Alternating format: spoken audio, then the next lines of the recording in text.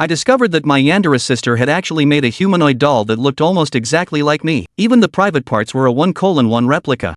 I was extremely curious about what my sister did to the doll every night, so that day I hid the doll in the closet and pretended to be the doll myself, sitting on the sofa. Just as I had assumed the doll's pose, the door suddenly swung open. Ji-Jose's dark gaze pierced through the dim air, staring intently at me.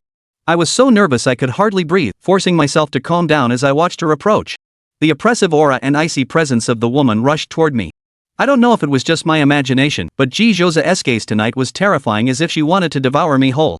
I watched quietly as she slowly came to a stop in front of me. The cold fabric of her wheelchair barely brushed against my calf, yet it instantly ignited every nerve in my body.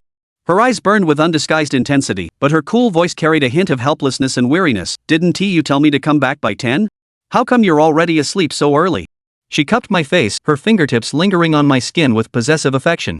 "Darling, I love it when you look at me like this when your eyes are only on me."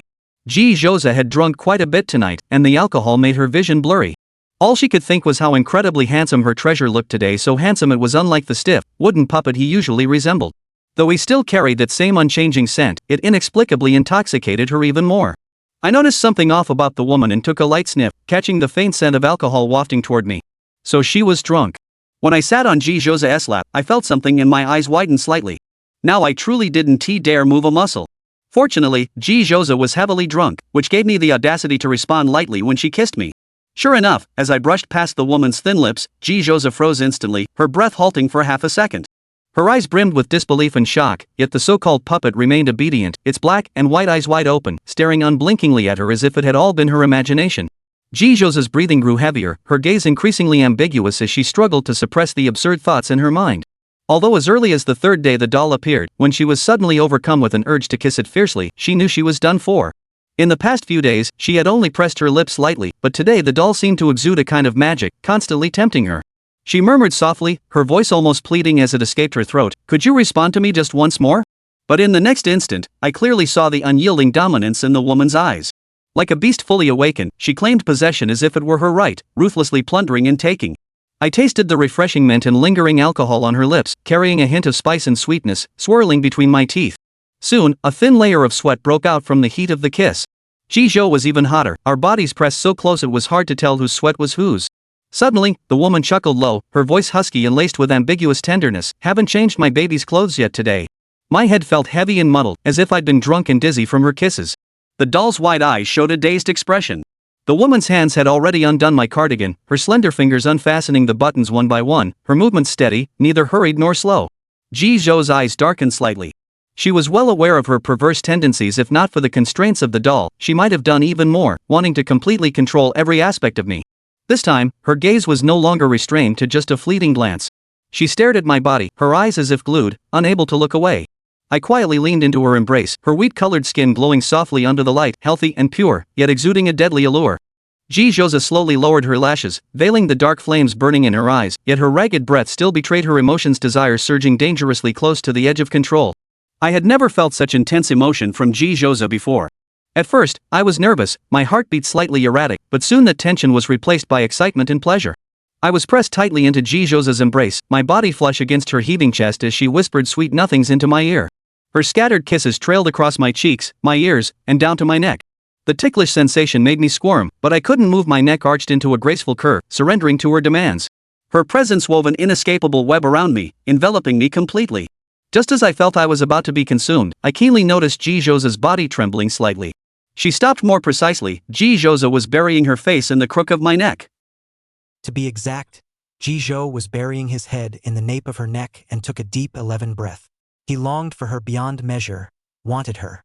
But the next moment, this intense longing was overwhelmed by a deeper pain. "I'm sorry, Xia," he said. Ji-Jo, on the other hand, tightened his fingers slightly, and eventually lost the battle woefully, slowly releasing her body. Su Yuxia was put back on the sofa by him, even though the man's warmth still lingered on her. She stared blankly at Ji-Jose, but he maneuvered his wheelchair and left without her. Ji-Jo, on the other hand, did not leave the room entirely, but retreated to the wall of photographs, the tall profile of his profile completely trapped in the shadows that the light could not illuminate. He pinched his brow in frustration, like he was trying desperately to calm down. He didn't notice the mannequin on the couch, its ebony eyes blinking softly, shows a few confused looks. The night was dark and the room was silent. Jizhou, on the other hand, sat silently in his wheelchair for a long time, his heartbeat heavy and his fingertips slightly cold. He stopped looking at the mannequin. Finally, he closed his eyes and made up his mind that this mannequin could not be kept any longer. Otherwise, he didn't dare to guarantee that he wouldn't do something irreparable to the real Xia one day. Just as he was about to completely destroy the mannequin, suddenly, his afterimage swept over the wall. Jizhou, on the other hand, his eyebrows jumped heavily and he looked up sharply. On the photo wall, at some point, there was an additional photo. The familiar girl, dressed in today's clothes, sitting in this room, is smiling at the camera with a soulful, wry smile. Jizhou, on the other hand, locked eyes with her through the photo. In an instant, his drunkenness was viciously washed away and he was completely sober. He clenched the armrests of his wheelchair almost instantly, the backs of his hands bruised. He stared at the picture with a deadpan look, and then he turned back abruptly to look at the mannequin on the couch. The mannequin still maintained its motionless appearance, its eyes always staring straight ahead, docile and quiet, as if it was oblivious to everything in the outside world. She couldn't see the view of the photo wall, nor did she know that Jizhou was watching her in the dark, observing her without a moment's notice. His obscure, indistinguishable gaze fell on the white skin, and he thought of the flush that had flushed her skin when she had been in his arms only moments before. The delicate warmth that remained in his fingertips was also distinctly different from the touch of a mannequin. He's so stupid. What's with the use of her as a mannequin? Jizhou's heart hit his chest hard. It was difficult for him to describe his feelings at this moment: shock, anger, and even mixed with a hint of panic. The air was terribly silent. Only Jizhou's dark gaze pressed heavily on Yoshia. Now, Little Flower was all nervous and wiping up non-existent sweat. Still acting, host, you've been discovered. Yoshia, however, did not respond. She heard the sound of a wheelchair and Jizhou then seemed to move closer to her, his scrutinizing gaze making her breath tighten. But she still hasn't made any moves.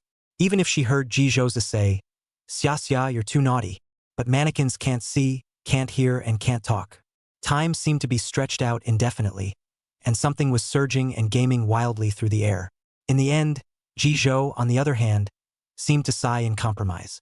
He didn't say anything, he didn't break it down. As if he knew nothing about it, he approached her in silence, reached out and took her back into his arms. Warm chest pressed against her slender body, arms full of soft touches. The mannequin leaned obediently against the man's chest, the corners of his lips still maintaining the same curved smile. However, looking closely, one could only realize that a hint of triumphant cunning was coming through in her smile. Chapter 135. After being pampered by a disabled bigot 11. The night is deep. Sleep, Jizhou then said, still carrying her to the bed as usual. Yoshia was afraid that he would leave just like that. Her eyes looked straight at him. Jizhou, on the other hand, lost his smile helplessly. I'm not leaving. There was a soothing note in his voice while he reached up and gently closed her eyes. Receiving assurance, Yoshia then obediently closed her eyes in his palm. It wasn't long before she heard water running from the bathroom. Little Flower couldn't wait to ask, host, now that Jizhou then has discovered you, can the doll game continue to be played? Yoshia's brimming red lips rose slightly. If my brother wasn't willing to indulge me, he would have sent me out at the very beginning instead of letting me continue to lie here. Little Flower still doesn't get it. But how is the game going to be played now that he knows that the dolls are you pretending to be you? Surely he won't be able to do anything more to you? Good question. Yoshia suddenly opened her eyes.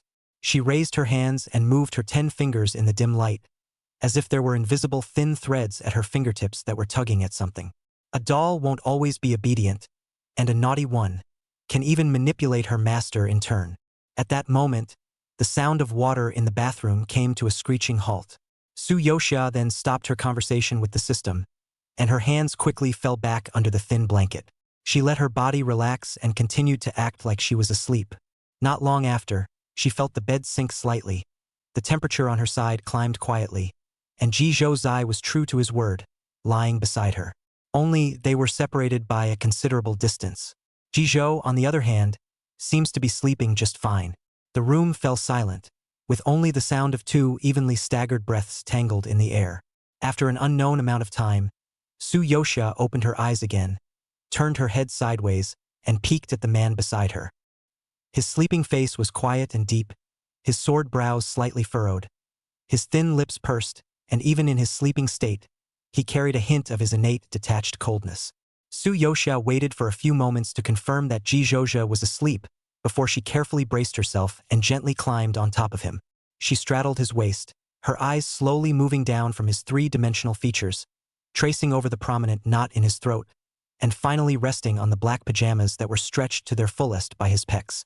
She gulped and held out her hand. Propping his palms on his bulging pecs, he pressed harder, and surprisingly it felt better than expected. Su Yoxia revealed a satisfied look and buried her face into the muscular furrow again, rubbing it wantonly. Ji Zhozha's shoulders were really wide, and his ornate pecs weren't very thick, but they were very visually appealing. A chest with warm body heat, and the soft medium touch of muscles could be felt through the thin nightgown. Her hands weren't honest either, reaching through the hem of her shirt and wrapping an arm around his strong, lean waist. As if finally finding the most comfortable position to fall asleep, Su Yoxia slowly closed her eyes, and this time she really entered a sweet dream. For a long time, Ji Zhozha's thick eyelashes fluttered slightly, and immediately after, he slowly opened his eyes and looked at the girl lying on top of him with complicated eyes. Wordless eyes fell on her quiet, beautiful sleeping face, dark eyes growing deeper in the night. After looking like this for a while, Ji Zhozha raised his hand and gently cupped the back of her neck. Just as he wanted to lift her off his body, Su Yoxia suddenly tightened her arms and buried her cheeks deeper in, her mouth murmuring vague dream words. "I like your body so much, Botsa-chan." Ji Zhou, on the other hand, his movements froze, and for a moment, he suspected that he had misheard. Like, what? His half-formed, crippled body? Well, the pecs are big and muscular.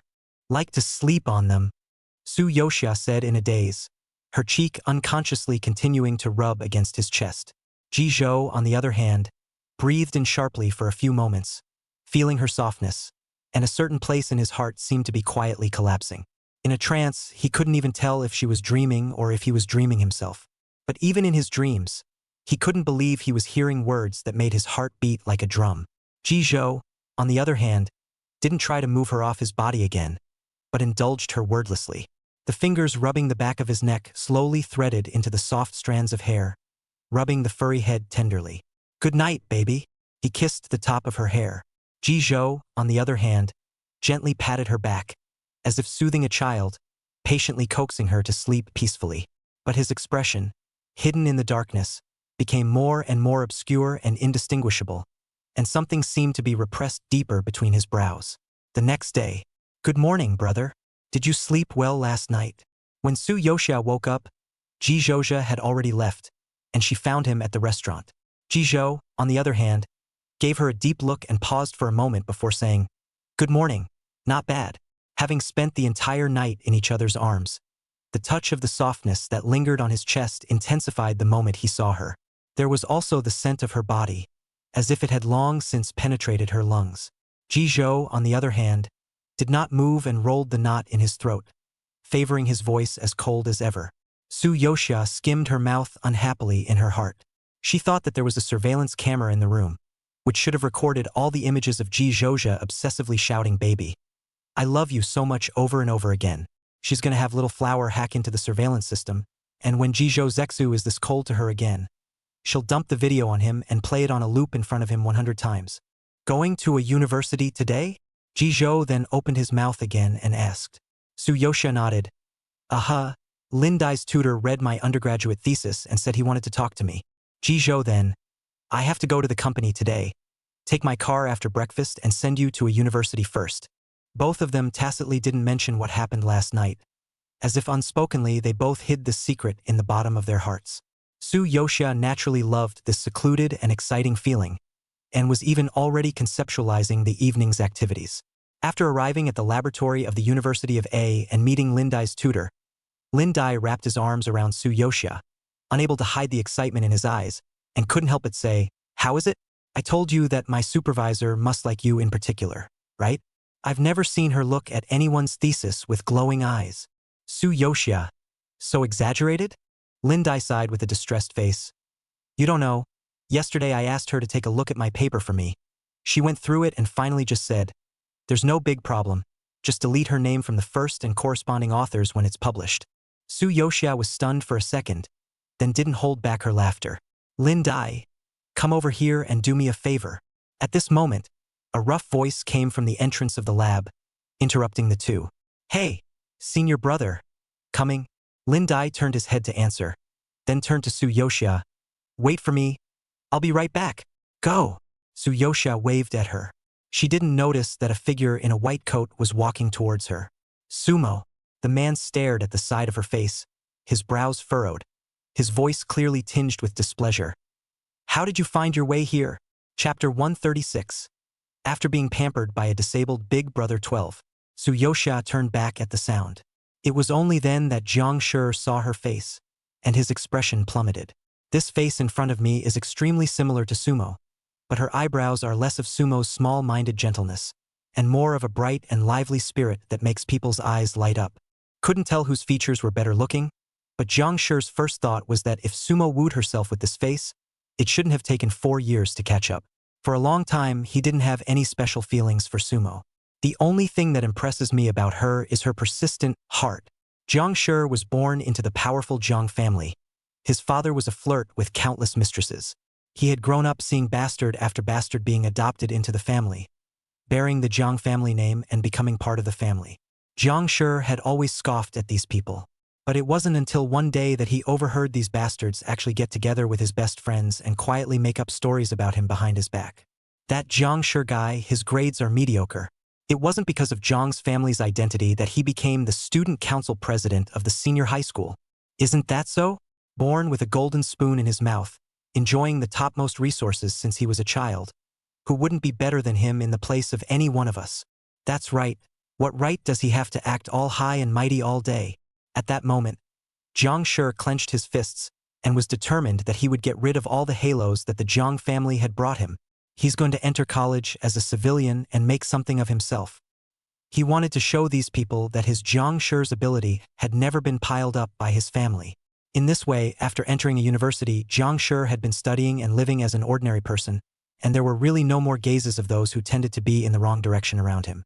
Just as he was lamenting that this was reality, Sumo, who was 1 year younger than him, showed up. She pursued him passionately and frantically for 4 full years, from sophomore year to graduate school. At first, Jiang Shi only thought that Sumo was a whim. After all, he is also considered a departmental grass in the University of A, and it is commonplace to receive a love letter confession. He had rejected her time and time again, even deliberately distancing himself, but Sumo's persistence hadn't wavered one bit. Jiang Shi had to admit that he hadn't met one like Sumo since he was a child. It wasn't that she liked her money or her family's wealth, but she liked him immensely and simply as a person. Even if Jiang Shi was no longer high and mighty, he was still impressed by Sumo's sincerity and eventually accepted her pure feelings. Now the two have been dating for a little over half a year. But Jiang Shi gradually realized that Sumo seemed to be different from his impression of a gentle and considerate model. Being a heavy clean freak, he can put up with her rental house being messy and convince himself it's because the girls have too much stuff. He can also put up with her not cooking, not doing the dishes, and ordering takeout for 3 meals a day.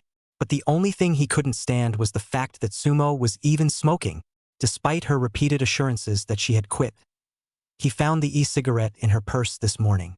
Sumo explained, "You've been rejecting my advances for the past few years, and I've been under too much pressure, which is why I thought of smoking to relieve myself. I'm now really trying hard to quit again. I promise I'll never smoke again, so just forgive me once." "Okay."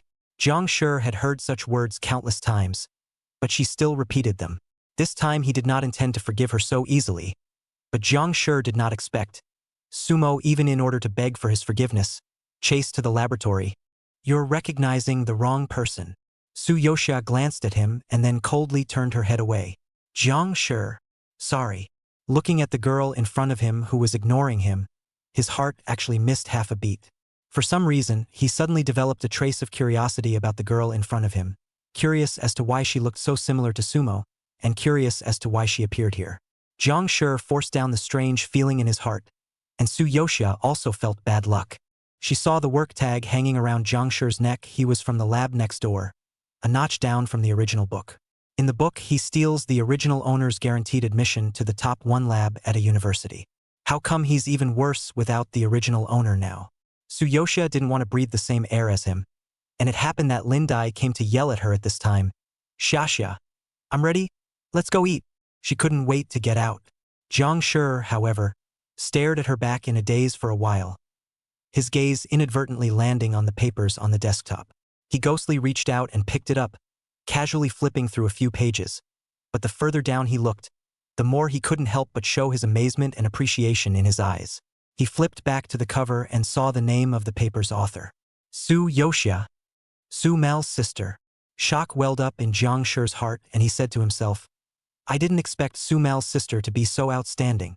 After eating with Lindai, Suyosha saw that there was still some time left and temporarily changed her mind about going home, deciding to go to her own supermarket to see Su's mother.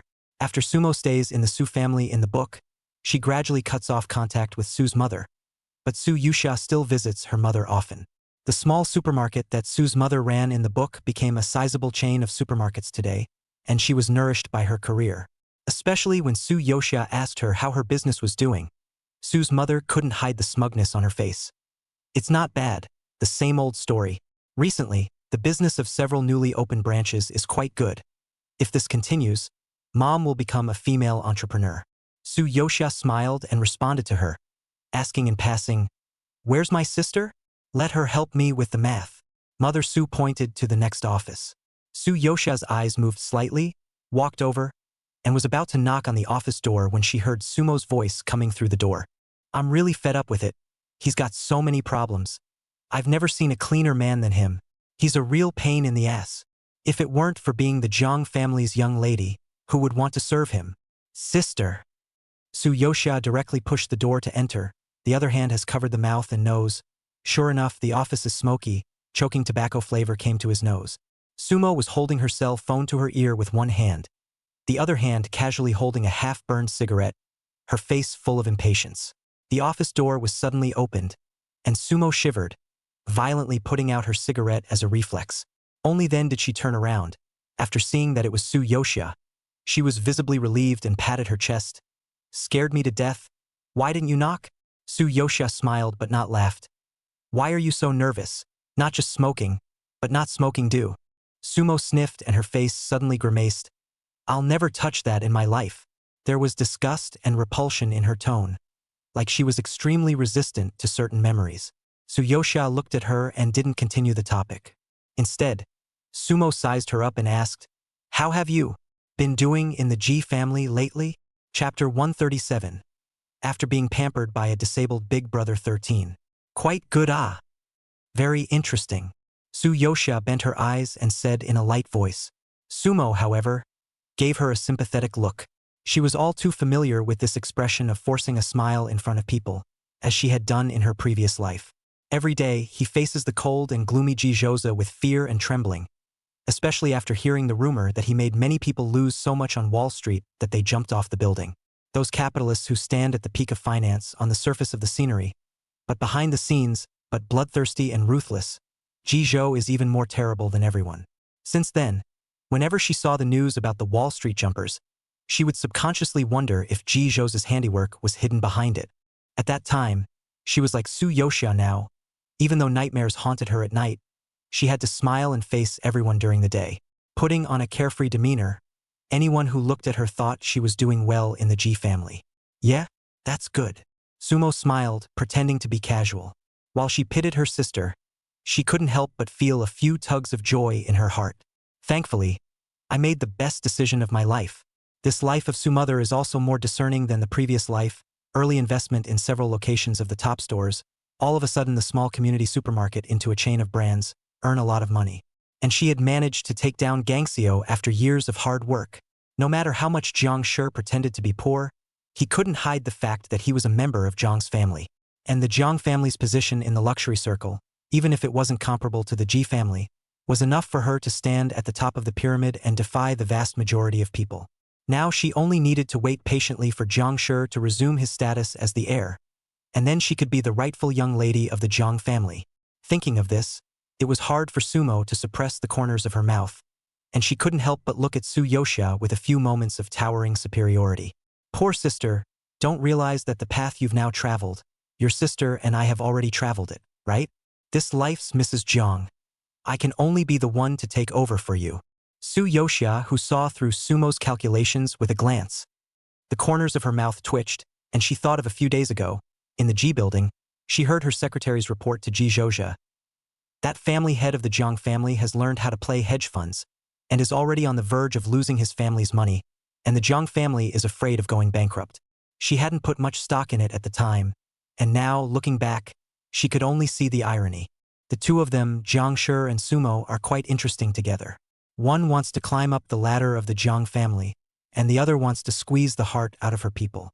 They both desperately drew on each other for what they craved, oblivious to the fact that the truth had long since faltered and would fall apart at the slightest touch. Su Yoxia returned home with the mood of watching a play, the corners of her mouth unconsciously with a smile.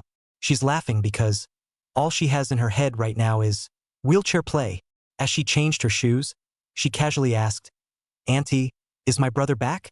Auntie was cleaning up in the kitchen, poked her head out at the words, pointed upstairs and smiled back at her. "I came back half an hour ago in my room." After that, he asked, "Do you want to heat up some food for you?" Su Yoxia waved her hand. "No need. I ate outside." Saying that, she had already stepped onto the stairs and went straight to Ji Zhozha's room. "Brother hasn't seen me for a day, so he should miss me. Little flower. Brother is the host's mannequin, isn't he? Poor brother. He deserves to be played with hard by the host. Color? Color."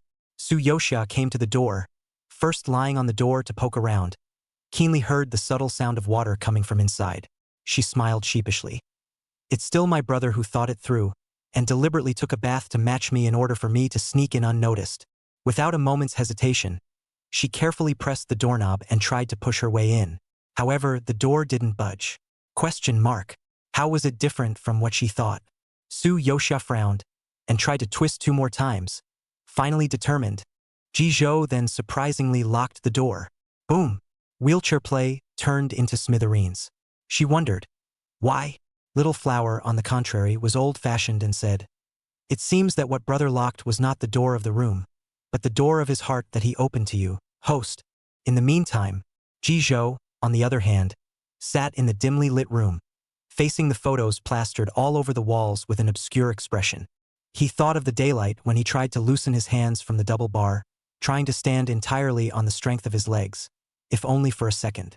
However, his body couldn't even hold out for an instant before he fell forward in a lumbering position. He could only use his arms to hold on to the ground for dear life, so that he wouldn't be sprawled out on the ground like a piece of trash. He approached the rehabber and asked, "These days, I clearly feel a change in my legs, unlike before when they were completely numb. I occasionally feel a subtle tremor. Is this a harbinger of recovery?" "There is a certain probability." The rehabilitator dared not hide anything in front of him and spoke with deliberation. "It is also possible that the brain's nervous system releases an illusion. But Mr. G, you are the most persistent person I have ever seen. Regardless of the situation, your body is responding, which is a good sign in itself, and I believe that your perseverance and hard work will not be in vain." Persistence? Make an effort. In the darkness, Ji Zhou then sighed ridiculously. It had been 10 years, and he had thought that he had long since made peace with himself, and had long since accepted the fact that he would never be able to stand up again. But just in the past few days, the resentment he had tried so hard to repress had once again tumbled up, even stronger than when he had first been paralyzed 10 years ago. He wanted to stand up, wanted to stand in front of her like a normal person. Ji Zhou, on the other hand, pressed the legs that seemed to be aching vaguely, but there was still no real feeling, like 2 lifeless appendages. His hand resting on his knee slowly clenched into a fist, and after a moment of silence, he jerked his hand up, frustrated, and slammed it hard into his senseless leg. His chest rose and fell violently, and the shadows under his eyes were so deep they looked like melting night. Chapter 138. After being pampered by a disabled Big Brother 14, Su Yoxia huffed and puffed her way back to her room, and after some washing, she lay on her back on the bed, hugging her pillow sullenly. Not a moment later, there was a sudden knock at the door. Ji Zhou then's low voice came through the door panel. "Come down and eat." Su Yoxia lightly grunted, not wanting to pay attention to him. She gamely tugged at the covers and rolled over, her back to the door. Auntie cooked your favorite sweet wine stuffing. Come down and eat some. The man's voice was cold and hard, with a bit of unquestionable forcefulness. Su-Yosha finally opened the door reluctantly and dragged her steps downstairs. Ji-Zhou, on the other hand, had already sat down at the table. Her large eyes half squinted as she beamed and looked at him grudgingly. But the man didn't react to her sultry look and only sipped his wine in silence. Bony fingers cupped the goblet and shook it gently, with an air of careless aloofness, as if they didn't even notice her displeasure. Su-Yosha casually dealt with 2 mouthfuls and wanted to leave. Eat before you go to sleep. Ji-Zhou, on the other hand, had already finished his glass of wine. He put it down and did not look at her, only maneuvering the wheelchair in the direction of the elevator. It was as if he had asked her to come down and really just simply have a late-night snack. Su-Yosha's hopes were once again dashed, and although her anger had an element of acting, the thought that this night might have been in vain made her really angry. Just as she went up the stairs disheartened and past Ji-Zhou's room, her footsteps unconsciously stopped. Door. Unlocked? Not only was it unlocked, but it was even open and false. A narrow gap opened up, and inside it was pitch black, radiating the danger of an abyss. Tempt me now. I don't want to go in, Su-Yosha muttered in a small voice. Yet the feet seemed to have a consciousness of their own, uncontrollably heading in. The temperature inside the room was a little cooler than outside, and everywhere there was an air of danger that was hidden, but not hidden. Su-Yosha gently closed the door and carefully groped for it, and was trying hard to discern the direction in the darkness. Suddenly, the wrist was caught off guard by a large hand. Before she could react, her entire body fell into a pair of tight legs. Su-Yosha's heart trembled, subconsciously tilting her neck to meet a pair of deep and obscure eyes. How can there be such a naughty doll? Ji-Zhou then gazed at her lightly, his rough fingers not gently rubbing the tips of her ears that were reddened from nervousness. Instead of staying in your room, you had to sneak out and play until so late. Su-Yuxia. She stiffened for a moment, then her eyelashes fluttered lightly as she looked fearfully and helplessly at the man before her, her eyes flickering slightly. Ji-Zhou, on the other hand, his eyes were even more sunken, as if they were hiding a dark fog, and as if they were burning with a fire. He cupped her delicate, tiny chin and forced her to meet his gaze. The mannequin blinked her delicate eyes. Her soft red lips slightly opened, and her trembling voice sounded so pitiful. I was wrong, master. 2 words that made the air around them instantly hot and humid. In the dim light, she saw the knot in the man's throat sliding heavily up and down. Told you to eat well, sleep well, and stay by my side. Baby, why don't you listen? His magnetic voice was gentle, but the gentler it was, the more frightening it became. If you don't listen, you have to be punished, right? Su-Yosha shivered when she heard the punishment, but she bit her lip, suppressing her excitement for fear of ruining the mood. Kissing is a one-touch affair. Ji-Zhou, on the other hand, pinched her jaw and articulated her lips, kissing down hard and sucking hard on her sweet-smelling lips. Su-Yosha was soon kissed by him in a daze. Her lips and teeth were full of the man's strong, aggressive scent, making her brain dizzy and her eyes flooded with a hazy mist of water. She sat on Ji-Zhou's lap while Ji-Zhou sat on the wheelchair, firmly confining her body in his arms. Even if she was delirious, Su-Yosha didn't forget the most important thing tonight. Her small hand quietly moved down and probed his waist. Ji-Zhou, on the other hand, had already taken a shower and was wearing comfortable loungewear, a loose light-colored top and gray pants. Su-Yosha easily pulled open the belt of her pants, listening to his rumbling heartbeat. Her hands restlessly went inside. When she was about to get her way, Ji-Zhou held her hand. The man's palm was warm. One hand was enough to clasp both of her wrists, and with a force that could not be broken free, he easily clipped her hands back behind her back. He didn't stop kissing for a moment, and even kissed her more aggressively, as if he wanted to devour her whole. Between his lips and teeth rolling, he slowly moved down, and his hot breath fell all the way to the side of his neck and collarbone. Su-Yosha's consciousness was ruffled to chaos. She struggled to stay awake, trying to look for opportunities.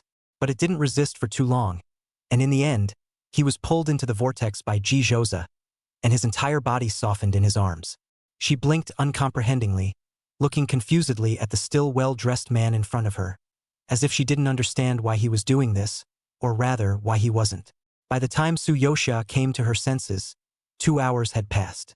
She still had the soothing softness from being served on her body, and when she rolled over while holding the quilt, she saw Ji Zhozha was sitting in a wheelchair, a pair of deep eyes gazing deeply into herself. And I don't know how long I've been looking at it like this. He was still wearing the same loungewear, except that the meticulously ironed clothes had become wrinkled and spread out in a wide swath of dark color, which made his cold, detached appearance seem rather moralistic. Awake! Ji Zhou then leaned over slightly, his slender fingers gently rubbing her scarlet cheeks, his fingertips still carrying her breath. Su Yoxia watched him approach, his features enlarged in front of her eyes, smelling the same flavor on his lips. Her face heated up, but at the same time she had very mixed feelings. She looked into the deep gaze of Ji Zhou then, thinking of the vague memory. She clearly felt that he endured so hard. Why not? Chapter 139. After being pampered by a disabled Big Brother 15. Su Yoxia also has a pair of long and beautiful hands, white as jade. The fingertips were a light pink color, revealing a sense of purity like the petals of a spring branch. Ji Zhou, on the other hand, didn't give her the chance to touch his pants, so her hand reached through the hem of his shirt and traced his abs and pecs, and she clearly heard the man's breathing ragged for a few moments. Yet every time she was on the verge of getting her way, she still got lost first. Su Yoxia also did not believe in evil. For several days in a row, she repeatedly fought and lost, and each time, after losing to a rout, she could only surrender and banish herself. Damn it! Losing to his and again. How can there be a man so good at service? Especially thinking that this was a service from her master. Su Yoxia reminisced while angrily cursing her own indomitable body. The most damnable thing was that the Ji Zhozha she saw was always in a well-dressed appearance. Even in the most chaotic of times, the most he'd ever done was to collapse the top button of his shirt. And yet all of her, everything about her, was all unreservedly displayed in Ji Zhozha's eyes. The current Ji Zhozha simply knew her better than she did herself, and could even easily control her every F-king moment. Eventually, she could only lose consciousness for the nth time. Baby, no matter what you want to play, I will accompany you to play until you are tired of this game. Tired of me? Ji Zhou then looked at the sleeping girl in his arms melancholically and affectionately, his fingers tenderly combing her slightly messy hair. He held her quietly and thoughtfully, his eyes welling up with a very, very deep fascination. But his forehead was already covered in thin sweat, which rolled down his stern profile, and he seemed to be calming something painfully. After a long time, Ji Zhou then let out a frustrated gasp and got out of bed. What could not be a simpler maneuver for an ordinary man? He had to clench his back teeth in order to remain as decent and subdued as possible. A few minutes later, the sound of cold water running resounded in the bathroom. Only then did Su Yoxia open her eyes. Ji Zhou's low voice seemed to still be echoing in her ears, and in the darkness, she was thoughtful. Soon after, Su Yoxia officially entered Professor Li's lab. The first day she checked in, her brothers and sisters showed exaggerated enthusiasm for her arrival. A warm welcome to our published several topical journals as an undergraduate junior sister. Junior sister is still our tutor's closed disciple, a senior brother exclaimed. In the future, we'll all have to rely on junior sister to cover us. Everyone had already heard Professor Li recite the name of little sister 800 times, and had long been curious about her. After all, her face was more dodgy than academic dodgy, and she didn't realize that it was dodgy with real talent. Su Yoxia revealed a shy smile. She liked this feeling of strength being seen by everyone. She wasn't all shibari. She still studied hard at an age when she should have been studying hard, and the feeling of developing a new skill and having something to show for it filled her with equal excitement. And while she was surrounded by her senior brothers and sisters, Jiang Shi in the corner listened to the lively laughter and moved slightly. He had always paid a little more attention to outstanding people, and after Su Yoxia left that day, he ghostly searched for her information. After seeing the article she had written, he didn't know why, but his heart beat faster and faster as he looked at the boring words, and secretly looked forward to seeing her again. Now he stared blankly at Su Yoxia in the pile of people, only feeling that she seemed to emit a layer of soft light, inexplicably attracting him and making him unable to move his eyes. Su Yoxia detected the gaze that came from the shadows. She lazily ignored Jiang Shi, poked Lin Yan next to her, and asked in a low voice, "Why do I feel that this lab, and the last time I came over here are completely different?" "Yes," Lin Dai nodded, his tone excited. "I heard that there was an investor, a breath of 8 figures, directly to the laboratory to replace the latest equipment, but also re-examined several times the safety hazards. To our big boss happy. This time the mouth is not poisonous. 8 figures. Tsuyoshia was surprised. So dirt cheap? Which company? This is not known. Lindai spread his hands. The mentor's side didn't say anything either. Only know that the other party is generous. Smashing money to play like giving us scientific research. Tsuyoshia froze slightly and nodded thoughtfully, thinking that it couldn't be Jizho's handiwork. Little flower. Wrapped. While the two of them were whispering, senior brother Feng Zhang came over and said, "Junior sister, we are planning to throw you a welcome party at night. You're the main character, so you must come." Ah! Tsuyoshia didn't expect there to be this, and subconsciously blushed. Lin Dai lowered his voice and said, "It's our lab culture that every newcomer has to go through. About what time do you want to play?" Tsuyoshia pursed her lips and hesitantly said, "I have to check in with my family. The end won't be very late," Feng Zhang said with a pat on the back. "Or let us talk to your parents and make sure we get you home safely." Tsuyoshia could only walk outside the lab and dial Jizho's number. Jizho, on the other hand, didn't ask anything more and only said, "What time does it end? I'll pick you up." "Not really," Tsuyoshia said. "I'll talk to you when it's almost over." Jizho then, "Aha." After the phone hung up, Tsuyoshia returned to the lab and found that the air was quiet and the people were all looking at her expectantly. She froze for a split second, then gave a slight nod, and the lab immediately erupted in cheers. Everyone was inexplicably excited today, and after dinner they went back to drinking, and Jiang Shi was there, either pouring her drinks or immobilizing himself to hold back the drinks for her. However, he wasn't the only one who was so attentive. Several senior brothers were like him, and Jiang Shi didn't seem so abrupt in doing so. But as Jiang Shi watched Tsuyoshia sipping the drink he poured, a strange feeling grew in his heart. To be honest, he'd never done anything like this before. His image had always been clean. Even when he pretended to be an ordinary person, it was always others who chased after him backwards. He had never served anyone. He offered to serve for the first time, and although he got little response, he still felt willing to do so. Tsuyoshia's afterglow swept his expression, but she frowned, not understanding what he was secretly happy about. After the party, everyone stood on the side of the road for a group photo. "Senior sister, you stand between us." Tsuyoshia was surrounded by the crowd, and Jiang Shi didn't move to get over to her, wanting to stand next to her. "Go, go, go." Feng Zhang, however, squeezed him away with his butt. "You concubine senior brother from the lab next door, and you still want to stand beside our first senior sister?" "That's it." Many people echoed him. River time. Feng Zhang, who is the tallest in physique, occupies a favorable position and raises his cell phone. Tsuyoshia smiles and compares scissors, and the camera records the intimate appearance of her and her fellow disciples. Meanwhile, a low-profile black sedan was parked across the street. The car was dimly lit, and only the cold outline of the man could be vaguely seen, as he slowly rubbed his knuckles together with a somber expression. Through the car window, he watched silently as the group surrounded his baby, watched as she smiled and talked to others, letting bystanders approach. Jizho's deep eyes were so dark that it seemed as if they hit a deep sea that was about to be swept away by a storm, and something was violently churning. Chapter 140.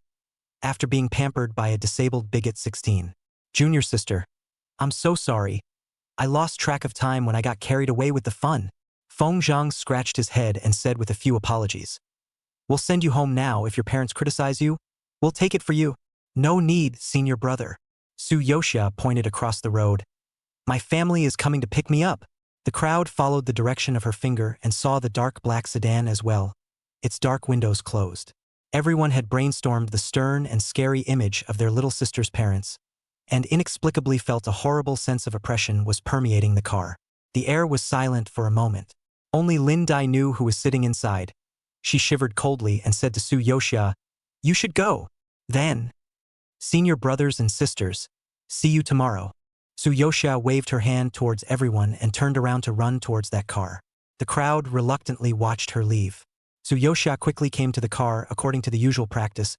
She intended to go around to the other side to get into the car. After all, Jizho then always sat in the left back seat. Just then, the door on the left side of the car suddenly opened. The night wind poured into the car, and inside the dimly lit car, a pair of deep eyes were looking at her obscurely. Tsuyoshia opened her mouth, and before she had time to make a sound, She was yanked in by a force and fell on her butt on the man's lap. The car door was wide open and she was in full view. Help! Su-yoshia didn't need to turn back, nor did she dare to turn back. She could completely imagine the dumbfounded expressions of her elder brothers and sisters at this moment. In fact, they really were completely messed up in the night air. Someone whispered, "Is that the little sister's brother? So handsome, Not. Why would the little sister be pulled on his lap? Is it her boyfriend? So it's her boyfriend who disciplines her little sister so harshly." Many of the brothers had their teenage boys' hearts in pieces. Fellow women in particular were heard saying, "Look at this aura. It's definitely unusual. Not to mention anything else. At least the external conditions are definitely worthy of our little sister." Now, the senior brothers led by Feng Zhang looked down and surveyed themselves, realizing that they were not even qualified to compete, and became even more ashamed of themselves. And in the corner of the crowd, Zhang Shi was even more disoriented. On the way back to his bed, his whole body was in a state of confusion. The scene of Su-yoshia sitting on the man's lap had been played on a loop in his head for an unknown number of times. It wasn't until he mechanically pulled out his keys and was about to unscrew the dormitory door that a sappy female voice suddenly came to his ears. "Zhang Shi, why did you just come back? I've been squatting here for half a day. My legs are numb from squatting. Help me." Zhang Shi snapped back to his senses and looked down at his feet. It was Sumo, who was squatting in front of the dormitory door, looking up at herself with a pitifully tender expression. But he didn't reach out to help her. He just frowned and said in a cold tone, "Didn't I tell you not to come to my dormitory? It's a bad influence." Once again, Sumo was hot on his ass, holding her irritation inside. However, the face still maintained a good-natured smile, forcing down the blank stare and said, "Isn't it because I miss you too much? It's not like I'm doing anything else. I just wanted to see if you've been tired lately." Zhang Shi stared at her. Obviously two similar faces, but this woman in front of her and her sister were worlds apart. A sudden irritation arose in his heart, and he originally wanted to directly drive her away. But when the words reached his mouth, he thought of something and changed his words. "Come in." When he finished, he unscrewed the door. A small snicker surfaced on Sumo's face. She didn't expect today to go so well, and was prepared to be stalked. But Zhang Shi even took the initiative to let her in. She quirked her lips in triumph and hurriedly followed. She had come today in her battle robes and wasn't afraid that she wouldn't be able to take Zhang Shi. Just as she was unbuckling her coat belt, she heard Zhang Shi say, "Your sister. I've heard you mention it before. It seems like she's been fostered in someone else's home since she was a child."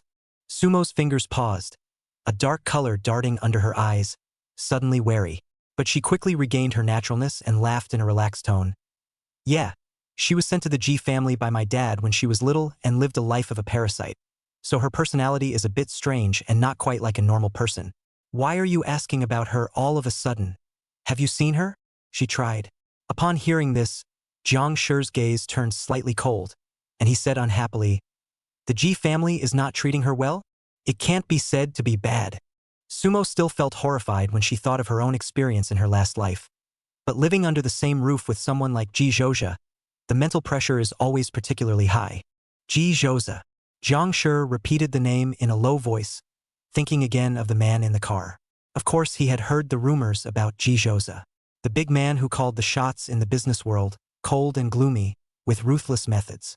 Zhang Shi didn't think Su-yoshia would like a man like that who was full of copper, not to mention that he was an invalid with crippled legs, and this kind of person was often not only physically crippled but also had an even more so character. He couldn't help but think of a possibility. Is Su-yoshia being forced? Zhang Shi thought back to the timidly lustful expression she had when she mentioned her family, and thought about how she had to ask for Ji Zhouza's permission even to attend the orientation party, and the more he thought about it, the more he thought about it. Forced love. Su-yoshia must have been forced to love by Ji Zhouza. Thinking of this, Zhang Shi stood up in a flash. Sumo was startled by him. "What are you doing, all startled?" Zhang Shi, however, was agitated.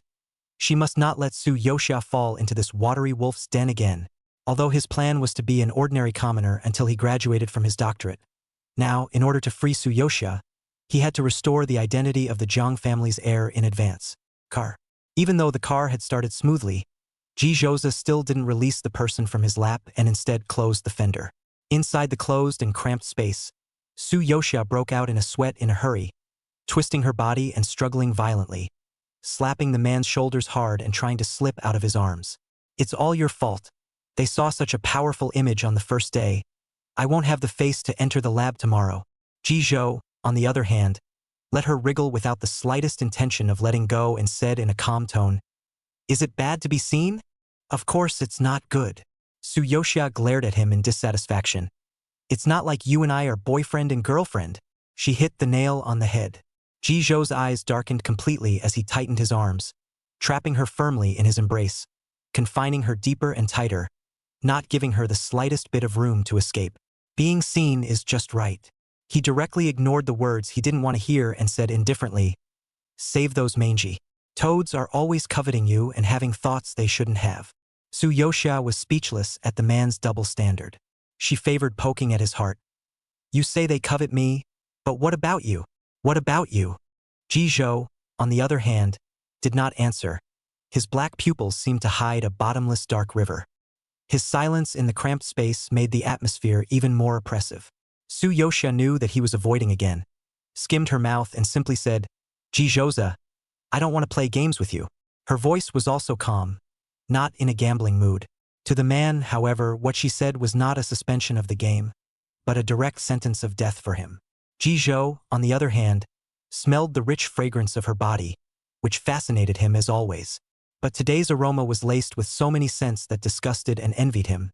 Those unfamiliar, outsider scents that made his chest roil with anger.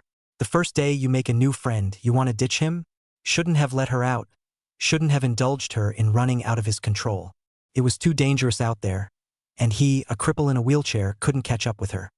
He should have locked her up in that little room he'd crafted, just the two of them, where she could have only him in her world. Crazy thoughts screamed in his head, while Jizhou's breathing intensified and Suyoshia felt that he was trembling. She was just about to speak when the man spoke first, his low voice dripping with maddening emotion. "If you're not with me, then who are you going to be with?" He stared at her. His eyes looked like they were quenched with dark storms, and his voice trembled. "Planning on playing games with your newfound friends?" Suyoshia was hugged by him more and more tightly, about to be unable to breathe, but still struggled and said, "Don't need you to care. No matter who I play with, it has nothing to do with you. Do they have me?" Jizhou then said, "Do they know how to make you happy and comfortable? Do they deserve to see you FK too?"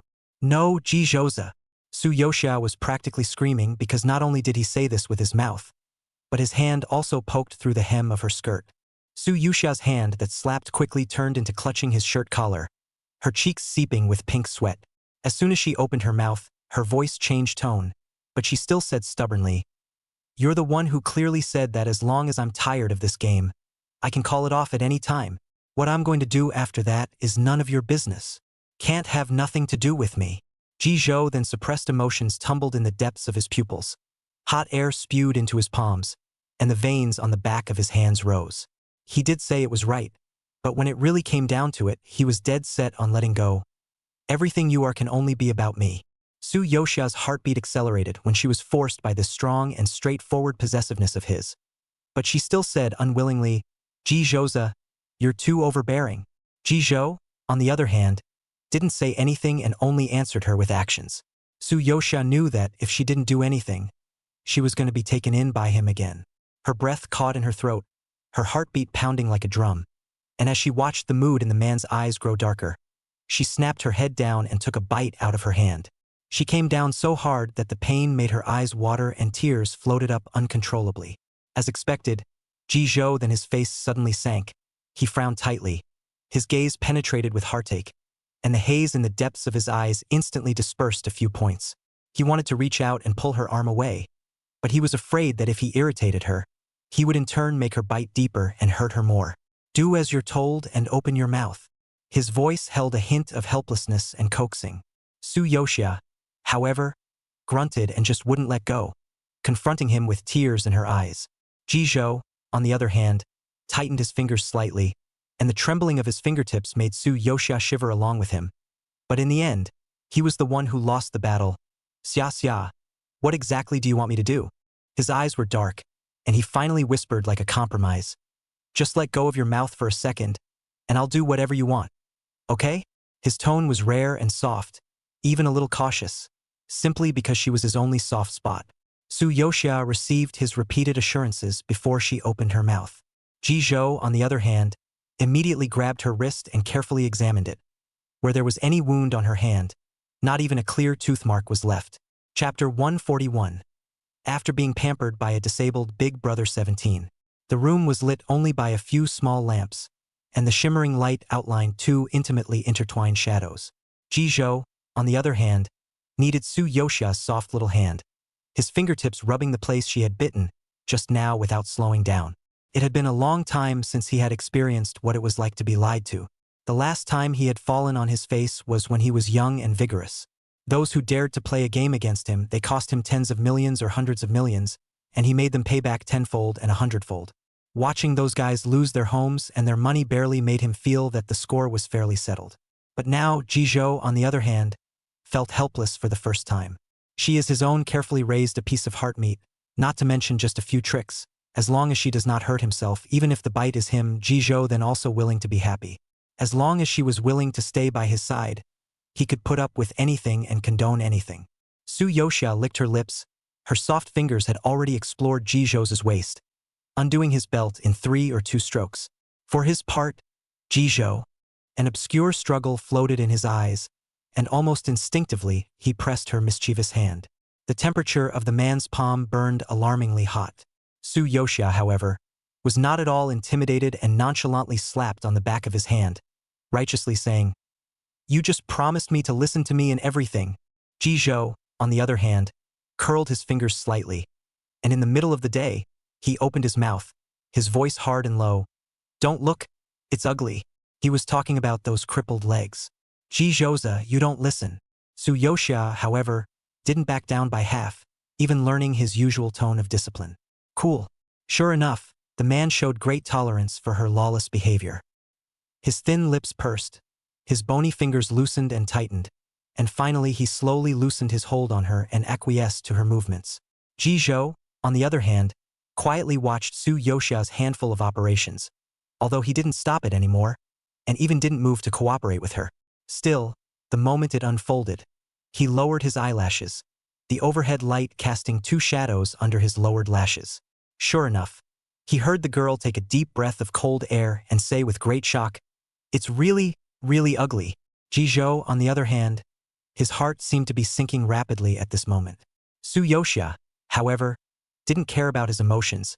She even lowered her head as if she wanted to see more clearly. The tip of her nose gently rubbed against the ugly thing she said. Just like Ji Zhou then always liked to rub his high nose against her. That way, Ji Zhou, on the other hand, felt her warm nostrils, and his tall body instantly tensed up by inches, and the veins on his legs were even more rippling. Even uglier. Su Yoxia let out a shocked cry. Her eyes widened but honestly looked away. The first time she saw his legs hidden under his pants so close, she even unconsciously gulped her throat. "Don't look, okay?" Ji Zhou, on the other hand, wanted to cover her eyes, his voice clear and bitter and humble. His legs, even with the intense exercise and massage every day, could not avoid the muscles from atrophying. Even if he had tried to maintain as much as possible to be no different from an ordinary person, he couldn't bear the thought of even the slightest imperfection being exposed to her eyes. "Aha!" Su Yoxia nodded and sat down to the bottom.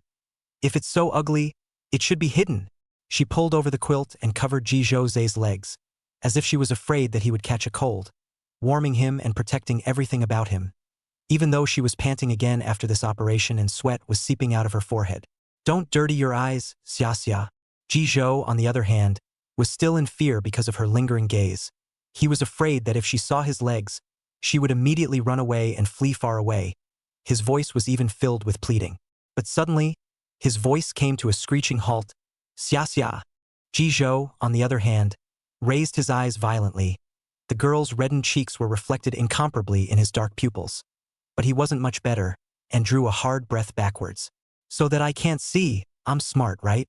Su Yoxia tried very hard to squeeze out a smile at him, but she couldn't smile at all, and even bitterly squeezed out 2 packs of tears, as if she was heartbroken for the man. Only she knew that she was heartbroken for herself. "Ji Zhouza." Su Yoxia gritted her teeth as the tears flowed uncontrollably more and more because of KZ. "You call this muscle atrophy? Oh, what should I do now?" She really panicked. Ji Zhouza also did not expect her to be mischievous to such an extent, and for the first time regretted indulging her. His complexion was simply obscure and terrifying. "You're still fierce." Su Yoxia was also fierce.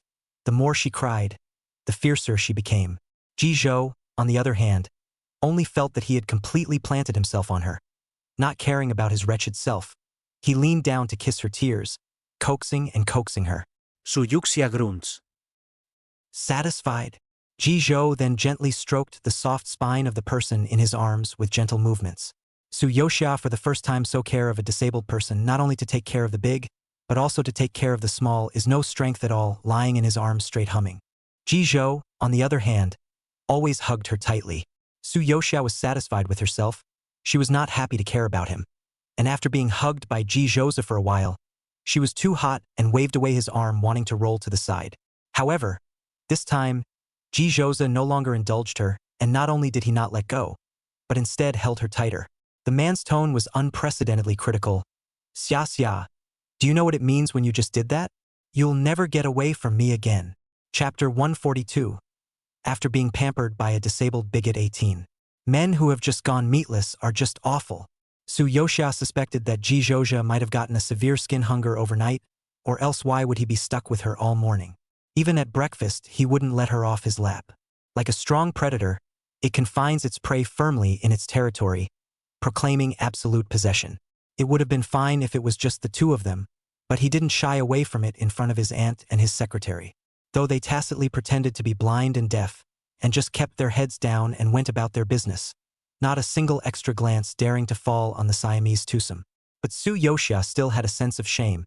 Her scalp tingled and she resisted in a small voice, "You put me down." Ji Zhou, on the other hand, did not say anything. His arm was still across her waist and did not let go of the slightest bit. Su Yoxia only took it as his tacit approval. Then he carefully moved his ass, trying to slip off his slippery suit pants. However, only halfway out of his ass, there was a sudden tightness in his waist. Ji Zhouza's large palm easily clasped her waist, and with an irresistible force, he dragged her back. The two were tightly pressed together again, even more intimately than before. Ji Zhou then said, "What do you want to eat? I'll feed you." His tone was calm, but his eyes were burning and revealing, with a hint of hidden excitement, as if a wild animal was locking onto its prey with ferocity. Su Yoxia suspected that if Auntie wasn't busy on the sidelines, at today's table, it would probably be her eating breakfast while Ji Zhou was eating her. "It's been a long time sitting, will you put me down?" She coaxed the man. "I'm afraid I'll crush your legs." Ji Zhou, on the other hand, swept a glance toward the table. "Drink the milk first, okay?" He grabbed a sippy cup and fed her. "Milk." Su Yuxia. Looking at the strong man in front of her, she vaguely felt that things were trending out of control. Did he repress it for so long that he just blacked out once it was released? Sure enough, until breakfast was finished, Ji Zhouza still had no intention of letting go. "Brother, I still have to go to the lab today. If I don't go out again, I'm really going to be late." Su Yoxia finally couldn't stand it anymore and protested in dissatisfaction. Ji Zhou, on the other hand, his gaze sank slightly, revealing coldness. Su Yoxia clearly felt the man's dark eyes that fell on her, like invisible shackles, making her breath strangle. For a moment, she even suspected that he was thinking about how he was going to lock her up in his house, next to him. But Ji Zhou, on the other hand, still loosened his grip and personally escorted her to the school entrance. "When it's over, I'll pick you up," Su Yoxia casually responded. "We have a 2-hour group meeting after dinner today, so it should be very late." Ji Zhou, on the other hand, was silent for a moment, the emotions under his eyes inexplicable. In the end, there was a faint and nothing more. But until she got off the bus and walked into the school, Su Yoxia could still feel the deep and rolling gaze behind her, as if she couldn't wait to eat her into her belly to reassure him the most. In the lab, Jiang Shi was sitting soulfully at his workstation, staring dully at the literature on the computer, but unable to read a single word. Last night, he finally made up his mind and dialed home. His father's excited voice came from the other end of the phone. "Good boy, you finally figured it out. Hurry back to inherit the family business. You're the child Dad values the most." Hearing these words, Jiang Shi's heart was touched for a moment. At the same time, he imagined freely that when he returned to the Jiang family, He would inherit billions of assets and stand at the peak of wealth and power. The next moment, however, his world came crashing down with his father's words. With you helping Dad pay off his debts together, our family will surely be able to rise again soon. Jiang Shi froze. How was it different from what he thought? Instead of inheriting billions of dollars, is he going to inherit billions of dollars in debt?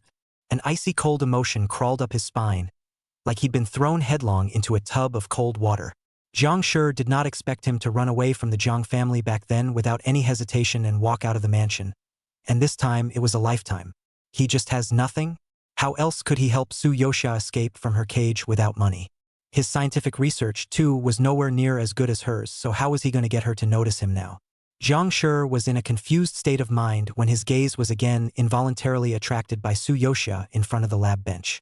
Her moving face, her focused look, her every move made him stare, wanting so much to be close to her, wanting so much for her to see him. Jiang Shi clenched his fists tightly. He wasn't completely without a chance. As long as he could make some achievements in scientific research and become the most dazzling presence in the lab, he would definitely be able to attract Su Yoxia's attention. Yeah, he'll be able to. Jiang Shi's eyes were a little firmer. However, right at this moment, his senior brother came over holding a data sheet in his hand and said in a serious tone, "These sets of data of yours are unstable and can't be put into the thesis. You have to continue to test them before you can do so." The original high level of confidence was instantly reduced to nothing. Jiang Shi's emotions hit rock bottom again. This scene was seen by Su Yoxia, who frowned slightly, thinking that Jiang Shi had encountered similar difficulties in the original book.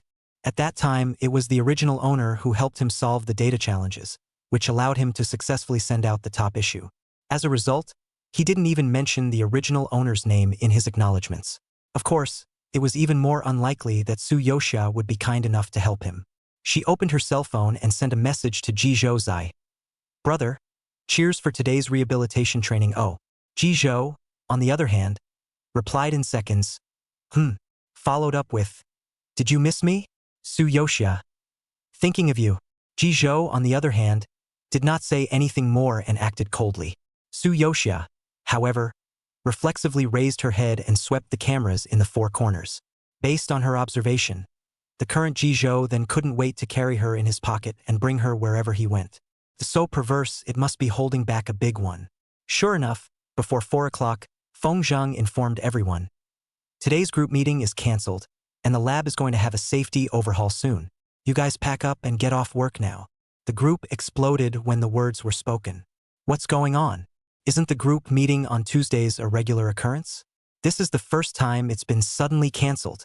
And wasn't the equipment just serviced a couple days ago? Only Su Yoxia knew clearly that this must be Ji Zhou's credit. As she unhappily packed up her things to leave, she did not hear. Behind her, Jiang Shi was anxiously asking Feng Zhang, "Senior brother, when will the security check end? I want to continue with the experiment." "Not today." Feng Zhang glanced at him and refused nonchalantly. Jiang Shi opened his mouth, still wanting to fight for something. Feng Zhang said in a serious tone, "Scientific research is not something that can produce results with a rush. I understand that you are anxious, but there are rules in the lab that prohibit staying after 10 o'clock at night. Hurry back." Jiang Shi could only nod his head and respond in the end, "I know." However, when everyone had left, he quietly folded back, his gaze staring grimly at the lab bench, his eyes rolling over with resentment. Chapter 143. After being pampered by a disabled bigot 19. Su Yoxia walked out of the school gate and saw Ji Zhou's car parked in the most conspicuous position at a glance. Like a dormant beast, quietly waiting for his prey. Taking a deep breath, she walked over to the car and had just pulled the door open when she was yanked into the man's arms. Immediately afterward, hot kisses poured down. Ji Zhou, on the other hand, gripped her waist with his palms and entangled her lips and tongue with a strong aggression, as if he was eager to meet her after a long time. But the truth is, they've only been apart for less than 8 hours. Instead of kissing, the man's breathing was heavy and burning, more like he was greedily sniffing her exhale, covering any scent of her that belonged to an outsider with kisses. "Oh!" Su Yoxia couldn't resist his fierceness, and in a short while she was kissed to the point where she couldn't breathe. She averted her face from his kisses, trying to find the rhythm of her breathing. However, this action seemed to annoy the man. Dark tides rolled under his eyes as he pursued her lips, his breath growing hotter, and the kiss deeper and more urgent. Su Yoshia's small face reddened, forced to tilt her head, reaching out to push his shoulders.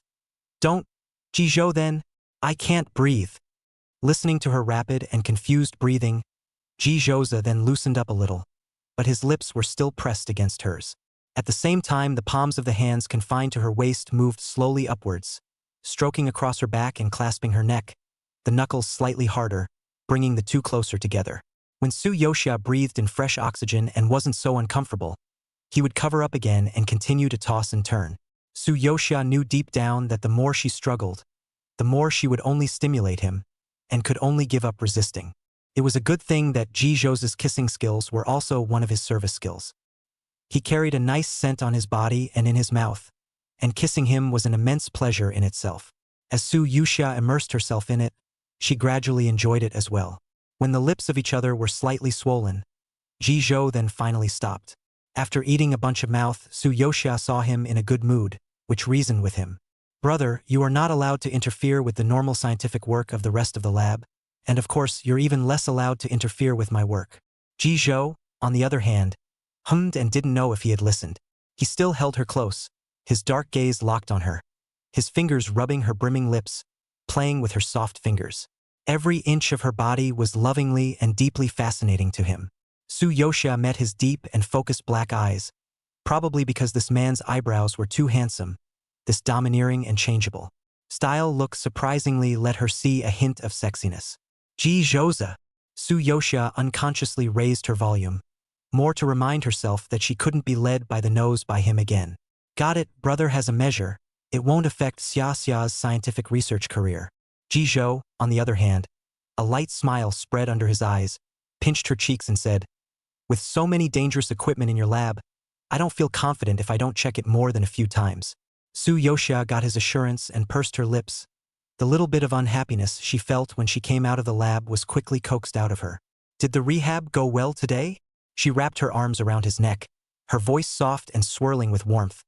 I'm the one who's been holding onto your rehab.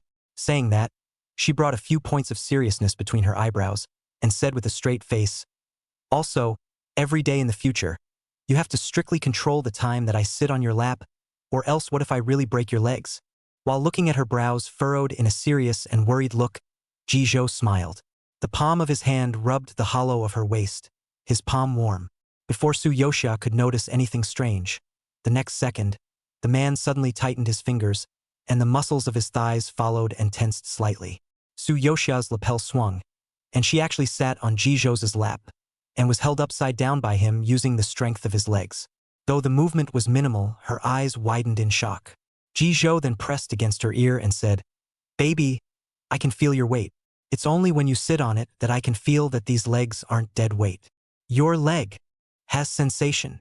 Su Yoshia stared at him in a daze. Her chest seemed to have been lightly hit by something, and surprisingly, a trace of sourness flooded her. Emboldened again, she gently stroked up his thigh. Does that feel good too? Was the first thing that responded to her, the knot in the man's throat sliding up and down. Jizhou, on the other hand, stiffened for a moment before nodding gently. Su Yoshia, however, was more excited than he himself. She was moved to touch and feel around, her small hand circling his long, tight leg 360 degrees. Here, all that feeling? For his part, Jizhou, as much as he enjoyed being touched by her, he pressed her hand. Somewhere the sensation was coming on strong, much stronger than in the legs. Go home and play again. His voice was hoarse. Jizhou's leg, it seems, is really recovering little by little. Even the doctor lamented the fact that he was performing a miracle and quietly said to Su Yoshia, Miss Su, there must be some credit in this for you. Since you and Mr. G have been dating, he's been in a completely different state than before, and the effects of his rehab have far exceeded our expectations, and can even be described as an unprecedented breakthrough. Su Yoshia listened, the tips of her ears quietly colored a layer of red. For his part, Heartpath Jibu is rehabbing for 4 hours in the office during the day and pulling her in for another 4 hours at night. When she didn't cooperate, Jizhou then blackened. Su Yoshia supported the waist every day, so high-intensity training cannot make rapid progress. She even suspected that the man's former indifference was all feigned, and that even now, his nature had not been fully exposed, and at least half of it was still ruthlessly suppressed. Su Yoxia always felt that there was an invisible blackening progress bar on his head, and the data on it fluctuated violently all the time. And she had to be careful to keep his blackening value within a reasonable range, or else the only one who would suffer would be herself. Su Yoxia has been obsessed with her career lately, so she doesn't want to suffer just yet. However, plans never catch up with change. On this day, Jizhou, on the other hand, as usual, sent her to the lab before going to the company. Don't wander off when it's over. I'll pick you up. Got it. Su Yoxia finished saying goodbye to him and put on her work badge while walking towards the experimental building. Today she came in a little earlier than usual, and the building was empty and a little eerily cold.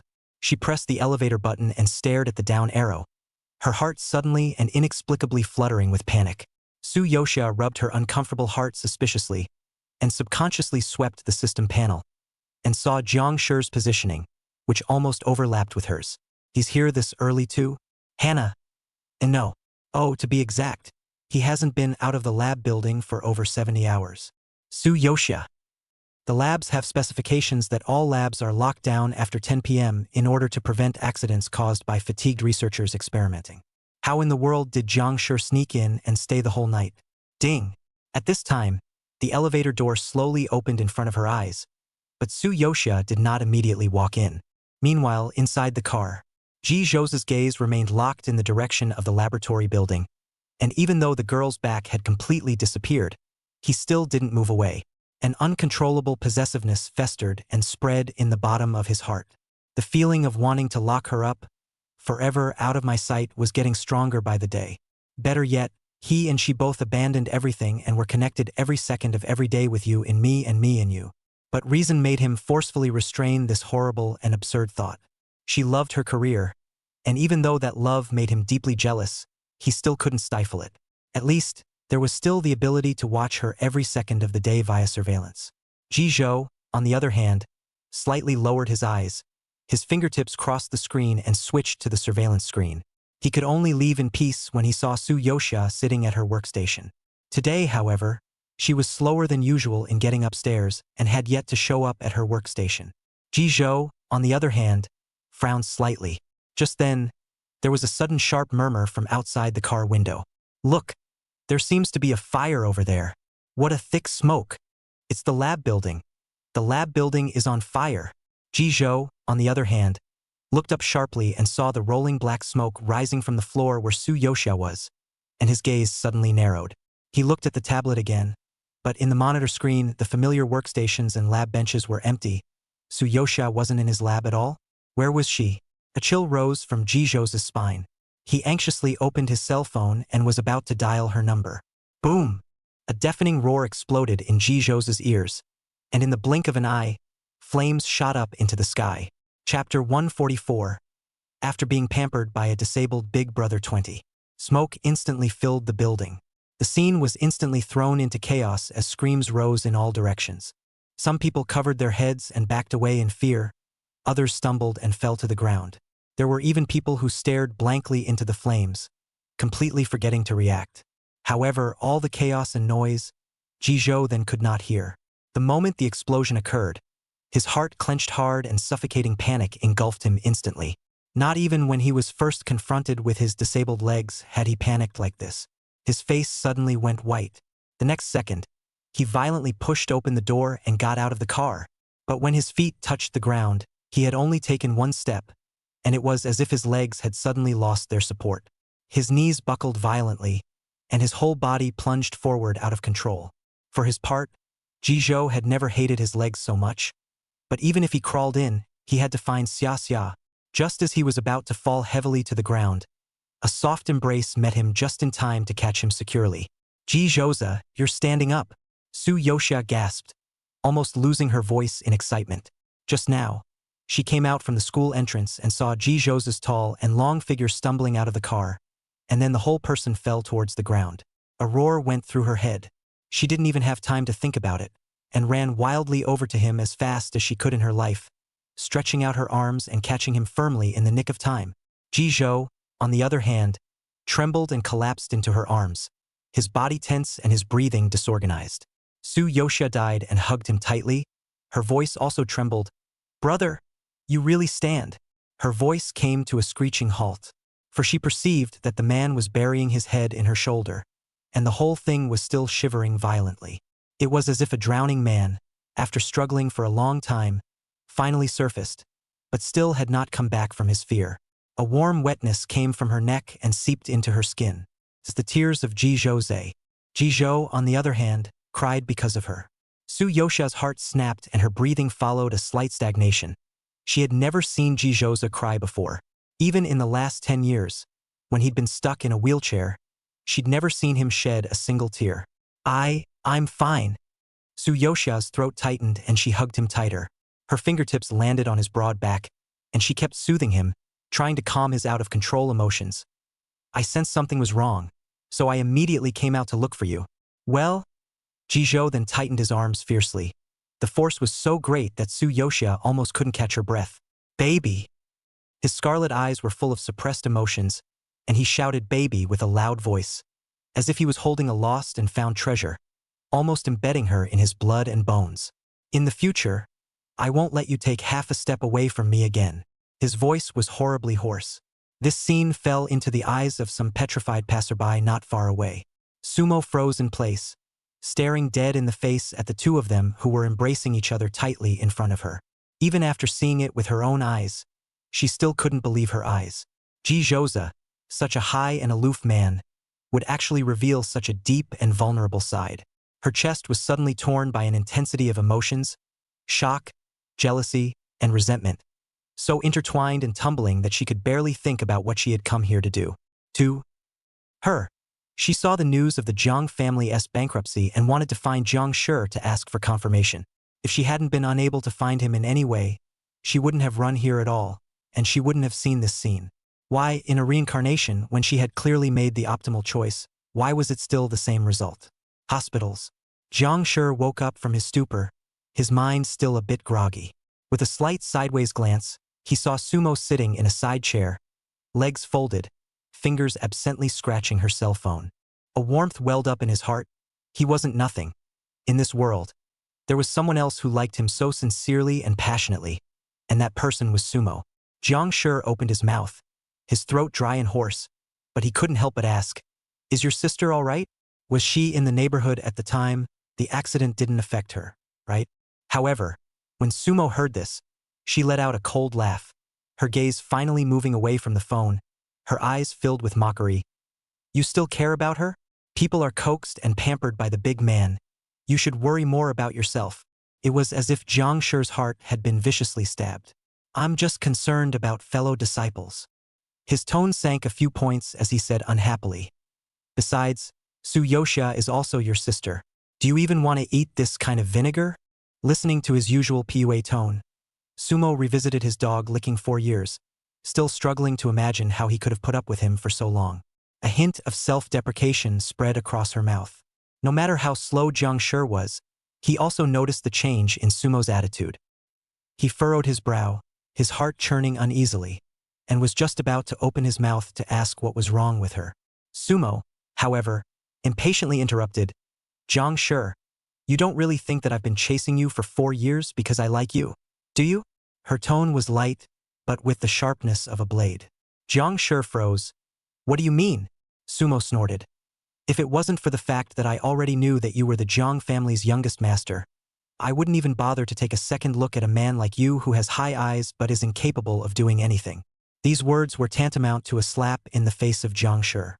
His face turned white as if he had been caught off guard and pushed from a height into an abyss. Impossible! Sumo must be joking.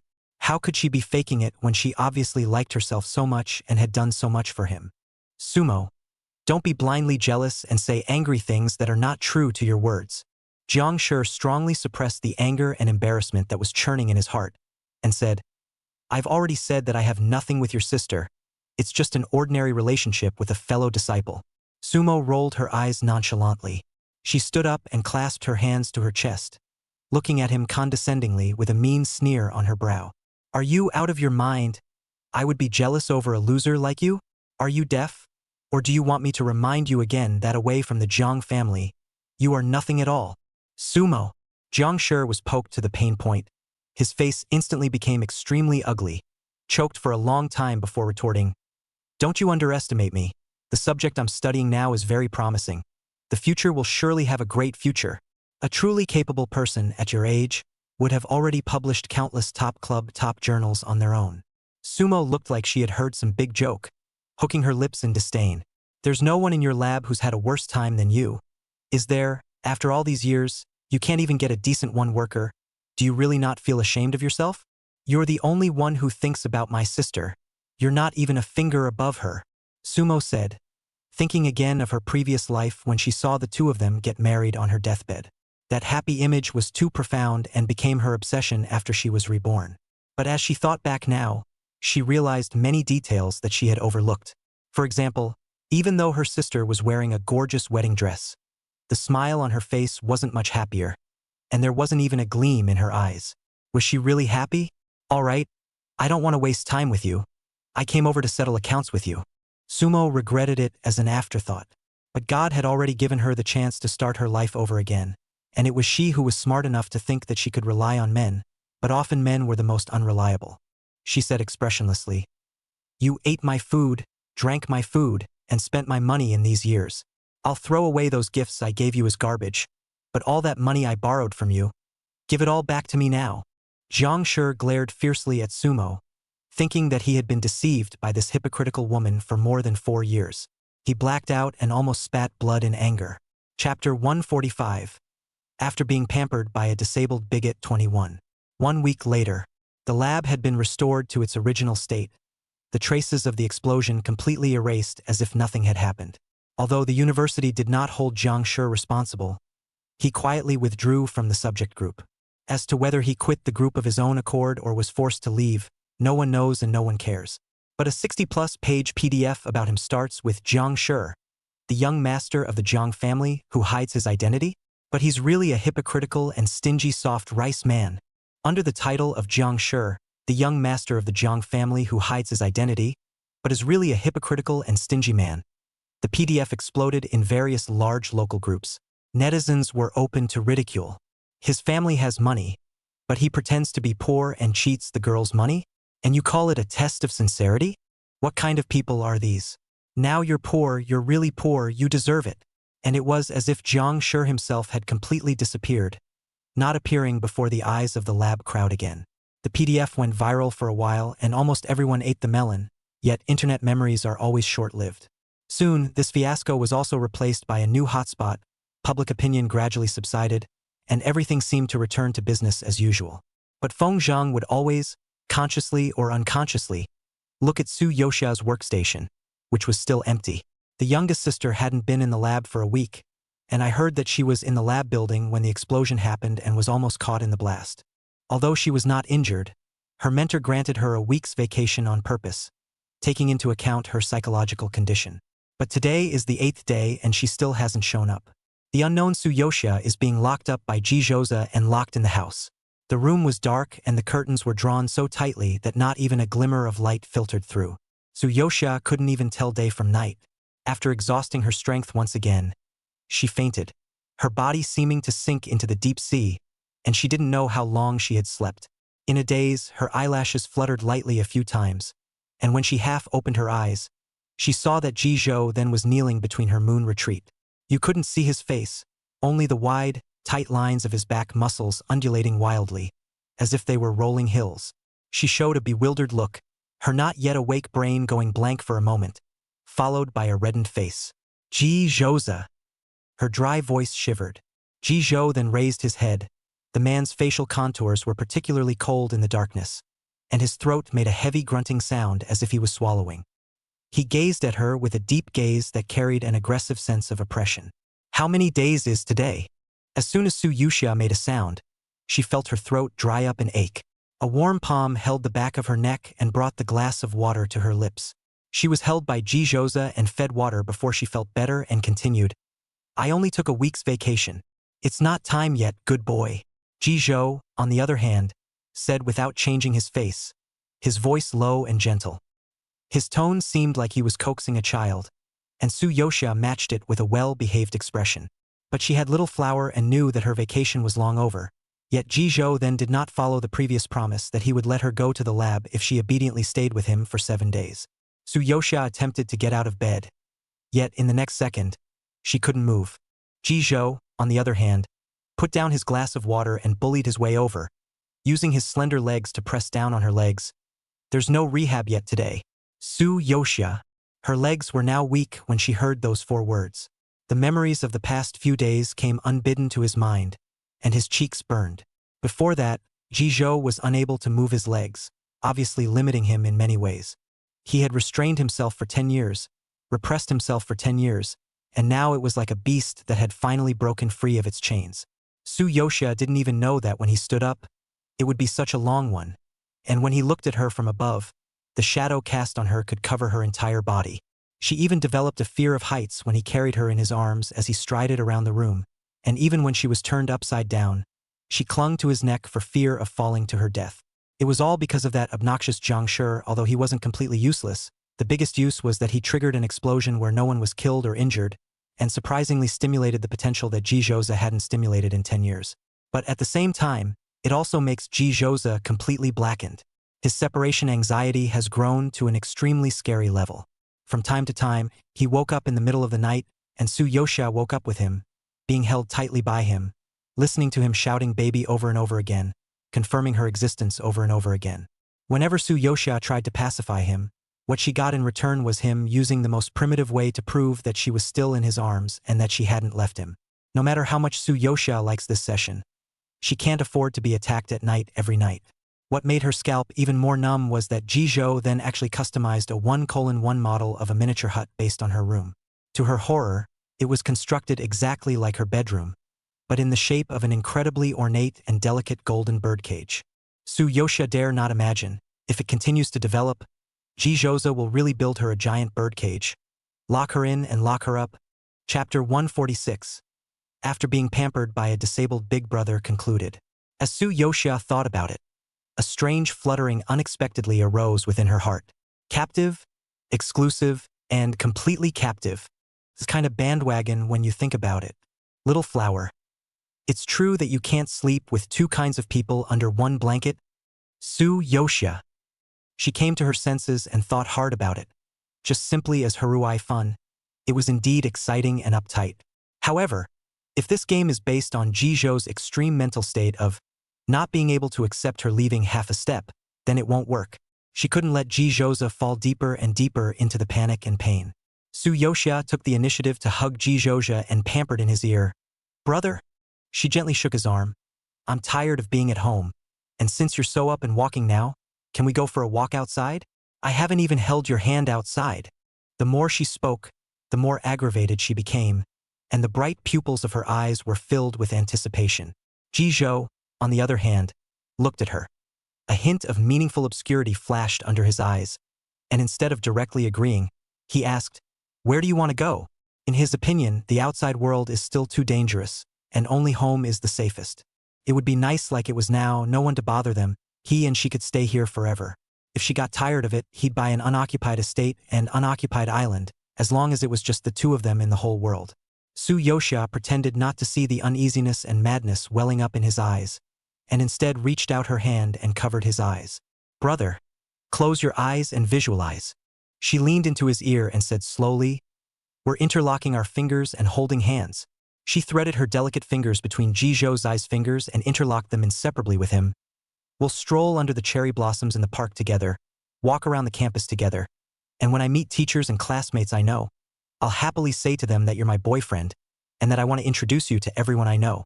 Ji Zhou then listened to her description and rolled his throat. Su Yoxia continued, I also want to do a lot of things with you, such as shopping in the supermarket together after work, go to Dioni together, go to the concert together.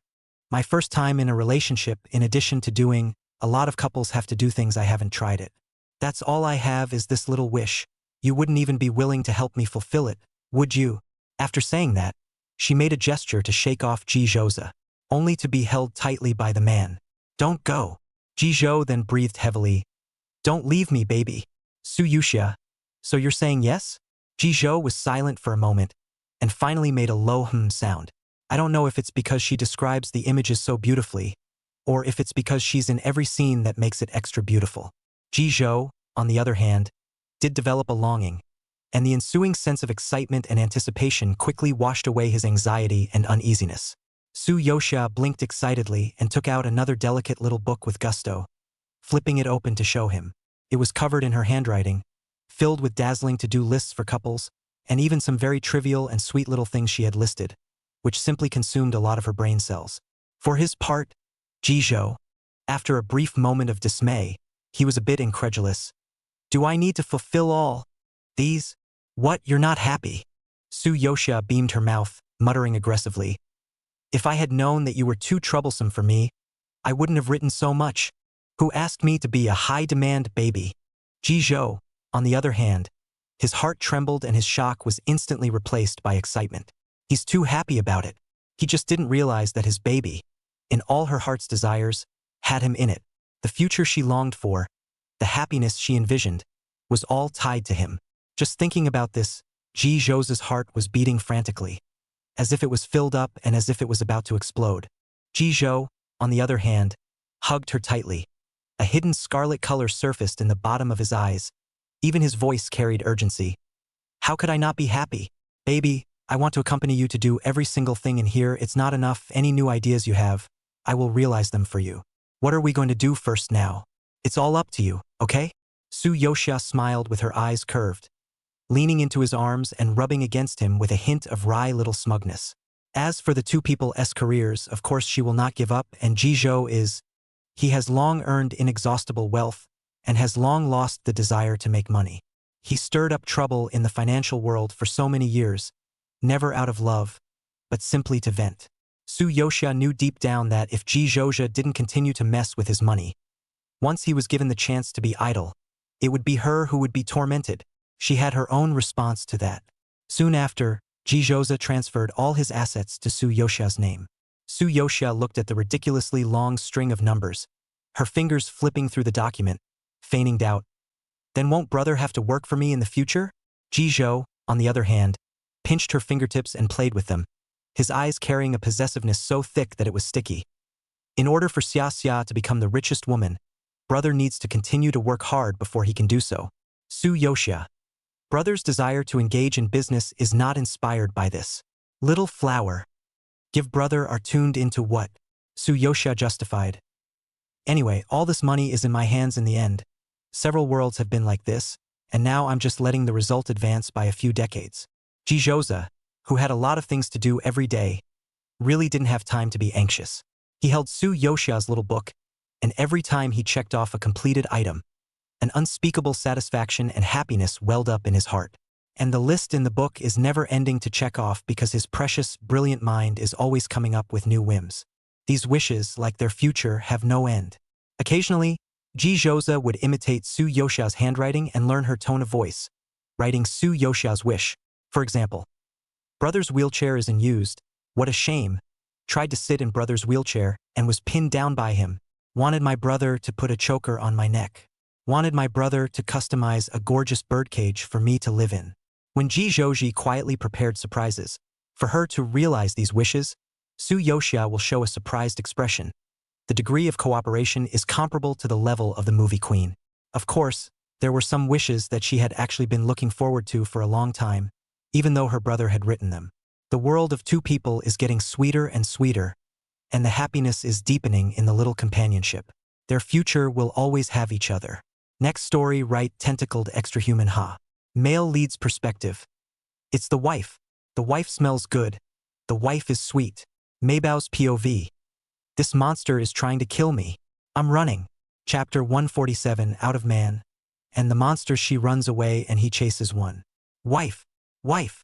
Smell you. Good smelling wife. Let me out. Let me out. I want my wife. I want my wife. So noisy. Shut up. Su Yoxia listened to this call that was more demented than demented, as if tens of thousands of electric currents were bombarding her brain.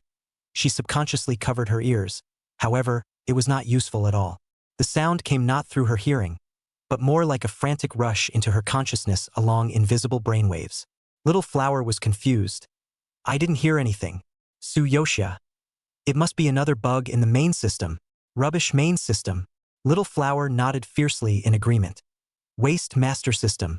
Tsuyoshia tried to ignore the noise in her head and focused her attention on the plot of the original book.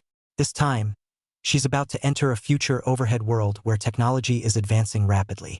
The power structure of the world is led by giant corporations that not only control the economy, but are also deeply involved in politics, governance, military, and secret industries that can only be hidden in the shadows. And one of the most influential companies is none other than Life Technologies.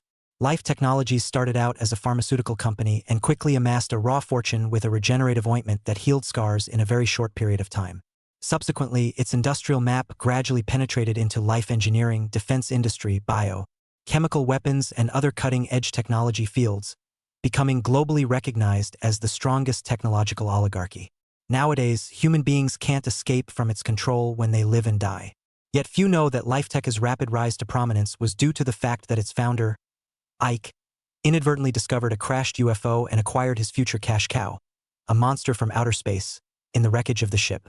Ike discovered the T-virus in the monster that could enhance the self-healing ability of human beings by tens of thousands of times, and developed a regeneration ointment containing the T-virus, monopolizing the global market completely with this epic-making medical product. The original owner's identity, however, was originally an employee in the IT department of a life science company. Every employee undergoes an extremely careful physical examination before entering the company. Shortly after her exciting induction, she was told that her body passed the indicators and she was selected to be one of the T-virus subjects. Without the power to refuse, she was forced to inject a large amount of T-virus containing agent. She was afraid, desperate, and struggling, yet all ended in failure, in a world where no one could stand up to the company. In the process, the original owner meets the male lead, Zhou Deduction, an ordinary company researcher. Zhou sympathized with her, however, as a small researcher, he could not violate the company's decisions, and could only help the original owner as much as possible in secret to reduce her pain. Under his attentive care, the original owner gradually developed trust in him, and even in the process of fighting against the company together with him, the two grew to love each other and soon fell in love. In this way, they plotted to escape again and again, failed to escape, were taken back to study, and escaped again week after week until the experiment came to an end. It is only then that the original owner learns that her real role is not to test the T-virus at all, and that she turns out to be a monster genetic adapter with a probability of 1 in 10 million. The company wants her to bond with the monster so they can research a whole new life form that can be completely controlled by the company. The original owner breaks down, but Zhou Xie reassures her that he has made a deal with the company. As long as she completes the last step of the experiment, no matter if she succeeds or fails, the company will set her free and promise to give her a considerable amount of spiritual compensation, enough to feed and clothe 3 generations. At that time, the original owner was full of trust in Zhou Dui, and under the persuasion of her boyfriend, she finally decided that it would be better to let go of her life rather than live this dark life with no end in sight. But it was at this point that she inadvertently learned. Zhou Yi, this man she loved so much, was not an ordinary researcher at all, but a company executive, even the planner of this experiment, the head of the entire T-virus project. His approaching himself, unleashing friendliness, and even getting her to fall in love with him were all just part of the plan. His ultimate goal was to get her to willingly become adapted, to willingly walk into the lab where the monster was held. Tsuyoshia. What a scheming man. According to the book's plot, this plan didn't work. The original owner didn't even have time to get close to the monster before it suddenly went berserk, its tentacles transforming directly into sharp, hard metal and stabbing at her. This scene was watched by Zhou Deduction outside the lab with his eyes wide open. At this moment, he finally realized that he had long fallen deeply in love with the original owner as he approached her. He recklessly rushed in and rescued the severely injured original owner. This is followed by the familiar and lengthy wife-chasing crematorium drama. But Tsuyoshia saw that the plot of the second half of the original owner's memoir was not the same as the setting in the book. After the original owner learned the truth, he used his superior hacking skills to steal and copy the life chip in the back of Zhou Deduction's head. Every employee is implanted with a microchip when he/she joins the company, through which the company can control every employee more effectively. The original owner invoked Zhou Deduction's high-level authority and opened the transparent pod that held the monster, as well as the door to the lab.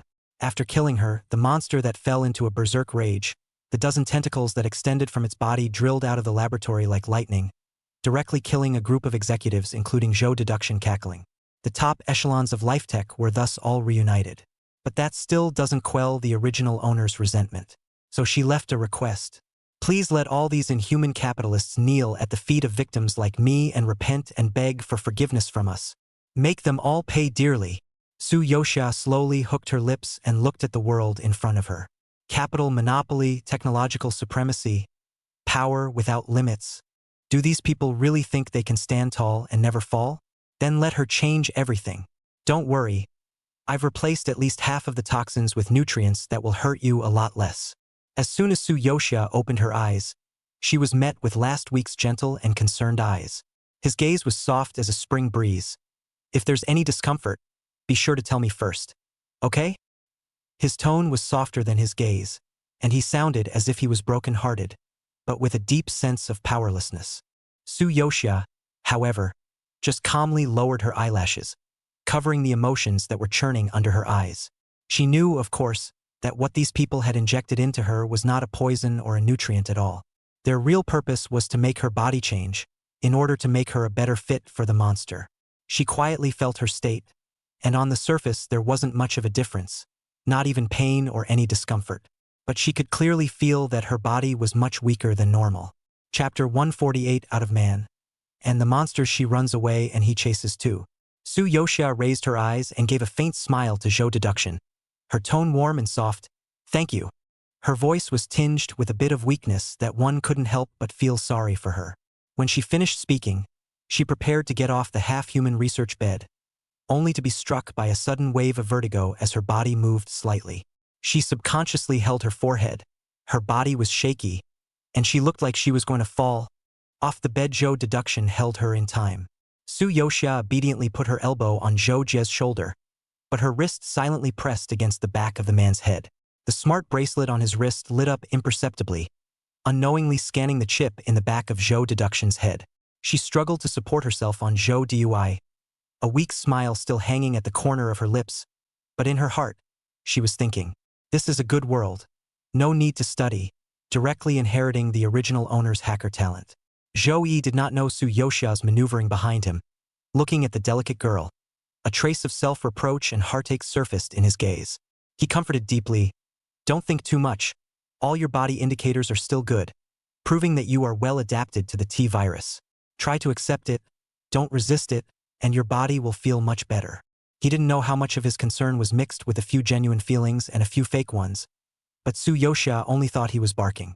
Once the scan was complete, she quickly withdrew her hand and said to him, I'm much better now, so go ahead and get busy, I'm off. With that, she pulled away from the man. The warmth and softness in Zhou Yi's palms suddenly disappeared, and he seemed to want to say something, but in the end, he was silent as he watched her leave. While the lab was miserably white, a darkness crossed his eyes, as if he was brewing some kind of conspiracy. After Su Yoxia confirmed that the surrounding environment was safe, she utilized Zhou Deduction's advanced privileges to hack into the company's most secretive and highest security factor monster lab system, and quickly checked the monster's file. Name: Misty Fey, name based on the hieroglyphics of the alien writing on the ship. Physical characteristics: tall, thin humanoid creatures with slippery skin that oozes a thick, black, flowable liquid from the surface of the skin. In the semi-solidified state, the black liquid will transform into soft and slippery tentacles, climbing and extending as if it were a living creature, and the length and number of the tentacles can be varied at will. Note. The tentacles are extremely aggressive, and when the liquids completely solidify, they instantly transform into hard-textured alloy weapons that are far stronger than even the strongest metals mankind has discovered, easily piercing through the high-defense alloy walls of the lab.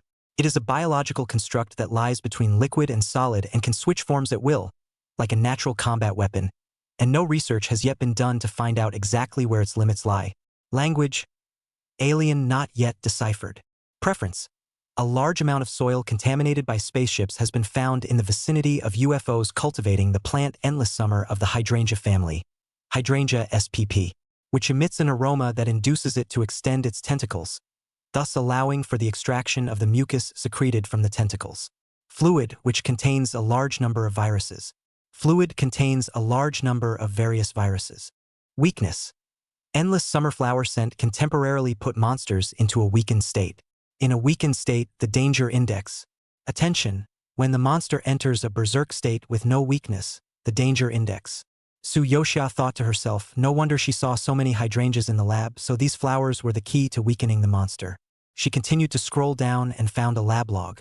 The first few were fine, but as she slid to the latest entry, the log content became unusually monotonous and bizarrely clear. 23rd. Monster in berserk state.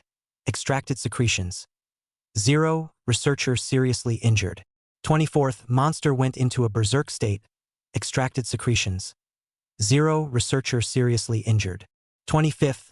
Monster in berserk state. Extracted secretions. 0. Researcher seriously injured.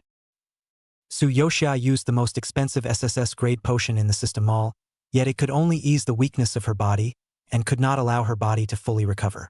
She guessed that it was because the stuff Zhou deduction had injected her with contained monster goo. Liquid, and apparently the master system couldn't do anything about the monster either. However, there are references in the archives that tiny doses of monster secretions can be debilitating, yet large doses can undo the state and greatly enhance the body's qualities.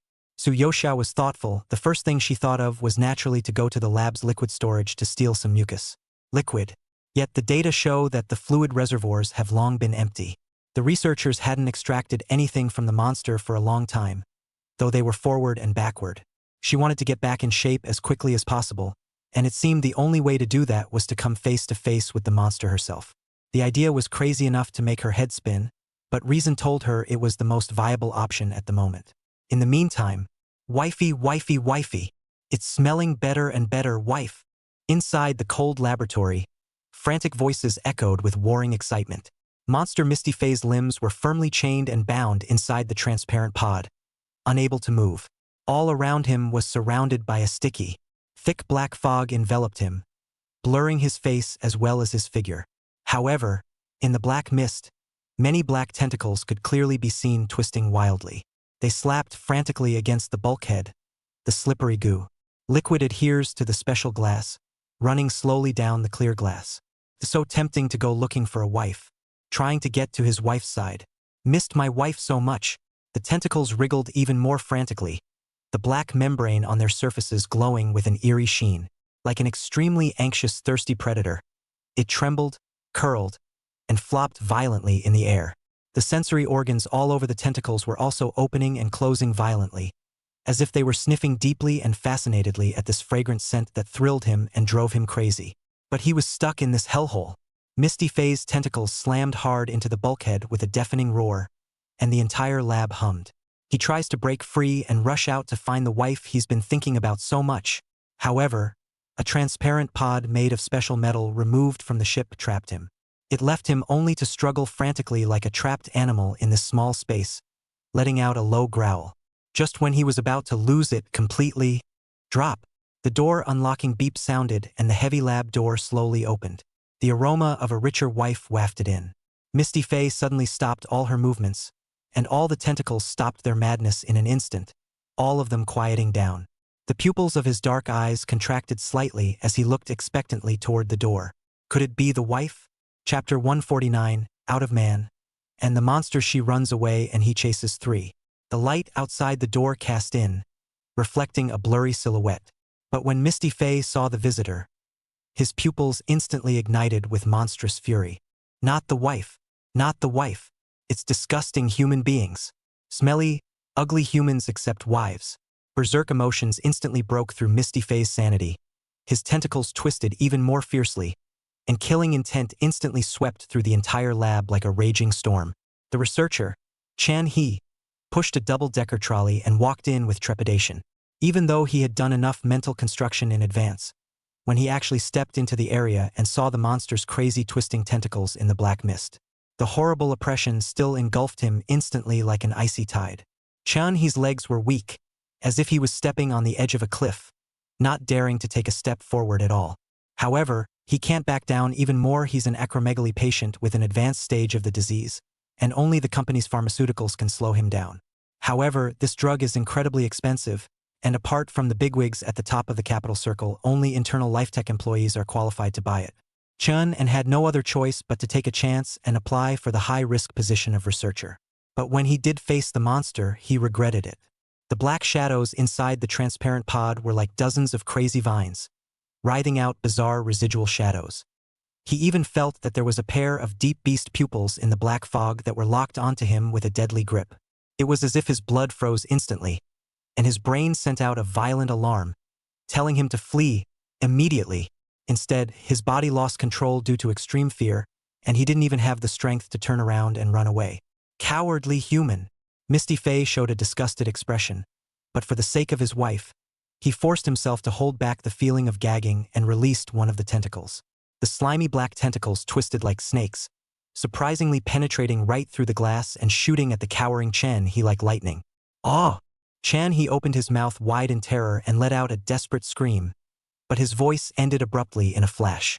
The tentacles instantly missed his forehead and invaded his body in just the blink of an eye. Chen He's eyes snapped wide open, and his entire eye socket instantly turned deathly black. His body convulsed violently, his muscles spasming uncontrollably, and the veins that rose up like tentacles snaked and crawled beneath the surface of his skin. It was as if he was undergoing some extreme change, and soon his timidity, fear, and trembling all vanished in a moment. In its place, the corners of his mouth slowly lifted into a sickly and eerie smile. The black color that spread over his entire eye socket was shrinking dramatically until it turned into a pitch-black vertical pupil, which then twisted up like tiny tentacles in his miserable white eye socket. "Wife, wife!" He kept repeating the single word. The tentacles inside the transparent pod were also writhing maniacally, responding to him with excitement. After occupying Chen He's consciousness, Misty Fey's breathing gradually stabilized. Smelling his wife's aroma, an intoxicated look appeared on his face, and the smile at the corner of his lips grew stronger. "Wife!" He was still murmuring, his voice tinged with morbid obsession. He then sniffed his wife and pushed the lab cart, striding out of the lab. At the thought of seeing his wife right away, Misty Fey was thoroughly excited, and his pace grew faster and faster, itching to flash in front of her immediately. However, the human body is still too weak, greatly limiting the speed of movement. It's a good thing he found a wife so quickly. His pupils once again contracted into snake-like vertical pupils. Even though the two of them were not so close together, Misty Fey had opened her mouth and couldn't wait to shout out, "Hi, wife!" But as the words came out of his mouth, an ugly human face came between him and his wife. "Successfully extracted the monster's slime today. Fluid." Zhou Deduction walked over to him and swept a cold and arrogant glance at him, not even noticing the researcher's abnormality in front of him at all. He lowered his eyes and reached for the test tubes on the cart. All he cared about was the results of his experiments. After seeing that the test tube was still empty, Zhou Rendezvous put it back with disappointment. If he lifted his head at this moment, he would have seen the pale face of Chen He undergoing a strange and terrifying distortion. All the muscles in his face spasmed violently, and his skin cracked like porcelain with black slits. But on closer inspection, it was as if something alive was hiding under the skin, writhing furiously as if it couldn't wait to burrow out. Misty Fey smelled the man, and was surprised that he was covered in his wife's scent. Why does he smell like a wife? And he deserves it? In an instant, mania, jealousy, and murderous intent rushed out like wild beasts. The tentacles drilled out of Misty Fey's mouth, the black liquid quickly solidifying in the air and transforming into deadly blades that were about to stab through Zhou Deduction's heart in the blink of an eye. Kill him. All humans who covet their wives deserve to die. Just at the moment when the tentacles were about to penetrate Zhou Deduction, a sweet voice rang out. Chowder. Wife. The killing intent in Misty Fey's eyes disappeared in an instant, and the slender tentacles swooshed back into his mouth. He instantly broke into a gentle smile and looked deep into the source of the voice. The wife came toward him. The wife is so close. The familiar aroma stretched every cell in Misty Fey's body and made him even more frantic to get closer to her, to touch her, to embrace her. It was also at this time that Misty Fey's sudden intellect came online. I can't scare my wife. He forced down his stupid tentacles, desperately restraining the urge to wrap, bind, and encase his wife with them. He stood stiffly, struggling to remain human. Zhou Yi, however, did not notice that death had been close to his heart. He looked at Su Yoxia and revealed a concerned expression. How do you feel now? Is there anywhere uncomfortable? Misty Fey's eyes glanced slyly at Zhou Deduction. Seeing that Su Yoxia was still in pretty good shape, Zhou asked Chan He to take her for her daily physical examination. Only then did Su Yoxia look at Misty Fei and gave him a slight smile and a gentle nod. Misty Fei. The wife is watching him. The wife was smiling at him. Misty Fei felt drunk on his wife's smile. His heart pounded violently, but he pretended to be calm as he withdrew his emotions, tensed his face, and nodded. Misty Fei didn't even dare to speak now, because the tentacles were churning wildly in his mouth, and the moment he opened his mouth, they would burst out of his lips uncontrollably and flail wildly in the air. He pushed the cart and took Su Yoxia to the testing room. However, when he passed by Cho Chi, he accidentally bumped his shoulder. Zhou Jia completely did not expect this sudden brute force, and his entire body staggered back a few steps as if he had been hit hard by a wild beast. Eventually, in full view of everyone, he fell on his butt and fell on his ass. Cho Chi? The air around them froze. Inside the company where people were coming and going, all the gazes were cast at him in unison, and Su Yoxia even almost couldn't hold back her laughter. The only one who was breezy, on the contrary, was the originator, Misty Fei. He looked as normal, and even gave Zhou Deduction a cold look as he continued to walk forward with Su Yoxia. The only thing left to his nose was his wife's aroma, and the only thing left to his ears was the sound of her heartbeat. Wife so close. Really close. Chapter 150 Out of Man.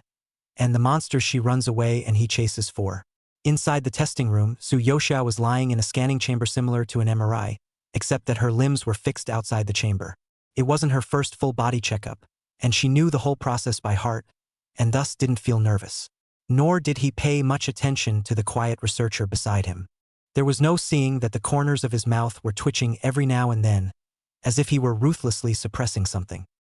His eyes glittered dangerously, and his entire person exuded an extremely eerie sense of inhumanity. The entire inspection process lasted 15 minutes. Su Yoxia closed her eyes and quietly waited for these boring 15 minutes to pass. Meanwhile, her mind was racing. How should I reach the monster? More importantly, it was how to get what she wanted and then get out in one piece herself. She was lost in thought, and in the blind spot of her vision, Misty Fei was standing silently by the bed, her entire being in a state of stoicism and frenzy. He stared at the girl on the bed with a deadly stare, like he wanted to swallow her in one bite. Wife! Wife! 2 words echoed in his head over and over again with unquenchable longing. Fragrant wife, lovely wife, wife lying right in front of him. She was so defenseless, so wanting, so wanting. Finally, the instincts that had been suppressed to the limit could no longer be restrained. He moved his finger. Posting up with the wife. Misty Fei's eyes instantly softened by a few points, and the corners of her mouth unconsciously curved up, revealing an almost obsessive tenderness. But is not enough. Not nearly enough. He moved his finger. Misty Fei's gaze grew deeper and deeper, and just as he was mesmerized, Su Yoxia frowned. The odd wetness and coolness made her brow furrow deeper and deeper with this feeling. Her alarm bells went off and she inquired of Hannah. This guy isn't going to be sweetening my hand, is he? Still careless. I didn't realize there was a change of tea in the researcher. Just as she was horrified, a shadow suddenly fell above her head. Su Yoxia slightly inclined her head, and saw that the researcher called Chen he was standing at the bedside position, staring expressionlessly at the rows of instruments. His demeanor looked professional and upstanding. Su Yoxia froze slightly. Did she blame him wrongly? Misty Fei was staring intently at the data on the instrument, scrutinizing his wife's physical condition. Damn humans for making their wives so weak. One more reason to hate humans. Su Yoxia was still eyeing him suspiciously. That strange touch that gave her goosebumps didn't go away and even became clearer. The long 15 minutes finally passed, and after being pushed out of the scanning chamber, Su Yoxia immediately sat up and reached out to touch her wrist. Nothing. There was nothing to be found except that the skin was exceptionally smooth to the touch, as if it had been saturated with something. Had it really been her illusion just now? Su Yoxia took another look at Chan He. He was turning his back to himself, not knowing what he was doing, and had been standing there for some time. The man's back radiated danger, sending a shiver down her spine for no apparent reason. She got up quickly, ready to leave this dank place at once. Wife!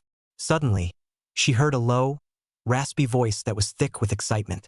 It's from Chan Ho. With a step in her step, she looked over alertly and asked, What are you talking about? Chun, he slowly turned around. He took off his mask, as if with some kind of pious ritual, lifted his fingers to the tip of his nose and took a deep sniff. He wore an intoxicated expression, as if he was sniffing something incredibly sweet. Mouths the words, "It's the smell of my wife. It smells so good. Love the smell of my wife so much." Chapter 151, Out of Man. And the monster, she runs away and he chases 5.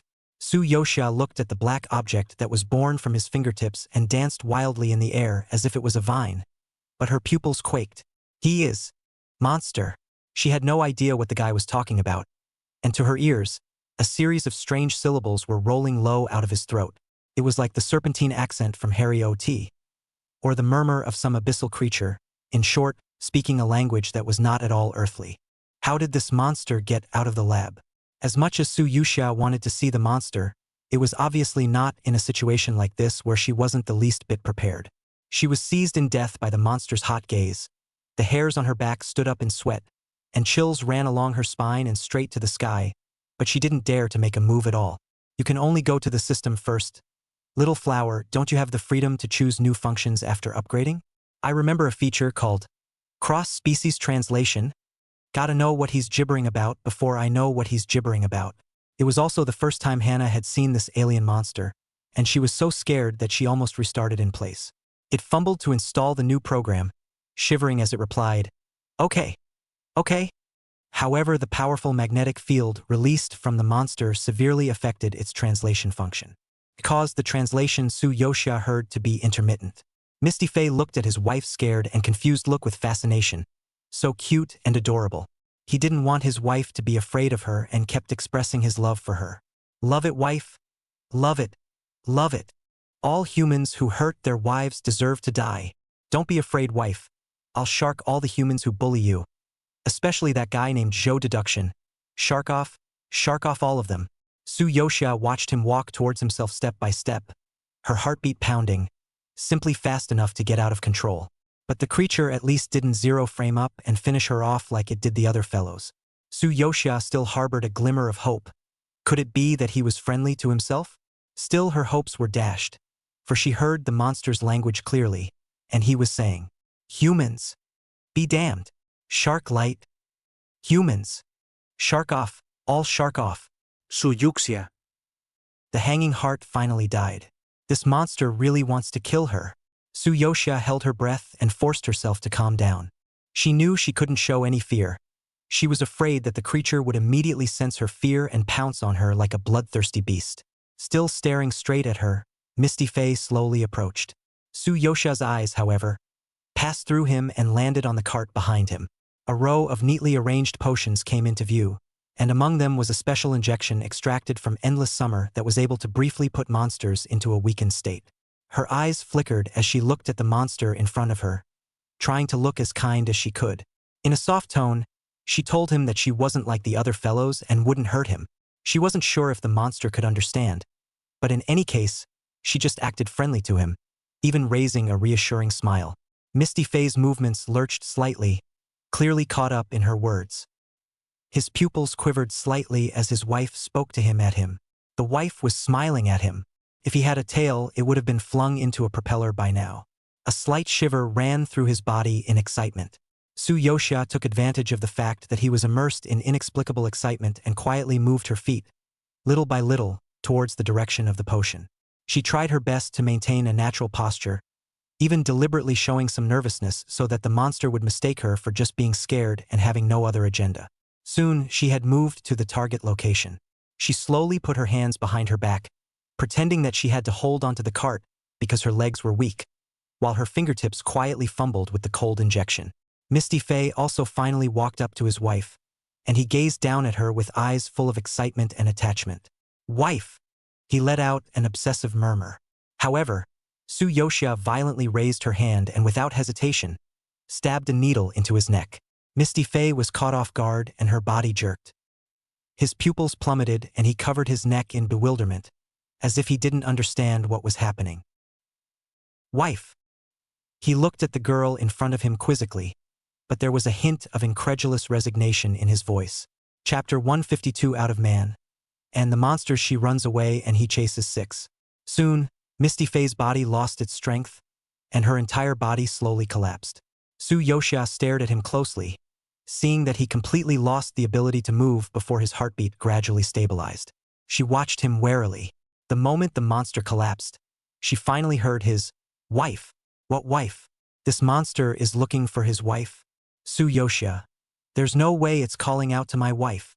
Even creepier. Just as she was thinking about how to tie him up and observe him further, the man lying on the ground suddenly let out a soft grunt. "So dizzy. Where is this?" This time it was a human voice. He opened his eyes with difficulty, and in his clear eyes, there was no longer the obsession and madness of the party. He didn't seem to have regained his senses and looked around in bewilderment. "How did I end up lying here?"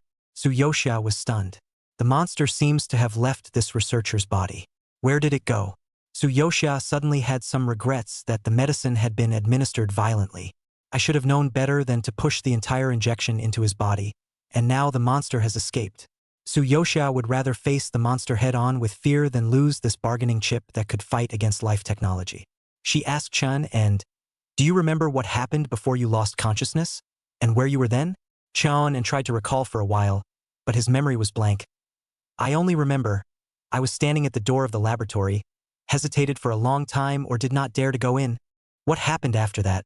How can I not remember anything? Did you see anything strange before you lost consciousness? For example, was there anything unusual in the lab? Or anything about you that didn't feel right?" Su Yoxia continued to pursue her, her eyes catching his subtle reactions. However, he always shook his head in confusion and asked questions. But he moved his fingers, and they were as nimble as they had been in a long time. He couldn't help but look surprised. His tachyphylaxis seemed to have disappeared. Seeing that he didn't have any useful information on him, Su Yoxia found a surveillance dead zone to check the situation of the monster lab. It shows that everything is normal and that the monster is still locked in and never left. She went through the monster's information again, trying to find a similar case. However, she searched the database repeatedly and could not find any relevant records about it being able to invade human consciousness. Back at the residence, it was completely dark. As soon as Su Yoxia entered the door, she saw a dark silhouette sitting in the dark living room.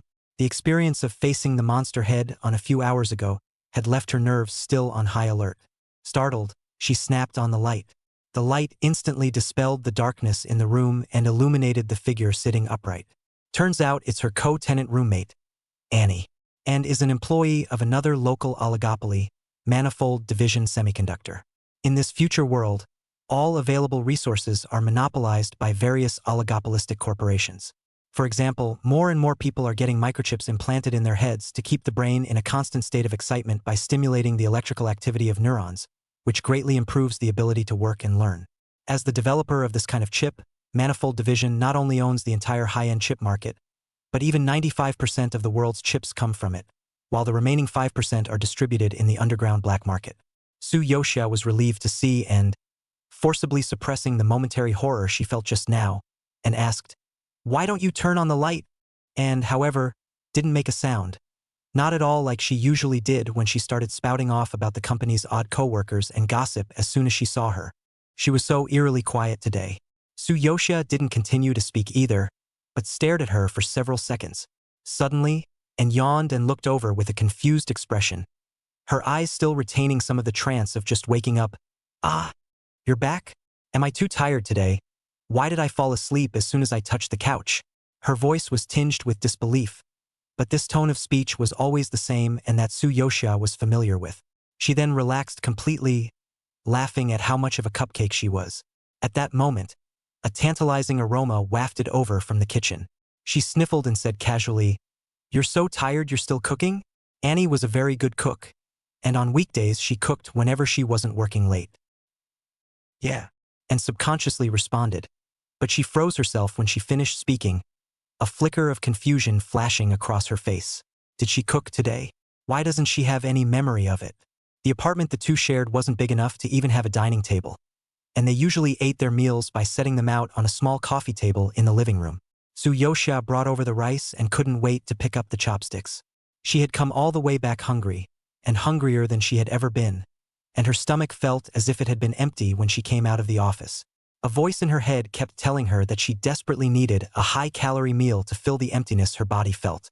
As if she had a heart-to-heart with her, Annie made a surprisingly high-calorie sugar oil mixture as well. Just as Su-yoxia greeted and to sit down and eat with her, the and next to her suddenly shook. The whites of her eyes were slowly infiltrated by a layer of black mist, and soon her entire eye socket was filled with pitch black, with two tiny tentacles vaguely visible writhing at the pupil. Annie evoked a highly unnatural smile, a wry expression on her face. She's not Annie anymore, it's Misty Fei. Misty Fei didn't move and sat next to Su-yoxia. He slightly tilted his head sideways and quietly watched his wife's eating appearance. Her slightly puffed cheeks, her chewing movements, and the occasional gentle coughing from choking on her meal due to her large mouthfuls of food, are all so adorable. He watched in fascination, his insides filled with a wave of supremely pleasurable satisfaction. It's so tempting to roll up the food and feed it into my wife's mouth. So eager to get in my wife's mouth and taste her. Just as he was getting more and more excited, Su-yoxia noticed his line of sight and turned her head to give him a strange look. "Why aren't you eating, wife?" Wife invited him to join her in eating. Misty Fei was even more excited, on the verge of going crazy with joy inside. He nodded softly and made a fake gesture of picking up the dishes. Su-yoxia's attention wasn't too much on him and continued to bury her head in her food. She was genuinely hungry and couldn't even control her appetite a little. She didn't realize that Annie was getting closer and closer to her. Misty Fei's deep gaze remained fixed on the side of his wife's face, and the dark mist under his eyes grew thicker and thicker. "Hungry, and so is he. Then eat your wife. Eat her. Eat her." A maddening blaze flashed under his eyes, and his lips almost pressed against the side of his wife's face. Then, gently, with great tenderness, he tioned a bite of her cheek. Misty Fei narrowed his eyes slightly and shooed back his long, thin, soft tongue. He revealed a look of insatiable satisfaction, as if he had savored the most delicious delicacy in the world. However, Su-yoxia's movement was a violent one. She, too, shooed away from Annie and stared at her with an expression more wary than when confronted with a monster. "You didn't drink the Chinese medicine?" Annie did not speak, only gave her a boyish grin. If Su-yoxia had to describe it, it was like the smile that a child would show after stealing a sweet candy. Without making any more outrageous moves, Misty Fei picked up her chopsticks and began to mechanically bring food to her mouth. The action looks human. Su-yoxia, but not so easy to let go. This roommate, how to suddenly become a puller? No wonder he suddenly made her such a big meal. He's not going to confess to her next. She silently raised her hand and wiped her wet cheeks, but the familiar smooth touch startled her. "The feeling and the touch on my wrist this afternoon is exactly the same." Chapter 153, Out of Man. And the monster, she runs away and he chases 7. Su-yoxia did not move and lowered her hand. The slippery feeling still remained on her hand, as if there were countless invisible filaments that were sticking, greasy in the cracks of the fingers. She continued to eat as if nothing had happened, but her eyes were always on her odd roommate. She saw it maintain a mechanical regularity with each chewing motion, and the sense of inhumanity was all too apparent. Su-yoxia quietly tightened her chopsticks. Her line of sight slowly moved upward. She even clearly saw the twisting tentacles in his eyes. Her heart beat uncontrollably faster. The monsters really are at it again. But once you're back, twice you're back. She also kept 2 syringes with her, and thus wasn't as scared as she had been when she first saw the monster. And she realized that the monster really seemed to treat her differently than it did the fellows. Sure enough, he only settled down for a short while and soon pressed on again. "Honey, you smell good." Misty Fei was equally unable to restrain her praise for her wife, though the sound that came out was still so drop-dead as in. "So you only felt a hot breath against her neck." Misty Fei's nostrils twitched slightly, sniffing her like a wild animal sniffing for prey. The next second, the familiar wetness landed on her skin again. He's joining her again, but it was more like pink tentacles than a human tongue. Su-yoxia was joined by him from her neck all the way to her cheeks, and the shivering sensation also ran along her spine all the way up to the top of her head, causing her scalp to tingle. This time the system's translation hadn't missed a beat, and she heard it clearly. It turned out that the wife in the monster's mouth was really calling out to her. Su-yoxia stiffened for a moment before blinking, suddenly giving birth to a feeling she had never felt before. The fear was surprisingly mixed with a hint of excitement. Still shivering little flower. Host, is this something to get excited about? You are really hungry, blah. 同じ. Deo. Su-yoshia. So I'm the one who should be drinking Chinese medicine. She tilted her head unexpectedly, her eyes looking straight at the monster beside her. His long, thin tongue was still exposed, and even a little further, it could have joined her lips. To say that there wasn't an ounce of fear is impossible. But once Su-yoshia thought about what she was going to do next, the great sense of excitement and thrill even overshadowed her panic. Keeping her composure, she flashed a gentle smile and called out in a soft tone, "Honey." Misty Fey was slightly stunned. Then her entire body tensed violently, her tentacles all taut in the air. The slightly upturned tip of the tentacle made a boing sound and suddenly split into the shape of a flower petal. Su-yuxia. Wife! Misty Fey could hardly contain her excitement. Wife is calling out for my husband. Wife! Wife! He was so excited that he wanted to reach out with all his tentacles and wrap his wife completely from top to bottom. He would build a nest for his wife, and like a cocoon he would weave it, impenetrably settling her inside his nest. That way, his wife will never be seen or taken by anyone, and will always belong only to him. The more Misty Fey thought about it, the more excited he got, but he only had one now, and there was no way to build a nest. All that could be done was to pathetically poke his tentacles out of his mouth and try to stick it to his wife. Su-yoshia didn't know what he was excitedly planning and continued to praise him. I didn't expect my husband's cooking to be so delicious. It's awesome. Such a compliment was a fatal blow to Misty Fey. He fell completely. Ah, my wife is complimenting me again. Wife likes my cooking. Wife likes me. The gradually expanding tentacles, unable to hold back any longer, brushed against his wife's lips, leaving a glistening trail. It was more like trying to get into her mouth. Su-yuxia. It wasn't that she wouldn't let him in. The only problem was that she couldn't really open her mouth when she was facing Annie's face. Honey, she spoke sardonically, I'd still rather look at your face and kiss you. Chapter 154 Out of Man. And the monsters she runs away and he chases 8. The wife says to kiss. Kissing. Kiss the mouth. Eat your wife's saliva. Misty Fey stared excitedly at his wife's rosy lips and accidentally said what was on his mind again. Su-yuxia. Misty Fey, however, was completely immersed in exuberance.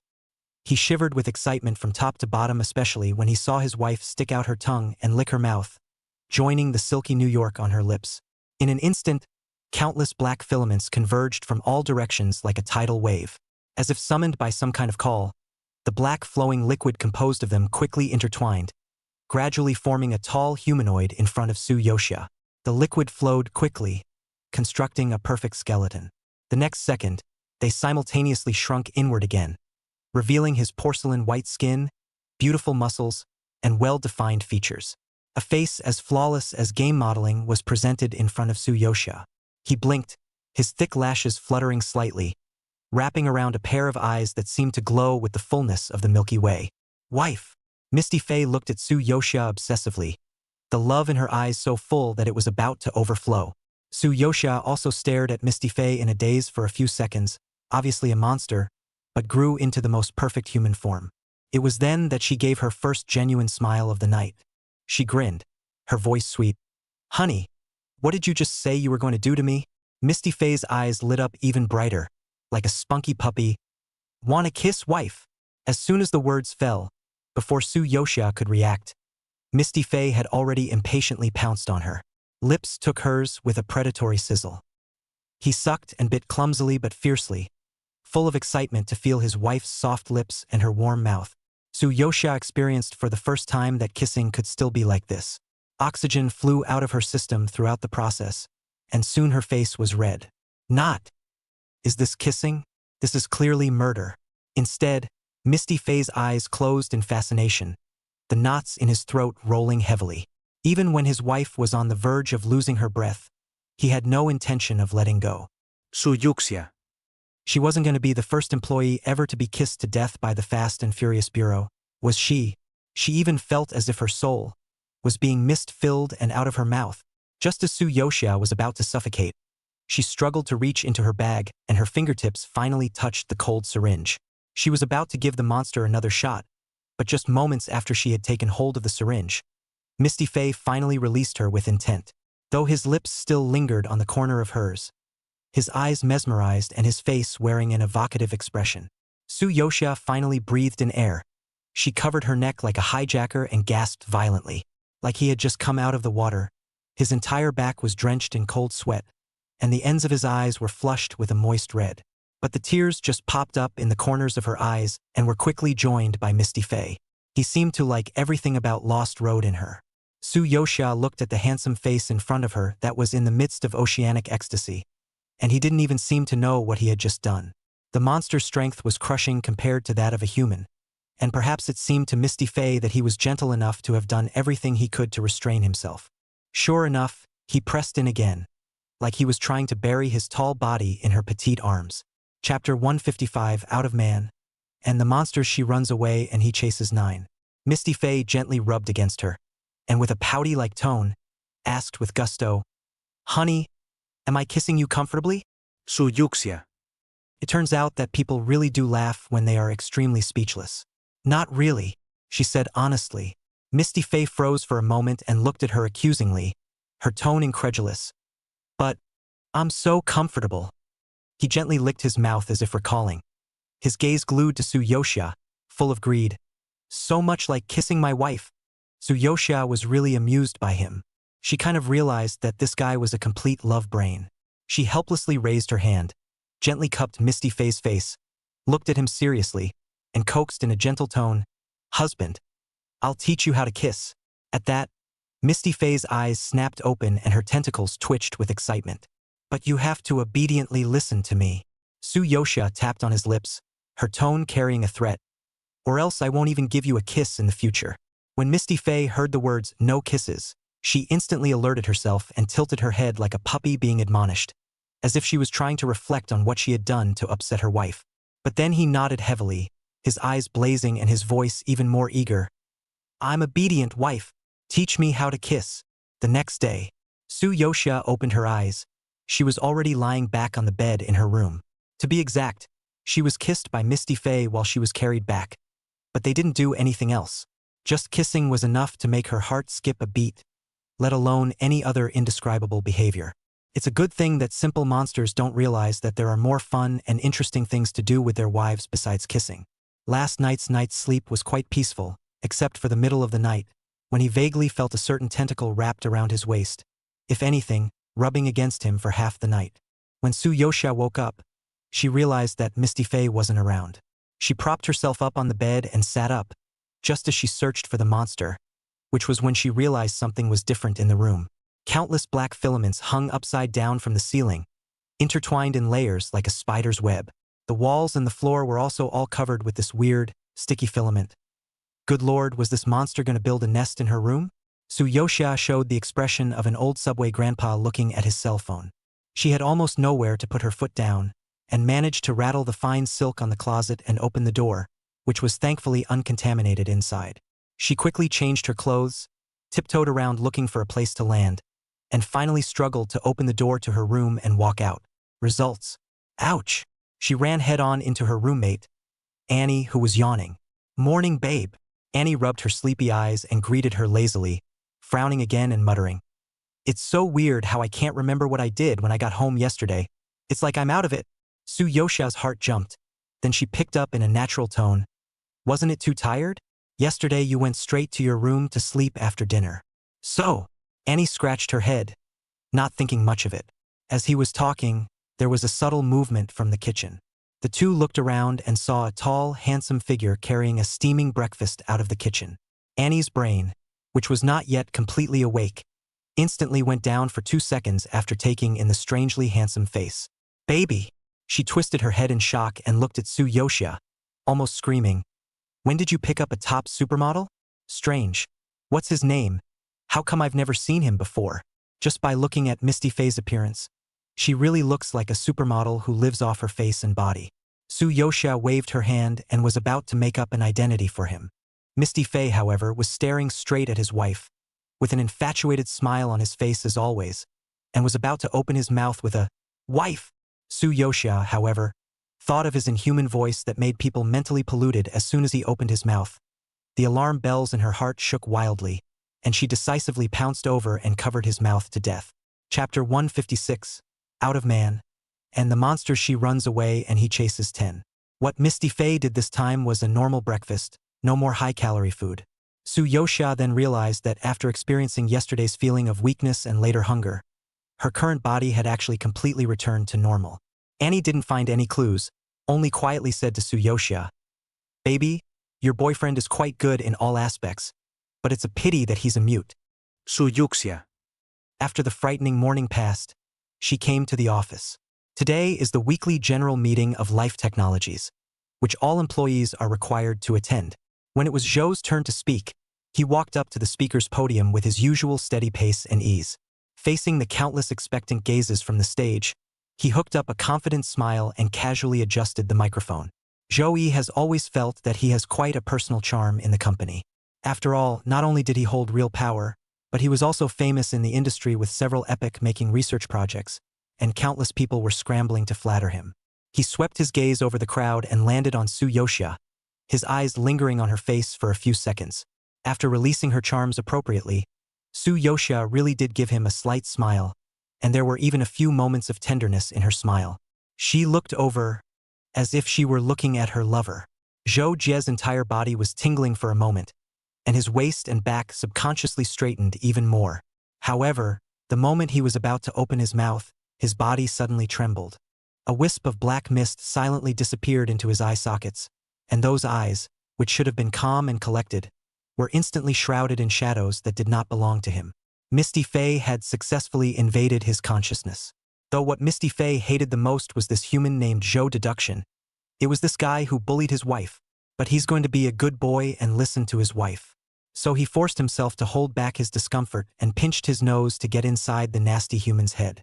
At this moment, the employees on the stage were quietly waiting for Zhou Deduction to deliver an inspiring speech as usual.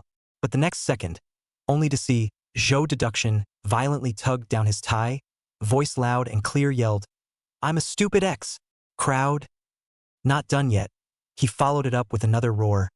"All the executives of LifeTech are stupid X's." There was a dead silence in the meeting room. A few of the executives he had insulted were a bit unable to sit still. The employees looked at each other even more shocked, wondering if they had heard wrong. Zhou Deduction's voice was synthesized by Su Yoxia and then hacked into the voice control system. Plus Misty Faye, in addition to not being able to speak human language, but he had an extremely strong ability to imitate human behavior. His diction was uncannily correct, and not a single flaw could be found. Not waiting for the crowd to recover from the shock, only to see Zhou Deduction began to denounce the evil deeds of life science and technology. He yells at the company for using humans as subjects for live somatic experiments, which are extremely anti-human and antisocial, even though the general director of these projects is himself. He also exposes how life technology squeezes and cheats its employees, and how the company's executives play everyone for a fool, and yet the employees are still grateful to work for the company. This statement of Zhou Deduction immediately caused the scene to explode. Company executives? Company employee? Everyone thought that Zhou Deduction was crazy. See, there's no such thing as being a cow or a horse that isn't crazy, even when you make it to the top of the hierarchy. He can't be allowed to say any more or the company will be on the hot seat in no time.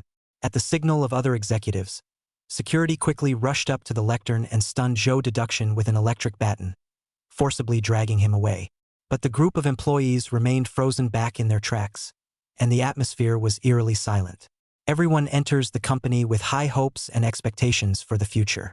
But according to Zhou Deduction, on the first day they reported for duty, life and death were in the hands of LifeTech. Every experimental program is the first to turn on its employees, and every employee's unnatural death is almost always linked to the company. But why does Life Technologies have an extremely low turnover rate? It's because the company has long had a highly unequal treaty with its employees, and it's almost impossible for the average person to live to terminate their contract with the company.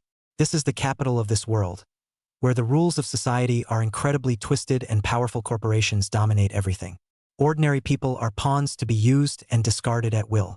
Every employee ends up, almost always, being exploited and drained by the company little by little until they lose themselves, and that's the price you have to pay to live in this world. And in the corner away from the venue, Misty Faye was proudly clinging to her wife like a big dog eager for praise after a mission. "Wife, wife, did I do good?" He shook his tentacles excitedly, his pretty eyes filled with his wife. Su Yoxia, that's great. Husband reward you.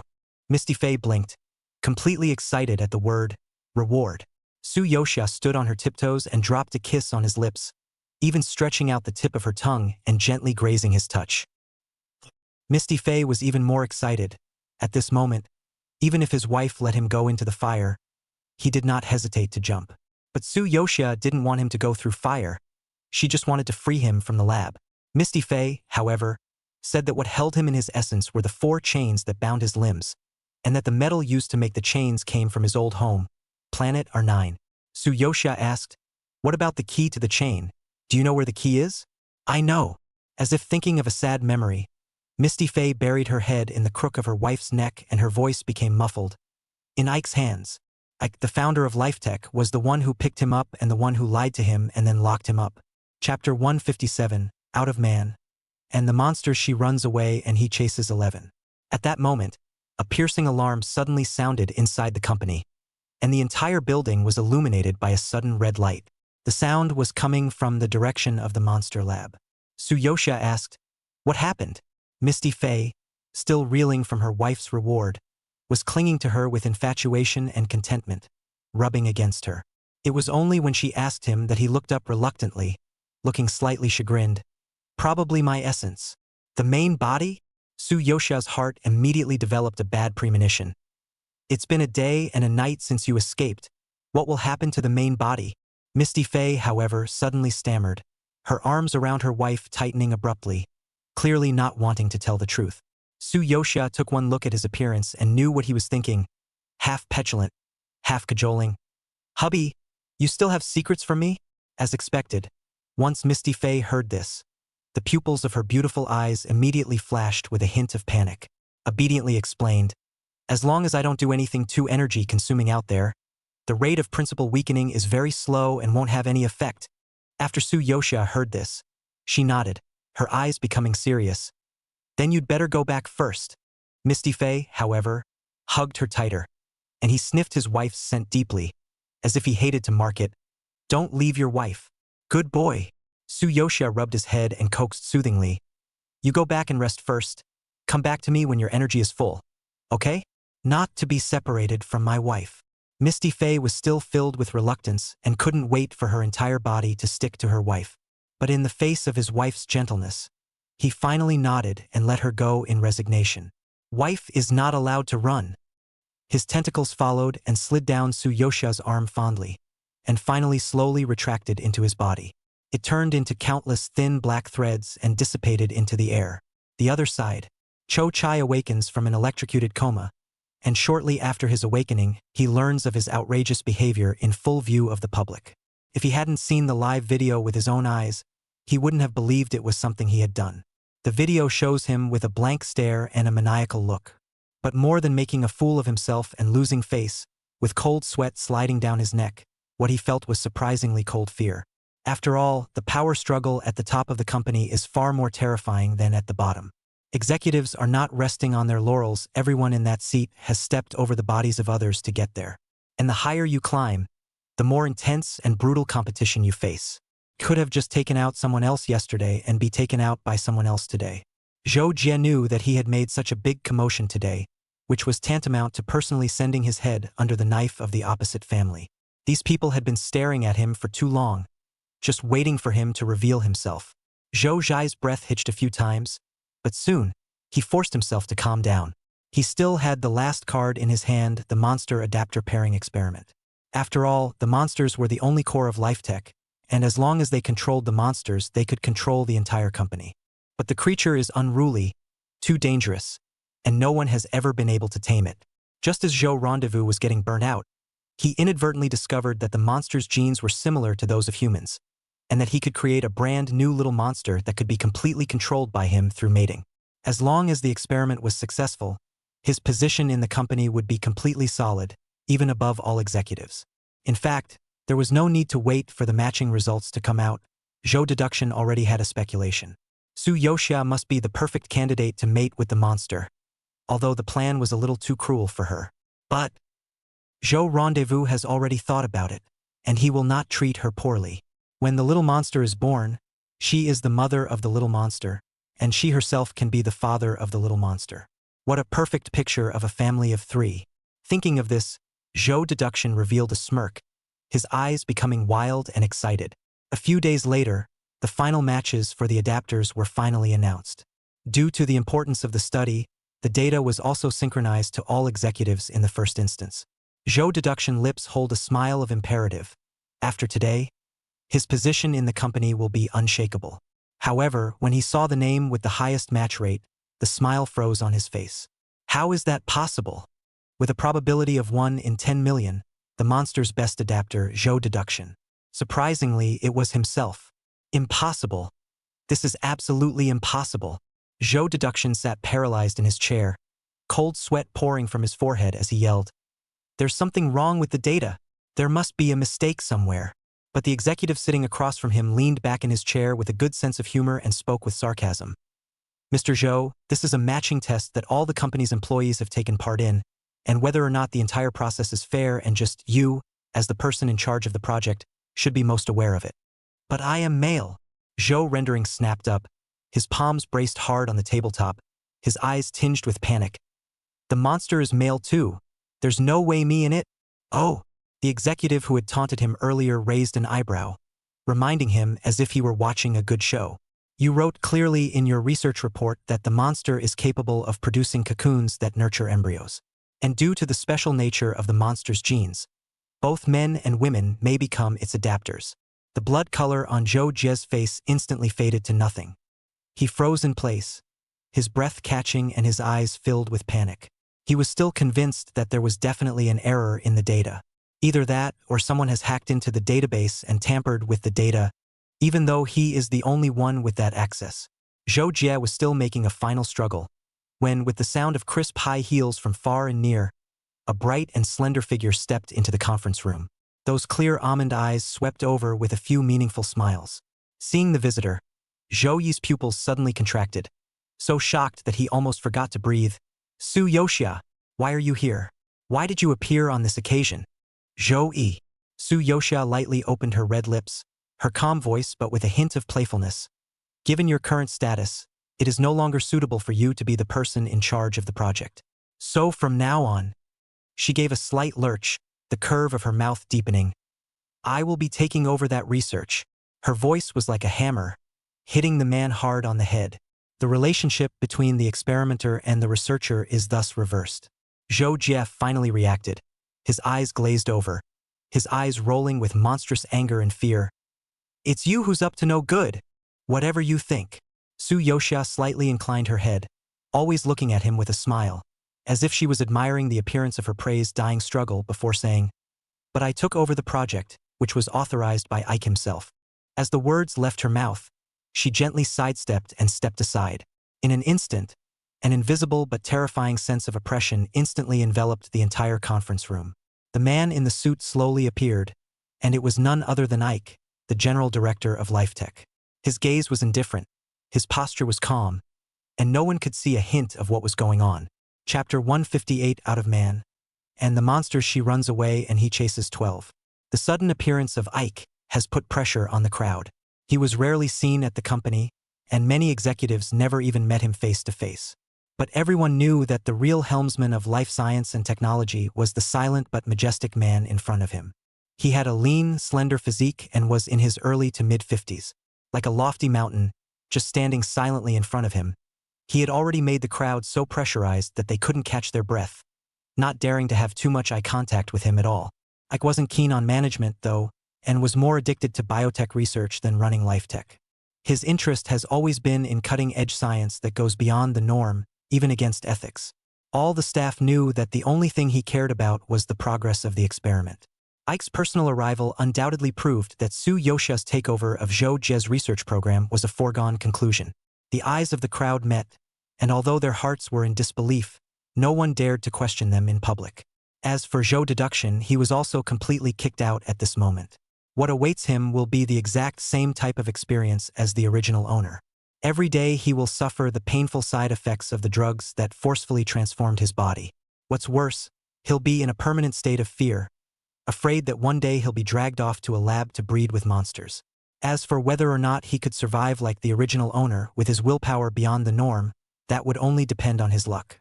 With Misty Faye, Tsuyoshia simply felt that doing anything was a breeze. After she's done using Ike, she drops by and locks him up in a secret life tech lab. Just like this old man imprisoned Misty Faye, he'll be here for the rest of his life. Tsuyoshia scanned the chip at the back of Ike's head again, and the key was indeed hidden inside. Now if you crack the key, you can unlock Misty Faye's chains. And after she finished her scan, Ike finally awoke from his coma. Instead of struggling and roaring like Zhou deduction, he showed great composure and calmness. Ike scrutinized Tsuyoshia, his voice with a hint of inquiry. You're the lover it's obsessively searching for, aren't you? Tsuyoshia didn't answer directly. She just continued to operate the decoding program. It was more complicated than she had imagined, not something that could be solved in a moment. Ike opened his mouth slowly and continued as if talking to himself. I'm an expert on animal behavior, and even if the language doesn't work, I know what it's saying. When I first saw it, I knew it was looking for its lover. You came down to Earth because of you. So I lied to it and told it that I could find its lover. In fact, I just want it to stay with me so I can study it thoroughly. Besides, it's really pretty, isn't it? It was time for the familiar villain's self-reporting session again. Tsuyoshia didn't interrupt Ike. Only her fingers were still operating. She didn't stop until she'd heard the entire backstory of LifeTech. The whole encryption system was not only strict, but had so many traps that it looked like it would take her a few days to fully crack it. Misty Faye remained firmly pressed against her. You can't interfere with your wife's work or hang on to her like a big bird. All he could do was to gently wrap his wife in the tentacles sticking out of his fingertips, not wanting to leave her for a moment. The entire time, he didn't look at Ike, not even sharing his afterglow with the man who had imprisoned him for decades, though Ike had been gazing at it obsessively with a look like he was looking at a rare treasure. Until Tsuyoshia said to Ike, "You imprisoned Misty Faye for decades, and now you're just going to spend the rest of your life in captivity as well." Her tone was even, the corners of her lips slightly raised. Only the smile didn't reach her eyes. "It's not too much, is it?" "Of course." Ike was still calm, and the wrinkles on his face even made him look a little benign. He sighed and said, "It's just that I'm sorry that the love of this child's heart doesn't love it as much as I thought it did. Even, she's not that different from me, and is just using it." Ike's words were clearly directed at Misty Faye, but his provocation didn't generate much of a reaction from Misty Faye. Tsuyoshia was even more calm. She touched the smooth and soft tentacle, just a gentle caress. The tentacle curled up comfortably at her fingertips. Until then, no matter which researcher touched his tentacles, only death awaited them. Even Ike himself was careful to avoid touching these parts. Tsuyoshia inquired Misty Faye in a seemingly puzzled manner. "Can I use you?" Misty Faye's eyes lit up and she said excitedly, Like wife using me. Wife use me more." Tsuyoshia revealed a smile and patted him. "Good boy." Although I couldn't understand what the monster was saying, it wasn't hard to tell from his slimy excitement that it was being used for fun. The old thing could barely keep up his expression management, and a hint of jealousy even flashed under his eyes. Xiaohua. He seems like that hard-working son who was hooked up with a beautiful daughter-in-law and is so jealous of the evil eunuch. Oh. Tsuyoshia hooked her lips, and after showing a wave of love with Misty Faye, she left without looking back. Yet Ike wasn't dead, and a withered voice sounded behind her. "Do you think you can really tame it?" His tone was bland, as if he was advising Tsuyoshia, "Child, if you don't want to become part of the cocoon, I advise you not to rush to release it." The air was silent for a moment, but Tsuyoshia didn't stop walking. Instead, Misty Faye's tentacles tightened noiselessly, their tails condensing into sharp blades that shone with a chilling, cold light. What a good and bad old man. Picking on him and his wife 3 times. At an angle that Tsuyoshia couldn't see, Misty Faye slightly narrowed her vertical pupils and looked at Ike warningly, as if threatening him to keep his mouth shut. Chapter 159, Out of Man. And the monsters she runs away and he chases 13. Tsuyoshia quickly gained a foothold at the top of the company. The relationship between her and Misty Faye was also heating up extremely fast. Inside the apartment, the night was immersed, only the TV screen flickered with cold white light. The two people embracing each other in front of the sofa, their breaths intertwined, permeated with ambiguous temperature is climbing. While responding to Misty Faye's impatient deep kiss, Tsuyoshia's fingers gently picked at his tentacles, her fingertips if anything gently gliding over the end of its keen senses. The tentacles jerked, and a tremor escaped Misty Faye's throat in response, the backs of her ears long red and dripping with blood. "Wife?" he murmured, a moist light in his eyes, with a touch of overwhelmed resignation. "I seem to be getting strange." The corner of Su Yoshia's mouth was hooked, and a wry smile crossed the bottom of her eyes. Fingers were still not slowing down as they slowly wandered along the horned insect's whiskers that had swollen to a full wrist meter, as if they were teasing an uninitiated little beast. She whispered soothingly, "Why is that weird? Isn't that cute?" Misty Faye shuddered again, tilting her neck up slightly as a slurred murmur escaped her throat. Su Yoshia leaned back in his hot embrace with good grace and gently blew out a breath, and the tentacles suddenly trembled even more. As she soothed, she continued to test the waters, as if plucking at some fragile string and letting it play a beautiful piece of music that was uniquely hers at her fingertips. The night was deeper, and the light from the television fell on the intertwined figures of the two men, casting flickering shadows on the walls. The host on the TV screen was saying, "It is reported that the globally renowned military science enterprise Steel Wolf Heavy Industry has recently been caught in a deep maelstrom, and its ace product, the G-58 canonical submachine gun, has been frequently involved in out-of-control accidents and has caused a number of vicious social incidents. Today, a serious riot broke out within the company, and the military has now dispatched anti-terrorist mobile squads to suppress it. Just now, the president of Steel Wolf Heavy Industries has been officially arrested by the military for staging a terrorist attack, and the details are still under further investigation. Soon, the camera pans out and several experts are speaking eloquently. Honestly, except for Steel Wolf Heavy Industry, which of these companies is not in control of the global lifelines with their cutting-edge technology and favorable resources? I think Steel Wolf Heavy Industry is just the beginning. Just wait. These so-called capitals will sooner or later explode one after another. Now that the military is involved, does it mean that the supreme power of capital is about to be sanctioned by the military, and the power structure of the entire world is about to undergo a major reshuffle?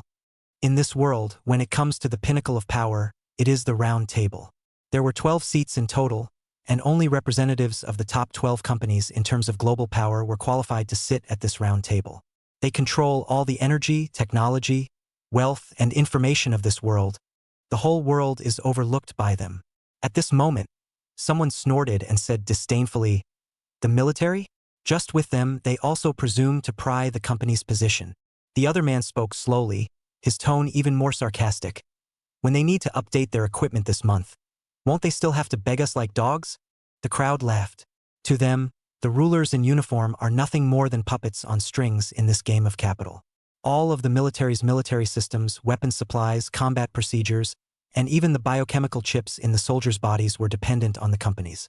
And Su Yoshia, as a representative of life science and technology, also took a seat in the round table. As she scanned the table, the people at this table fell into three general categories.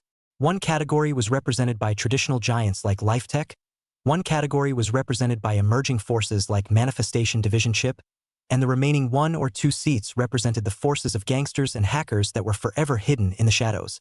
The table seemed solid, but never really harmonized. The man who is here today, talking and laughing, could be completely gone tomorrow, erased from history, along with his company, as if it had never existed. But no matter how the storm sweeps through, Life Technologies always has a firm hold on the table. Because Ike has developed a potion that can extend human life indefinitely, and this service is only available to those at the round table. Now Su Yuxia has taken Ike's place and his ultra-high voice at this table. She wasn't really familiar with the military, though, and thus didn't comment much. The crowd taunted the unsuspecting military viciously, and the meeting ended quickly, with the virtual images on the round table, made up of digital streams, disappearing one by one. Su Yoshia exited the meeting and she was sitting in her room without seeing Misty Faye. She frowned slightly. Her vision was filled with dense black filaments. These filaments thickened day by day, interlocking in layers over the walls and furniture, even the edges of the ceiling. She reached out slowly, her fingertips touching these threads with a familiar, slippery touch. "Honey," she called softly, a hint of helplessness in her voice. She had told Misty Faye more times than she knew how many times that she didn't like the filaments. Each time Misty Faye nodded obediently, her eyes clear and innocent, responding earnestly like a child who had made a mistake. But it turns out that on this one thing alone, he never listened. Each time he secretly knits silk and weaves cocoons while she sleeps. Yosha sighed softly and laboriously raised her hand, plucking away the silk threads in front of her and walking towards the outside of the house. The company didn't have any records about Misty Fey knots, but the reliable Hannah was able to look up the biological archives of planet R9 through the Fast World Encyclopedia. It's a planet that actually exists on the main world, and it's not known how it appeared on the small world. And it's known that the creatures on this planet secrete a special filament from their bodies when they find their love interest. These filaments are not mere physiological secretions, but an expression of emotion deeply embedded in the genes. They will gradually entwine, and eventually form an airtight cocoon that wraps both partners tightly within it. From that moment on, they would be completely one, clinging to each other, entangled with each other until they died. Yusha got it. Familiar small darkroom session? Or the alien version?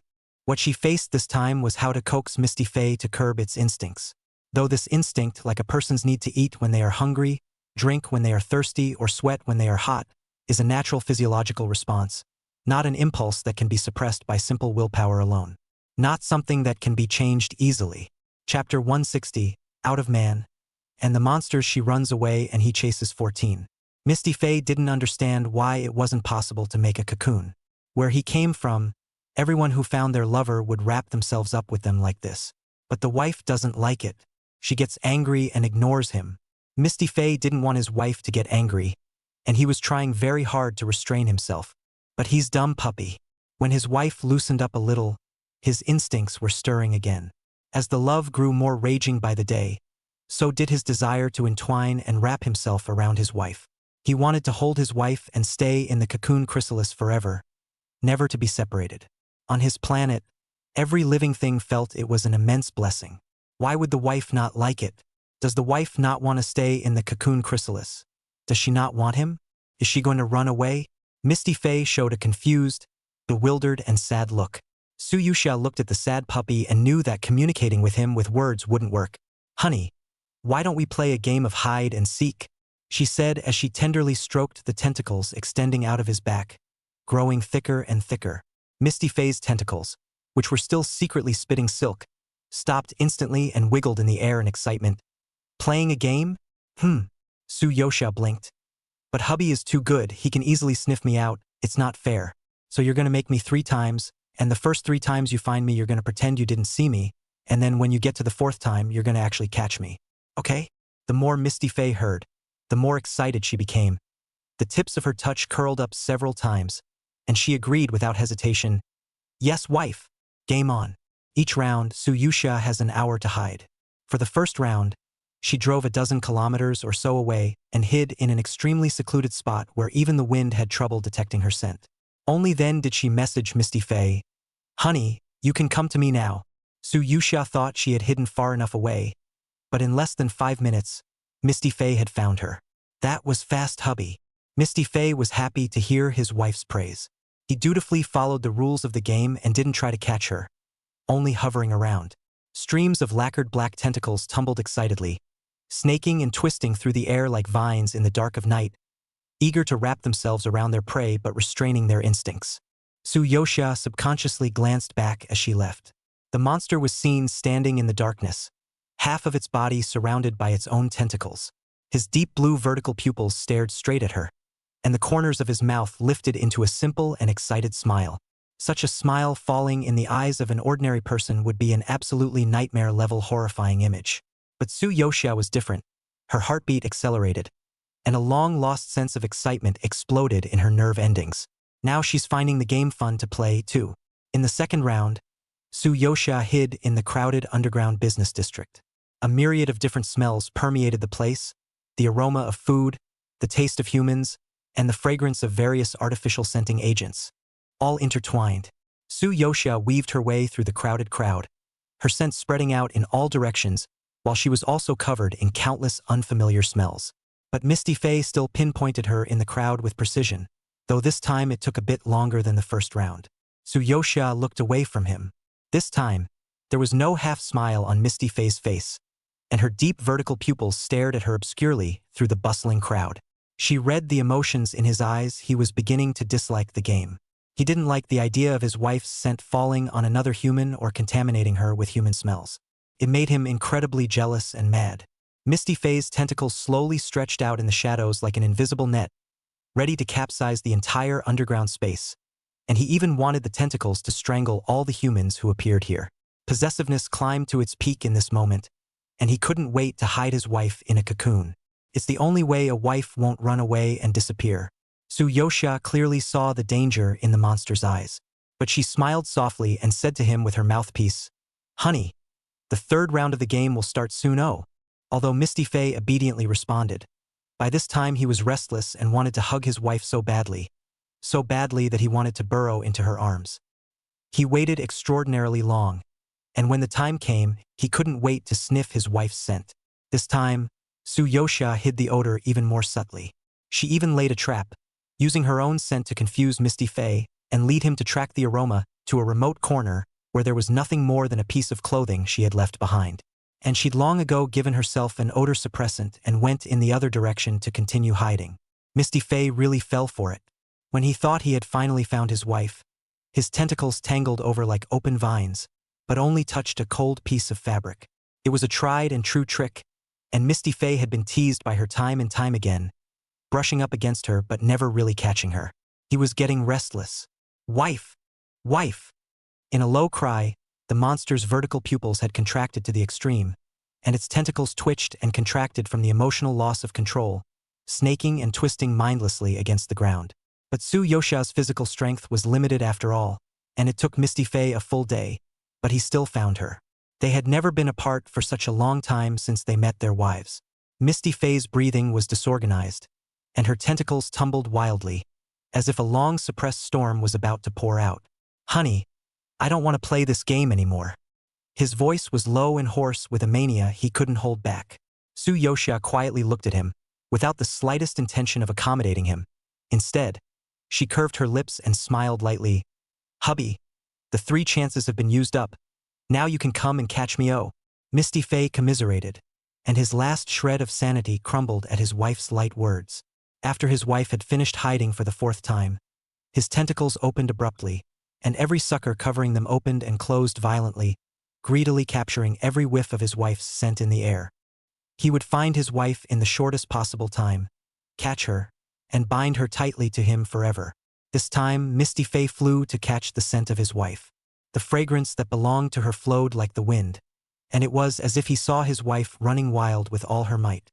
It excited him and made him even more crazy.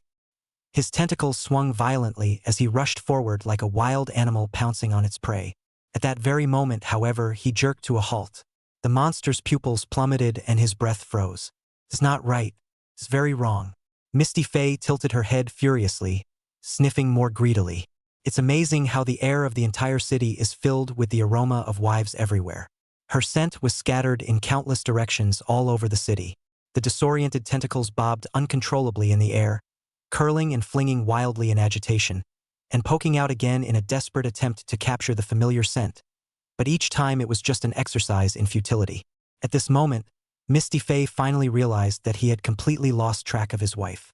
He was completely flustered. Chapter 161, Out of Man, and the monsters she flees and he chases 15. The city at night was supposed to be neon, bustling and lively. But at the moment the city is shrouded in terror. Huge, hideous black tentacles poked out from the depths of the clouds, writhing wildly and churning restlessly in the sky. The tentacles seemed to swallow up all the light as they hung above people's heads, shading the entire city under a haze and wrapping it in thick darkness. This horrible vision had lasted for 5 whole days. As if the end had come, fear spread like a tidal wave, and everyone was plunged into unprecedented trepidation and anxiety. Sirens blared throughout the city 24/7, and news channels were plugging emergency notices at all hours. The major companies had deployed their most advanced flight detection equipment to try to get close to these tentacles, but without exception, they were mercilessly slapped down and crushed into pieces. In this atmosphere filled with panic, Su-Yoxia quietly hid herself and browsed through the news of various companies. She hadn't realized that it was the military that had made the most moves in the 5 days she had been in hiding. They have infiltrated and broken up a number of oligarchic corporations one after the other, and in just a few days have sent the city's power structure into violent upheaval. The Round Table, which originally represented supreme power, was now unable to fill even 12 seats. The few capitalists who survived for the time being could no longer laugh, and each face was shrouded in a cloud of sadness, as if they had aged 10 years overnight. Su-Yoxia was still calmly consulting the military-related information. After all, she didn't have a trace of affection for life science and technology in the first place. The military put these companies in a pot, and in turn, it could help her to complete her mission in advance. Just then, her cell phone rang and it was Annie calling. "Baby, are you okay?" The two greeted each other before Annie said, "Didn't I move to the new apartment you found for me not too long ago? But today, when I went back to our house to get some things I missed, I heard such strange crying coming from your room. It was so sad and oozy." Su-Yoxia knew that Misty Faye had been frantically searching for her. Even the visions over the city were born from him, consuming his powerful strength despite his body's growing weakness. Every second, she could hear the air was echoing non-stop. "Wife, where are you? Wife, I miss you. Don't me." After she'd been in hiding for 5 days, she returned to the apartment. The familiar door of the room was gently pushed open by Su-Yoxia. Her voice echoed in the silent space, "Husband!" But she got no response. No Foggy Faye in sight either. Su-Yoxia pursed her lips and walked into her room, only to see that the fine silk that was about to form half a cocoon was all gone. The room was cleaned up, not even a speck of dust. She quickly noticed a tall figure huddled in the corner. Misty Faye had shrunk himself into a ball. His shoulders were shaking slightly, his tentacles wrapped tightly around his body. He's crying. The cries were suppressed and broken. The sadness and pain felt like it seeped from the depths of his soul. Su-Yoxia's heart tightened and she quickly walked over. She gently crouched down, reached out to touch him and said, "Honey, I'm home." The tentacles jerked and Misty Faye looked up abruptly. His eyes were crimson from crying and the tip of his nose was red and covered in wet, sticky tears. The expression on his face was a mixture of resignation, sadness, and unbelievable joy. "Wife!" Misty Faye's voice was muffled beyond words as she called out to her tentatively and tremblingly, "You've come back, wife. I thought you didn't want me and won't come back." Su-Yoxia smiled gently, wiping away the tears on his face with her soft fingertips. "How could you not come back? Aren't we playing a game?" Misty Faye was stunned for a split second, and then lunged onto his wife, holding her close. The tentacles frantically wrapped around his wife's waist, wrapped around every inch of her body, and climbed up along her limbs, as if repeatedly confirming her presence. "Don't go," he said with a suppressed sob still in his voice. "I'll never cocoon again. Wife, don't go." Su-Yoxia didn't resist, allowing him to clingingly strangle himself. Because she served her purpose. She gave birth to fear in the monster, and only fear could curb its instincts. "I'm not leaving. I'm not leaving you." Her tone was gentle and soothing to Misty Faye. After he calmed down, he told him again, "Honey, in the human world, it's not with a cocoon that you keep your lover. Do you know what keeps one person with another forever?" Misty Faye blinked in confusion, as if in thought. His expression was too cute. Su-Yoxia couldn't help but kiss him and slowly said the answer, "It's love. Because I love you, I came back. As long as I love you, I am willing to stay by your side." Love. Misty Faye's breath hitched, not for the first time he had heard the word, but for the first time he was trying to understand what it meant. His vertical pupils trembled as he gazed at his wife, as if he had caught some extremely important piece of information that, as long as his wife has always loved him and will always love him, she will never leave him. "And?" he asked in a low voice, so excited that every tentacle trembled, and with apprehension and cautious hope. "Will my wife always love me?" Su-Yoxia knew he would ask this question. Instead of answering directly, she reached out her hand and caressed his perfect face, beautiful to the core, with all its features. Misty Faye held her breath the entire time, her eyes locked firmly on her wife. Only then did Su-Yoxia arch her eyebrows and said to him, "Hubby cleaned up the room and behaved well." The tentacles wriggled excitedly again, and Misty Faye's breath caught as if in anticipation of something. In his eager eyes, Su-Yoxia slowly approached him and finally said the 3 words that could make him completely excited, "Reward you." The tentacles contracted violently and the suckers on them opened and closed eagerly. Su-Yoxia watched his reaction with satisfaction. Her fingertips slowly slid down, caressing his tentacles, pretending to be surprised. "It's already so." Now, Misty Faye's breathing was completely messed up, her face reddened, and her voice carried a gasp. "Wife, wife." That strange feeling came back. It was accompanied by the sound of his wife's voice, her aroma, the softness of her fingertips, and all the sensations were magnified. Everything about his wife was deeply seducing him. At this moment, Misty Faye could no longer hold back, and the tentacles went into his wife's clothes. Chapter 162, Out of Man. And the monsters she flees and he chases 16. For a long time, all the madness returned to peace. Misty Faye was still excited, as if she was still immersed in the pleasure of the party, and the fire was still burning in the bottom of her eyes. He savored it back with insatiable gusto, not taking his eyes off his wife for a second. Silently creeping up his wife's spine, he massaged her, relaxing her tense muscles. "Honey," he asked expectantly, "can we play this game every day?" Su Yuxia. Misty Faye grew more and more excited when she saw that her wife didn't answer and just assumed that she agreed. Moving closer again, he asked, Question mark. This time, Su Yoxia refused without hesitation. "No." Misty Faye was slightly stunned for a moment, then smiled again, like a beast craving a beautiful dream. Even when he was rejected, he still hugged his wife fondly and kept telling her how much he liked her. Just being able to stick it to his wife all the time was the most satisfying for him. Su Yoxia looked at Misty Faye's happy face. He didn't hide, or even fake his emotions like humans did.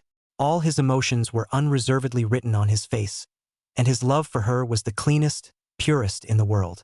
She called softly, "Honey." The pupils of Misty Faye's eyes were glowing at once. Su Yoxia gazed at him and said slowly, "I'll be able to crack the key soon, and you can finally regain your freedom." However, Misty Faye wasn't as happy as she thought she would be. Though just 5 days ago, he had been incredibly eager to get out of the lab.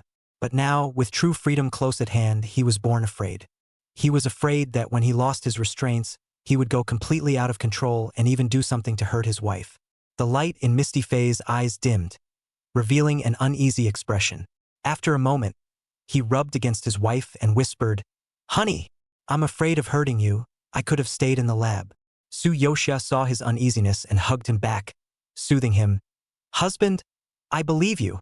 You're not going to hurt me." Misty Faye was coaxed by his wife in a few words, and his eyes were filled with excitement and ecstasy. "Wife, trust me. Wife, trust me." He pounced on his wife again. Although Su Yoxia had trouble with this large animal like lunge, she still indulged him in joining herself. But Misty Faye's healing ability was really powerful earlier. She had only slept for a total of over 10 hours in 5 days in order to crack the key, coupled with some strenuous exercise just now. But the body surprisingly quickly regained its abundant energy. And the reason she was in such a hurry was that she had a hunch that the military's clutches would soon reach out to life technologies. Su Yoxia rushed to catch up, but she was still a step too late. Just as she finally deciphered the key and pulled Misty Faye towards the lab, the military suddenly fell from the sky. This group of elite troops, all of them were wearing special combat uniforms and holding special weapons specifically designed for Misty Faye. Misty Faye tried to fight back. However, his current strength was not enough to fight the military's weapons. Soon, he was suppressed by the military, and his prescription whiskers gradually dissipated in the air, along with his body into black particles. He struggled, wanting to touch Su Yoxia. "Wife, don't want to leave wife." And yet he was still completely lost in her arms. Su Yoxia's heart followed suit.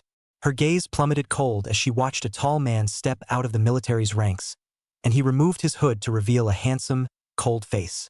Su Yoxia recognized him as the new leader of the military who had just taken over, Samuel. It was under his leadership that the military was able to take down a major corporation in such a short period of time. Samuel smiled slightly. If the capitalists, who had been tortured by Samuel to the point of death, had seen him in this friendly manner, they would have thought they had seen a ghost in life. This guy has all the torture and tricks in the book to get the power and resources of the company. But when facing Su Yoxia, he completely turned into a courteous gentleman. Even, he didn't hide the adoration in his eyes and said bluntly, "Finally meeting you, Miss Su. I've been looking forward to this day. You were inducted into Life Tech at about the same time I entered the military." Samuel showed an appreciative expression. "Almost at the same time as well, you became the representative of Life Tech and I became the leader of the military. Isn't that not a kind of fate?" Samuel threw her an olive branch. "Work with me, Ms. Su, and together we will become the rulers of this world."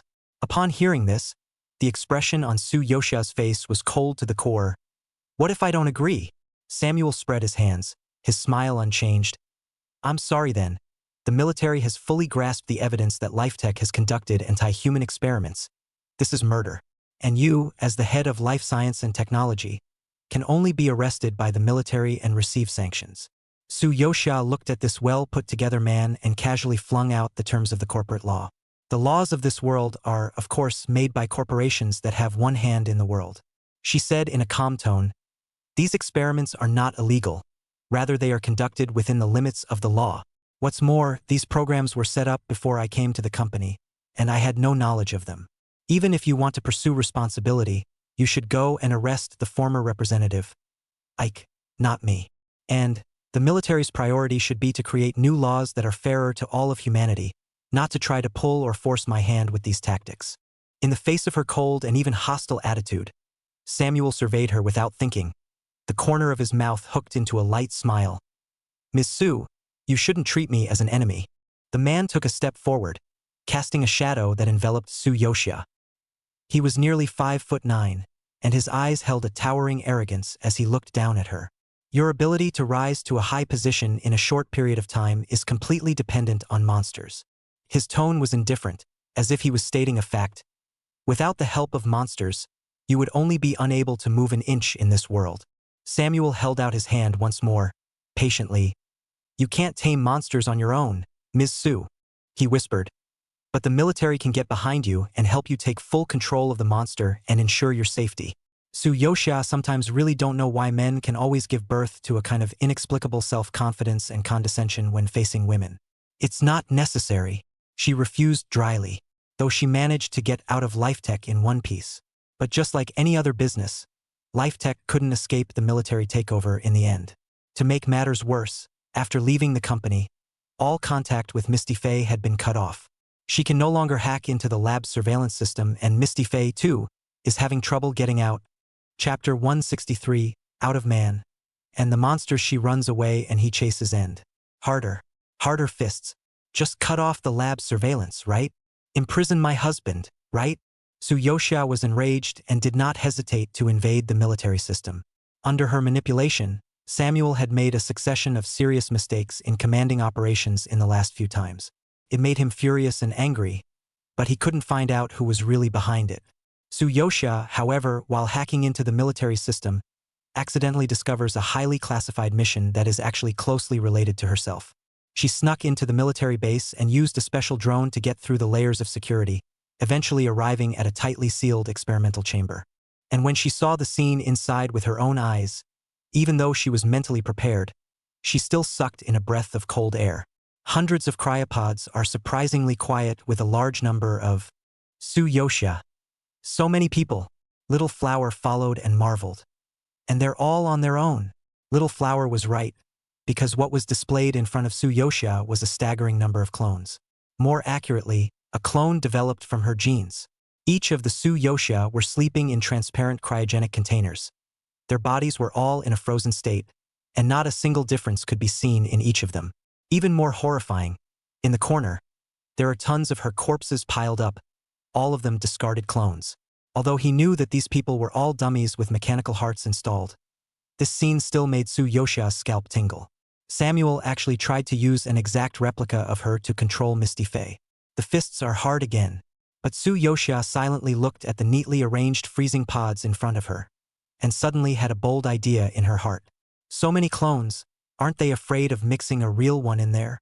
The corners of her lips tilted up, and she then asked Hannah to lower her temperature-sensing ability to acclimatize herself to the freezing environment. She then wasted no time in replacing the clone in one of the cryopods and burrowing in herself. The next day, her batch of cryopods was shipped to LifeTech. And soon after Su Yoxia, who was a clone, was moved out and thawed by the researcher, she slowly opened her eyes along with her clone. Samuel's ugly face, not a millionth as handsome as her husband's, came out of nowhere. Su Yoxia heard Samuel is incomparably annoyed. Why did it fail again? Obviously all the details, appearance, voice, smell, and even personality, have been finely adjusted over and over again to ensure the most perfect match. Why is this monster still recognizable? It's still out of control. What in the world went wrong? There was dead silence. The fellows were so cold and sweaty that no one dared to answer. Samuel's eyes went cold and he gritted his teeth. Keep debugging. And just then, Su-yoshia walked past him along with the clones. Samuel's eyes swept over with him, eyes as sharp as a falcon's as they scrutinized from clone to clone. The eyes were so detailed that it seemed as if they were unwilling to let go of even the slightest hint of fluff on their cheeks. Especially when his gaze fell on himself, Su-yoshia clearly felt that he stayed especially long and seemed to detect a hint of something unusual. But Su-yoshia remained calm and relaxed. After all, her acting skills were professional. And it's not the first time she's played it. She's simply more skilled. As expected, Samuel didn't notice anything strange. And with a wave of his hand, he allowed the group of clones to enter the lab. He didn't know that when he brushed past one of the Su-yoshia, the other party provoked him and raised the corner of his lips in a mocking arc. At the entrance of the lab, the clones lined up in front of Su-yoshia were walking in one by one. Even she herself marveled at how lifelike they were. In appearance and demeanor, she couldn't tell the slightest difference from her original self. But unfortunately, the character she presents to the public has a huge acting component. As for how she got along with Misty Faye in private, how would these people know? Sure enough, the clones in front of them were seriously injured by Misty Faye one after another, and their mechanical hearts soon stopped beating. It was finally her turn. Su-yoshia looked natural and walked in brightly in front of everyone. She looked straight at Misty Faye, who had gone completely berserk, with no semblance of nervousness, only endless heartache. "Honey," she spoke softly. Foggy Faye was already in a state of extreme mania, which was made worse by the appearance of each of his fake wives. If he keeps this up, he's really gonna go completely out of control and end up with the whole world. Just then, he suddenly heard his wife's voice. It wasn't these dummies making noises that angered him and disgusted him, but it was really his wife who had come. Misty Faye was instantly quiet and shouted, "Wife!" The black mist that filled the entire glass chamber quickly dispersed, and the black tentacles that had been frantically slapping the walls of the chamber were swooshed into his body. The field of vision in front of him gradually opened up, and Misty Faye saw the wife. It was the wife. His face was instantly filled with extreme ecstasy. Equally ecstatic was Samuel, who was outside the research room, watching every move inside. Success. Monsters no longer go berserk. He finally managed to control the monster. Just as Samuel imagined that he was about to rule the world, Clone 666 inside suddenly inclined his head and glanced at him. Her eyes met, and she actually gave him a slight wink with her right eye, followed by a disdainful smile. It was exactly like that disdainful smile he'd raised at her not so long ago when he'd looked down condescendingly at this clone's original form. "Samuel?" The excitement on the man's face abruptly froze. But the excitement wouldn't go away. It would only transfer to Su-yoshia's face. "Samuel?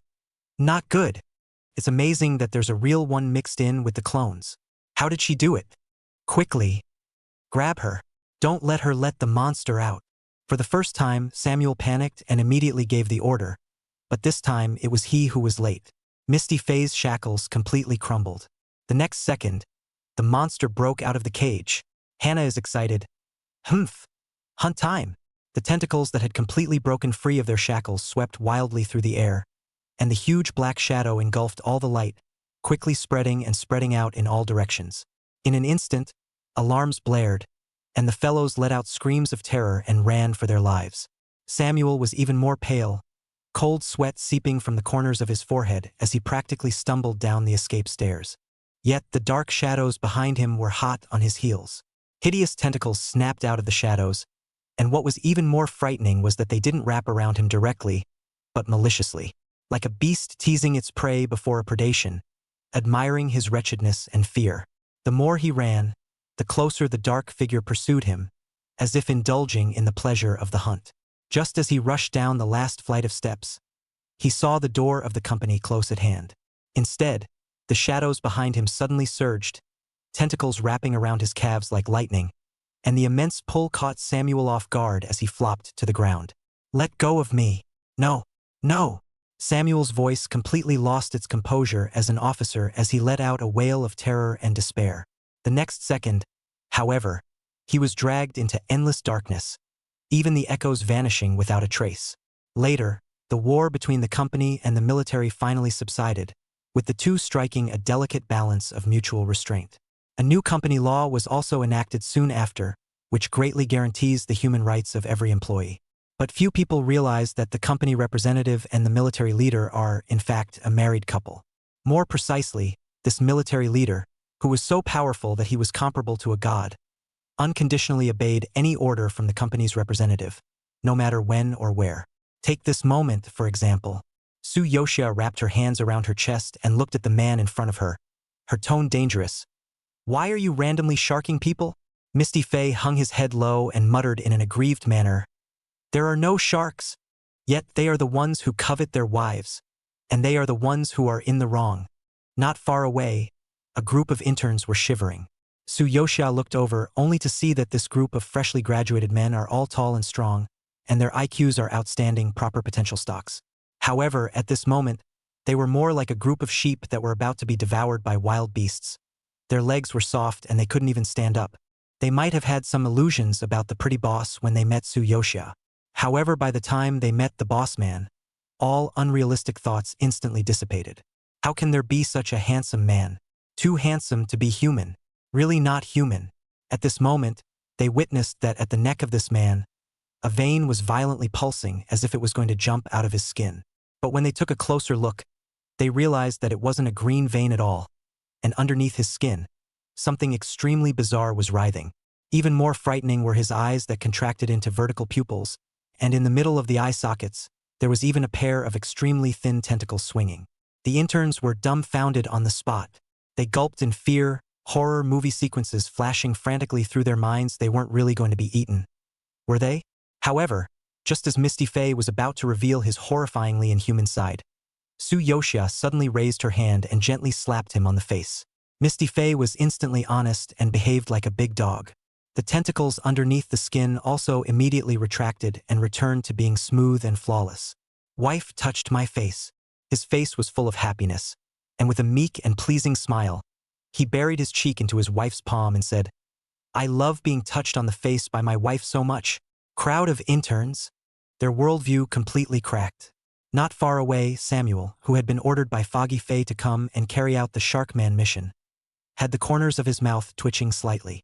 That's right, instead of controlling the monster, he was tamed by it and became one of Misty Fei's henchmen. Taking orders from this monster every day was simply the greatest shame of his life. But he didn't have a single chance or ability to resist. As soon as Samuel arrives, he sees the scene where Su Yoshia slaps the monster. Although he had seen such a scene an unknown number of times, every time he saw it, he would still be shocked to the point of losing his breath. This horrible monster was actually slapped good by a woman? Is that how much he loves it? Only two people in the world. Misty Fei hugged his wife tightly, not tired of telling her love. Good love, love, love, love, love, love, wife. The beautiful sunset sprinkled, for the city in the rapid development, gilded with a layer of soft golden edge. The golden light also gilded the figures of the two embracing each other with a soft golden glow, reflecting a peaceful and beautiful picture. However, the shadows on the ground were something else entirely. Dozens of tentacles were flopping wildly in the shadows, writhing over which of them their wives really liked best. Misty Fei hugged her wife, but she hummed and laughed softly, rubbing her head down against her cheek, emboldened, because he knew that his wife's favorite thing was not any tentacles, but him, the rightful husband. This world can't write the male and female main interaction tiers. Every chapter has to be reviewed. It's too hard to write anything Shibuya. You can only go through the plot to finish it quickly. Next story: female secretaries train plutocrats to be dogs. The content is, as the title suggests, 10,000 fans to training multiple dogs. But there is a main house and only intimate relationships with the main house, haha. Chapter 164: Female Secretaries Disciplining Bosses into Dogs 1. Little Flower. Host, good news. This time we finally don't have to wear abusive writing. Su Yoshia was about to say, yeah, but hearing Little Flower's slightly lewd voice, she knew she couldn't be too happy too soon. Sure enough, Little Flower hemmed and hawed and laughed twice. We're wearing pretext, or a 1v4 pretext. Su Yoshia. The original owner of this world is a young and beautiful presidential secretary, and her boss, Fu Fengbai, is naturally one of the male owners. Although all of these male leads are set to be virgins, Fu Fengbai is also a playboy rich N generation who spends a lot of money in gossip. Not long after the original owner became his secretary, He fell in love with the beautiful and simple original owner. He could play, and with his many tricks, it didn't take long to make the original owner fall under his attack. But at this time Fu Fengbai had never given his heart to anyone, and was only playing with the original owner. His exact words with a group of brothers: "Sue is a beautiful woman, just a little too boring personality. It's the first time I've met such a woman, but it's fun to play." It was this offhand remark that made his good brothers miss the original owner as well. Just when the original owner thought she was about to embark on a sweet romance with a bully, she never expected to be greeted with emotional entanglements with 4 bullies. And because these men approached her all with a playful attitude, they were doomed to assume a superior position from start to finish. The original owner was never half cajoled, half coerced. It was as if the original owner was nothing more than their doll, a toy that could only be manipulated according to their wishes. The simple original owner easily falls into the men's trap, losing her job as a secretary, being forced to stay away from her family and friends, and being completely controlled by them. But the original owner does not want to be forced into this kind of relationship forever. She does not want to even have the right to say no. She wants to be respected. She feared these men and had tried to struggle. When she proposes to go out to work, the male protagonists smile and agree on the surface, but they are secretly tripping her up at every turn, leaving her devastated in the workplace and ultimately having to return to the men in disgrace. For a long time, the original owner even wondered to herself if she was being too pretentious.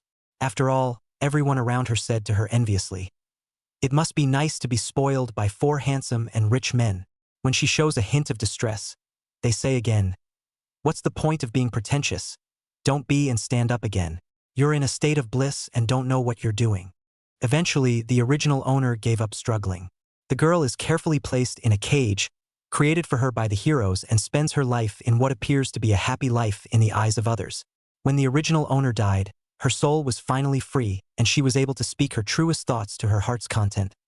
"No, I'm not living a happy life at all. I don't want to be taught by them so much that I lose my self-respect. I lose myself. I don't want to live like that at all. Why do they have to force me? Those men should try this being taught and treated like toys too. I want these tops to be domesticated by the bottoms, to be the bottoms' dogs." Su Yuxia. Training 4 dogs at once? Fun and exciting. Fu's group president's office. Kong Sung-jun leaned casually against the couch, spinning a lighter in his hand. He swept his gaze idly outward, not finding any fresh faces, and couldn't help but show a few signs of dismay. Then he snickered and spoke. "What about that new little secretary you recruited? Didn't you say she's pretty and innocent, so she must be fun to play with?" Fu Fengbai was drinking the coffee that Secretary Su had brewed for him. It was not bitter and not astringent. The flavor was just right, surprisingly accurate to his taste. He glanced at Kong Sung-jun, saw through his dirty mind at a glance, and scolded with a smile. "Don't hit my secretary's crooked ideas. I have a social engagement tonight, so I told her to wait for me in the parking lot first." Kong Sung-jun smiled meaningfully at his words. He and Fu Fengbai were hairy kids who grew up together, and the two were as close as brothers, sharing everything with each other. He leaned against the backrest of the sofa, and his eyes fell on Fu Fengbai, who was in a suit and dressed meticulously. With a light TSK, he teased, "What, are you so tight today because your brother is coming back? Or do you want to peacock in front of Secretary Su?" As soon as Fu Fengbai heard his brother, the smile at the corner of his lips slowly solidified and did not answer. Ever since he was a child, he had been pressed under Fu Yan's halo. When everyone mentions the Fu family, what comes to mind is his genius like big brother, excellent, calm, and impeccable. But in the eyes of everyone, he is just an uneducated young master who acts recklessly on the basis of his family's wealth. No one takes him seriously, and even less thinks that he can hold up the Fu clan. Fu Fengbai's gaze sank a few points. He would make a career before Fu Yan returned home. He would impress everyone. With that thought, he raised his hand and glanced at his wristwatch. It was about time, so he then got up and stepped out of Fu's building. The business car stopped in front of Fu Fengbai without missing a beat, and when he bent down to sit in the back seat, a document was handed over from the co-pilot's seat. "Mr. Fu, the meeting materials," Su Yuxia said. Fu Fengbai nodded. His eyes inadvertently fell on Secretary Su's hand, and his gaze lurched. Her hands were surprisingly so white, delicate and white as porcelain. Her fingers were slender, and her fingertips were lightly powdered. Fu Fengbai actually looked frozen for a few seconds, until Su Yuxia slightly sideways, reminding him, "Mr. Fu!" He snapped back to his senses then, his eyes moving up to meet Secretary Su's palm-sized face. Pretty hands, even prettier person. Up close, her features were even more refined, as if they had been carefully sculpted, and the skin on her face was glowing white. A pair of brimming almond eyes were clean and clear, eyelashes were long and dense, and when looking straight at him, a few points of seductive distinction were revealed for no reason. The knot in Fu Fengbai's throat rolled lightly, the corner of his lips hooked imperceptibly, and his heart was flooded with a bit of playfulness. I have to admit, Secretary Su is really good-looking, the kind of good-looking that makes people feel comfortable. There was not a hint of aggressiveness, instead it was as if he could be bullied by him, which was the most appealing thing about Fu Fengbai. Otherwise, with her mediocre education, how could she have gotten into Fu's group and sat in the position of his secretary? But Fu Fengbai narrowed his eyes. His line of sight brushed Su Yoshia's rosy lips and landed on her slender neck. He curbed his eyes and those dark thoughts. With a girl this beautiful, education doesn't matter, nor does ability. She just needs to settle down and be a beautiful vase. That's all she needs. Fu Fengbai thought to himself, career or beauty, in the end, they will all become his bag. Chapter 165 Female Secretaries Disciplining Bosses into Dogs too. After the socializing was over, Su Yoxia was about to get into the passenger side. But behind him came Fu Fengbai's low voice. "Secretary Su, there's something for you? Sit in the back." Su Yoxia, slightly stunned, but did not think much about it, then followed Fu Fengbai into the back seat. The faint cold-toned woody fragrance in the carriage, mixed with the fragrant fragrance of Secretary Su's body, the quiet atmosphere carries a bit of indescribable ambiguity. Fu Fengbai revealed a hint of a smile that seduced his prey into taking the bait. "Secretary Su, you were fantastic tonight." His voice carried a few moments of laziness. "Those collaborators are looking at you with glazed eyes. You have a lot of credit for the success of this collaboration." With that, he took out a black velvet box from his side and gently opened it, revealing a pink diamond of pure color inside, the diamond glittering with eye-catching light in the dim light. "This is a reward for you." He pushed the box in front of Su Yoxia. Fu Fengbai knows women's preferences like the back of his hand, and some time ago he met a netizen at the club. The girl was very good at what she did, surrounding a few of their brothers all day long and coaxing many of them straight to the top. The pink diamond, which the girl had spotted at the auction and coaxed him to shoot down, had just reached him. But right now, Fu Fengbai felt that it was more suitable to wear on Su Yoxia. He waited for Su Yoxia to reveal a look of surprise, or to haughtily excuse herself for a few moments before half-heartedly accepting it.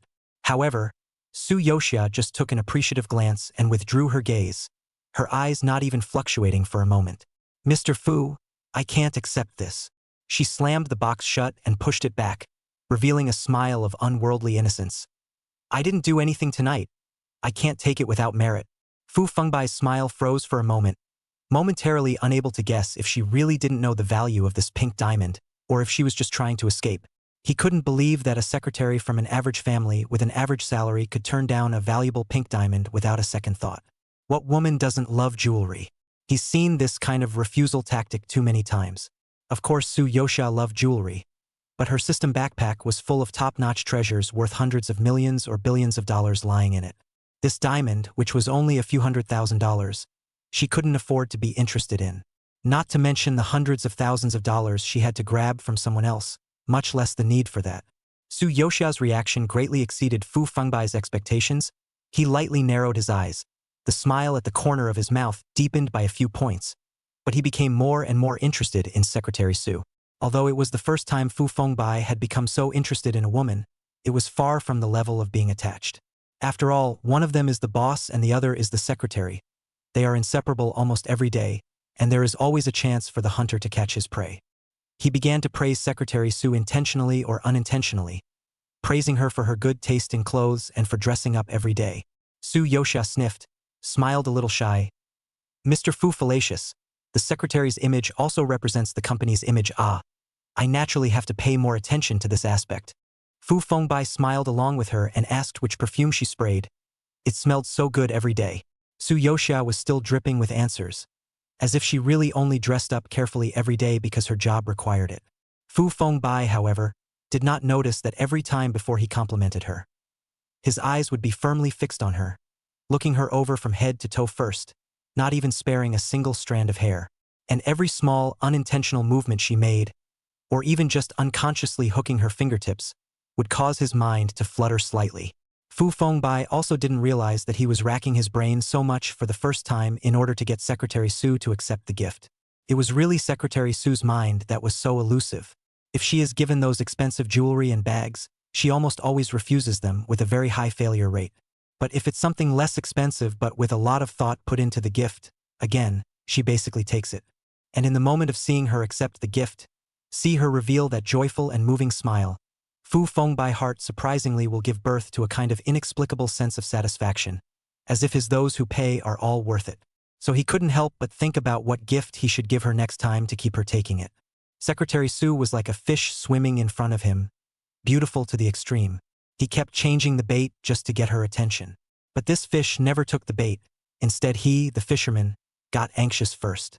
Unbeknownst to her, Su Yoxia found it interesting to look at Fu Fengbai's appearance of wanting to seduce her, but gradually falling himself in the process of seduction. Until one day, Fu Fengbai finally perceived that it could not go on like this, but it was just a woman, it was really not worth his energy. But because of paying too many sunk costs when you really want to stop Fu Fengbai but also some reluctance. Is it really possible to stop losing money in time by giving up on it at this point? The more Fu Fengbai thought about it, the more depressed he became. Su Yoxia, however, was well on her way, knowing that it was time to start a new phase. As for brother Fu Fengbai's side, the guys have known about him looking at his secretary for a long time. At first, everyone just joked about it as a joke, and every time they got together, it was inevitable that someone would come over and ask him, "How's it going, Fu Ershao? How far has it progressed?" Fu Fengbai always has a look of being in control, with a few meaningful smiles at the corners of his mouth. "I'm not in a hurry. What are you guys in a hurry for?" Yung Huan Wu, one of the Brotherhood, who knows him best, said lazily, "He's enjoying the tug." Fu Fengbai was said by his good brother. His heart was cool, clinking glasses with him. Whether it is Secretary Su or Soak's Secretary Su, this matter, it is too interesting, but she is mine sooner or later. He spoke in a clouded tone, and the crowd naturally thought so. But slowly, in less than a month, everyone realized that things seemed a little off. Fu Fengbai's face, surprisingly, became more and more gloomy every day. Fu Ershao, who used to be flamboyant and uninhibited in the past, actually began to be unable to take an interest in anything. When he was called to play ball, he said he was unavailable. When he was asked to play car racing, he was not interested. Even the girls who were the most coaxing in the club came up to him, and he just frowned and coldly waved them away. Now, a group of brothers cannot help but look at each other. This is a failed pursuit of Secretary Su?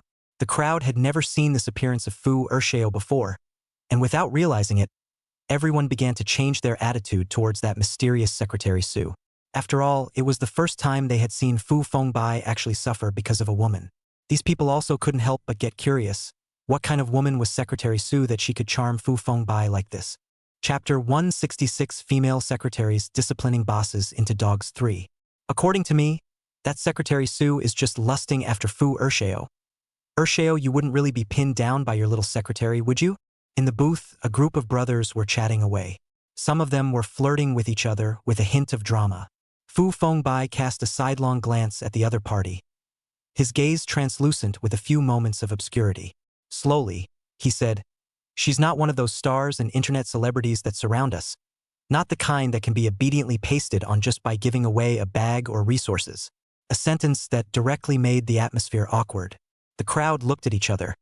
The previous Fu Ershao had never used this kind of tone to speak about any woman. Besides, Fu Fengbai snorted, with a bit of hopelessness. Which woman desire to escape can be vertical for a month? Now the atmosphere was even more silent. These people were all originally watching, but when they heard Fu Fengbai say this, they all started to itch instead. All wanted to meet what kind of a Wonder Woman that Secretary Su really was. "Why don't you?" Someone's eyeballs turn, Bad Smile proposed. "You call Secretary Su over, we also want to see a little. Is it really, as you say, so difficult to pin down? What's more, there are so many of us. I'm afraid we can't help you teach her." This man had always been used to frivolity. After all, in the eyes of these young masters, there was no difference between a woman and a toy. Fu Fengbai, however, put down his wine glass and gave him a sideways glance, his eyes carrying obvious displeasure. Don't make fun of her. He said it in a nonchalant way, but it was clear to everyone present that it was a warning to them to treat Secretary Sue with more respect. The crowd's hearts thumped. This was really on the ball. Which time was it not Fu Fengbai himself who led the uproar, and who has ever protected any woman? However, although Fu Fengbai's face showed his displeasure, he still sent a message to Su Yoxia, asking her to come over. By the time Su Yoxia walked into the club, she was greeted by a group of gazes with scrutinizing, measuring, and flirting gazes, as if they wanted to see her through from the inside out. But the crowd did all look stunned. No wonder Secretary Su was able to charm Fu Ershao like this. Su Yoxia swept the house and saw at a glance Fu Fengbai, who was leaning on the sofa with his eyes closed, seemingly drunk. She walked over and bent down to ask softly, "Mr. Fu, can you get up? I'll help you back."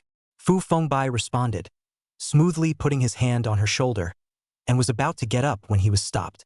"Ouch, ouch, ouch, ouch, ouch, ouch. Fu Shao is not so nice to take away. We can't break the rules of our club. And if you want to take someone away, you'll have to finish tonight's game. Right? The game that Fu Ershao didn't finish. Then you'll make up for it, Secretary Su." A pair of eyes stared at Su Yoxia, and someone smiled meaningfully. "Does Secretary Su know how to play dice?" Su Yoxia was stunned, then shook her head and answered, truthfully, "I've never played it." Her voice sounded well-behaved, as if she wasn't half-guarded. This group of young masters, however, listened to the spirit at once. Someone immediately took out the dice cup and deliberately waved it in front of Su Yoxia. Simple. As long as Secretary Su wins 3 games, she will be able to take away the second young master. But there's a penalty for losing. The crowd chimed in. "Seeing as Secretary Su is a novice, let's do it this way. We won't let you get away with it if you lose in the first 3 rounds, but from the 4th round onwards, you'll have to drink if you lose." When they finished, they burst into laughter, ostensibly at the game, but in fact each of them had an impure mind. They are veterans at this and can win with their eyes closed. None of them believed that Secretary Su could hold up the scene. This little girl who looked docile and had such a soft voice. It looks like a sheep surrounded by a pack of wolves playing with it. It's a wonder they don't get dunked. The game started, and as expected, Su Yoxia lost the first 3 games. Now, the crowd's momentum was lifted, the laughter grew thicker, and the wine was poured more and more fully. Su Yoxia, however, was a bit unable to sit still, and her voice sounded a bit more rushed than when she first came in. She pointed to a large glass full of wine and asked softly, "Is this what the loser of the next round will drink?" Answering her was a group of cackling laughter. "Yeah. What, is Secretary Su scared?" Su Yoxia's shoulders shrunk slightly, pursed her lips, and didn't make a sound. The crowd, however, got even more excited by her reaction, and everyone was waiting for her to lose another hand so they could use the opportunity to get up and make her drink. Fu Fengbai also came over. The never-before-seen desire to protect him made his heart swirl up. His chance to heroically save the beauty came. Worthy of his good brothers, the more this group of people raised a ruckus, the more handsome he would look when he blocked the drinks for Secretary Su later. Can Secretary Su not be impressed? Fu Fengbai was stupid. But to the group's surprise, the 4th set began and she won. The brother who had been up in arms the most fiercely, and the one who had said at the beginning that he was going to temper Secretary Su, who was a master of the game, was surprised that he lost. The yellow and white mixed together, or the wine he had poured full himself, he had to cry and dry off and almost vomit. Then came the 5th and 6th innings. Su Yoxia actually won them all. Ah! Won again. She looked like she didn't expect her luck to be this good. With a bit of youthful surprise on her face and an innocent look of, "How could I win?" The brothers who were originally still laughing and joking, the smiles on each face froze, and the tabletop fell into silence for a while. Someone whispered, "Could it be that Secretary Su is really a genius at playing dice?" In the corner, Yung Huan Wu, who hadn't said anything, watched the entire time. He laughed silently, the corners of his lips quirking in a sneer. Bunch of idiots. The woman had had everyone under her thumb for a long time, and even as she entered the door, when all eyes were on her, she had won by a large margin. She knew how to direct a man's attention, and she knew how to control the pace, and she knew when to show her sharp claws, and even how to retaliate was practiced just right. And these stupid exes have been played for fools for a long time and don't even realize it. Secretary Su, very different indeed. Zhang Huanyu's gaze was fixed on Su Yoxia. Now, even he was starting to get a little interested. At this time, Fu Fengbai's already feigned drunkenness completely woke up. The crowd realized that they couldn't play dice anymore, and while half of them were already drunk, Secretary Sue was still sitting pretty. How can this be? Everyone can still remember tonight's priority. They are to assist Fu Ursheo. It's been half a day sitting here. Why don't we go play billiards and move our muscles on the way? Does Secretary Sue know how to play billiards? Su Yoshia nodded honestly again. I've played a few times and know the basic rules. The guys looked at each other and laughed again. It sounded to them like, won't. But this time the play is not to win or lose. Billiards is the easiest to create ambiguous interaction between men and women, help a hand, teach a little, close to the point of, atmosphere sense does not come. Fu Fengbai also understood, picking up the club, a trace if a smile finally floated under his eyes. He was just about to open his mouth and wanted to say, Secretary Sue, let me teach you a pose? Su Yoshia looked at him with admiration. Mr. Fu, I just heard them say that you're very good at billiards, you go first. Fu Fengbai immediately straightened his back and majestically walked towards the pool table. Set up the club, aim, and hit the ball. Crisp sound of hitting the ball one after another, although it is still 1,000 miles away from the one-shot clear, but also scored a few, full of energy. The crowd applauded, and Fu Fengbai became even more pleased. Then it was Su Yoshia's turn. Fu Fengbai knew that the opportunity had come, and was ready to say again, Secretary Sue, this posture of yours is not quite right. Let me teach you. He took all his steps, but stopped violently in mid-air. The moment Secretary Sue bent down and racked the pole, her beautiful curves were fully presented, her slim waistline, and the silky lines of her body contour directly made a group of people look away. Men are visual animals. Many people subconsciously swallowed their saliva. The heart cannot help but emerge a sentence. Fu Ursheo, this blessing, too damn envious. Fu Fengbai also stared at her beautiful figure in fascination, but was unable to take another step. Secretary Sue, this posture is also too standard. How can he teach this? However, just when everyone thought that Secretary Sue must be very skillful at billiards, we only heard a pop sound, and she hit a shot. Crisp echoes came from the table, and her movements were even more sharp and good-looking. Unfortunately, none of the balls went in the bag. It was clear that there were plenty of opportunities for offense on the field, and she was hitting blanks. Ugh! Su Yoshia looked disappointed. I'm still too rusty. The crowd immediately consoled. It's fine. It's fine. It's all like that when you first start playing pool. Just by looking at the posture of Secretary Sue's racking hand, it's exactly like a professional. Without realizing it, they all started licking it.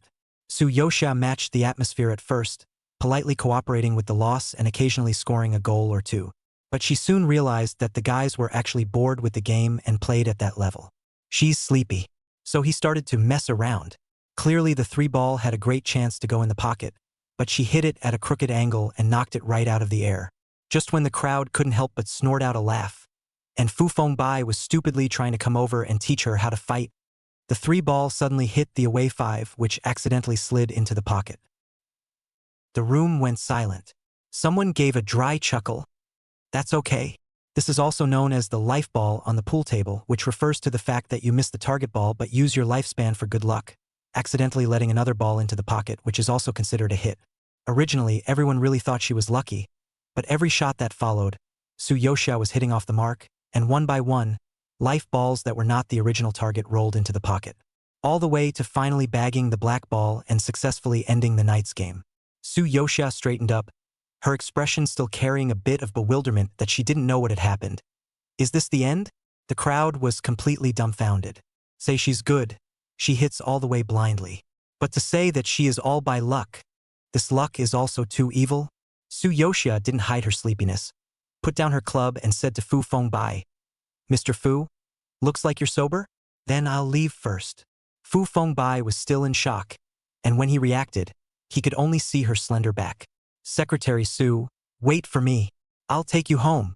He hurriedly chased after her, leaving the crowd still messing around in place.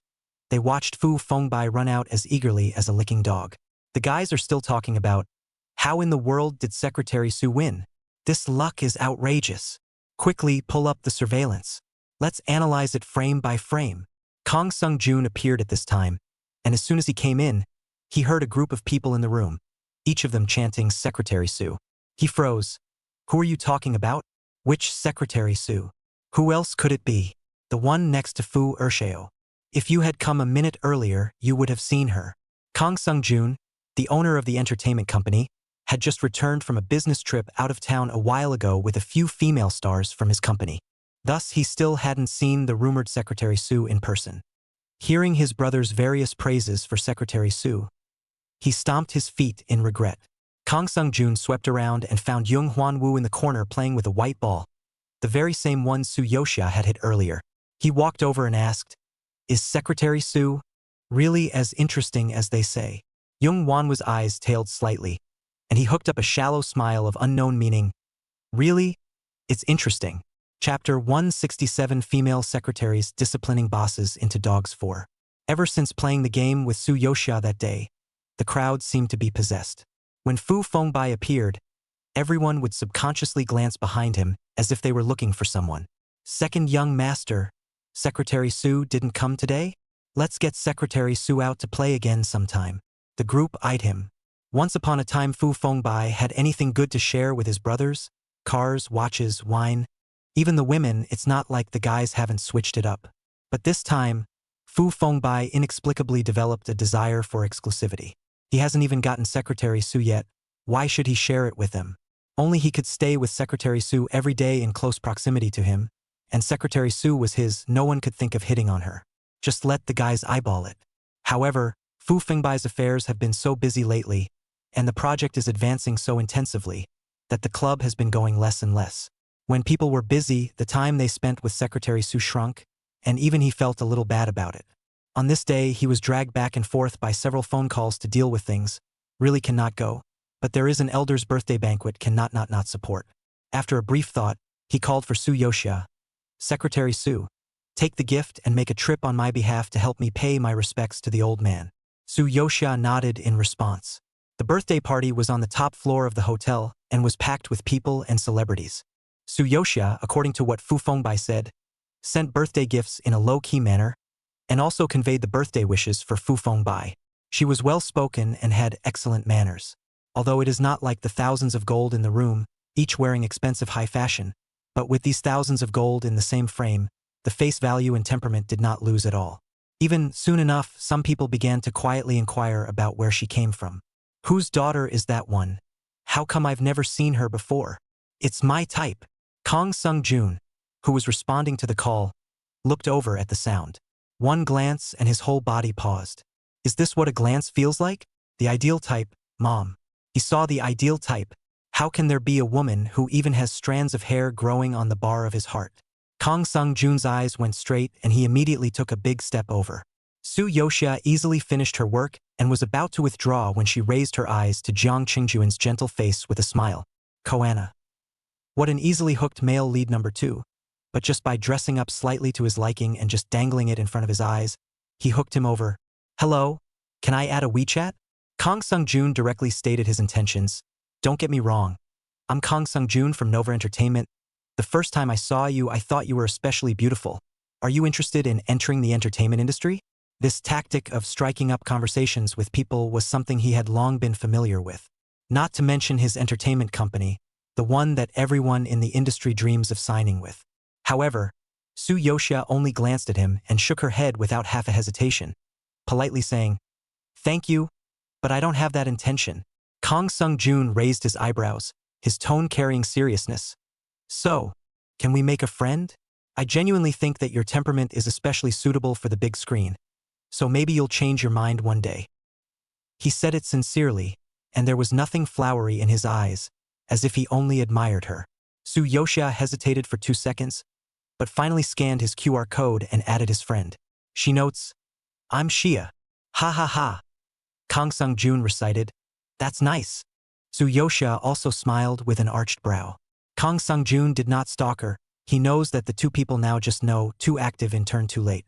Anyway, contact information had been exchanged, so he could approach her slowly, bit by bit. Only when Soo Yoshia left, Jiang Chungjun looked at her back as she walked away, and for a moment, he was actually a bit unable to return to his senses. Just then, the phone vibrated twice. It was the brothers' group ringing. Someone yelled at the group, "Brothers, surveillance is coming. Secretary So's video of playing billiards that night is posted." "Kang Sung-joon, you said you missed it. Let's see what kind of game you missed." Kang Sung-jun scanned that video and didn't even bother to click on it. What's Secretary Sue? He only has xia in his heart right now. He bowed his head back, too lazy to look. Secretary Sue will leave it to Fu Ersheo. I've already met my goddess. Chapter 168 Female Secretaries Disciplining Bosses into Dogs 5. Early in the morning, Kang Sung-jun launched a bombardment in the Brotherhood. Brothers, I'm going to ask the goddess to lunch today. Let's see if this is a good outfit. The group was soon swept away by his picture. Jung Hwan-woo spat unmercifully. TCH, is this look? You're going on a date or walking down the aisle? Gung-yu, dressed more flamboyantly than a peacock. I'm your goddess. I have to pretend I don't recognize you when I see you. Kang Sung-jun. At Gung-yu? Get lost. Can you compare to my goddess? What do you know? This was put up by a stylist who specializes in top streams for me. In the entire group, only Fu Fengbai and Jiang Chungjun sympathized with each other. And if a peacock could chase a woman by opening its screen, they would hate to open their screens 1,000 times a day. Fu Fengbai rested his cheek with one hand, and the corners of his lips never let go. He pressed his cell phone. I get you, bro. By the time you've chased the goddess, I guess Secretary Sue is almost taken by me.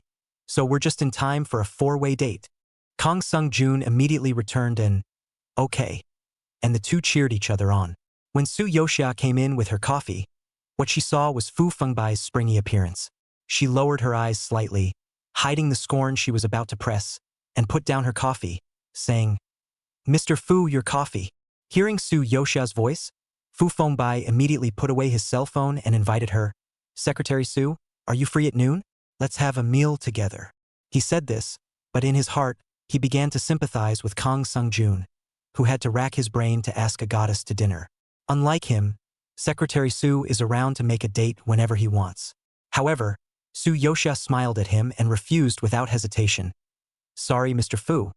I already have an appointment at noon. Fu Fengbai's expression gave a lurch, and the smile at the corner of his mouth instantly disappeared. For a moment, he so wanted to exercise his boss's rights and forcibly hijack Secretary Sue's lunch hour. But he had to be a considerate boss and couldn't interfere with his employees' normal lunch break. So he could only tearfully see Su Yoxia out of the office. At that moment, my cell phone dinged and a new message popped up in the group.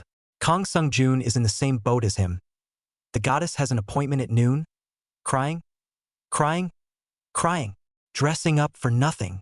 Fu Fengbai stared at this message for 2 seconds, inexplicably felt better in his heart, and followed it up with a handshake and a crying emoji. And so it was that 2 wayward men, dressed in carefully matched suits and meticulously coiffed hairstyles, sat down face to face in a reserved fine dining restaurant and suffered through a romantic lunch. The 2 men ate distractedly, thinking now and then, whose appointment did Secretary Goddess Sue go on? Meanwhile, on the other side, Su Yoxia walked into a private restaurant with a quiet environment and elaborate decorations. Secretary Sue. Jung Hwan-woo waited in his seat early. As soon as he saw Su Yoxia, he elegantly got up and pulled out the chair for her. Waiting for Su Yoxia to be seated, he introduced it thoughtfully. This restaurant is relatively niche and never does marketing. It belongs to the private collection of local gourmets. Young Zheng knows a lot about food. Su Yoxia smiled faintly, revealing a few moments of anticipation, but also asked in puzzlement, is there something that Young Zheng is looking for me for? Last night, Jung Hwan-woo suddenly added her WeChat and asked if she was free at noon today. It's nothing. Just want to invite Secretary Sue for a meal. Zheng Hanyu smiled, suddenly caught off guard and said, Secretary Sue left Mr. Fu behind to have dinner with me. Mr. Fu isn't angry, right? Su Yoxia froze slightly, then shook her head and honestly said, I didn't tell Mr. Fu, he doesn't know.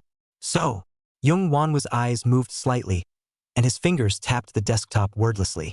This woman indeed was a troll, pretending to be clueless, as if she didn't realize how easily what she said could make a man think and think. And he was indeed led to develop a thrill of stealing food behind his best buddy's back. Zhang Huanyu was originally just bored before he thought of adding Secretary Sue for fun, but he didn't expect it to get more and more interesting. Then go ahead and see what other tricks she has up her sleeve. Just as Zhang Huan, you could see Su Yoxia's deeply hidden disguise. Su Yoxia also found out that the group of brothers, including Fu Fengbai, all of them together are afraid that the heart is not as much as this Zhang Huanyu. But it's always with cuties. It's really not much fun to play. The two chatted for a while longer, like an invisible sparring match. Whatever topic the other threw out, the other always picked it up at just the right moment. As we chatted, we found that we had a lot in common with each other. It was a meal that was more enjoyable than expected. I actually have a bit of anorexia. Near the end, Jung Hwanwoo wiped his mouth and said, "But today with Secretary Su, my appetite was unexpectedly good." Su Yoxia also smiled and raised her glass with him. "And thanks to Zheng Xiao for bringing me to discover a delicious treasure restaurant." Back at the office, Su Yoxia opened her cell phone only to find that Kang Sung-jun had sent several messages over. "Just ate a pear. Guess what pear? You're in my heart pear. This noodle is delicious." "What kind of noodle?" "It's me who wants to see you." Su Yoxia, she couldn't tense up. With a backhand, he forwarded the message to Jung Hwanwoo. Jung Hwanwoo, who was still reeling from the date, hadn't experienced such a backstabbing feeling in a long time. But he didn't actually do anything to betray his brother. It was Secretary Su who was too greedy. Fishing for a Fu Fengbai wasn't enough. He just tried a little bit and she came over to fish for herself. However, he was not Fu Fengbai and would not take the bait easily. He was just enjoying the feeling of having a flirtatious pull with Secretary Su behind his best buddy's back. It wouldn't ruin the friendship between him and Fu Fengbai, because he could pull out at any time and never drag his feet. Just then, the phone vibrated twice. It was Secretary Su who sent a message. The corner of Jung Hwanwoo's lips slightly hooked, only a few hours apart. "Is it so urgent to contact?" He clicked on it and ended up seeing, "For earthy phrases." Jung Hwanwoo furrowed his brows. Secretary Su's tactics of fishing for people are always so unexpected. "Interesting." He returned. "I'm looking forward to meeting you again, too." Su Yoxia backhandedly forwarded this one to Kang Sung-jun again. Kang Sung-jun. "Really? Starry eyes." Jung Hwanwoo. "Of course, but I'm sorry that I've been a bit busy lately." He knew the means of pulling, and the only way to keep himself always on top was to create delayed gratification for his partner and a sense of anticipation for her. Sure enough, Secretary Su replied back. Actually, Kang Sung-jun replied back. "Okay, then let's chat on WeChat. It won't take you long, right?" Jung Hwanwoo. "No, I won't. I enjoyed talking to you." Kang Sung-jun. "Me too." Beaming, Zhang Huanyu held his forehead and laughed bitterly. The Secretary Su on the line. It turns out that there is such a lively and lovely side. Chapter 169, Female Secretaries Disciplining Bosses into Dogs 6. In the club, the disorienting light flickered ambiguously, and the laughter was endless between the drinks. But the band of brothers, who are usually the most capable of leading the rhythm, were perversely quiet tonight. The three of them, Fu Fengbai, Jiang Chengjun, and Zheng Hanyu, plus Gengyu, who is racing abroad, are known as the Club F4. Usually, whenever they show up, they can stir up even the coldest of scenes. Yet today these three men, like three statues, sat side by side on the couch without saying a word. Even Kang Sung-jun, who was the best at messing around, rarely went crazy, but instead held his cell phone, his fingers flying as he typed on the screen, letting out a few giggles from time to time. Fu Fengbai and Zheng Huanyu were similar, and their cell phones hadn't been put down. "Young Jiang, what's so fun in the cell phone?" one of the brothers asked curiously. The corner of Kang Sung-jun's mouth curled up high, with a springy look. "Of course it's hot chatting with my goddess. You guys don't know that my goddess not only looks like a heavenly fairy, but also has an interesting soul that is 1 in 100. Chatting with her is like an addiction. Can't stop at all." "Really?" Several brothers immediately came over, wanting to peek at the screen. "What did the goddess say? Show us too." Kang Sung-jun, however, immediately shielded his cell phone and waved them all away. Go, go. Is this something you can just look at?" Fu Fengbai looked at his obsessive look, but laughed out loud. "Come on. Since childhood, your goddesses are more than the stars in the sky, which is not just a little bit of seedling on the tired. Gamble, this time it won't last 3 days. It feels so different this time." Kang Sung-jun was rarely serious. "When I talk to her, I always have a feeling that my heart beats faster. Once upon a time, when other women showed me their affection, I was tasteless. But this time, I can feel that she likes me, and I want to develop further with her." As he was talking, his cell phone vibrated, and Kang Sung-jun, like he was hooked, immediately looked down and continued to fall into a hot conversation. "Dead love brain." Fu Fengbai rolled his eyes. His gaze fell back to Zheng Huanyu and asked him, Why are you also holding your cell phone and chatting non-stop? Those who don't know would think that you two are chatting with each other. Is it possible that you are also in love? Aha! Zhang Huanyu answered softly, and when he met Fu Fengbai's probing eyes, he slowly hooked the corner of his lips and smiled meaningfully. It's still in the ambiguous stage. Fu Fengbai raised his eyebrows. His curiosity was immediately aroused. Don't you hate women the most? You don't even let them get close. Who is it who can still make you have a spring in your step? Do we know each other? He moved over to try to glance into Yung Huanwu's cell phone. However, he was similarly stopped by the latter. Yung Huanwu leaned back, tilting his cell phone slightly away from him, and lazily returned, "Guess. 1 by 2, all secretive." Fu Fengbai made a fool of himself, skimmed his mouth, and scolded with a laugh. Could it be that spring has come, and the peach blossoms of the brothers have all opened up overnight? When he finished speaking, his head dropped like a puppy and he said in frustration, "How come all of you have people to talk to, but Secretary Su doesn't care about me?" When Yung Huanwu heard these words, a hint of pleasurable playfulness swept across the bottom of his eyes and his smile deepened. He thought to himself, "That's natural, because the Secretary Su that you're chasing after is having a hot chat with me at the moment." The other side. Hannah laughed so hard that her stomach hurt. "That's so funny. That Kang Sung-jun and Yung Huanwu still don't know that the person they're chatting with is actually each other. And then there's poor Fu Fengbai, who doesn't even know that he's being tapped by his best buddy." Su Yoxia did not say anything, only in a flavor of forwarding. "You do not say they are quite the same frequency, both in a hard fishing each other, fishing and back and forth. I am a little high on both of them. Little flower. Host, you are so brave. The map shows that these 3 people are in one piece right now, and you're not afraid to roll over." Su Yoxia. "Of course not afraid of it. These people are the most understanding of each other, know each other's virtues, afraid of their own, did not get the woman again by the brother's thoughts. Naturally want to hide the death of the... It's about time." Only then did Su Yoxia send a message back to Fu Fengbai, but it was a business-like reminder. "Mr. Fu, please don't forget that your video conference with Mr. Fu Yan tonight will begin in 10 minutes. Fu Fengbai was holding his cell phone, waiting blearily for Secretary Su's reply. When he really waited, he was all bad, and was instantly scared to death. Fu Fengbai wailed. He was not ready to face his brother. "Ah, Secretary Su," he said in a weak tone as he began to escape reality, his eyes darting about, finally having a flash of insight and pressing the voice. "Secretary Su, my stomach is not feeling well. It seems like I have a fever. Tonight's video conference, you attend it for me." Although Su Yoxia had expected it, she still felt speechless and returned to him. "Okay." She turned on her computer to connect to the meeting while tying her hair up briefly, and the moment the camera turned on, she was instantly in the zone as well.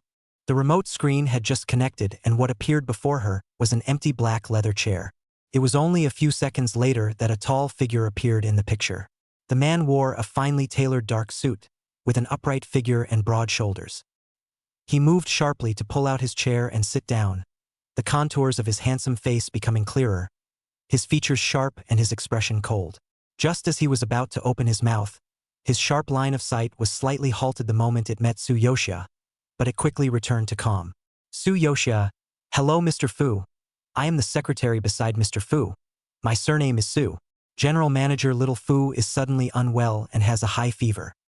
He specially explained to me that he asked me to attend this meeting on his behalf to report the recent work progress to you."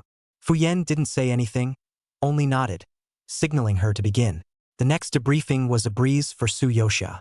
She is clear and logical, the data is accurate, even Fu Fengbai report in some slightly scribbled part, also by her without a trace of correction perfect. So professional that you can't pick your way through it. But Su Yoxia still sensed that the atmosphere on the other end of the screen was very wrong. The look on Fu Yan's face was surprisingly taut and colder, his entire person almost sinking into the shadows. He did not speak throughout, even his expression did not change in the slightest, only the thin lips pursed tighter and tighter. Looking over the gaze is as deep as condensed ink. Su Yoxia was a bit confused, not understanding which sentence she stepped on the thunder. Until the end of the report, Fu Yan remained silent for a while, a silence that was simply more disturbing than outright denial. Just then, Little Flower suddenly came out with a sentence. "Authenticated. This? Su Yoxia has learned to snatch the answer. "I know, it's a virgin." But Hannah was as excited as if she had discovered a new continent. In addition to that, he suffers from a disease that you can't get in Yojimbo X cryptorchidism.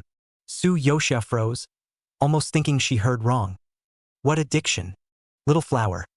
Host, don't forget, we're wearing text now. Su Yoxia. Even if it's a text, it's a text sanctioned by foreign persimmons.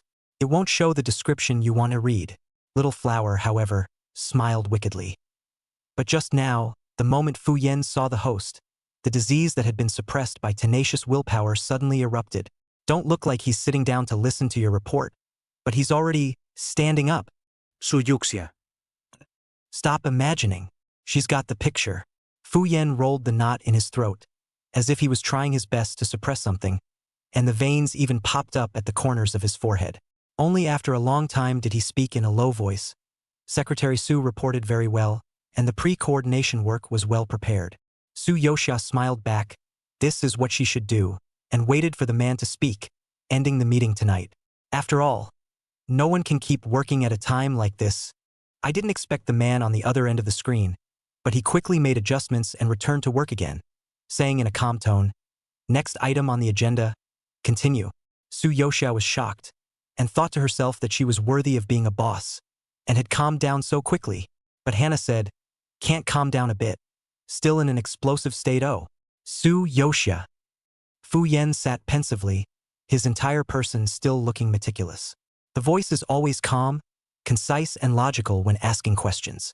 Apart from the fact that his voice was slightly raspy and the knots in his throat rolled up and down a little violently the few times he drank water, there was not a hint of it at all. Su Yoxia marveled even more, and at the same time forced away the images that shouldn't have appeared in her head, exerting her professionalism. It was a good 2-hour meeting that ended, and surprisingly a bit of an ordeal for both men. While Su Yoxia breathed a long sigh of relief, she couldn't wait to pick up Little Flower and beat her up. Is it right to make such a tense and serious occasion, but to make her head full of scraps and her face all red? On Fu Yan's side, he snapped, closed the computer. The chair is still spinning in place. People have already stride towards the bathroom. The hurried pace lost its usual composure. Soon the water clattered, the cold water slamming against the back of his strong, broad shoulders with a certain sobering force. But even that couldn't suppress the restlessness that was violently churning in his chest. For a long time, it never subsided. In the end, Fu Yan could only close his eyes in frustration, his forehead resting against the cold tiles, and a low, muffled grunt escaping his throat. Memories of Secretary Su's face, memories of her voice. That's what. Chapter 170, Female Secretaries Disciplining Bosses into Dogs 7.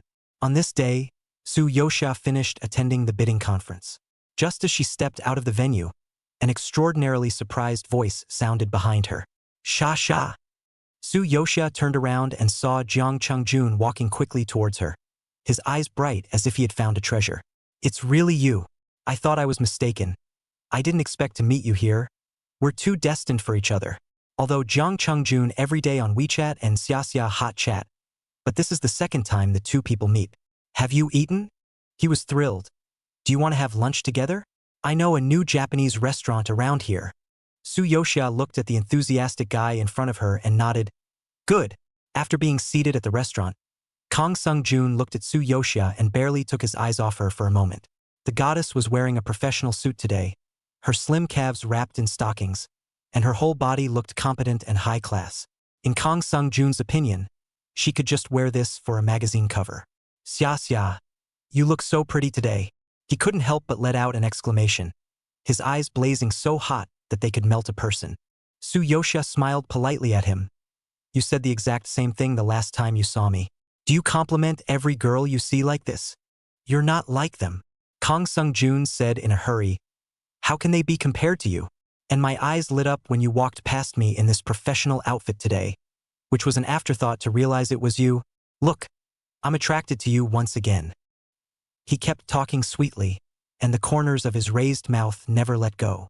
Halfway through the meal, he asked again tentatively, "You're busy with this bidding project? Can't you take it easy?" "Aha." Su Yoxia nodded her head, as if she had finally unloaded a heavy burden, and said in a relaxed tone, "The next thing is to be able to relax for a while. Then." Kang Sung-jun's eyes lit up again. "Is it possible to ask you out for dinner from time to time next? Or on weekends? Let's go to the neighborhood together." Su Yoxia seemed to be in a good mood today. Looking at him, the corners of her lips rose slightly, her voice softly agreeing, "Good." Today, she had also become extraordinarily talkative. It gave Kang Sung-jun a feeling that the chatting hadn't been in vain. He couldn't help but share the latest results of the battle in his group of brothers. "Brothers, the goddess has agreed to go on a date with me this weekend." Fu Fengbai was the first to jump out. "Congratulations, a brother. Keep up the good work, and take the goddess directly on the weekend." Young Hwanwoo also lazily posted, "It's time to put a bachelorette party on the agenda." Kang Sung-jun's heart grew more and more beautiful. At this time, Su Yoxia looked at her watch and said, "I should go back to the company." Kang Sung-jun immediately got up and seized every opportunity to express himself. "I'll walk you." Su Yoxia did not refuse and walked behind Kang Sung-jun, but showed an expression of watching a good show.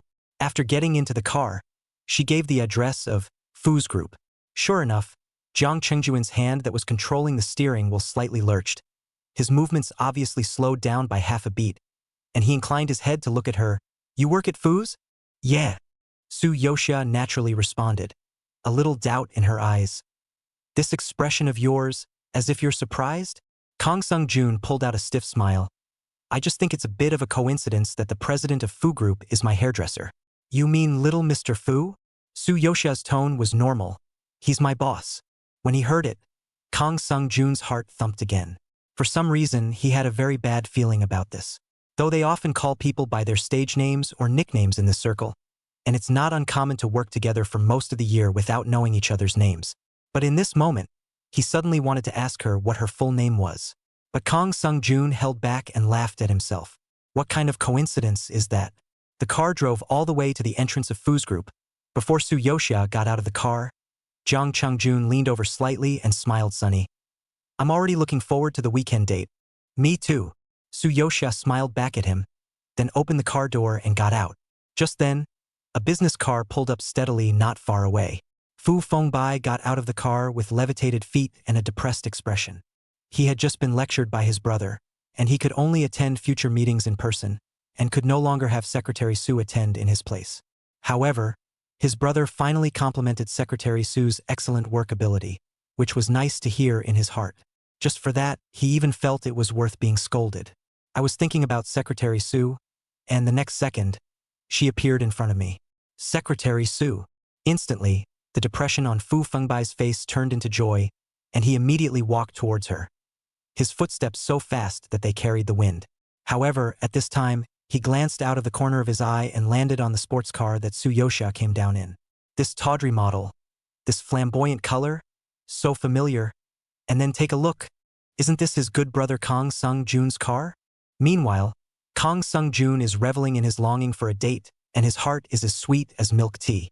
Suddenly he heard someone call out, "Secretary Su." The familiar voice made him look up sharply, and Fu Fengbai was looking at Su Yoxia suspiciously. "How did you get off this car?" Chapter 171, Female Secretaries Disciplining Bosses into Dogs 8. Kang Sung-jun violently unbuckled his seatbelt and got out of the car as well. His pupils slightly shook. Incredulous. "Xia, you are Secretary Su." Fu Fengbai was also confused, his eyes switching back and forth between Jiang Cheng-jun and Su Yoxia. Suddenly realizing something, he sucked in a breath of cool air and had a WTF expression. "Kang Sung-jun, the goddess you're talking about is my Secretary Su? You're not kidding me." Kang Sung-jun was furious. "Who wants to joke with you like this?"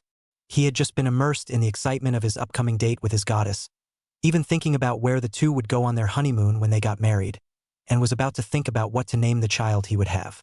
His heart had just been thrown high into the sky and immediately plummeted to the bottom. He also wanted to say, is this God playing a joke on him? Just as these two good brothers, who were as close as iron, glared angrily at each other for the first time, Su Yoxia, who was sandwiched between the two, frowned slightly, revealing a confused and perplexed look, as if she was completely unaware of what was going on. When they arrived at the office, the air seemed to freeze with something and the atmosphere continued to be saber-rattling. Fu Fengbai and Jiang Cheng-jun were still exchanging eye contact and sparks were flying. "No matter what, it's me who knew Secretary Su first." Fu Fengbai's tone was full of strong possessiveness, and he did not give in. "Everything is about first come first served. Certain people should be more conscious and take the initiative to quit on their own. Kang Sung-jun sneered, equally justified. The one I'm pursuing is Xia Xia, not Secretary Su, so why should I give up? Fu Fengbai shivered with anger, pointing at the other party and cursing. Jiang Chungjun, have you been a brother like this? I've been friends with you for decades, and you're digging your way into a brother's place. Kang Sung-jun brushed his face away, arms around his chest, long legs folded, a stance of strict defense. In short, I won't give in. Either that or we'll play fair. The voices and emotions of the two men grew higher and higher, the smell of gunpowder swelling to a fever pitch in the middle of the confined space. Right in the middle of this tense atmosphere, Su Yoxia walked in unhurriedly, carrying 2 cups of coffee in her hands. Secretary Su. Xia Xia. Both men's gazes fell on her in unison, both with a hint of competition for favor. Su Yoxia put the coffee in front of them separately, like giving 2 squabbling children a share of candy. Are you guys fighting over some toy? Whoever grabs it gets it. She seemed to be amused by the 2 men. Secretary Su. This guy spends all day with actresses. The smell of the various perfumes on his body alone could make you vomit. If you don't say that brothers know each other the best, Fu Fengbai unceremoniously revealed. There are his florist news everywhere, in and out of hotels with netizens today, and where he's meeting privately with actresses tomorrow. You won't feel safe with him. Fu Fengbai, are there fewer women who have jumped on you? Jiang Chengjuan's eyes widened, obviously not expecting his good brother to backstab himself to his face. He hastened to speak up for himself.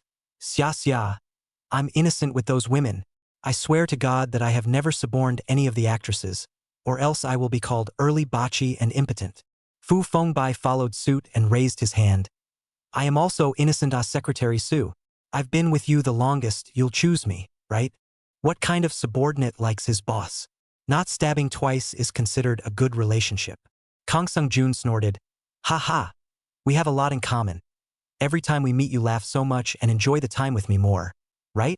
2 large men, each with a few moments of humility, vying for a word of affirmation from her. And Su Yoxia stood in the middle of them, quietly watching, the corners of her lips slowly raised, revealing a gentle and soothing smile. But the words that came out of her mouth were so cold, as if she had thrown a pot of ice water on each of their hearts. I don't want to pick anyone, she said. The air stood still for a few seconds.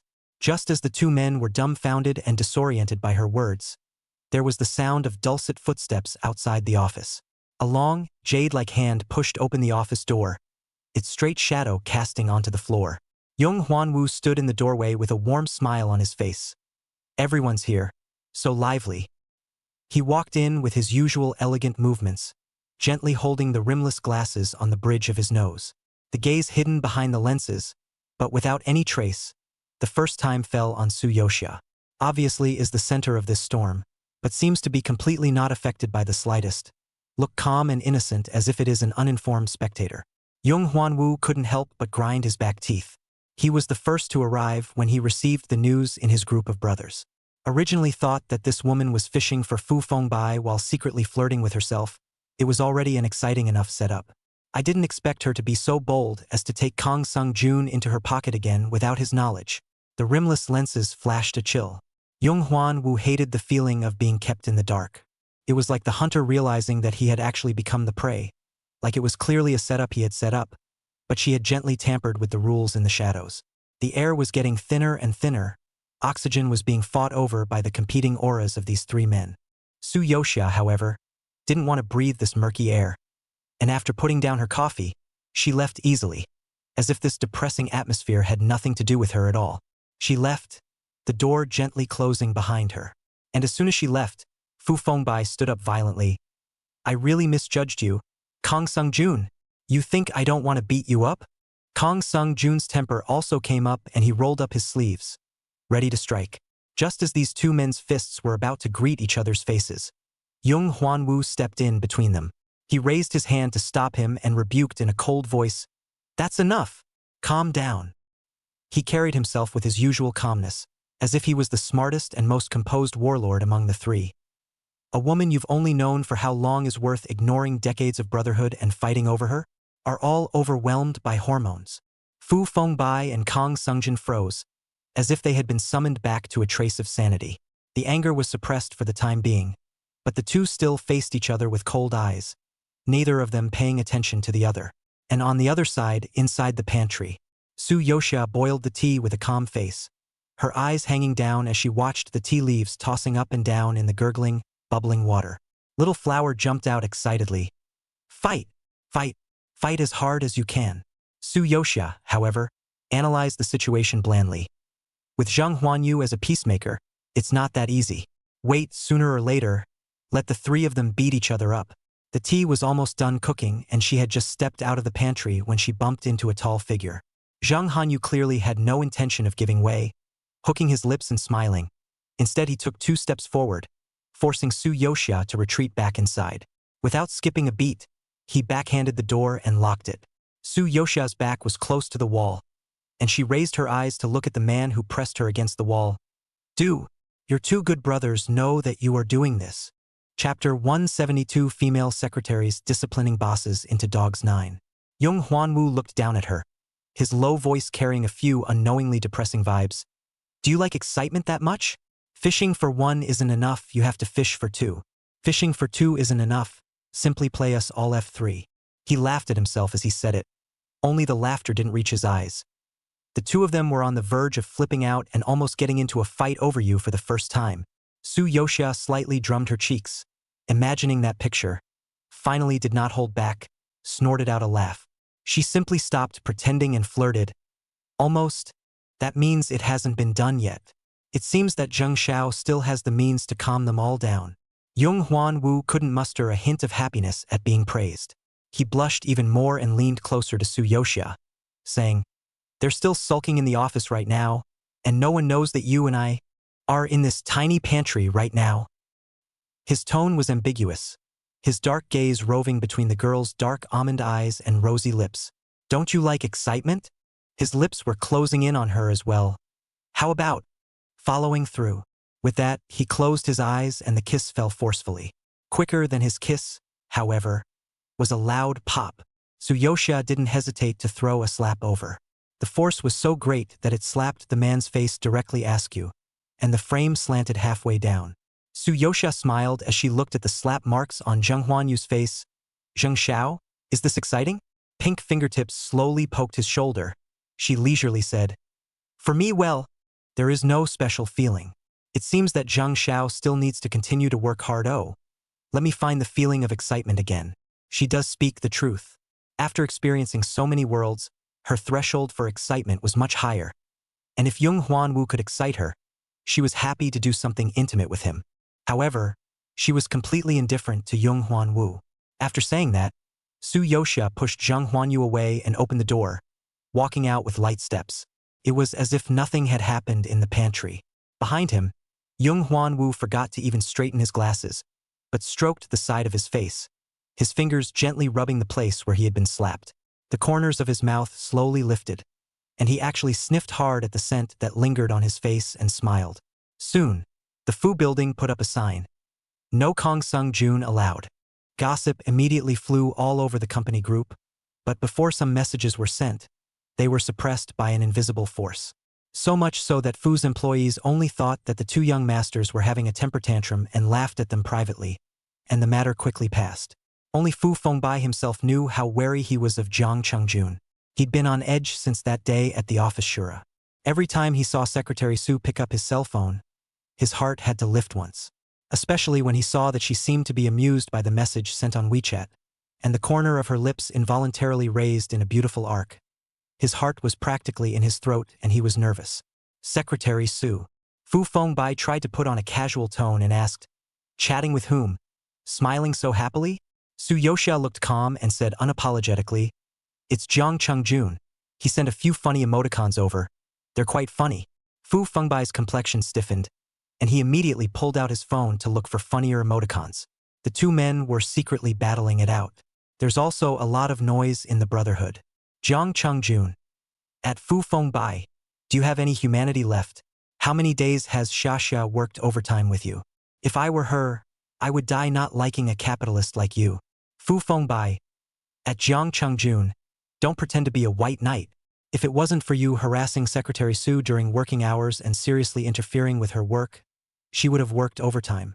Kang Sung-jun. At Fu Fengbai, it's the weekend. Weekend.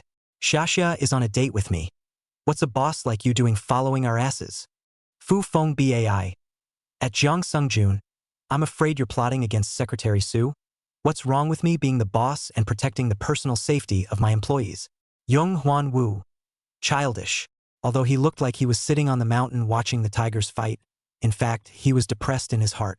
There was no situation at all, as he had expected, where the snipers would get what they wanted. Instead, Su Yoxia's time was completely taken up by both Fu Fengbai and Jiang Chungjun, making it difficult for him to find an opportunity to ask Su Yoxia to be alone. Jung Hwan Woo sat alone in the club with a rare hint of annoyance on his face. Fu Fengbai was originally prepared to fight a protracted battle with Kang Sung-jun, but soon, something that made him more nervous and scared happened. His brother Fuyan has returned home. The news that Fu Yan, the president of Fu's, had returned had thrown the already fast-paced Fu's building into a tense, high-pressure situation. Fu Fengbai was sitting in his office, ostensibly staring at the computer, but in actuality his brain had gone blank. Su Yoxia looked at him with amusement, especially remembering that not long ago, he was still swearing that he would definitely make a career before Fu Yan returned home and would not let his brother look down on him. But at this moment, Fu Fengbai looked at the time and then looked toward the door, as if waiting for something, but also as if he hated to escape far away. At that moment, there was finally a soft knock at the door. It was Fu Yan's side of Lin's special assistant. Little Mr. Fu is in his office. Please go over. Fu Fengbai swallowed hard. Su Yoxia handed over the information to him and cheered him on. Little Mr. Fu, you can do it. I can. Su Yoxia casually a sentence of encouragement. I did not expect to really ignite the morale of Fu Fengbai. He clenched his fist. I can. Saying that, Fu Fengbai clenched the report and stood up. The next second, with a thud, he sat back on his ass. I can't.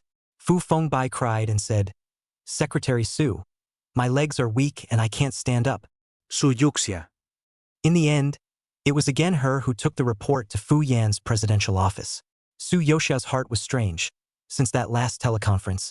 Now when she saw Fu Yan related, her mind would automatically pop up with colorful scraps. Is this right? It made her a little nervous.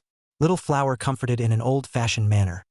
Host need not be nervous, after all. The one who stood up at the sight of you is Fu Yan. It's him who should be embarrassed. Su Yoxia. I thank you. Chapter 173 Female Secretaries Disciplining Bosses into Dogs 10.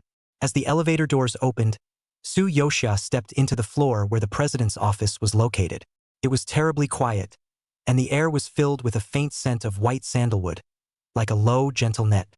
Su Yoxia knocked on the door of the conference room. Fu Yan has already taken his seat.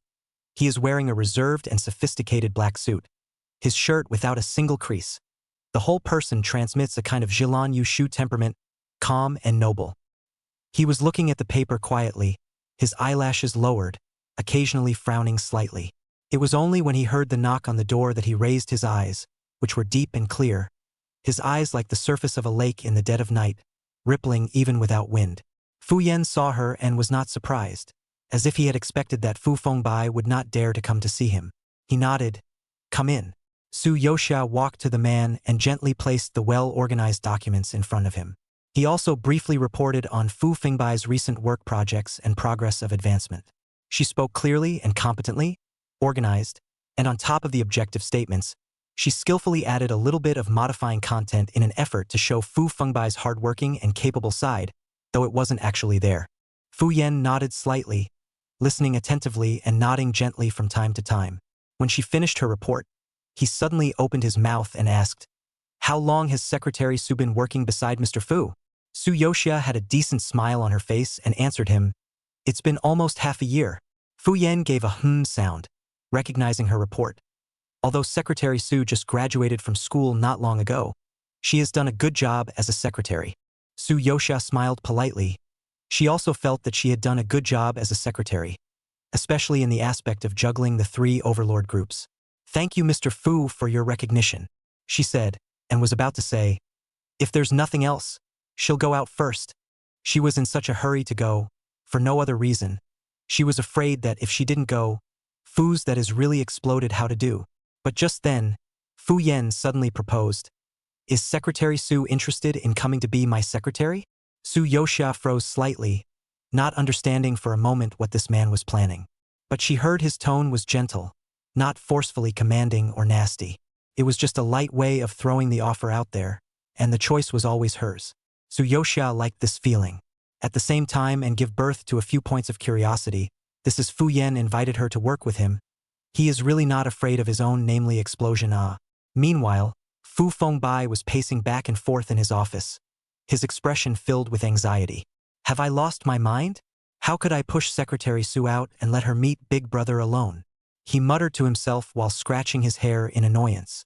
A moment later, he said, Fu Yan, this person is so fierce. Will he scold Secretary Su and make her cry? The more Fu Fengbai thought about it, the faster his heart beat, and just as he was getting more and more anxious, the door behind him was suddenly knocked on. He only thought that it was Secretary Su who had returned and immediately rushed towards the door, pulling it open and said, Secretary Su, you're finally back. My brother didn't give you a hard time, right? Have you been aggrieved? Halfway through his sentence, his voice snapped to a halt. The skinny monkey standing in the doorway. Where was it, Secretary Su? It was clearly Fu Yan's side of Lin's special assistant. Assistant Lin revealed her signature professional smile and said to Fu Fengbai, Little Mr. Fu, Secretary Su has been officially transferred to the president's office to assist Mr. Fu in handling the group's affairs. As for her secretarial work, it will be temporarily replaced by me for the time being until a new candidate is found for you. Fu Fengbai froze in place, his mouth slightly open, only feeling a bolt from the blue. No, he can't lose Secretary Su. Just when Fu Fengbai finally hardened his heart and went to grab someone with Fu Yan in an aggressive manner, he was told that Mr. Fu had gone out with Secretary Su not long ago. Fu Yan's itinerary today had included a visit to a newly built large-scale theme amusement park under the Fu Group. It's just that the assistant who was originally following him has changed from Special Assistant Lin to Su Yoxia. A group of people in order to receive them can be said to be waiting, the head of which is a big-belly middle-aged man, is also one of the amusement park project responsible for Mr. Lu. Seeing the handsome man and beautiful woman coming down from the business car, Mr. Lu's eyes were immediately attracted by the beautiful secretary. The eyes seemed glued to her, glancing back and forth, unobtrusively sweeping from Su Yoxia's head to her feet, then from her feet to her waist, and finally stopping on her pretty face. He smiled meaningfully. Worthy of being General Manager Fu's secretary. She looks so pretty, similar to an actress. His tone was fawning with a few hints of flirtation. A secretary like this is a sight to behold just standing by her side. Won't Mr. Fu be distracted at work? However, Fu Yan coolly swept a glance at him and didn't take his words before striding towards the garden.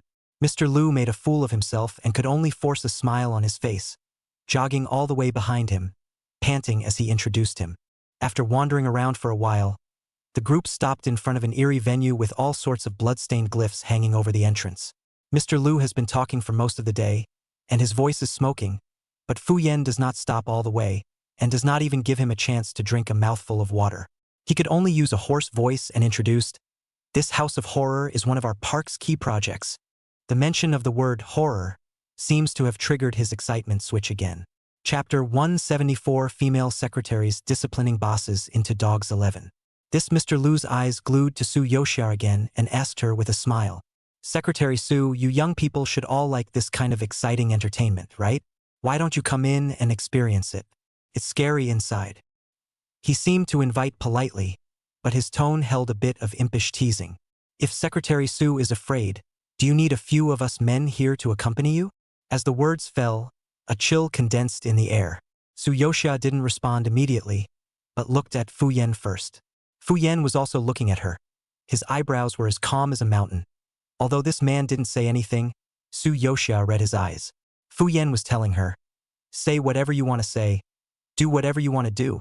You have me behind you, to help you cover your back. This time Su Yoxia had nothing to worry about, and her eyes turned. When she looked at Mr. Lu again, she even had a smile in her eyes. Of course I want to experience it, Mr. Lu. You don't know that Mr. Fu attaches great importance to this project. Otherwise, he wouldn't have just returned to China and arranged to come here for an inspection on his first trip.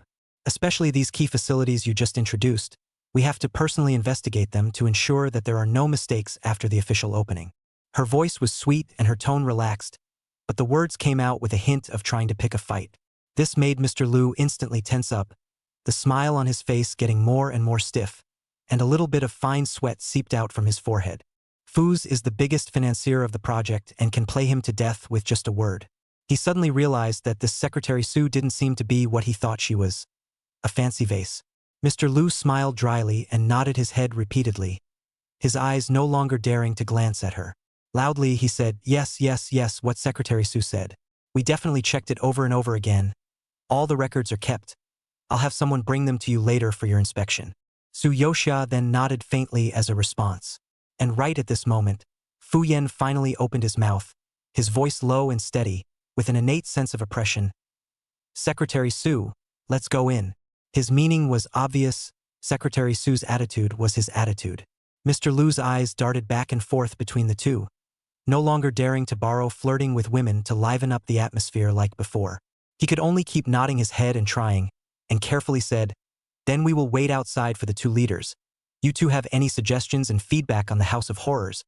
We will definitely make timely adjustments and rectify the situation immediately." Only then did Fu Yan give this eyeless general manager Liu a look. He made a low hum sound and took a step, walking side by side with Su Yoxia into the dimly lit entrance of the chamber. Mr. Liu stared closely at the back of the duo until they were far away, and immediately took out his cell phone and dialed the number of the staff inside. The exhortation was, "You guys hurry up and make the atmosphere scary. Scare them more. Don't let them really check out." The door to the chamber closed with a click and the light dimmed instantly. This is a horror chamber with the theme of haunted school scare. The walls were mottled and peeling, the floorboards creaked as they were stepped on, and there was a deliberate air of dampness and decay all around. The two walked down the narrow, dark corridor, the silence around them frightening, only the sound of their footsteps echoing clearly in the emptiness, amplified again by the layers of darkness. Scared, Fu Yan suddenly opened his mouth. His calm and astringent voice was magnetic and also gave a sense of security for no reason. Su Yoxia thought about it and didn't dare to say what was in her heart. It wasn't the secret room she was afraid of. But, "It's good," that little flower told her. "Report, Mr. Fu is not standing right now." Su Yoxia. She was about to speak when suddenly, something caught her unawares and dangled from the ceiling, on the verge of touching her hair. Before she could react, Fu Yan subconsciously reached out and pulled her into his arms. Su Yoxia was thus firmly clasped to his chest. Her entire person was steadily protected by him. Fu Yan carried an extremely clean smell. The crisp and clean breath contrasted sharply with the rusty smell of the surroundings, making people want to stay close. Su Yoxia was momentarily stunned, her cheek pressed against his hard, solid chest, and only the sound of a steady and powerful heartbeat remained in her ears. But it was the hard, iron touch on her stomach that caught her attention the most. Hannah. Reporting, now on her feet. Su Yoxia's eyes widened slightly, instantly not daring to move. Fu Yan didn't move either, neither pushing her away nor holding her tighter, just that his entire body was petrifying inch by inch, obviously trying his best to restrain something. She clearly heard the knot in the man's throat roll heavily. By the weak light of the flashlight, Fu Yan's eyes were deep, looking at the girl's ears that had reddened to dripping blood. He closed his eyes hard, his face looking as if he was cursing himself, and cursing dirty. "It's a prop made of cotton." After a few moments of hugging, he tried to calm down and let go with restraint, his voice husky. "If you don't want to go further in, I'll take you out now." "It's fine, I can do it." Su Yoxia followed suit and quickly straightened up, putting on a natural demeanor, even though the firm should roll sensation still lingered on her skin. In such an eerie environment, the atmosphere is suddenly ambiguous. Is this right? Just when both of them were a bit distracted, an earth-shattering howl suddenly rang out from the chamber. "Ah! Jiuming ah!" Pig-killing cries exploded one after another in the confined space. As they howled, they didn't forget to call out, "Secretary Su! Xia, where are you? There's a ghost.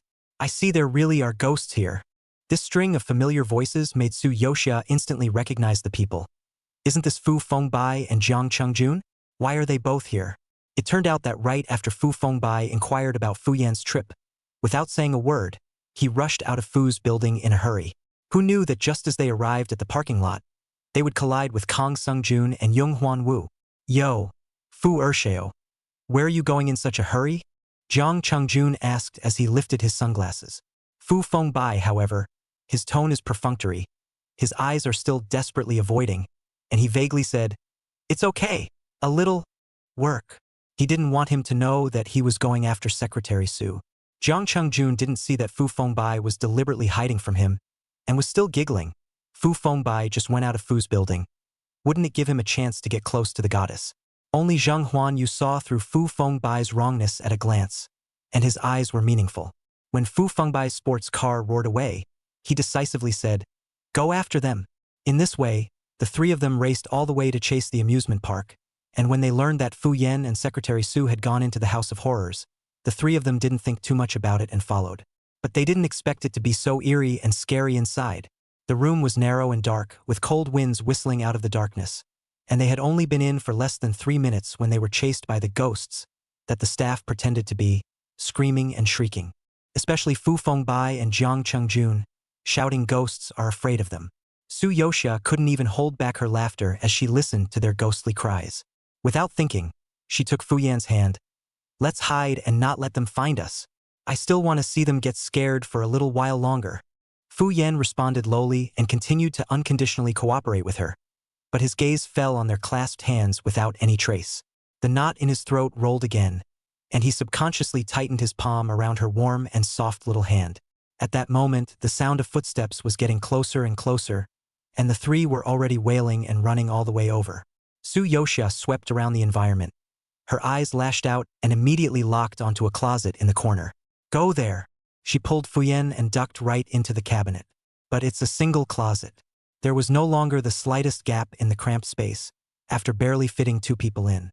Fu Yan stood on the inside, while Su Yoxia naturally stood against the outside, and the two of them had their chests close to their spines, and between their breaths they could feel each other's rhythms. Su Yoxia's attention, however, was completely drawn to the outside world, and she looked out through the doorway. As expected, Fu Fengbai was the fastest runner, almost rushing out of the stump. Suddenly, he didn't know what he tripped over and fell right in front of Su Yoxia. He exploded and was just about to get up when his ass was kicked by Kang Sung-jun and he slumped back down. Kang Sung-jun also tripped over him and landed heavily on top of him. Then came Jung Hwan-woo, also did not break the car. The three rolled into a pile, wailing. Su Yoxia looked at this wonderful picture and finally couldn't help but laugh out loud, laughing so hard that her shoulders were twitching. Her trembling naturally passed on to Fu Yan. Then, as if realizing something, Su Yoxia plummeted, and her laughter came to an abrupt end. Chapter 175: Female Secretaries Disciplining Bosses into Dogs. 12. The air became unusually ambiguous. Especially Su Yoxia realized that the choking place seemed to be choking a lot more than just now. But now, both of them were locked in this tiny locker, and even though she had pressed herself against the door, they were still close to each other. Heartbeats intertwined, breaths intertwined. Su Yoxia instantly developed a feeling of lifting a stone and hitting her own feet. She tried to move her body, wanting to get as far away from Fu Yan as possible. But the tiny movement was rewarded with Fu Yan pressing down on her waist and saying with almost unbearable patience, "Don't move." His voice was low and suppressed, as if squeezed hard from his throat, even with a slight tremor. Su Yoxia's mouth pursed into a straight line, no longer daring to make the slightest movement, fearing that even a hint of heaviness in her breathing would provoke any uncontrollable reaction. The trio outside the partial door were still dawdling. Fu Fengbai, who had the worst fall, grunted and groaned on the ground, sounding aggrieved like a 150-pound child. "My waist seems to be knocked. I don't play anymore. I want to go out. Put me out." "Xia Xia, where the hell are you?" Kang Sung-jun was still calling out undyingly. "You guys let me stand up first." "Who pressed into my hand?" Jung Hwan-woo gritted his teeth. While listening to their voices complaining to each other, the duo in the cabinet was like being in a steamer, every second becoming unbearable. Fu Yan remained silent, motionless as a stone statue. Only the emotions that had been forcibly suppressed between breaths were still burning quietly. Finally, the trio rose from the ground, and along with the sound of cursing, their footsteps faded to the end of the passage. Su Yoxia pushed the door open and rushed out almost at the first moment, like there was a fire burning behind her. But she had long been saturated with Fu Yan's scent, and she sniffed the cold, heavy odor as if Fu Yan was still embracing her behind her back. Of course, Fu Yan's feelings were even stronger than hers. He would have relied on his tenacious willpower to deaden it, before he forced himself not to cross the line. The tip of his nose was full of that fragrant aroma, and when he breathed it in, it was like pouring oil on the fire, so that he had to freeze in place for a while before coming out of the cabinet. And when he stepped out of his long legs and walked towards Su Yoxia, those dark eyes seemed like they could no longer hide half of their emotions, staring at her in a deep voice, dark tides rolling in the bottom of his eyes. Su Yoxia felt for no reason that danger was approaching, as if the man in front of her was about to transform into a wild beast and devour her. But when Fu Yan walked in front of her, his eyes became incomparably gentle again, as if it was just her hallucination just now. Fu Yan took out a neatly folded white handkerchief from his suit pocket and handed it to her. "Wipe it off." Su Yoxia then realized that her forehead and neck were sweating quite a bit. She took the handkerchief, the soft fabric brushing against her skin and matching the man's clean scent. After she quickly wiped off her sweat, she whispered, "Thank you, Mr. Fu. I'll take it to be dry cleaned and return it to you." I didn't expect Fu Yan to say, "It's fine, no need to wash," he said, smoothly taking the handkerchief back from her again. Su Yoxia froze, watching him refold that handkerchief she had used and put it into his pocket, his movements meticulous and meticulous. She suddenly guessed what he would do with this handkerchief, for a moment with an odd expression. Worse still, thinking of that absurd image, how come her own heart beat faster and got excited instead? Next, the miserable screams of the Fu Fengbai trio still echoed in the chamber for a long time, and after Fu Yan carefully studied the map hanging on the wall of the corridor, he quickly confirmed the route and led Su Yoxia out. In the end, it was the staff who brought Fu Fengbai and the others out. The wretched trio appeared in front of the crowd, each scared out of their wits. The most tragic are Fu Fengbai, gray suit pants front side inexplicably wet a large area, and the wet position is also very embarrassing. Although he reddened and tried his best to explain that it was a puddle of water that was already on the ground and he fell on that too, not that he had peed himself in fear. Su Yoxia saw with her own eyes how he fell, and indeed, as he said, there would have been a puddle of water on the ground. It was the prop dispenser next to it that had fallen over and hadn't had time to clean it up. But she clearly didn't want to help him. The air instantly fell into an eerie silence. Although everyone tacitly averted their eyes and pretended that they didn't see anything, Kang Sung-jun and Jung Hwan-woo's faces turned ugly with the naked eye. Both of them pressed their palms impartially into the puddle of suspicious liquid on the ground as they fell. The two men wordlessly glanced at each other, both seeing intense disgust and dislike in each other's eyes. For a while, all three faces were filled with obscurity. Chapter 176 Female Secretaries Disciplining Bosses into Dogs 13. The three of them were holding fire in their hearts and were about to have a fit, however. Once they saw Fu Yan, they turned docile again in seconds. Compared to these three young masters with a juvenile air, Fu Yan stood in front of them, tall and straight. He exuded a majestic aura that inspired awe, with an innate maturity and restraint that easily cut the mat with the milquetoast trio.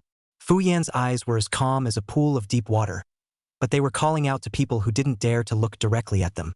As soon as Fu Fengbai and Kang Sung-jun met his faintly swept gaze, they immediately hung their heads and also pretended to be busy as they touched their noses. Even Jung Hwan-woo, who had the most hard eyes, had also tightened the city's usual hidden in his smiles and collected it cleanly. Because Fu Yan was a few years older than them, these young masters had treated him as their big brother since they were young, and were disciplined by him. Until Fu Yan went abroad to study. Since then he has been taking care of foreign affairs, rarely returning to China. It's only gradually that these guys are letting themselves go and getting wilder and wilder. At this moment when they saw Fu Yan again, they were still like the children who made a mistake years ago and were punished by him. Their spines were taut and they didn't dare to breathe a single breath. Fu Yan faintly said, "I'll go and clean up. Don't make people look at you funny, and don't delay everyone's work." Upon hearing this, Kang Sung-jun and Jung Hwan-woo's gazes however fell on Su Yoxia at the same time, and it was clear that neither of them wanted to leave. But they didn't dare to disobey Fu Yan, and, moreover, they were eager to wash their hands. Fu Fengbai was relieved. When he came that clamor, "Return my secretary Su. Flames have long since disappeared." But when he was about to run after him, he was called by Fu Yan. "Fengbai, come back when you're done cleaning up and stay to observe the meeting." Fu Fengbai immediately turned ashen. He was afraid that, in the meeting, his big brother would give him some kind of problem again. How could he answer it? But he thought too much. At the meeting, Fu Yan didn't even give him an extra look. Instead, he said to Su Yoxia, "Secretary Su, from now on, you are the person in charge of this opening event. You will lead the meeting." The scene was instantly quiet. Mr. Liu also did not expect the heavenly superior, or the beautiful superior that he had flirted with. He began to wipe his sweat again. Fu Fengbai was even more agitated and stared incredulously. What? Why is Secretary so suddenly in charge of such a big event? Secretary Su has only been with Big Brother for the first day, and Big Brother is making it too difficult for her. He subconsciously looked at Su Yoxia, his eyes filled with heartache and worry, wanting to tell her, "I know, Secretary Su. This is too difficult for you. It's okay. With me here, I will definitely make Big Brother withdraw this idea." But Su Yoxia didn't even look at him, but nodded to Fu Yan, then calmly got up and went on stage. Now, Fu Fengbai was even more dumbfounded. Wasn't Secretary Su only able to serve tea and organize documents? How did she suddenly become so good at it? He watched her face various departments with ease, the generous, professional, and confident look. He could not take his eyes off her for a long time. Without realizing it, Fu Fengbai rested his hands on his cheeks and just stared at her in a daze, not even realizing that the corners of his mouth were revealing a foolish smile. In his eyes, Secretary Su's entire body looked like it was radiating soft light. He couldn't help but raise his cell phone and take a video to send to the group of brothers. "Sparkling Secretary Su, charming Secretary Su, right in front of me, hehehe." He sounded smug. Kang Sung-jun and Yung Hwan Woo didn't say anything and only kept it silently. Gung Yu, who was far away from home, fell back and said, "It's not just a woman who can mesmerize you all like this. Women are like clothes. Brothers are brothers. We must be united. Unity. From now on, this group is forbidden to have any women.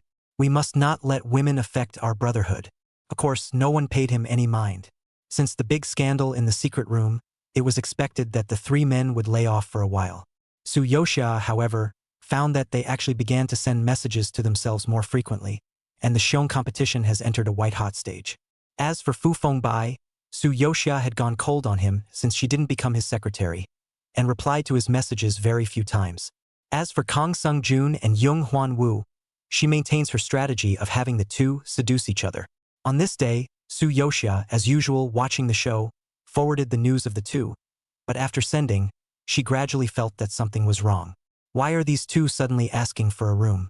Kang Sung-jun tries, "I heard that after the renovation of the Star Din Resort and Spa, their undersea suite has been revamped with a lot of new tricks. Are you interested?" Yung Hwan Woo spoiled. "Listening to you, I'm already curious." After he sent it, he came back with a very ambiguous, "Is this considered a secret between us?" Kang Sung-jun is excited. "Of course. I won't tell anyone. SHHH. Su Yoxia. Are they chatting about apricot lust here?" Chapter 177 Female Secretaries Disciplining Bosses into Dogs 14. It made her start to look forward to it, if these two saw each other in the hotel room. However, how could such a wonderful drama be without Fu Fengbai? So, Su Yoxia specially picked a water green halter dress. The close cut wrapped around her flora and slim body. She was dressed to go on a date and coincidentally met Fu Fengbai in the elevator. "Secretary Su." Fu Fengbai raised his eyes and was immediately attracted to her. Both eyes looked straight and even forgot to breathe. "Secretary Su, you are so beautiful today." His tone could not hide his amazement, and just as the words left his mouth, he realized that they were wrong and hastily added, "Of course, I mean you are beautiful every day, but today the beauty is extraordinarily seductive." "Thank you." Su Yoxia smiled faintly and quickly lowered her eyelashes again, with the look of trying to hide something. However, the more you cover it up, the easier it is to reveal. Fu Fengbai quickly discovered the clues and couldn't help but feel the alarm bells ringing in his heart. "Secretary Su, is this going on a date?" He pressed on with his unease and asked tentatively. "No, no." As if Su Yoxia had been discovered a secret, her eyes slightly dodged and she flatly denied it. But when the elevator doors opened, she immediately flew away with hurried steps, as if she would reveal herself if she stayed here for one more second. Now, Fu Fengbai became more and more certain. Secretary Su must have gone on a date. Then, The most suspicious candidate surfaced in his head. Kang Sung-joon. He must have seduced Secretary So. Fu Fengbai's mobility has never been so fast. Immediately investigating Kang Sung-joon's movements. As expected, he really found out that Kang Sung-joon had booked an undersea suite at the Starding Hotel for tonight. Fu Fengbai immediately felt that heaven and earth were turning upside down, and his eyes went black. Damn Kang Sung-joon for seducing Secretary So to get a room with him. No, absolutely not. He was full of anger and aggressiveness, as if he was going to catch an adulterer. As night falls, Kang Sung-joon has long been getting everything ready for his date. At the moment, he was standing in front of the huge floor-to-ceiling glass, and the blue and mysterious underwater world was presented in front of him in 360 degrees. He admired the variety of ocean fish weaving through the variegated coral, the ghostly blue light drifting through the water. Kang Sung-joon looked at the stunning scenery, the corners of his lips slightly hooked, imagining Su Yoshia's surprised expression when she pushed the door open. He picked up his cell phone and couldn't wait to send a WeChat. "I'm here, Xia. Where are you?" However, the message he sent was stone cold. Scroll further up and it's all his self-talk, too. Su Yoshia hadn't replied to his WeChat for several hours, which couldn't help but make Jiang Chungjun feel strange. Equally strange was Jung Hwan Woo, who had already reached the elevator. His suit was straight, his collar meticulously tied with a Windsor knot, his cuffs tied with a pair of valuable ruby cufflinks, and every detail on his body was exacting and meticulous. Clutching a bouquet of Floyd roses in his left hand, he pressed his right hand against the metal armrest of the elevator and looked out at himself reflected in the interior walls of the elevator. A hint of excitement spilled out of the handsome face from the cold expression. His heart was beating so fast that he even developed a rare nervousness. But Jung Hwan Woo, like Kang Sung-joon, the only thing that made him frown was the equally delayed response to the message he sent to Su Yoshia. Worst case scenario, this woman shouldn't be on her deathbed, he thought. Kang Sung-joon had already made 5 trips back and forth in the room, and seeing that time was passing by the minute and Su Yoshia still hadn't shown up, he finally became a bit unable to sit still. "I'd better go wait for Natsu in front of the hotel," he muttered under his breath and headed out of the room. Just as he reached the door to his room, he heard a drip sound, the sound of the lock being swiped open. "Here we go. The goddess is coming." Kang Sung-joon's heart was delighted, and his entire body instantly perked up. He had an idea and wanted to give Su Yoshia a surprise, and quickly turned off the lights in the room with a single click, and then gently went around to hide behind the door of the room. A door away, Jung Hwan Woo was standing in front of the door, and as he stared at the action of swiping his room card, his fingertips were actually trembling slightly. "Is it that tense?" He smiled to himself, took a deep breath, and walked in. The moment he closed the door of the room with a smooth hand, he also cut off all light from the house with it. Just as Zheng Hanyu was about to insert the room card into the slot, a hot embrace actually caught him off guard and embraced him from behind. Zhang Huanyu instantly stiffened. His brain was blank. She had never been so active.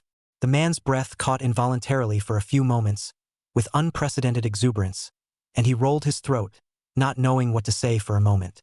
What Jung Hwan-woo didn't know was that Kang Sung-joon, who was holding him tightly, was on the verge of cracking a smile on his face. He even couldn't help but pucker up and kiss the person in his arms. But soon, he realized something was wrong. How come today Xia is so tall, is wearing high heels?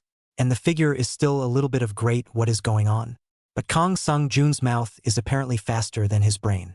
It was too late when he couldn't wait to nibble on the neck of the man in his arms, only to find an unexpected zing. Chapter 178 Female Secretaries Disciplining Bosses into Dogs 15. Ah! Kang Sung-joon let out a mournful scream, and Jung Hwan-woo was closing his eyes, enjoying the person behind him touching him in a flurry of unorganized strokes. He was going to dote on it and say, "Okay, stop it." Unexpectedly, he heard Kang Sung-joon's rough howl, and in an instant, all of his charming thoughts turned to smithereens. The whole thing went instantly rigid and went into cardiac arrest. Both of them violently pushed each other away as if they had seen a ghost. Pa! The lights in the room were pressed on again by Kang Sung-joon's hands and feet. The shiny light shone on 2 terrified-looking men. "Why you?" Kang Sung-joon and Jung Hwan-woo questioned each other in unison, and both had meltdown written all over their expressions. Kang Sung-joon kept poo-pooing and holding his head with both hands. His voice changed tone. "Ah, I'm unclean. I'm unclean. Young Hwan-woo felt even more disgusted and desperately wiped the spot on his neck where Kang Sung-joon had kissed him, and said with extreme breathlessness, I'm the one who's unclean, right? It's disgusting. The more he thought about it, the more he gagged, violently covering his mouth and rushing into the bathroom without looking back. Hearing Young Hwan-woo dry heaving and the sound of rushing water in the bathroom, Kang Sung-joon was even more furious. And you think I'm disgusting? It's obviously my mouth that's being raped by your neck. I want a bath too. With that, he too rushed headlong into the other bathroom of the suite. The two men went through 4 or 5 washes before they stopped. Young Hwan-woo felt better then, and he stood in front of the water-misted mirror, wringing his neck and gazing grimly at the red marks on it. Teeth clenched. Goddamn Kang Sung-joon. He was so good at sipping that one bite made a reddish strawberry mark on his neck.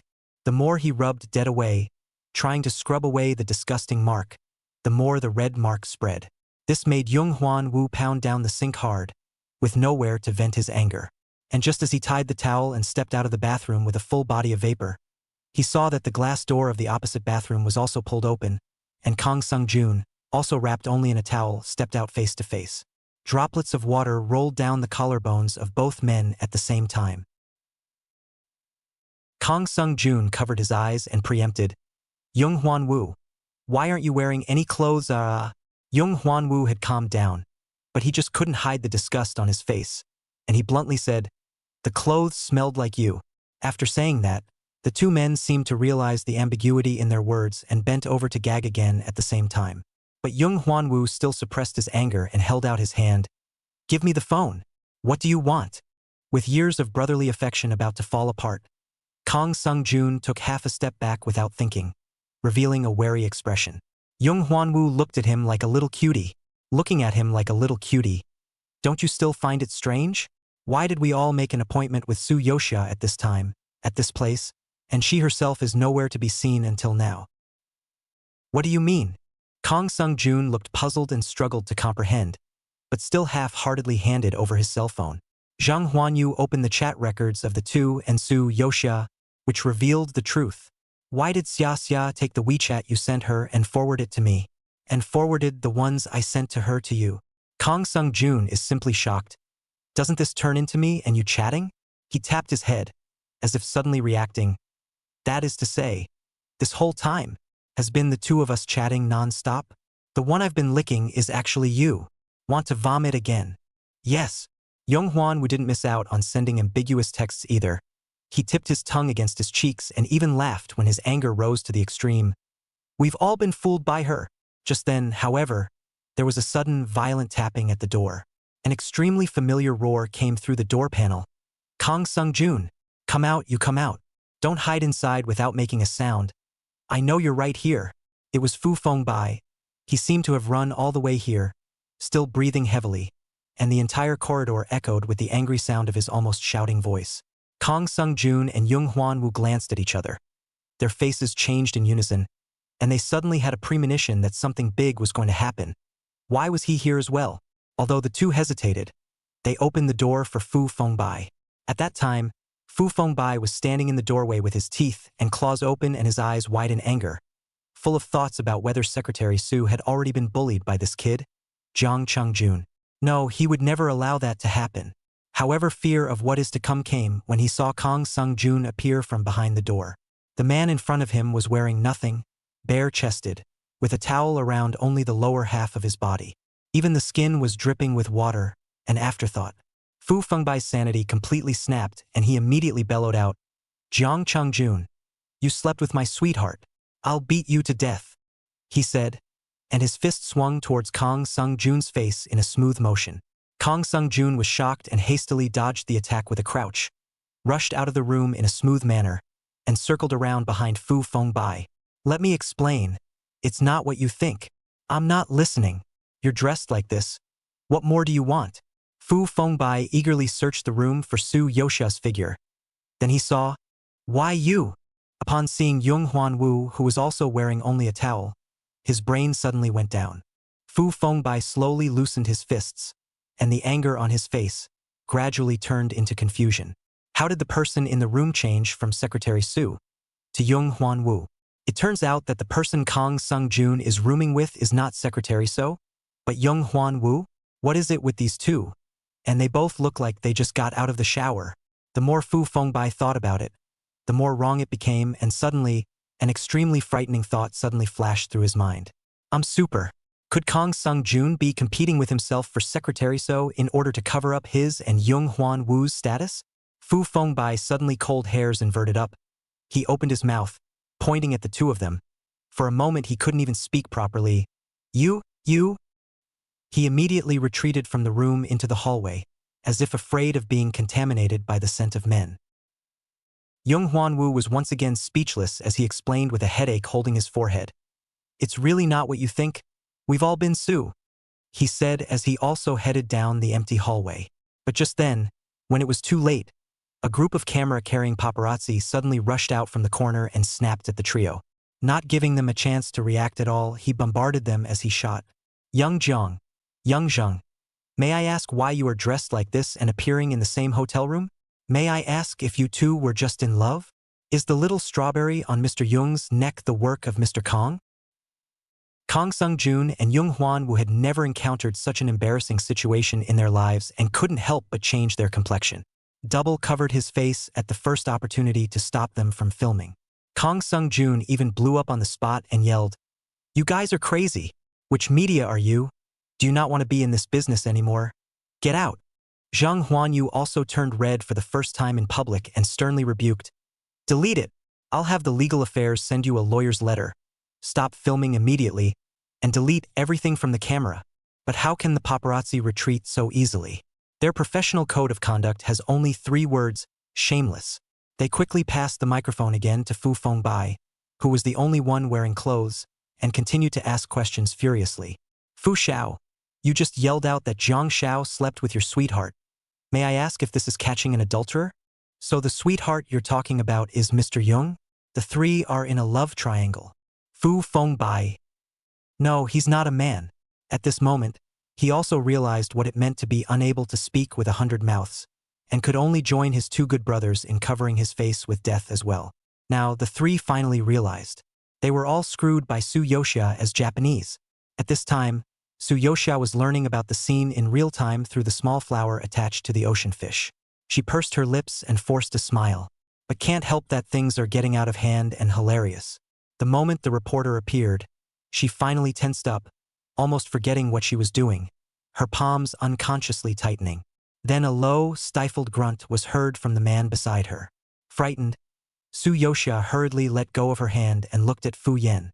The cold, bland face was dripping with sweat. The aggravated breathing carried a slight buoyancy, and the body was terribly hot. Su Yoshia met his dark as rain-deep gaze. Her face instantly reddened and carefully asked, "Fu Yen, are you all right?" The man rolled the knot in his throat in silence. Something was teetering on the edge of losing control.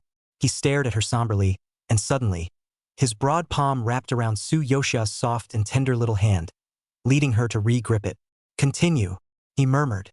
"Little flower who has been put in a small black room. What is the host doing? It's so hard to guess." Chapter 179: Female Secretaries Disciplining Bosses into Dogs 16. The matter also started from more than 2 hours ago, when Su Yoshia followed Fu Yen to a dinner party. This business dinner had extremely high specifications and gathered important figures from major companies in the city. And as Fu's is a leading company, Fu Yen naturally attracted a lot of attention when he appeared on the scene. But what makes people even more unable to take their eyes off of him is the outstanding female secretary beside him. Su Yoshia wore a long fitted dress. The fitted silhouette outlined the figure in a concave and convex shape. The back split fell just right, vaguely revealing a section of white and polished back. Almost everyone was quietly observing them, and although people didn't dare to discuss it to their faces, the shock in their eyes was enough to say everything. In their eyes, the young and talented Fu's president was definitely the cleanest in the circle. Not only has he not had a single fling in all these years, the only person who followed him around all year round was that skinny monkey like special assistant Lin. This was the first time they had seen that Mr. Fu even had a new person by his side, and the way he looked at her was even more gentle as hell. Fu Yanjing slightly lowered his head and said to Su Yoshia, "Just follow me to recognize people later. No need to be nervous." "Okay, Mr. Fu." Su Yoshia nodded her head obediently, but she was calculating something in her heart. Tonight, she is not a secretary. She is a doctor, to be tortured for a long time by the disease Fu cure. In order to get Fu Yan to cooperate with the medical treatment, she quickly had a plan, such an occasion, of course, the most suitable for pretending to be drunk law. The routine is old, but it works. By the time the party was over and the two of them left the hotel together, the night breeze made her footsteps weak. The body swayed, seemingly unable to control itself as it plunged forward. As expected, a strong arm immediately held her waist steadily and subconsciously brought her towards her arms. Su Yosha's clear almond eyes haloed with drunken fog, looking at the man in front of her in a daze. Fu Yan was also looking at her with downcast eyes, watching her white face float red, and the tip of her tiny nose was drunkenly red. He stared at her face for several moments, his deep gaze penetrating. "Drunk?" he asked in a hushed voice. Su Yosha blinked in confusion, seemingly not understanding what he was saying at all. Fu Yan listened to her soft grunts, and what was already out of control was quickly aroused. But he restrained himself and said in a muffled voice, "Get in the car first and I'll take you home." This time Su Yosha understood. She nodded her head, barely standing still, and said, "I can walk by myself." Fu Yan looked at her drunken twilight eyes and hesitated for a moment before slowly letting go. He watched as Su Yosha didn't walk towards the passenger side, but instead pulled open the backseat door and naturally bent down to sit in it. Behind her, Fu Yan stood still for a few seconds, his eyes darkening. He stepped to follow and got into the backseat as well. As the car door closed noiselessly, he raised his hand and slowly lowered the center fender. The closed compartment was dim, ambiguous. The temperature is creeping up. Su Yosha leaned on the seat, her long hair slightly scattered, her eyes dense. Just as she unconsciously leaned toward the man, Fu Yan directly took her into his arms and brought her to his lap. The man's eager movement startled her, and her arm hooked reflexively around his neck. She was born with a strong feeling of being overpowered even though she was sitting on top of him. Fu Yan's eyes were dark, so dark that they were like the giant mouth of the abyss, causing Su Yosha to shiver involuntarily, especially when his hand pressed unobstructed on her white jade-like spine. The roughness of his fingers caused her back to flood with a wave of Yu-ho numbness. Fu Yan felt the trembling from the skin under his palm. Shudder, took a deep breath, also the fragrant mouth of the embrace and into the lungs. "Who am I?" His voice was low, magnetic with a hidden dryness. Su Yosha blinked, confused by his sudden question. "You are Fu General Manager, She looked at him with foggy almond eyes. "Aren't you?" "Fu Yan." "Which Mr. Fu?" "Su Yosha." "Of course it's my boss, Fu Yan." Fu Yan's expression was still taut and cold, but his breath was obviously taut. His chi and blood were churning, and his breathing was completely messy. They were too close, so close that if one of them leaned in just a little bit, their lips would close on each other. If they are not, their breathing is loving, their breaths are intertwined. "Mr. Fu!" Su Yosha softly called him again, not knowing whether it was because of the heat or because of the nervousness. Her eyelashes fluttered gently, and her fingers unconsciously clutched his collar. Fu Yan's warm palm was also pressed against her waist. His long, slender fingers held tightly, restraining the force that wanted to hold it tighter. The two men suddenly fell into silence, neither saying anything, except that their gazes ran over each other's faces. One clueless, one infinitely claustrophobic. Just when everything was about to get out of hand, Fu Yan suddenly said, "Don't call Mr. Fu. Call me by my name." He didn't want to kiss her as his boss.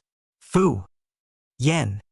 Almost at the instant Su Yosha responded, Fu Yan fiercely tightened his arms and pressed her into his arms, lowering his head to kiss her lips. Warm and crisp breath fell in a blanket. The two kissed in the cramped space of the compartment. The quiet dark night, only the sound of light and heavy kisses.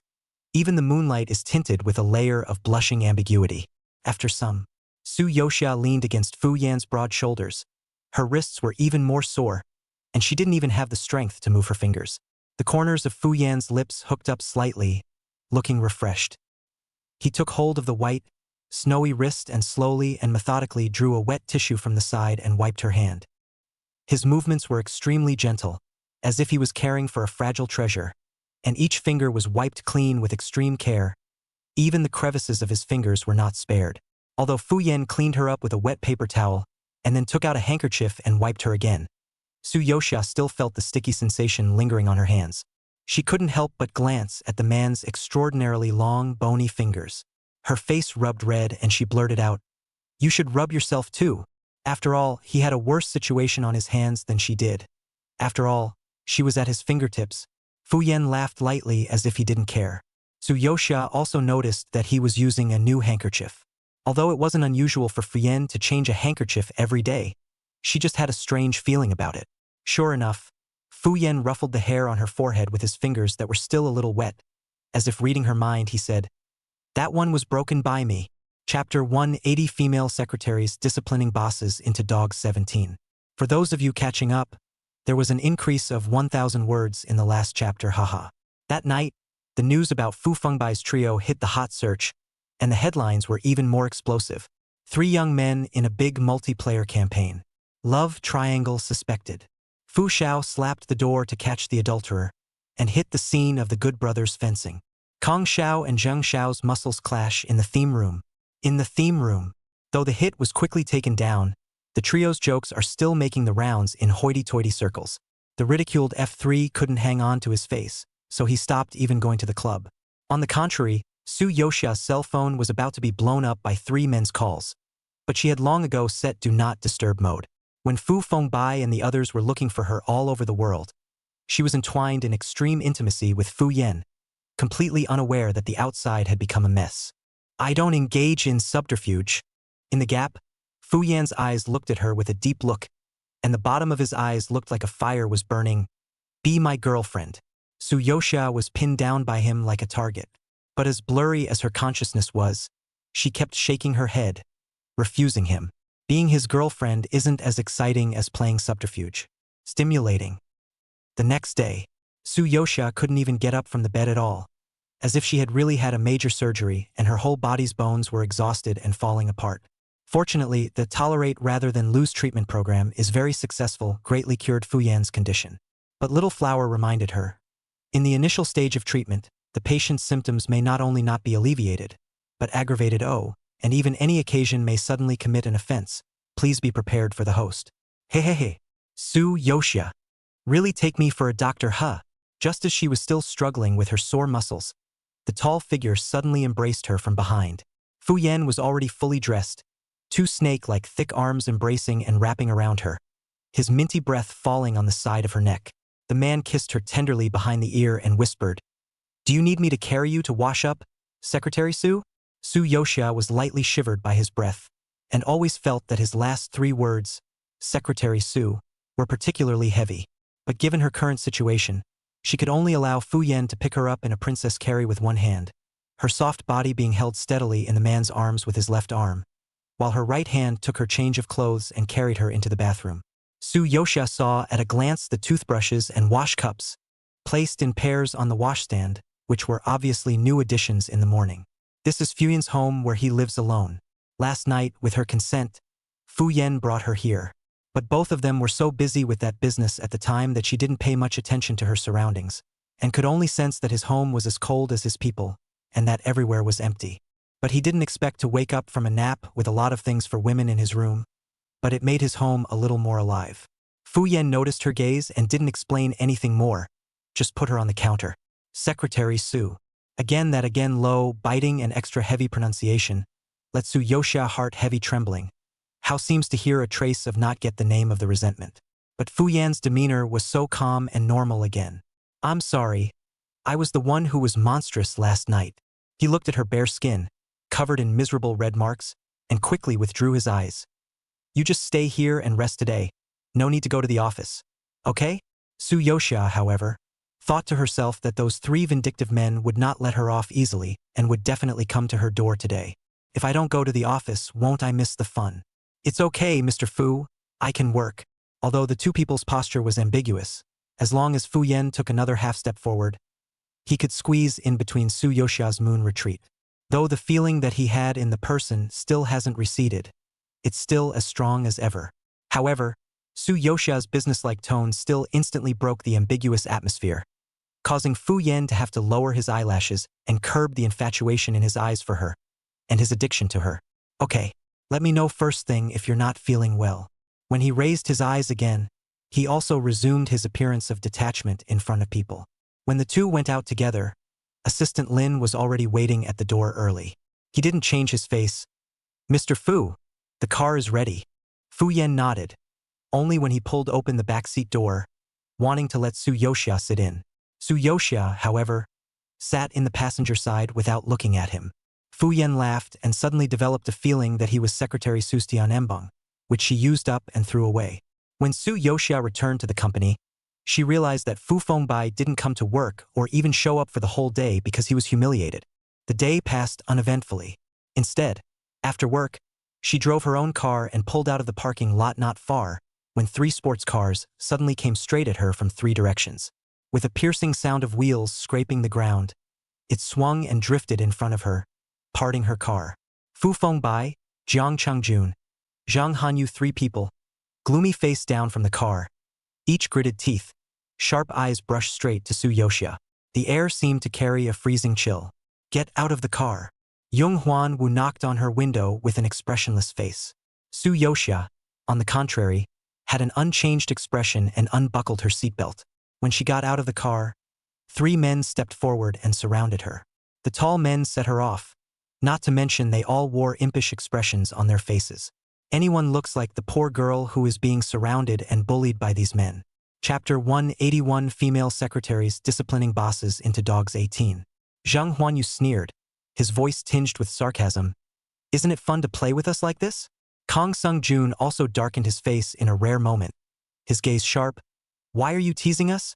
Do you know the consequences of messing with us?" Although Fu Fengbai didn't say anything, that gloomy expression already revealed the anger burning inside him.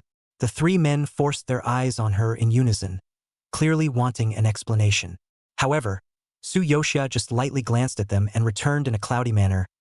"Yes, I am deliberately playing you guys." The moment her words left her mouth, the 3 people's faces instantly changed. Obviously didn't expect her to admit it without hesitation, and to say it with such a straight face. The atmosphere instantly became more tense, and the anger of the 3 men spiked to the top at once. Su Yoxia, however, continued without changing her face. "When you guys first met me, didn't you say like me, it must be fun to play? How come it's the other way around now and you guys can't stand being toyed with by me?" She spoke with undisguised contempt, playing them off against each other despite her lowly position. It was as if he had read all their minds and said things that hit them right in the heart. The expressions on the 3 men's faces instantly became frozen, shock and doubt intertwined. How does she know these words? They looked at each other, both seeing something shaky and uneasy in each other's eyes. Obviously, there must have been a traitor in the Brotherhood who chewed the cud in front of Su Yoxia to make her think of retaliating against them. Who's the traitor? At this moment, the 3 began to be wary of each other again. The Brotherhood, which had been so hard to reunite, was once again quietly cracking at the seams. Su Yoxia looked at them coldly. Not only was she not threatened in the slightest by these 3 towering young masters, she was also completely unafraid of their retaliation. Instead, the men suddenly fell into an eerie silence, as if they didn't know what to say. After all, now it's them who are making the mistakes. They were the ones who had broken her heart first, and it made sense for him to feel vengeful. The embarrassing thing was that they had just sworn that they would definitely give Su Yoxia some color. How is it that this is suddenly the case now? So is it a matter of choosing a brother or a woman? The 3 were hesitating, and the first one to break the silence was Kang Sung-jun, who had a flash of hesitation in his eyes, but quickly made up his mind, only to see him shouted, "Please heaven, recognize loyalty and treachery. It was Fu Fengbai who said he wanted to play you. It has nothing to do with me, Xia. I have always been greatly loyal to you." He quickly took a step and stood beside Su Yoxia, reaching out and pointing straight at Fu Fengbai in the process, dumping the pot all over him. Fu Fengbai, still in a daze. No, they were hugging and crying last night, remorseful that they'd been played by a woman. Even just a few minutes ago, they were cheering each other up in the group, talking about how they had to retaliate back, letting Su Yoxia know that they were not to be messed with. How come it's backfiring now? Fu Fengbai's face changed drastically, and the image of that day when he backstabbed Jiang Sungjin, saying that he was surrounded by actresses, appeared in front of his eyes. I didn't expect that the wind and water would turn so quickly and turn into Kang Sung-jun backstabbing himself to his face. He was instantly flustered and quickly explained, I was just joking. Secretary Sue, don't listen to his nonsense. I'm taking this relationship very seriously now, and I'm really pursuing you with the purpose of marriage. I apologize to you for the bull I said before. Will you forgive me? They seemed to have completely forgotten what the purpose of coming to Su Yoxia was. Watching the two brothers hold out for less than 5 minutes before they both recoiled in front of him. Yung Hwanwoo. His original plan was to let these two people go from love to hate and then go to avenge the recovery of Youngxia. In this way, not only did he have 2 less competitors, but he could also be a hero at the critical moment and hold the beauty. I didn't expect the plan to sow discord to be cracked by Su Yoxia in a few words, but also made Fu Fengbai and Jiang Chungjun feel guilty towards her, and instead became more loyal to her. Yung Hwanwoo ground his back teeth without moving, and his narrow eyes behind his glasses flashed with a dark light. He opened his cell phone and lit up the brothers' group chat and said in a deep voice, It's come to a point where I just can't look at it anymore. Su Yoxia, they are now ostensibly showing favor with you. But in fact, it is also a part of the plan, in order to chase you and then ruthlessly abandon you, making you regret it. As soon as the words left his mouth, Kang Sung-jun became anxious. Yung Hwanwoo, you fart. But the chat logs clearly show that it was Kang Sung-jun who said it. Yung Hwanwoo, on the contrary, replied back to the group. Are you a stupid ex? Yung Hwanwoo, I see you. Kang Sung-jun angrily cursed the nationalist. You're taking things out of context. His attitude became even more humble, and he panicked and explained to Su Yoxia. Xia, listen to me. This is my ploy against the two of them. My real plan is to chase you and then hold you in the palm of my hand and spend my whole life treating you well. Don't you be provoked by this Yung Hwanwoo. The 3 tall men still surrounded Su Yoxia in the center, but only less than a quarter of an hour had passed, and their aura suddenly dissipated. Even the aura became incredibly humble, turning into them trying their best to cajole her, to please her, to beg for her forgiveness. Just then, a low-profile business car pulled up to the curb. The man was silently watching the scene from the darkened car window. Although the driver's seat's special assistant Lin was usually very human, he still couldn't help but say when he saw this scene, the 3 young masters are fighting for favor in front of Secretary Su again. Chapter 182. Female Secretaries Disciplining Bosses into Dogs 19. As soon as Assistant Lin finished speaking, he felt the air pressure in the car drop significantly. It was so hard to turn back to a living person that he instantly died a micro-death. But there was actually one thing he didn't say. No matter how the 3 young masters compete for favor, Fu has an unshakable aura of the palace. Special Assistant Lin. Fu Yan suddenly opened his mouth, haughtily commanding, Go get Secretary Su's car and switch her over. Okay, Mr. Fu. Assistant Lin immediately nodded his head. On Su Yoxia's side, the men were still facing each other with swords drawn, until Lin's special assistant gave a cry. Secretary Su, Mr. Fu is waiting for you. The atmosphere was momentarily stagnant. They swished to look at the Maybach not far away. A horrible sense of oppression pressed straight through the darkened windows, even though they couldn't see the light inside the car at all. The 3 men, suddenly a little frightened, all silently shut their little mouths. Su Yoxia also looked at the Maybach, then bent down, fished out her bag from her own window, and walked over without looking back, leaving the 3 of them standing in place wide-eyed. Although they knew that Su Yoxia was now Fu Yan's secretary, it still felt strange to just watch her get into his car. Don't worry, guys. There's no way my brother would have anything with Secretary Su. Fu Fengbai was confident. He said cryptically only after Special Assistant Lin had driven the car away. He has X-function problems. Otherwise, why hasn't he had a woman around him for so many years? And those elders in our family never pushed him to get married? Upon hearing this, both Kang Sung-jun and Yung Hwanwoo revealed shocked expressions. Even though they all grew up together, this was the first time they knew about it. At the same time, the hanging heart finally settled down. But I don't know. Behind that dark car window, Su Yoxia is being pressed by Fu Yan leaning over on the seat, pecking at her moist and soft lips, and kissing her with extreme tenderness. Breathing hot, lips rolling, the kiss was long and hard. Fu Fengbai 3 people originally with a smile on their faces, watching Su Yoxia leave, but until the face are smiling stiff, the Maybach is still in place motionless. The windows of the car were so dark that they couldn't see what was going on inside with their eyes wide open. One could only continue to keep smiling, and waited for quite a while longer before the car started and disappeared before their eyes. The night floats, little flower. The host stays in the middle palace again tonight and favors the main palace. Just this is the palace before the bedtime preparation is also too long. Su Yoxia fully listened to the sound of water flow for half an hour, but also do not see to stop. Only after a long time, Fu Yan, wrapped in a black robe, exuding an icy cold chill, walked out of the bathroom. Su Yoxia looked at him doubtfully. The weather now wasn't hot enough to take a cold shower. Fu Yan saw through her mind at a glance and said, "Isn't it still the middle of the month?" Su Yuxia. The night is Fu Yan high incidence of disease time. Especially around there is all the time to urge his Love Valley O's soaring demon. Su Yoxia, however, knew nothing about it, and was still unaware of the fact that when he walked towards her, she agilely and nimbly got into his arms. The man's body, which had only just calmed down, was rapidly burning again, and his breath was like hot air. He kind of understands what it means to be a foodie. Even hugging her was now a matter of caution, let alone kissing, or a more subtle touch. Fu Yan had never had such intense restraint and abstinence. Lust ever, even in the years when he first became ill, it had never been as unbearable as it was now. Easily, she picked up on her addiction. Big deal is another hour of cold showers. Fu Yan closed his eyes, his body taking one step faster than his brain to hug her back, placing her on his lap and wrapping his firm arms around her. "I think I have to be honest with you about this, Xia." His breathing was still ragged, but his demeanor became incredibly serious. "I have a very serious addiction.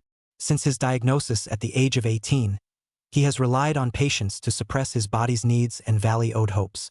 And just when he was almost on the verge of conquering this valley of indebtedness that popped up every now and then and tormented him, the girl's appearance suddenly made everything spin out of control. She, dirt not her." A nasty, nasty voice in his mind kept screaming, and then he slapped himself hard. She was like Poppy, like the most compelling siren of mythology, tempting him all the time. For the first time, Fu Yan realized that he turned out to be so despicable. But more than anything, he didn't want to hide it from her, and could only woefully dissect this unpleasant side of him in front of her. Su Yoxia really froze, her lips slightly open, just staring at him blankly, seemingly forgetting to react. Fu Yan even gazed at her for an instant. He knew in his heart of hearts that whether she was afraid of herself because of it, or disgusted with him, it was perfectly normal. He would make amends to her, and whatever she offered, he would immediately agree to it. Su Yoxia froze for a while before she said, "So you'll die for me?" "It won't." "Of course it won't." This time it turned into Fu Yan was stunned. He was a little crying and laughing at once, but also very serious to ensure. "I will never do anything to hurt you." This Su Yoxia did believe. After all, he'd been like that last night, on the verge of exploding, and hadn't forgotten to serve her first and get himself some more benefits. Especially when she listened to Fu Yan recounting the history of his illness one by one, and heard Fu Yan say in his own words that once upon a time, his illness always erupted without warning, but it could still be restrained by him. It wasn't until he met her that he first became indebted to Apricot Valley for a woman, and the feeling was becoming more and more uncontrollable. It even progressed to the point where just looking at her face, hearing her voice, or even smelling her aroma could make him stand up straight. Fu Yan's voice spoke smoothly, but his tone carried a faint sense of powerlessness and inferiority. Once upon a time this disease did not bother him much, and he even exercised more than ordinary endurance and willpower as a result. But that day, after getting the handkerchief stained with her scent, he realized that his big head simply could not overcome his small head. By the time he came back to his senses, the handkerchief was even torn and the trash can was full of paper balls. He seemed to be completely and utterly transformed into an out-of-control beast. Su Yoxia didn't know what Fu Yan was thinking. She looked at the man's excessively handsome face. His deep features were like carvings, revealing an unattainable temperament. It also occurred to me that besides his face, every piece of hardware he had was also excellent to the point of perfection. She pouted, really to hide the corners of her mouth that were completely pressed, especially looking into his dark eyes, infinitely deep from the emotion, which reflected, and only reflected, his tiny self. "All my valley owes hope only because of you." These words were refreshing to hear in Su Yoxia's heart. Fu Yan had been carefully observing her expression, so focused that he even lightened his breathing. He certainly didn't miss the flash of delight in her bright almond eyes. There is no fear, no nausea, no rejection. Fu Yan didn't know how to respond for a moment, only feeling that a huge surprise had hit him head-on unexpectedly. She's not repulsed. She's not repulsed. Su-yoxia sat in his arms, hooked her hands around his neck, and comforted him instead. It's okay. That aspect of strong is also very cute pinch. The man's already dark gaze became more intrusive as he heard her comforting words and smelled her even more fragrant scent. The palms of his hands pressed even tighter against her waist, the backs of his hands bruised. The beast trapped in the cage screamed again, almost immediately ready to break out and completely tear apart the order he had worked so hard to build over the years. Just then, he heard the girl continue. And I know that you're not one to give a free pass to Y hopes. Su-yoxia leaned against Fu Yan's solid shoulder, her fingers playing around the waistband of his bathrobe. I'm sure you can regain control of. We can try practicing slowly together. Can't we? Fu Yan looked at her steadily, and the restless beast seemed to be smoothed down, instantly docile. The dark tide raging under his eyes also gradually smoothed out. A magical sensation was suddenly born in his body that made him realize the valley owed because of her was being controlled by her, put away at her command. It should have been. Can we start practicing with kissing? He stared sullenly at her slightly puckered lips, the knot in his throat rolling heavily. When Su-yoxia nodded her head obediently, and Guya Wang was reopened the gate by her, he kissed her nonchalantly, his tongue prying open her lips. The opening of the theme park under Fu's banner is just around the corner, and Su-yoxia, as the person in charge, has become busy. There was no time to greet the 3 young masters who followed her ass every day and stalked her. And when she coldly told them, "You're interfering with my work," the words worked well as a deterrent, and the frequency of their appearances in front of her plummeted. Su-yoxia was always giving them a glimmer of hope and then turning cold on them. The 3 young masters who have been knocked into the cold palace are not the slightest bit tired of this game of chase, but rather, they are getting more and more excited. In their eager anticipation, it was finally the day when the amusement park officially opened. They knew that the most nervous, busy, and stressed person today was Su-yoxia, but they didn't dare show up and interrupt her work. One can only hide in a thick and bulky doll suit and peek at her from afar. The view inside the doll's headgear was narrow and the air was stifling, and with the slightest breath you could feel the heat wave recoil as if the whole person was being smothered in a steamer. Today's temperature was 30 degrees, and the sun was even hotter, so the 3 pampered young masters had only been inside for less than half an hour, and they were suffocating from the heat. But once they thought that it was all for Su-yoxia, they felt happy again. Still, these 3 sneaky doll people attracted Fu Yan's attention. Fu Yan's gaze faintly swept over, his brows furrowing. Special Assistant Lin quickly found out their identities and reported the situation. Fu Yan's frown deepened as he instructed, "Keep an eye on them." "Understood, Mr. Fu." Special Assistant Lin nodded. But after Fu Yan left, he still couldn't help but mutter in a low voice, "The 3 young masters' tricks for favor are really getting more and more popular. Will Mr. Fu's position as the main palace be unstable?" Before he could finish his sentence, his shoulder was gently tapped from behind. An extremely intimidating sense of oppression instantly struck, and Lin Taisuk's back stiffened as he slowly turned his head, and was indeed met with those dark eyes. "Mr. Fu," he spoke dryly. Fu Yan looked as normal, as if he hadn't heard his mutterings, and said lightly, "After the event, have them come see me." "Yes," Special Assistant Lin immediately said. By noon, Fu Fengbai's trio was finally exhausted and impatiently took off their doll clothes for an intermission.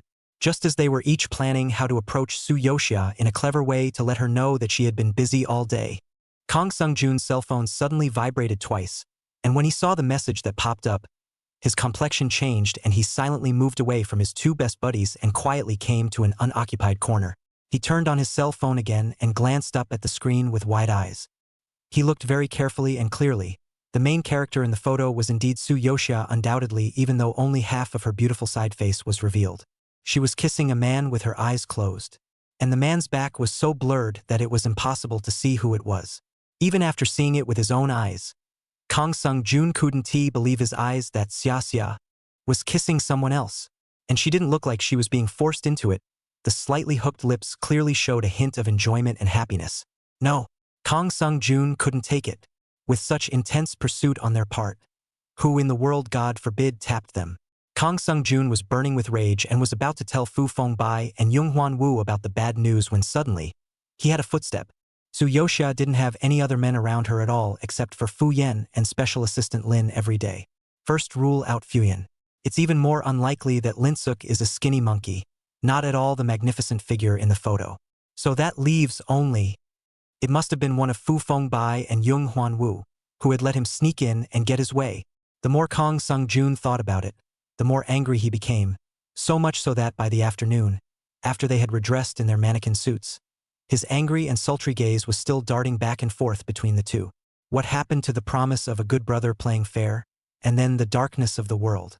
Is this guy who stole the goddess's mouth now laughing at himself for doing such a stupid, useless thing, not realizing that he's already been on his mouth for a long time?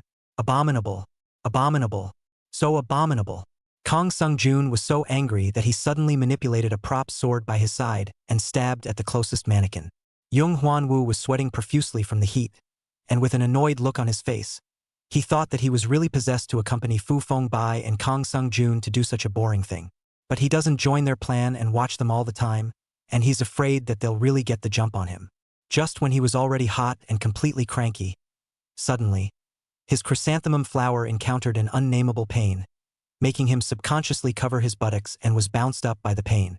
Fu Fengbai wasn't much better, and suffered an equally disastrous blow. 2. Kong Sung-jun is mad. Jiang Cheng-jun has already killed Red Eye.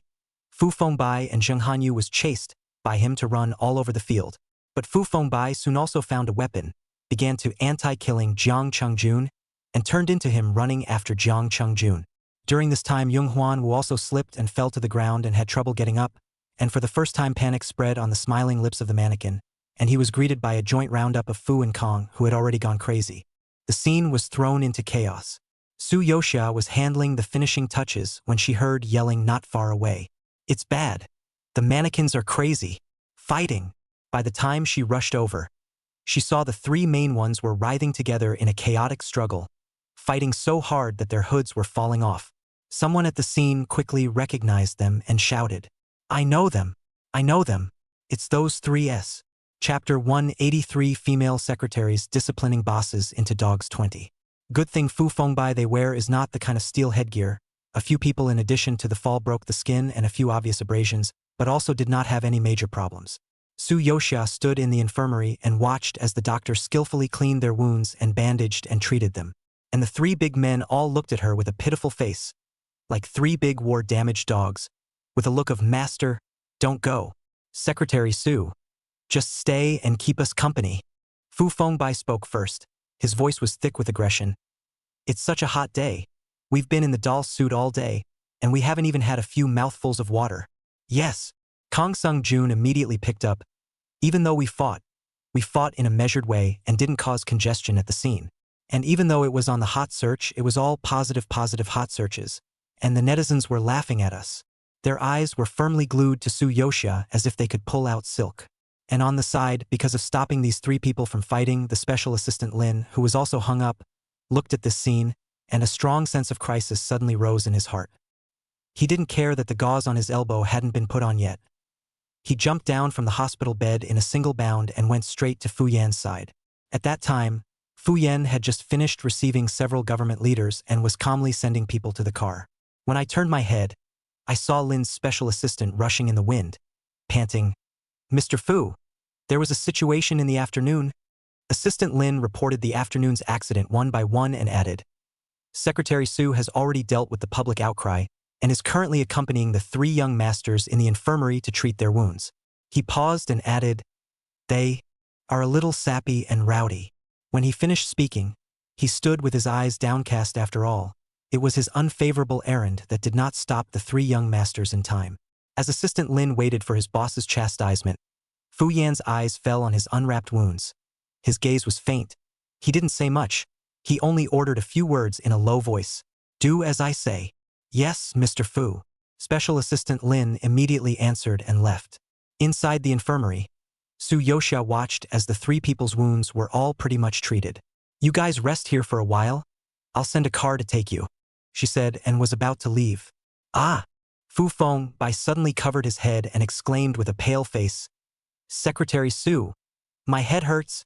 Is it a concussion? I can't see you anymore." Kang Sung-jun saw his pompous acting at a glance and followed suit. Clutching his stomach, his face wrinkled into a ball. I can't do it either. Xia, my stomach was kicked several times by them. I don't know if my spleen has shifted. Xia, help me look. The doctor who quietly watched them perform. Jung Hwanwoo was silent and didn't say anything. Only the corners of his mouth twitched from time to time. He was the one in real pain, especially that unspeakable part that couldn't even sit still at the moment. But he could only pretend to be light-hearted, cold-faced, gritted his teeth, and bear it alone. Su Yoxia looked at the group of men speechlessly, half unwilling to accommodate them. Just at this moment, Special Assistant Lin hurriedly ran in, looking grave. It's not good, Secretary Su. Mr. Fu. Fu is suddenly sick. The voices of the men who were shouting in pain lurched, and the air was abruptly quiet. Su Yoxia's expression was grave. What happened to Mr. Fu? Assistant Lam. The whole body is burning so badly that it looks uncomfortable. I'll go take a look. Su Yoxia couldn't care less about these few playwrights, even if their voices crying out in pain were even more miserable and louder. She did not return to her head and swung the middle palace, but immediately rushed to Fu Yen's side. In a themed hotel in the park. Su Yoxia had just brushed open the door to her room when a thick, strong hand reached out from behind the door and pulled her into her arms. Fu Yen wrapped his arms tightly around her, his arms gently patting her back as he heaved her against the wall, hitting her with a small, muffled thud. The man's fiery body immediately pressed up, one hand clasping her wrist tightly and lifting her hands above her head, while the other wrapped around her waist in a domineering manner. He was really hot. His whole body seemed like a flame that had been ignited, and just that burning look in his eyes was almost going to melt her. Su Yoxia was slightly softened by his heat wave gaze. Mr. Fu, is it an addiction? Fu Yan's chest rose and fell violently, clearly having endured to the extreme. He lowered his head, the tip of his nose touching the tip of hers, his voice low and husky with extreme disorganization. Is it only on C that you are willing to call me by my name? Is it okay? Fu Yan, do you want me to help you? Su Yoxia softly shouted at him, falling into his ears, bringing a chemical reaction that simply cannot be restrained. The moment you hear it, you have to boil. Hot kisses fell eagerly, heavily mouthing the tips of her lips and tongue entwined. Su Yoxia slightly tilted her head, her eyes gradually flooded with a layer of brimming watery light. Her lips slightly opened in response to him, occasionally spilling out a few subtle call's wings. Fu Yan's eyes grew hotter and hotter, looking at the girl in front of him who was kissed by him to the point of petite panting again and again. There was both a strong valley ode in his eyes, but also a deep infatuation. And on the floor, lying on the floor, was a piece that had only been draped by Su Yoxia in the morning, the man's jacket. It was soaked with her scent. Meticulous suit was rubbed out many folds of traces, obviously by the man sniffed for a long time. The aroma on it as if by the mouth and exhausted, but also spawned a lot of hot hope. It was only then that it merited to be thrown unceremoniously to the ground by the man. Su Yoxia was so tired that she couldn't move. Her whole body was soft like a puddle of water, nestled in the quilt. Listen to Little Flower's report on the Fu Fengbai trio. They waited for half a day in the infirmary, and were delayed in waiting for Su Yoxia to return.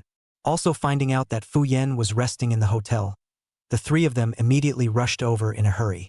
But just as he reached the entrance of the hotel, he was stopped by Assistant Lin.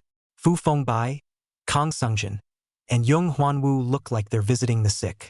Outwardly concerned, his eyes fluttered, clearly searching for that familiar figure. Assistant Lin, how is my brother doing? Fu Fengbai asked in a pretense of worry, but his real heart was half hidden. Thank you for the concern of several young masters. Special Assistant Lin still wore a standard human machine face, his tone so smooth that it didn't have half a ripple. Mr. Fu took the medicine and is already much better. He's resting upstairs. Where's Secretary Su? Where is Secretary Su? This time it was Jung Hwanwoo who spoke up, his eyes sweeping in the direction of the elevator unobtrusively. Assistant Lin didn't even raise his eyelids, and said without changing his face, the group still has some work to deal with, and Secretary Su has already returned to the company. As soon as the words left their mouths, the three of them were stunned at the same time. Secretary Su is gone. Just leave them behind and walk away? It was like cold water had been poured on them. The corners of Fu Fengbai's lips drooped, Kang Sungjin cried out, and Jung Hwanwoo's face went cold for a few moments. and all three of them were silent, with unwillingness and loss written in their eyes. Hannah was kind of sympathizing with them. Suddenly, it seemed to have discovered something and covered its mouth and snickered in Su Yoshia's ear. If this is a palace drama, Lin's special assistant must be the Sister Lin next to the Empress. Look at this posture of his eagerness to protect his master. At those words, Su Yoshia was looking at Little Flower with a smile on her face. You're so good at describing it, Eunuch Flower. Chapter 184 Female Secretaries Disciplining Bosses into Dogs 21. Half a month later. Business trip. Su Yoshia looked at Fu Yan with some surprise. Aha! Fu Yan sat in his office chair and faintly answered. When Su Yoshia walked towards him, he smoothly pulled her into his arms, the corners of his lips slightly hooked. His office occupies an entire floor, and the only way to get up there is to take a special elevator, without having to think about whether or not he'll be seen. Although the time rewind back to when he just returned to China, the always serious and self-possessed Mr. Fu was afraid that he did not expect that he would soon be in the office, and the beautiful female secretary to do such frivolous things. He wrapped his arms around the limp secretary and rested his chin on the nape of her neck, his warm breath rustling down the back of her neck. Sniffing her refreshing scent, he murmured, Secretary Su, the response to the park opening program you led was very good. The president of Gung Group, who has been Fu's partner for many years as well as a good friend of mine, appreciated your program. Now they have a high-end hotel under their wing that's about to open, and they'd like to invite you to lead the entire marketing plan. The man was so inextricably close that he wanted to rub the man into his body, and the tone of his voice was businesslike. He paused when he said this, his eyes slightly deeper. I think the opening event is just his meet and greet with your ability. Their hotel's annual frame program for the following year will be given to you to do. A whole year's annual frame? Su Yoshia was even more surprised, thought seriously for a few seconds, and then smiled like a snicker. Then if I take this job, can I not be your secretary and directly open an advertisement company and be my own boss? When Fu Yan heard her say this, his embrace tightened slightly and he calmly said, Of course, though it also means he loses the power to spend time together. He says, I'm happy to be your sole investor. In that case, Su Yoshia leaned back slightly, leaning against his chest, her buttocks twisting unconsciously as if she was looking for a comfortable position. It does sound more interesting than being a secretary. Fu Yan listened to her unrelenting tone and smiled slightly, smiling without moving. Heavier breathing brushed against her ear, as if forewarning her that she was going to be chiseled tonight. Su Yoshia was suddenly choked. Her eyes widened slightly, sensing the danger. She immediately forced herself to change the topic. However, even though Gung's is in the next city, traveling back and forth takes time. If you have another attack, I'm afraid you'll have to take care of it yourself. It's okay, I can endure. I didn't expect Fu Yan's answer to be easier than she thought, and added with a light smile, just come back to compensate. Su Yuxia. Fu Yan, as if he had prepared everything for her, added, Arranged for you to have an at-will secretary, you can just order Ta, won't let you be alone over there. I also have a secretary? Su Yoshia blinked curiously, male or female secretary? Fu Yan looked at her expectant face. The arc of his lips hooked up was suddenly a bit dangerous. Do you want a male or female secretary? A few days later, Su Yoshia arrived at the city where she was traveling on business. She looked at the WeChat Fu Yan pushed to her, tapped into the other person's pure black avatar, and sent him a message. Hello, I have arrived at the exit gate. Where are you? The other person replied back. Right in front of you. Su Yoshia froze, and when she looked up, she saw the business car that picked her up, the automatic door slowly opening. The secretary got out of the car and took the suitcase from her. Su Yoshia was hanging her eyes, preparing to send a message to Fu Yan, but her gaze unconsciously fell on the hand that was so familiar to her. The palm of the hand was wide, the fingers extraordinarily long and bony, and the veins on the back of the hand were slightly taut. She looked up abruptly at the owner of the hand. The man was looking down at her as well, the sunlight falling over his head, gentle shadows floating below his eyelashes. Fu Yan smiled warmly. Hello, Mr. Su. I am the secretary sent by Mr. Fu. My surname is also Fu. You can call me Secretary Fu. Su Yuxia. Well, play it that way. Su Yoshia handed over the suitcase and smiled at him as well. Okay, then I'll get in the car first. Follow me and do a good job, Secretary Fu. Okay, Mr. Su. Fu Yan's smile grew softer and softer. his gaze doting on her as he watched her sit in the car. That's when his cell phone vibrated again. He opened it and saw that it was indeed a message from Fu Fengbai's people. They didn't dare to harass Su Yoxia, and it turned out to be Fu Yan's personal cell phone, with messages ringing non-stop. The three took turns harassing him. Fu Fengbai. Big brother, Secretary Su has been busy at work again lately. She must be under a lot of pressure. Please help me care more about her. Please, Kong Sung Jun. Brother Yun. How is Xia Xia recently? She's approaching her physiological period. She's not uncomfortable, right? Young Hwan Wu. Yun. I've put the tickets to her favorite musical at the front desk. Can I pretend it's a gift from you to her? Thanks a lot. Fu Yan looked at the message they sent. His black eyes narrowed slightly, his brows cold and appalling. His eyes darted over the useful information, noting it down before he decisively turned off the screen. The duo first went to the Gung's Cloud Lake Hotel to discuss work matters. This is a Chinese-style hotel with flying eaves, green bricks and tiles, water pavilions and corridors, elegant and secluded, everywhere permeated with oriental aesthetics of refinement and introversion. The person in charge of the hotel was leading Su Yoxia and Fu Yan through an inner courtyard with white walls and gray tiles, introducing them. And just a short distance away, there was a gaze that quietly landed on them. Gang Yu stared at Su Yoxia with a deadpan expression. He had just come back from abroad, and as soon as he landed, he was pressed by his brother to deal with a bunch of group affairs, and his mood was already tiresome enough.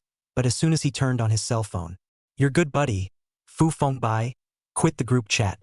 Your buddy, Kong Sung Jun, quit the group chat. Your good buddy, Young Hwan Wu, is out of the group chat."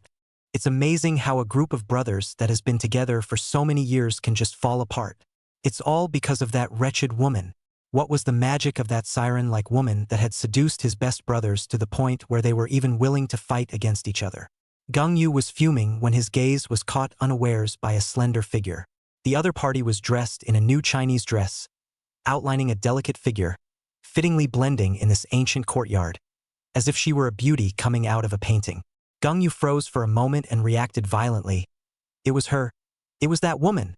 His face, which had only reddened, instantly darkened. The words of my brother's explanation this morning came to my mind. There's a planner coming over today, so receive her well and cooperate fully with her. Good job?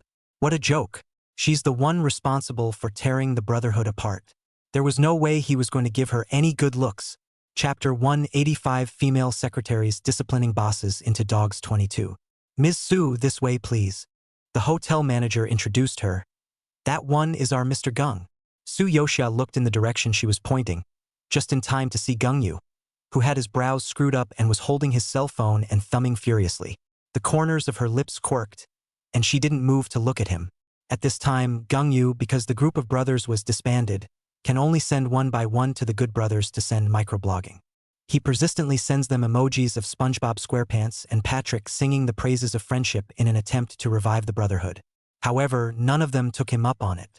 Angry, he raised his cell phone, ready to take a picture of Su Yoxia and send it over to see if they were still so cold and heartless. However, when Su Yoxia appeared on camera, Gang Yu realized that she was looking at herself. The two looked at each other across the camera, and she even smiled softly at him. The smile was like gentle waves of water, shaking his eyes and his mind. Gang Yu's hand shook and he almost didn't hold it steady. He coughed lustily and hastened to assume a posture of indifference. Su Yoxia, on the contrary, walked towards him naturally, smilingly extending her hand towards him. "Hello, Mr. Gung. I've heard a lot about you." Gang Yu remained expressionless, only coldly shaking her hand back. But the moment the skin was just pressed on, he immediately let go again, as if it were hot. Behind Su Yoxia, Fu Yan's gaze faintly scratched through the two men's clasped hands, and he lowered his eyelashes to cover the depths in his dark eyes. Although he kept a low profile throughout, his handsome looks, oppressive height, and intimidating aura made it completely impossible to ignore his presence. Gang Yu was also sizing up this man who didn't know if he was her assistant or bodyguard. Looking at his temperament for a moment, he thought that this man was Su Yoxia's boss. Simply because his aura was too strong just standing there, he was actually 3 times stronger than his brother Gang Shuo. Gang Yu had been abroad for years, so much so that although his brother and Fu Yan were good friends, and he himself was good friends with Fu Fengbai, he had never met Fu Yan, nor did he recognize the man in front of him as the famous Fu's president. Gung Yu, as Su Yosha's partier, had thought to make things difficult for her on the planning. I didn't realize that her proposal had been passed by his brother long ago, and it was so flawless that there was no place to find a nitpick. Just when he was a bit impotent and furious, he heard Su Yosha say, "I've seen quite a few videos of Mr. Gung playing extreme sports on social networks. It's very impressive. And I think that this kind of courageous and adventurous spirit can also be integrated into this marketing program." She was talking about work, and Gung Yu heard it, but his mood was caught off guard by a huge surge of joy. Like Fu Fengbai, he had lived under his brother's aura since he was young and was always suppressed. He felt quite bored, so he simply hid abroad and desperately played racing, skydiving, and did all kinds of extreme sports. It was the first time he had been in a formal setting, and instead of being called a rebel and accused of not doing his job, he was told he was brave and awesome. In one sentence, Gung Yu was coaxed into an embryo. The corners of his mouth twitched slightly under the table, but he twisted his thigh hard. Dead mouth, hold it in. No bucking. Can't fall for this bad woman's schemes. Even he hadn't realized that his ears had gone quietly red. "It's been a long day, Mr. Su." As soon as he entered the room of Cloud Lake Hotel, Secretary Fu, who was serious and proper in front of people, stuck up from behind Su Yosha. The voice that fell from overhead was low and gentle, and the warm breath sprayed behind her ears, causing her to shiver slightly. "Secretary Fu, you?" Su Yosha just wanted to rebuke him that this was a violation of the following. But Fu Yan took her wrist, pressed her fingertips to her lips, and gently kissed her. The sensation of numbness was then like an electric current that ran from her fingertips into her heart, causing her heart to beat slightly faster. Fu Yan's deep gaze fell on this porcelain white jade-like hand. The bony fingers kneaded without speed, and the coarse fingertips rubbed ambiguously on the delicate skin, sometimes lightly and sometimes heavily. Su Yosha almost could not resist this kind of tenderness with danger. Righteously said, "Secretary Fu, you can't be like this. I don't engage in office subterfuge." Chapter 186, Female Secretaries Disciplining Bosses into Dogs 23. Yet when she opened her mouth, her voice was too soft for words. Even she could hear the doleful, light tremor that was clearly very low in the bottom of her voice. Fu Yan laughed. Nonetheless, he didn't stop. As he joined, as if to remove all the scent of another man, he looked at her with that deep and very aggressive gaze, deep in his eyes. Under Secretary Fu's blazing gaze and gentle attack, her defenses gradually disintegrated. Eyes misty, biting her lip in shame, trapped in his biting scent. By the time the two came out of the room, it was completely dark. Su Yosha still had a slight blush on her cheeks. Walking a few steps and skimming uncomfortably, her steps slowed down like stepping on clouds. Grr! Her stomach gave an untimely rumble. Fu Yan inclined his head to look at her, full of concern. "Do you want to go back to your room to rest? I'll go order food and have dinner sent up soon." "Okay?" "Don't." Su Yosha gave him a grudging look and refused without thinking. Mr. Fu is addicted to playing Secretary Fu.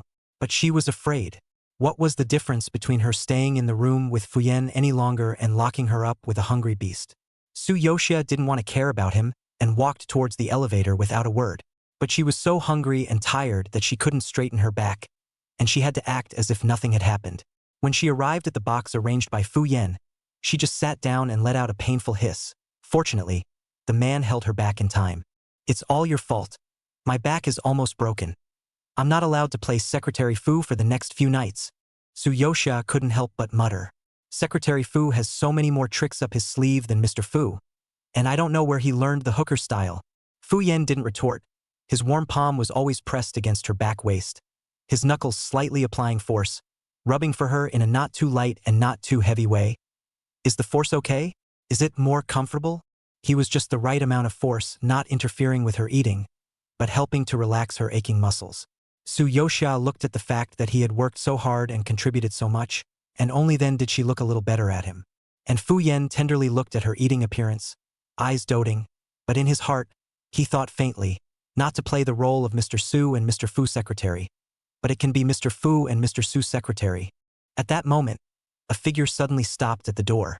Gung Yu had a preoccupied look on his face, and had only just happened to be passing by. He was torn for a small amount of time, thinking about Su Yosha's new arrival. Should he not symbolically do his landlord's favor and take her to the neighborhood for a little bit of fun and shopping? Of course, he wasn't interested in her, but to spy on the enemy. After all, this woman, Su Yoxia, was the culprit for destroying their brotherly feelings. It's tricky to deal with. The only way to beat her is to understand her more fully. Gang Yu finally convinced himself, and just as he was about to contact Su Yoxia, he turned his head and saw the scene in front of him. The man was massaging Su Yoxia's back waist, and that rough-to-the-core hand never left her waist. It wasn't an unseemly move, but she was only wearing a thin blouse, and Gang Yu could almost imagine the warmth of the man's fingers traveling through the fabric and into her skin. Too intimate, too ambiguous.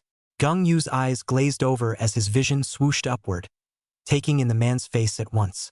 It's him, Su Yoxia's secretary. His face went completely cold, instantly hostile. The guy who looks like a human being is actually a male vixen who serves people with sex. Seducing your boss as soon as you get off work. Gang Yu thought of his poor 3 brothers again, and immediately covered his chest with heartache. They watch out for each other every day and fight to the death, not realizing that they have long been stolen from their home. No, the brothers must not be kept in the dark. Gang Yu immediately hid in a dark corner, turned on his cell phone camera, and sneakily took a sneak peek of the scene.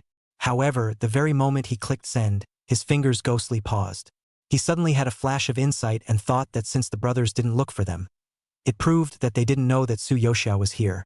If you tell them, these people all kill over, their chances of getting close to Su Yoxia is not their chance to understand the enemy greatly reduced? Besides, his aim was to make his brothers completely forget about this woman. That was all the more reason why he couldn't let them know where Su Yoxia was. Otherwise, they'll just fall deeper and deeper. How else are they going to climb out of the quagmire of relationship brain? Gang Yu patted his chest, so close, he almost caused his brother to suffer. Now it seems that he put away his cell phone and clenched his hands into fists, with a look of death. Can no longer let Su Yoxia compel his good brothers, but Su Yoxia even more cannot be hooked by male vixens. For the sake of today's solution, he had to enter the game with his body and sacrifice himself. If Su Yoxia likes to fall in love with himself, the corners of Gang Yu's mouth unconsciously rose. No, can't go up, he fiercely smacked himself a big mouth. If Su Yoxia liked him, then the brothers wouldn't have to fight each other anymore. They would be able to reunite, and wouldn't his purpose be accomplished? Gang Yu, I really am a genius. In the next few days, Su Yoxia clearly felt that Gang Yu's attitude towards her had made a 180-degree turn, and was inexplicably very attentive. And be sure to do your part as a host and show her around. Su Yoxia and Fu Yan looked at each other, and for a moment they couldn't figure out this guy's brain circuit. It was just that wherever she went, she naturally had to bring Secretary Fu with her. In response, Gang Yu was quite critical, and couldn't help but mix a few bits of yin and yang in his voice. Secretary Fu is really sticky. Wherever your Mr. Su goes, you have to follow him. Fu Yan smiled, not annoyed. Mr. Fu specially explained that we should put General Su's safety in the first place. When I go out, it is my duty to protect her, so naturally I can't slack off in the slightest. His tone was gentle and courteous, and he complimented himself twice without moving.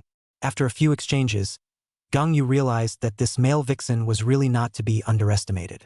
Now it was as if his fighting spirit was completely ignited, and he fought even harder for favor with Fu Yan. However, Fu Yan seemed to be one step ahead of him in everything he did. The 3 of them hit the umbrella. Gang Yu didn't even have time to open the umbrella. Fu Yan had already steadily placed the transparent umbrella over Su Yoxia's head. The corner of the umbrella just covered the tips of her hair, and the raindrops didn't touch her body a bit, sliding down the surface of the umbrella. Gang Yu could only watch as the 2 strolled in the rain. The 3 of them descended the stairs together, and Gang Yu was just about to bend down and gentleman up. Fu Yan again took the first step to help Su Yoxia, considerately said, Mr. Su, it's not good to wear high heels to go down the steps. I'll help you. He was practically a perfect secretary, and every time he was still able to predict Gang Yu's plans in advance, interrupting his spell casting and replacing it. Gang Yu was so furious that he gritted his teeth and his fists were about to bleed. The most hateful thing was that the 3 of them were sitting in a car, and he thought that this guy was just a secretary, so he couldn't grab the back seat with him. I didn't expect Su Yoxia to say, Mr. Gang, we'd better take 2 cars, Secretary Fu. He's carsick and dizzy in front. He can only sit in the back seat. It's always embarrassing to let you sit in the passenger seat. Gang Yu, he gritted his teeth and held his tongue. It's fine. I can sit in the front. Then I'll trouble you. Suyosha looked at him with a smile. She was still considered a person with professional ethics, and in a serious situation, she was not willing to play any kind of cheating with her secretary under the eyes of the love games. But this was Gang Yu's own delivery. But stealing mouths and stuff with Fuyen while he wasn't looking was kind of fun to play with at first. Gang Yu in particular was oblivious to the fact that he was still staring suspiciously at her face and asked, "When did you spend your lipstick?" If he had looked more closely, he would have realized that the lipstick had run onto Fuyen's mouth, who was wearing a look of moral seriousness. But after a few times, the two began to get annoyed with the big shiny light bulb. Fuyen, in particular, had almost reached the limit of his patience. Several times in front of Fu's secretary, the imposing Mr. Fu almost ran out of him, feeling that the next second he was going to pick up Gang Yu's collar and throw him far away. In order to get rid of Gang Yu, and in the process create a bigger shura, Suyosha gave Jiang Chungjun news again. The last time, she had just set him up to see a picture of herself kissing, and it had caused the friendship that the three men had managed to hold together to completely fall apart. This time, at that moment, Kang Sung-jun, still staring at that photo, was lost in thought. He had looked at it dozens of times, and his eyes almost poked holes in it. But the man's figure was too blurry to find out who it was. What kind of abomination had kissed his goddess? The more Kang Sung-jun looked at it, the more angry he became, and just then, a new picture was sent over. He clicked on it without thinking, and in the next second, snapped his head on the table and stormed off. Surprisingly, it's him. In the photo, Gang Yu was standing at Suyosha's side, with a few careful curtries on his face, looking at her with eyes so sticky that he could pull silk out of them. Kang Sung-jun's mind was suddenly enlightened, and he finally understood everything. Why did Gang Yu keep urging them to give up Suyosha? Why does he always send himself emoticons praising brotherhood? Turns out, he wasn't about the brothers at all. He's trying to kick everyone out and take advantage of the situation himself. Good Gang Yu. Jiang Chungjun's teeth clacked as he said angrily, "So the biggest traitor among our brothers is you." Chapter 187 Female Secretaries Disciplining Bosses into Dogs 24. Gang Yu and Fu Yan, after a period of open and secret struggle, found that this male vixen means really good. Their own single-handed simply cannot do. There's been a change of plans. He had no choice but to shake the man. Inform the good brother of the news of the appearance of a vixen secretary at Suyosha's side. He didn't believe that they, the F4, united, could not defeat a tiny secretary. However, when Fu Fengbai, Jiang Sungjun, and Zheng Hanyu saw the news, their faces darkened in unison. The three had just gotten through, knowing that Gang Yu had been stealing their home all this time, and behind their backs, he had ruthlessly brushed a wave of goodwill in front of Suyosha. In their opinion, this guy was clearly a thief calling out to catch a thief, calling them over purely to show off the progress between him and Suyosha. As soon as this thought grew in the hearts of the three of them, they were instantly enraged, and each of them was so angry that their faces turned blue. Without saying a word, he immediately killed it with fire. On Gang Yu's side, he was narrowing his eyes slightly and staring dead at Fu Yan. The night was slightly cool, only to see Fu Yan move naturally and intimately took off his suit jacket and gently covered Suyosha's body. Gently to her, she said, "It's cold at night, so be careful of catching a cold." When Suyosha heard this, she tightened the suit with a manly scent and responded with a sweet smile and an even sweeter voice. "Thank you, Secretary Fu." Jealousy churned in Gang Yu's heart, and the fire of envy burned brightly. It wasn't like he hadn't done the same thing wearing a high-fashion suit, so how come he was disliked for draping Suyosha? What makes it so natural for a secretary to take care of her and please her so easily? And with all his own strength and means, he was always one step behind him. Gang Yu was incapable of raging, and his face twisted for a moment. Just as he was suffocating and went outside to get some air, Fu Fengbai and the others finally arrived. As soon as Gang Yu saw the figure of his brothers, his face, which was depressed to the core, instantly glowed. He was so excited that he was like a chicken blood, and quickly greeted him with a quick step, saying, "The vixen is just inside. Quickly, let's go together to clean him up." However, three black faces were staring at him in unison. Fu Fengbai's eyes almost spewed fire and he was furious. "Vixen, right? Right." Gang Yu was stunned, not yet realizing that something was wrong. "I think you're the most burnt-out vixen of all." Fu Fengbai bellowed and swung his fist directly over, slamming it solidly into Gang Yu's face. Kang Sung-joon and Jung Hwan-woo also unbuttoned their cuffs and pushed up their sleeves, looking grim as they walked towards him. Gang-yu was staggered by this sudden punch, his face filled with shock and disbelief. What's the point of hitting me? The three beat him up even harder. Only after he was well and truly rounded up to vent his anger did he cry and hold up his cell phone. It wasn't me. The vixen is really someone else. I was wrongly accused. Fu Fengbai snorted coldly. You're still acting? Gang-yu covered his bruised and swollen chin in pain, clicked on the album in aggravation, and disliked the surreptitiously taken photo in front of them. See for yourselves. This is our common enemy. Let's not implode on ourselves. The three of them fixed their eyes on it, and now their expressions changed drastically. Kang Sung-joon even grabbed the cell phone and said excitedly with a strained neck, "It's him. That's the guy who kissed Xia." Although the man in the photo only showed half of his back, and most of his body was still blocked by the back of the chair, it was still difficult to recognize him. On the contrary, Fu Fengbai's expression was suddenly a little strange. Why does this person look so familiar? Gang-yu was grimacing in pain, not forgetting to point in the direction of the tea room they were using for their office, saying, "That man is in there. You'll know who he is if you go and take a look. I'm working on the finishing chapter of the story, and we'll post it in one sitting tonight when I'm done." Chapter 188. Female secretaries disciplining bosses into Dog's End. However, the crowd hurried to the tea room only to find it empty. Only the familiar faint fragrance lingered in the air, reminding them that Su Yoshia was here not long ago. In fact, just as they were fighting, she had been taken out of the hotel with Fu Yan in her arms. The two of them even squared up and just walked past the four. Fu Yan's pace was calm, his arm wrapped her extremely tightly, while Su Yoshia was still covered with the man's suit, obediently shrinking in his arms, but the corner of his lips carried a hint of a triumphant smile. She felt the air fresher without her clingy heel. And Fu Yan also unloaded the restrained side, dark eyes burning with hot possessiveness. The aura emanating from his body is more and more strong. It was as if he wanted to completely incorporate her into his own territory, not allowing others to covet the slightest bit. During this undisturbed time, he was finally able to make the long-scheduled private trip just for the two of them.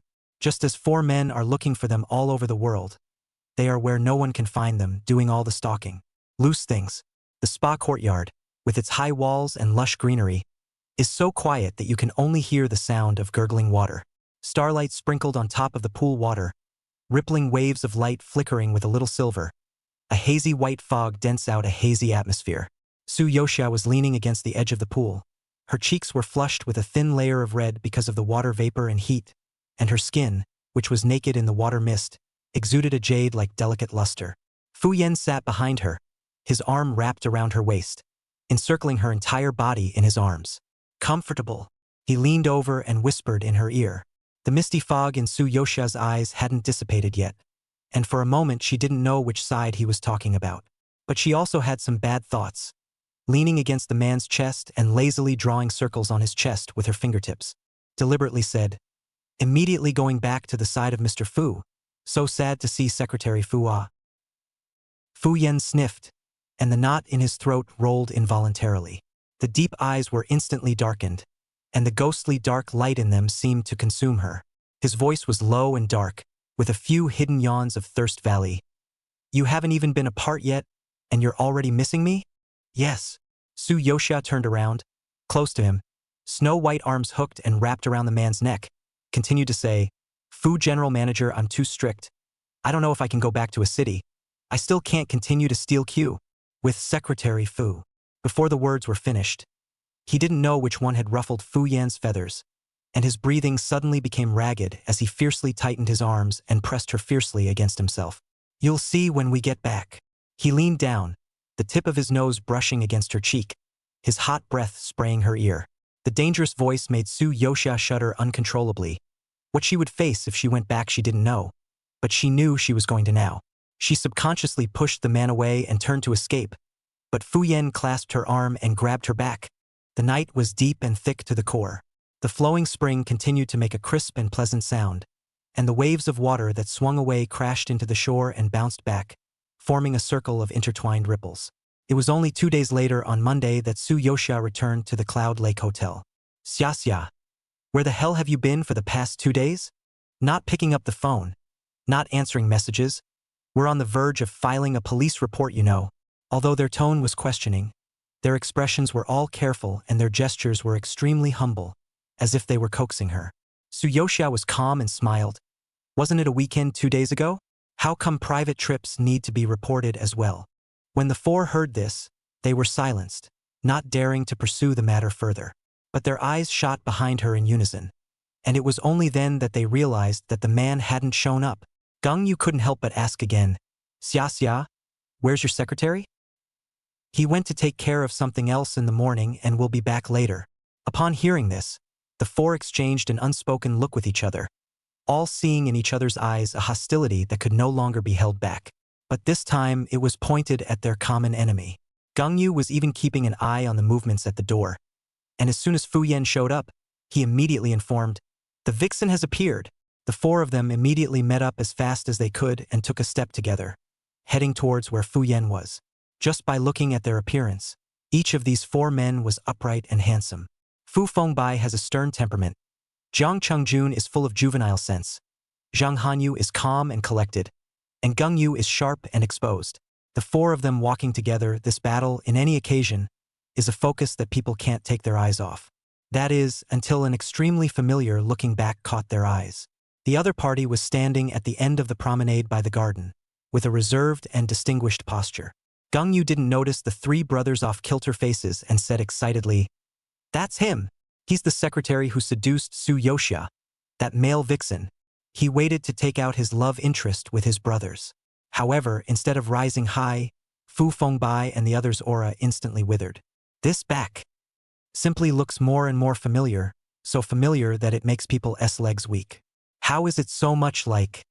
As if noticing the four gazes behind him, the other party slowly turned around. Boom! The moment they saw him clearly, the three of them only felt that the sky had collapsed. It was really Fu Yan. He swept over the several people in front of him with a light expression. His expression did not change in the slightest, still calm to the extreme, but inexplicably chilling people's hearts. Kong Sung Jun's trio had long formed a conditioned reflex and stood up straight in a second, their waists and backs tensed. Fu Fengbai was the first to be unable to hold on. His lips shivered a little, and he stammered and spoke, brother, why are you here? You are not. Fu Yan slightly raised the end of his eyebrows and faintly said, not what? Isn't it in a city? Fu Fengbai silently said in his heart, but sweat broke out on his forehead and he didn't dare to say anything. Gung Yu was filled with doubt when he saw that the few of them were actually all mute. He quirked his lips and whispered in a voice that only the four could hear, what's the matter with you guys? Why are you wimping out here? What a bunch of useless brothers. It's just a matter of them not daring to say it, so let him say it. Gung Yu looked at Fu Yan and spoke loudly, $10 million and leave your boss. The three of them sniffed as if they had been struck by lightning and finally reacted. Instead, they twisted their heads neatly to look at Gung Yu with a face that said, are you crazy? They then took another neat step back, as if to draw a line in the sand with him. $10 million? Fu Yan ruffled his cufflinks absently and smiled. Gung Yu thought this was too little for him, and once again pulled up the volume and said with a straight face, this is enough for 10 years of your salary? Isn't it? And you're still not satisfied? Secretary Fu, don't be too greedy. What nonsense are you talking about, kid? A stern and anxious voice came from behind them. Gung Yu jerked his head back and saw his brother Gung Shua striding over, his face cold and heavy, directly covering his mouth with one hand. You shut up. Gung Yu stared wide-eyed, not really daring to make a sound, and could only roll his eyes with a face of uncertainty, not understanding why Big Brother had suddenly come. Gung Shua hurriedly apologized to Fu Yan and rebuked Gung Yu. I'm your brother, but he's my brother. Show me some respect. Why don't you quickly apologize to Mr. Fu? When Gung Yu heard this, he was instantly dumbfounded, as if he had suddenly lost the ability to think. At this time, Fu Fengbai's trio did finally react, and immediately called out in a regular manner, Brother Yan. Fu Yan, however, was not so good at fooling over, looked at them and slowly opened his mouth. Who is going to explain to me what male vixen means? The oppressive sense of ingestion all of a sudden will be 4 people kill without leaving a piece of armor. Finally back in a town. Su Yusha's life was no different from before the business trip except that her ears were quite clear. On the contrary, Mr. Fu, because of this short separation, became rightfully sticky. 5 episodes of sickness while you were away, and 5 I forced myself to make up for it. He even said it with a sniffle. Su-yoshia covered her aching waist, with a face of, I believe in your evil expression, questioned. You forcefully endured 5 times. Then during this period of time, who am I treating? Fu Yan's face didn't change. The one accompanying you is Secretary Fu. What does it have to do with Mr. Fu? Su Yuxia. Well, play him to understand. On the other side, Fu Fengbai's few people settled down for a long time. They didn't dare to harass Su Yoshia, apart from the reason that they were warned by Fu Yan. More importantly, they were all drumming in their hearts. What's their relationship? To say it's nothing, the way they look at each other, the conversations, the details of how they spend time together, it just doesn't seem right. But if there is anything, Fu Fengbai is again the first to shake his head. His brother has X-function problems. How could the two of them be together? For people are about to be tortured crazy. Finally cannot stand it. In a dark moon and windy night, all together appeared in Su Yoshia downstairs, want to get an answer. Like 4 big dogs that had lost their master. They were waiting with bated breath when they saw a man in a black robe coming down the stairs. The neckline of the robe was slightly open, clearly exposing a few red marks. The moonlight hit him, lining that handsome face more cold and 3-dimensional, also lining his eyes calm and clear. Seeing Fu Yan with their own eyes, the crowd's hanging hearts finally died. In particular, he faintly swept a glance at them and said in a calm, waveless tone, "Keep the commotion down. She just fell asleep. Don't wake up your sister-in-law." Although Su Yoshia gave Fu Yan a name, F4 still didn't give up. They are convinced that Fu Yan has X-function problems and that platonic relationships don't last. However, instead of waiting for the two to break up, they waited until the Fu family elders clarified in front of Fu Fengbai that Fu Yan's X-function problem was not too bad, but too strong. To avoid emotions clouding his judgment, he had practiced restraint since childhood. He's not incapable, he's too capable. The moment they learned the news, the 4 were collectively silent for a long, long time. Still, they didn't give up and continued to wait and wait and wait, quietly expressing their loyalty to Su Yoshia from time to time. Young Huanwu was even more direct. I don't mind being a mistress. If she hadn't heard it with her own ears, Su Yoshia wouldn't have believed that this was something the self-important Zhang Huan you could say. She glanced at him with a slight look of thought. Young Huan was heart-fluttered and he couldn't help but feel that there was something in it. Su Yoshia, however, sighed again and shook her head bitterly. But what to do? There are already 3 in front of you. You can only be a small 6th at most. Young Huan Wu, I didn't realize those 3 moves were so switched. But he gritted his teeth and compromised. Little 6 is little 6. It's better than nothing. However, even if they received the number plates of love, they were just waiting dryly. Su Yoshia never turned over their plates.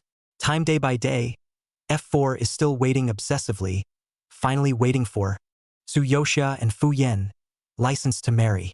The day the wedding news became public, both their circle of friends and the internet exploded. The group chat that F4 had managed to add back was surprisingly quiet. For a long time, Gengyu came quietly. It's okay. Once love enters marriage, it becomes bland and tasteless. They will leave sooner or later, right? Kang Sung Jun chimed in. I'm going to be the one who gets the last laugh. But they soon stopped laughing. On the wedding day, Su Yoshia, dressed in a snow-white wedding dress, slowly walked towards the groom Fu Yan in the eyes of thousands of guests who wished her well.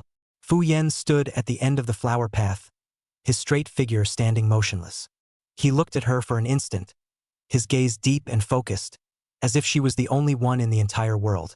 While the table where Fu Fengbai, Kang Sungjin, Yung Huanwu, and Gengyu were sitting was filled with a sad atmosphere. 4 handsome men sitting together like 4 lost statues. It was a stark contrast to the warm and cheerful atmosphere of the scene. Su Yoshia passed by them with a glass of wine and casually said, "Why do you all look so sad? Is it because you don't want to see me happy?" The 4 men panicked. Fu Fengbai grabbed the first laugh. "How come? We can be happy, ha ha ha." Kang Sung Jun even laughed out tears. "It's so great to see Xia you're happy, ha ha ha. I wish you 100 years of happiness and an early birth. Congratulations." When Yung Huanwu finished speaking, he drank the full cup of wine in his hand. Gengyu also gritted his teeth and forced a smile. They even laughed louder and happier than one another. Yet the more cheerful they are on their faces, the more bitter they are on the inside. In this way, they waited hard for Su Yoxia for most of her life, but witnessed her and Fu Yan getting happier and happier, and witnessed their happy and fulfilling life. As for Fu Yan, he never imagined that in his lonely and obscure life, a shimmering light would one day shine in to accompany him and heal him, make him stop feeling like an alien, a monster. Every day since then, he has been thankful for the light he caught in time at the very beginning of the story. Next story. Forced love of a tyrant by accident. A tiger falls down and is bullied by a rabbit. Tyrant ex-demon consort. A story of first imprisoning and coercing a tyrant, and then having the tyrant retaliate by being imprisoned and coerced by him. Chapter 189, Accidentally Forcing a Tyrant 1. Inside the dimly lit iron cage, the tall, athletic man was imprisoned like a trapped animal in a cage made just for him. Thick, heavy chains and cold shackles imprisoned his arms and legs, and his muscles tensed from the prolonged pull, rising up into violent veins. It was a very handsome man. The features were well-defined and the lines were cold and hard to the core. He was fighting a persistent struggle against what seemed to be suppressing his power, with his eyes shut tightly and his brow furrowed. A droplet of water slid along his parted jawline, rolled over the bulging knot of his throat, trickled over his sweat-covered chest and abs, and snaked its way down between the grooves of his muscles until it didn't go into his belly and femur. Little Flower finally dragged this original male host back. Exhausted host. The next step is to follow the original host's wish. Revenge, torture. Him. How to torture Su Yoxia hadn't thought about it yet, but just getting this unconscious hunk of man from the deep forest to her own territory and then locking him up made her tired herself first. This man's body is also too strong, muscle stone more in iron. She sat on him is too choking pain. In order to imprison him, Su Yoxia even spent a huge amount of money to buy the most expensive and strongest cage in the system mall, for fear of not being able to close it. Su Yoxia gasped. Is this torturing him? This is clearly torturing me. And, Little Flower, why does your voice sound stuck? Little Flower weakness. Host, people burned out their CPUs when upgrading this time. They are really going to go from AIs to retards. I just located the original male lead's location, and I almost made a mistake. Su Yoxia. CPU burned. It's broken. It wasn't smart in the first place. Now it's even more stupid. Little Flower crying. Yes, host. Little Flower is not stupid. Little Flower to take a few days off. Back to the fast-paced bureau overhaul. Host a person no problem. Su Yoxia. Go ahead and leave the mall to me. Remember to use your points to get yourself the latest equipment. We're not short of money. The Little Flower then turned sad and flew away happily. The world was suddenly quiet. Su Yoxia was still a bit unaccustomed to it, and simply flipped through the original book again, confirming the tasks she needed to accomplish in this world. This realm, a fusion of two novels. In other words, there are two heroines here, and her task is to fulfill the wishes of these two heroines after their deaths for them. This is a warring ancient world. The continent of Kyushu was originally divided into groups and has been in a state of fragmentation for a long time. The people are uprooted, and there is no hope for their survival. Until a few years ago, a small unknown country, Zhou, suddenly rose to prominence. The newly crowned young emperor, Shaolin, personally took to the battlefield, and he was invincible, sweeping away all the males in just a few years, finally uniting the 9 states and ending the war that had lasted for decades. Yet it was not praise and thanksgiving that greeted Shaolin. Because he ruled the country too violently, the criminal law he enacted was even more cruel and harsh. Instead, the people grumbled against him, calling him a tyrant and an executioner for destroying their country. Against this backdrop, the story belonging to the two original heroines begins. The first original owner, a rabbit spirit living deep in the mountains. Although demons existed in this world, they were extremely rare in number and mostly hid in mountains and forests that were rarely visited by people. Despite the strong power of the demons, they are far from enough to fight against humans due to their limited numbers, so they have always been cautious and low-key, and do not compete with the world. This little rabbit was also living a leisurely and peaceful life until one day, she saved Luo Chengzhang, a pharmacist who came here to collect medicine but was injured when he fell off a cliff. Since that day, one person and one demon spent time together, gradually developed affection and fell in love. However, Luo Chengzhang was not really a pharmacist, nor was he a good person. His real identity was an alchemist. His real purpose of entering the mountain was to hunt for demon pills to be refined into the elixir of immortality to be offered to the current emperor in exchange for fame and fortune. Although he had also developed true feelings for the bunny demon during their time together, His desire for power far outweighed his love. He secretly drugged the original owner when she was defenseless, causing her demonic power to fail and weaken her. He coaxed gently, saying that he would take care of her for the rest of her life and never leave her, but at the same time, he personally cut open her body and took the demonic elixir. After losing the demonic elixir, although the original owner still had half the lifespan of a mortal, she soon died of depression because she was disillusioned and her wounds were not healed for a long time. And Luo Changzhang was sad for a long time and practiced the elixir in grief and offered it to the emperor in person. But did not expect, just a few days after offering the elixir, he will be held on the charge of demonic talk, trying to deceive the emperor with evil magic, beheaded and displayed to the public. The unused demonic elixir returned to the original owner's soul to help her reincarnate in a good life. The original owner of the rabbit demon was kind-hearted, and even after her death, she did not bear any grudges. She only wished that she would never meet Luo Changzhang again for eternity and never step into the same fate again. But the second original master is different. She died before the grievances. Obsession for a long time difficult to dissipate. She begged Su Yoxia to take revenge on her behalf. She was going to return the pain she had suffered, every bit of it, to the ruthless man. When this little rabbit saw this, it was silent for a while, then it followed suit. Then I will also torment Luo Changzhang, so that he will know that I am a bad goblin, a very bad goblin. Su Yoxia nodded and agreed. At the moment, she was sitting in front of the unconscious man, resting her cheeks and surveying him. To prevent him from concealing a weapon on him, she had long ago stripped the man dry in the process of dragging him. Only a thin pair of midriff pants were left for him, wrapped around his powerful waist without a trace of flab and bursting with power at first glance. Thus, the well-defined, tightly textured muscles were exposed to her eyes without any concealment. The bronze skin glowed honey-colored in the faint firelight. As she watched, she was castigating in her heart. A small alchemist can still have such powerful muscles? It couldn't be from taking medicine, right? But she had accidentally touched it during the drag. It was heavy and solid, not like a fake, and she even ghosted a couple more touches. What a bad man, she muttered. Aren't muscles built so strong just to seduce women? A man so bad deserved to be punished by her severely. Just then, the man's nostrils flared gently, as if he had smelled something disturbing. He frowned and the pupils of his eyes suddenly opened. Thick as ink, his eyes swept over his nearly naked body. Murderous anger overflowed from the bottom of his eyes, and he arched his spine violently, his neck veins rippling up instantly. The chains instantly tensed into a straight line.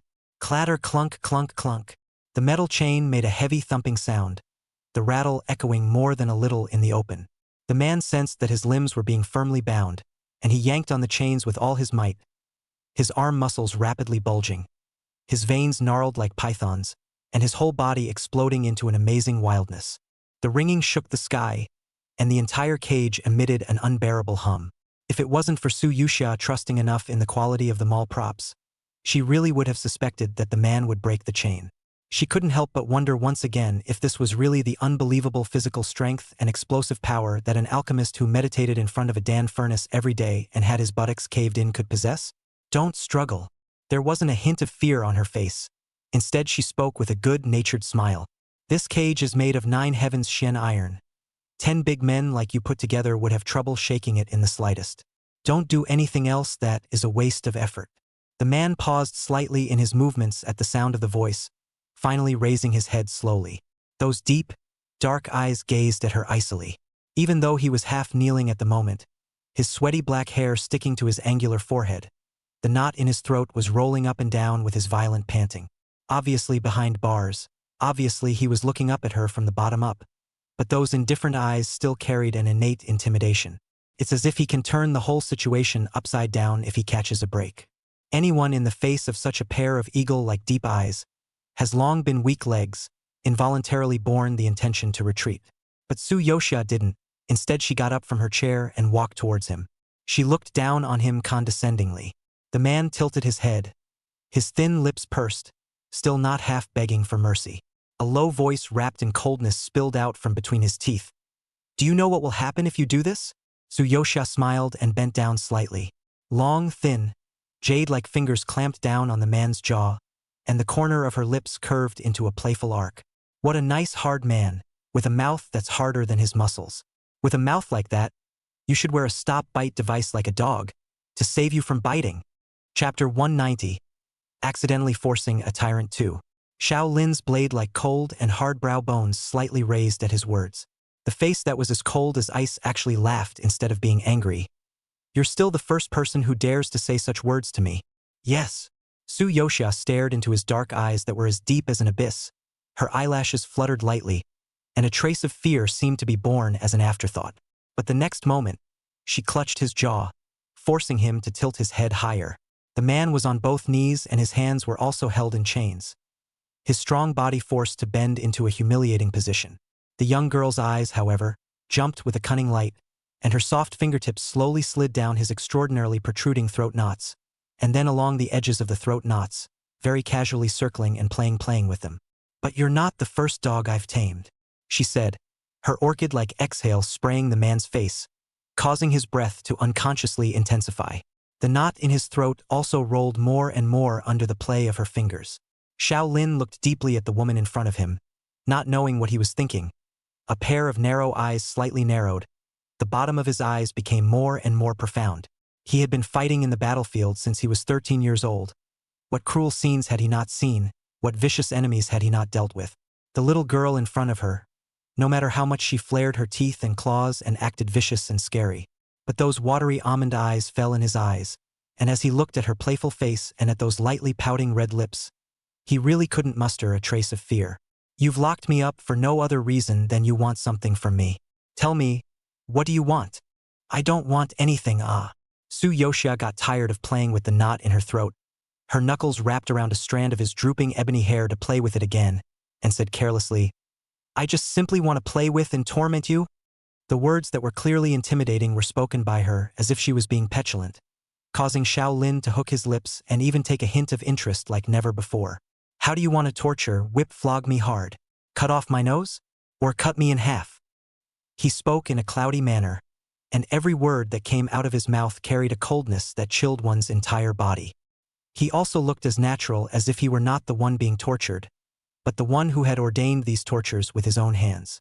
You are so brutal. Su Yoxia shrunk back, looking rather intimidated by him. But her voice held a hidden smile, and she curved her eyes and said, But I like it. It's interesting. Looking at her cute appearance as she snorted out a laugh, Xiao Lin also smiled faintly, his low voice carrying compulsion. I also know a more brutal means. Do you want to hear it? Su Yoxia was really caught by him. Her eyes brightened a few points, slightly closer to him, her voice full of curiosity. What means? She leaned in so close that her slender neck was exposed to the man's eyes, her snow-white skin glowing with a delicate sheen. Xiao Lin's gaze fell on it, smelling the even more fragrant and refreshing fragrance, which also made his eyes grow darker. What a simple little bunny, he thought, just pouncing on such a fragile neck right now. One bite would break it for him. Then he heard the girl say, You don't want to bite my neck, do you? It was as if she could hear his heart, but she didn't step back one bit. Instead, she continued to show her white neck to the man and regretfully said, But you can't bite it, oh. The soft voice, like a gentle feather, ruffled through Xiao Lin's heart without any trace. I'm so precise with my distance control, the most you'll get is a tongue lashing. Xiao Lin, but a man as scheming and thoughtful as you are does have to be watched out for. Su Yoxia's fingers lightly tapped her red lips with a look of being in deep thought. Xiao Lin's obscure gaze was firmly locked on her, suddenly unable to guess what she wanted to do again. In the next instant, the girl's palm pressed against his solid pecs without warning. Xiao Lin obviously didn't expect her to go straight for it. His expression instantly tensed, and a muffled grunt even spilled out from his throat.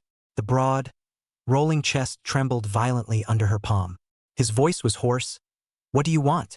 Who knows if you have any hidden weapons on you? Of course I'm going to examine you carefully from top to bottom. Su Yoxia said it with a straight face. The palm was pressed against his skin, traveling slowly along the smooth, undulating lines of muscle, not sparing any of the texture. Soon the seemingly harmless palm slid down to his powerfully lean waist, where the muscles were tighter than his chest, lurking with great strength, like a beast that might attack at any moment. Along with her unstructured movements, Xiao Lin's whole body seemed to be running amok with Yuhona's electric current. All the muscles in his body were tensing and engorging inch by inch, his chest heaving more and more. A low, hoarse, ragged gasp spilled uncontrollably from his throat, tinged with suppressed anger and a hint of inexplicable agitation. Su Yoxia carefully inspected the circle, and of course did not spare the remaining several indescribable positions before she was satisfied.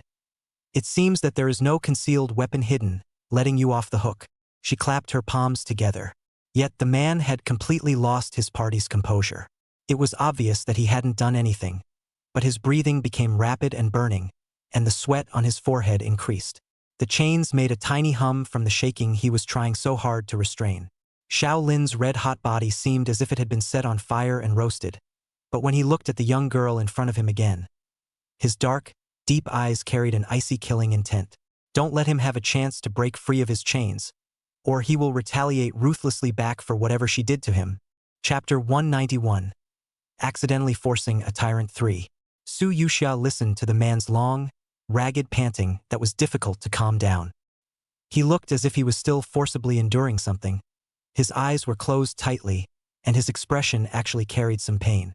Su Yoxia kept her distance from him after doing something bad, but she was still scalded by the heat emanating from the man's body, scalding her skin to the point where she was sweating slightly. She swore she didn't know what the man was so hot about either. She hadn't drugged him. That's the end of today's torture and possibly reward. Su Yoxia looked meaningfully at the man who was leaning against the cage and gasping for breath, as if she had found some kind of clues, and hooked her lips without moving. The next day, Xiao Lin was recuperating with his eyes closed. Suddenly, the tip of his ear twitched, and he heard a soft clatter, the sound of chains shaking. He immediately opened his eyes warily, his eyes cold as blades. He saw that the young girl was squatting in front of him, and surprisingly, she untied the chains from his hands. However, in the next instant, only to see the young girl strangling a trick, several red ropes as thin as silk threads appeared in the air, rebinding tying his wrists. Although the red rope was thin, but with the addition of demonic power, it was still difficult to break free in the slightest. Xiao Lin stared at the young girl in front of him and suddenly spoke, "You're a demon?" Su Yoxia, however, ignored him and bound his feet as she had done. Instead, the heavy shackles were transferred to his neck, making him look as if he were a big dog on a leash. "Xiao Lin, what are you doing again today? Walk your dog at—" "Of course." Su Yoxia, looking excited and expectant, shook the chain in her hand and led him towards the outside of the cave. Her rabbit hole, tucked away deep in an isolated valley. Here the green hills are stacked, the green trees are covered, and the sea of flowers is turning over. The air was filled with layers of floral scent, and Xiao Lin followed behind the young girl expressionlessly, also stained with the fragrance. He didn't react much, even with all the flowery scents stacked up here. They weren't as disturbing as a hint of her scent. Xiao Lin stared slyly at the back in front of him. She was wearing a peach shirt and snow skirt today. The hem of the skirt swung lightly with her steps, setting off her delicate and agile to the extreme.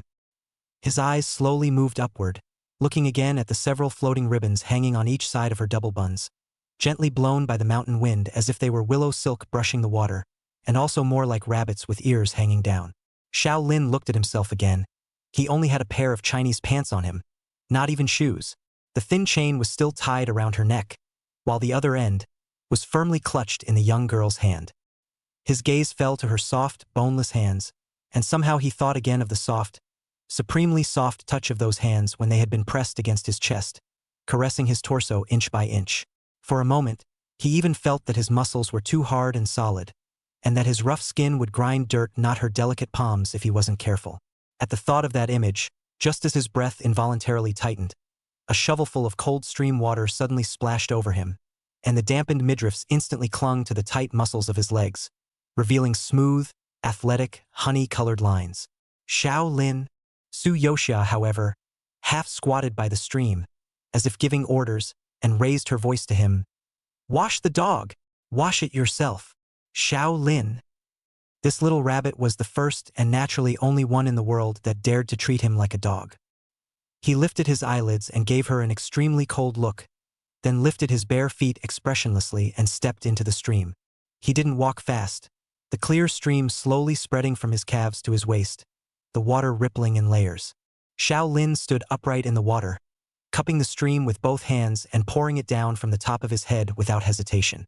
Beads of water slid all the way down against the lines of his lean, tight body, refracting dots of fine light between the grooves of his muscles. Su Yoxia's ebony eyes were bright, unblinking as she looked at the man who stood in front of her naked and bathing. Is this what it's like to have the script of a wicked girl in your hand, to do whatever he's told to do? It's too good to be true. She was reading it with great interest when her brow suddenly furrowed. In fact, when she woke up this morning, she felt that her body wasn't quite right, as if something was waking up inside her little by little. I also don't know what is the difference between this being a demon's body and a human's. When little flower comes back, I still have to let it check it out properly. But the question was, why was she feeling hotter and hotter? Su Yoxia unconsciously touched her heart, like there was a fire burning inside, and this inexplicable heat was still rising, quickly spreading to all her limbs and bones. Even the wind by the stream seemed to carry a burning temperature, blowing her whole body. She thought to herself, "It's so hot. Isn't it just watching a man take a shower? It's not like you've never seen it before. Is it so hot? It's just too wrong." To relieve the sudden and odd dry heat, she simply took off her shoes and stuck her feet directly into the cool stream. A silky coolness worked its way up from the soles of her feet, finally calming her hot, foggy head a bit. She let out a long breath and kicked lazily at the water as she waited for the heat to subside. But she didn't notice that the man in the water had turned around and his gaze was falling on her. He watched as the hem of the girl's skirt rolled up slightly and her snow-white feet dipped into the clear water. Her cheeks flushed and her breath unsteady. She turned into a bunny that seemed to have just jumped out of a hot pan. Xiao Lin looked at her for a while, his gaze falling to the chains wrapped around her wrists, and suddenly his eyes darkened. He yanked on the chain around his neck and jerked it in his direction. Su Yoxia was having fun playing with the water, and being defenseless, she stumbled like this and was dragged into the water by him.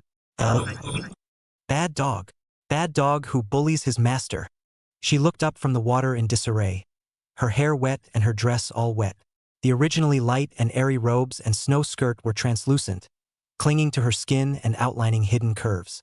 Su Yoxia glared angrily at the originator of this smile at the corner of his mouth and angrily walked towards him. Without realizing it, she looked even more provocative at the moment than when she was sitting on the shore. The skin dampened by the water had a faint luster, like a piece of beautiful jade dipped in water, white and translucent. Xiao Lin stared at her for an instant, his throat rolling, the darkness under his eyes almost condensing into substance. At this moment, he was like the prey surveying the hunter in turn, or like a wild beast examining its prey. The distance between the two of them gradually closed, and they both felt the heat from each other's bodies.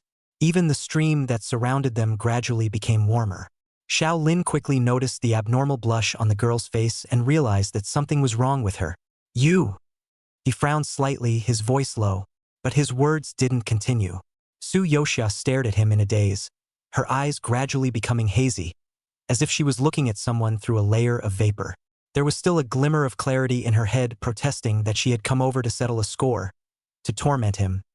Not as she was now. But the man in front of her seemed to carry a magical power, making her uncontrollably want to stick close to him, as if only by sticking close to him could she extinguish the fire in her body. So she did. Jumping into his arms, she circled her arms around his waist and rubbed her cheek gently against his chest. She finally showed a hint of pleasure and murmured, "That's nice." Xiao Lin, however, completely froze. He stood motionless, his body taut, with only the knot in his throat that signaled his Y opinion rolled and rolled. At first, he thought it was another one of her usual tricks, to upset him, but she held on too tightly, like she was trying to bury her soft self whole in his arms. The roll of his body didn't seem to be faked either, and the faint scent of warmth on his breath, mixed with the heat, burrowed into his nostrils once again. Xiao Lin's gaze shifted downward, and the scenery in front of him made his dark eyes even deeper to the extreme. He ghosted out his hand and eased it down against the slender waistline. It wasn't until he actually touched the fluffy hand and rubbed her suddenly growing tail that he let out a low chuckle. Quite the little bunny. Chapter 192. Accidentally Forcing a Tyrant 4. Su Yoxia was nestled in the man's arms in a daze when she suddenly trembled gently. It's like some secret switch has been flipped. She gave a low, delicate hum, and her furry rabbit tail actually unconsciously rose higher and higher, as if actively compelling him, swinging from side to side in his palm. "Help me. Uncomfortable." Her cheeks flushed, red, her lips slightly parted, and she kept murmuring against him. That voice was soft beyond words, with pettiness, pleading, and temptation, all mixed together, making Xiao Lin's breath become hot with it. The next moment, however, he saw her still firmly, clutching the chain that was holding her. It's all this and it won't let go. Xiao Lin laughed coldly, suddenly wanting to bully her, only playing with her tail but refusing to help her, just standing on the wall and admiring her pitiful appearance of being difficult and helpless. Or while she was at her most vulnerable, easily able to break the chains or snap her slender neck if he wanted to. Only, as he looked down at the young girl who had softened into a cupped stream in his arms, at the fluffy fur that was still trembling slightly in his palm, he couldn't help but gently rub his fingertips together a few more times. She hummed softly, seemingly in comfort, and pressed her whole body a little closer together. Xiao Lin's eyes grew deeper and darker. Suddenly, Su Yoxia didn't know where the strength came from, and her whole body leapt upwards, catching him unawares and pouncing him into the water. The water splashed and the coldness came, but Xiao Lin subconsciously wrapped his arms around her waist and used his own body to protect her in his arms. The two fell into the stream in unison, the cold running water washing over them, but it couldn't withstand the blazing heat coming from their lips. The girl's kisses had no finesse, only a sharp gasp and an instinctive dependence on finding an outlet that would save her from the fire. Xiao Lin felt her passion, and after a brief shock, he was actually a bit at a loss for the first time. Sanity was almost on the verge of spinning out of control, and as the tip of her tongue brushed his lips once more, he said in a muffled voice, "You asked for it, little bunny." Before the words were out of his mouth, he countered by clasping the back of her head. The return kiss became extremely forceful, hooking up with her with a certain sense of conquest and punishment. He was never a gentle man. In a short time, the clothes and skirts were scattered on the water, as if a few light lotus flowers had bloomed, and Su Yoxia was being pressed against the smooth stone wall in the center of the stream by him, and the chains were hanging down in the water, making a crisp sound. Xiao Lin thought to himself that he was truly possessed and could have completely left without her.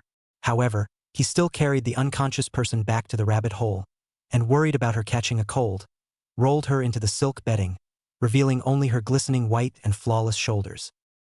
He looked at her in silence. This palm-sized little face was well behaved when she fell asleep, her long, curly, arched eyelashes closed meekly, and the soft lips that mesmerized him were slightly pouting, making it impossible for people to take their eyes off of her when they saw her. And just then, Hannah, who had finished upgrading, finally returned. "Host. Bad. Bad. This is really bad. We've got the wrong guy." It didn't know what had happened on the day of its absence, and only hoped that nothing serious had gone wrong. Su Yoxia heard the little flowers wailing, but she looked calm, even cunningly curling her lips to remind it to be a little more calm. "Don't worry. I realized something was wrong long ago. If it was really Luo Changzhong, I wouldn't have slept with him. It's time to say no, that the man is pretty good at what he does." Her whole body was now lazy, not to mention how comfortable she was, and she would use him next time she sent Haru. Little Flower was then relieved. Still, the host is great. The moment he came, he slept with the world's most violent, cruel, and merciless virgin tyrant Xiao Lin. At those words, Su Yoxia's smile but slowly disappeared. "Wait, who did you say I put to sleep?"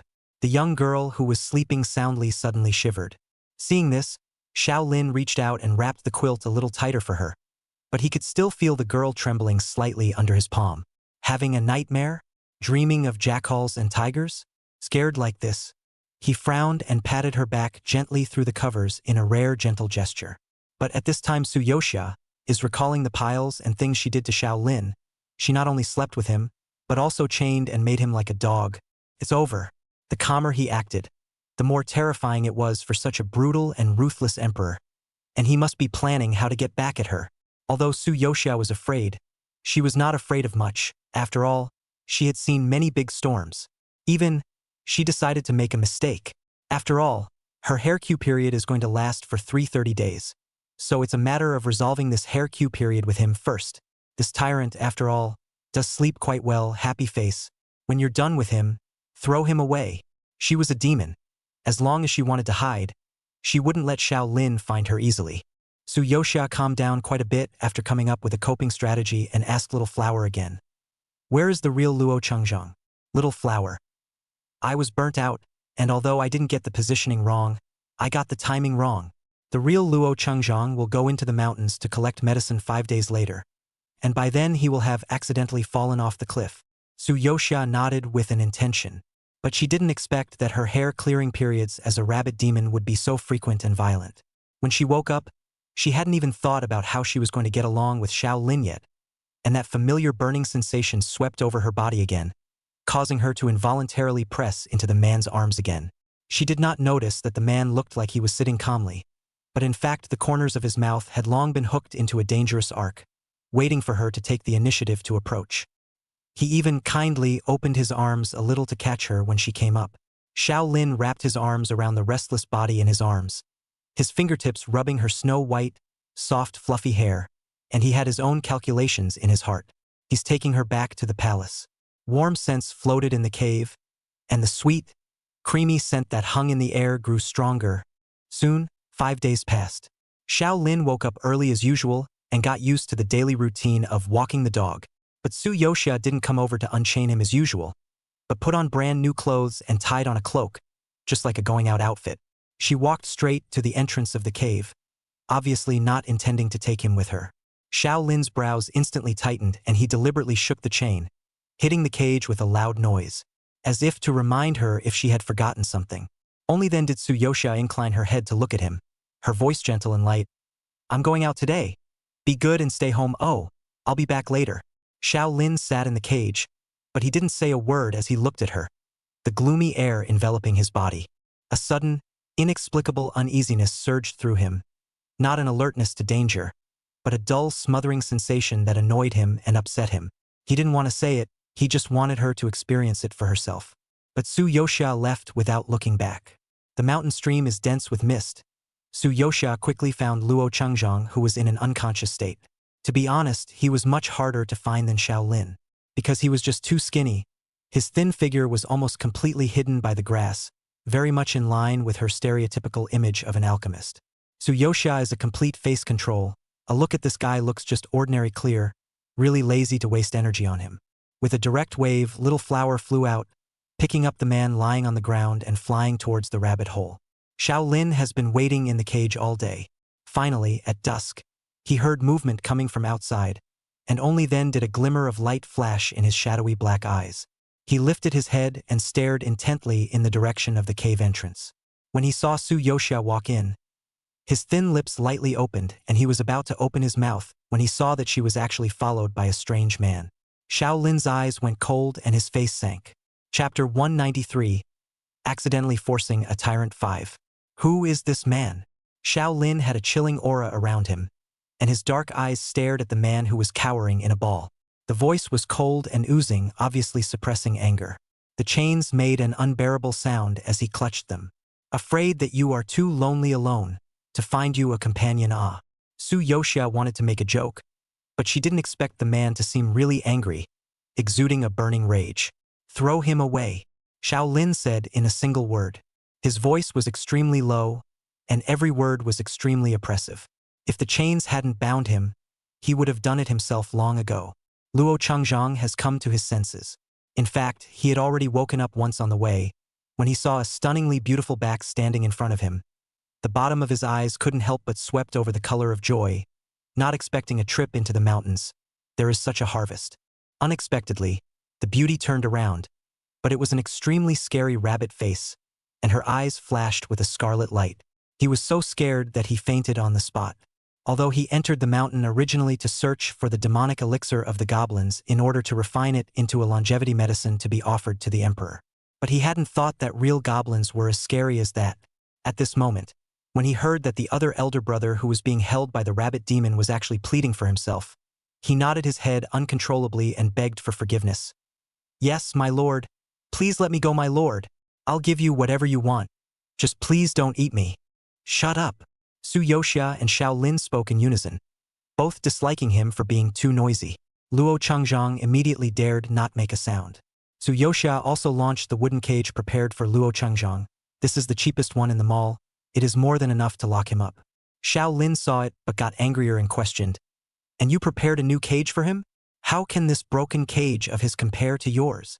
Su Yoxia gave him a soothing smile and coaxed him. "It's not even half as big as yours,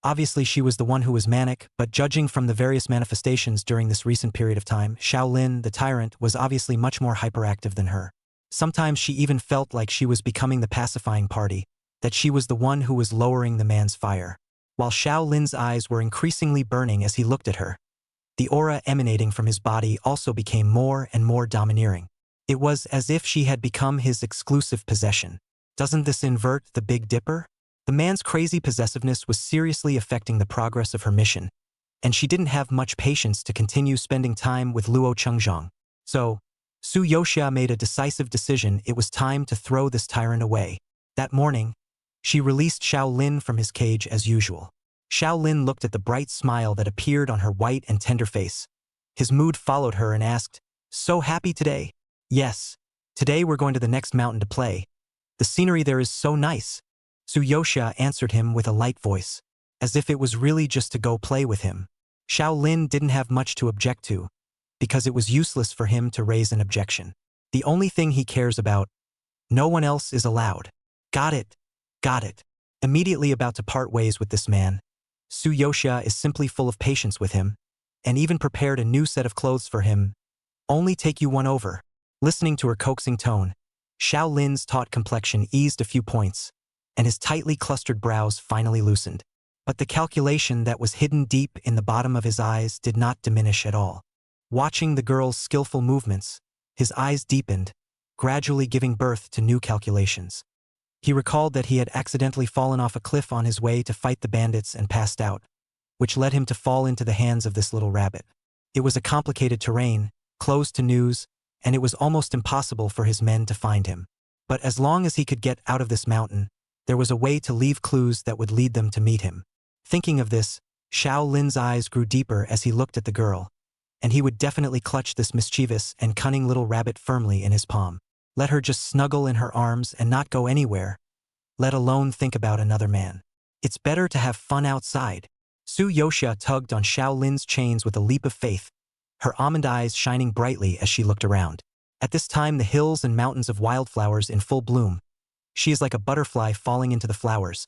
Walk 2 steps by the roadside wildflowers attracted. Stop to watch for a while. Shaolin followed behind her without moving an inch. His gaze as hot as a branding iron on her slightly bent white neck. Ice-cold eyes swept over the flowers, red and green, his tone sullen. But it's just ordinary grass and trees, not half as much as a rabbit hole. Of course the rabbit hole is the best, but it's boring to be stuck in one place all the time. You'll get bored if you stay for a long time. Su Yoxia didn't seem to hear the meaning of his words. "You still need to go out and see the fresh scenery," she casually said. But in Shaolin's ears, it was extraordinarily harsh. Scenery or men just change when you get tired of it? A flicker of displeasure flashed under his eyes. At this moment, Little Flower reported, "Host, Tyrant's people are in this neighborhood now. It's just right to drop him here," although Su Yoxia was thinking about how to throw him away a second ago. But it really came to this moment. But suddenly there is some unspoken emptiness. She inclined her head to look at this man who was cold every day, but clingy as hell. It should be said or not, he did bring her a lot of joy. Ghostly, Su Yoxia suddenly got close to him, stood on her tiptoes, and in the man's dismayed gaze, she kissed him on the cheek like a dragonfly. "You!" The warm touch made Shaolin instantly stiffen, and a thin red quickly flushed behind his ears as he exclaimed, "You want to be here?" It wasn't as if they hadn't been out in the open on the mat in the rabbit hole, but it was her place at least, and it was a whole different environment than this wilderness. Su Yoxia. "I'm not in heat. I just want to kiss you. If you don't like it, forget it." She had a face of innocence, but Shaolin's breathing suddenly intensified, and with a force that could not be resisted, he kissed her fiercely without saying a word. Lips and tongues mingled, and he clasped her 10 fingers together as if to probe her mind, which eluded him forever. Though the two had done everything intimate, this was the first time they had ever kissed without any desire, only clean and loving deep affection. Su Yoxia was soon kissed to the point that her head was dizzy, her fingers against his chest, pushing him away. Okay. Don't kiss, I am thirsty." Shaolin looked at the watery light glistening at the end of her eyes, as well as her lips that he had kissed until they were red, and immediately responded, "I'll go fetch some water." His heart was pounding at the moment, and his tone was unconsciously gentle. Not to mention fetching water. Now even if he was asked to go to the Mountain of Swords or the Sea of Fire, he would not hesitate to go. Wait here for me and don't move. Before leaving, he still gave an uneasy admonition, and dragging the chains on his feet, he walked briskly toward the stream not far away. Go, go, go! Su Yoxia obediently nodded her head and watched him leave with a smile. Shaolin moved swiftly. Even though his hands and feet were bound, he was still as agile as a cheetah. It didn't take him long to hurry back with a bamboo tube full of stream water. Clean, drink! His voice ended abruptly. There was no one in sight, and the rustling wind was all that remained in his ears. His heart had no reason to panic, and he hurriedly shouted in a low voice, "Little rabbit? Come out, don't play." His voice grew louder and louder, echoing through the empty valley and startling a flock of birds. However, the cunning, little rabbit demon that stole his heart but ran away with a pat on the back never appeared again. Instead, his subordinates, who were searching nearby, heard his voice and hurriedly hurried over. Several generals ran to see Shaolin and knelt down in unison. "Your Majesty! My subordinates were too late to save the troops. Please punish me, Your Majesty." A cry of "Your Majesty" awakened Shaolin's long-dormant identity. The man whose emotions were still fluctuating instantly resumed that thunderous, mighty emperor's character that had shaken the 9 states. His eyes were as cold as frost. "On the way here, did you see a young girl with tasseled hair, wearing a lotus root pink jacket?" At those words, the crowd looked at each other, then shook their heads in unison, and immediately lowered his head again. They didn't even dare to look directly at His Majesty at this moment, especially when they saw the shackles around his neck and the chains on his hands and feet. They were even more trembling, afraid that one more look would get him beheaded on the spot. Shaolin stood in place, his face cold to the core. She just kissed him. She must be playing some new game with herself again. Is it hard to believe that there's been an accident? Just as Shaolin's heart clenched into a ball, his eyes staring deeply at the empty forest in front of him, he only heard a crunching sound. The shackles on his neck opened automatically, and the chains on his arms and legs snapped into 4 pieces in response, falling to the ground. A note fluttered down from the disconnected shackle and landed gently at his feet. Shaolin immediately picked it up and saw a sparse line of text on it. "Thank you for your service, goodbye." The man's face went completely black. He finally realized that she had thrown him away. "Search for me. Dig up the ground and find her." Shaolin led a team of people and almost turned the neighborhood over before finally finding the familiar rabbit hole. He raised his hand and said, "Be careful. Don't move a blade of grass here." A few people stopped at once.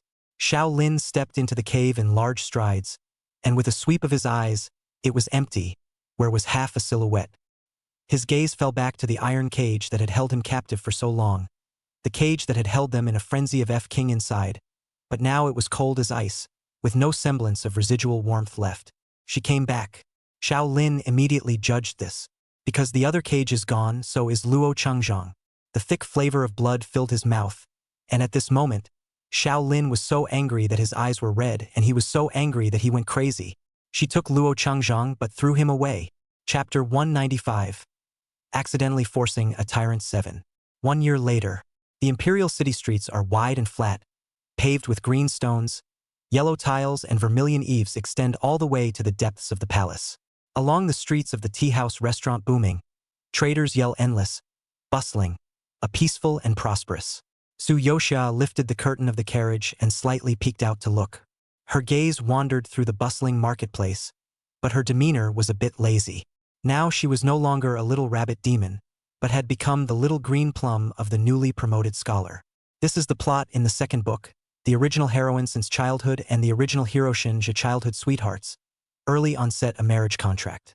Shinja went to the capital to catch the examination in those years, the original master alone in the countryside Shin family inside and outside, to take care of his parents and elders' hard work. Finally, the news of Shinja's high school scholarship came from the capital. The Shin family was ecstatic and immediately raised his family to join him in the capital. Before meeting Shinja, the original owner was full of expectations and happiness, thinking that the years of waiting had finally paid off. Who knows, waiting for the man-cold sentence. The princess looked at me, want me to be the extra horse harnessed by the side of a team. I cannot help it. The original owner was disheartened, but didn't want to tangle with him too much. But Shinja is a person who wants both. He covets the power of the princess on the one hand, and on the other hand, he can't let go of the beautiful little Qingmei. Just when the original master was ready to go back to the countryside, he coaxed again in a low voice, "Don't go! You first temporarily live in the identity of my cousin, and entrusted to you for a period of time. Wait until the other day I am flat on my feet, and when all the dust settles I will go to beg his majesty to give the marriage so that the princess has no alternative." The original owner eventually faltered and agreed to his arrangement. But I didn't realize that this was the beginning of a nightmare. At a certain banquet, she was actually designed to get drunk, and was pushed into a guest room without being conscious, and had sex with the princess's cousin, Xue Pingzhao. What's even scarier is being caught red-handed afterward by a group of people who had heard about the incident. She was so ashamed and angry that she could only marry Xue Pingzhao to save the face of the Shen family. And that Xue Pingzhao, but a complete playboy scum, all day long looking for flowers. Drunkenness will beat people to take the anger, to her as a tool for anger. The original owner soon he was tortured to the bone and died 2 years later with a grudge. As she was dying, she was resentful.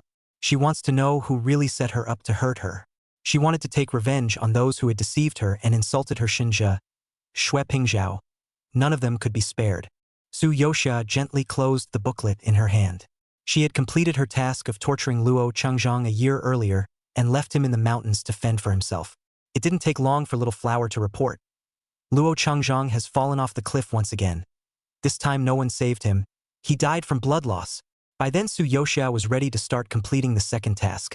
But Little Flower said that this storyline had not yet begun and that she needed to be patient. So she traveled for a year watching the market and listening to music. Never put on a new vest until today. But the face is still the same face. She uses her own face in every world and the demonic power is still inside. It's just that being in the important part of the imperial city, the demonic power was suppressed so much that its utilization was very restricted. At this moment, she was sitting on the carriage heading to the Xue mansion to go to the banquet that was about to change the fate of the original owner's life. She was carefully flipping through the original book, making sure not to miss a single detail. But he didn't notice that a luxurious 8-driver carriage with gold stripes on a black background and a majestic system was approaching head-on. The driver who drove the car for her was too busy to give way immediately. The moment the two carriages brushed past each other, a cold gaze passed through the window and suddenly looked at her. Xiao Lin was originally half-leaning with his eyes closed. Having searched for a full year, he still hadn't found the little rabbit. Instead, they popped up night after night in his dreams, driving him crazy with anger. But there was nothing he could do about it. Suddenly, he frowned as if he had caught some familiar scent. He inclined his head, and his gaze happened to bump into that extremely familiar figure, and his complexion changed drastically. The man sat up straight suddenly, his eyes momentarily rippling underneath. Chapter 196. Accidentally Forcing a Tyrant 8. The young emperor was dressed in a metaphysical color-woven gold dragon-patterned robe. His face was cold and stern. His features were as harsh as a knife carving, showing a solemn and cold aura of a majestic heavenly body. Although it was just a glimpse, Xiao Lin was sure that it was his bunny. His complexion quickly settled down, his cold eyes like water, unfathomable. The hand within the sleeve of the coat was clenched tightly, the knuckles were slightly white, and even raised veins could be seen pulsing under the skin. The guard who was driving couldn't help but shiver. A voice that seemed to be wrapped in ice was heard coming from inside the carriage. "See that carriage that just passed by?" The guards hurriedly replied. "Back to your majesty, I see it. Turn around and crash into it." Xiao Lin's tone was cold and carried an unquestionable command. "Crash through my car frame, remember. Don't hurt the people in that car." The guard's hand holding the reins suddenly trembled, and cold sweat instantly seeped from the corner of his forehead. But he didn't dare to say a single word more, and could only respond in a low voice, "Yes." In the next instant, the whip was raised, and the carriage violently reversed direction. At the same time, the carriage Su Yoxia was riding in was stopping at the entrance of Hanlin Academy. Shunjia, who had just gotten off his post, quickly stepped out from within the courtyard door, and his infatuated gaze passed through the lifted curtains of the car and landed on the small Qingmei, who was as beautiful as a flower. "Cousin has been waiting for a long time. Let's go. We'll go forward to the Xue mansion together for the banquet." Su Yoxia looked at her cousin and smiled at him. This was born with a bright and charming face. Even more so, looking at Xinjia even more infatuated. He quickened his pace, itching to sit beside her. Right at this moment, A giant horse-drawn carriage resembled a mad cow breaking through a fence and rushing straight over. Bang! Amidst the neighing of the horses, the two carts collided and erupted with a shocking bang. Su Yuxia was unprepared and was viciously bumped, but fortunately she held the car window in time, which stabilized her body. But a strange cry was heard from outside. Shinja, who had just stepped onto the carriage, was miserable. The whole person was like a cannonball launch, pouting his buttocks and flew out, smashed on the verdant stone ground, and fell into a solid dog-eat-dog. Who is it? How dare you plot against the new scholar in the street? Shunja covered his waist and climbed up from the ground with great difficulty. The hem of his clothes was askew, and his face was covered with mud and his nose was bruised and swollen from the fall. He was in the midst of his anger when he suddenly saw a tall figure striding out from the magnificent carriage, the unique majesty of the heavenly family following him like a shadow. The man's face was expressionless, and when he condescendingly swept over him, his eyes were even colder to the bone, as if he was looking at a dead man. Just by standing, he made the air around him seem to freeze. When Shinja saw the person coming, his mind instantly went blank, and the whole person froze in place and couldn't move. His little bit of anger instantly turned into monstrous trepidation, and he flung himself down on both knees, his face pale and his voice trembling. "Your Majesty! Your Majesty!" Xiao Lin naturally recognized him. It was the scholarly scholar he had handpicked at the temple. His voice got colder. "Where is this going?" Shunja hurriedly replied. "Back. Report to your Majesty. The micro-minister is about to go to the Shui house to go to the banquet." Shui mansion. The emperor laughed softly, but his smile never reached the bottom of his eyes. "As it happens, I'm going there as well, so let's ride in your car together." Shunja color suddenly changed, more fearful. Fluttering small eyes subconsciously looked at the imperial chariot and saw that the unbreakable gorgeous carriage suddenly exploded in front of his eyes, instantly shattered into pieces. His forehead corner twitched, and he stammered with a face full of fear. "Your Majesty's 10,000 gold body. Microken's carriage is really cramped. I'm afraid that I've wronged your Majesty, and my cousin is also in." At the mention of his fake cousin, his heart buried his head even lower, almost to the ground. "Your cousin?" Xiao Lin smiled coldly with growing uncertainty. "No matter, you and the driver can sit in the front." Saying that, he took a step with his long legs and simply stepped onto the carriage, lifted the curtains and sat in, his movements in a single motion. And Shinja was so scared that he didn't dare to utter a single breath, and could only kowtow his head tremblingly and say yes. Su Yoshia naturally heard the commotion outside, especially when that low and stern voice entered her ears, carrying a dangerous aura that she was familiar with to the bone. She looked slightly shaken, but regained her composure within moments. Sure enough, the man soon came to the door, and the curtains of the car were lifted as he did so. People have not yet entered. The pressure first came from the sky. The biting breath broke into the hand in a moment, almost calling people difficult to breathe. Su Yoshia slowly raised her eyes and looked at the heavy black shadow pressing over, almost completely enveloping her. With four eyes facing each other, Xiao Lin's deep gaze was like a knife, falling on her as if he wanted to see through, and see her broken. After a moment of silence, he finally revealed a little heartfelt smile. His thin lips slightly opened, his voice low and loving.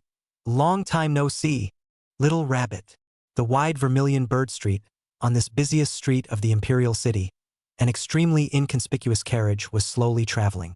If it wasn't for the fact that the driver of the car had a grimy, bruised and swollen face, and frequently frowned and coughed along the way, no one would have even given it a second glance. Shunja's palms were wet with sweat, and cold sweat was dripping down his forehead. He couldn't stop worrying. Xiaxia had never seen Tianyan before. Would she be afraid to face his Majesty? Will she say the wrong thing to offend his Majesty? But he didn't even dare to look back more than once. And indeed the carriage was as quiet as a pin, and the atmosphere was terribly stagnant. Su Yoshia was forced into a corner of the carriage. Her cheeks flushed and her eyelashes fluttered lightly, but she looked at the man covering her with an innocent face. "Cousin? Cousin?" Xiao Lin's dark eyes seemed as if he wanted to eat her alive, and every word he said seemed to be squeezed out from between his teeth. "How come I don't know? When did you have a dangling scholar cousin?" Their breaths intertwined, their searing breaths tumbling through the small space. "Your Majesty, please respect yourself." But as if deliberately angry with him, Su Yoshia said without changing her face, Shinlang is indeed not my cousin, and I am not his cousin. I am his unmarried wife, and he is my fiancé. At these words, the temperature in the carriage plummeted to freezing point. A familiar fishy sweetness surged up in Xiao Lin's throat, rushing all the way to the base of his tongue. She really knows how to piss him off. She was the first and only woman who could make him so mad that he had a seizure, but couldn't do anything about it.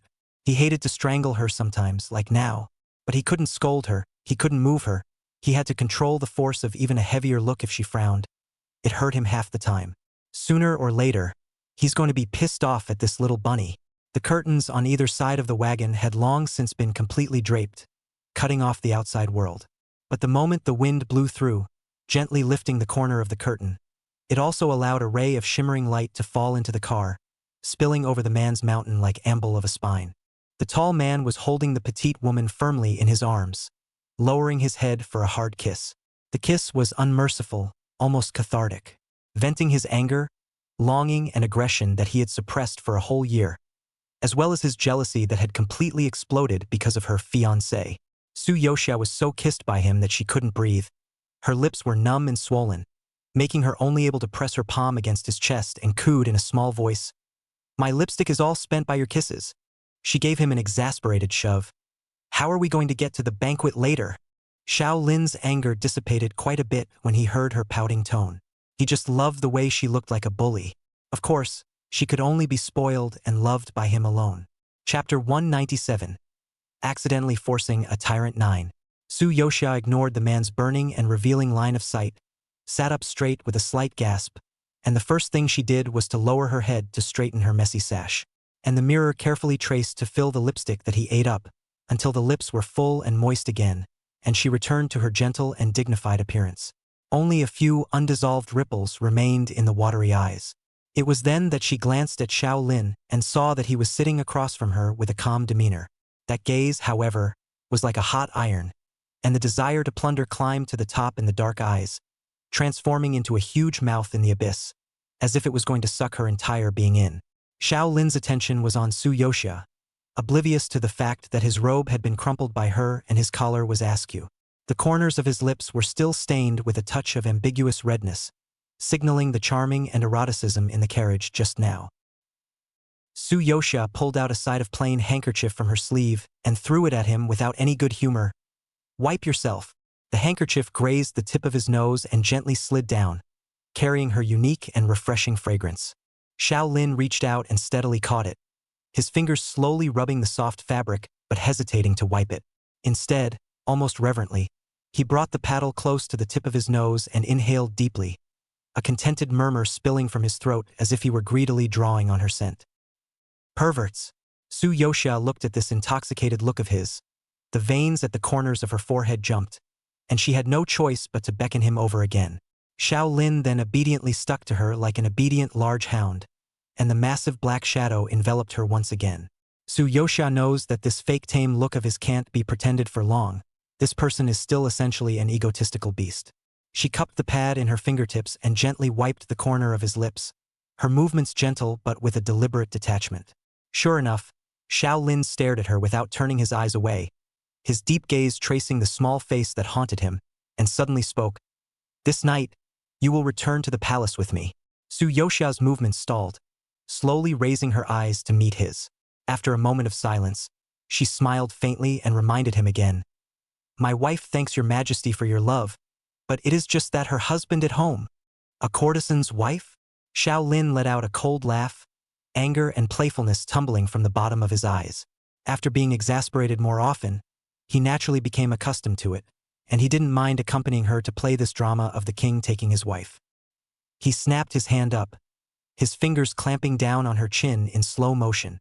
"Does your future husband, who is still out there working for us as a coachman, know that you are having such an exciting time with me in this carriage? How will he feel when you go out later and he smells your lingering ambergris scent?" With that, he slowly and methodically jerked the handkerchief out of her hand. For a moment, he really wanted to use this soft, veiled handkerchief to tie up these delicate wrists, and then let him peel them open and eat them alive. There will be opportunities. He smiled and tucked the paddle properly into his arms. Out of the corner of his eye, he swept over the wind-blown corner of the curtain and said, "Get out, we're here." Only then did Xiao Lin lazily retract his arm that was attached to Su Yoxia's side, pulling away from her by a hair's breadth. Su Yoxia also finally breathed in air. Her cheeks were still flushed with unfading flushes, revealing a few moments of unaware fawning. So close, almost got him provoked. Teased into arousal. The tugging paused as she straightened her pinned hair and made to get out of the car.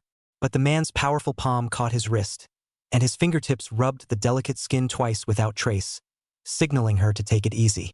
At this time, the back door of the Shui house has been surrounded by a large group of people in great numbers. Each brocade robe and jade belt, jewelry jingling. Each face is permeated with the interest of watching the show. These people were all the princes and dukes of the Shui family who had been invited to the banquet. Originally, for a banquet like theirs, a scholar from a humble background was not qualified to attend, but who let the princess like him? On the face of the princess, although the crowd looked down on Shinja, they had to behave courteously to him. But then, the feast was much less fun and boring. Until I don't know who inquired about Shinja's family still lives in the countryside cousin. Said to be as beautiful as heavenly fairies in general. The crowd's eyes immediately revealed a bright light. The joy of this is not to come. A group of people secretly plotted and ordered their subordinates to bring several buckets of sticky silt and splash it at the Shui mansion's back door, and specifically explained that the coachman must park the carriage at the edge of this silt beach. They imagined the good-looking cousin, plainly dressed and with a raw step, getting out of the carriage and stepping into the sludge with one foot. It can be so much fun to see a beauty fall into a sorry state and sit in the mud, crying in shame. Coming, coming, coming. I don't know who shouted, but the crowd instantly perked up and looked up, but saw the front of the car actually sat a pig's head. The crowd looked for a long time before recognizing him. Isn't that the princess's favorite handsome scholar boy? They looked at each other with disbelief. How did he turn into this ghostly appearance? However, Shinja is anxious. He came all the way here. His face is getting more and more swollen to the point that he cannot speak clearly. All you can do is desperately gesticulate while waving your hands frantically at the crowd, gesturing to them with a horrified face. Don't do this. But these ladies and gentlemen don't care what he says. The little scholar boy, relying on the favor of the princess, even disciplined them. What's more, today the princess had something temporary to do and didn't come to the banquet at all. Don't throw him down yet. We're still waiting to greet our cousin. When Shinja heard this, he was immediately anxious and sweating, but the next instant, he was roughly dragged from the car and fell directly into the sludge aside, splattering his body with stains. The crowd roared with laughter, and their eyes fell back to the carriage, each with an expression full of teasing. Cousin wouldn't be too scared to come out, would she? Ouch, that's more fun. Please come out soon. Everyone is waiting to see it. Just as the uproar grew louder and louder, a bony, long and pale hand poked out from inside the car and lifted the curtain without hesitation. The crowd's voices lurched and they looked in unison, only to see a long and tall figure slowly appear from behind the curtain. Black and gold interlaced Shen robe, not angry and powerful aura. Stern face, eyebrows sinking cold as frost and snow. He just swept gently from his high position, and the might from the emperor was like a mountain pressing down on the top of the mountain, instantly crushing everyone's aura. The crowd that was originally still laughing unkindly was instantly struck by lightning. This chapter makes up for yesterday's. Today's is still being furiously coated and sweating. Chapter 198. Accidentally forcing a tyrant 10. Greetings, your majesty. Long live your majesty. Everyone reflexively dropped to both knees, and they all bowed their heads and shouted in fear.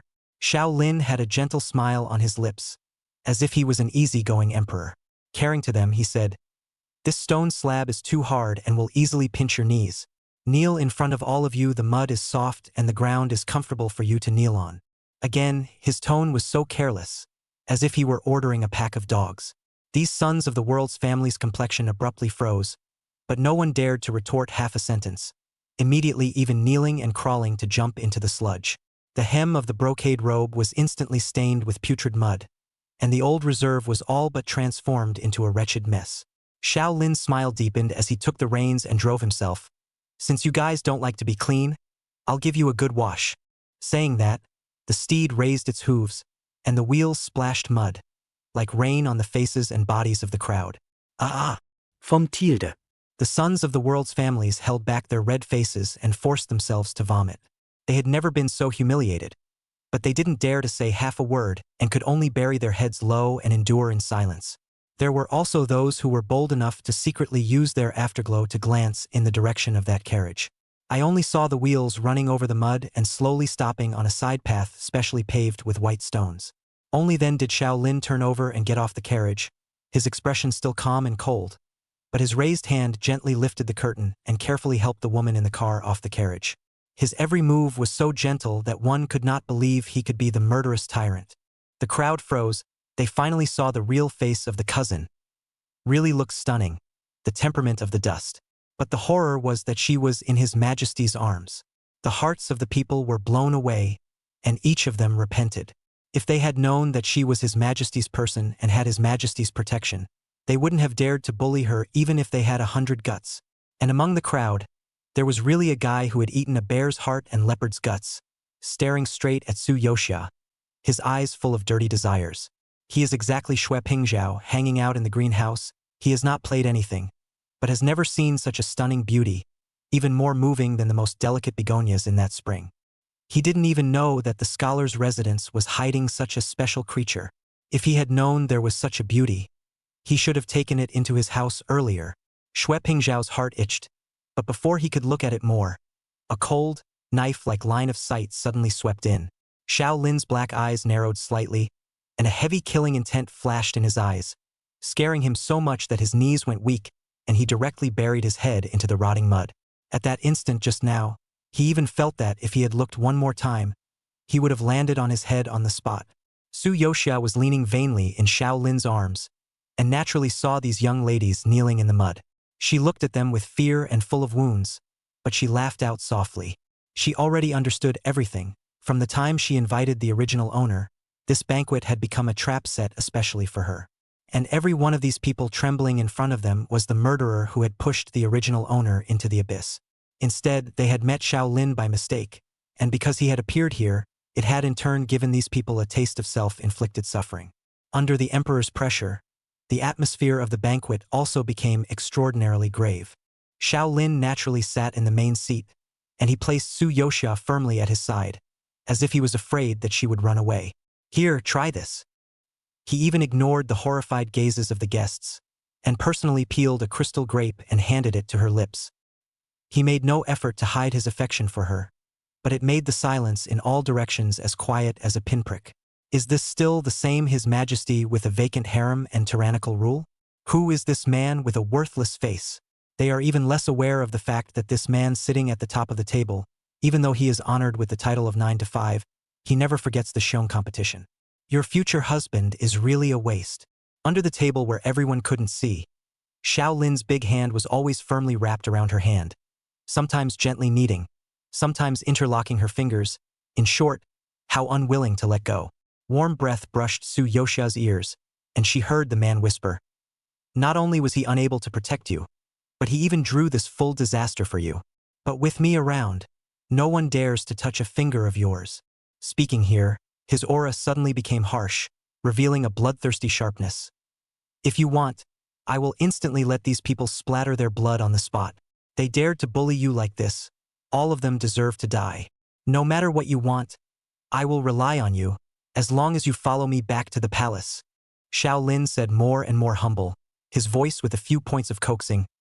"All the precious treasures under the sky. I have hands to you, okay?" Su Yoxia was simply amused by him.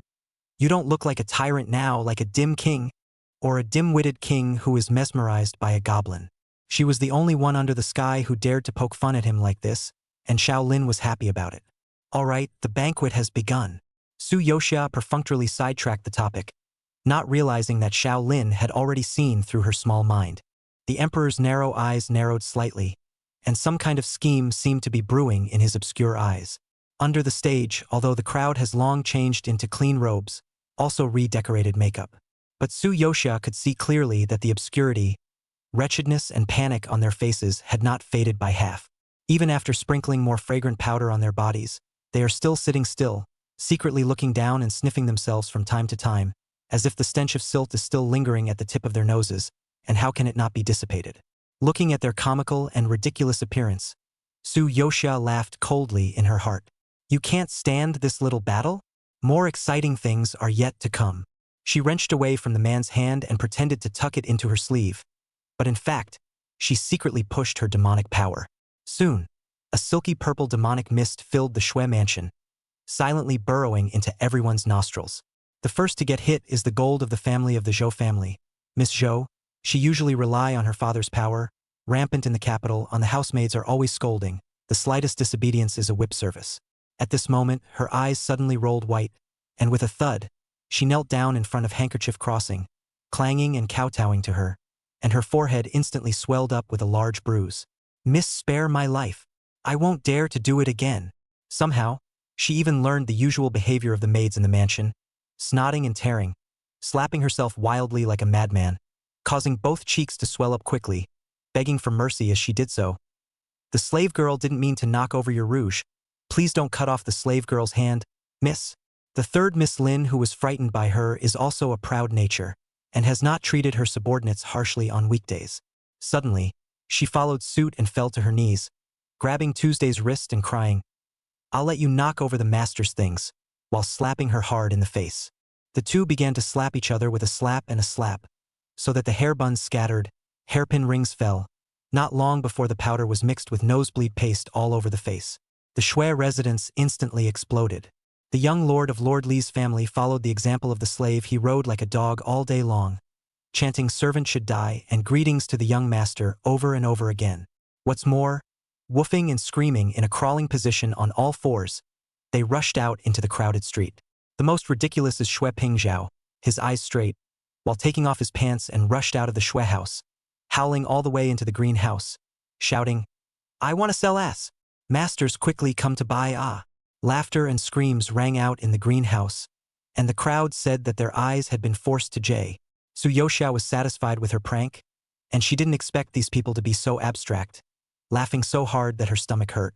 While Xiao Lin helped her rub her stomach, he didn't look at the scene of the farce for a second. His deep eyes always remained momentarily frozen on the originator of all this. Just thought his little bunny was really smart and cute. He loved it so much. But as this prank drew to a close, Su Yoxia also noticed something strange about herself. The imperial city was worthy of being a place where emperors and kings were entrenched, heavily encompassed by boundaries, and only after she had used a little bit of her demonic power, her body was rapidly emptying like a tidal wave pouring in. Could barely even maintain his human form. Just as well, these people's unlucky days had just begun, and after she had enjoyed herself tonight, she plotted how to get rid of Xiao Lin. Su Yoxia's eyes flickered as she lifted the wine cup in front of her, her fingertips lightly turning a circle around the rim of the cup, quietly integrating the only trace of demonic power left into the wine. She raised the wine cup to the man's lips, soft waves rippling in her eyes, and softly coaxed him. "Your Majesty is so good to me. This cup of wine will be taken as my thanks to your Majesty." However, Xiao Lin's eyebrow tail was lightly raised. His gaze locked on her. The bottom of his eyes seemed to be smiling, as if he had already seen through her. Still, he tilted his head back and drank from his glass, regarding the soft, boneless hand. "Counting on something again? Huh?" Su Yoxia's heart moved, and when she was caught off guard, the man suddenly came closer and covered her lips with wine and heat. Well, originally he was going to get him drunk, but he didn't expect this last sip of his wine to be ferried back to her. Xiao Lin kissed as ferociously as ever, with an irresistible dominance, biting her lips as if he wanted to swallow her whole into his bones and blood. Su Yoxia was kissed by him to the point that her eyelashes fluttered lightly, and her lips were stained with wine, her aroma lingering. Still soft-hearted, she responded to him with a flick of her tongue, giving him a little sweetness. Perhaps it was this one moment that became the final straw that broke the emperor's sanity. The man's eyes finally darkened completely, and his body shifted slightly, collapsing on top of her. "Your Majesty?" Xiao Lin. With her purpose accomplished, Su Yoxia wanted to push him away, but was held tightly by the man with the last vestiges of his remaining consciousness. She was firmly shackled by his iron-clamped arms, and after struggling a few times, she realized that she couldn't break free at all, but instead, she was hugged tighter and tighter by him. The demonic power in his body was finally completely exhausted at this moment. Snap, white light flashed. Su Yoxia disappeared, replaced by a snow-white fluffy bunny, only the ears through the light pink. Xiao Lin's embrace falls short, And Su Yoxia's small paw stirrup is trying to jump and run, but she just scurried out. Behind her, a wide and powerful palm actually fell from the sky and steadily clasped the back of her fateful neck. The rabbit froze on the spot. Question mark. Trying to run again? A familiar voice came from his ears, where there was no trace of drunkenness, only clarity with anger. Su Yoxia then realized that this person was pretending to be drunk.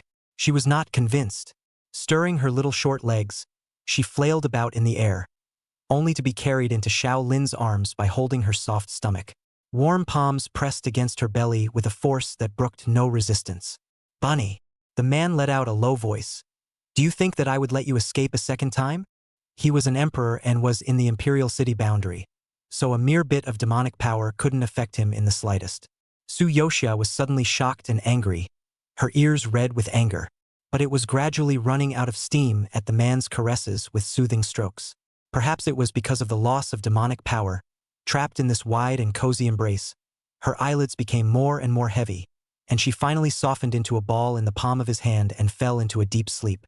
Xiao Lin stared at her, his fingertips rubbing her still slightly trembling ears, tenderness and possession intertwining and tumbling in his dark eyes. "You'll never get away with it again." His strong coldness is hidden behind his tenderness, like a dark underground spring, still water flowing deep. Just like that, Xiao Lin forcibly brought her back to the palace and kept her in captivity.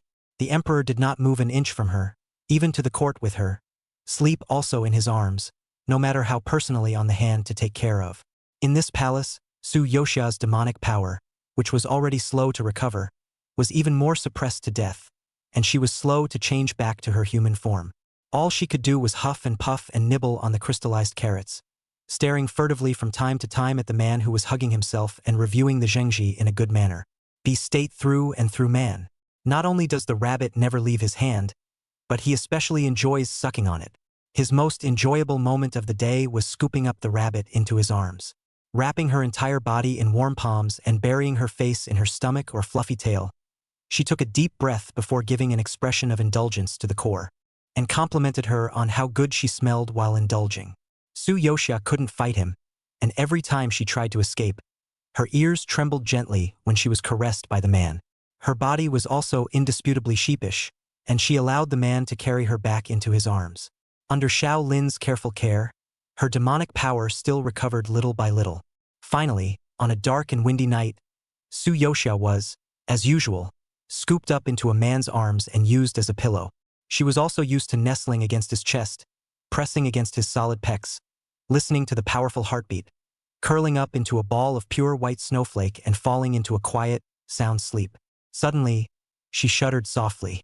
The petite and soft little rabbit finally regained its human form in Xiao Lin's arms, turning into a young girl who was also snow-white like jade. Her long hair was loose, her breathing was light, and her scent was fragrant. Xiao Lin's hand had always rubbed the plush that felt so good in his hands, but suddenly, he touched a hand that was smooth and soft. Realizing something was wrong, he snapped his eyes open and was met with a pair of watery, almond eyes. Su Yoxia curled up in the crook of his arm, her white skin glowing pearly in the moonlight, also stained with his scent. Feeling the softness in his arms, Xiao Lin's eyes sank suddenly, and his breath caught with it. Chapter 199. Accidentally forcing a tyrant 11. What's worse, between the long, black, waterfall-like hair, a pair of pink and moist rabbit ears were hanging down obediently.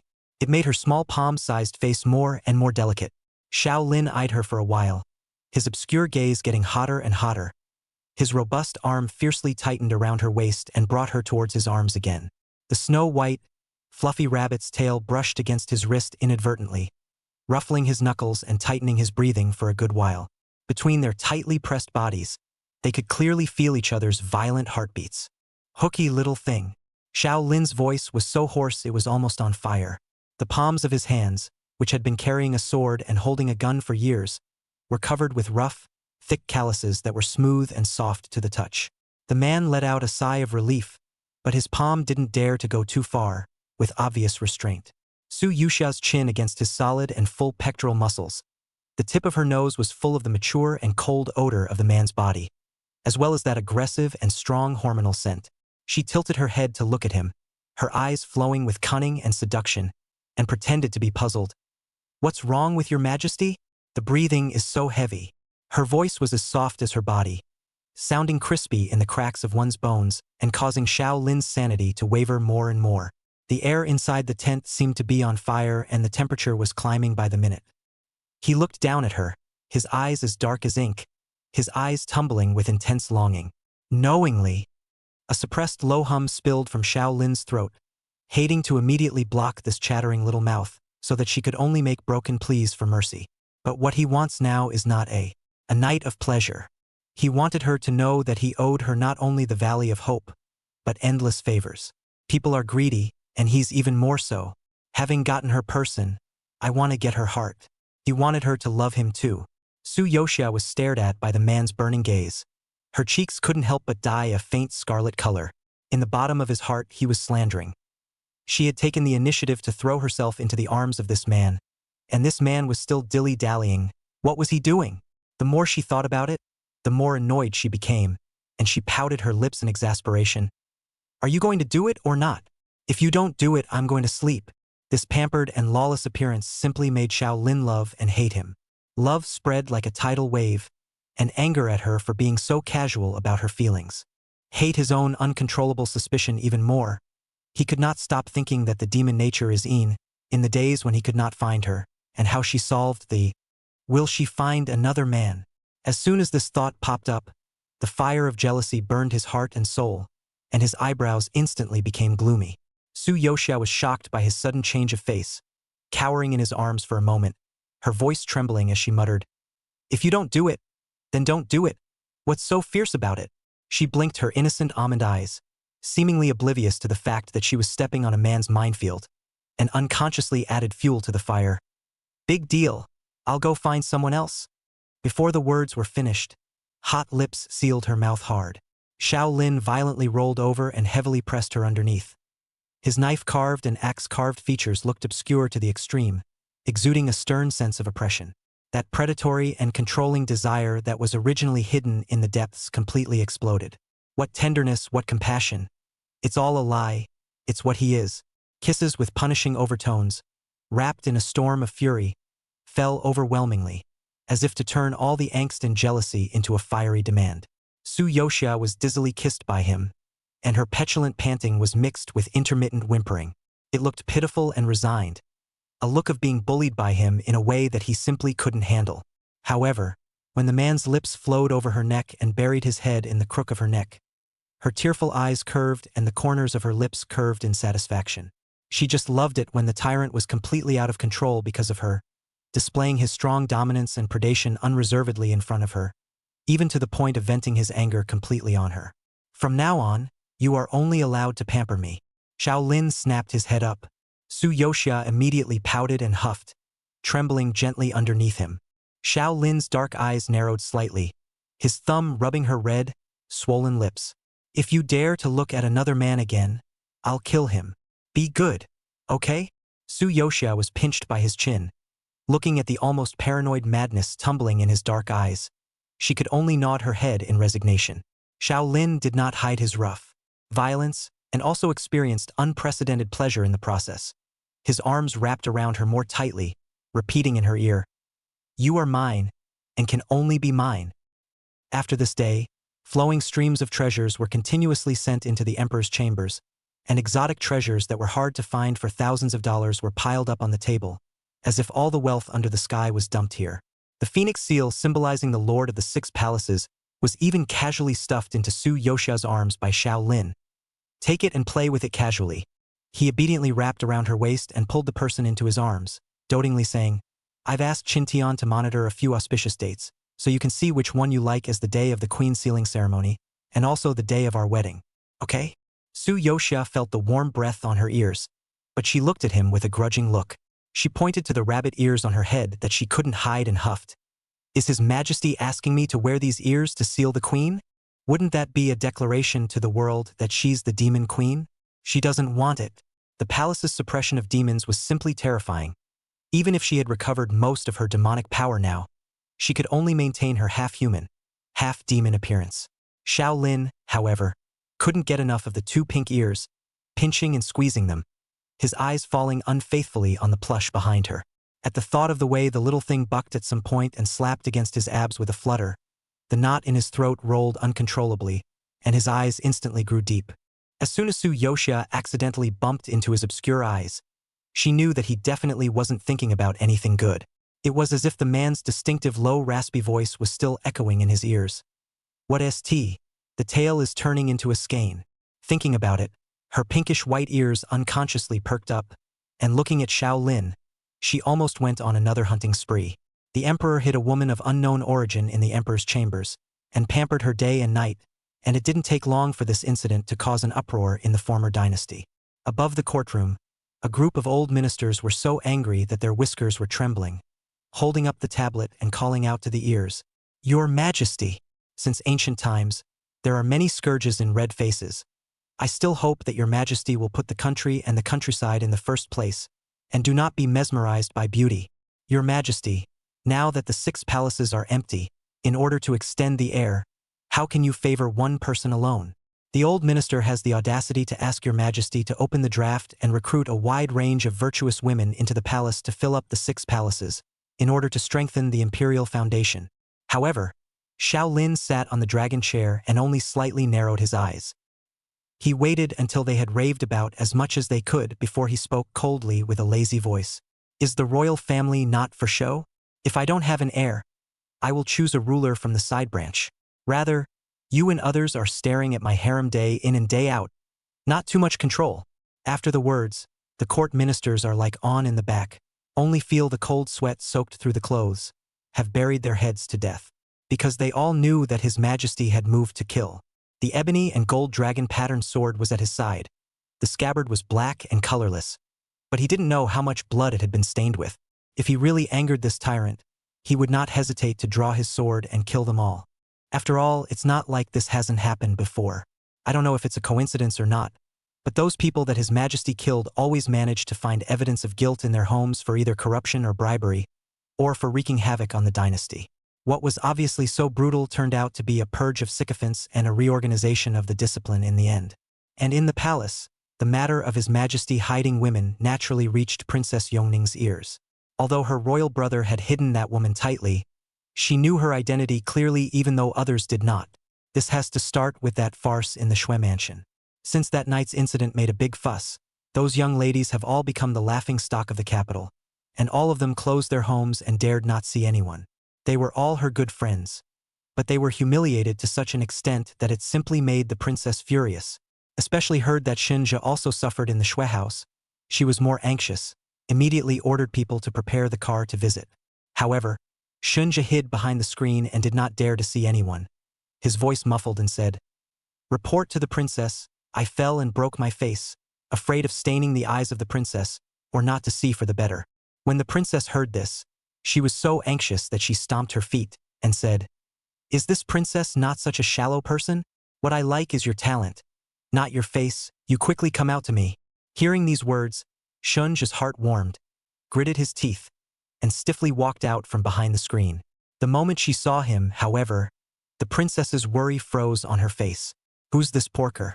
She looked at it for half a day before recognizing it. "You are Shinja."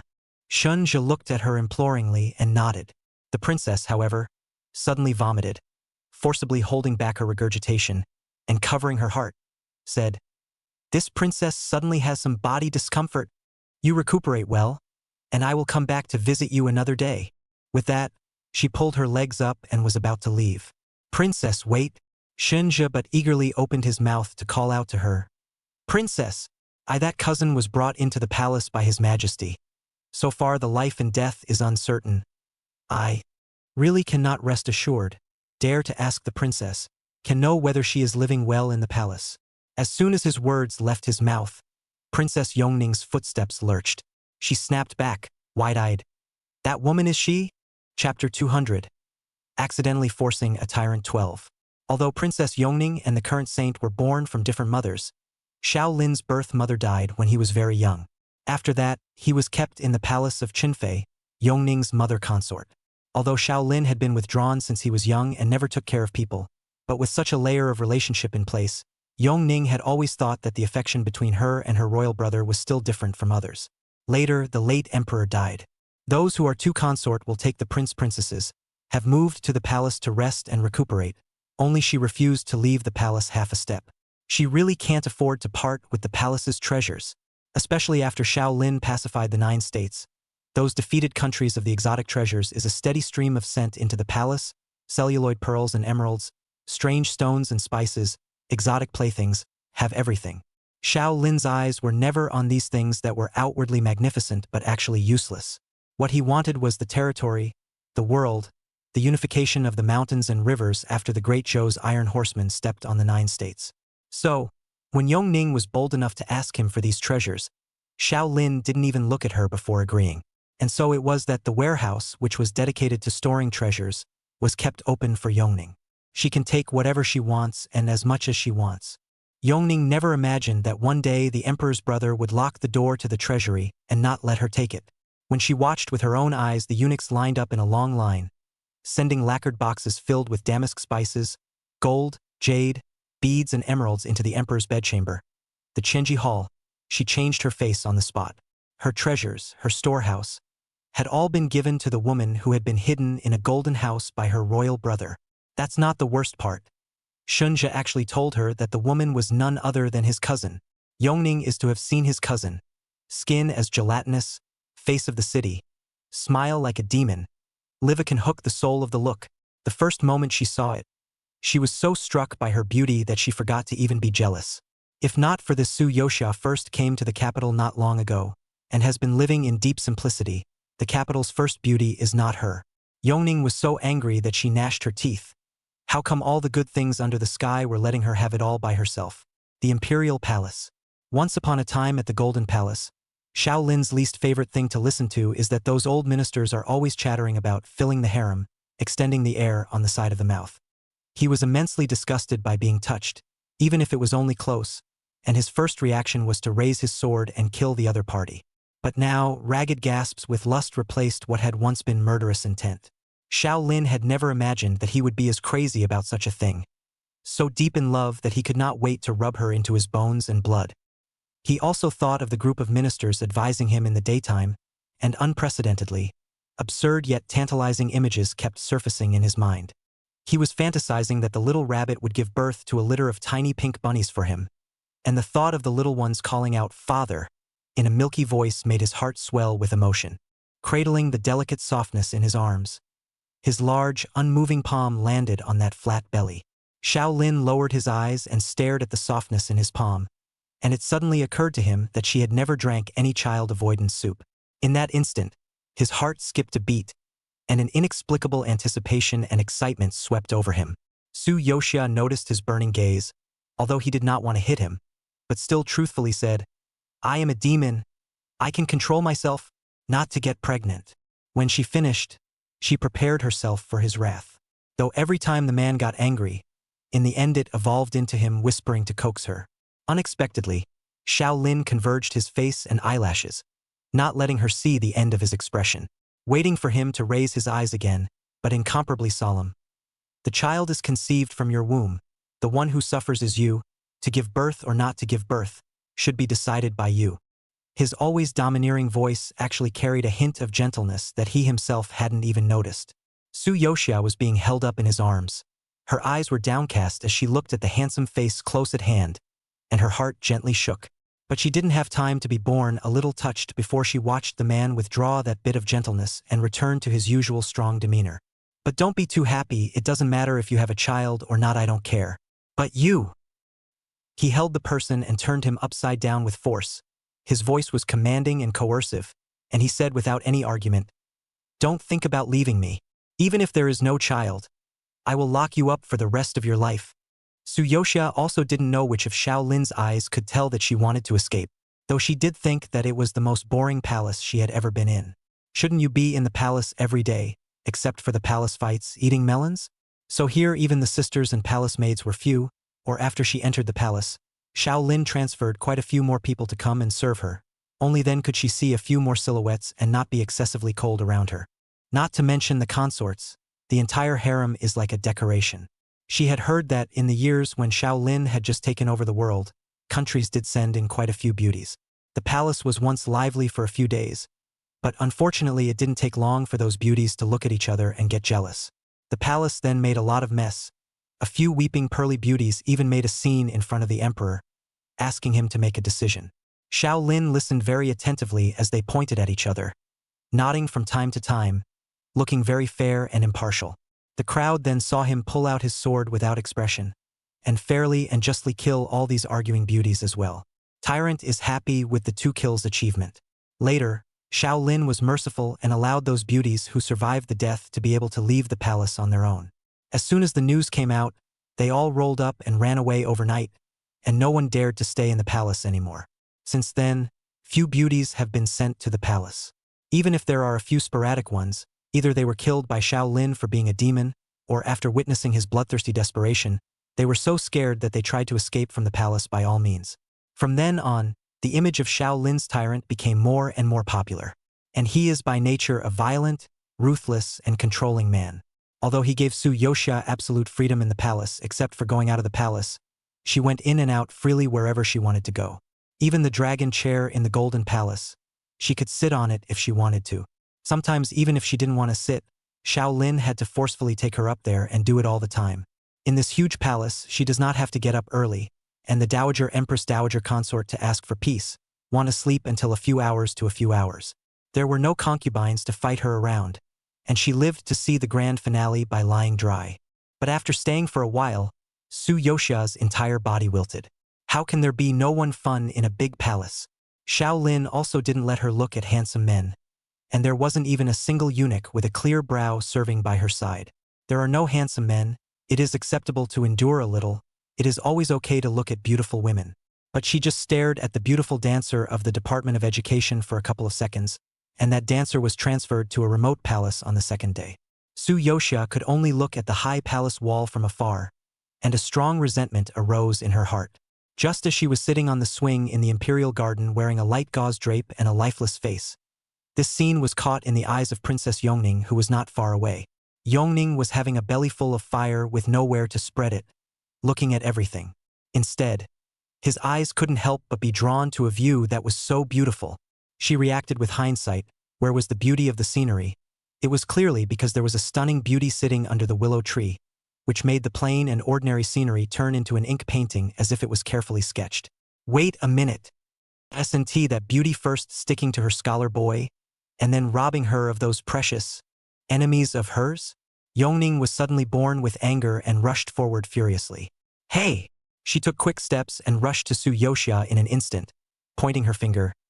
You're the beauty that imperial brother hid to death, that cousin of Shenzhe's who came down from the countryside?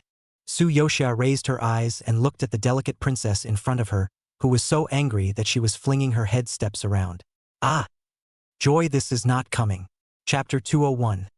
Accidentally forcing a tyrant 13. Not long ago, Yongning was still casually making use of Shenzhe based on her status as a princess. Especially in the presence of his Wan-like cousin, she made the call. From time to time, in front of Su Yoxia, he deliberately made Shenzhe show 100 obedient appearance and saddle himself. And Shenzhe naturally did not dare to have the slightest negligence, which time is not the words of obedience. She was used to being arrogant in front of these two, and now that she was facing Su Yoxia, she didn't know that she had changed her core. The corners of her eyebrows and eyes still carried an overbearing arrogance, and she raised her chin proudly, with a calculation in her mind already in place. This beauty from the countryside into the palace also some days, but so far there is still no title. Apparently the emperor brother did not how to favor her.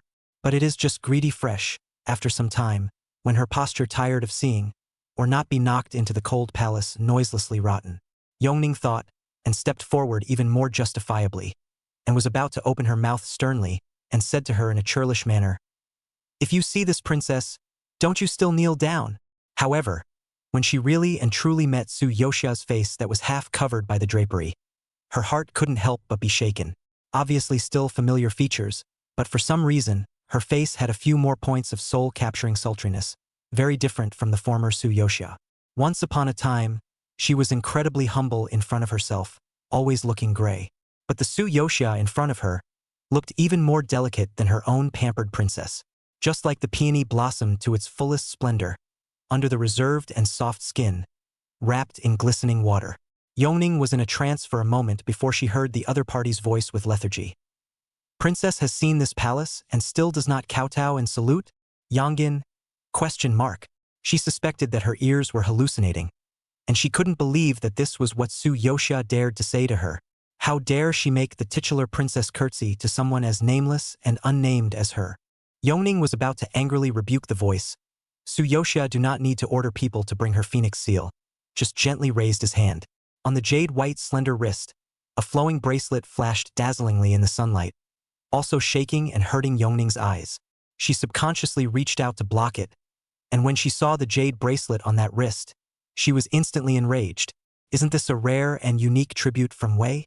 When she learned that Wei was going to offer this item to her royal brother, she had it on her mind and was waiting for this treasure to be sent to the palace. I didn't expect to lose it to this redneck. Yongning took a breath that nearly didn't come out. Su Yoxia, however, purposely flicked her wrist, following the tone of this princess's usual speech, and said in a very pretentious and bitter manner, "The treasury is piled high with treasures like this bracelet. I can't wear it on 10 hands. Winging." She was so angry that her nails were embedded deep into her palms, and the anger in her chest burned hotter and hotter. Sensing her anger, Su Yoxia seemed to tease the puppy inside with a pretense of generosity. But with so many treasures, it's too much of a pity to have only one person from this palace to enjoy it alone. When Yongning heard this, he thought that she had finally realized the importance of sharing the treasure trove, and the expression on his face eased a bit. Yes, no matter how much Emperor Brother favors her, can he still favor her for the rest of her life? Just like father, the Emperor's favor is always like running water. If she wanted a solid position in the palace, she definitely had to flatter herself as a princess. Yongning once again tilted his chin up condescendingly and was about to open his mouth to answer.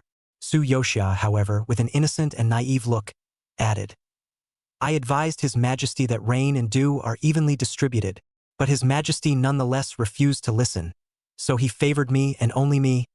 Winging, who realized he was being teased, her face flushed, not realizing that the wheel of wind and water had turned so quickly. Her own princess would be stepped on by her, Su Yoxia, to be so stifled by her 3 words of anger. She also thought that her royal brother had personally searched for many of the most precious and rare treasures in the world in just a few days for the sake of this woman, and compared to that, all those treasures in her palace had become broken things. The more Yongning thought about it, the more angry she became, and in her anger, she took a step forward without regard for her status and was about to have a seizure. However, as soon as she moved her feet, she only saw Su Yoxia suddenly covering her heart, her soft posture shaking on the swing, revealing a look of pain. She froze slightly and subconsciously stopped, frowning. "What are you doing?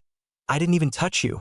Before the words were finished, a piercing chill suddenly rose up behind him. A drop of cold sweat immediately dripped down from Yongning's forehead. She knew where this chill came from. It was the pressure that only came from her imperial brother when he was furious. The heaviness of the oppression was like a gale rolling over the ground and the sky collapsing, and rumor had it that every time this pressure appeared, it heralded a tragic scene of bloodshed. Yongning's blood instantly froze, as if he had fallen into an ice cave, and his legs were so soft that he was almost about to fall to his knees. Luckily, Shaolin didn't have the time to pay attention to her, striding over and taking Su Yoxia into his arms. "What's wrong? Where are you uncomfortable? Your heart." His voice was cold and urgent, his warm palm pressed against her chest.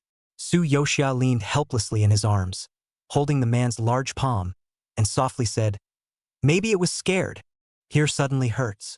Shaolin's black eyes sank abruptly, and a strong murderous aura surged out like a tidal wave. He lifted his eyelids and swept his gaze indifferently over the not-so-distant originator. Yongning was instantly scared out of her wits, her eyes rolled sharply, and she hurriedly followed Su Yoxia's example and covered her chest as well. Soft voice daintily shouted, "Imperial brother." Yongning also pain heart pain cannot be. With that, she closed her eyes tightly, looking like she was about to faint at any moment. She thought to herself, although her royal brother was grumpy and ruthless, but after all, he had watched her grow up since she was a child, more or less a bit of brother-sister affection, right? Sure enough, Shaolin's thin lips slightly opened, and ordered the guards beside him in a cold voice. "The princess is heartbroken, you are still not quick." Yongning then settled down, the corner of her mouth quietly curled up.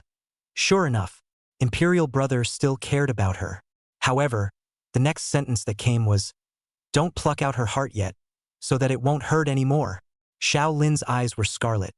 If he wasn't holding someone in his arms and didn't want her to see blood, he would have done it himself.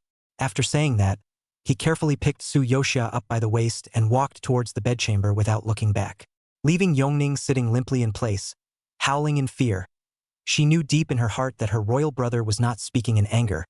He really wanted to kill her. "Ah, you dare to touch me." Looking at the guards who expressionlessly touched the hilt of the sword in her waist, she hissed and yelled, and turned her head to the palace maid beside her. "What are you still standing there for? Why don't you go and seek my mother consort, so that she will come to my rescue quickly?"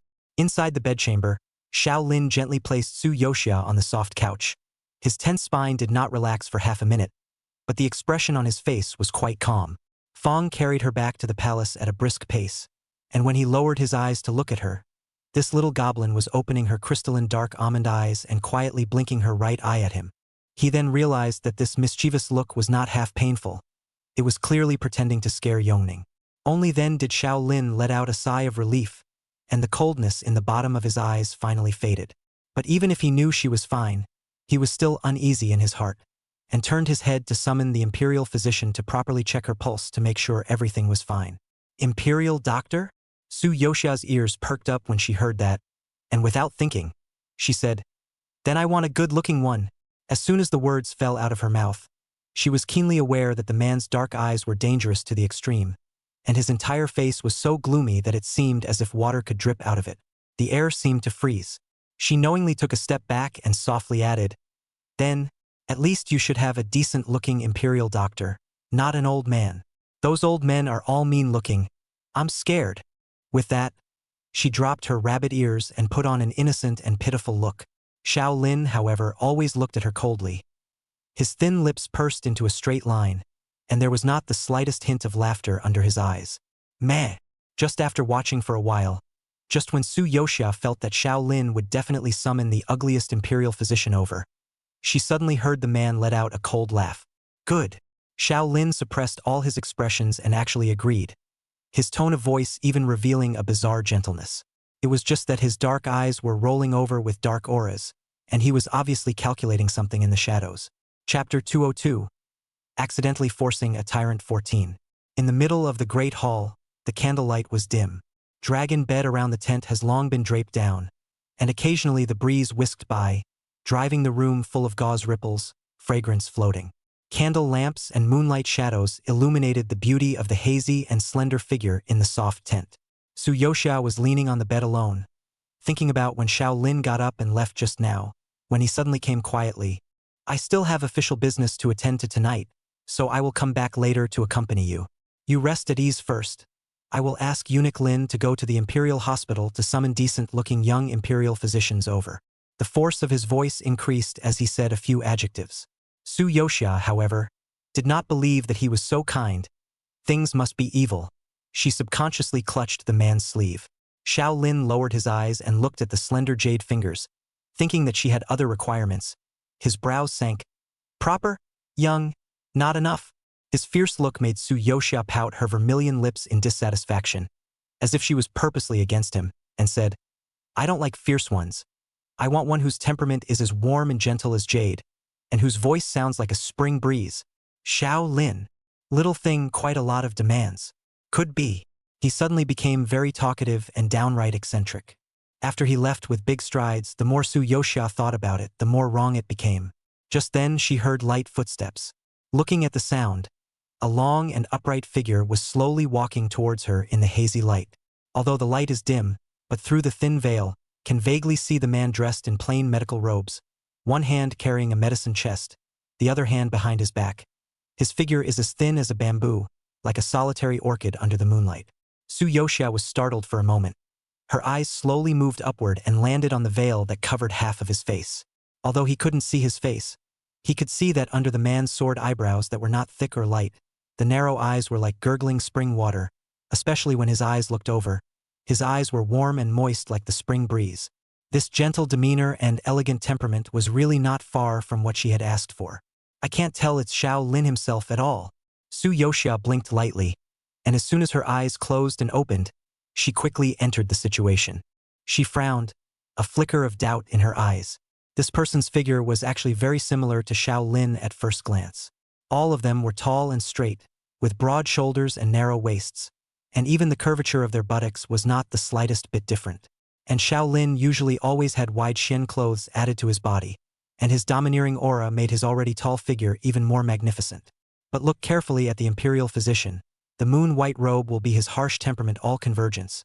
The waist of the jade belt bundled out of the thin, strong waist, so that he looks like a literati is thin. Not only that, but his voice had changed. Xiao Lin's voice line was low. Opening his mouth was like a cold blade coming out of its sheath, cold and majestic, making people unable to resist wanting to kneel down and confess their sins. But this person bent down and bowed, his wide sleeves lightly sweeping across the ground, startling a ripple of moonlight. The humble servant has met the empress. His voice was actually as low and gentle as the moonlight, where there was half a shadow of Xiao Lin.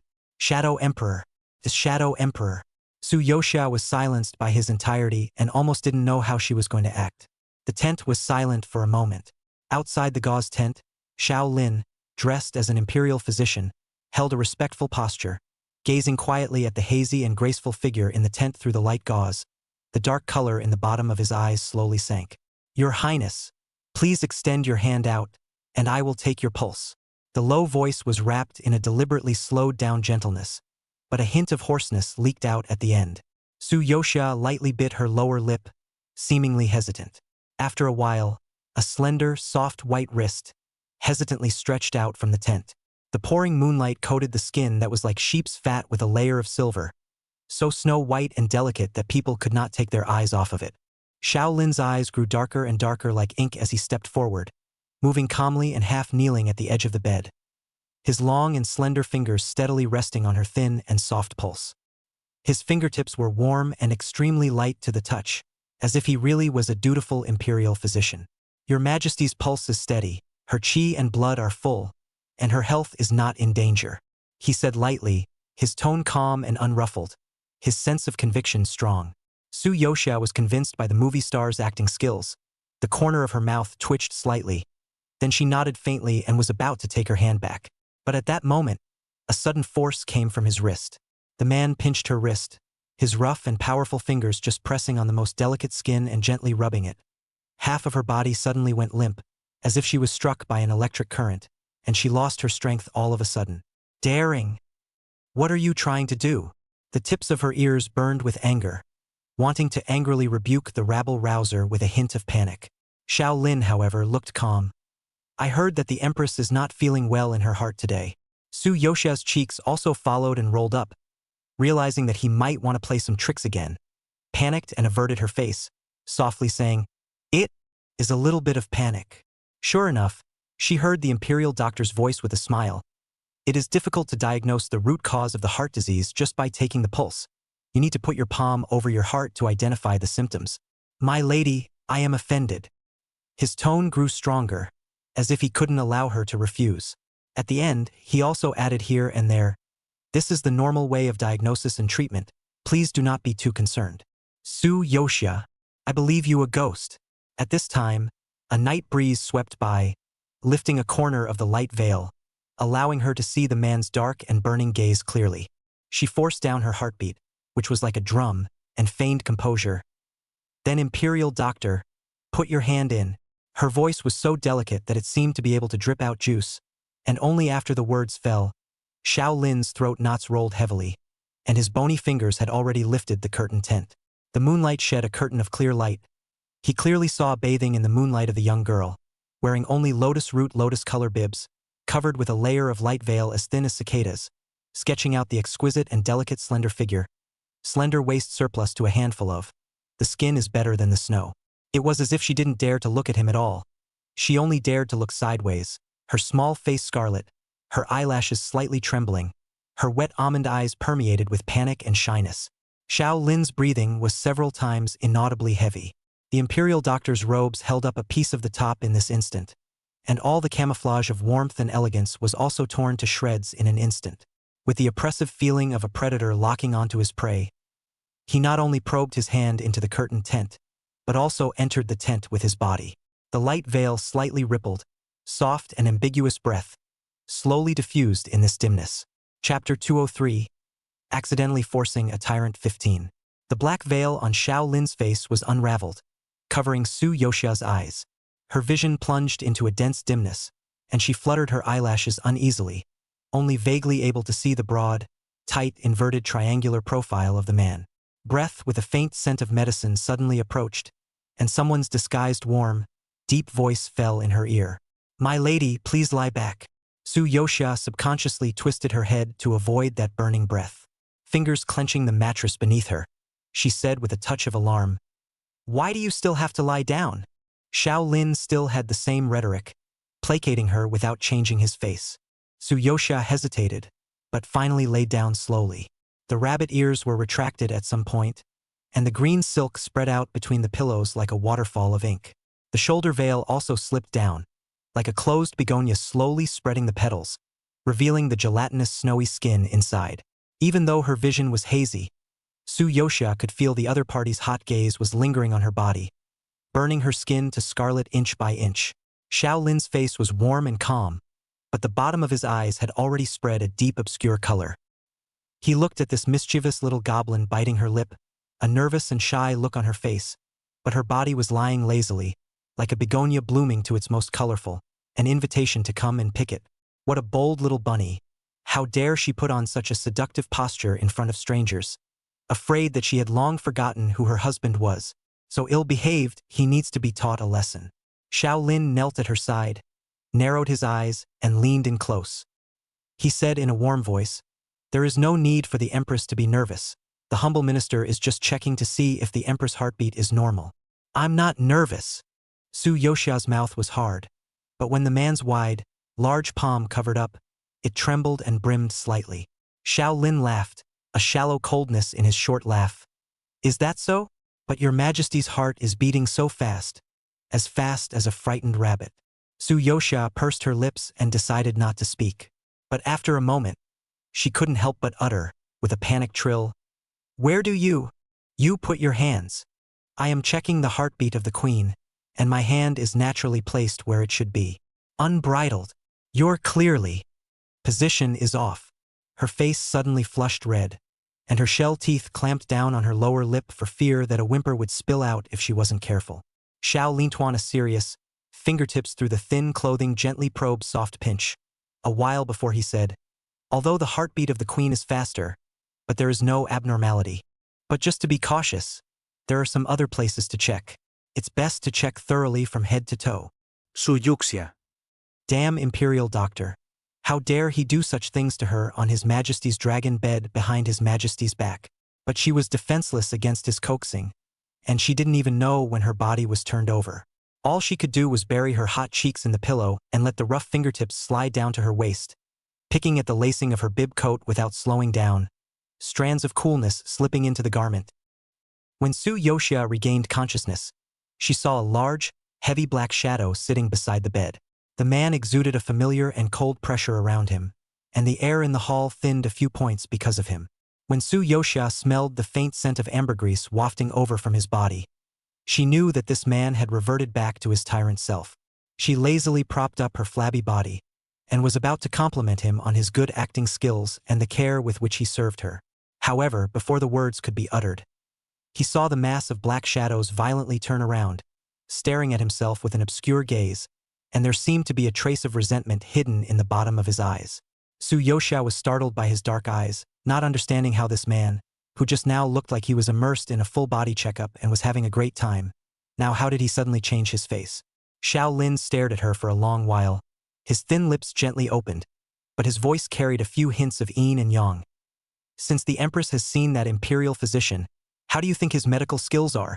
Smelling the thick smell of vinegar in the air, Su Yoxia frowned, momentarily wondering what he meant and what exactly he wanted to do.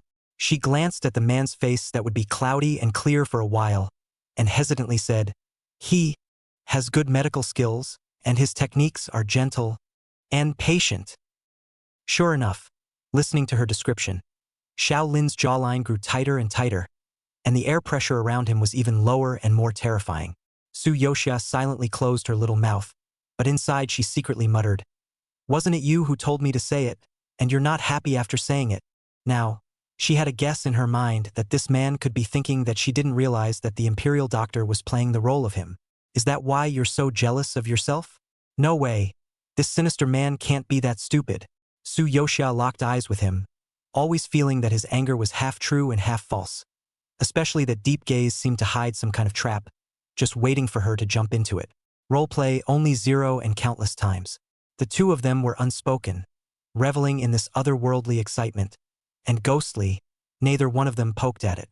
Since then, the imperial doctor has come to the emperor's chambers several times on dark and windy nights. But soon, Su Yoxia got tired of the gentle imperial doctor and turned to the broad-shouldered and long-legged guards.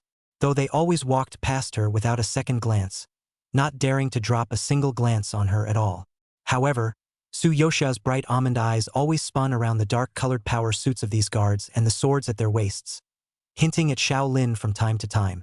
The implication is clear. She wants him to play this. Chapter 204. Accidentally Forcing a Tyrant 16. Your Majesty. His Majesty is on his way here, and has specially ordered you and others to go ahead and escort your Majesty to the lake pavilion for a nap. Su Yoxia listened to Eunuch Lin's respectful voice. Her eyes swept over the team of guards with upright postures and lowered eyes, and gently nodded her head. Ever since Shaolin realized that her interest had changed from imperial doctor to guard, all the big and small guards in the palace wore dark and heavy shin iron masks that covered half of their faces. Su Yoxia stepped onto the boat, and when she was seated, she subconsciously ordered the boatman to start the boat. Eyes were suddenly drawn to the rowing guard. The man in front of him has a long and slender bone structure. The ink-colored power suit wraps a taller body than the others. The waist seal will be that strong and thin and powerful waist to bundle out the sharp lines, ordinary work clothes to wear in his body even in the show high definition like. What made her look at him especially was that with every swing of his paddle, the line of his upturned buttocks connected to his long, slender legs, outlining a tension-filled arc. Su Yoxia, who was already bored, sat down while supporting her chin and admiring it. It was just that the more she looked, the more wrong she felt. This figure, this proportion, this aura, why does it look so familiar? Just as she sensed something was wrong, the boat had rowed noiselessly to the center of the lake. The guard who rowed the boat turned around. Su Yoxia then saw his attire, different from the gentle and clear imperial physician, and different from the domineering and harsh tyrant. The guards dressed as Shaolin, ink hair high beam, leaving only a few strands of broken hair hanging in the corner of the forehead. The whole person through a kind of untamed juvenile gas, but also with an irresistible aggression. Above the shin iron mask, those dark and narrow eyes were coldly locking onto her. The two just stared at each other for a moment, separated by a few short steps. The atmosphere was subtly stagnant. Just then, a muffled thunder suddenly rang out in the sky, and bean-sized raindrops poured down unexpectedly.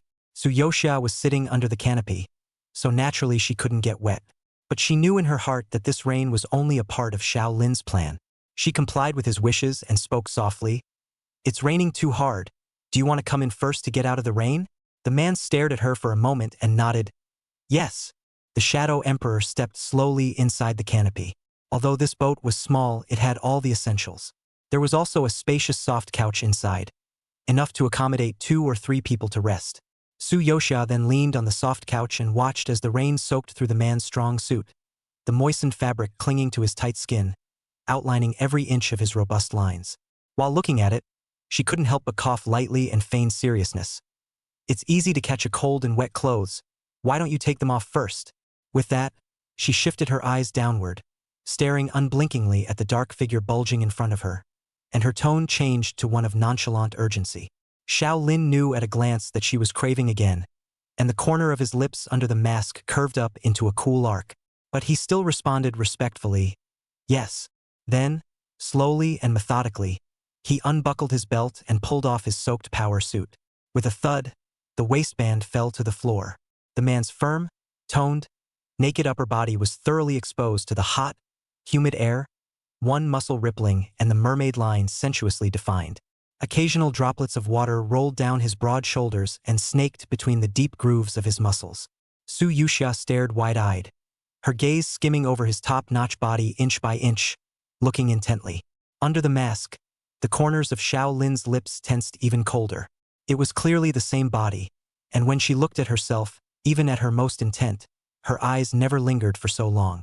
Especially when I heard her boldly invite herself. Let's do something we won't let His Majesty know about. The soft and seductive voice was like the night breeze brushing across the surface of a lake, stirring up ripples.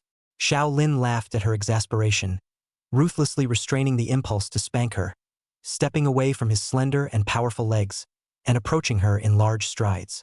As ordered, he said. The rain intensified, pelting the canopy with a dense, muffled, panic-inducing thud. The boat drifted in the center of the lake, bobbing slightly with the water.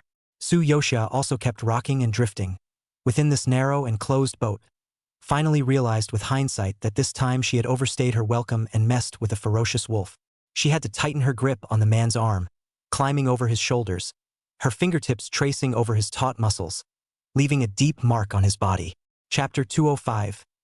Accidentally Forcing a Tyrant 17. The sky closed in on the ink-splattered rain, and the wet wind swept across the lake as the pattering faded. Just a moment ago was the rainstorm knocked rustling begonias. At the moment is gently swaying shake-off water droplets. Xiao Lin wrapped his long arm around Su Yoxia's still trembling body into the ink-colored fox fur, only revealing the snow-white shoulders. A pair of thin legs from the hem of the black fur probed, deep mysterious black and pure attractive white intertwined, like a seductive ink painting scroll. Su Yoxia has long since lost the slightest strength, lazily nestled in the man's arms. Eyelids are too lazy to raise a little, only occasionally humming vaguely, as if in protest, but also as if pampered, until the boat lightly touched the stone steps on the shore, stirring up tiny waves. Xiao Lin holding her stride into the lake pavilion. The corners of his lips cannot be suppressed to rise, even if the usual cold and vicious, at this moment cannot hide the insatiable between the eyebrows. A possessive, low chuckle spilled from his throat as he lowered his eyes to look at the small face in his arms as if it had been washed in water. The little rabbit demon is his woman. This life to death are, born with the coverlet, die with the whole, do not want to escape from his palm again. Su Yoxia didn't know what he was thinking again in a domineering and gloomy way. She only knew that Miracle Lin Lin was kind of fun, more fun than expected. Of course this man was even more enjoying himself than she was, and after a few more times of playing other roles, Xiao Lin took advantage of her unconsciousness and leaned over to whisper in her ear. Little rabbit, after you're done shouldn't you reward me? Su Yoxia closed her eyes, listening to his meaningless whisper. Confused, not already rewarded him. What else does he want to reward? She reminded herself to be wary, but being so tired, she waited until she was awake and had long forgotten about it.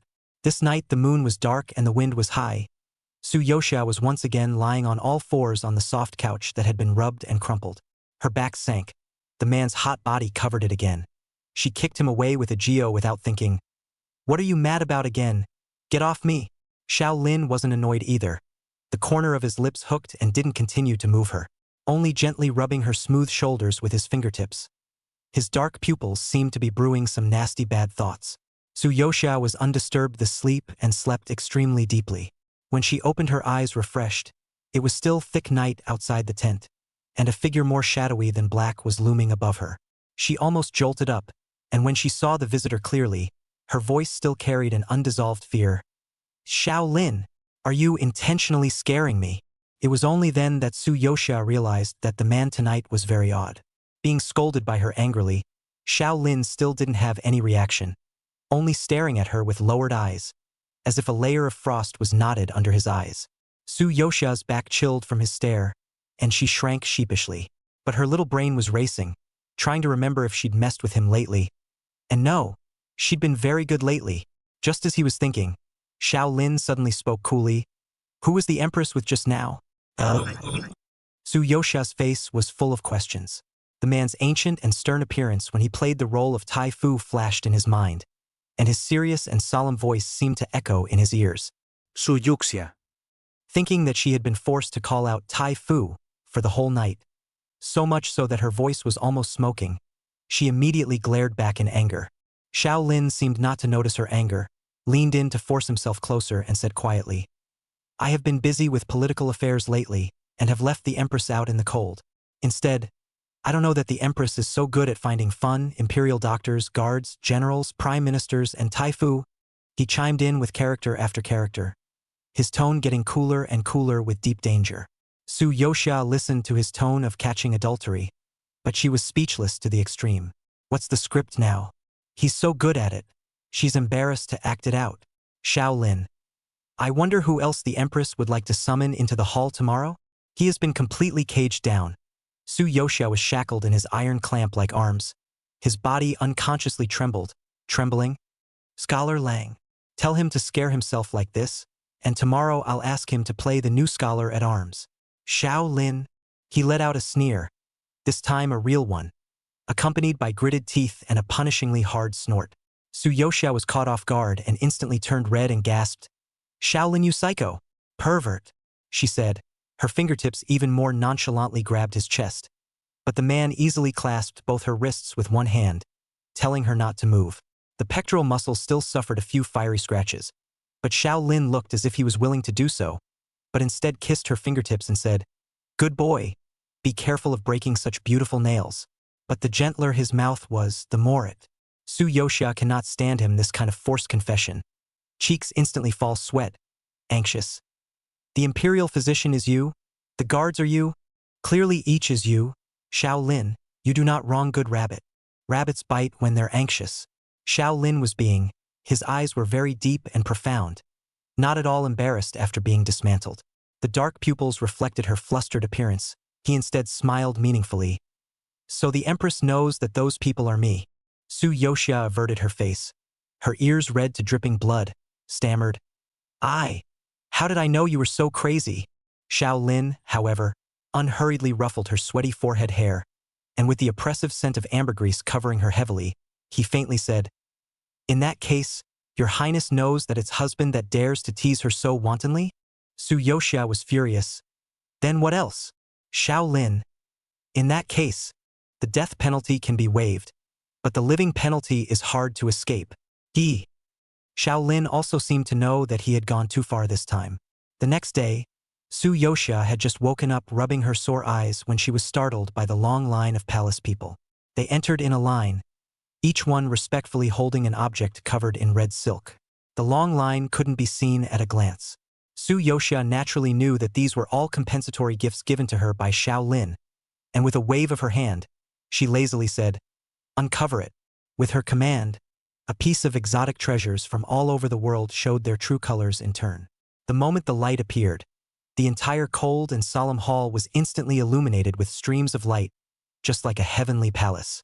Whenever Su Yoxia felt that Shaolin had already offered the world's most precious treasure to her eyes, she didn't know how he managed to do it, and always found newer and better-looking treasures. There seems to be nothing in this world that this tyrant can't do. He wanted to unify the world, and after only 10 years or so, he was able to bring the divided Kyushu under one roof. He wanted the world's wonders, but with just one word, these unseen treasures could be piled up in their chambers overnight. Su Yoxia was in a much better mood when she saw these glowing contraptions. Although she knew that Shaolin was so mobilized for himself, I'm afraid that the name of her demon consort is going to be more and more solid. Those imperial historians' impeachment of the Zhangzhang, only fear is longer than this red silk procession. But they were a perfect match with a tyrant and a demonic princess. While thinking about it, the long line finally revealed itself to be at an end. Her gaze fell on the last behemoth, which was being wrapped in brightly colored vermilion silk cloth throughout, making it difficult to get a glimpse of it, but inexplicably she could feel a terrifying sense of oppression coming straight at her. At this time, Shaolin had already walked over and raised his hand to signal all the courtiers to retreat. The hall emptied in an instant, leaving him and her alone. This last item, Shaolin slowly said, I will personally reveal it for the Empress. With that, he raised his long arm, pulled on a corner of the red silk, and lifted it with force. Between the fluttering of the cloth and the silk, the true appearance of that thing was also completely exposed in front of Su Yoxia's eyes. Su Yoxia froze. The familiar four-sided shape, rusty blackened iron bars, and the chains and shackles that emanated a deep chill. But it wasn't the same iron cage she used to imprison Shaolin in the first place. She didn't expect that Shaolin would bring this back to the palace. What does he mean?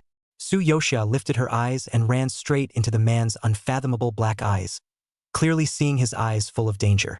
Anticipating what was about to happen, she was instantly alert.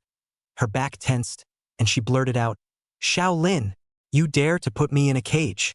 Chapter 206. accidentally forcing a tyrant 18.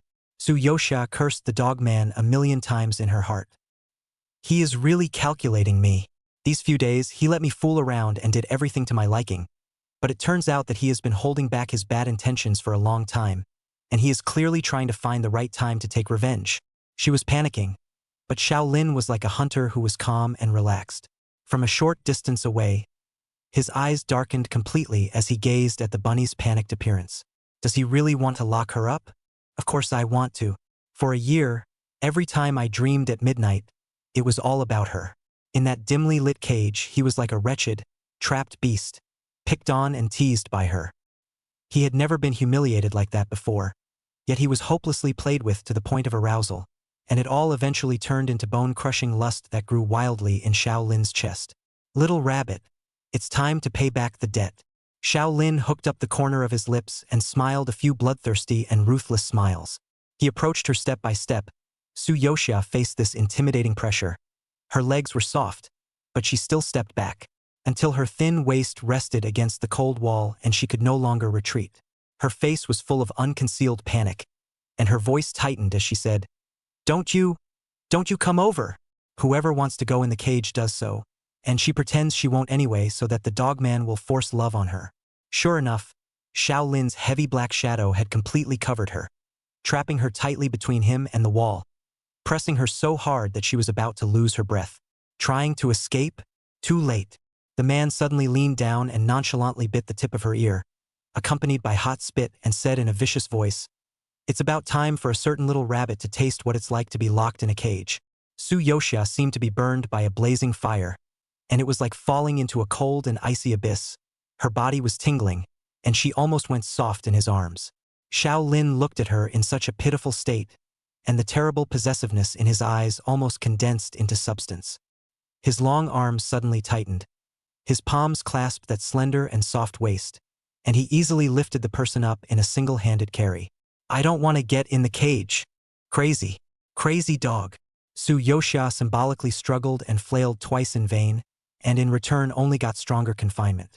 Shaolin, on the other hand, had a wild heartbeat, and just held her in his arms, striding towards the iron cage that was glowing with cold light.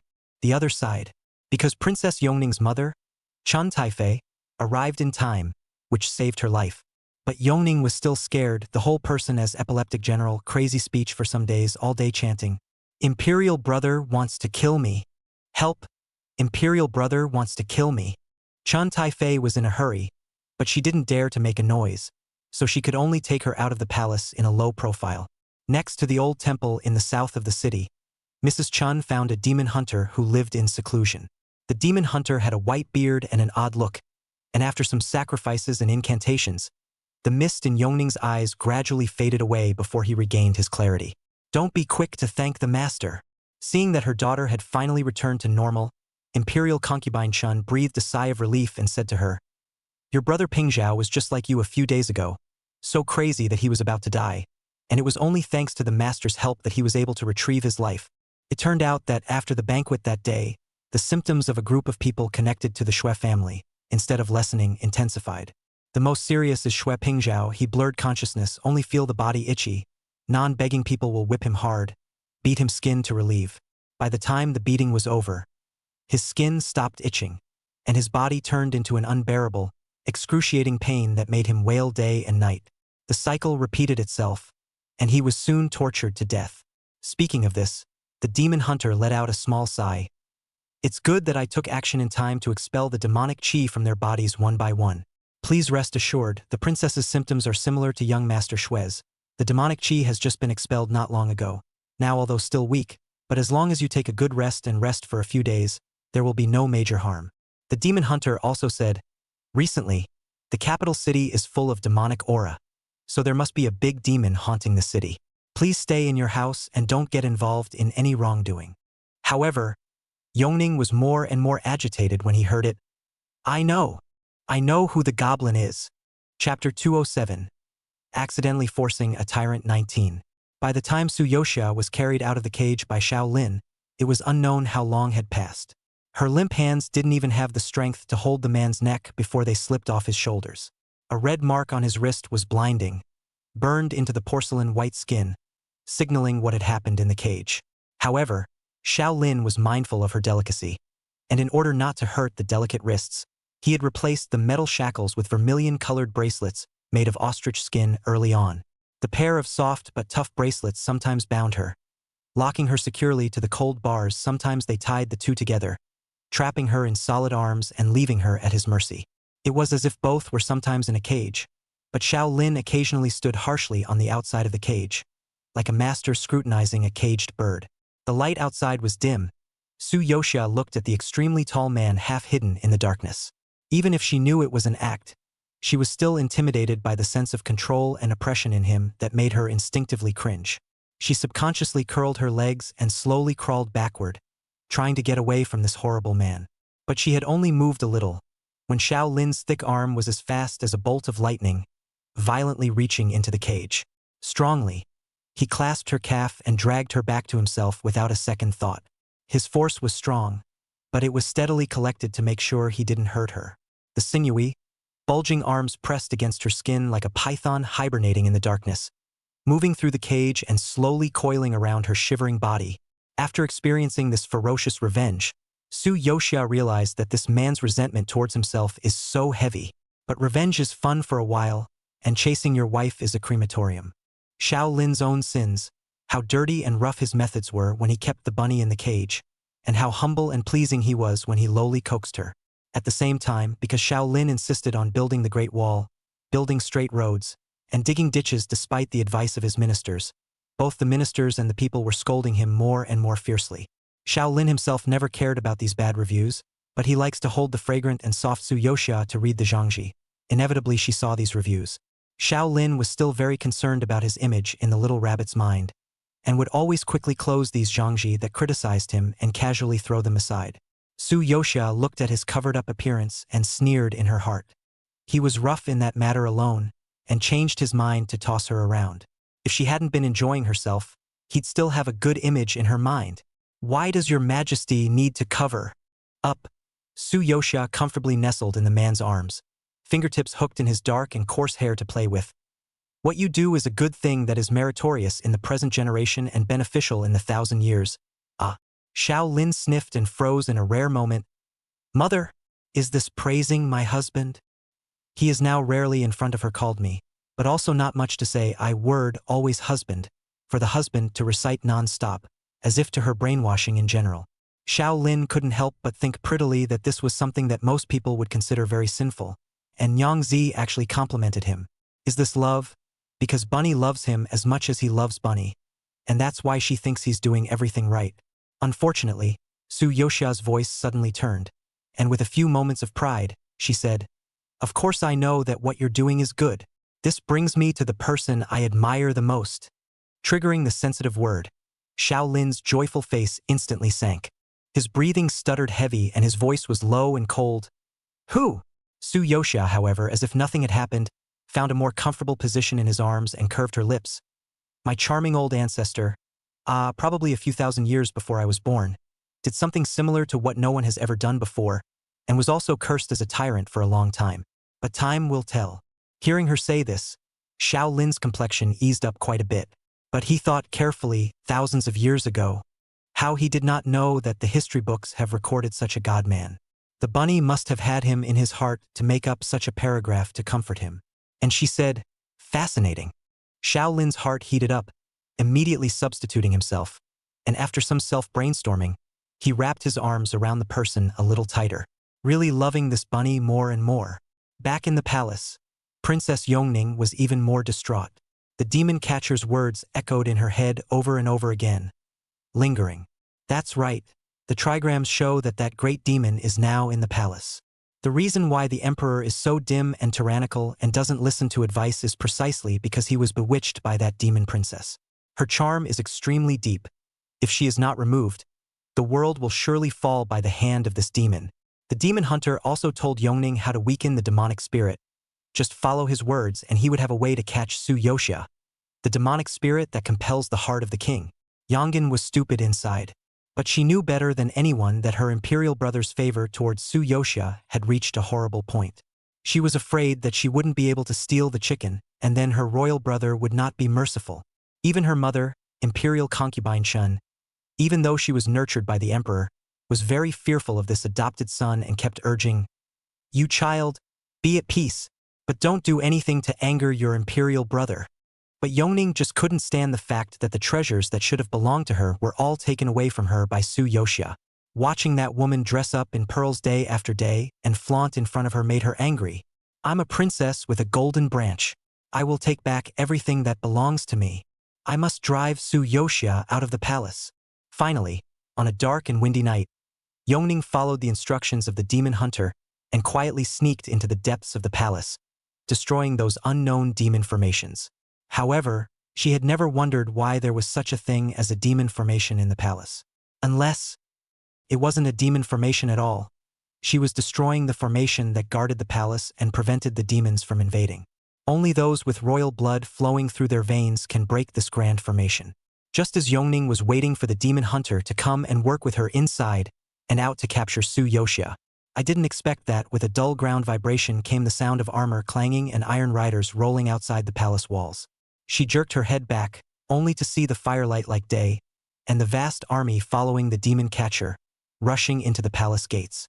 If it was an ordinary enemy army, of course it would not be able to compete with the elites that Shaolin had personally trained.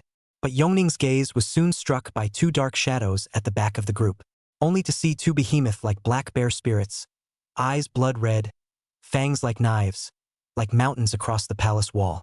In front of them, humans are as small as ants. It's the two of them that are the real big demons. Chapter 208. Accidentally Forcing a Tyrant 20. Su Yoxia was tiredly reclining on the bed to rest, when she suddenly heard a noisy chaos outside the temple, mixed with terrified screams. She was about to inquire what had happened to Little Flower when Shaolin, wrapped in an aura of blood, violently pushed open the door of the temple. He came with great strides, his eyes terribly cold, his steps as heavy as wind and thunder. The sword in his hand was still dripping with dark red beads of blood, as if he had just returned from fighting in hell. Su Yoxia frowned and asked, "What happened?" Shaolin had already walked in front of her and clasped her hand without a second thought, with such force that his knuckles were almost embedded in her flesh. "What in the world is going on?" Su Yoxia obediently followed him, heading deeper into the great hall. Her probing gaze fell on the man's taut side, only to realize that his expression was surprisingly stony as never before, so cold as to be almost unfamiliar. Shaolin walked to a hidden corner before stopping. He opened the mechanism and a secret door quietly opened, revealing a deep secret passage behind it. "Follow this secret passage all the way. I've arranged for my best troops to meet you at the exit and they'll get you out of the city safely." Shaolin looked at Su Yoxia without blinking, his narrow deep eyes focused to the extreme, as if he had taken this as his last glance.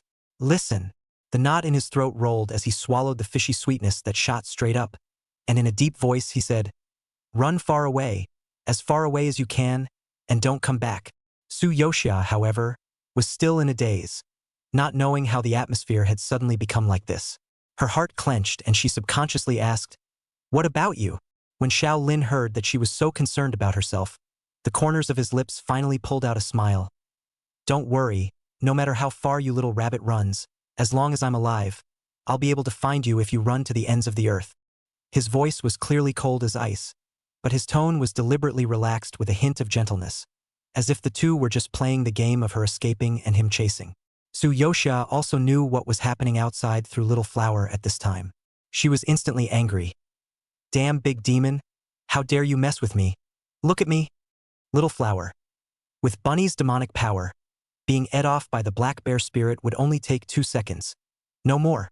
Su Yoxia instantly conceded. "See how I furry roll away." But before her confident little expression could be retracted, Shaolin looked at her with a look that did not take the great demon seriously, yet he still pushed her into the secret passageway without any further ado.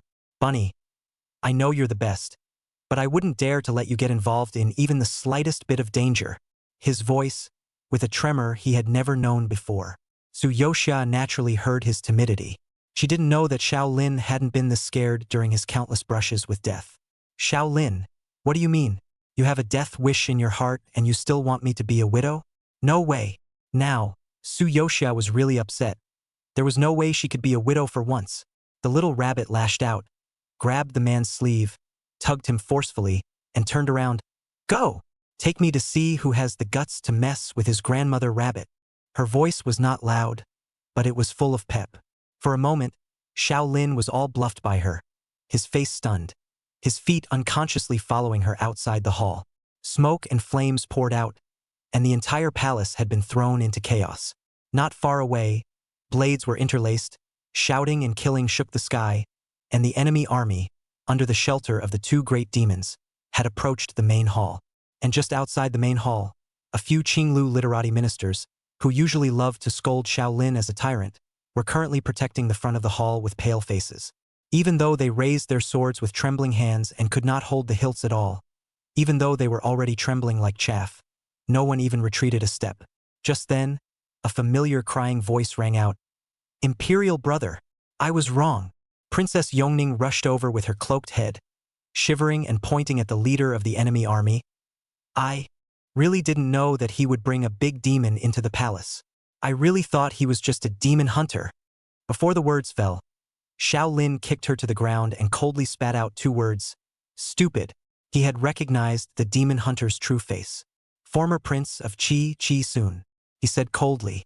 A few years back, Qi was overthrown by Shaolin and became one of the 36 counties of the Great Zhou. As for this Qi Sun, rumor has it that he has been practicing in the deep mountains since he was young and can deal with all kinds of demons. Meeting Shaolin's calm, cold and wave-free gaze, Qi Sun smiled faintly and slowly took off his beard mask, revealing a gloomy face. Emperor Zhou, I didn't expect you to remember me. His voice was unhurried, a few moments of victorious sneer on the corners of his lips. The day you destroyed my family's country, did you ever think that one day, it would be your turn to taste the taste of mountains and rivers tumbling down? There were countless people who wanted to take revenge on Shaolin, and he didn't care much in the face of provocation. His ice-cold gaze has been like looking at a dead person at the first sight of Qi Sun. Qi Sun seemed to have suddenly discovered something. His eyes fell straight on Suyoxia, and his eyes were suddenly hot for a few minutes. What a jade rabbit! The fur is snow white. The taste must be, too. His scarlet tongue licked over the corner of his lips. However, it was these words that caused Shaolin to directly explode in rage, his murderous aura instantly churning around him. Seek death. If it was before, Qi Sun might still be afraid. But now that he had two great demons protecting him, he smiled coldly and raised his hand to order. Go! Take down the head of the Zhou Emperor. The black bear spirit immediately roared and lunged towards Shaolin. Its shape is huge as a mountain, treading on the earth. Shaolin narrowed his eyes and calmly took the bow and arrows from the guards, the bowstring sending out a keening-like tremor as it was pulled. Qi Sun, however, laughed loudly and was unimpressed. Shaolin, you are a mere mortal strength. How dare you think of shooting a great demon? Not self-importance. Before the words were out of his mouth, his face changed. Because what Shaolin aimed at was not the black bear at all, but Qi Sun's brow. Block! Block him! Protect me! Qi Sun shrieked. The two black bears obeyed the order, and their huge bodies instantly reversed direction, pouncing on the left and the right, protecting their master to the death. However, it was as if Shaolin had foreseen this, and the angle of this arrow was extremely tricky. The arrow cold light breaks the wind and swept straight. Actually, in the black bear, impermeable protection seized the gap that simply can't peep. An arrow shot through Qi Sun's head. Qi Sun's panic was still frozen on his face. Then he fell on his head and died on the spot. The enemy army lost its commander and was in instant chaos. However, the two black bears went crazy and stormed off, roaring, and once again killing towards Shaolin. Protector! The guards exclaimed.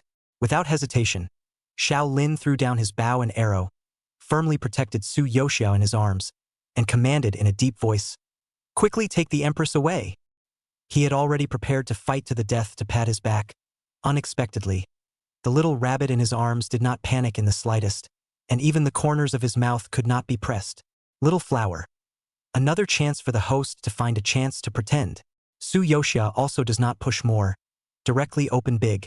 In the crowd's horrified gaze, around the body of the immortal Qi rose up to reflect the rushing fire all into a soft silver glow. The black bears stopped violently, their faces showing horror, and they didn't even have time to let out a mournful cry before they dissolved into a sky of stardust and dissipated into the night sky. Suyoxia. That's it? Little flower sighed. Ugh. Why do you guys have to mess with my host? As a bunny, her demonic power was indeed dishable, but she had a lot of vestiges. Although the spiritual energy of this world was not abundant, it was more than enough for her to perform the Acacia Palace's Tao, which had truly reached the Ascension realm. The fairy light suddenly appeared, and everyone was dumbfounded. S&T the demon queen. How did she become a fairy? Shaolin was also stunned. For the first time, he clearly realized that his little rabbit was so powerful, so deeply hidden. Immediately afterward, Shaolin's heartbeat suddenly sped up again, and he was very excited, because he turned to the thought that these days, if she wanted to leave, a pat on the back was in order. But not only did she not, but she stayed obediently in the palace and by her side. What is this if not love? Shaolin looked deeply at Tsuyoshia. His heart warmed, and a layer of soft light surged under his eyes. I am in the heart of my lady. Chapter 209. Accidentally forcing a tyrant 21. Tsuyoshia killed 2 great demons in one fell swoop, and her popularity was reversed on the spot. Those few courtiers who were still angrily cursing the demon empress scourge of the nation in the courtroom in the daytime. But at this moment, they all bowed to the ground in unison, and their cloudy old eyes were even flooded with tears of excitement. One respectfully exclaimed, "The fairy has manifested her spirit. This is a blessing for great Zhou. The humble servant has no eyes and offends the immortal's authority. He deserves to die. Please also ask the goddess to protect the Zhou kingdom." Tsuyoshia, who is already used to being scolded, almost gave her the whole won't. In that case, she rose up in the air, her wide sleeves hanging down like flowing clouds, and the immortal radiance surrounded her body in a flash, making her look like an exiled fairy outside of the dust, holy and unattainable to look at. She also casually pinched a knack. That was the enemy troops stepped on the broken palace wall, actually glowing white shimmering light. Masonry in the blink of an eye will be re-stacked into the original shape. Those soldiers who were injured and fell to the ground, their wounds were also healed in an instant. The crowd looked directly dumbfounded by this maneuver. Shaolin even stared at her for an instant, his heart beating like a drum. The person who possessed such immortal talent, such magical power, and such sharpness was actually his maiden. What can he do? An uncontrollable sense of pride abruptly surged into Shaolin's heart, almost holding him up. After this night, all the ministers in the court turned black to pink to Tsuyoshia. Once upon a time, they moved to accuse Shaolin of being exclusive, angrily denouncing his various actions as those of a dim king. But in their opinion, what is wrong with His Majesty's searching for treasures from all over the world? What's wrong with it? His Majesty is clearly honoring the gods and making offerings to the fairies to pray for a smooth wind and rain in Great Zhou and peace in the country. It is they who are subjects who are short-sighted and do not understand your Majesty's good intentions. And the much criticized decrees that Shaolin had previously issued finally revealed his far-reaching planning. For example, after the ditches dug through the north and south, coupled with Tsuyoshia's utilization of the classic skills of a traveler, she bestowed on them quite a number of high-yield crop seeds, which instantly made a large area of wasteland into good land. Zhou's granaries were gradually full, and the people had more food to eat, laying a solid foundation for the peace and prosperity after the war. The saying that the goddess protects the country and the Ming ruler opens the world began to circulate among the people, and all kinds of rhymes praising the two of them were spread throughout the streets and alleys. Shaolin's reputation as a tyrant was also gradually whitewashed by the spread of nursery rhymes. The turbulent people's hearts gradually stabilized, and the Great Zhou river and mountain naturally became more and more stable. It was a warm spring day. Shaolin was very accustomed to circling Tsuyoshia tightly in his arms. Only by wrapping his arms around her did he feel at ease and comfortable. Once this habit begins, it is deeply ingrained. Warm fragrance and soft jade in his arms. His bone fingers will be restless in her shoulder-waist wandering. Thin lips pressed in her ear, breathing hot, lingering provocative. Tsuyoshia glared at him, sometimes refusing to welcome him, sometimes getting tired of being harassed by him and giving him a punch. Falling in Shaolin's eyes were all delicate, directly calling his heart itchy. Just as the knot in his throat rolled and his breath sprayed haphazardly on her face, and he was about to kiss hard on those seductive red lips, a mournful cry broke the charming atmosphere. I want to see His Majesty. Who of you dares to stop me? Listening to the voices outside the temple, Shaolin instantly darkened his face and unwillingly loosened the baby in his arms. Eunuch Lin trotted over and said fearfully, Your Majesty, Imperial concubine Chan is here again. Su Yoxia naturally knew Chen Taifei's intention. She gently pushed Xiao Lin's arm and was about to go to the side hall to hide for a while, but was pulled by Xiao Lin's wrist, and the whole person fell back into his arms. Nothing you can't hear. He was too possessive to part for a moment. Just stay here and sit beside me, okay? Su Yoxia looked at his sticky appearance, like a big dog, looking oddly pleasing. She didn't shake off his hand and nodded in response. Not long after, Chen Taifei rushed in, with a few drops of tears still hanging on the end of her eyes, and the moment she opened her mouth, she cried, "Your Majesty, I beg you to have mercy on Yongning. She is in that barbaric land, and her life is already worse than death. This matter also has to start from Chisun was killed by an arrow, Xue Pingzhao and other people once again crazy seizure, living a very miserable.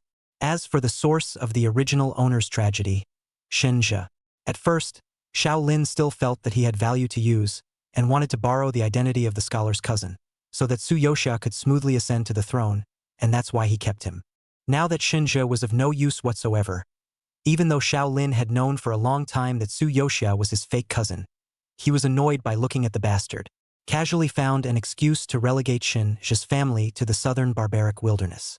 Xiao Lin, again mindful of the princess's infatuation with the scholar, simply bestowed a marriage for the two and allowed Yongning to follow them there as well. Yongning had been raised in a good way since she was a child, so she had never suffered this kind of pain. For her, there was no better way to fall from heaven to hell. When she arrived in southern Barbarian, Yongning not only did not have a maid to wait on her, but instead she had to take care of a family.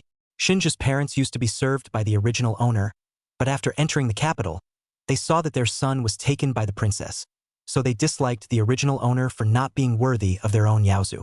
Now that they were disliked by Yongning, they began to miss the original owner's goodness again. The family looks at each other and quarrels daily, causing a lot of trouble and falling into endless torment. Chen Taifei's heart ached for her daughter and came to Xiao Lin every now and then to cry. Today, he even brought up the kindness of his former upbringing in a vain attempt to arouse Xiao Lin's compassion. Your Majesty, even if you don't remember that Yongning is your own sister, please forgive Yongning on the grounds that I have raised you. However, after hearing her say these words, Xiao Lin's eyes went cold in an instant. He exuded a biting coldness around him and said in an icy tone, "Since it's such a mother-daughter bond, I'll give you two choices. Either go to southern barbarians to accompany your daughter, the two of you will be reunited as mother and daughter, and don't come back for the rest of your life. Either get the hell back to your palace and don't even think about taking a step out for the rest of your life." He wasn't threatening, he was ordering without question. Chen Taifei's face turned white, looking at Xiao Lin in shock, incredulous that he was so cold, and immediately cursed angrily, You ungrateful thing." Before the words were finished, Xiao Lin had already raised his hand to signal, and a few guards stepped forward expressionlessly and racked her out. Although Xiao Lin's attitude towards Chen Taifei was indeed indifferent on the surface, Su Yoxia only felt that he was benevolent when she associated it with the man's usual behavior. He was even surprised that he hadn't cut down Chen Taifei with a single sword.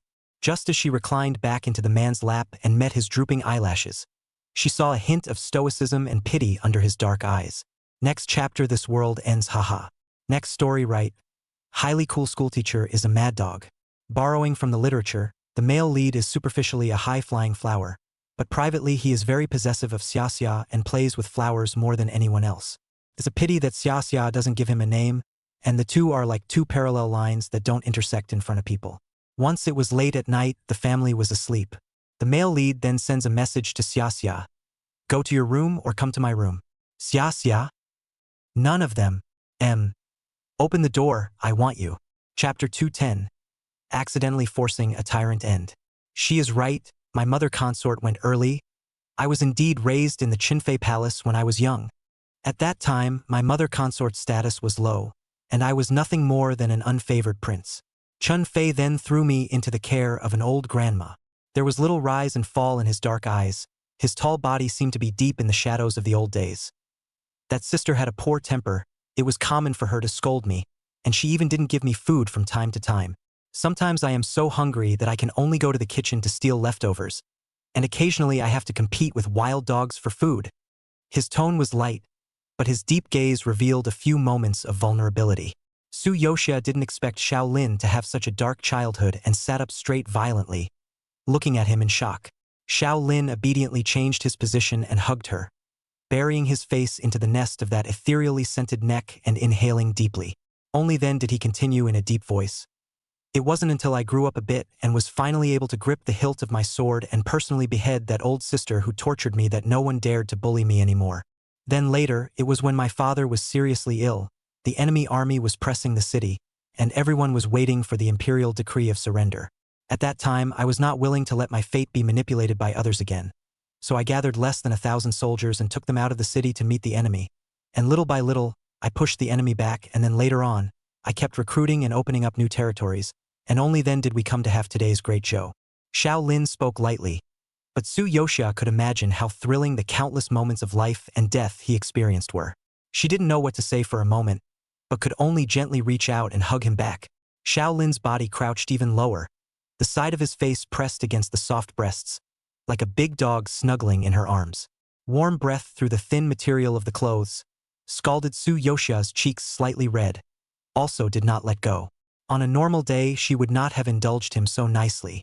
Xiao Lin's voice was low as he spoke of the pitiful past, but his handsome face revealed a look of incomparable enjoyment. By the way, he caught Su Yoxia's small hand, undid the jade belt around his waist, reached into his clothes, and led her one by one to caress the scars all over his body. Mother, half a month from now is a good day for our wedding day. Okay? The man's voice with a low coaxing, Su Yoxia but do not know that he has been planning for a long time, fingertips caressing the exquisite abdominal muscles and deep mermaid line, touching her head dizziness and heat, ghostly nodded. Only then did Xiao Lin hook his lips, with a look of triumphant intrigue. The news of the imminent marriage of the Empress and the Empress soon spread in the palace. The civil and military officials ran to tell each other, and the veteran ministers were even so excited that they burst into tears. It's your Majesty's good fortune to be chosen by a fairy, and it's even more of a blessing for great Zhou. Xiao Lin is more than ever on the heart, as long as it is about the size of the wedding affairs he all personally do. Dozens of times a day, the Ministry of Rites is summoned just to make sure the wedding is perfect. Even eunuch Lin recited, "Never have I seen His Majesty so joyful and smiling." After the wedding, the bedchamber was dimly lit, and the aroma floated. Su Yoxia was leaning on the cool couch with her eyes closed, not realizing that she was being claimed by a hot and deep gaze. Until the shadows covered behind them, Xiao Lin possessively circled her into his arms, his breath hot and full of love as he kissed his beautiful and moving wife. So hot! Su Yoxia unceremoniously slapped him on his naked chest and unceremoniously pushed him out. "Where is it hot?"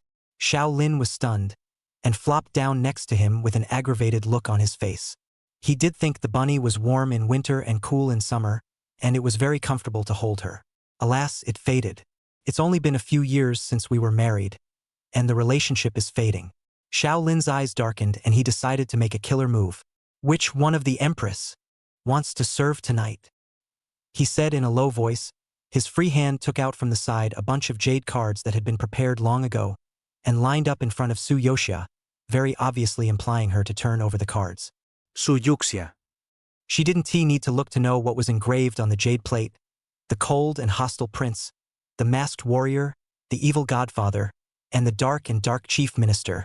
Patterns are getting more and more. On the other hand, Xiao Lin's acting skills are really good, often letting her have the illusion that she is really the head of the face of the 3000. She couldn't really resist that temptation. Su Yoxia smacked the heat while giving Xiao Lin a look in a bad mood, deliberately singing against him. "I'm tired of playing with all these people. It's time for some newcomers in the harem." Listening to her commanding tone, Xiao Lin laughed happily in the midst of it, dotingly saying, "What kind does the Empress like? My husband will naturally do his best to satisfy the Empress.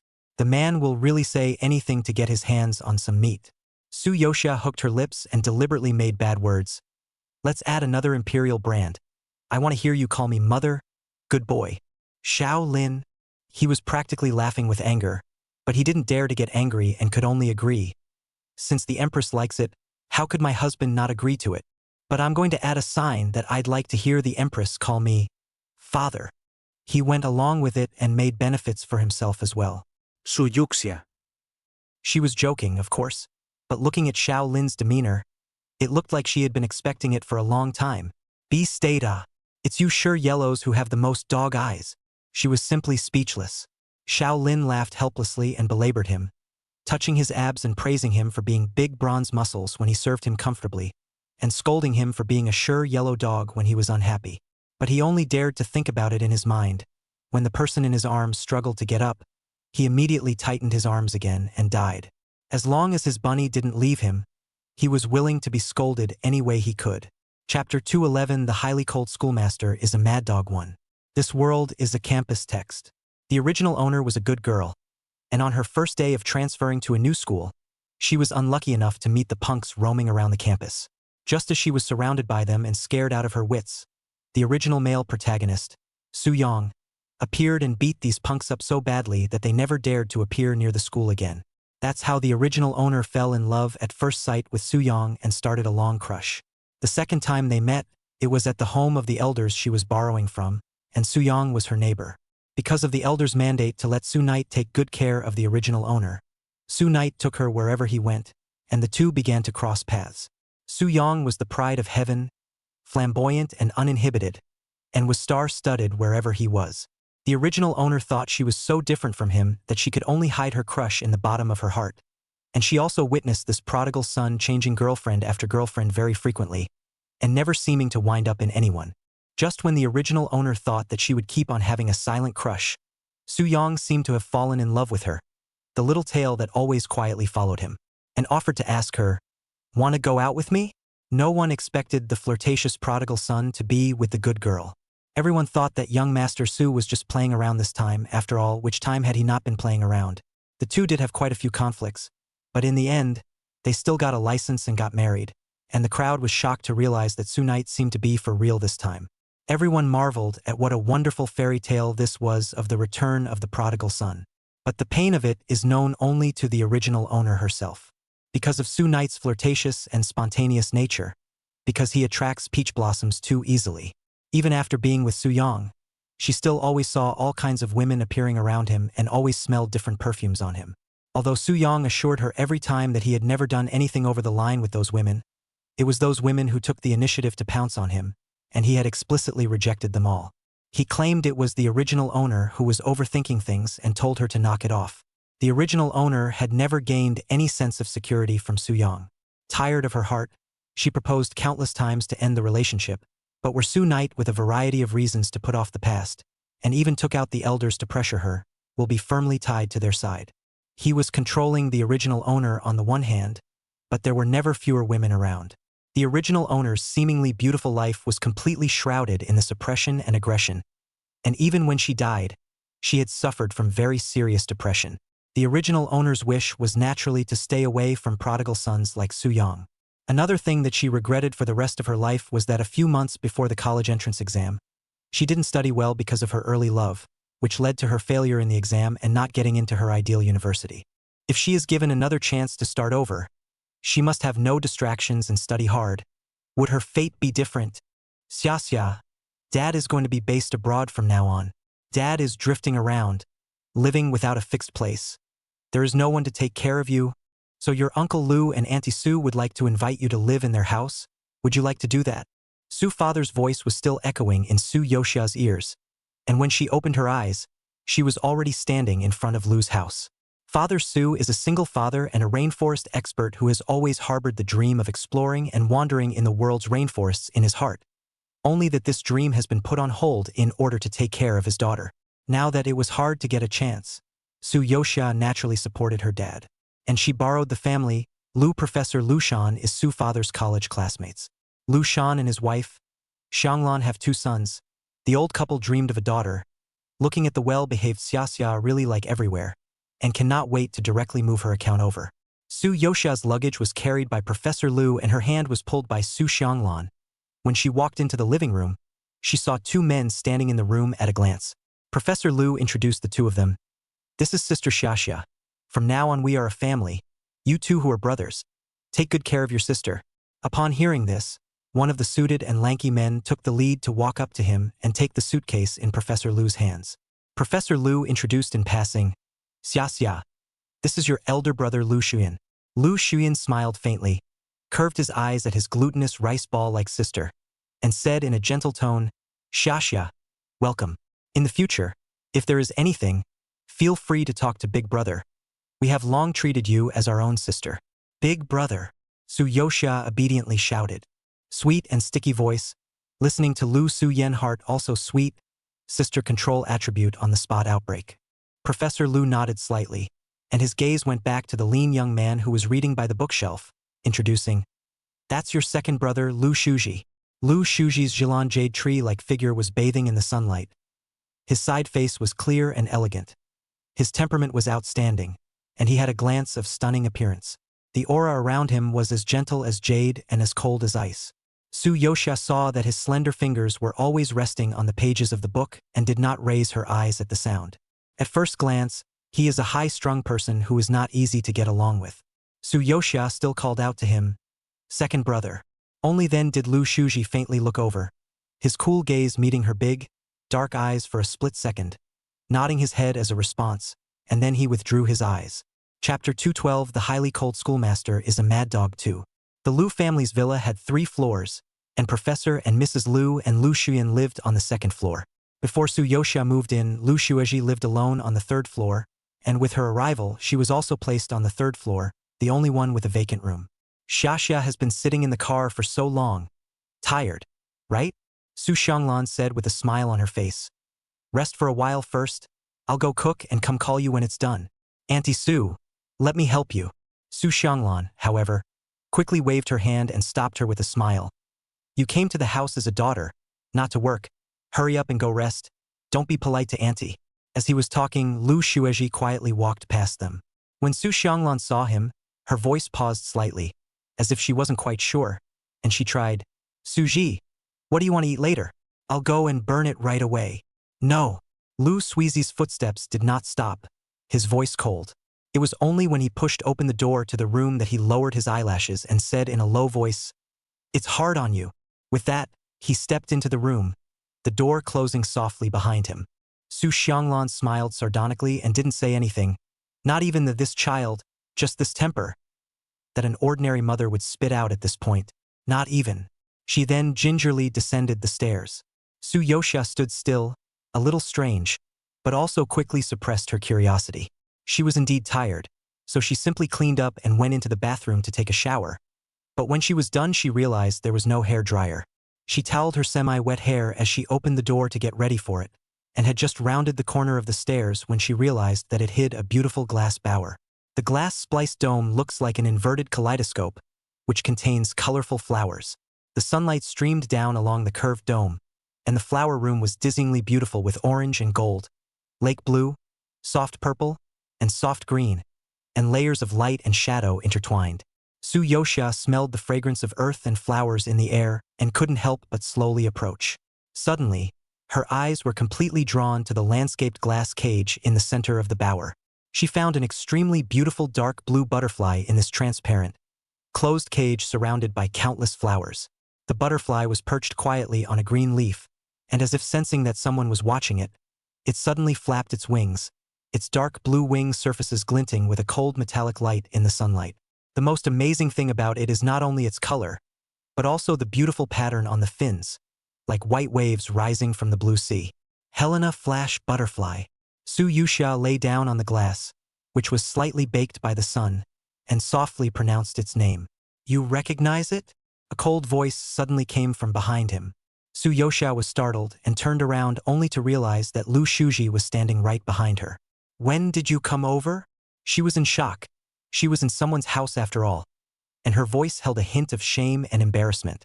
Lu Shuji said lightly, just now, after saying that he looked straight at Su-yoxia, like he was asking her to answer his last question. My father is a naturalist. He brought me to know many butterflies when I was small.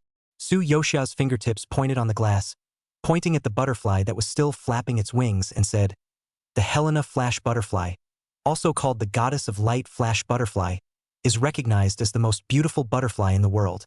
It lives near the Amazon river streams, although this butterfly has been mass-produced in captivity. But I know that this is the very valuable and rare wild Helena Flash Butterfly in the flower room. When she said this, her voice unconsciously showed her love for this butterfly. Lu Shueji quietly looked at her for a few seconds, the emotions in his eyes inscrutable. After a moment, he said faintly, you know quite a lot.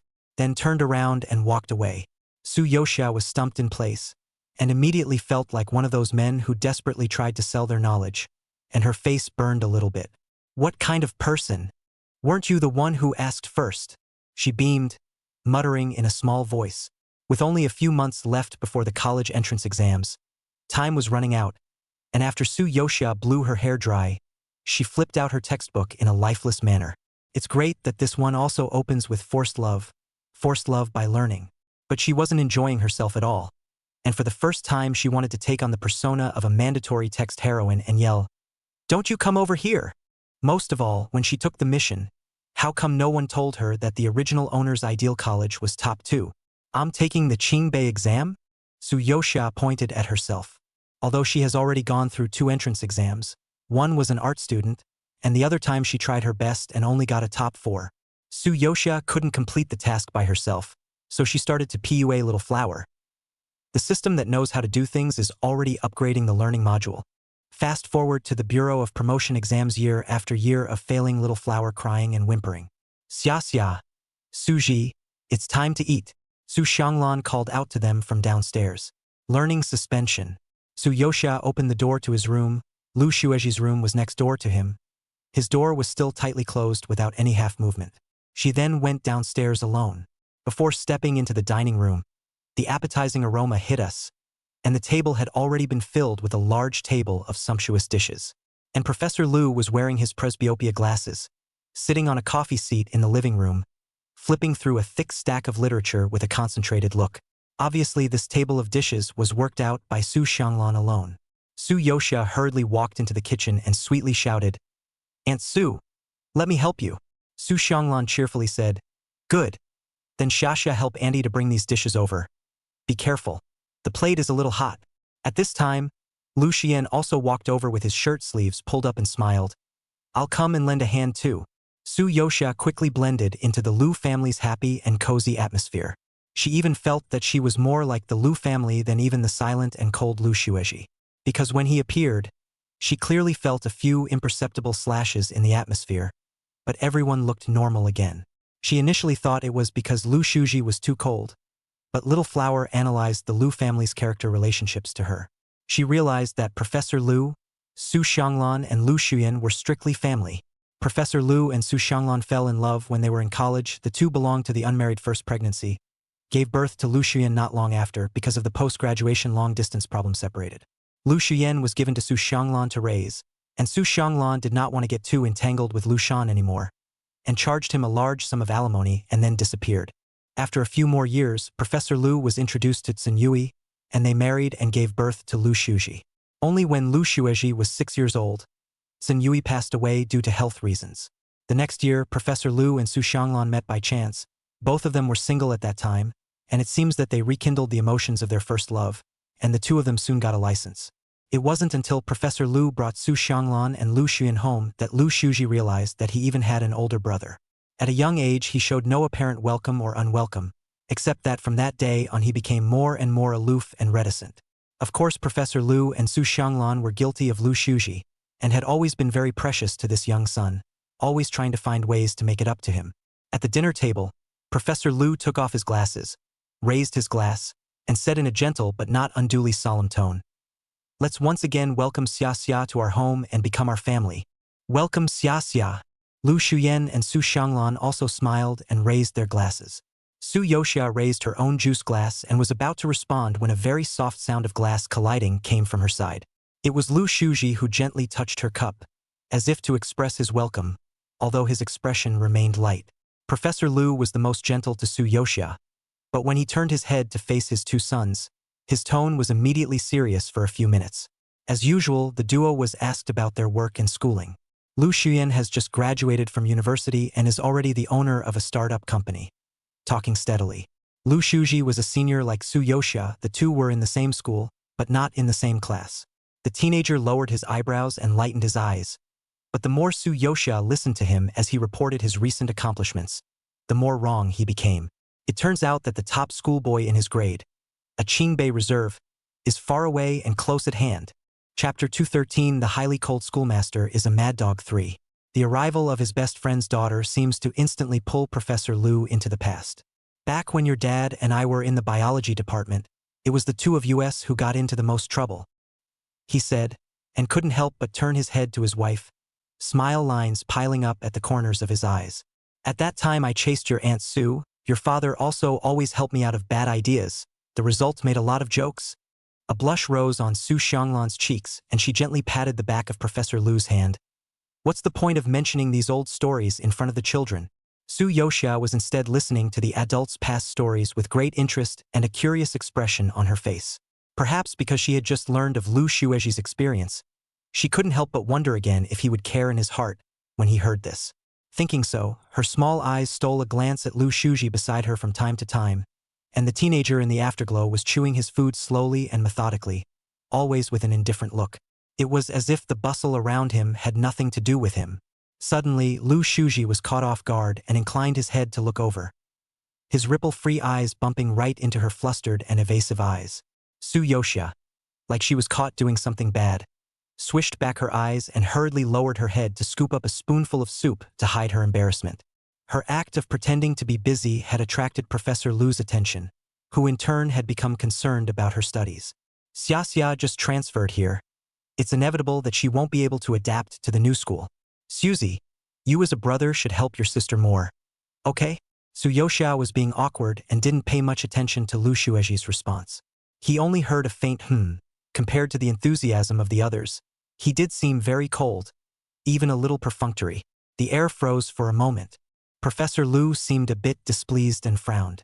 Seeing this, Su Xianglan hurriedly pressed the back of her husband's hand and gently shook her head at him. Right at this delicate moment, Lu Xuyen smiled and rounded off the conversation. "It's okay. If my sister has a topic she doesn't know, she can ask me as well." Su Yoxia smiled sweetly at him. "Thank you, big brother." Lu Xuyen froze, then his eyes curved deeper.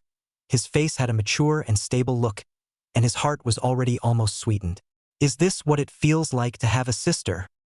He didn't move to touch his heart, which seemed to be soaked and softened. "Damn it. Why didn't my sister come to their house earlier? Couldn't Uncle Su have gone to work abroad earlier?" After Su Yoxia thanked her big brother, she also didn't forget to twist her head to stay close to Lu Xueji, gently leaving a sentence beside his ear. "Thank you, second brother." A soft voice wrapped in sweetness grazed the teenager's ear. After saying that, without waiting for Lu Xueji to respond, and of course she didn't expect any response from this iceberg, she shooed and pulled away from him. It was only then that the atmosphere at the table warmed back up. After having dinner and returning to her room, Su Yoxia flipped through the original book again to find the plot related to Lu Xueji. Only then did he realize that although he and the original owner lived under the same roof, they were like two parallel lines that had no intersection. After Lu Xueji went to university, he moved to the school dormitory and went home less and less, and the book doesn't say much about him. So it's the high school bully. Su Yoxia was muttering to herself when her cell phone suddenly rang and a friend request popped up. Source: Group chat, Love 1, another family. It was the Lu family's family group, and she had long ago added WeChat with Professor Lu, Auntie Su, and Lu Xuyen. Then this person can only be. After Su Yoxia passed, she waited for a while, and Lu Xueji sent the first message. "Go to your room or come to my room." She retreated back to the family group and clicked into Lu Xueji's avatar to confirm that the person was indeed him without a doubt. "What do you mean? Is it what she thinks it is?" "Definitely not. Because tomatoes forbid early love." Being cautious, Su Yoxia replied, "Second brother, did you send it to the wrong person?" Lu Xueji. "Not to cram." Su Yoxia didn't know what to say back for a moment. She does need a refresher course. But for some reason, she had the illusion that he was seducing her. Was that right? Lu Xueji. "Come to my room." Half an hour later, Su Yoxia held a stack of exercise books and stood cat-like at the door of Lu Xueji's room. Her heart was pounding like a small drum, and she didn't know why she was nervous when she had come to ask for help with her homework in an open and honest manner. She raised her hand and knocked gently on the door, her voice as small as a fly. But the door was already hidden, and when she knocked on it, it slowly opened inward with a creak. It was at this time that Lu Xueji, who had just finished his shower, slowly walked out of the bathroom. He was wearing only a pair of gray sweatpants, the moisture still on his body, his slightly damp black hair hanging down over his forehead. The teenager's skin was a cold-toned white, thin muscles plastered against a powerfully lean torso, and beads of water snaked their way down his upright collarbone. Su Yoxia only glanced at it and quickly averted her eyes, attempting to pretend she hadn't seen anything. Lu Shuiji froze slightly for a moment when he saw her. He waited nearly half an hour, thinking she wasn't coming, before he went to take a shower. Sit. He spoke lightly, not seeming to notice that her ears had flushed red. Forgive Su Yoxia for almost getting sidetracked when waste started popping up in her head again, and then only reacted to the fact that she was told to sit at the desk. Her earlobes were already red, and she responded numbly, hurrying over to her desk and sitting down obediently. By the time she flipped through the exercise book, Lu Shuiji had already put on a white tee and walked over. He smelled of fresh lemon mint and swept a clean and refreshing breeze with a hint of moisture through her hair as he sat down beside her. Chapter 214 The Highly Cold Schoolmaster is a Mad Dog 4. Early the next morning. Today was also the day Su Yoxia reported to her new school. She walked out of the room with a foggy mind and weak feet, and it had been a long time since she had experienced this feeling of being fuming, lifeless, and forgetting to brush up. Who's a fast traveler who binge writes 3 sets of papers on the first day of crossing over? Su Yoxia was breathless and was crawling against the wall in the gloom like a female ghost. The door to the next room suddenly snapped open, and Lu Shuiji, who was wearing his school uniform, looked over with his eyes downcast. The two men's gazes collided and they stared at each other for a moment. The culprit who had emptied her head. Su Yoxia narrowed her eyes slightly, and after glaring at him grudgingly, she instantly straightened up and walked down the stairs in a dignified manner in seconds. There was no trace of the dead look of the party. Lu Shuiji looked at her chicken-blooded back indifferently, and the corner of his lips curled up slightly with a smile or not. After having breakfast, Lu Xian said, "Sister, your school and my company happen to be on the same road. In the future, all of them will be sent by Big Brother to send you to and from school." Good. Su Yoxia subconsciously thought that Lu Shuiji usually dabbled with cars like this, and without thinking much, nodded, "Thank you, Big Brother." But until she sat in the car, she didn't see Lu Shuiji's shadow. "Isn't Ergo with us?" She was puzzled when a figure on a black bicycle swished past her. The blacked-out carbon fiber bike has a low center of gravity and comes down the slopes with great smoothness. The speed was too fast. Su Yoxia only saw the lines of his side face taut and cold, his face indifferent to excess. Lu Xian obviously saw him as well and said, "Don't look at Shuji so cold. In fact, he's like this to everyone. I've never seen him get close to anyone. But actually, in fact, he also wanted to be a big brother who was trusted and relied on by his younger brother The latter sentence Lu Xian swallowed back again. The first day of school went surprisingly well. Su Yoxia was first taken to do the entrance test. According to the results, she was assigned to the Key Class 1, this time surprisingly with Lu Shuiji in the same class. Her desk mate was a round-faced, short-haired girl with very cute looks named Wanwan Zhua. Zhua Wanwan was very enthusiastic, taking Su Yoxia around the campus and telling her a lot of school gossip. Su Yoxia listened with great interest, and occasionally in the classroom inadvertently locked eyes with Lu Shuiji on his gaze are very light. As Lu Xian said, he was cold to everyone, basically never took the initiative to talk to anyone except for his classmates who asked him about his topics and he explained them briefly and succinctly. Of course, there would be plenty of girls sneaking up to see him, pretending to walk past the classroom door, their excited and giddy eyes falling straight on him. But Lu Shuiji treated them all as air. Su Yoxia naturally felt that he was also deliberately keeping a distance from himself. Therefore, she had the good sense to simply pretend she didn't recognize him as well.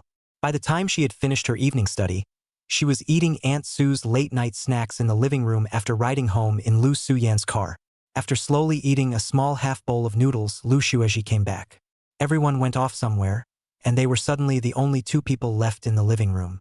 Su Yoxia pushed the noodle bowl in front of Lu Shuiji and called out to him, "Brother, have a midnight snack." The other side of the couch was slightly recessed, and Lu Shuiji took off his varsity jacket and sat down next to her. His voice fell into the air like cool water. "So you know me?" Su Yoxia furrowed her brows in confusion, not understanding what he was talking about, when she heard him faintly say, "Thought you were so noble that you couldn't recognize me when you arrived at school." Su Yoxia. She was about to dislike it when there was a sudden sound of talking from the courtyard.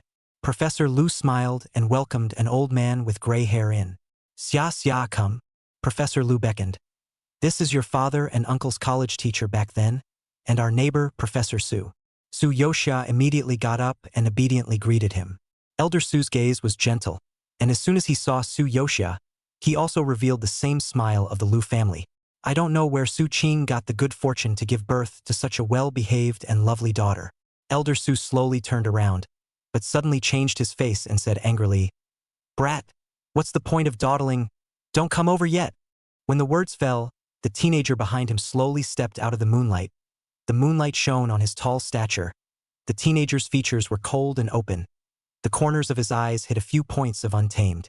"Xiaxia, this is my grandson, Su Yang."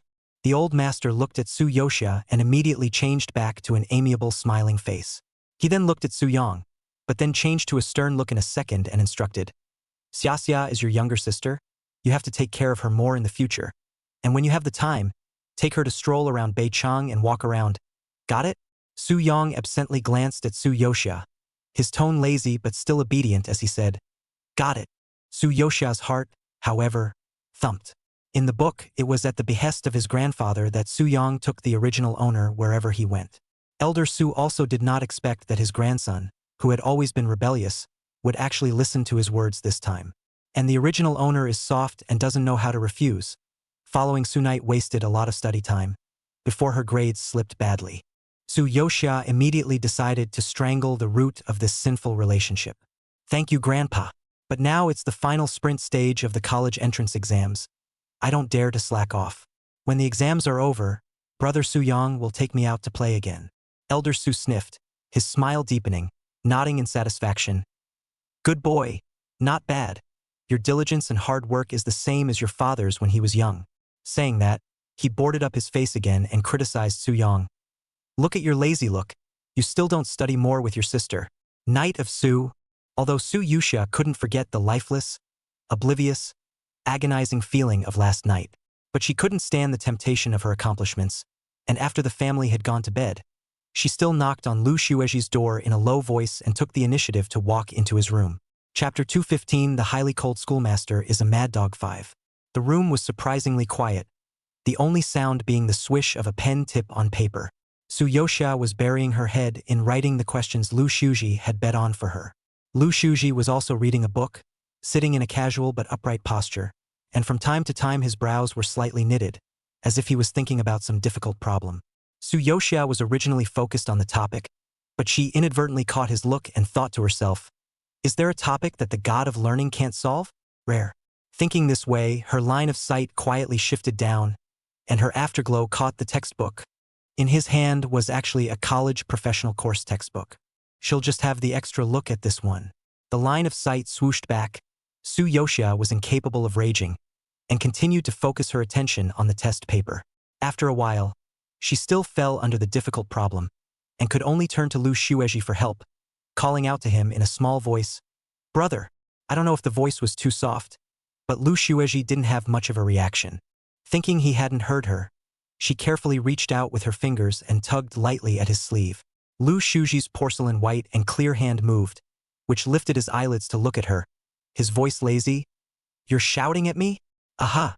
Su Yoxia nodded with a good attitude, pushed the test paper in front of him and said, "I don't know this question."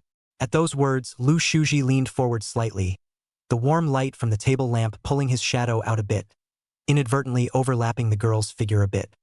He swept his gaze over the powdery fingertips to the subject she was pointing to. The distance between the two of them unexpectedly closed. The air seemed to be heated, baking Su Yoxia's ears slightly hot.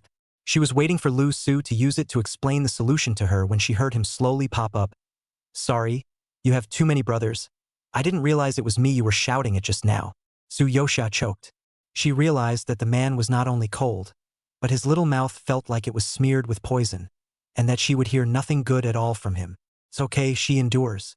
Lu Suizi voice light. "This question you so?" The school god's problem-solving ideas and thinking mode is still very worshipful. Su Yoxia even felt that he lectured more than the teacher, and she was able to understand when he gave her a little bit of instruction. "So powerful. I'm enlightened. Su no Gigi." Su Yoxia gave him a thumbs up. Lu Suji. People really do laugh when they are speechless. "What did you call me?" Su Yoxia blinked in confusion, not knowing what she had said wrong.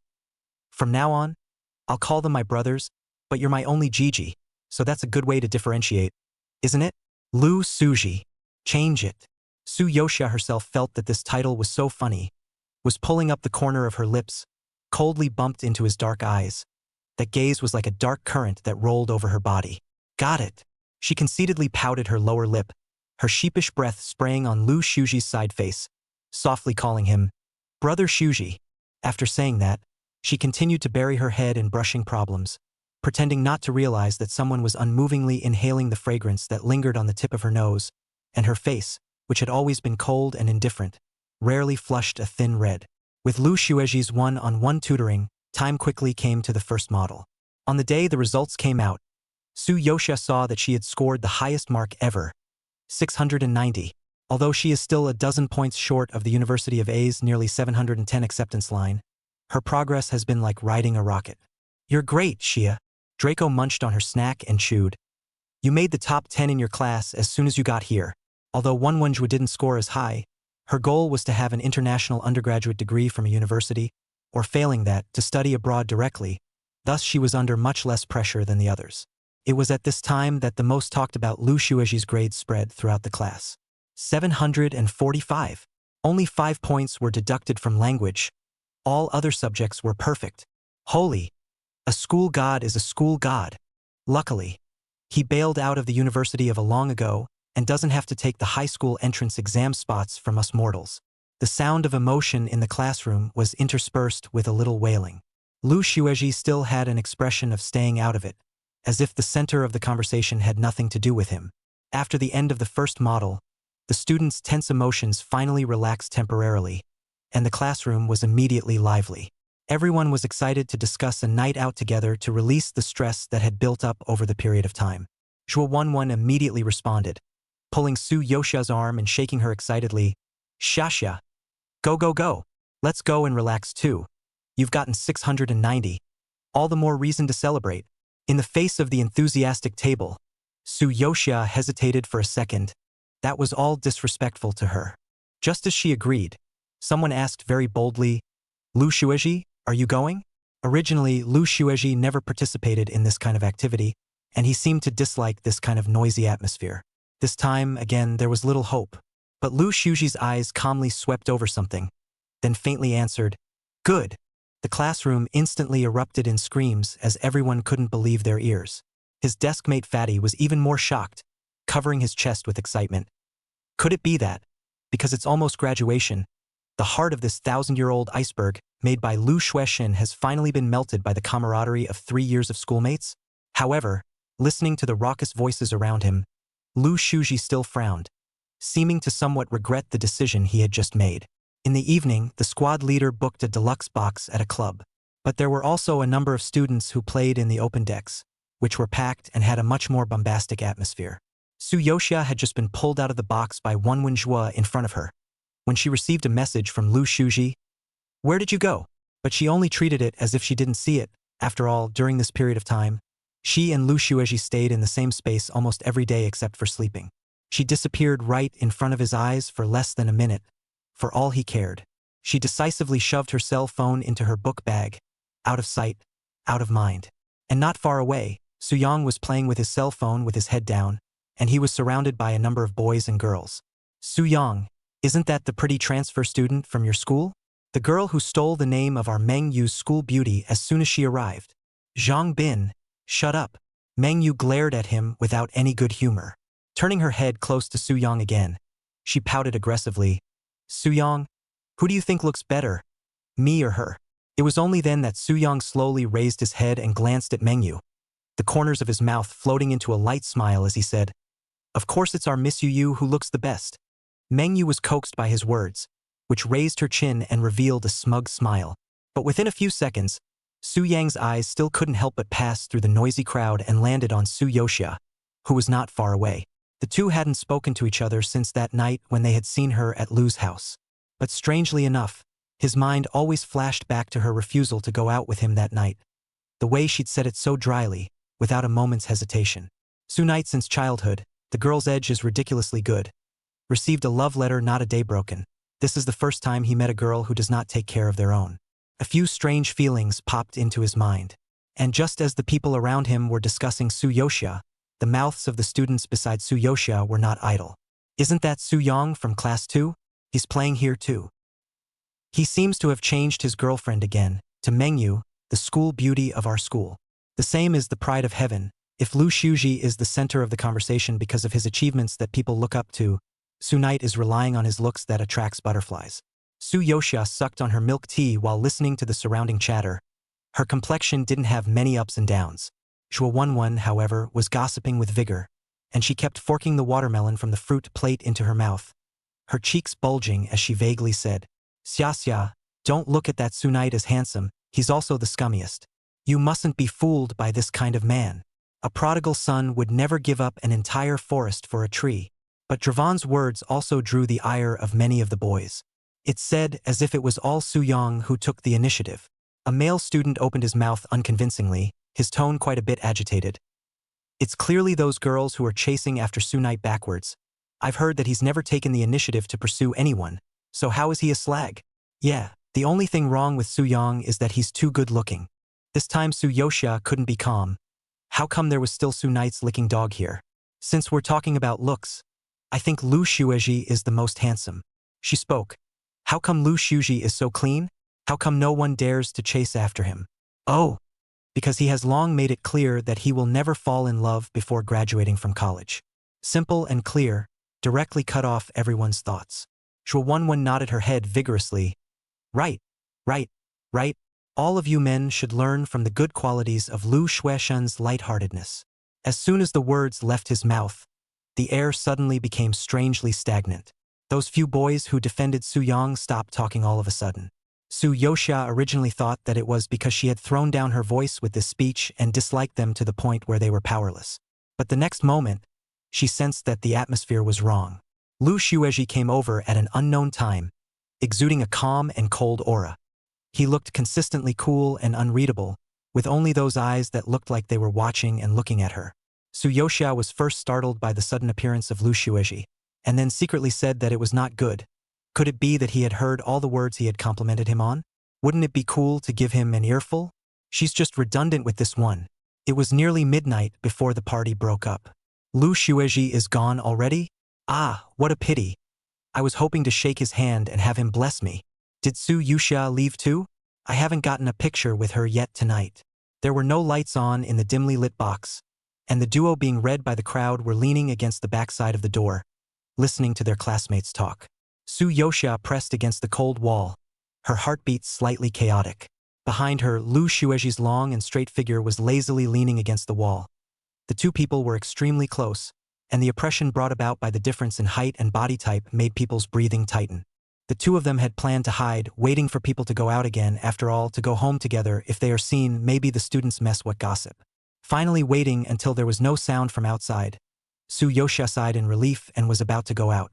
Yet another cry came from outside the door, and the sound was getting closer and closer, seemingly coming towards this side of the box. Su Yoxia paused in her movements and subconsciously turned her head to look at Lu Shuji.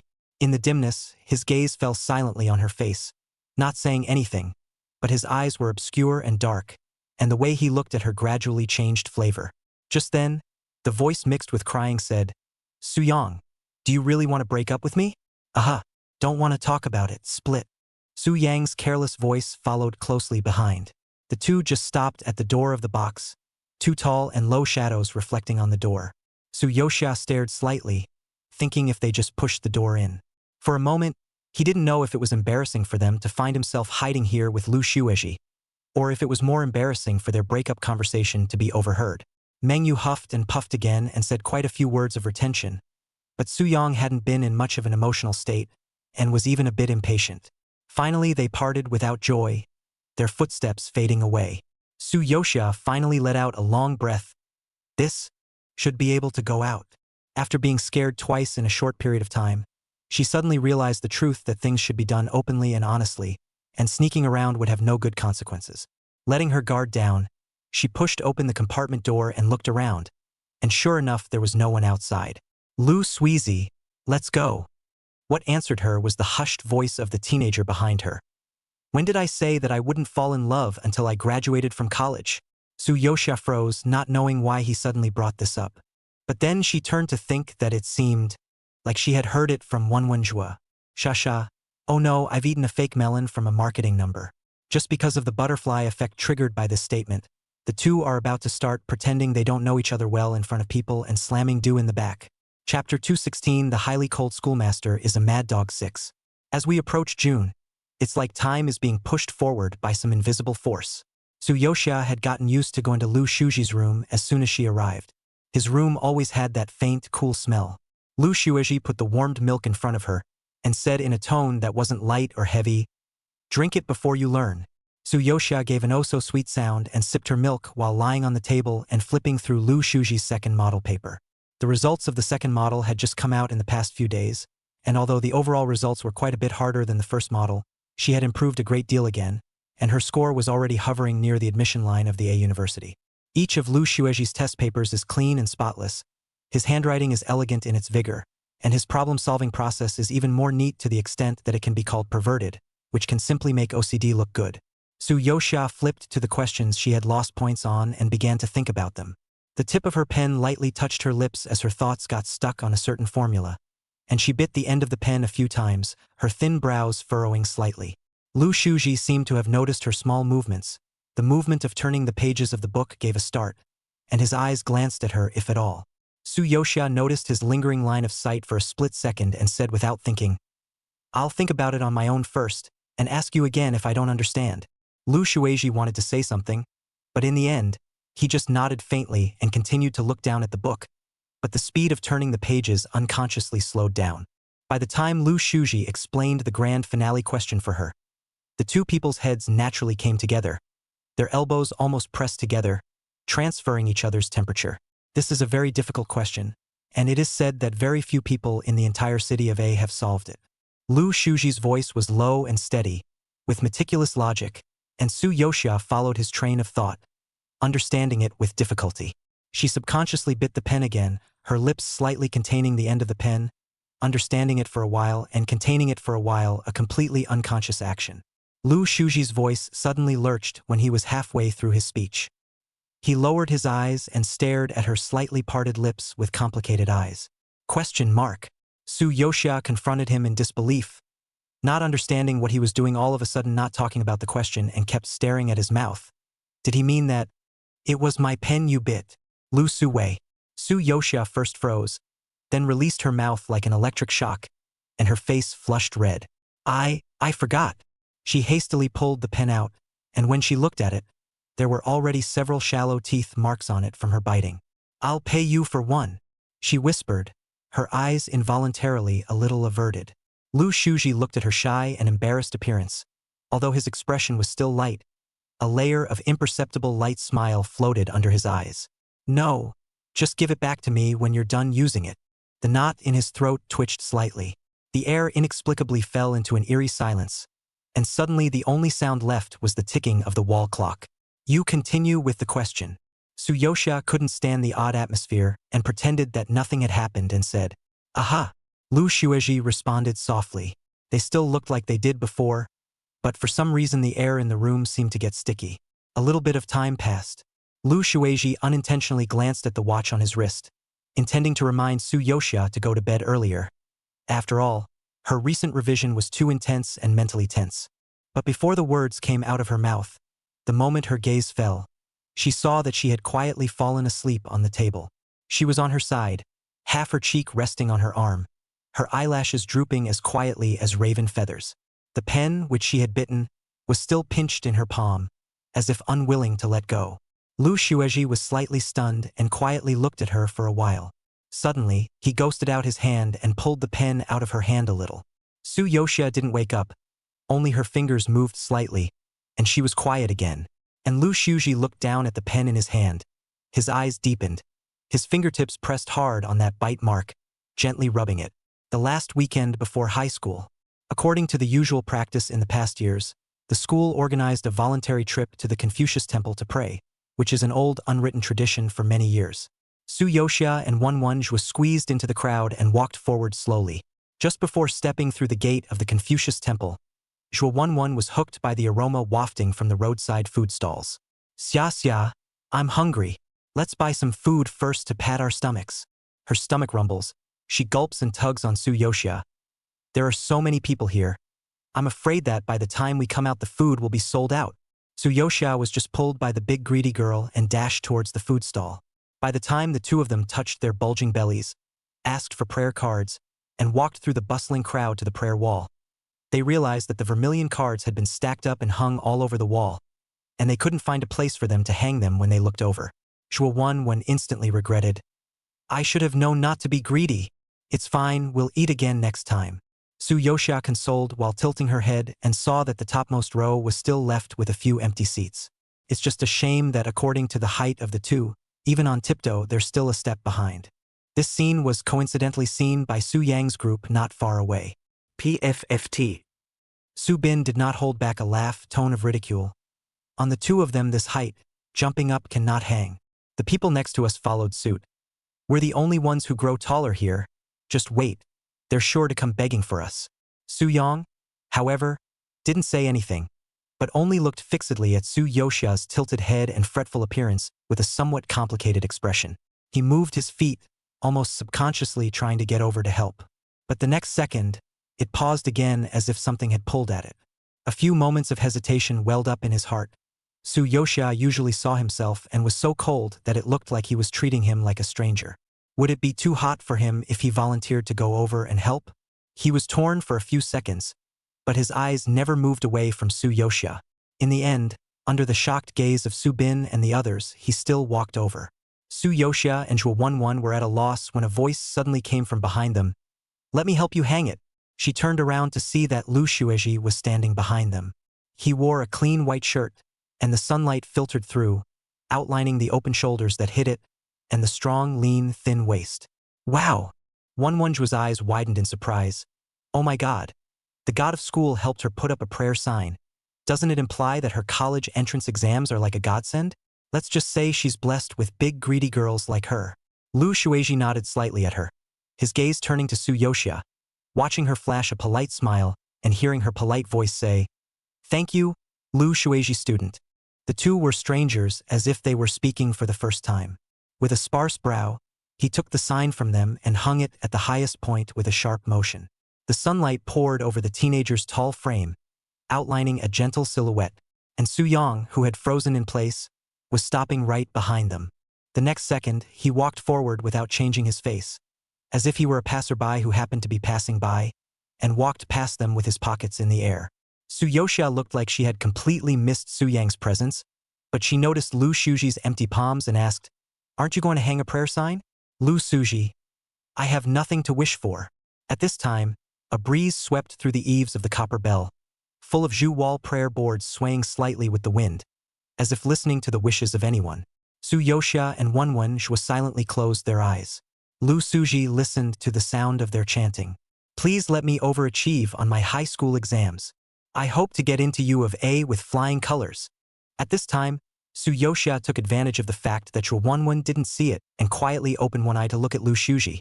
Lu Shuji had been looking at her, his four eyes facing each other, as if his heart was in the right place, the corners of his lips faintly raised. I hope that everyone will be able to win the gold list and get what they want. Soon it was June 7th. A 4-day stretch of college entrance exams kicked off, and on the afternoon of the 10th, the bell rang for the end of the last exam. A cheer went up inside and outside the exam room. Like birds flying out of a cage, the students were completely liberated.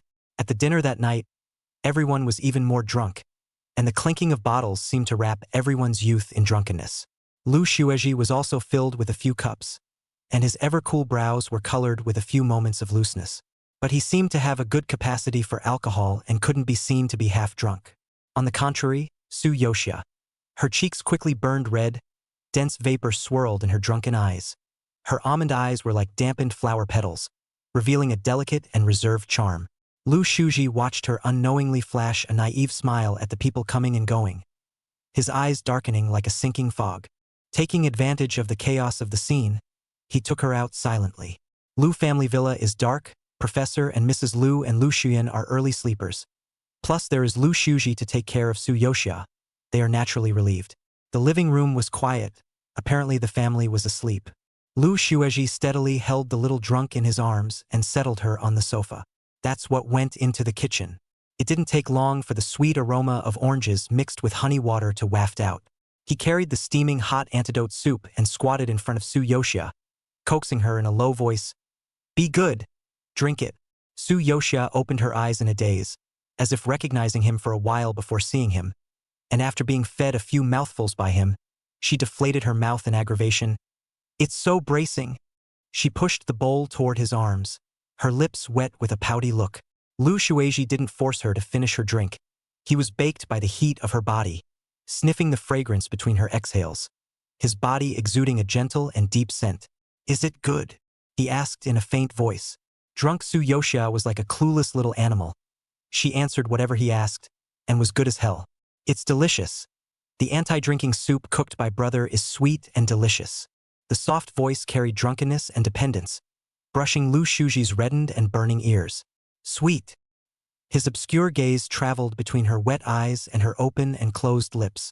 Brother, taste it. Before the words left his mouth, he cupped her chin and leaned in to kiss her lips. Chapter 217. The highly cold schoolmaster is a mad dog. 7.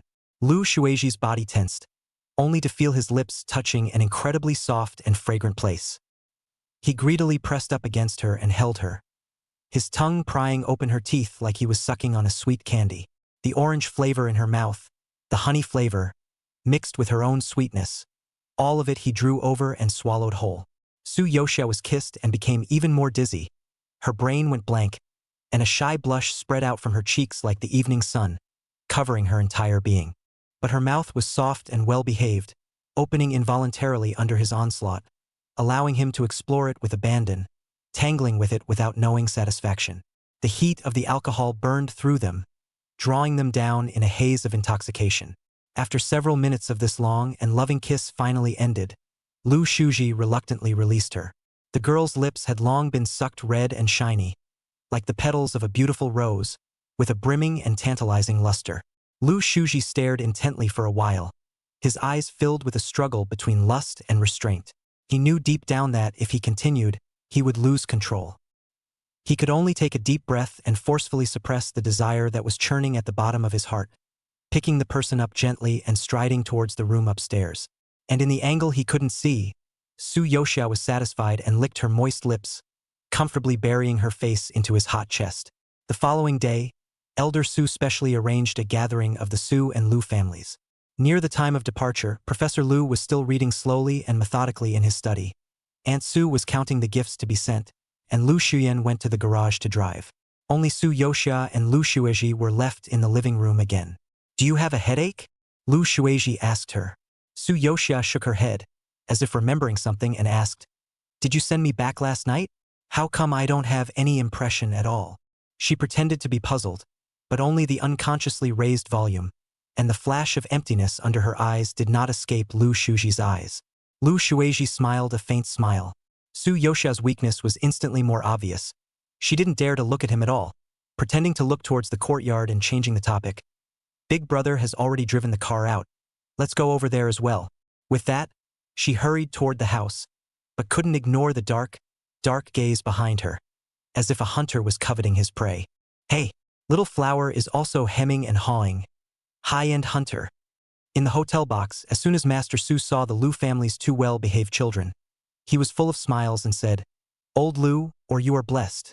A few children are well-behaved and save their hearts, which is like this big grandson of mine. So big and still playful and rowdy. From childhood let broken heart. Su Yong was also at the dinner table, and the corners of his mouth twitched slightly at the words. He glanced at Lu Shueji with a smile, although the two of them had known each other since childhood. Their personalities were at opposite ends of the spectrum and they could never play together. Thus, it was only a nodding acquaintance for so many years. Elder Su asked again, What are the two children's plans for summer vacation? Where are they going to play?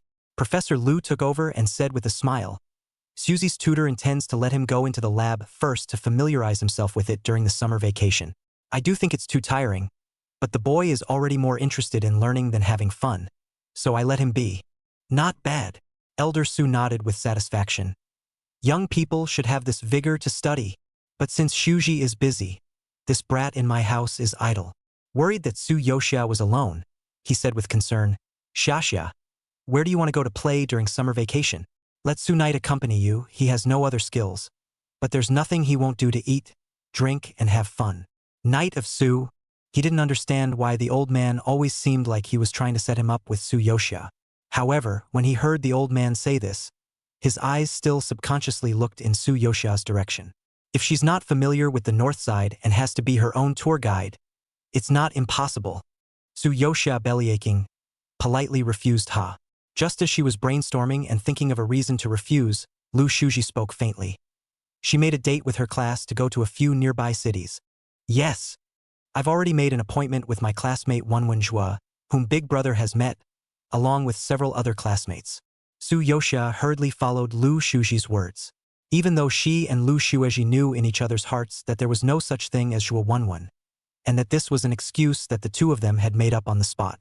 It's just that these two are usually so well behaved that the crowd is immediately convinced. On the contrary, Su Knight do not know what happened to himself, but actually vaguely borne a few points of loss. At night, Su Yoshia comfortably took a bath. This was still the first night she hadn't gone to Lu Shuji's room after arriving at Lu's house, and there was still a little bit of discomfort. Just as she was thinking that, her cell phone vibrated twice. Lu Suji. Won't you come over at night? Su Yoshia pursed her lips. This exam is over. She then went into his room. This is not good. What else is there to do? The phone vibrated twice more. Lu Suji. No more score estimation? Chapter 218. The highly cold schoolmaster is a mad dog 8. Su Yoshia stood at the door of Lu Shuji's room. Following the first time she entered his room, a feeling of nervousness arose again after a long time.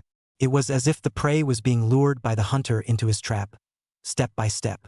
Lu Shuji looked at her as she came in, and his expression was no different from normal. Sit, he said lightly. The two of them spent some time estimating the grades of several courses. Lu Shuji's facial lines were taut the whole time. I don't know if it's Su Yoshia's illusion, but I always feel that he is pretending to be calm and cold. Based on this score, it shouldn't be a problem to go to the University of A. She heard Lu Shuji's voice with the relief of her heart suddenly dropping after hanging high for a long time.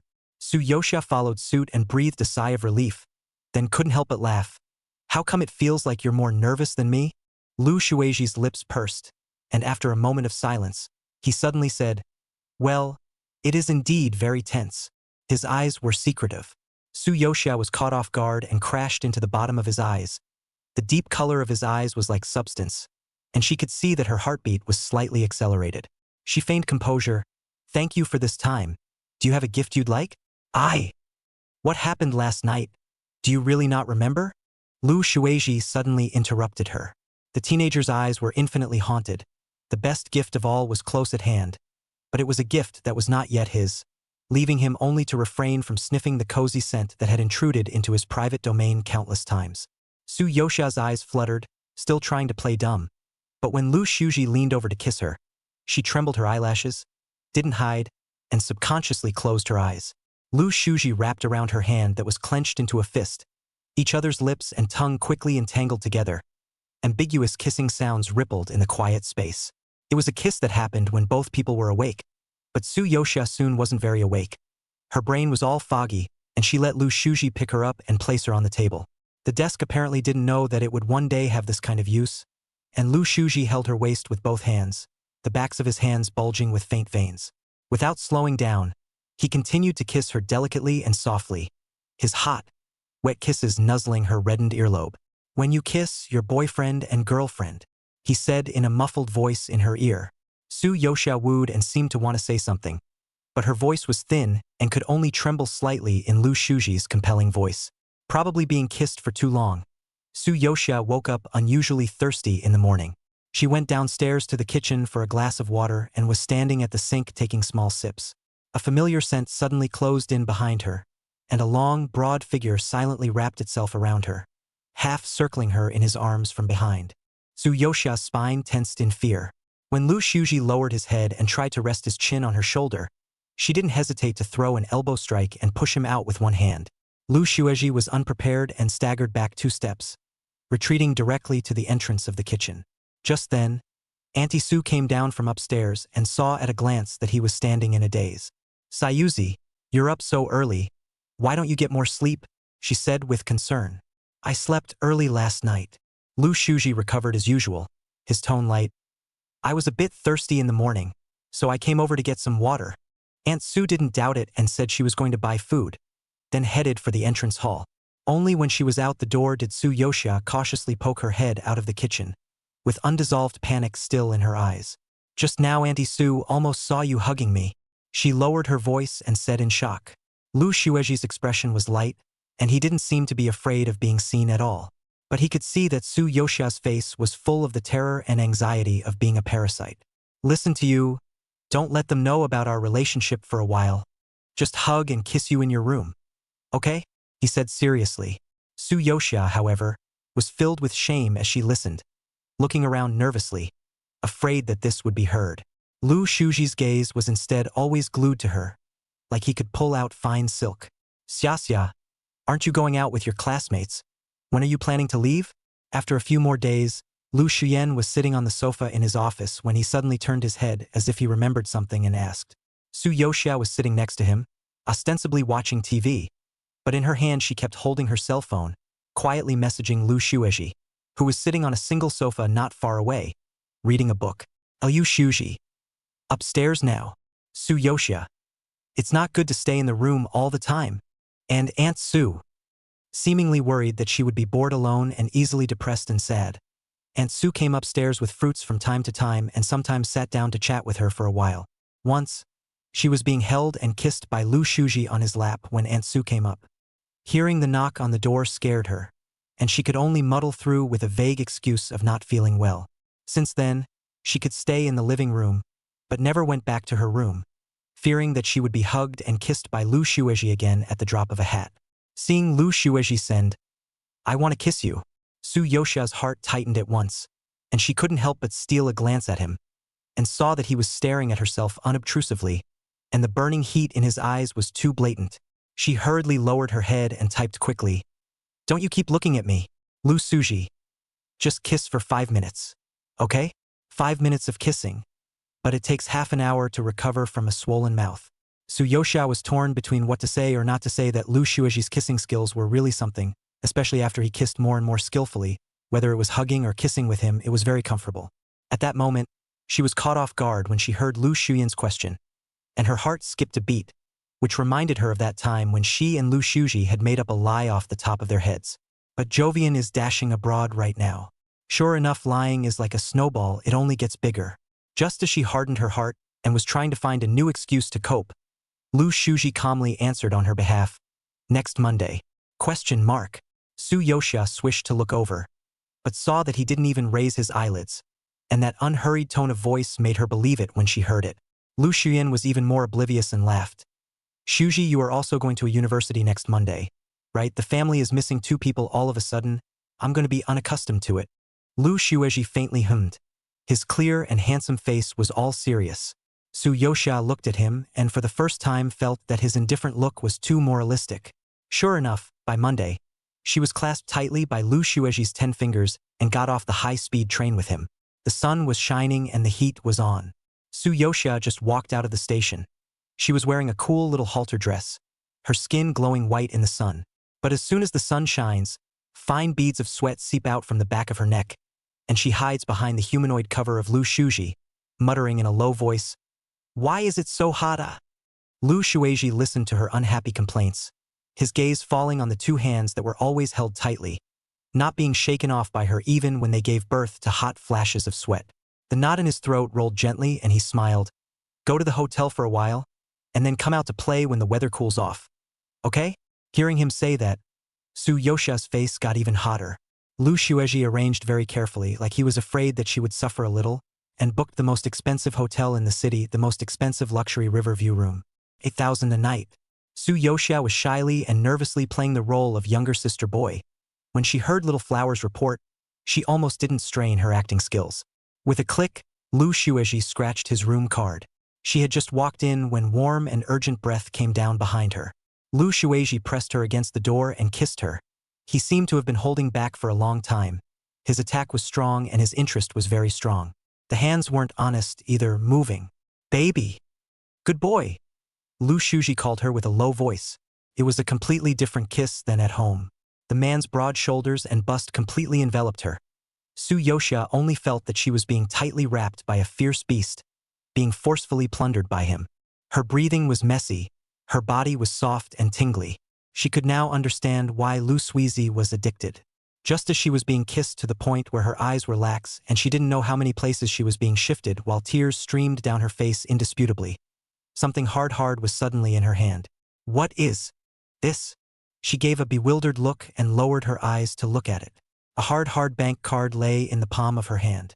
Lu Shuji pecked and kissed the corner of her moist eyes. His voice was serious and gentle. My scholarships, competition prizes, and year-end money, from childhood to adulthood are all here, about 7 figures. The password is your birthday. It's not a lot of money now, but it will get more later. Chapter 219 The highly cold schoolmaster is a mad dog 9.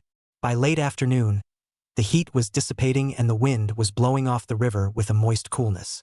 Su Yoshia had planned to go out, but before she left, she unintentionally looked in the mirror and was startled. 3 or 4 more deep red hickeys suddenly appeared on her neck, like rose syrup, ambiguously spread on her snow-white skin. Her eyes widened, and as if she were a thief, she immediately reached out to cover the vile trail. Lu Shueji stood right behind her, his eyes darkening, apparently also seeing the mark he had branded. The 2 men coincidentally thought of looking out over the sparkling open river view.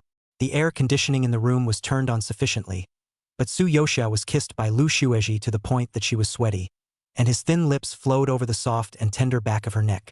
But he wasn't enough. He forcefully broke her face again and kissed her deeply on the lips.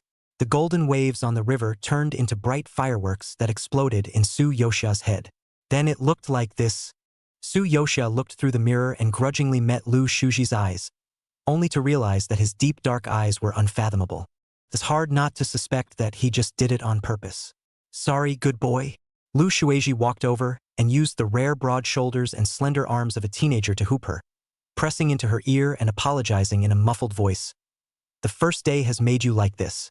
But Su Yoshia always felt that he wasn't apologizing for the marks, but was teasing what he was going to do next. Colorful devil.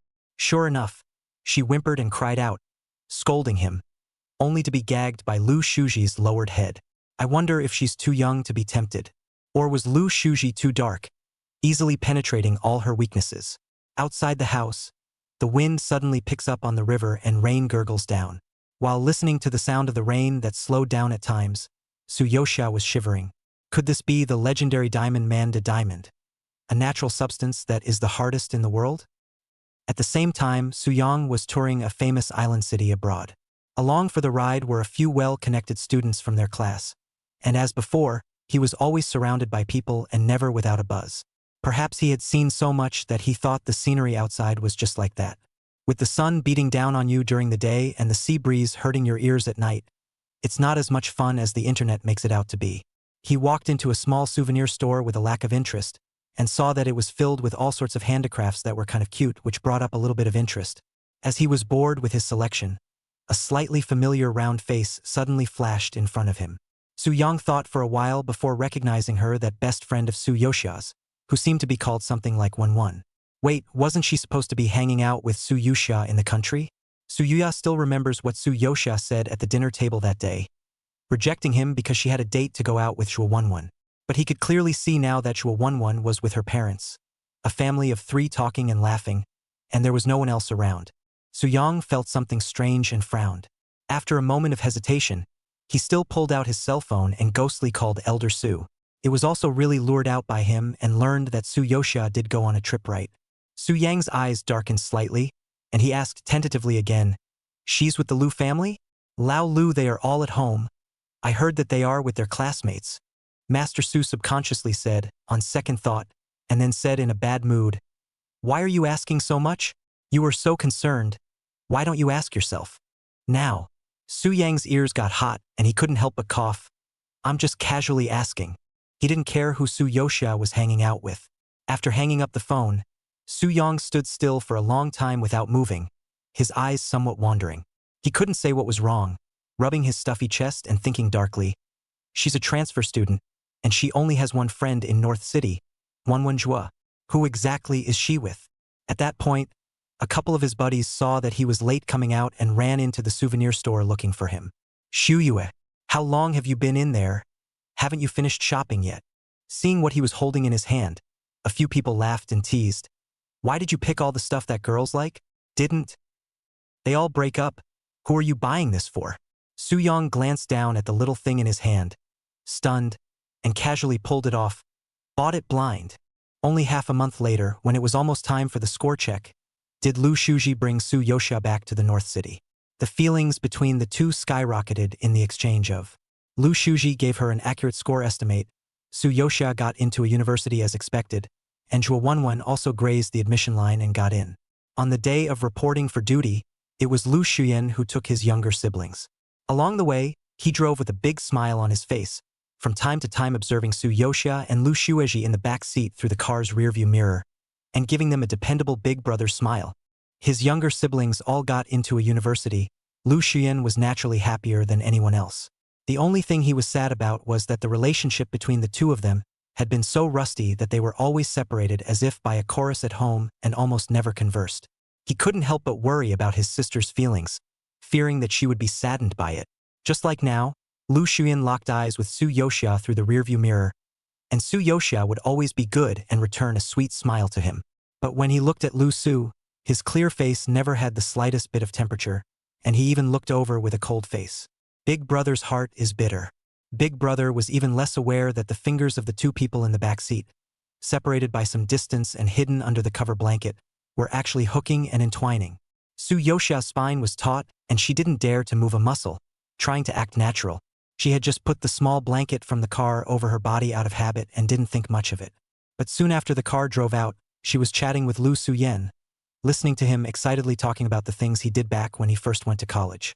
When she heard Lu Shuyen flirtatiously recounting his scandalous story, Su Yoxia couldn't help but smile with arched eyebrows.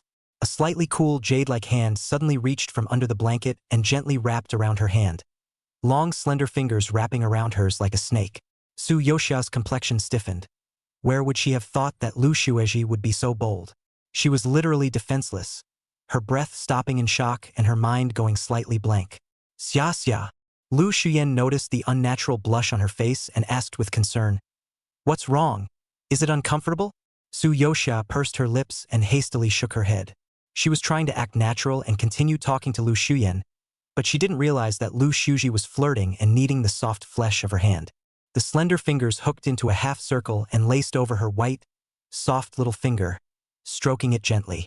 Feeling the rough, thin calluses on his fingertips, Su Yoxia's heart gave birth to a strange feeling, and had completely forgotten what Lu Shuyen had asked her. She bit her lip, more afraid to make a sound for fear that if she opened her mouth, her voice would change tone. Although it is just a hook hand only, but in this case in front of Lu Suyen, is inexplicably, Lu Shueji must have done it on purpose. Fortunately, a university is not far away, when Su Yoxia's fingertips are tingling, finally arrived at the school. Worrying Lu Shuyen still did not forget to urge Lu Shuji. "Do not always look cold. Xia xia in the school can only you this brother. You do not take care of who to take care of? Big brother. I'm fine. You don't have to worry about me." When Su Yoxia thought of Lu Shueji's service and care for her body was weak and soft, and she was a bit nostalgic for the cold Lu Shueji from before. She quickly waved her hand and said, "I know second brother is much busier than me. I can take care of myself." However, Lu Shuji, the walking refrigeration machine, even unprecedentedly responded with a good and said in a faint voice, "I will take good care of her." This hardly like something he would say. Lu Shuyen also froze when he heard this, and then nodded in relief. Just as he bent over to fetch the luggage from the trunk, he completely failed to notice that behind him, Su Yoxia glared fiercely at Lu Shuji, cursing him silently with her mouth. "What's so good about you?" She hadn't properly settled the score with him for what she'd just done in the car. Lu Shueji looked at her, the corners of his lips gently hooked up in a smile, and a trace of undetectable heat swept under his eyes. When Lu Shuyen turned around, the emotions on Su Yoxia's face quickly returned to normal and she even smiled at him. Lu Shuyen looked at his quiet and well-behaved sister, and when he thought of his sister going to college and only being able to go home on the weekends, a strong sense of reluctance arose in his heart. He exhorted some more times, letting Su Yoxia call him at the first time if there is anything, and make sure to say in time if there is any discomfort, before he reluctantly drove away. Once he left, Lu Shuji's eyes changed when he looked at Su Yoxia. He wanted to hold her and kiss her so badly that his eyes could almost condense into substance. On the contrary, He had a cold and ascetic face with a detached temperament, and when the bottom of his cold pool-like eyes looked over with a deep heat, the strong sense of contrast made Su Yoshia's heart tingle like an electric shock. "I'll take you to your dormitory first." Lu Shueji spoke in a faint voice, taking the suitcase in her hand in a more natural way, his palm wrapping around her soft hand that was resting on the trolley bar in a smooth manner. Su Yoshia was about to nod her head when several terrifying screams suddenly exploded not far away. "Lu Shueji! Lu Suji has finally appeared." "Ah! Boy God!" Su Yoshia heard clearly that there were more male voices than female voices in these screams. She swept her afterglow, only to see a huge group of people rushing towards them. She reflexively pulled out her hand and quickly distanced herself from Lu Shueji. Chapter 220. The highly cold schoolmaster is a mad dog. 10. His palm was suddenly empty, and Lu Shuji frowned unhappily. However, the scene was chaotic, with not only students from our school, but also many students from outside the school. After all, Lu Shuji's academic performance can be said to be no shortboard. Not only the number of physics and chemical biology of all 4 homework competitions to get awards to get soft obviously has been guaranteed admission to the A university, but they have to use the strength of the college entrance examination to prove their own, easily as a first prize. Lu Suji. It's just to earn a bonus to spend on his wife. What's more, he's showbiz level straight out of the gate with that face alone. In the eyes of the student council and the older siblings of the major clubs, he was no different from the meat on the plate, and everyone wanted to get him into their pockets. Soon, the area around Lu Shueji was jammed. Listening to the sounds boiling around him, his face was warmthless. His thin lips pursed in a cold arc. The crowd's extraordinary enthusiasm and attention to him was clearly something that neither Lu Shuji nor Su Yoshia had anticipated. After all, high school is strictly preventing early love, especially in the key high school where Lu Shueji is, and the students don't dare to be too blatant.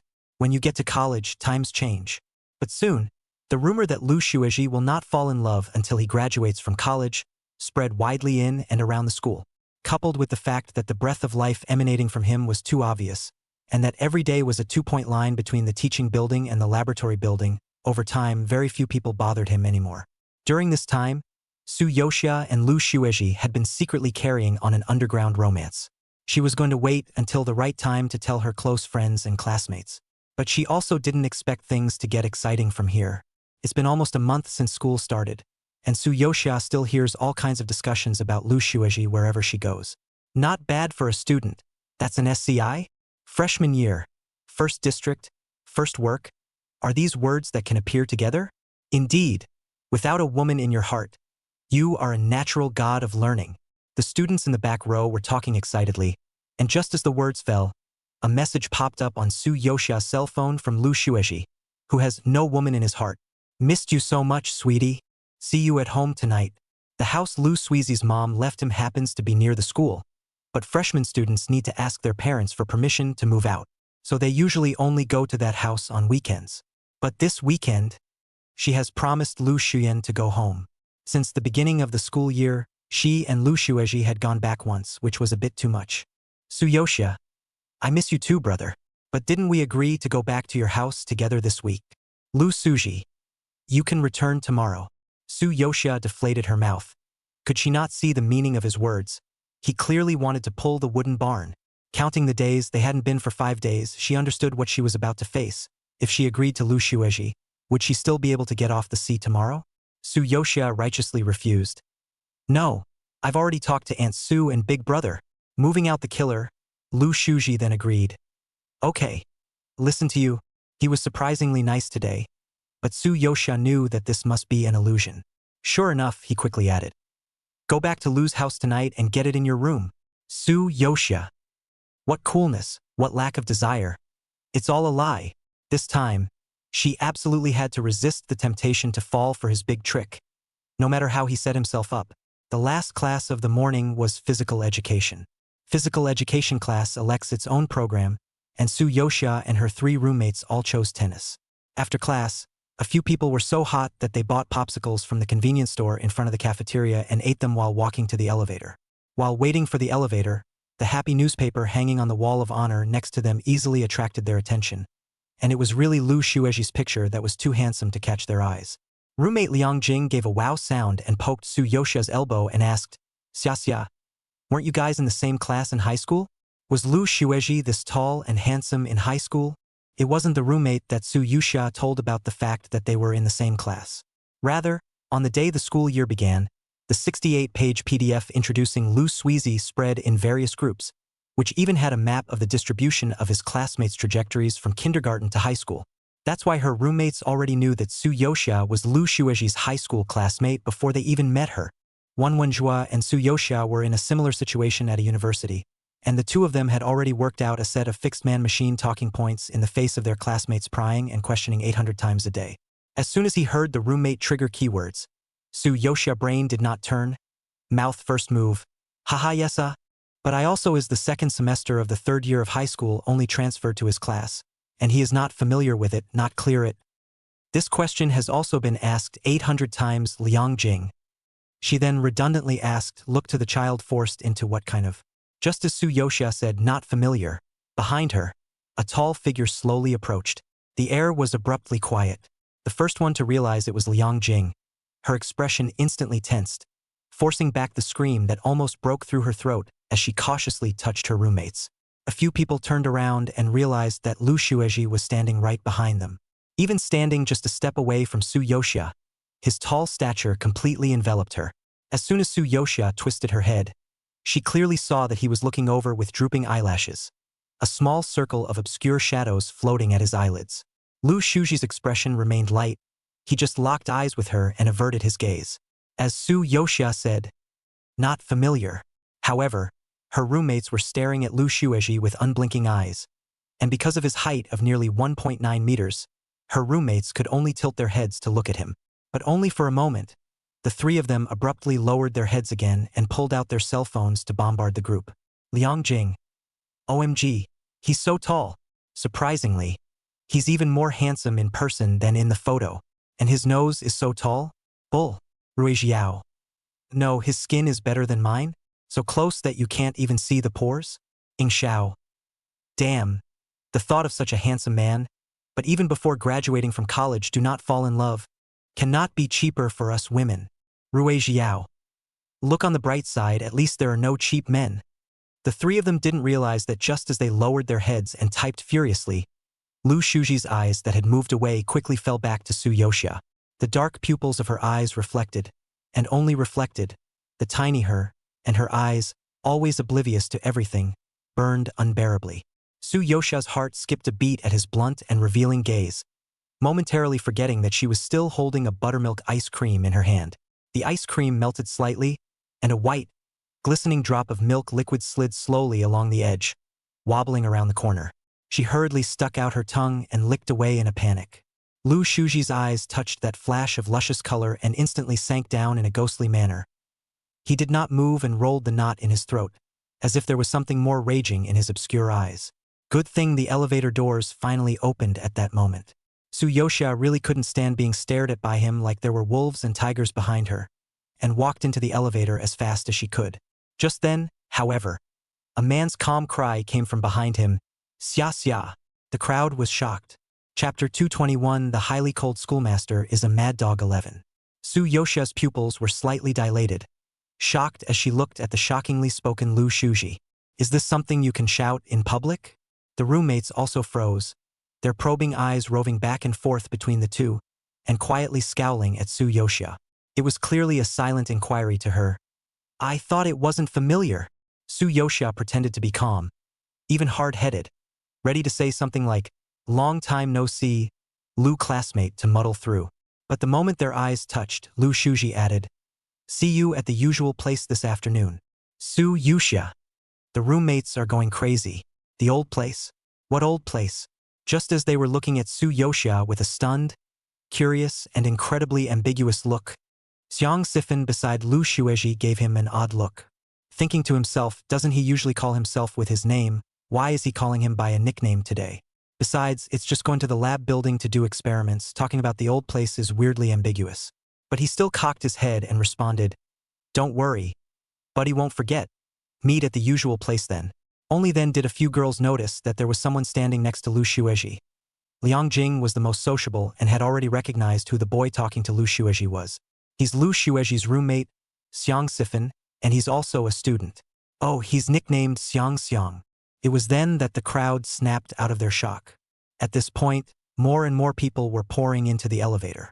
Liang Jing's trio was forced to back up, and Su Yoxia was also squeezed into a corner. And Lu Shuji happened to be standing beside her, slightly sideways, facing her.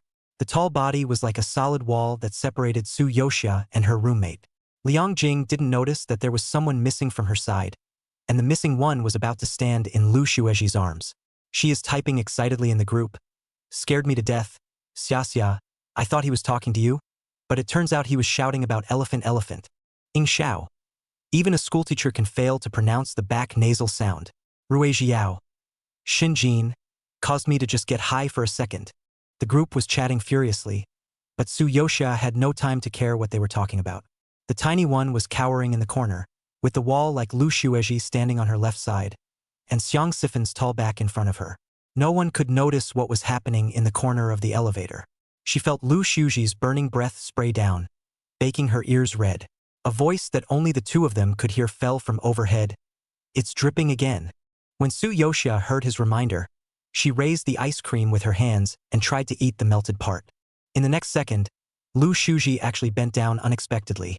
Contained held the melted circle of ice cream and swallowed it into his lips and teeth. His lips brushed her fingertips with loving heat. Su Yoxia was so scared that her heart hung high. Her eyes panicked and looked left and right, but fortunately both sides were lined with tall walls of people, blocking the view of the crowd. Lu Shuji is crazy. Su Yoxia was sweating. She was sure that from the moment Lu Shuji called Xia in public, he was already out of sorts. She guessed that her not familiar had irritated him. But hadn't they agreed not to let anyone know for a while? Su Yoxia skimmed her mouth in aggravation. The cream melted on Lu Shueji's tongue, and as he tasted the sweet flavor, his deep gaze remained fixed on her for an instant. He smiled at the small expression on her daring face. In the crowded crowd, surrounded by the sound of whispering discussions about him, Lu Shueji was already accustomed to it, and his expression was cold to the core. But unnoticed, he silently took her hand, wrapped it in his palm and squeezed it as if in reparation. Su Yoxia used a bit of force to break free, but allowed Lu Shuji to take advantage of the opportunity to thread his fingers into the gap between his fingers and tightly interlocked his fingers with hers, until the ding and the elevator doors opened. The crowd hooted and hollered as they headed out, and Lu Shuizi rubbed her palm, which slowly loosened. Hey, where's Xia? Why is she missing? As Liang Jing let out a shocked cry, Lu Shueji walked towards the outside of the elevator without looking away. Only then did the crowd see Su Yoxia in the corner. Her small face reddened, a look of suffocating to the point of oxygen deprivation. Not far away came Xiang Sifan's not-so-small grumbling voice. Starving buddy, you have to come to this farthest cafeteria? What's so good to eat here anyway? The old place Lu Shuizi said was the neighborhood where they lived, and the two usually met here. After experiencing the elevator scare, Su Yoxia hadn't been this nervous and exciting for a long time. She realized with hindsight that she seemed to have been deceived by Lu Shueji's clear and cold appearance, and that what he was hiding under this superior skin was clearly all bad things. Although she knew that Lu Shueji couldn't possibly follow the rules, she still pretended to make a pact with him that she couldn't do anything out of the ordinary in the Lu family. Lu Shueji faintly answered, his attitude ambiguous. After returning to Lu's house, Aunt Su had already prepared a table full of dishes. As usual, Professor Lu inquired about the duo studies. Lu Xian asked again, just started school, is not very busy. Was looking forward to you guys coming back on weekends. Did not think that now a month can only come back once or twice. Su Yoxia had a pang of weakness. What exactly she had done on those barren eyeless weekends, only she and Lu Shueji knew. It was a good thing that Lu Shuji had answered all these questions for her. Dinner passed without a hitch, and Su Yoxia accompanied Aunt Su to sit in the living room for a while. Lu Shueji also accompanied Professor Lu in the living room to drink tea. Now he talks even less. His body more and more reveals the maturity and stability that does not look like a teenager. Until late at night, Aunt Su was sleepy and patted Su Yoxia's hand, telling her to go to bed early. Only then did Su Yoxia dawdle back to her room. Sure enough, Lu Shueji, who was pretending to be high and mighty in the living room, had already sent the familiar text. Go to your room or come to mine. But Su Yoxia knows can't go back to the old time as pure as before. Such audacity on his first day home. He must be crazy. Su Yoxia. None of them, but how would Lu Shuji listen to her? The next second, She heard the door to the next room open. Lu Suji. Open the door, I want you. Chapter 222. The highly cold schoolmaster is a mad dog. 12. All is silent. Everyone is asleep.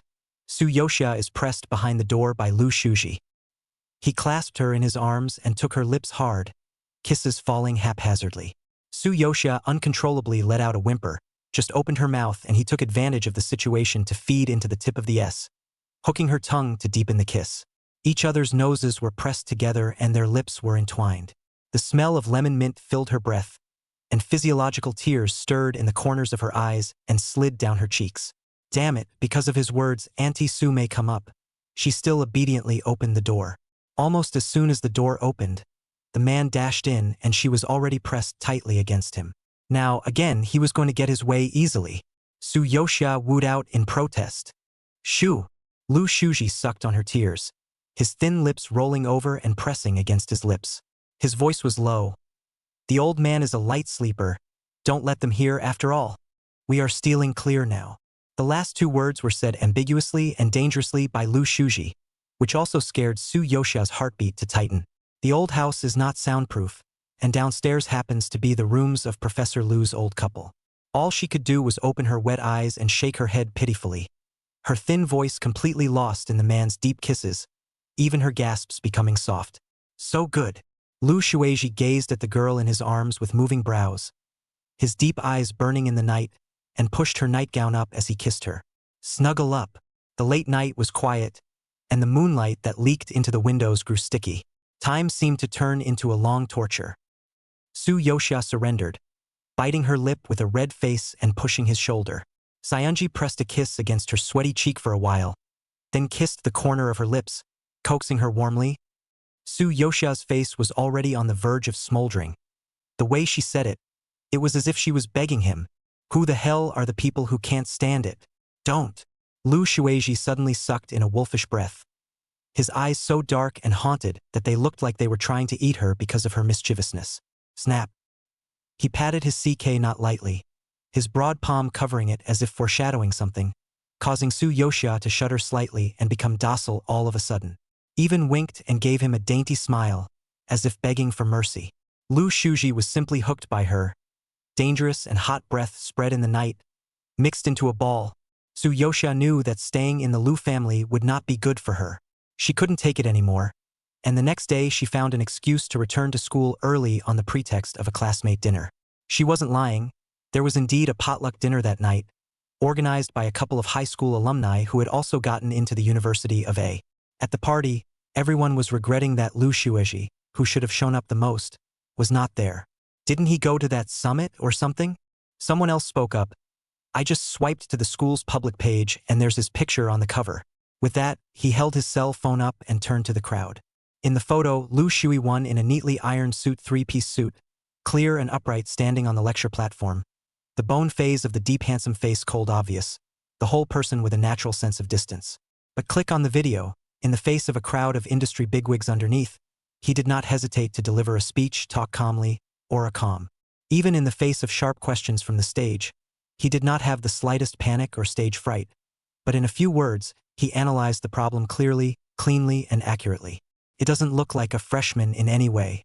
People have marveled at the fact that when they used to bury their heads in their books, all they saw was the gap in scores and didn't think anything of it. Nowadays, I realize that people will really pull away from each other at a certain moment and turn into the distance of the heavenly chasm. But Lu Suji is really handsome. Walk on the stage of those steps is simply and male model walk like. Good looks, good studies, and such good clothes? There's no justice. Su Yoxia listened to these praises. The surface was calm, but in her heart, she hummed gleefully. That's for sure. Lu Suji was originally a broad-shouldered, narrow-waisted, long-limbed figure, plus his plump, jade-like features were so exquisite that he was like an equal-proportioned magnified BJD doll. It greatly inspired Su Yoxia to play a real-life dress-up minigame, down to the details of his tie and cufflinks, to dress him up and put him in the spotlight.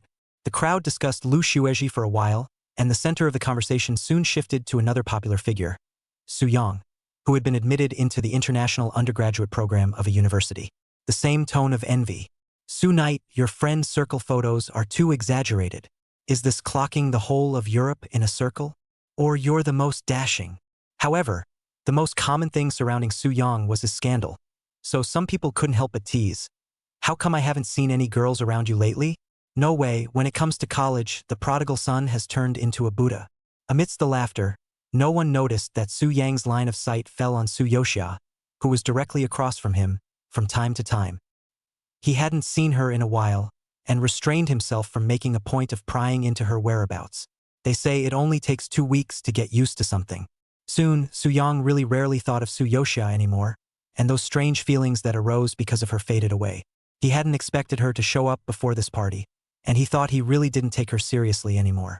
However, he didn't expect that the moment Su Yoxia appeared, it was still like a hook, easily hooking his full attention. Is it because her hair has gotten longer? It went from an updo to a cape. Obviously still the same face with the smiling almond eyes. Can't say where it's changed, but it's just not the same. And what surprised him the most was that when everyone was discussing Lu Xiu, a strong sense of alarm bubbled up in his heart. Although Lu Shuji grew up to be the child of other people's families in his grandfather's mouth, but Su Knight has never put him in the eyes of the past, but just bored to study. He also does not know what is worth the adults' praise every day. The Su family and the Lu family were right next to each other, and he and Lu Shuji went to the same school from kindergarten to college, but the two of them had probably said less than 10 sentences combined. Su Yang didn't understand how she could suddenly compare herself to Lu Shuji. He stared at Su Yoxia's face dead on, observing her reaction. Seeing her just looking down at her meal with a flat expression. Su Yang then breathed a soft sigh of relief. He couldn't tell you exactly what he was worried about. Although Su Yoxia and Lu Shuji lived under the same roof, Su Yuyao had never heard anyone discussing their names together. And how could they possibly cross paths with someone as cold and icy as Lu Shuji? Chapter 223 The Highly Cold Schoolmaster is a Mad Dog 13. When the gathering was over and Su Yoxia and Zhuo Wenwen walked out of the restaurant arm in arm, a warm voice called out to her, "Classmate Su." She turned around and saw a tall, thin figure walking towards her. "What is it, President?" Yang Yiming was the previous student council president and the organizer of this gathering. Borrowing the streetlight, Zhuo Wenwen glanced at Yang Yiming, whose face was flushed red, and smiled cheekily with great insight. "My boyfriend has come to pick me up, so I'll go first." With that, she took off in a huff. Yang Yiming's clear eyes were bright with shyness and nervousness. He stopped in front of Su Yoxia and summoned up his courage. "Su student, I have something I want to say to you. Although I have already graduated, I still clearly remember the first time I met you, when you had just transferred and passed by our class. I saw you at a glance, and it was that glance that is remembered to this day." Su Yoxia was slightly stunned. As Yang Yiming spoke, his voice grew firmer. "Organizing today's gathering, I actually have my own selfishness, thinking that I can tell you my feelings in person. I hope you can give me a chance to pursue you." At the end of his words, he almost roared, excited as if he was using all his strength. Su Yoxia listened attentively. Her ebony almond eyes met his. A polite smile floated on the corner of her lips, and she said softly, "Thank you for liking me, but I already have." A low voice suddenly interrupted her. Su Yang's brows were tightly locked. His complexion as gloomy as the dark clouds that vaguely tumbled in the night. He also came over with big strides, and without a word, took out a delicately wrapped gift bag from behind him and handed it to Su Yoxia. "This is a souvenir that I brought back from my travels." His displeased eyes coldly swept Yang Yiming, and then said to Su Yoxia carelessly, "All the students present, don't misunderstand." His tone was light, but the eyes that looked at Yang Yiming clearly carried hostility and a few hints of swearing sovereignty. Yang Yiming's lips stiffened and an embarrassed look surfaced on his face. Su Yang raised an eyebrow and simply asked him, "You have something else?" Yang Yiming completely froze, opened his mouth, and finally could only say to Su Yoxia, "Then, I'll leave first." When he finished speaking, he disappeared around the corner with his back falling. Su Yang withdrew his gaze and turned his head to stare at Su Yoxia, his brows knitting deeper. "You like him?" Su Yoxia. Did they know each other well in their lives? Facing the borderless Su Yang, she raised a polite and detached fake smile. "This doesn't seem to be any of your business, does it, Su student? You consider me." Su Yang stared at her face, not knowing what she was gabbling about, and suddenly spoke. Su Yoxia. "I said," Su Yang repeated again with a rare seriousness in her demeanor, "that you consider thinking about me." "No consideration." Su Yoxia said almost without thinking, I don't like you. If she was doing a mission, she might still be able to make false pretenses with him for a bit, letting him feel the same pain as the original owner, whose heart was hoisted up high and fell down hard from time to time. But now that the mission was all over, and the original owner didn't want to cross paths with him anymore, Su Yoxia had nothing to fish for him. Su Yangya froze just like Yang Yiming. He never thought he would one day be rejected so dryly and decisively. It was something that had never happened to him before. Su Yang's eyes grew more and more somber, and the atmosphere stagnated for a time. That's when a horn breaks the stalemate, and a familiar black Tesla has been parked on the side of the road for who knows how long. I really don't like you, go chase other girls, bye. Su Yoxia repeated the words she had just said, once again stabbing Su Yang in the heart. With that, she ran towards the Tesla without looking back.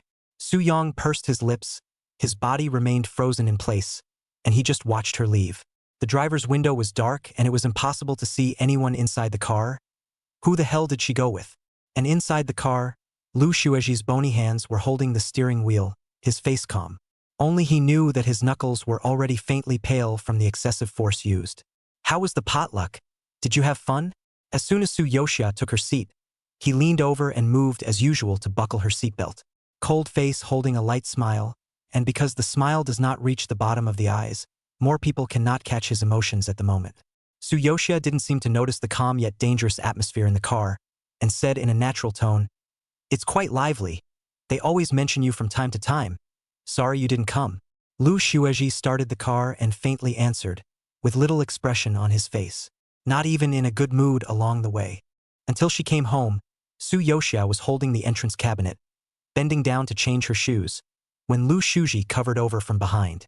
His body pressed close behind her, his voice falling to a whisper, Good girl. Say you like me. Only then did Su Yoxia notice the danger, the raging danger. She tried to turn back, but she was held down by Lu Xueji on the cabinet, his burning breath spraying on the nape of her neck. Lu Xueji. Su Yoxia breathed unconsciously sharply. Say you like me. Lu Xueji's voice was low and slightly muffled, threateningly commanding. His thin lips rubbing back and forth against her cheeks, burning and hot. Like you. Su Yoxia can't resist this kind of grinding, soft voice said. Like who? His tone was strong. Like Lu Xueji. Only like Lu Xueji? As if verifying whether she was lying, the man's hand reached out from behind him, his slender fingers slowly undoing the two shell buttons and exploring her heartbeat without any obstruction. The closed palm was slightly hard. Su Yoxia was clutched in her heartbeat and her breath, and could only shyly, shamefully cooperate with him. The body abruptly hung in the air, and the slippers he had just changed into thumped and fell to the floor. She was picked up by Lu Xueji with one arm around her waist and stood on his feet. Su Yoxia felt that she had turned into a fish that had severely lost water, struggling several times at the edge of suffocation. But after one round, the dark man still had no intention of letting her go. Lu Xueji, she exclaimed, her hand pressing on his chest and her voice softening into a fishtail. What are you mad about? One jealous PL I cost her half her life. Will she ever see the sun tomorrow again? Lu Xueji, however, looked at her calmly. Good girl confessed twice tonight, didn't she? Su Yoxia. Can still count like that? But Lu Xueji's obscure eyes rolled with layers of dark clouds, and he too came over like an oppressive covering of dark cloud shadows, clearly coming for real. On Monday morning, Su Yoxia shivered and lifted the covers. There wasn't an ounce of bone crevice that wasn't sore and limp, and when she moved, she was sore and aching. There was only one reason she could still get out of bed, early eights. Like a person who had been emptied of her soul, she mechanically shoved the textbook on her desk into her bag, not reading the contents at all. Fortunately, Lu Xueji, who finished his morning run, came back in time, and the next washing and dressing was done by him for her. Su Yoxia finally made it to the classroom alive. Liang Jing sized her up, narrowed her eyes, and revealed a meaningful smile. Why do you look good and bad? Like you've been drained dry, say. What bad things did you do over the weekend? At those words, both Ying Xiao and Rui Xiao also leaned back slightly and twisted their heads to look at her. Didn't he do anything, Su Yoxia was instantly vain, and her hoarse voice betrayed everything. The bell rang in time. The professor of this specialized class was always strict and could not allow the students to be half-assed. The roommates let her go, and Su Yoxia took out her textbook from her bag and looked down for her pen again. Just as she placed the book on the desktop, however, her roommates gave her strange looks, once again. Su Yoxia then realized that what she had pulled out was not her own textbook at all, but Lu Xueji's specialized book on aerospace engineering and mechanics. Chapter 224 The Highly Cold Schoolmaster is a Mad Dog 14. Su Yoxia is sweating, but with a quick turn of her brain, she calmly said, "The day before yesterday, I went to a high school reunion, and one of my classmates had an impromptu appointment and asked me to help bring the book back. How come I forgot to put my own book in my bag instead?" She slapped her head in feigned chagrin. The confused look, the genuine look, the roommates were instantly convinced. Just then, her cell phone screen lit up and a WeChat alert popped up. Su Yoxia guessed that it must be Lu Xueji, who also realized that he had taken the wrong book. Indeed, but the text he sent was, "Good boy. Your book smells good." When Su Yoxia saw Lu Xueji just set her book on the tabletop, she could already imagine him flipping the pages in full view of everyone and letting the aroma waft out. In fact, Lu Xueji's books also emitted a faint scent that mirrored that of his body, as if he himself was sitting beside him. But she couldn't dare to imagine sitting with Lu Xueji in class. She wouldn't be able to attend the whole class properly. Not right, Su Yoxia turned to think. He has always had the habit of checking before going out. How can he wait until the class to realize that he took the wrong book? Sure enough, a message came under Lu Su. "Are you in a hurry?" Su Yoxia replied to him that she could watch her roommate. Lu Xueji. "We'll sit together in the next elective class and secretly switch the books back." Lu Xueji naturally chose the same elective course because of her. But Su Yoxia never refused to sit with him. It's really because this person's school god or a buff hasn't disappeared yet. Everywhere he goes he can attract a large amount of attention. And because Lu Xueji's major class that used to this book was scheduled right after the elective class, making Su Yoxia simply unable to refuse him. As the bell rang, the students filed out. Su Yoxia also joined her roommates and headed for the next classroom. Each row of seats in the classroom is connected to a long strip, with the center area seating exactly 5 people per row. Su Yoxia walked slowly at the end of the line, waiting until her roommates were seated before she sat down, leaving the empty seat next to her. There is still a period of time from the beginning of class. The surrounding area is filled with students one after another. Liang Jing, they are not idle, is chattering gossip. Suddenly, Liang Jing, who was sitting on Su Yoxia's left, poked her, lowered her excited voice, and said in a very small voice, "This is too much of a coincidence. Xia. I just heard that Lu Xueji also took the wrong book in the morning, and what was placed on his desktop wasn't even a book for their major." Su Yoxia's eyelids fluttered. Liang Jing came a few more points closer, her voice getting more and more excited. "I also heard that what he took was actually his girlfriend's textbook." People really do fake smile when they are embarrassed. Su Yoxia pulled out a stiff arc at the corner of her mouth and mechanically said, "His girlfriend? It's still just a guess." Liang Jing stroked her chin. "I just don't know what book he took by mistake. Maybe we can follow the trail and find out which major his girlfriend is in." Su Yoxia wiped the non-existent sweat from her forehead. For a moment, she thought she'd simply come clean with her roommate. It's a day-to-day, and it's so exciting. Lu Xueji appeared at this time. The long and elegant figure walked into the classroom from the back door. The noisy air was quiet for a moment. His deep brows were still sparse, and those light eyes scanned the circle lightly as he casually found an empty seat and sat down. It happened to be sitting right next to Su Yoxia. Xiang Sifan, who came in with him, managed to find 2 empty seats next to each other, and was about to greet his brother when he realized that his brother had long abandoned him. And the roommates sitting on Su Yoxia's left side were lowering their heads and neatly opening the WeChat group, their hands as fast as flying. "Ing Shao. Lu Xueji actually sat in the same row as us. Gosh, after so many elective classes, it's the first time I've sat so close to Lu Shun." The whole group seemed to be enveloped in the light of the wisdom of the god of learning, filled with the excitement of having been blessed by the god of learning. Rui Jiao. If I remember correctly, this is the first time he's been at the same table with a girl, right? Wait, I have a bold idea. I don't know if it's a good idea. Liang Jing. Xia, why are you so silent? Say something. Su Yoxia was serious. He came late. He should be sitting here because there are no seats left. Liang Jing joked. It's not for you to talk to us. You talk to Lu Xin. You ask him if he took his girlfriend's book in the morning. Bad joke. Su Yoxia. The cell phone vibrated nonstop, obviously more than just messages from the group. Lu Shuji also sent some words that made people blush when they read them. Su Yoxia almost buried her head into the book. How dare she reply to him? Classmate. A light and low voice came from beside him, not expecting Lu Shuji to suddenly open his mouth. Su Yoxia abruptly raised her eyes and met his eyes that contained coolness. Chapter 225 The Highly Cold Schoolmaster is a Mad Dog 15. Lu Xiuji gave a cold cry, attracting several lines of sight. May I borrow a pen? He asked politely in full view of the crowd. That serious tone really fooled people, and no one knew what was darkening underneath the calm voice.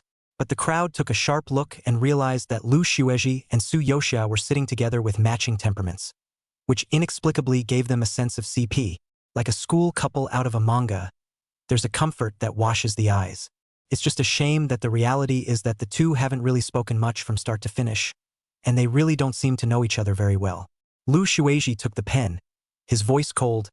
Thank you, Su Yoxia responded, a trace of imperceptible scarlet redness spreading behind her ears. It was really because their legs under the table were too close to each other, and I didn't know if Lu Shuji was doing it on purpose, touching her from time to time.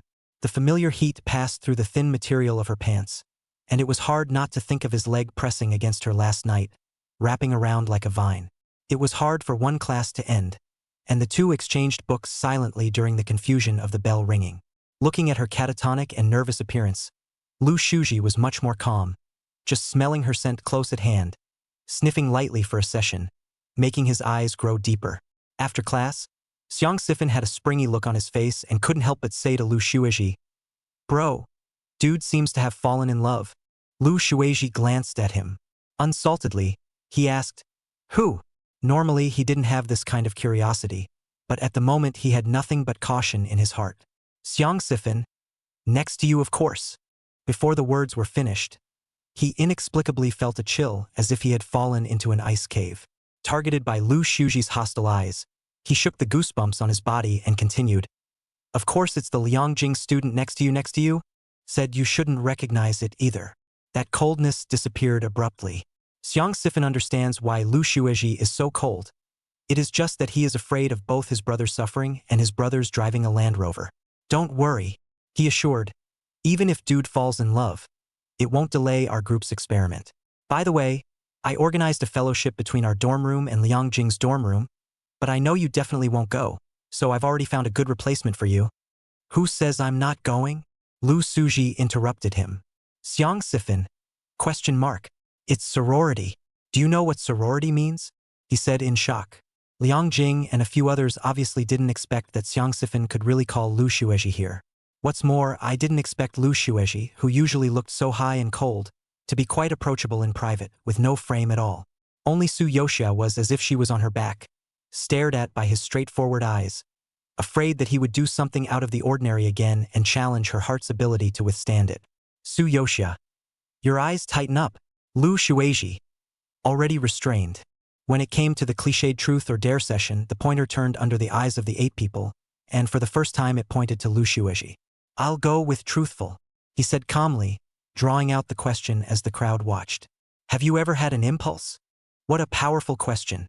What's even more explosive is that Lu Shuji didn't hesitate for a second. Yes. The whole room was in an uproar. What a shocking secret for them to hear. This fellowship came at the right time. Liangjing even couldn't help but ask, "Who is it? Do we know each other?" Lu Shuji's gaze fell faintly on one spot, the expression on his face unreadable in the obscurity. Only the two who were staring at each other knew that their eyes were gripping each other as in a spiritual kiss. Su Yoxia was simply stared at to the point that her scalp went numb and her breathing tightened. Hearing Lu Shuji faintly say, "This is the next question," it was as if she was walking on a tightrope. This relationship is so on edge as long as it's not publicized. She could only secretly send a message to Lu Shuji. "Come out for a moment." Lu Shuji. Good. Taking a break from the game, the two left the box back and forth without moving. In the unoccupied corner, she punched Lu Shuji and protested, "You're getting more and more deliberate." Receiving a painless blow, the corner of Lu Shuji's lips lifted slightly, and those suppressed emotions dissipated quite a bit instead. "Is that so?" he said in a flat voice. "I thought that's the kind of excitement a good boy likes." As if Su Yoxia was seen through her small mind, she instantly lost her temper. Well, even though she likes to play this game of nothing in front of you, nothing in front of you. But Lu Shuji gave her difficulty every day. Who can't stand it? She knew what Lu Shuji meant, pouted her lips or compromised. At the end of this semester, we'll make it public. Lu Shuji's tone was light. Half a month. At least by the end of the year. She tried undauntedly to talk about the terms again. Lu Shuji, 1 month. The tone of voice brooked no argument, without the slightest room for concession. Okay. Su Yoxia sighed. Soft light spilled over the heads of the two men, lengthening their shadows diagonally. Collect some interest first, Lu Shuji suddenly said. Su Yoxia didn't understand what he meant and looked up in confusion. Just as Lu Shuji cupped his chin, he leaned over without saying a word and very lightly pecked the corner of her lips. Warm, soft touches met, sticky breath melting into the refreshing night air. They had never been so intimate outside, except in a strange city, back in North City, since they had been dating. Su Yoxia was wrapped around his waist with one hand and gently brought her whole body into his arms. The shadows that fell on the ground were also like ink mingling, indistinguishable from each other. This shamed Su Yoxia into reminding him, our roommate could come out at any moment. But she didn't push him away after all. And around the corner, a few heads, close together like a string of excited quail eggs, poked their heads out from behind the wall and huddled together to look over. There was no telling how long they had been watching, and each of their eyes were filled with undisguised shock and excitement. So much so that the atmosphere was lively and quiet after Su Yoxia and Lu Shuji returned to the box again back and forth with their faces as normal. Everyone played the game on the surface, only looking out of the corner of their eyes every now and then at the two protagonists who had long been in the dark. Lu Shuji, however, didn't care about this and only asked, going home at night? Su Yoxia, do I look like I can go back? She was now no different than a traitor in the eyes of her roommates, and was about to be severely tortured. Lu Shuji's thin lips pursed into a cold arc, suddenly giving birth to a feeling of lifting a stone to hit his own feet. Chapter 226 The Highly Cold Schoolmaster is a Mad Dog 16. After Su Yang's confession was rejected, she began to have frequent dreams. In his dream, on that sunny hot summer vacation after the college entrance exam, he and Su Yoxia got together. They walked on the stone road of the Hudong. The trees were dappled with shadows, and the cicadas chirped endlessly. Su Yoxia tilted her face up and smiled at him, and her clean and translucent eyes were filled with the reflection of him alone. The Su Yoxia in his dream especially loved him, and no matter when, he could see through those eyes, a liking that was so thick that it couldn't be melted. They got married as a matter of course, and later Su Yoxia got pregnant. When she ran to him in her dream with a pregnancy test, her eyes were red and she carefully hugged him and said, Su Knight, we're going to have a baby. Yet the dream is not all good. The baby didn't survive. The doctor said she was in poor health and the chances of her getting pregnant again were slim to none. Looking at the girl secretly shedding tears on the hospital bed, he hugged her tightly and comforted her. It's okay. As long as we have each other, that's enough. Su Yang truly didn't think it was a big deal. As long as the two of them were together, he was content. Perhaps the dream was too happy, and every time he woke up from the dream, Su Yangye was frustrated, as if his heart had been emptied. He even speculated that the dream could not be a hint of some kind. It was implied that he and Su Yoxia would eventually come together. After all, the dream was so real, as if he had actually experienced it. He was sure he would have another chance. In the midst of such anticipation, he witnessed the image of Lu Shuji kissing Su Yoxia, and Su Yoxia blinked. Her eyes were the sweetness and softness that he was more than familiar with. Yet this kind of response that was full of tenderness, she unexpectedly gave it all to Lu Shuji. This scene was incomparably blinding to Su Yang. His knuckles slowly tightened into fists, his fingers freeing up veins. Thief. Lu Shuji is a damn thief. The spot that should have been his, the gaze and intimacy that should have belonged to him, all of it had been stolen away by this thief. At that moment, the color of his eyes was infinitely dark, and a great unwillingness was like a wave that engulfed Su Yang. A month may seem like a long time, but it was extremely compressed because of the approaching midterm exams. Su Yoxia's professional book still came to Lu Shuji's hands, although the two people are not a major, but for Lu Shuji, helping her guide her homework is simply as simple as eating and drinking water. Su Yoxia naturally hugged this thigh firmly, not forgetting to kiss him on the mouth after learning, softly saying, Thank you, brother. Lu Shuji was completely taken by her pampering. In addition to on the sea, the number of times she shouted brother is only a handful of times, and this is the time to call the sweetest. Just a mouthful? His voice was almost compelling as he pulled her into his arms, his fingers absently brushing her lips. Why are you talking about a good tutoring session as if it's an immodest transaction? Su Yoshia muttered in a small voice, but she still hooked Lu Shuji's neck, her lips exploring along her chin to his lips, lightly entangling with his tongue. When Su Yoshia went downstairs, she saw several workers carrying a large box in. Yeah, just put it here. The person directing them was actually Su Yang. He pointed to a vacant area next to the tea house and shouted, Aunt Su, I'll put it here then. This is the latest generation of intelligent massage chairs that my dad's company is going to launch next month, with much more powerful features than the old ones. I heard Grandpa say that Professor Lu has been suffering from back pain lately, so I thought of transferring one for him to try. You child, you're also too polite, Su Xianglan kept saying. The Su family is a family of academics, but Su's father didn't like to engage in these, and went into business early on. Nowadays, his business is getting bigger and bigger, and several companies under his name have gone public one after another. After the installation, Su Knight then pulled Professor Lu to experience it, and took out 2 bottles of good wine, saying, Professor Lu, this is the wine that my father has treasured for many years, and specially explained that I brought it for you to try. This set of moves coaxed Professor Lu into a fit. Su Yoshia did not move to look at him and retracted his gaze. Once upon a time, even the original book did not see him so attentive. Even when he married the original owner later on, his attitude towards both of his fathers-in-law was quite cold, and he had never been so attentive. When Lu Shuji went downstairs, Su Knight happened to open the wine. I heard that you have a good capacity for alcohol. He met Lu Shuji's cold brow and raised his eyebrows provocatively. Lu Shuji glanced at him and walked straight to Su Yoshia's side. The two were close, shoulder to shoulder, and Su Yang stared at them dead in the face, his face a little stiff. In the dream, the one standing beside Su Yoshia was clearly himself. How sweet the dream was, how loud the reality slapped him in the face. Professor and Mrs. Lu were obviously unaware of the undercurrents going on between a few of the young people, and smiled as they called out to them for dinner. Lu Shuji really is not a person who can be easily drunk. Su Knight intentionally cup after cup of wine. He still looks as usual, cannot see the slightest clue. On the contrary, it was Su Knight, not knowing whether he was in a depressed mood or his alcohol capacity was not good. His face became redder and redder, and finally the whole person lolled and slumped on the dining table. Professor Lu was also drunk. Aunt Su shook her head helplessly and helped him to rest upstairs.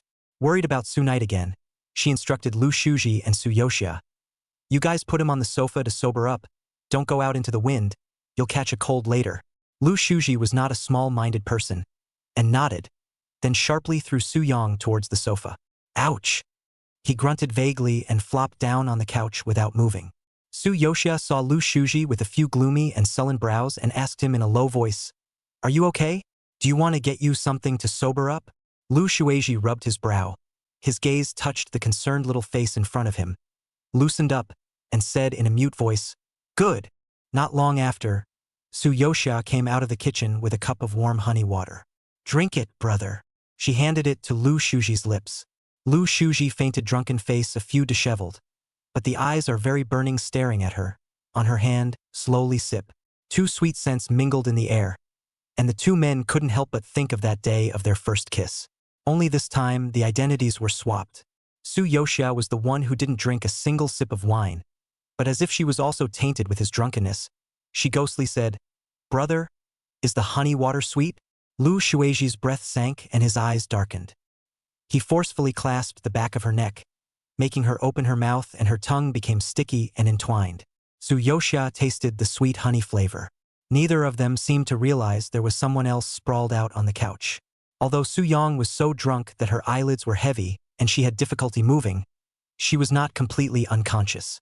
In the haze of his drunken eyes, Lu Shuji's back was turned to him, his tall back almost completely hiding the girl in his arms. But the clear sound of lingering kisses, and Lu Shuji's disgusting love words stolen from nowhere, fell word for word into Su Yang's ears. And like a sleeping husband, no, worse, a sleeping husband, the tip of his nose began to grow reddish round balls. Harder. Qui Knight. The fists are hard. Chapter 227 The Highly Cold Schoolmaster is a Mad Dog 17. You of a women's dormitory. Brother Fame got another award. Liang Jing sucked on her milk tea and said enviously as she looked at the group's happy news. How can someone send out a top issue and get an award as easy as breathing? The Brother Fame she referred to was naturally Lu Xueji. Sometimes it's only a roommate's boyfriend's distance from the land god to getting rid of the charm. But Lu Xueji, where the male dormitory is just the opposite, the thought of such a cold and reserved flower of the high ridge, every day stay up late to give his girlfriend to delineate the key points of the major courses. Looking at the way Lu Shun was mesmerized, they stood in awe of Su Yoxia. When Su Yoxia went back to school, she was unable to ask Lu Xueji for homework whenever she wanted, as she did at home. For this reason, Lu Suizi has designed an AI applet similar to homework help for her course, but only for her. When he wasn't able to answer questions in a timely manner, she could always ask questions through the AI. Su Yoxia tapped on the program, and the AI named Agape jumped out and asked, "Good boy, what can I do for you?" Agape means unconditional love in Greek, although this private small program can only be opened in Su Yoxia's phone, but the roommates have any learning problems, voice wake it up. Agape will then politely reply, "Hello, how can I help you?" With the help of Agape, the whole dormitory's grades improved markedly, and so Brother Fame turned back into Lu Shun. And as the midterm exams are approaching, students are studying hard, for the enthusiasm for eating melon naturally cut down a lot. So when Lu Xueji and Su Yoxia started going in and out together, the students gossiped for a little while. But both are very low-key and never show love in front of the public, really cannot pick up any melon. Over time, the heat naturally faded. Although there were some opposing voices that Lu Xueji should concentrate on scientific research and shouldn't waste his good years on falling in love. But these negative opinions were quickly drowned out by a waterfall of sound bites. On the contrary, it was Su Knight, who wandered shadily around the corner from time to time, secretly peering at the two of them, with indescribable emotions under his eyes. His friends around him are looking confused. Obviously this dude is coveting someone else's girlfriend. How come he always puts on a look like he's been robbed of his woman, and looks at Lu Xueji's gaze as if he's looking at a male mistress? There were also people who had specifically found a double who bore a slight resemblance to Su Yoxia and introduced her to him. Su Yang, who had always been a prodigal and flirtatious person, had impatiently told someone to get lost. His best friends think he's crazy. Is this still Su Yang? Su Knight's heart is endless regret. He always felt that Lu Xueji is just near the water first. If he had known, he would have pursued Su Yoxia earlier. Obviously he had fallen in love with her at first sight when they first met. If he struck at that time, the reality would be just like in the dream, and the one who went in and out with Su Yoxia inseparable would be him, Su Yang. On this day, Su Yoxia was holding hands with Lu Xueji, walking in the snack street near the school. This was a busy area where people came and went, and the two attracted a super high turnaround rate, with bright and dark eyes looking at them everywhere they went. Lu Xueji's face did not show. His grip on his girlfriend's hand tightened, as if he was afraid that she would get lost, changing from wrapping her palm to a tighter interlocking of the fingers. It was then that Su Yoxia accurately distinguished that ghost-like, shadowy line of sight among so many gazes. It seems that Su Knight's sleeping husband is not enough, but also want to be a passenger in the tram, the library and the classmates, the elevator passers-by. If he wants to act so badly, he should go to Japan. Happening to pass by a hot and spicy restaurant, she thought of this paragraph in the book. When the original owner was dating Su Yang, she often clocked in at this hot and spicy restaurant. In the Jealous Peeps, she intimately took Lu Xueji's arm and walked into the chicken pot restaurant across the street without looking back, not wanting to have the slightest involvement with the memories of the scum. Su Yang was a little sad and could only eat the spicy hot pot alone. He ate without any flavor, and what was even more pathetic was that he couldn't remember what Su Yoxia liked to order. What's going on? It was like he had lost his mind, and the harder his mind searched, the more blank it became. This also made Su Yang suddenly realize that all those dreams of his were naturally unfolding from his perspective. However, he paid little attention to what kind of expression and what kind of emotion Su Yoxia in the dream had.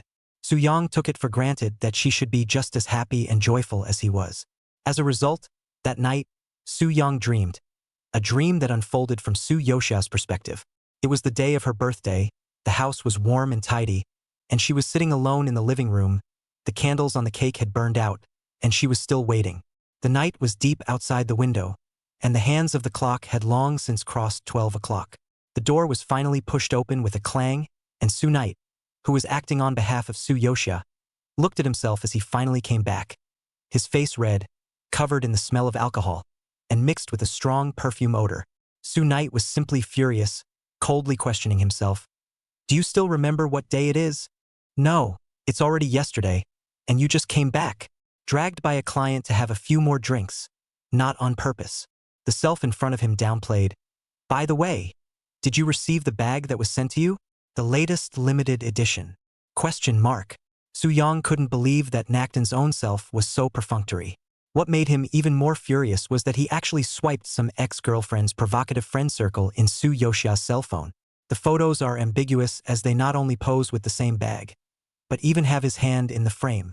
To be honest, Soo-young didn't even remember what this ex-girlfriend's name was, and he cried out in his dream that he had been wronged.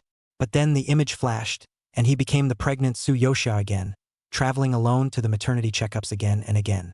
It was also at this time that he realized that the reason the baby didn't survive was because she was frequently irritated by the frequent gossip she saw about herself on the hot search engines, which led to the miscarriage.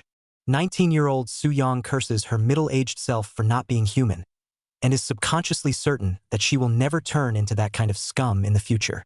He finally returned to his perspective. Just as he was looking at his wife's slender back, filled with repentance, Soo Yoshia slowly turned around. However, that pair of still bright almond eyes no longer contained emotion, only a coldness that made him incomparably unfamiliar. More precisely, it was more like the gaze that the real Soo Yoshia looked at him with, full of indifference and disregard. He heard Soo Yoshia coldly say, "It's not that the future you've turned into this appearance, but that you were originally this kind of person, Soo Knight. Because of the short-lived love that you couldn't have, it made you wrap yourself in a layer of seemingly deep love illusion. You wouldn't think that you really thought you were a great lover, would you?" At those words, Soo-young was like falling into an ice cave.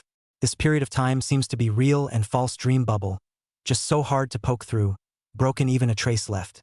Looking at his stunned, remorseful, desperate, and still very overwhelmed expression, Soo Yoshia didn't bother to continue wasting time on him. Mission accomplished, she retired. Open agape. It was a learning AI, and Soo Yoshia hadn't tried any functions other than learning. But debugging AI into a virtual boyfriend has been hot lately, and she searched the internet for instructions first. Agape. Good boy, what can I do for you? Soo Yoshia wore headphones, so it outputted not a mass mechanical sound, but Lu Shuji's voice, a cool tone with a hint of stickiness. Soo Yoshia issued a command. Look at the abs. Agape's usual silky smooth answers actually got stuck this time, and the little circle representing thought went round and round. Just as she was about to give up, a diagram abruptly popped up. Soo Yoshia's eyes widened slightly, and her two fingers quickly raked the screen to zoom in on the key areas. In the photo, the man's thin tee was lifting right up to his bust line, the ambiguity slightly pushing up the material of the garment, hidden from view. The view moves down to a shockingly thin, muscled male dog's waist, with sexy, smooth, muscular lines and well-defined grooves. There was also a small mole she was all too familiar with. Soo Yoshia returned. This AI generated by you is quite realistic. Agape. Good boy likes it. 喜欢苏右下回道，心头一热，更大当然胆地敲下一句，看看勾八。This time, the little circle spun longer. Soo Yoshia, however, was suddenly nervous. Bad, he's not really going to film it, is he? He dares to post it, and she doesn't even dare to look at it. How humiliating it is. Soo Yoshia's cheeks burned, but her eyes were fixed on the screen, afraid that the picture would be pinned if she sent it. After a while, Agape finally replied, "Come down and see it in person." Chapter 228, The Highly Cold Schoolmaster is a Mad Dog 18.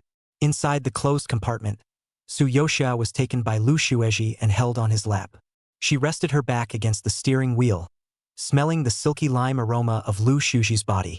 He should have just gotten out of the shower, and the fresh smell was still weirdly nice. Shackling the person in his arms, Lu Shueji didn't make any more moves, but only asked, "Didn't you want to see it?" Mouth high, momentary cool. Really to the time to load the gun, Soo Yoshia instead goat heart thumping, eyes hiding. Lu Shueji laughed and lowered his head to kiss the tip of her nose, the same lemony scent as on his body fluttering on her face, a subtle tickle flooding his cheeks. Soo Yoshia couldn't help but shrink her neck, and then she was held by his wrist and pressed towards a spot. His fingertips touched a solid, burning texture, and underneath the undulating lines, the muscles were taut, and he could feel the strong force with a gentle press. Su Yoxia was a bit blushing at first, but after he steadily clasped her hand, her fingertips slowly traced over her abs, and gradually she became comfortable. Instead, Lu Shuji's breathing was heavy, and his low, hoarse voice pressed against her ear. If you want to see something, bring it out yourself. Su Yoxia's cheeks instantly turned red, biting her lip. This is outside. Not good. No one will see. Lu Shuiji had already driven the car out and parked it in a hidden place. The waist was slightly hot. The man's slender fingers caressed her soft waist nest, ambiguously rubbing. Su Yoxia's breathing was also messed up, lying on his shoulder, burying her face in his neck and gently rubbing it. Want to eat? Lu Shuiji suddenly asked in a muffled voice. With this sentence, Su Yoxia suspected that he wanted to be audited. Lu Shuji, want some ice cream? It wasn't hot anymore, and she had a cardigan over her skirt, and I don't know why she was asked if she wanted ice cream for good reason. Still, she nodded furtively and allowed Lu Shuji to take out a small box from the car refrigerator. And Lu Shuji only allowed her to take a small bite. This only bite of cream eventually melted in each other's tips. This last box of ice cream was settled by Lu Shuiji. He picked at the skirt of the dress, smeared it in places, and devoured it himself.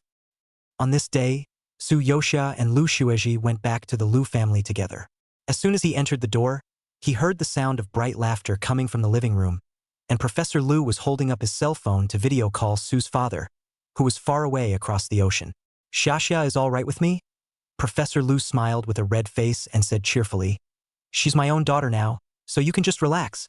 With you guys taking care of Xiaxia, I am of course most relieved. Su's father's voice came out from the cell phone. How about the kids? How are they getting along? No quarrels, right? That goes without saying, Professor Lu said. Both brothers love Xiaxia as if she were their own sister, and the three of them are very close. As he was talking, he heard a commotion at the door. Professor Lu looked over at the sound and immediately greeted him with a smile. Xiaxia is back. Come over quickly, your father and I were just talking about you guys. Su Yoxia answered and quickly walked over to the screen like a well-behaved kitten. She raised a smile and cried out sweetly and softly, Dad, Uncle Lu's family is very good to me. Don't worry, I'm very well behaved over here. Father and daughter often videotaped and reported on each other for 3 days, getting to know each other well. But this was the first time Lu Shuji had videoed with Su's father. He quietly followed behind Su Yoxia, listening to the intimate conversation. When Su Yoxia finished, he bowed slightly and said calmly and politely, Hello, Uncle. I'm Suzy. Sweezy it's been a long time, you've grown so tall. You're so talented and smart. Your father is blessed. The corner of Lu Shuji's lips always carried a light smile. You are too kind. I've heard that the weather on the east coast of the United States isn't too good lately, so you should pay attention to keeping warm. Good Suzy. Thank you for hanging around. Su's father also smiled from ear to ear, again praising Professor Lu for being so awesome. How on earth did he teach such a perfect child? Professor Lu's face in front of the camera was filled with pride. That's right. But off camera, Professor Lu was amazed. According to his youngest son's reticent personality, he thought it would be nice to say hello. But he didn't expect to not only say so much, but also be so thoughtful and considerate. He almost didn't think he'd heard wrong. Professor Lu stroked his chin, pondering, thinking that it was true that being an older brother was different, understanding and knowing how to care about people. Just a slight movement of his eyes, and he couldn't help but mutter in his heart. How come he didn't see him shushing his own father so much? Chapter 229 The Highly Cold Schoolmaster is a Mad Dog End. In the end, the call ended with Professor Lu repeating the words my daughter and my brother and sister. Although Su's father was happy in the video, in reality, his back teeth were almost clenched. To the evening, Su Yoxia and his video will hear him grudging and aggrieved. This old Lu robbed my daughter, but also in front of me to show off up. Xiaxia will not be and Dad world first good bar. How could it be, Dad? Su Yoxia smiled and comforted him, giving him an idea in the meantime. I'll go and snatch Lu Shuji into our family and make him your son-in-law, so you won't be at a disadvantage. Okay? That's a good idea. Papa Su subconsciously thought it made sense and nodded his head several times before reacting that something was wrong. Son-in-law? What son-in-law? Su Yoxia hemmed and hawed and pouted at him. You just promised. Lu Shuji was reading a book in the next room when he heard laughter. a cheerful sound like finches fluttering their wings, and the corners of his lips hooked up slightly. Suyosha ended the call with her father and waited for a while without waiting for Lu Shueji to send the familiar sentence.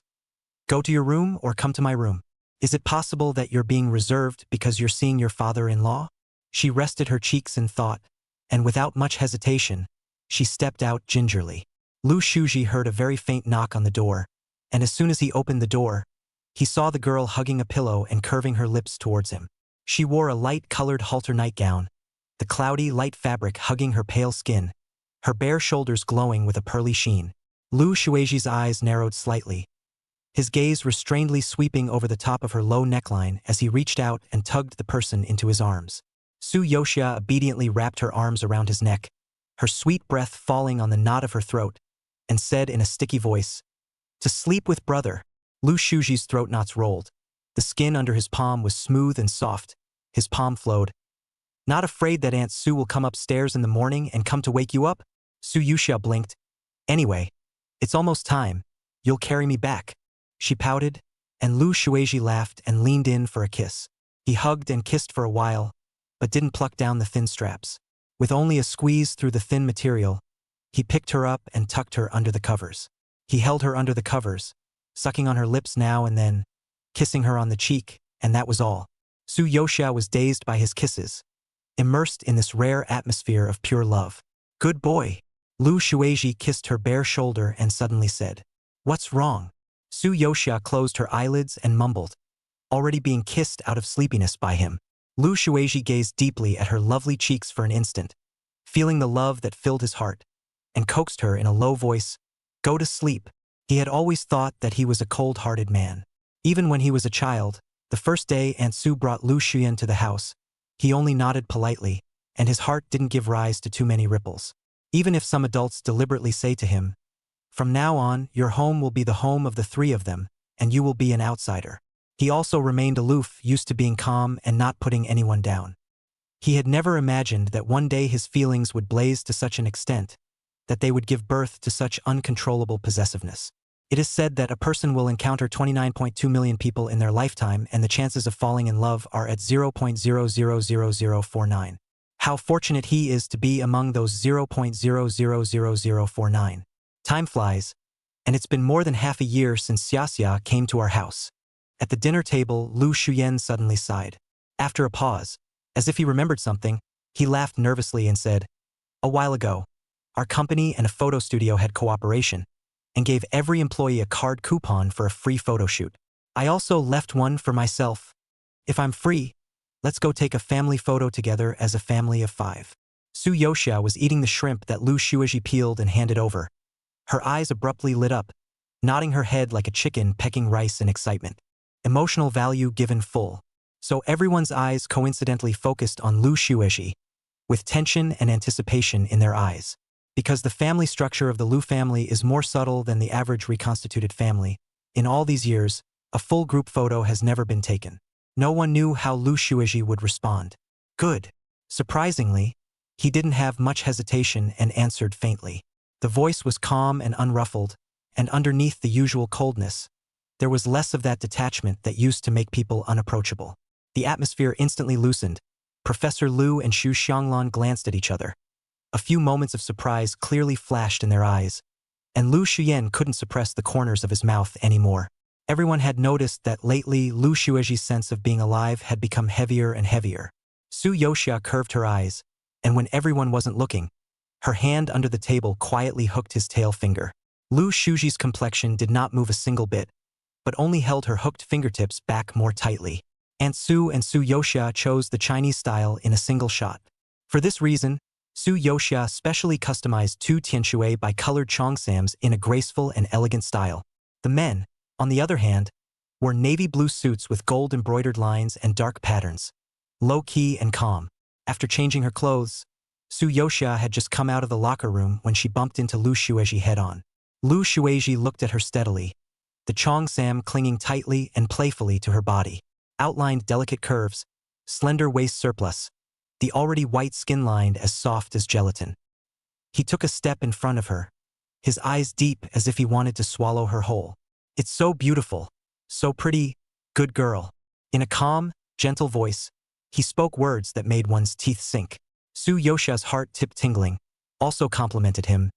You are also very handsome, oh boyfriend. Lu Shueji raised his lips.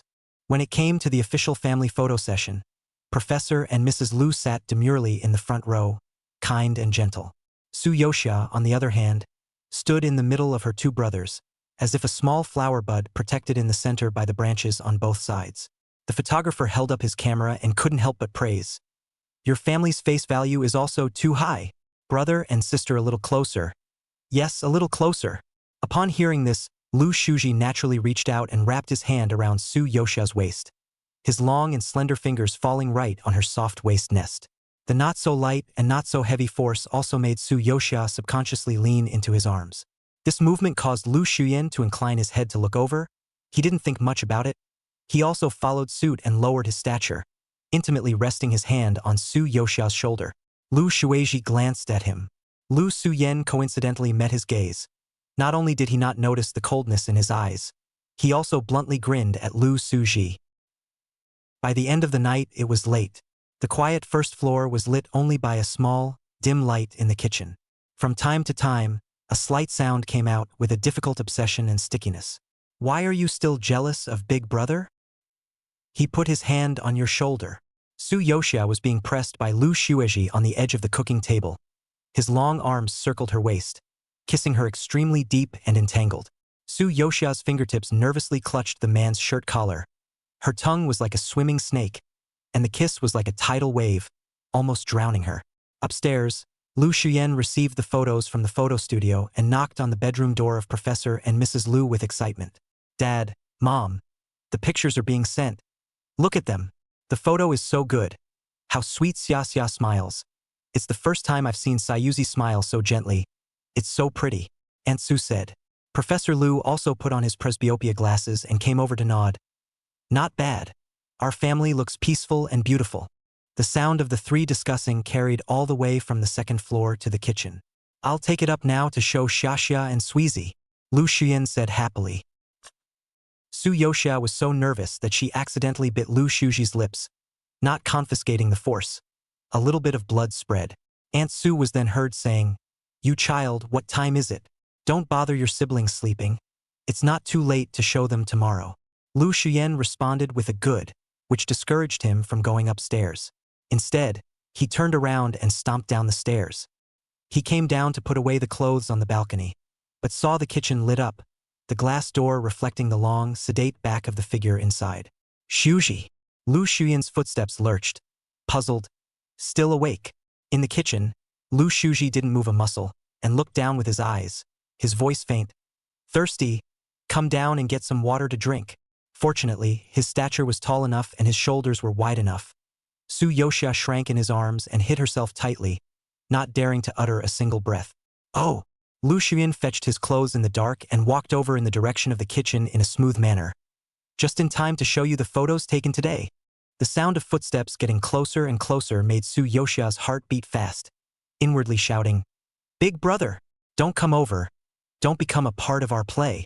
Listening to the thumping heartbeat, Lu Shuji patted her back, soothingly, and calmly spoke. It's too late, brother. Let's see it in the morning. Lu Shuyan really stopped in his tracks, and a hint of surprise flashed across his face. Taking a family photo is different, and this is one of the few times he's heard Sayuzi call himself brother. He laughed. Okay, you go to bed early too. Footsteps finally far away, Su Yoshia as if she had held her breath for too long. Her small face red as if a ripe persimmon, wolfishly breathing heavily. Still going on? Lu Shueji asked as he encircled her a little tighter, his panting intensifying. Su Yoshia shook her head. This isn't the kitchen at home after all, and you can't leave ST all over the place like you can at home. Lu Suji. Then go upstairs? Su Yoshia nodded and added in a pitifully soft voice. The legs are scared soft. Lu Shuji lost his smile and lifted her legs, holding her steadily to his body like a child, and turned toward the stairs. Kissing can still go on. He held her in his arms, kissing her as he went, his lips chasing hers, entangled and loving. Just passing the second floor, Su Yoshia was obviously very nervous. Vaguely, he could hear Professor Lu and Aunt Su talking lowly in the room, and the sound of water flowing as Lu Suyen was taking a bath. Su Yoxia's legs hanging on Lu Shuji's waist unconsciously tightened around him. The whole person was like an octopus, holding him tighter. There's a thrill. On the contrary, Lu Shuji pondered that he should speed up his earning speed again and buy a house with stairs at an early date. Before Lu Shuji publicized his relationship with Xiaxia, he specifically asked Professor Lu if he had taken any antihypertensive pills, and asked Aunt Su to take one as well. The atmosphere was heavy. Sure enough, when Professor Lu learned that he was with Xiaxia, he closed his eyes in pain and ran his hands back and forth across his chest.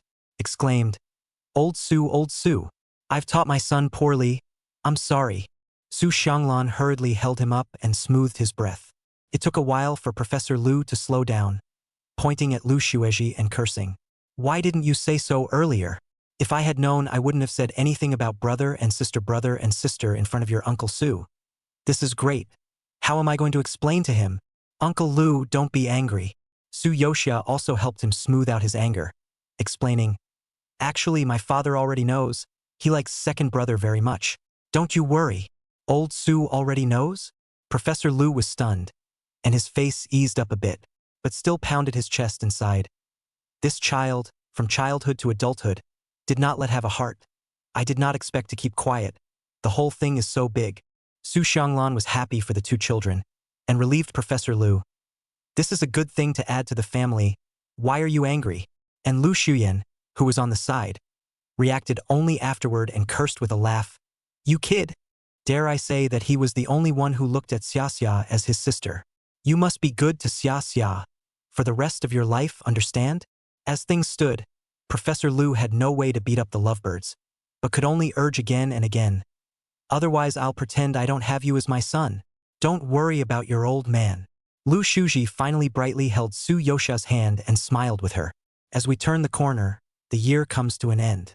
On New Year's Eve, the house was in an uproar, and before eating the New Year's Eve dinner, Su Yoxia trotted out into the yard and lit the lanterns hanging on the trees one by one. The light reflected the light smile that rippled around the corners of her mouth. Not far away, Lu Shuji stood under the porch, his eyes always gazing at her. He raised his cell phone and lightly pressed the shutter, just in time to freeze Su Yoxia's face as she turned and smiled at him. Su Yoxia ran towards him. The snow was stepped out with a slight creaking sound.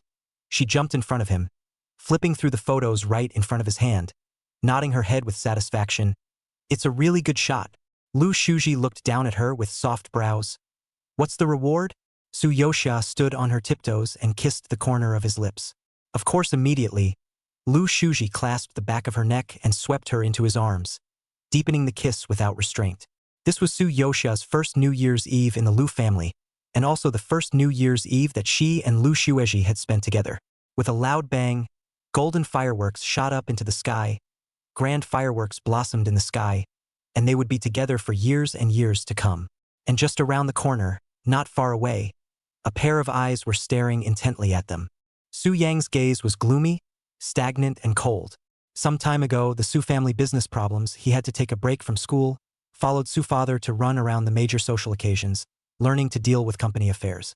Little did he realize that when he finally took the time to come back, he would see this unbelievably harsh image. Su Yang sneered, consoling himself that it was just the hormones of a hot romance going to his head. He didn't believe that Lu Shuji could be deeply in love all the time. All the feelings would eventually fall flat.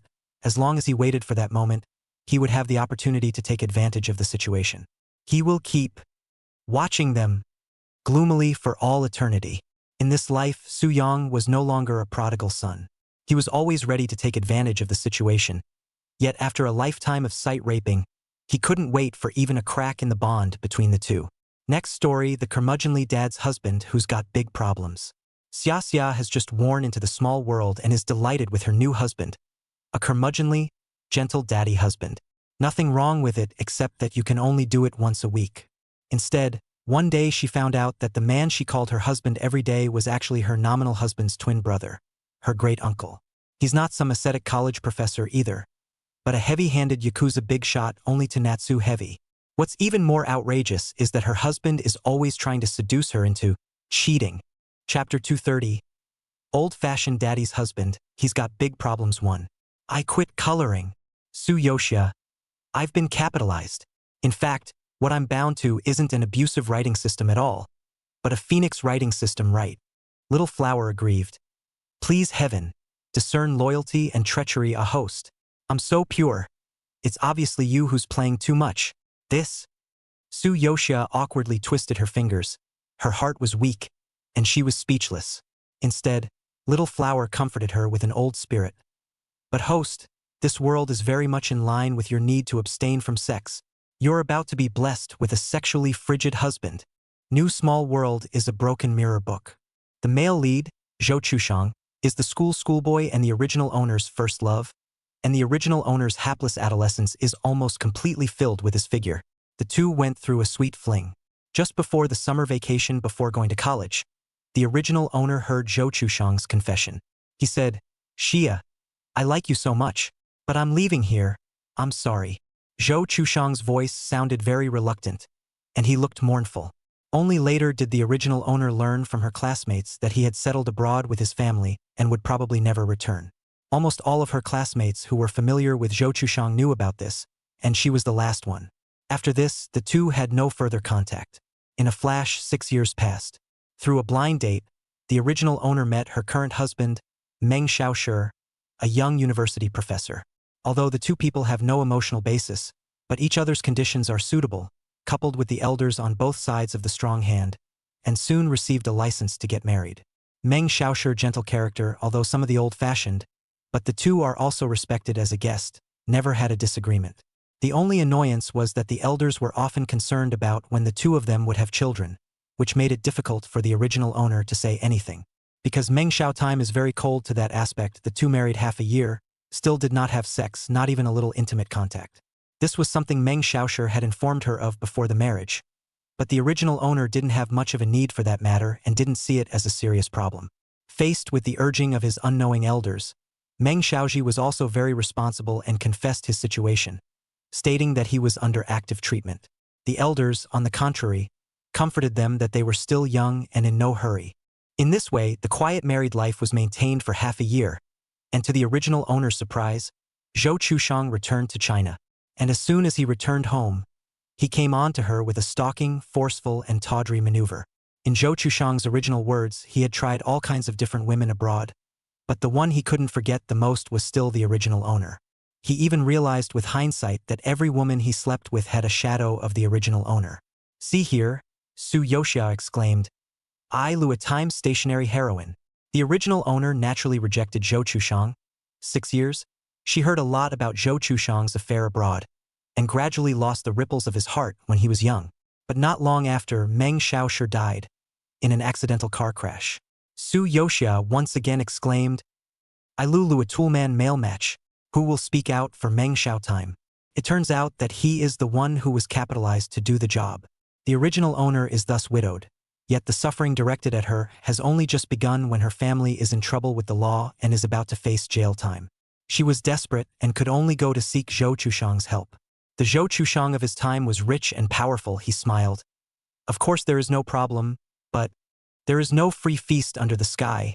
I have no reason to help a person who is not a relative, right? But then, being married to me is different. He rubbed the original owner's pale, paper-like cheeks and smiled even more willfully. When something happens to my wife's family, how can I, as a husband, stand by and do nothing? In this way, the original owner still fell into Zhou Chushang's trap step by step and married him. And Zhou Chushang did as he said, and set the original owner right for both big and small troubles. The original owner spent what others saw as a broken and happy life.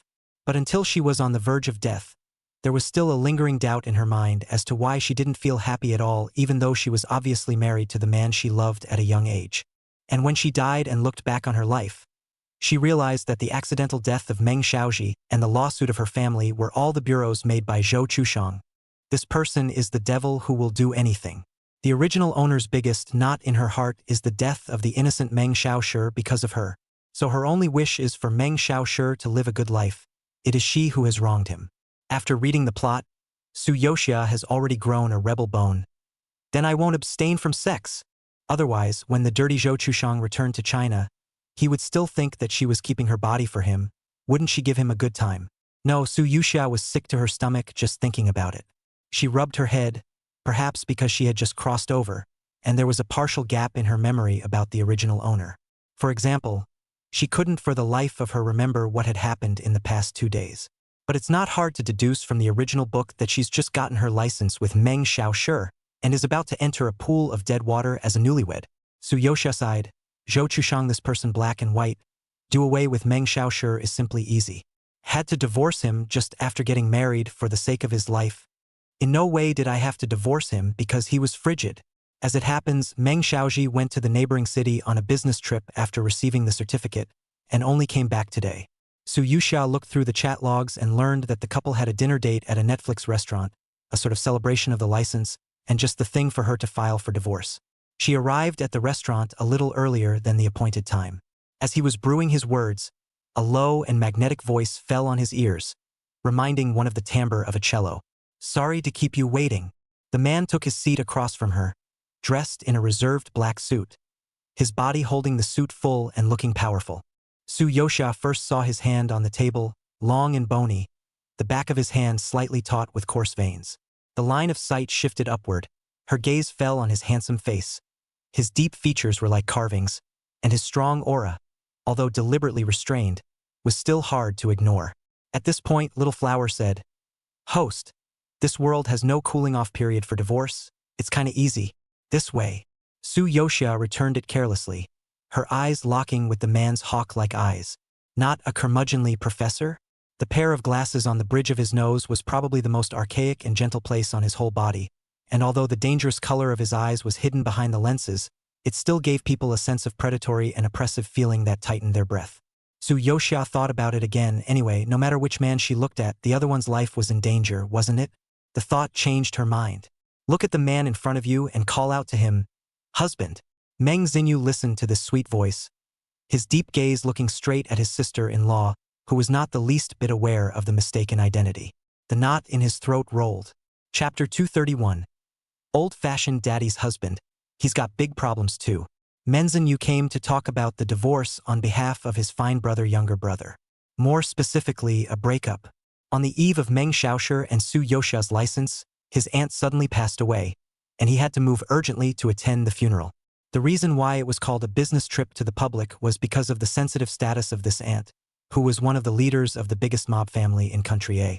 And this mob family is none other than the Meng family. Although Meng Xiaoshi was the blood brother of the current head of the family, Meng Xinyu, he had never been involved in the family's affairs and did not want to be associated with the Yakuza. Even his future wife, he hides it. I thought the condolence trip would not take much time, but unexpectedly, on the way to the funeral, Meng Xiaoji was involved in a car accident. This time it was really an accident. He was severely injured and lay immobilized in a hospital bed on a ventilator. But it's good to get your life back. After this experience, Meng Xiaoshi thought a lot, especially want to understand one thing. He really should not delay the human girl's sex life. It's a good thing the two got a license extension and didn't have to burden her with the name of a second marriage. Meng Xiaoji himself can't even breathe, so he can only ask his brother Meng Xinyu to talk. The dowry is returned in full. The bride price does not have to be returned. In addition to the girl has any requirements, he also hopes that Meng Jinyu can try to meet. Meng Xinyu told him to rest easy and recuperate, and that he would take care of this for him. I didn't expect to hear a tingling husband as soon as I took my seat. The sappy tone poured into his ears, the tingle seeping all the way into his bones. What did you call me? Meng Xinyu looked at her with sullen eyes. The deep eyes behind the lenses were indistinguishable. At first glance, there are a few more shapes and sizes of fierce beasts. Although we haven't organized a wedding yet, but we have already received a license, can't we call our husband? The corner of Su Yoxia's lips gently pouted, bringing out a hint of unhappiness. And what an old curmudgeon. Meng Xinyu's pale fingers gently tapped the desktop, thinking of the half-dead and unable to even speak clearly to the fine man. So they have already received a marriage license? It's a bit of a pain in the ass, but it's not a big deal. He looked into the girl's clear eyes. She had grown eyes that spoke of love. It wasn't her fault that she recognized the wrong person, though.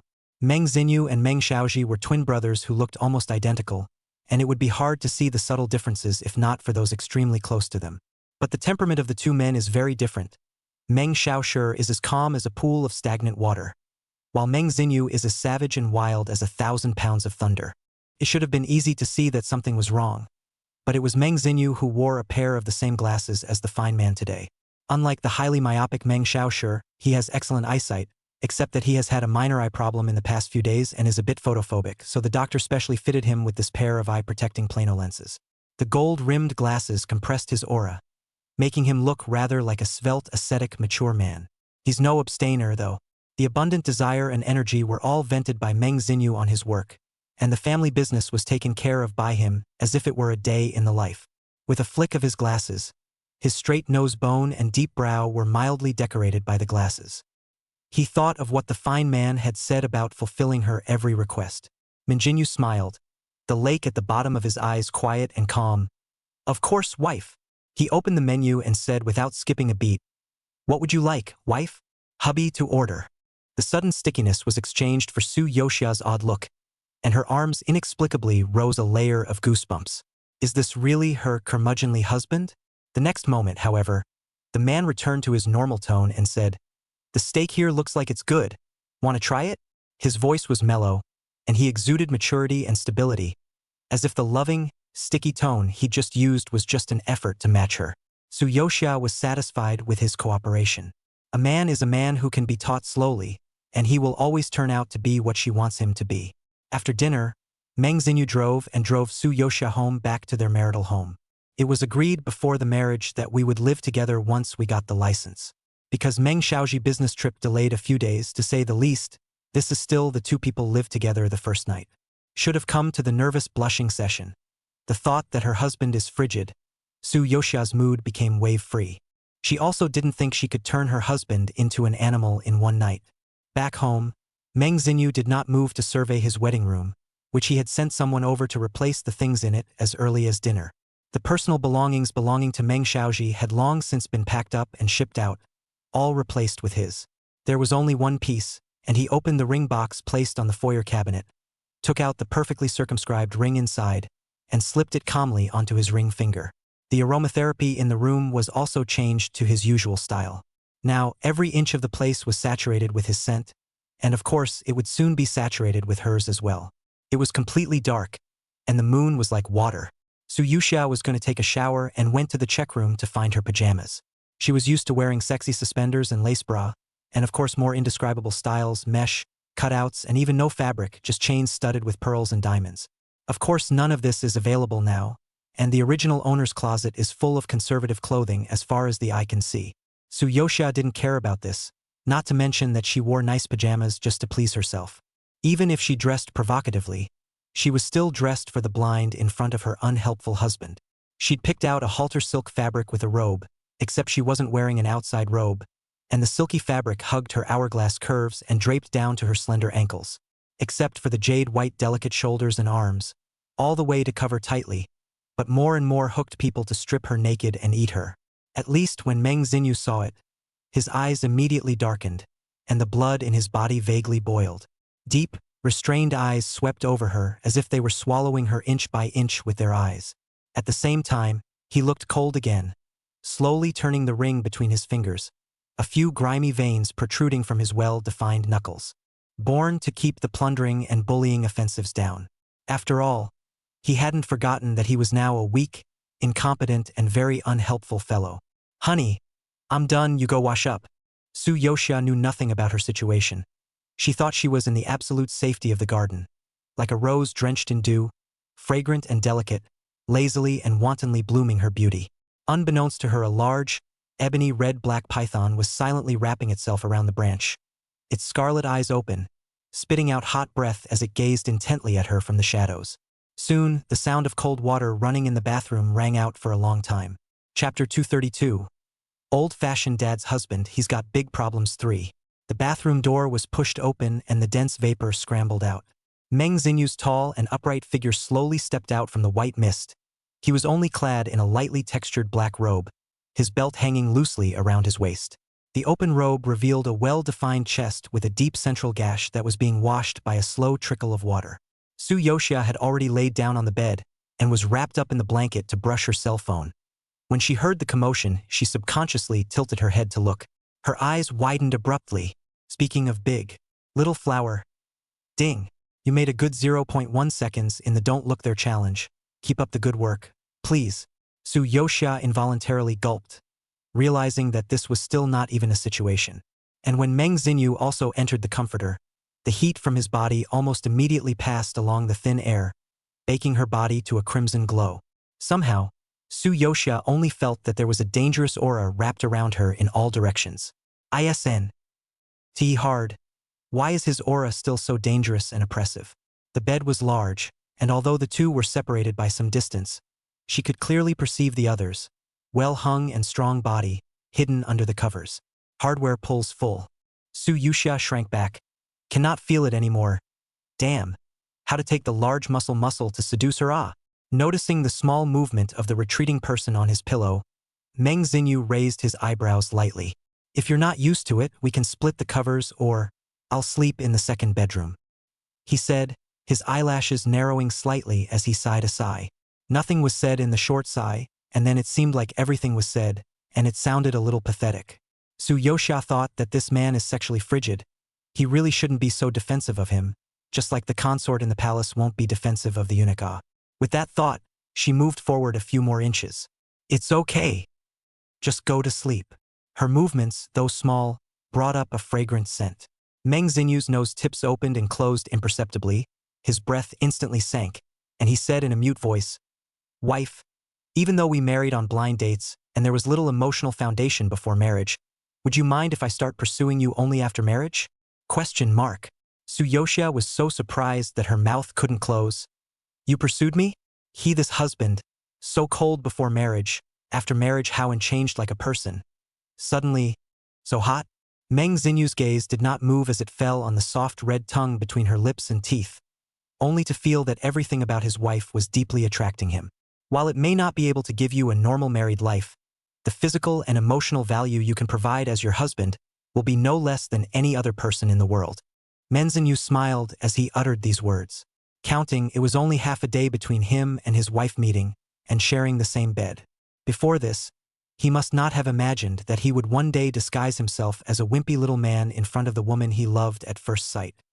He was well aware that he was in too much of a hurry and took the most saber-rattling path possible. But he just couldn't wait a moment.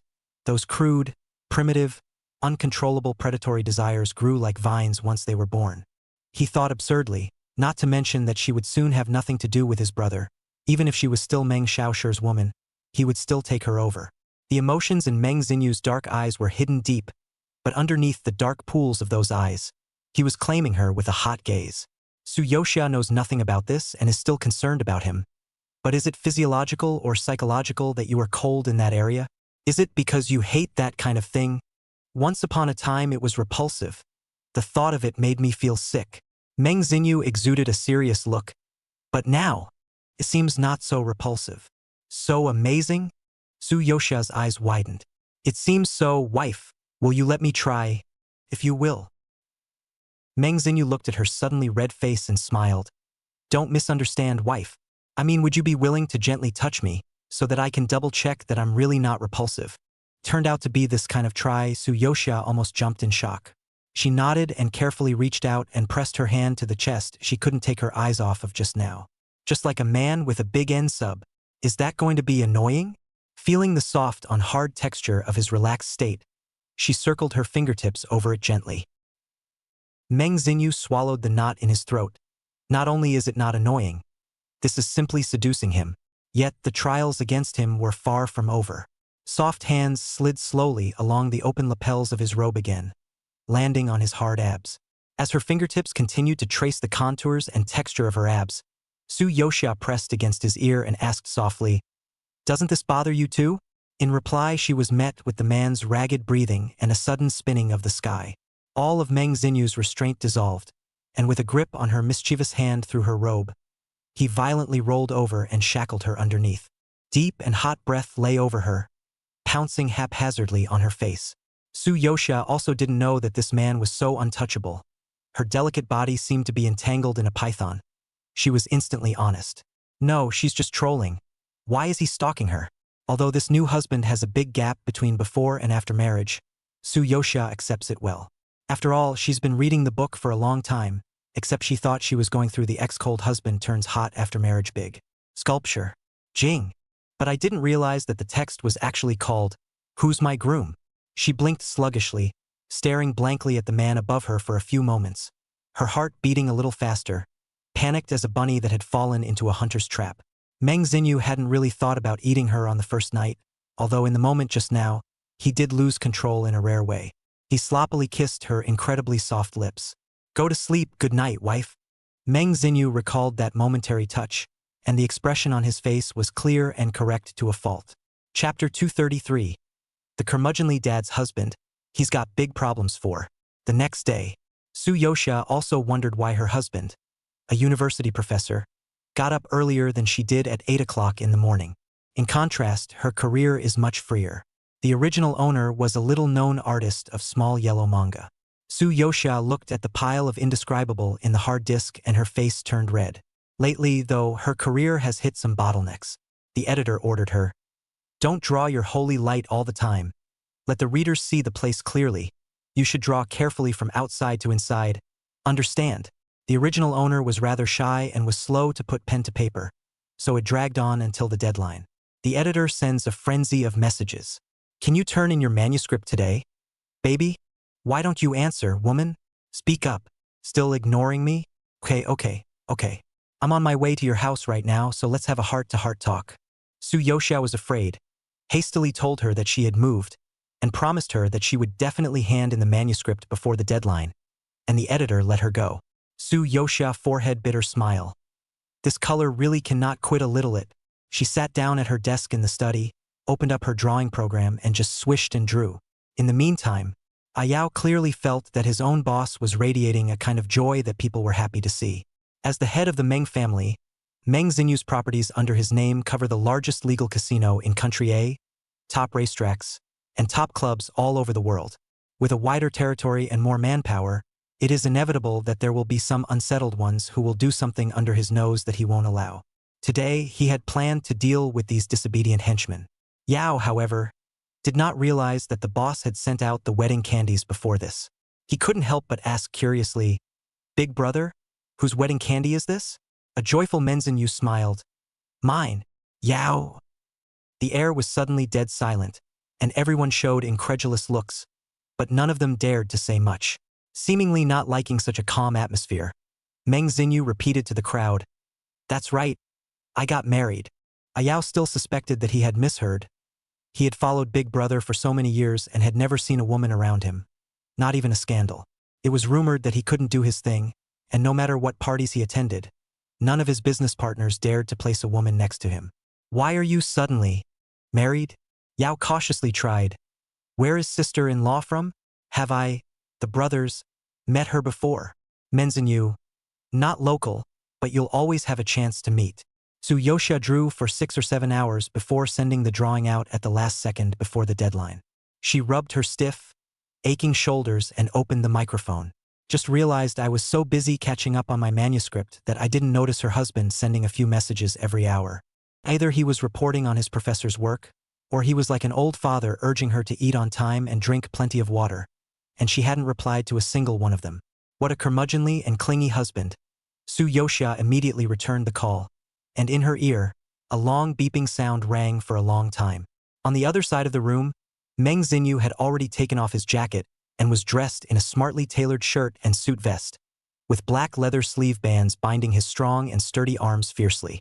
The red-soled leather shoes stepped steadily and forcefully on the floor, glowing with an icy sheen. He kicked the bloodied guy on the ground slowly and methodically, as if to make sure he was still breathing. Not far away, there was another man with his hands and feet tied, kneeling on the ground in the same sorry state, intermittent pleas for mercy coming out of his mouth. Big brother, please spare me this time. I really won't dare to do it again. Meng Xinyu looked at him from above, his eyebrows deep and cold under the backlight, occasionally looking down and expressionlessly playing with the already loaded pistol in his hand. That's when Meng Xiaoji's cell phone rang. It's a cell phone he's dealt with and can only get calls from one person. In the breath held by the entire audience, Meng Xinyu took out his cell phone from his personal pocket without a moment's hesitation, and a soft light swept across the bottom of his eyes when he saw the name displayed on the screen. The man on his knees couldn't control the ho-ho-ho sounds he was making because of the pain, even though he was trying to hold it back. It's a little loud. Meng Xinyu frowned slightly, and in the next second, he dryly shoved the black and heavy muzzle of the gun into the man's mouth, gagging all his screams. That's what picked up the phone. Hearing his wife's voice, Meng Xinyu's brows spread. All his irritation and displeasure instantly dissolved due to this sweet and moist voice. His voice was soft. "What's wrong, wife?" "I'm sorry, hubby. I've been catching up on drafts all day before I saw you send so many messages." An apologetic voice with a sappy tone came from the phone. Meng Xinyu smiled. "You never have to say sorry to me, wife. I know you're busy. I'm just worried that you're so busy that you forget to eat," he said, lifting his eyelids and glancing faintly in Yao's direction. Yao is having sour teeth and twitching face, thinking who is this small-minded, gentle, meaty man in front of him. Is this still his boss with majestic and powerful aura? But when he bumped into Meng Xinyu's ancient black eyes, his body trembled and he immediately jogged over, taking over the pistol to continue gagging the man. Meng Xinyu sat back on the sofa and calmly turned on the surveillance. Looking at his wife in the study, he said calmly, "Come to see me in University City now?" "Sure." Chapter 234. Old-fashioned dad's husband. He's got big problems 5. The air froze into a dead silence, and you could hear a pin drop. No one dared to make a single sound, even breathing carefully. The crowd hung their heads in respect and waited for Meng Xinyu to finish his call. Meng Xinyu looked at the watch on his wrist. From here to drive to the university town of a city, the fastest would take nearly 3 hours. If his wife went to the school, she would likely find that Meng Xiaoji had taken a semester off because of the car accident. He had to get to school before his wife did. Su Yoxia was about to go out when the doorbell rang. A sharply dressed woman in a professional suit appeared at the door, followed by a long line of staff in uniform. "Good afternoon, ma'am." The woman smiled and spoke, her tone respectful and skillful. "Mr. Meng has specially instructed us to bring you the latest fashions, high heels and bags from the major brands for this season, as well as jewelry, and some accessories suitable for everyday wear. Please make your selection." Su Yoxia was stunned and didn't react for a moment. "You guys come in first." The group fishtailed in an orderly fashion. The large living room turned into a dazzling array of shows. Su Yoxia dialed another number. It was picked up quickly over there. "Honey, did you arrange all this?" she asked, looking at the mountain of luxuries. The man's lazy and low voice came over the phone with a chuckle. "Yes, wife. Are they here already? Then take your time to pick first. There's no rush. It just so happens that I have a meeting to attend, so I'll leave you alone for now." Su Yoxia cannot help but slander, which is not in a hurry. He is a university professor. Where to get so much money? In a moment of silence, Meng Xinyu laughed lowly as if he had the ability to read minds. "Honey, there's no need to save money for me. Although I'm a professor of economics, teaching can only be considered a hobby, not a lucrative business." His tone was as gentle as the deep sea, flowing quietly, and with a touch of forcefulness, as if spoiling his wife was the most natural thing in the world. Meng Xinyu still had some regrets in his heart. He had originally given these brands 3 days to make the most adequate preparations. But he didn't realize that it happened so suddenly that the surprise could only come early, and he felt it was far from perfect. Su Yoxia's gaze swept through the rows of fashions and suddenly fixed on a certain area. Lace, netting, cutouts, and even panties consisting of only 2 thin ties, and beaded necklaces adorned with diamonds and gemstones, were fancy and just the right amount to fill a gap somewhere in the check room. Her face heated up instantly and her ears flushed red. But soon she was into it, and more than 3 hours passed in the blink of an eye, the woman's shopping appetite fully satisfied. Su Yoxia was still a little embarrassed, and didn't know how long Meng Xiaoshi had been waiting for her. Meng Xinyu was not the least bit impatient, just the opposite. He was sitting in the smooth car, idly and obsessively admiring his wife, who was immersed in a variety of dresses, in the surveillance screen, and couldn't get enough of her. After Su Yoxia met up with Meng Xinyu in the university town, the two of them had dinner together first. She then offered to take a stroll around the neighborhood to cool off. Meng Xinyu naturally had no objections, and then flexed his arms more naturally. Su Yoxia understood and took his hand. The two took a slow stroll along the curb, their increasingly intimate figures stretched thin against each other under the streetlight. The pairing of a handsome, tall man wearing a suit like a male model, and a bright, attractive girl with an exceptional temperament, unsurprisingly attracted a lot of attention. A few passing students whispered, "Isn't that Professor Meng from your college? That legendary, Most handsome professor of University A in 100 years. Is that his wife next to him? The faces are too compatible. That's right. It's him.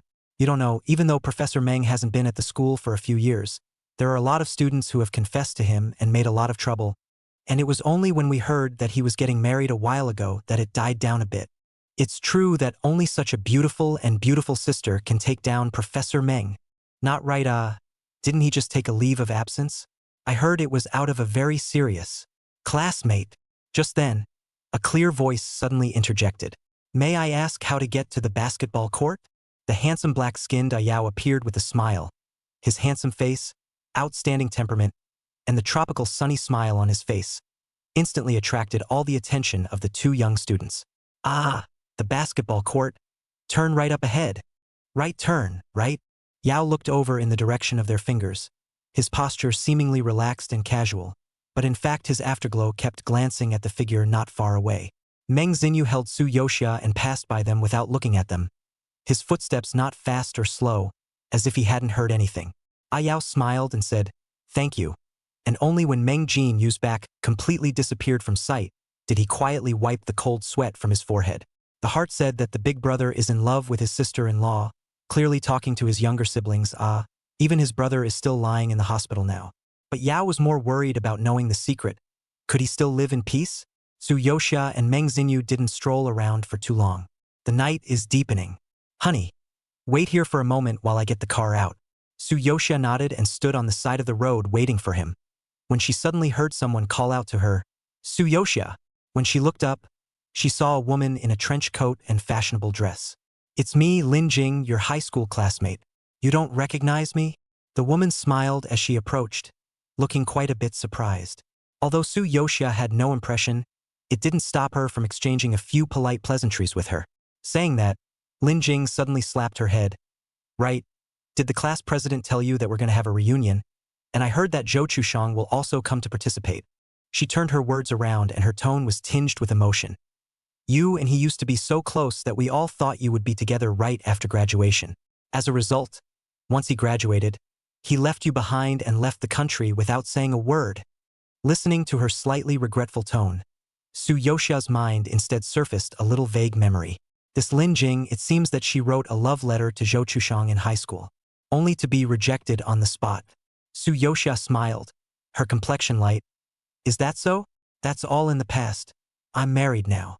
You're married? Lin Jing's eyes widened all of a sudden and her tone drew up. She couldn't help but ask curiously, what does your husband do? He must be the president of some company or an executive. You were the school beauty of our school back then. You must have married well. Her voice was light and quick, but the tip of her brow was permeated with an unmoving scowl. What a pity. I heard that Zhou Chushang seems to be inquiring about you lately, and since he's so obsessed with you, I thought you guys could get back together. There's nothing to pity. Su Yoxia frowned slightly and interrupted her. Just then, Meng Xinyu drove to the side of the road, and with a flash of his headlights, he pushed open the door and stepped out. The 1-meter-91 tall figure walked to Su Yoxia's side. He naturally wrapped his arm around her waist and inquired in a low voice, Honey, is this your friend? Su Yoxia didn't nod and introduced the two of them. Lin Jing, my high school classmate. This is my husband, a professor of economics at the University of A. So it's a university teacher. Lin Jing's eyes quietly swept over the man's SUV that was only a few $100,000. The corner of her mouth raised a meaningful arc and laughed. You can both really match. When she said goodbye, she added, when the reunion comes, be sure to bring this handsome husband of yours. Don't hide it. Su Yoxia pursed her lips. A beautiful date time. Hearing obscure names, obviously a little unhappy. Meng Xinyu noticed her little mood. After getting in the car, he thoughtfully fastened his wife's seatbelt and asked in passing, Honey, who did your classmate just say you were going to reconnect with? The man always had a gentle smile at the corner of his lips. Yet there was clearly an extremely dangerous deep sea hidden in those obscure eyes. Chapter 235. The curmudgeonly dad's husband. He's got big problems 6. Is it the wife's first love? Meng Xinyu's voice was calm. As soon as the words left his mouth, he keenly caught the flash of heart in the girl's eyes. His eyes grew darker and his expression looked a little cold. Not at all. After a short silence, Su Yoxia lightly grunted and unhappily said, "At most, they are just familiar classmates." Familiar. Two short words were enough to stir up countless associations in Manjinyu. As childhood friends, they went to and from school together, attended classes together, occasionally skipped classes together, and were inseparable every day, participating in countless moments of laughter with each other. Meng Jinyu seldom smoked cigars, but now he suddenly craved one. But this was not something a clean-cut university professor would do, so he could only restrain and hold back. It's like trying to stuff yourself into a docile sheep's shell when you're clearly a fierce beast. He smiled, the smile never reaching his eyes. "That person is not a good commodity." Meng Xinyu faintly said, "Listening to you, you haven't contacted each other for 5 or 6 years. He only recently inquired about you. What has he been doing in the past few years?" "You're right." Su Yoxia nodded approvingly. "Once he went abroad, he let himself go. I don't know how many people he slept with. I wouldn't like this kind of man." She paused, and the words that followed were only in her mind, not uttered. "This man is still sticking around like a dog's skin. Can't get rid of him, and will murder you in the future. Just an abominable extrajudicial maniac." Meng Xinyu heard that man in his wife's heart, but is just a black history of the general existence. The heart of this is more comfortable. Surely it would be most comfortable for him to make her forget this man completely. Wife, you know? Meng Xinyu not only poured oil, but also expressed his loyalty at the right time. "My body and mind are the cleanest. Once upon a time a blank. Now as well as the future, it all belongs only to you." Su Yoxia realized that her husband's love words really came out of his mouth, matching his pre-marriage curmudgeonly and cold image, simply sultry. Her cheeks instantly exploded red, and she could only blush as she finished the last sentence in a whispered spat. "And everyone knew about his impending emigration at the time. I was the only one kept in the dark and was the last to know. I hate nothing more than concealment and deception. Teasing me like a clown. He thinks it's funny, doesn't he?" Su Yoxia was lost in her emotions for a while before she realized that the man beside her had been silent for a long time. "Why don't you say something?" she asked, twisting her head. "Men Xinyu, cheating on your wife is indeed abominable."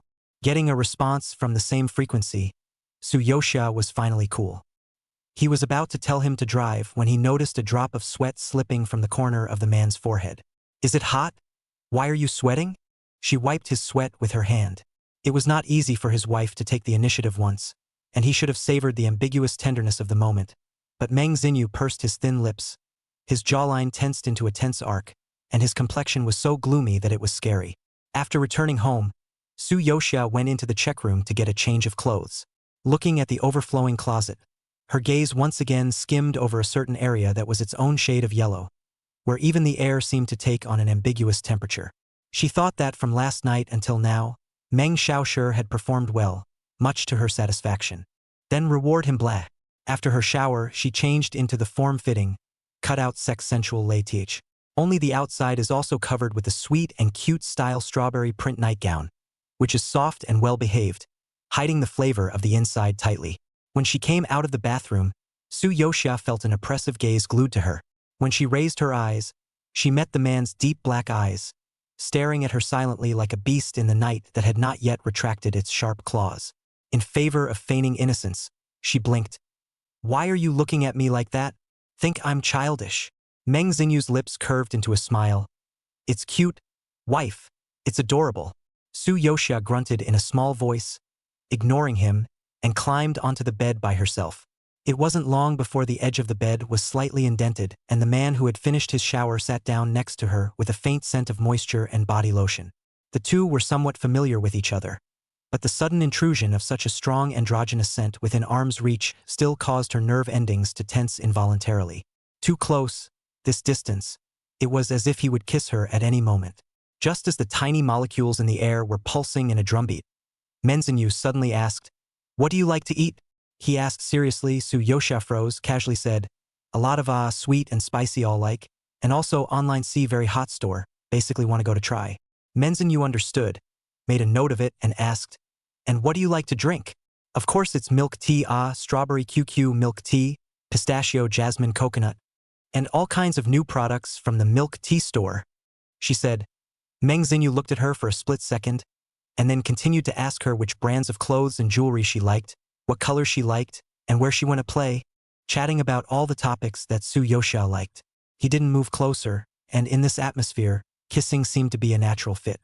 The moment her lips were pressed together, Su Yoxia's breathing tightened and her eyelashes fluttered lightly, but she didn't avoid it.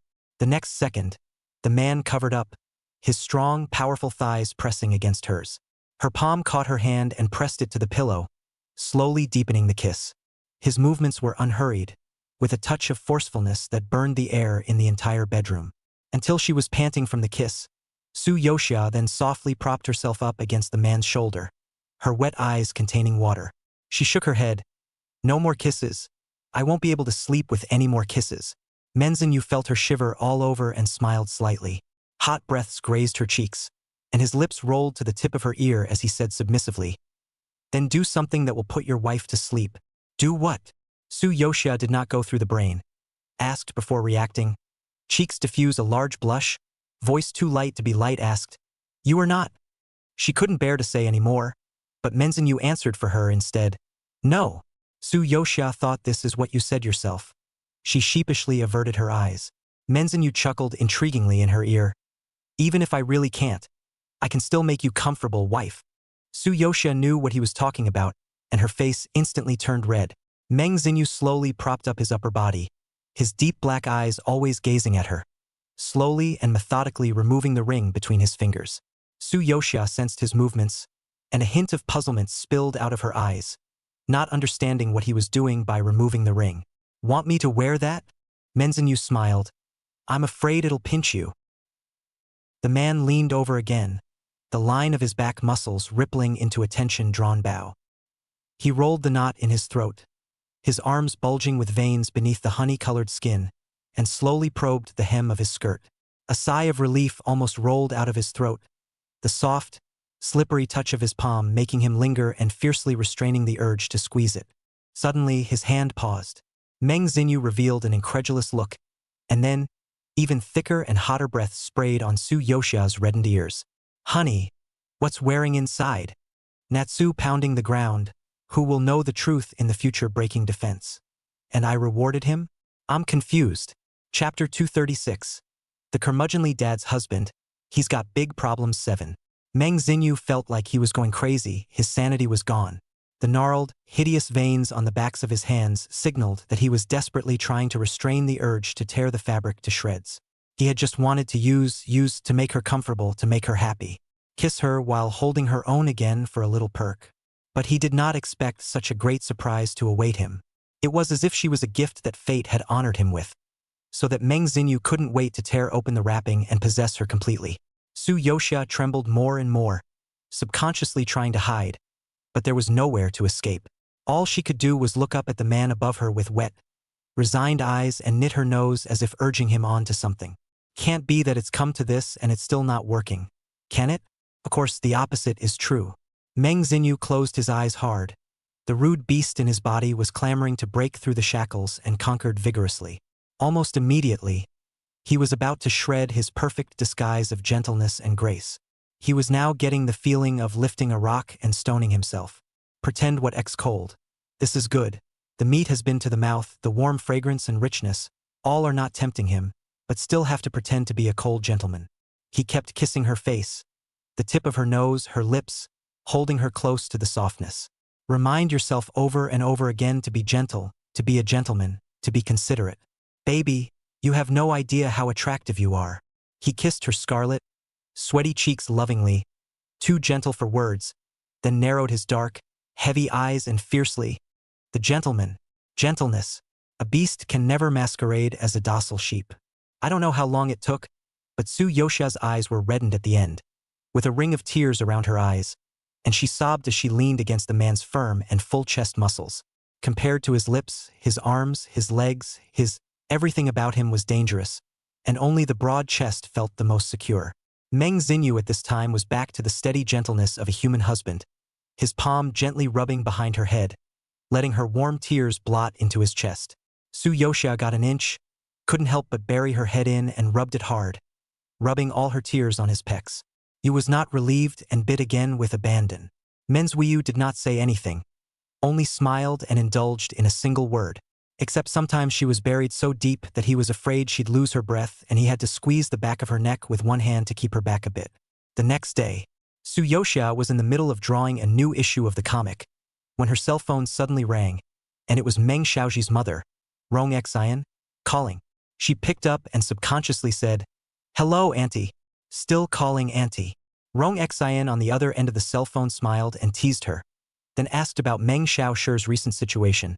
"Xia, is Ah Shi by your side? How come I haven't been able to contact him?" Tsuyoshia. "He just went out. He's probably driving. It's not convenient." "Eh? Mom, are you looking for him for something?" A mom coaxed Rong Xian to close her mouth. Her voice was light. "Aya, it's not a big deal. It's just that your mom and I are out shopping, thinking that we haven't seen you for a long time. So if you two don't have anything to do, come and have dinner with us and have a chat." Rong Xian and Tsuyoshia's mother, Fan Xionging, were college classmates, but the two lost touch after graduation and only reconnected not long ago due to a chance encounter. A chat to realize that both sides have a single son and daughter the two are trying to set up. "I did not expect to really set up the success into the in-laws." Tsuyoshia responded, "There's nothing on my side. I'll go ask Ah Shi to see if he's free. If he doesn't have time, I'll come and accompany you too." "Yes, Xia is so good." Rong Xian smiled. Tsuyoshia waited for her to hang up and then dialed Meng Xiaoshi. The other side picked up almost a second later, and a low, gentle voice came out, "Honey, miss me?" Tsuyoshia automatically blocked the last three words and couldn't help but wonder. "Your mom just called me and said she couldn't reach you? Did you get a call from her?" There was a second's pause in the phone. "Maybe I didn't notice the cell phone ringing just now." Meng Xinyu's voice was light and said calmly. Tsuyoshia didn't get suspicious and went on to ask him about dinner. Meng Xinyu also answered readily, "Of course there's no problem. I'll go over after class." Tsuyoshia didn't know that the lesson Meng Xinyu was talking about was actually a lesson for his subordinates who had disobeyed his orders and opened illegal casinos on the internet privately. After one lesson, all that was left on the floor was a trail of blood, and without a moment's hesitation, he took off the blood-stained suit and casually tossed it into the trash. Change again into the one from the house, shirt straight, cuffs neat, and clean as a whistle. Tsuyoshia arrived at the restaurant where he was eating a little earlier than him. The two moms nodded their heads in satisfaction as they looked at her rosy complexion. Rong Xian was even more relieved. "I was really afraid that this brat Ah Shi wouldn't take care of people and let Xia suffer. Well, he didn't let us down. How could that be? I've always looked favorably on Ah Shi." Fan Qiangying naturally helped her son-in-law with a few kind words. Rong Xian took Tsuyoshia's hand again and said, "Xia, if Ah Shi bullies you and makes you suffer, come to Mom no? Mom will do it for you." Although Tsuyoshia didn't suffer much, her head couldn't help but pop up the image of herself being miserably bullied last night. She quickly put on a good smile and reassured her moms, "Toki is good to me. Both of you please don't worry." She was sweet-talking and coaxed the corners of her second oldest's upturned mouth without ever letting go. Meng Xinyu walked into the restaurant and from a distance, there was this happy picture. The corners of his lips lifted and he walked over quickly with a gentle expression, calling out in his usual tone, "Mom, it's been a long time. Ah Shi is here." Fan Qiangying hadn't seen her son-in-law for a long time and only felt that he was much warmer and not as cold as before. Her face was filled with the satisfaction and cordiality of an elder looking at her son-in-law. The corners of her eyes were all smiles, and she happily said, "We were just talking about you. Come and sit down." Meng Xinyu nodded and sat down next to his wife. Rong Xian was chatting with Tsuyoshia. When she heard a familiar voice, she also subconsciously looked up. However, when she saw the good oldest child that appeared before her, she blanched. Chapter 237. Old-fashioned dad's husband, he's got big problems 8.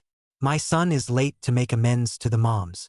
Meng Xinyu naturally rested his left hand on the back of the chair behind Tsuyoshia, a position that encircled her vaguely in his arms.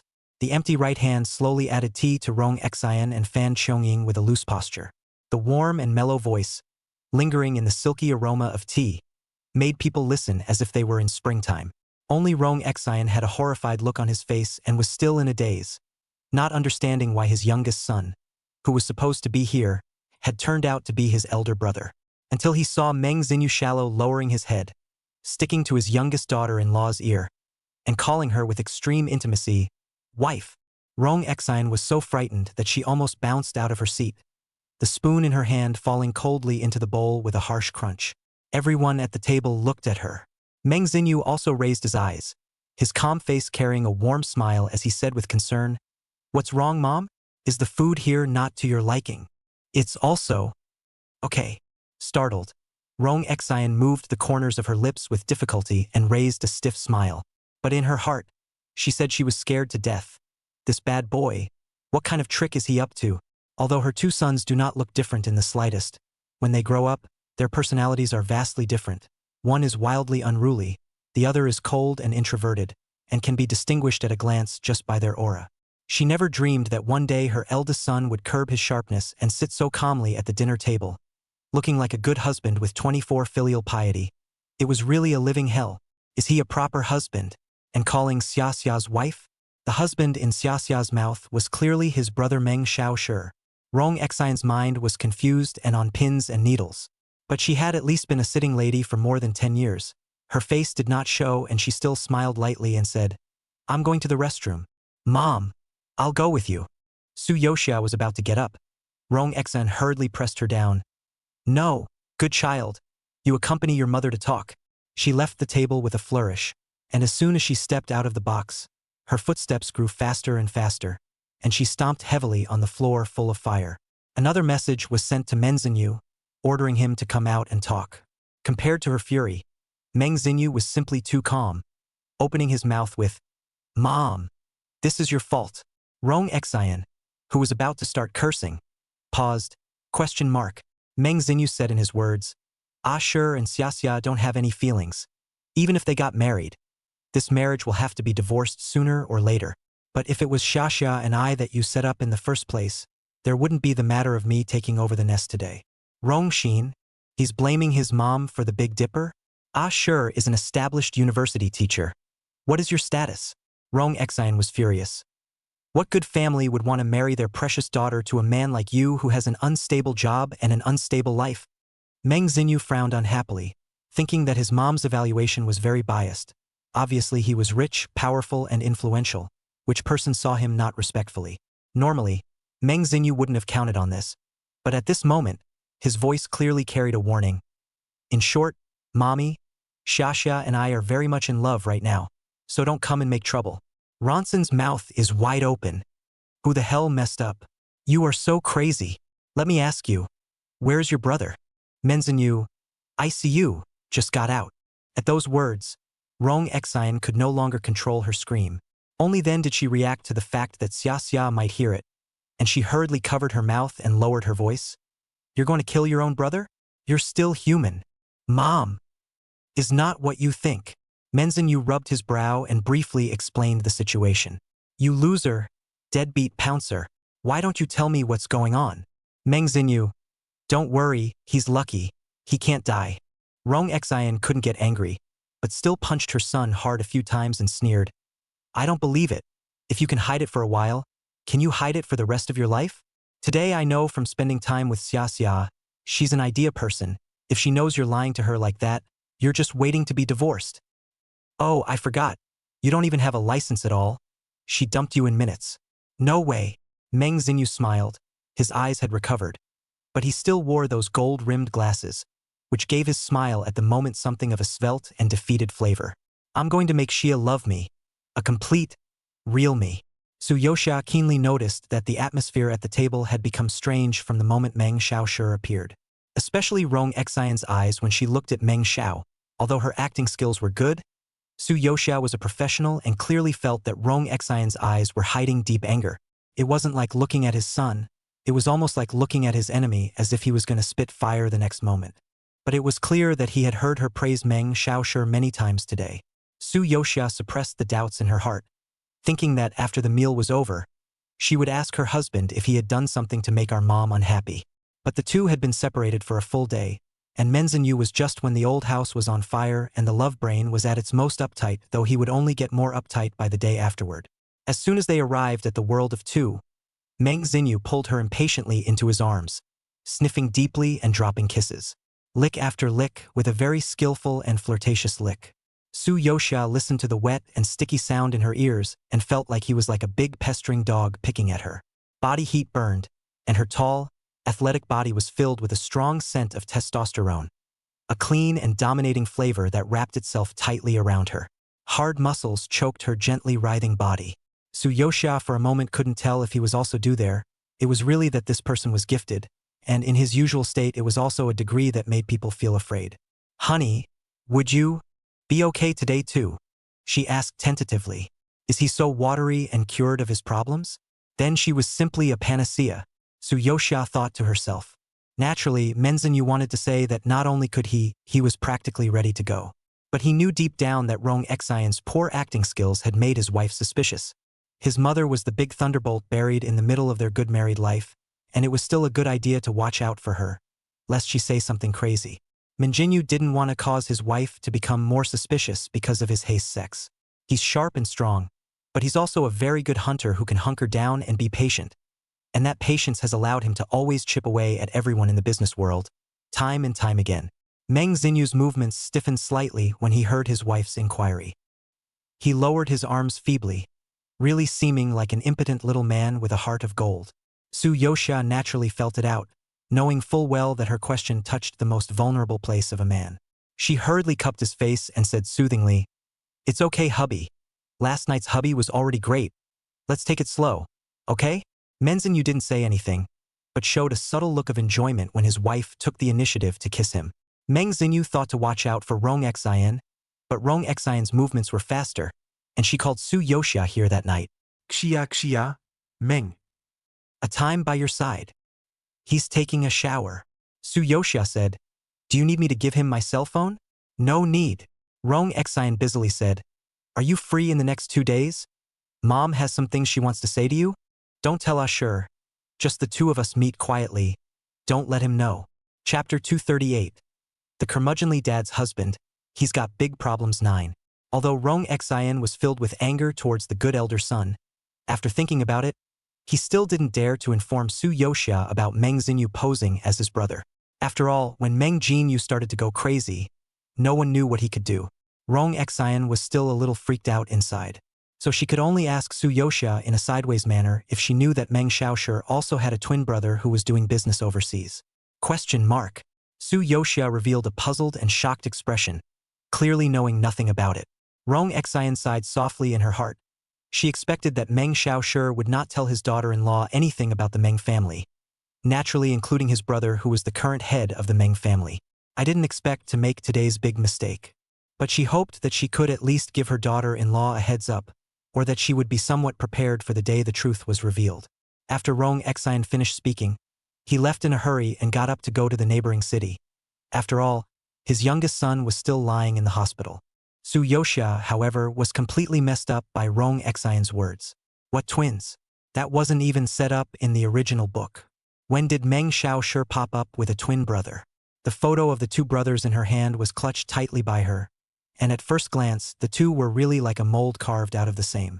But upon closer inspection, those eyes of Meng Xiaoshi were like a pool of stagnant water, cold and waveless, and his body also exuded a faint sense of death. Mengxinyu's eyes, on the other hand, were sharp and stern, like a falcon locking onto its prey, and was seizing her entire sight through the lens in a domineering manner. Yoxia's heart involuntarily beat a few beats faster. I thought to myself that I was really hit. It was clear that Meng Xiaoshi was her husband, but she was unfamiliar with the Meng Xiaoshi in the photo. Instead, Menzhinyu gave her an extraordinarily familiar feeling, especially when I think of Rongxin's vain look when she spoke. That obviously hid something. Something's wrong. Everything's wrong. The more she thought about it, the weirder she felt, and a blasted idea vaguely arose in her mind. Could it be that? Little Flower confirmed her suspicions and suddenly yelled in shock.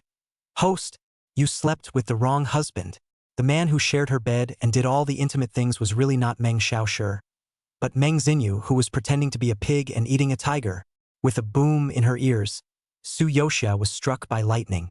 All the scenes that had happened in the past few days were swirling around in her head, the lingering, loving, mingling images seeming to replay before her eyes.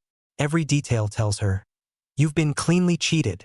She, on the other hand, hadn't even the slightest clue that this man was a wolf in sheep's clothing, and not only was she eaten dry, but she also innocently comforted this abominable to the core man, and even took the initiative to reward him. What's the difference between that and being sold and counting the money? Black history. This was definitely the black history of her fast-paced career. Seeing that the host was about to break his defense, Little Flower vainly consoled. Host, this matter can't be blamed on your momentary carelessness. It can only be said that the script given to us by the main system is greatly faulty. We were all misled by the original book. Su-yoshia coldly grunted. Little Flower, you say, are you light scanning people whether they are virgins or not to go?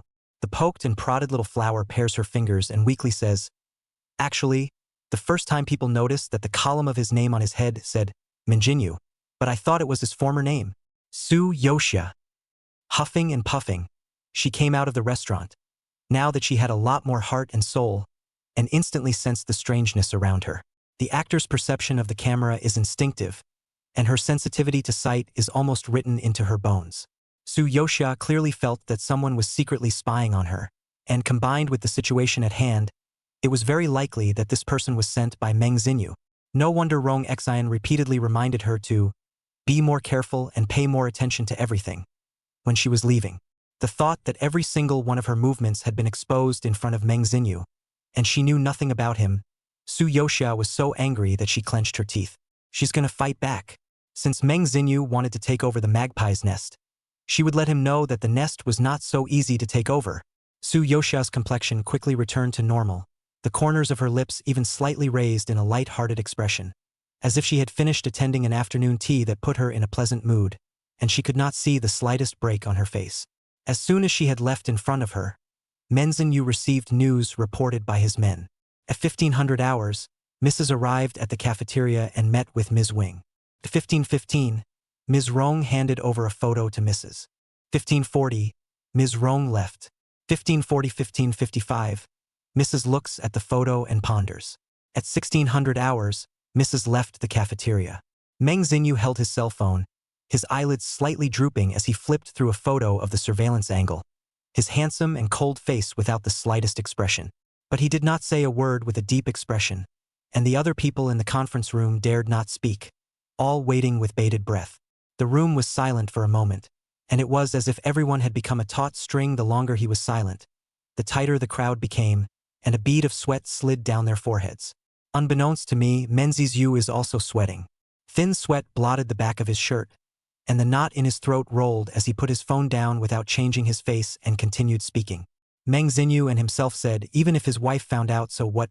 Then she is also his wife, he is her husband, this is an established fact. He, Meng Xinyu, will only have one woman in his life, and since she has to be Su-yoshia, this woman will never be able to escape from him in this life. Thinking of this, Meng Xinyu got a little more air, and drank most of another glass of ice-cold whiskey before he got up and instructed Yao to get the car. Just as he stepped into the house, he saw his wife sitting on the sofa, a pair of snow-white straight legs folded, her slender fingers lightly tapping her knees, looking towards him expressionlessly. The gesture was less like waiting for her husband to come home and more like an angry interrogator waiting for the criminal to confess on his own. Meng Xinyu's spine stiffened, but he still pretended to take a calm step toward her, his tone carrying a deliberate ease as he asked, "Honey, have you eaten yet?" Su-yoshia narrowed her eyes slightly, still staring at him for an instant, but did not speak. Meng Xinyu unconsciously accelerated his steps and quickly walked to his wife, very naturally bending down and trying to hug her. But Su-yoshia waved her hand and pushed it away without hesitation. Meng Xinyu was not annoyed. The corner of his lips still hung a suave smile, but the smile had already revealed a tentative meaning. His tone was gentle and cautious. "What's wrong? Who upset our baby wife?" When he finished speaking, he slowly crouched down to a one-knee position so that his wife could look at him flatly. Su-yoshia glanced at him coldly, her red lips lightly opened, and she spat out 3 words expressionlessly, "Meng Xinyu." Chapter 239. The curmudgeonly dad's husband, he's got big problems 10. Menziesu stuck close to his wife. Those soft red lips were only a hair's breadth away from the tip of his nose. As soon as he opened his mouth, a tantalizing and rich fragrance entered his nose, disturbing his mind. But her voice was so cold that it slammed hard on Meng Xinyu's impeccably disguised composure. The man's expression changed slightly, but he didn't panic. A sticky substance shaped like black paint was surging in his deep eyes, as if to portend imminent danger. "Honey, you know all about it?" His voice was deep, like a cheetah that had suddenly launched itself into a hunt. with strength and a few hints of ferocity. Su Yoxia was certain that, if she revealed him at this moment, this man would definitely not even act. The next second, he'd have her locked up, chained to the bed, completely transformed into a man-eating beast, staring at her every inch of the way until she no longer dared to move a single thought of resistance. Dogman, it's an abomination. Su Yoxia was so angry that she pouted. And the more she didn't want to give him a good face, unhappily asking, "What are you being mean about? Let me ask you, is Menzies your twin brother? Why have you never told me that you have a twin brother? If it wasn't for Mom mentioning it today, were you planning to keep it from me all this time? How long do you want to lie to me? Are you still being mean to me?" A series of life-threatening serial questions heard Meng Xinyu look slightly stunned, and quickly reacted to the reason for his wife's anger. He did just have some dark and nasty thoughts, but that was the worst of it. "Wife, listen to me." He took a dark breath, his voice gentle and calm. "It is indeed my fault for hiding it from you. But the reason I'm hiding the existence of Big Brother is not because Meng Xinyu is some kind of great traitor. You can rest assured that he doesn't have any criminal records and is absolutely upright and kind. Moreover, he has a very successful career and is a very powerful entrepreneur in X City. In terms of his career, he is much better than me, with ruthless means, accurate vision, and strong management skills. All in all, he is a very capable person." However, Su Yoxia looked at him with an increasingly cold face, simply speechless. He even complimented himself? "Don't be angry, okay, wife?" Meng Xinyu lowered his eyelashes, as if it was difficult to speak, and spoke with difficulty. "There's always a competitive mentality between men, especially having such an outstanding big brother. I don't want to be overshadowed by his light in front of you. After all, no matter what man is in front of him, it's easy to feel inferior." Su Yuxia. She was speechless for a moment, and Meng Xinyu only thought her anger had dissipated, rubbing and holding her hand, pecking her lips pleasingly and kissing them again and again. "Forgive me, wife." Su Yoxia smiled. "As long as you don't lie to me again. One more time I catch you cheating on me, we will leave." Before she could finish her sentence, Meng Xinyu ruthlessly blocked her lips and wrapped her in a deep kiss, forcefully depriving her of all sound and breathing. Su Yoxia wanted to struggle, but was tightly clamped by him with his savage muscles. His sturdy and thick arms were like two pythons, easily shackling her in his arms and unable to move. "We're just newlyweds. We don't say those unlucky things." Meng Xinyu gently sucked on her petal like red lips and asked again, "What else did Mom say to you?" Su Yoxia grunted, which brought up the matter of that photo. Meng Xinyu narrowed his eyes imperceptibly and coaxed her to take out the photo. He glanced at the group photo, which was taken several years ago, and confirmed that he was more handsome in the photo than Meng Xiaoshi, and only then did he withdraw his eyes, not forgetting to add, "Big Brother looks, indeed, a bit more handsome than me." Su Yoxia almost rolled her eyes at him. She said quietly, "Don't you two look exactly alike? Can my wife recognize which one is me and which one is Big Brother?" Meng Xinyu asked. Su Yoxia didn't think twice. "Of course, you wear glasses and he doesn't." Meng Xinyu, "Can you tell the difference even when it appears to you in reality?" Su Yoxia laughed. "Don't underestimate me." Meng Xinyu, "What if he and I both wore glasses and stood in front of you?" He looked at her morosely, his dangerous gaze seeming to turn into a snake that slowly crawled up her body. Su Yoxia scrunched her neck at her look and muttered vaguely, "That's only if I really see it, then I'll know." Meng Xinyu laughed lowly and did not continue the topic.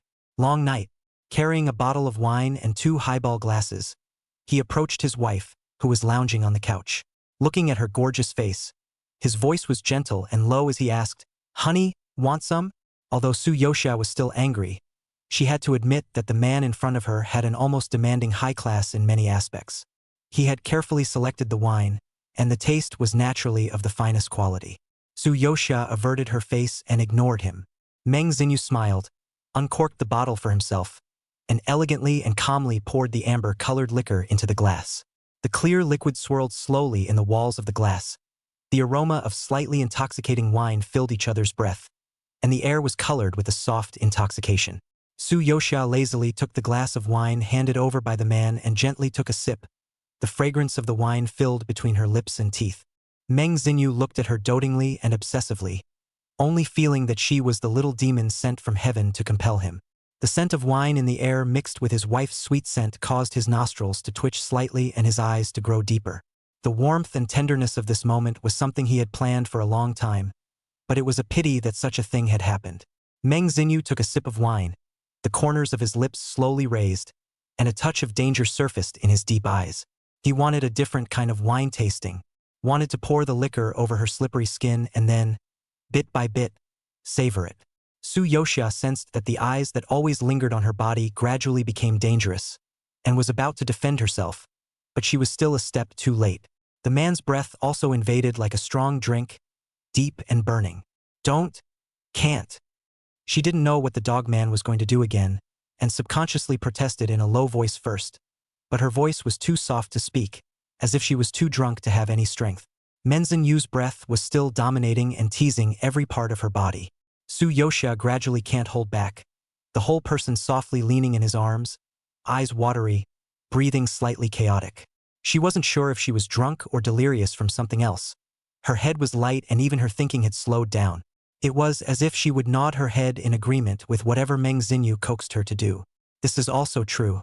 When Meng Xinyu inquired in a muffled voice in her ear, "Wife, do you want to drink it in a different way?" With a confused look on her face and big watery eyes, she licked her lips and dutifully responded, "Yeah." Meng Xinyu hooked his lips. Team. She called out to him in a daze. Meng Xinyu's smile faded for a moment, and his face immediately sank. Chapter 240. The curmudgeonly father's husband, he's got big problems 11. Meng Xinyu was obviously overwhelmed by these few days of happy married life. Totally forgot that they were also in a relationship for 6 months before the wife and brother got their license. He was the one who was too deep into the drama, and how immersed he was earlier, how gloomy he was now. Meng Xinyu gazed deeply at his wife's small face that was as thick as a begonia flower under the drunkenness, and couldn't help but think, was it he, Meng Xinyu, or Meng Xiaoxue, that she was calling with each of her husbands? He also breathed out a mouthful of wine, and the hand wearing the wedding ring cupped Su Yoxia's chin. His fingers couldn't help but add some strength. "Honey, call your husband. Your husband is Menzies-yu, you know? Call Menzin-yu husband."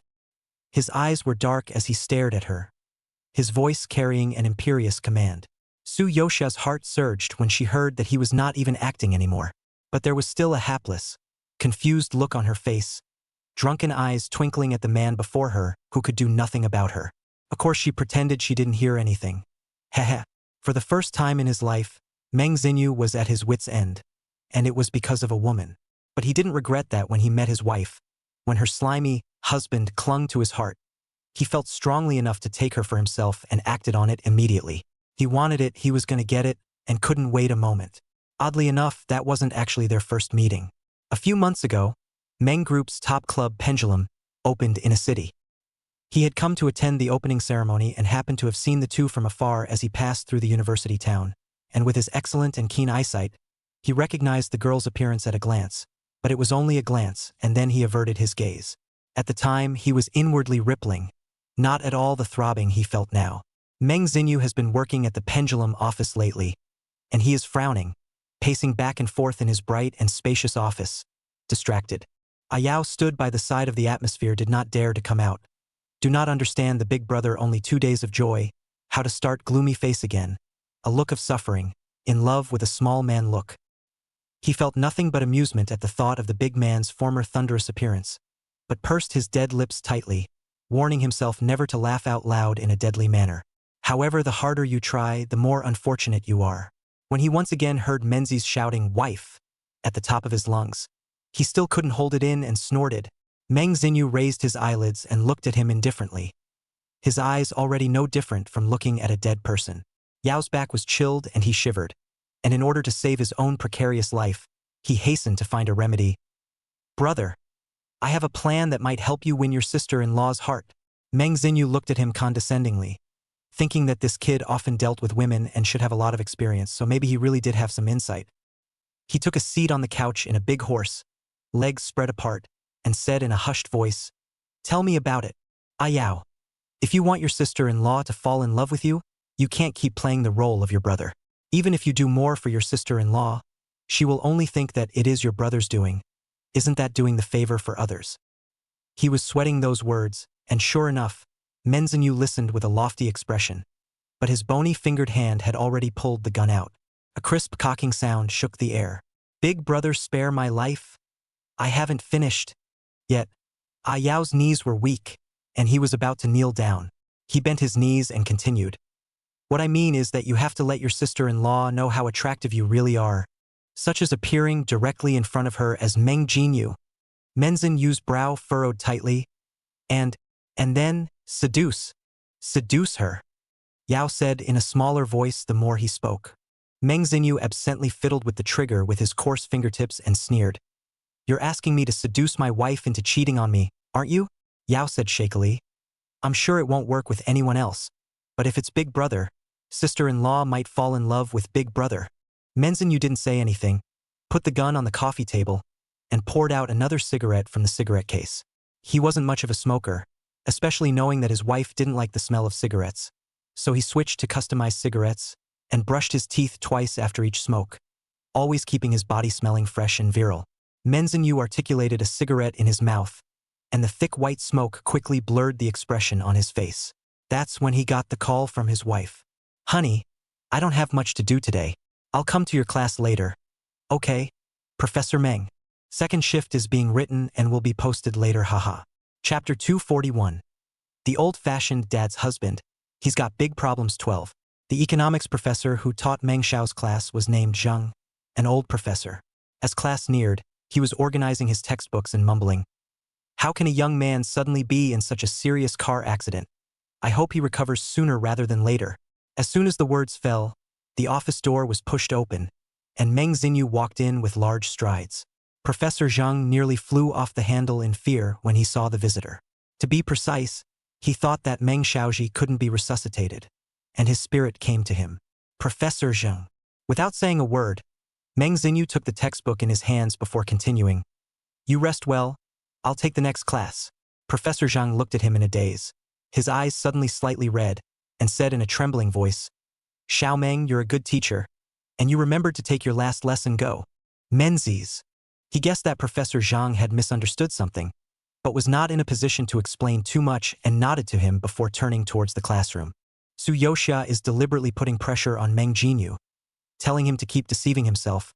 She wants him to experience the feeling of being on edge as well. She stepped on the bell and reached the classroom slowly, suddenly realizing something. Usually in this case, the last row of seats has long been full, and the only empty ones are.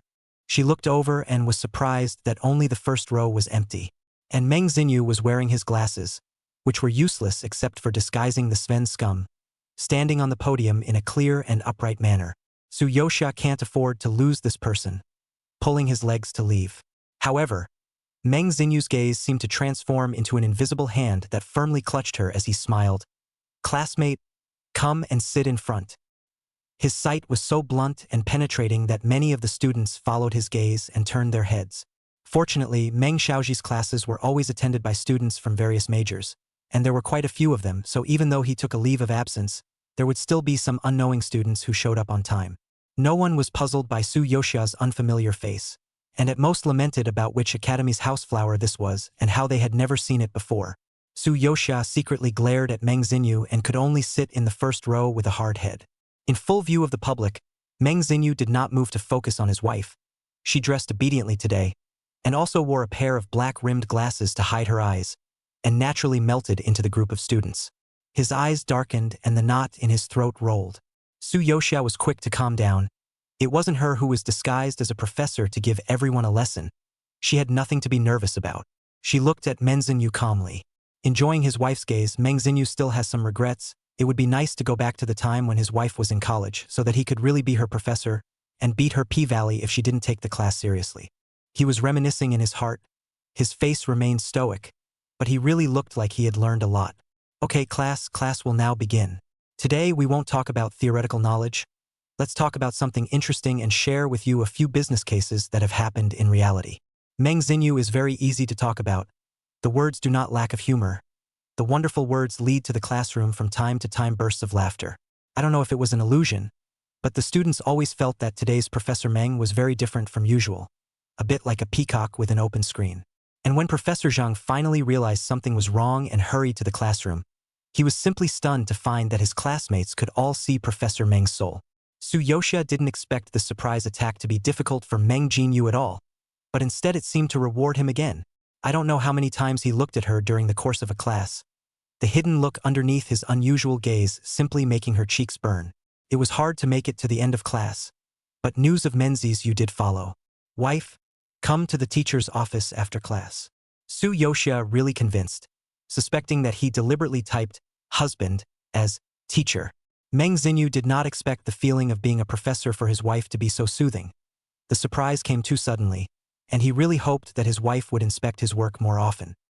He returned to his office like a spring breeze, and when he saw the silhouette inside, the pupils of his ink-black eyes instantly turned deep and cold, frowning. Why are you still here? Meng Xiaoshe had a separate independent office, and in order to prevent accidents from happening, Meng Jinyu had sent a Yao over to check things out. Yao had checked it inside and out, meticulously 3 times before delaying it until now. He quickly said, "Big brother, don't worry. I will leave now, and will never disturb you and your sister-in-law." As soon as the door opened, Suyosha appeared in the doorway. Suyosha looked at this handsome black leather man who seemed to have seen him somewhere before suspiciously. "He's the gym teacher at our school." Meng Jinyu pursed his lips and said lightly, "Hello, sister-in-law. Hello, sister-in-law." Yao reflexively, his hands tightly pressed against the seams of his pants, and bowed and hailed Suyosha with 90-degree bows in a row. Until Yao left, Suyosha couldn't help but say, "This gym teacher is quite polite, haha." Meng Jinyu smiled coldly, scorched her, and locked the door without a word. Hearing a click, Suyosha gave the man a breathless look. She didn't come over for some office play, she came to pick a fight. "You this office." She looked left and right, finally found the crack. "How come there is not a single picture of us together? Too little self-awareness for a married man." Meng Jinyu inwardly cried foul. His major offices have long been decorated with photos of the couple. If it wasn't for the sake of keeping a low profile, he would have hated to hang the photo on the LED screen outside the Meng Group building 24 hours a day. Wife is right. It's husband who didn't do a good job. It occurred to Meng Jinyu that there was indeed a wedding photo missing from his office, and he should take the wedding photo with his wife first as soon as possible. Although both of them were immersed in the play by heart, neither of them thought of doing anything excessive in Meng Xiaoji's office. Back home, Suyosha thought of Meng Jinyu for no apparent reason when he was writing the slate, the hand that held the chalk long and strong, the handwriting that flew out and was strong. When he raised his arms, what caught his eye were the smooth lines of his muscles, his broad, straight shoulders, and his inwardly narrow waist. The long legs under the black suit pants are even straighter and full of power. Now, such a broad chest was hanging above Suyosha, explosive arms braced on both sides of her, enveloping her so tightly that the light above her head was mostly covered by him. The duo plunged in. Suyosha suddenly asked, "Did the case you talked about today really happen? It sounds so magical." Meng Jinyu didn't answer directly. His voice was rough and deep as he asked, "Call me what?" "Professor." Suyosha blushed in shame. Reality only gets more magical. Meng Jinyu ruffled the sweaty strands of hair on her forehead and began to exercise the power of professor, like having her answer questions in class and answering them wrong. For example, give her homework assignments to put them on herself, and don't blame him if she misses them. Chapter 242. The old-fashioned dad's husband, he's got big problems 13. Nonsense until the wee hours of the morning. Suyosha was so tired and sleepy that she was almost ready to pass out. Her ass was red, and she flopped limply against Meng Jinyu's pectoral muscles, her eyelids closing sleepily. When consciousness was hazy, she heard the man chanting in her ear again. "Honey, it was Meng Jinyu who just was you. Your husband is Menzies you know?" Tired of hearing this, she nonchalantly grabbed at his chest, which was rewarded with a soft laugh with a muffled grunt from the man. Meng Jinyu's iron-clamped arms tightened around her, holding her tightly in his arms, sniffing deeply in her hair again and kissing her for a while before reluctantly turning off the lights. Half a month passed in a flash. Even though Suyosha had long ago politely declined the class president's invitation about attending the reunion, Lin Jing didn't seem to believe it and still came to test her from time to time. Tweets every other day, asking, "Are you sure you don't want to come to the reunion? Can't you take a vacation or transfer to another day off?" The location of this reunion is at the Pendulum, that new fancy club that has all kinds of fun things to play in. We haven't seen each other for 5 or 6 years. Aren't you curious about what your classmates have become now? Zhou Chushang just made it official that he will be coming to the reunion. You guys were so close before, you really don't want to see him? Su Yoxia looked at the last entry and showed the expression of an old subway grandfather looking at his cell phone. Then this reunion is even more of a no-go. She patiently and repeatedly reiterated that she was really busy at work and couldn't get away for half a minute. So Lin Jing gave up. Su Yoxia was truly disgusted by this rotten cucumber like Zhou Chushang, especially when she thought that he would have to stalk herself in the future. It was simply unbearable. Originally, she was a bit worried about Meng Ziyu's situation. Ever since Little Flower had told her that Meng Ziyu's hidden identity was that of a mobster, Su Yoxia's only bit of worry about the possibility of her husband's death had been saved. Then there was even less need to engage with Zhou Chushang. She turned off her cell phone and opened the drawing software. In a recent burst of inspiration, she's preparing to draw a manga titled Turning into a Beast after taking off her glasses. Husband is a college professor.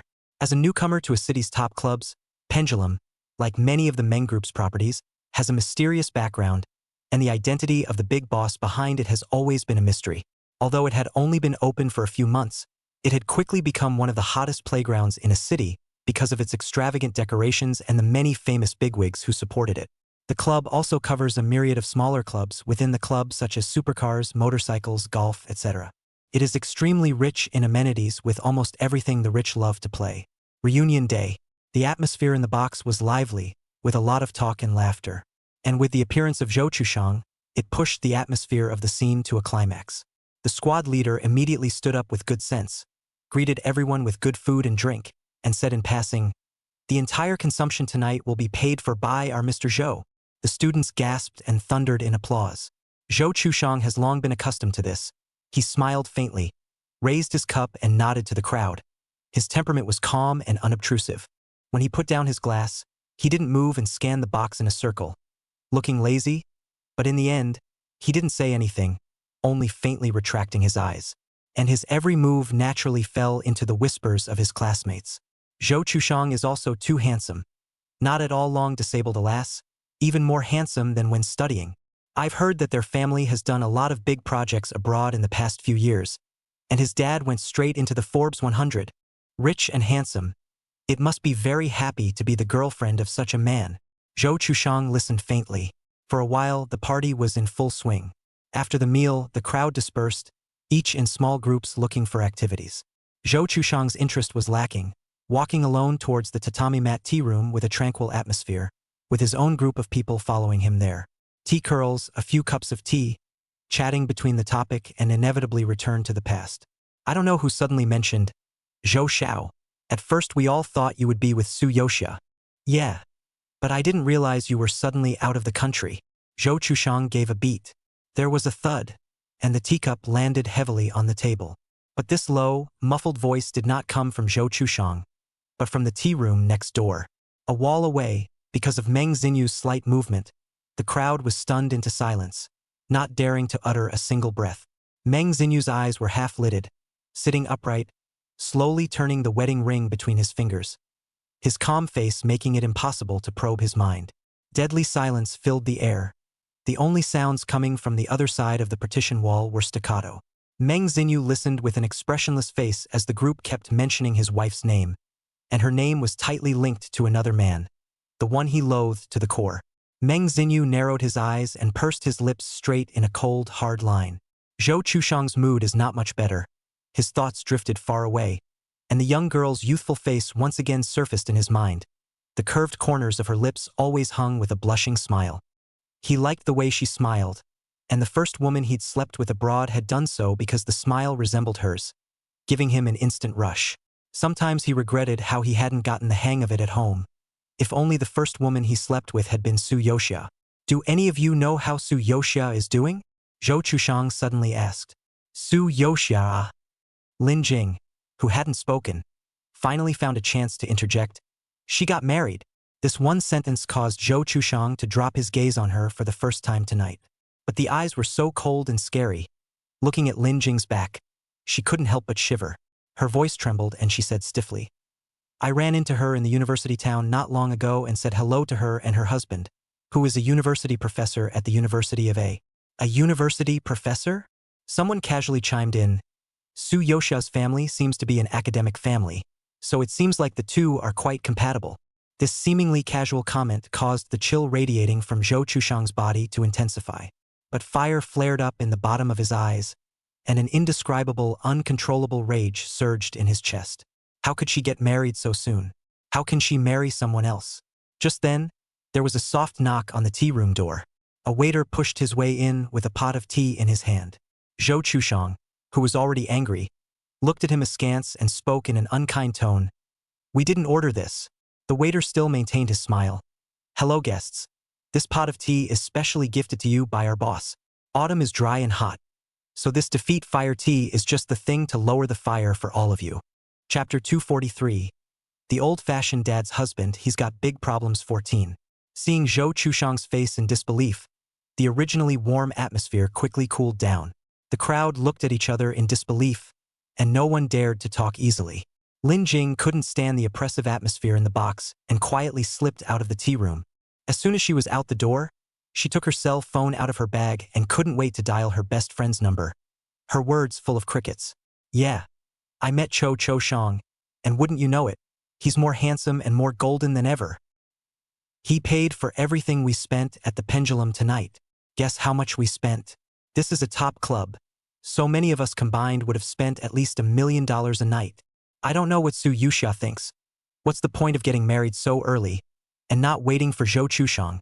Maybe she's now Mrs. Mansion Zhou. You haven't seen that car her husband opened. The money Zhou Chushang casually dropped tonight could have bought him too. That man also only has that face to beat Zhou.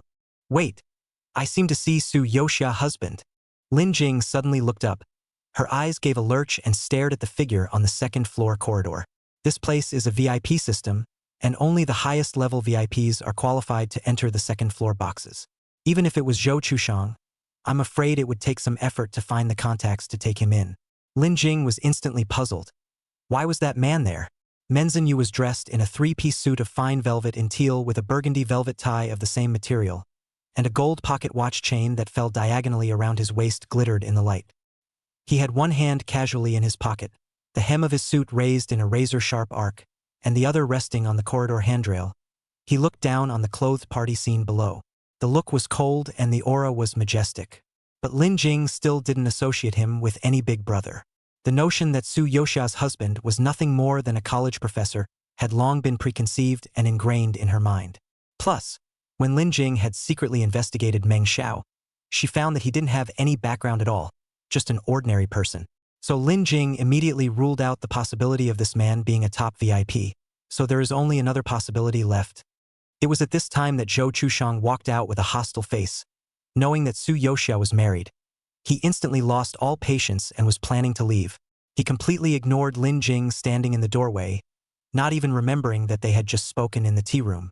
Lin Jing saw Zhou Chushang, but her eyes lit up.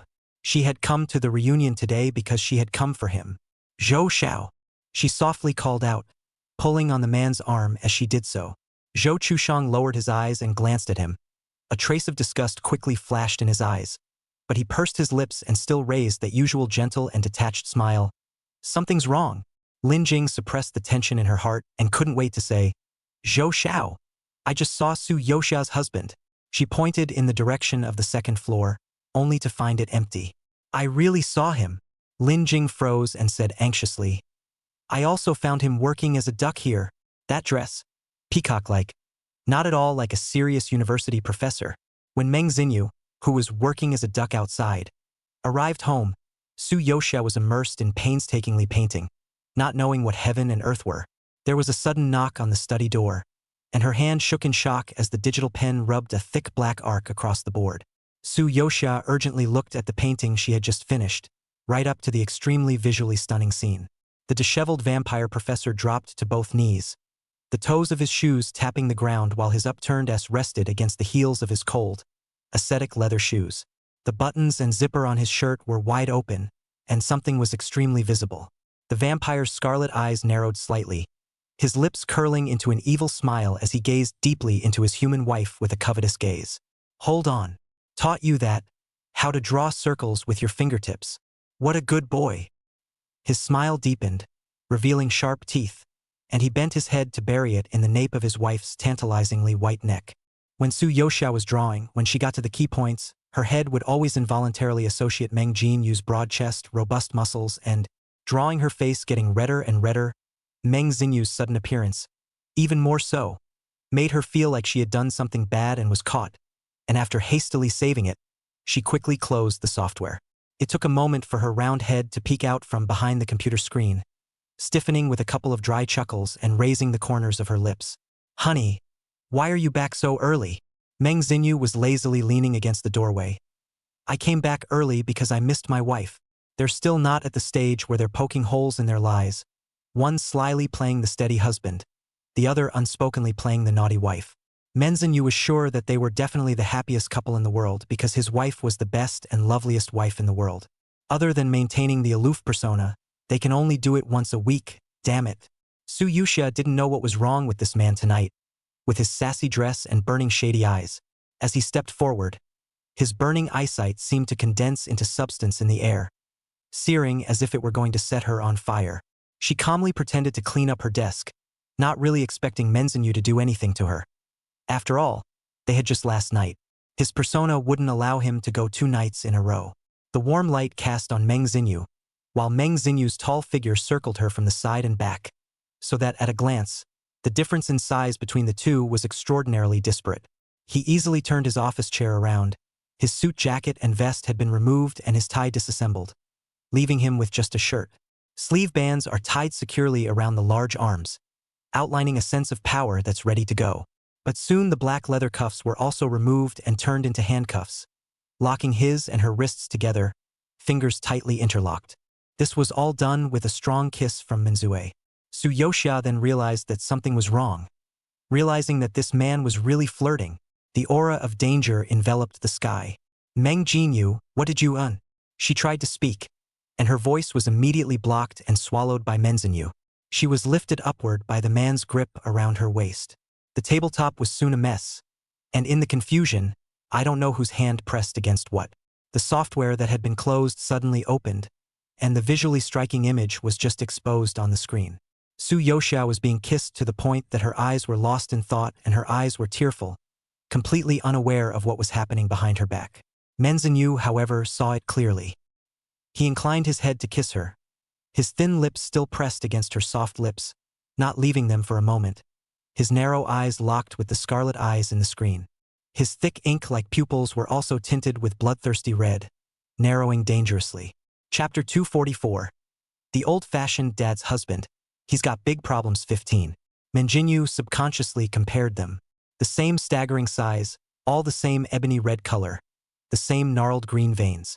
Everywhere is very similar. But any way you look at it, your own is better.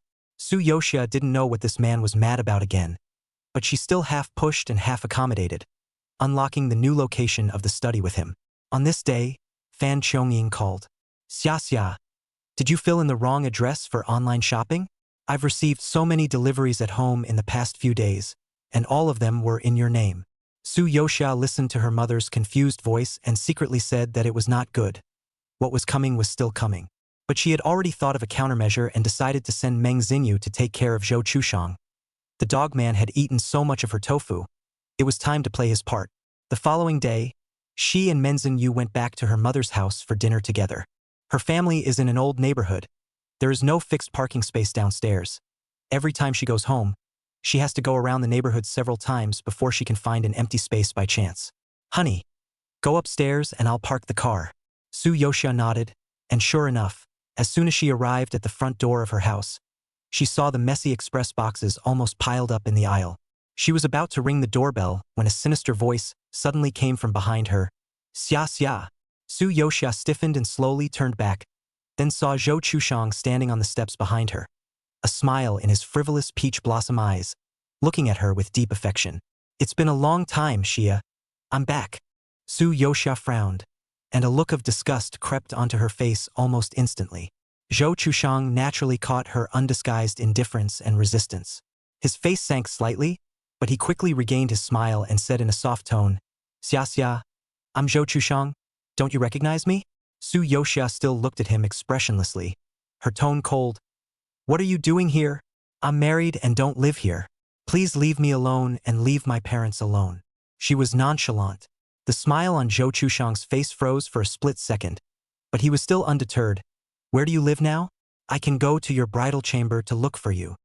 He looked at the girl in fascination. 6 years ago, the pavilion of the youthful girl now looks more beautiful, but also a little more delicate charm, to see him even more unable to move his eyes. All he could feel was his heart beating suddenly faster, so fast that it literally caused a dull ache in his heart and filled him with a wave of unspeakable pain. He raised his hand to cover his chest, so he thought and so he said. Su Yuxia was speechless. Go do an EKG if your heart is beating fast. Why are you still staying here? Xia, are you still blaming me for leaving the country without saying anything back then? I apologize to you. In the past I was too young. I didn't even know what I liked. Now I realize that my favorite has always been you. Zhou Chushang's brows tightened fiercely, and his heart seemed to ache even more as he tried to take the girl's hand. Don't touch me. Su Yuxia quickly put her hands behind her back and almost screamed, I think you're dirty. Her disgusted look made Zhou Chushang's face ugly to the extreme, and the pain in his heart was simply too much for him to bear. With trembling hands he pulled the cigarette case out of his pocket and managed to shake out a cigarette, but he couldn't light it because his hands were trembling so badly. He was annoyed when a sudden cry came to his ears. Go to Parkinson's if your hands shake. A low, cold, hard male voice plunged into the air like a sharp knife. Zhou Chushang violently twisted his head, just before he could see who was coming. He was swung in the face by a vicious fist and instantly knocked over on the ground. He blacked out, his back slamming into the hard floor tiles, and a suppressed, muffled grunt escaped his throat as he nearly spat out blood. Zhou Chushang was not a skinny figure. He was proficient in boxing, fighting, and close-quarters physical combat during the years he spent abroad. His hands were sharp and vicious, and he almost never let anyone take advantage of him. But just now, he didn't even notice the enemy's approach. Zhou Chushang's head was still in a daze, barely bracing himself from the ground, his ears all buzzing. He finally saw the visitor, and it turned out to be Su Yuxia's college professor husband. The man's body is long, the suit is cold and straight.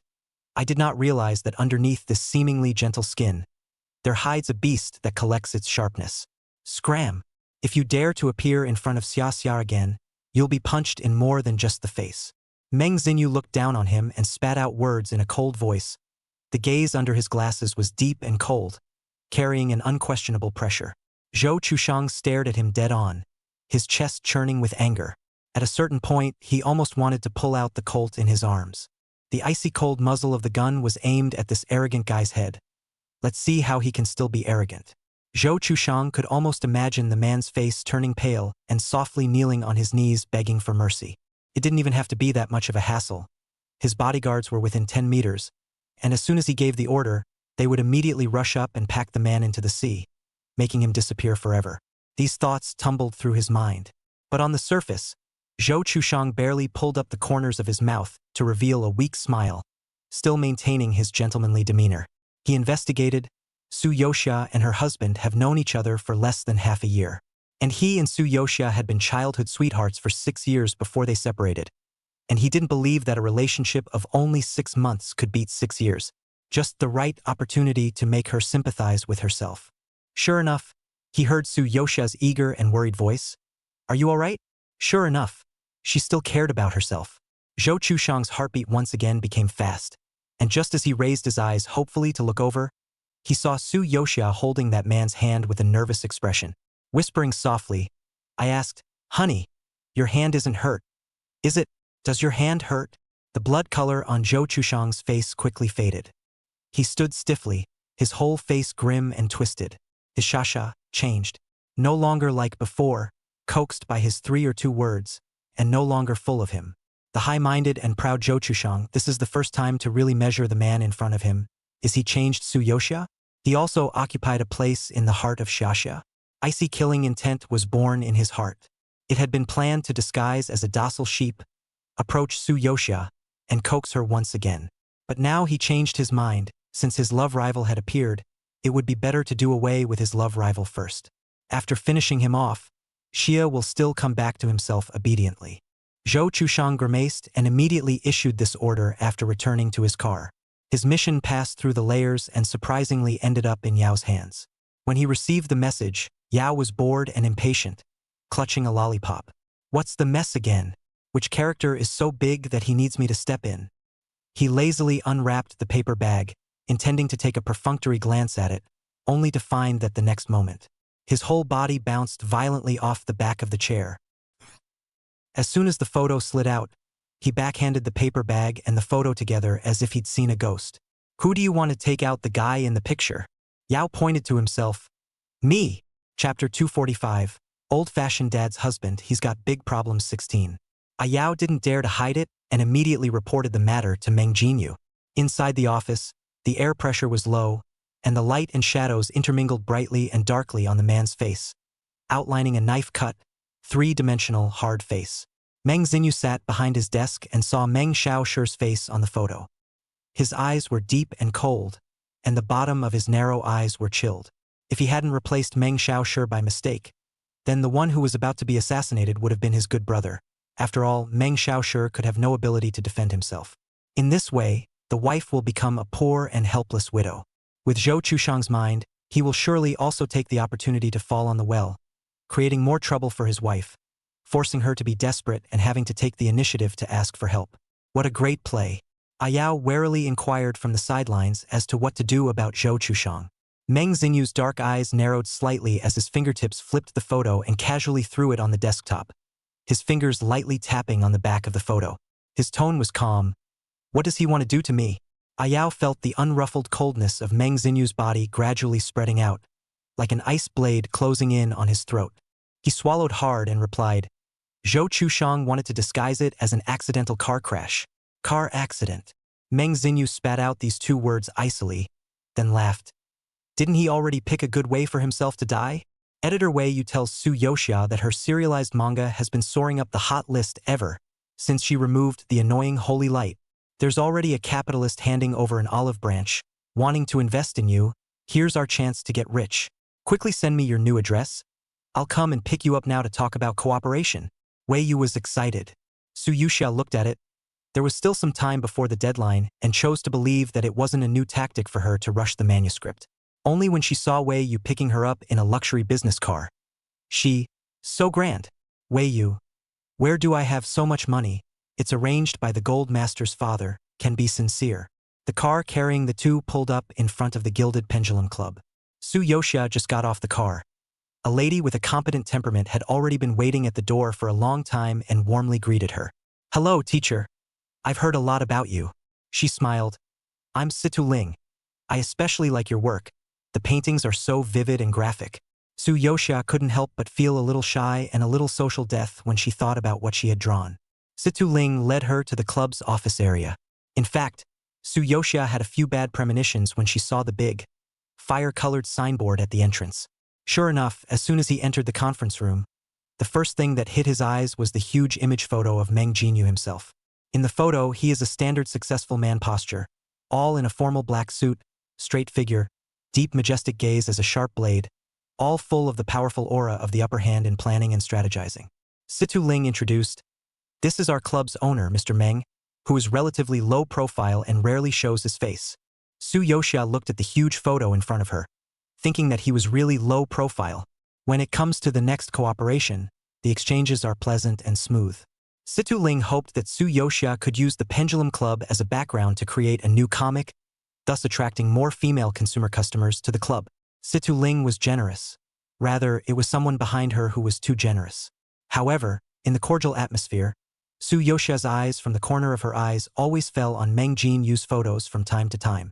It always felt like his cold eyes were staring straight at him, sharp and regal with a silent oppression, and I wondered what he wanted to do again. Meng Jinyu was immersed in a happy married life and only felt that he and his wife were becoming more and more like each other day by day, which was a very good feeling. But he also took Yao's advice. I can't let my wife keep thinking of her as Meng Xiaoshi anymore. He's gonna log on to the big one. First, start by demonstrating his personal charisma.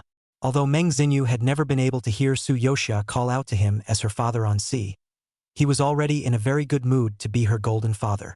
Situ Ling received a few male master setup drawings sent to her by Su Yoxia, and the first thing she did was to hand them over to Meng Jinyu for a look. Meng Jinyu had felt his wife's extremely picky aesthetics about men ever since he had seen that vampire professor. Luckily, he's strong in his own right with top-notch hardware, not to mention software that always makes his wife wail. So even when comparing him to his wife's penned avatars, he's not in the least bit vain. Meng Zinyu confidently flipped through the picture book. The next second, he closed the picture book. Meng Zinyu rubbed his brow fiercely and did some strenuous mental activity before continuing to look through the picture book. Simply dazzling, in addition to those previously seen, there are pink ones and warped ones and even snake plastic too. Meng Zinyu was startled, suddenly feeling a sense of crisis that he had never felt before. Su Yoxia couldn't suppress the corners of her mouth when she thought of what Meng Zinyu was looking at. But the dogman came home and put on a good show, and it was not at all obvious. Su Yoxia knew what he wanted to hear and said along with what he wanted to hear. Hubby, today I saw your big brother Meng Zinyu. It turns out that he is the boss behind the pendulum. Is that so? Meng Zinyu's expression was faint. I only know that he does a lot of business with industries all over the world, and the pendulum should only be one of the countless top clubs under his name. Hearing him praise himself so thoughtlessly, Su Yoxia pursed her lips, speechless to the point that she almost didn't want to act with him. Meng Zinyu didn't move to approach, smoothly carrying her to sit on his lap, cradling the warm fragrance in his arms, and pretending to be casual. He asked, "What's your impression of him? I've only seen his picture. I haven't seen him in person." Su Yoxia listens to the sound of his rumbling, powerful, and increasingly fast heartbeat, and asks in mock disbelief, "But are you guys really twins? I think you guys are still quite different." Meng Zinyu thought to himself, this is natural, the two people just by looking at the aura, there is already a difference between heaven and earth. He hooked his lips imperceptibly in a modest tone. Really? Is it because his aura is so much more powerful than mine? No. Su Yoxia blinked and hooked her arm around his neck with a sincere face. He looks at least 5 years older than you, and at first glance today, I thought he was already in his 30s. Chapter 246. Old-fashioned dad's husband. He's got big problems 17. 5 years older? 30-something? At only 27 or 18 years of age. Meng Zinyu couldn't believe how his wife's sweet and soft mouth had uttered such harsh words. The man's face sank slightly, his large palm imprisoned that slender soft waist. He couldn't say it, then he could only gag her.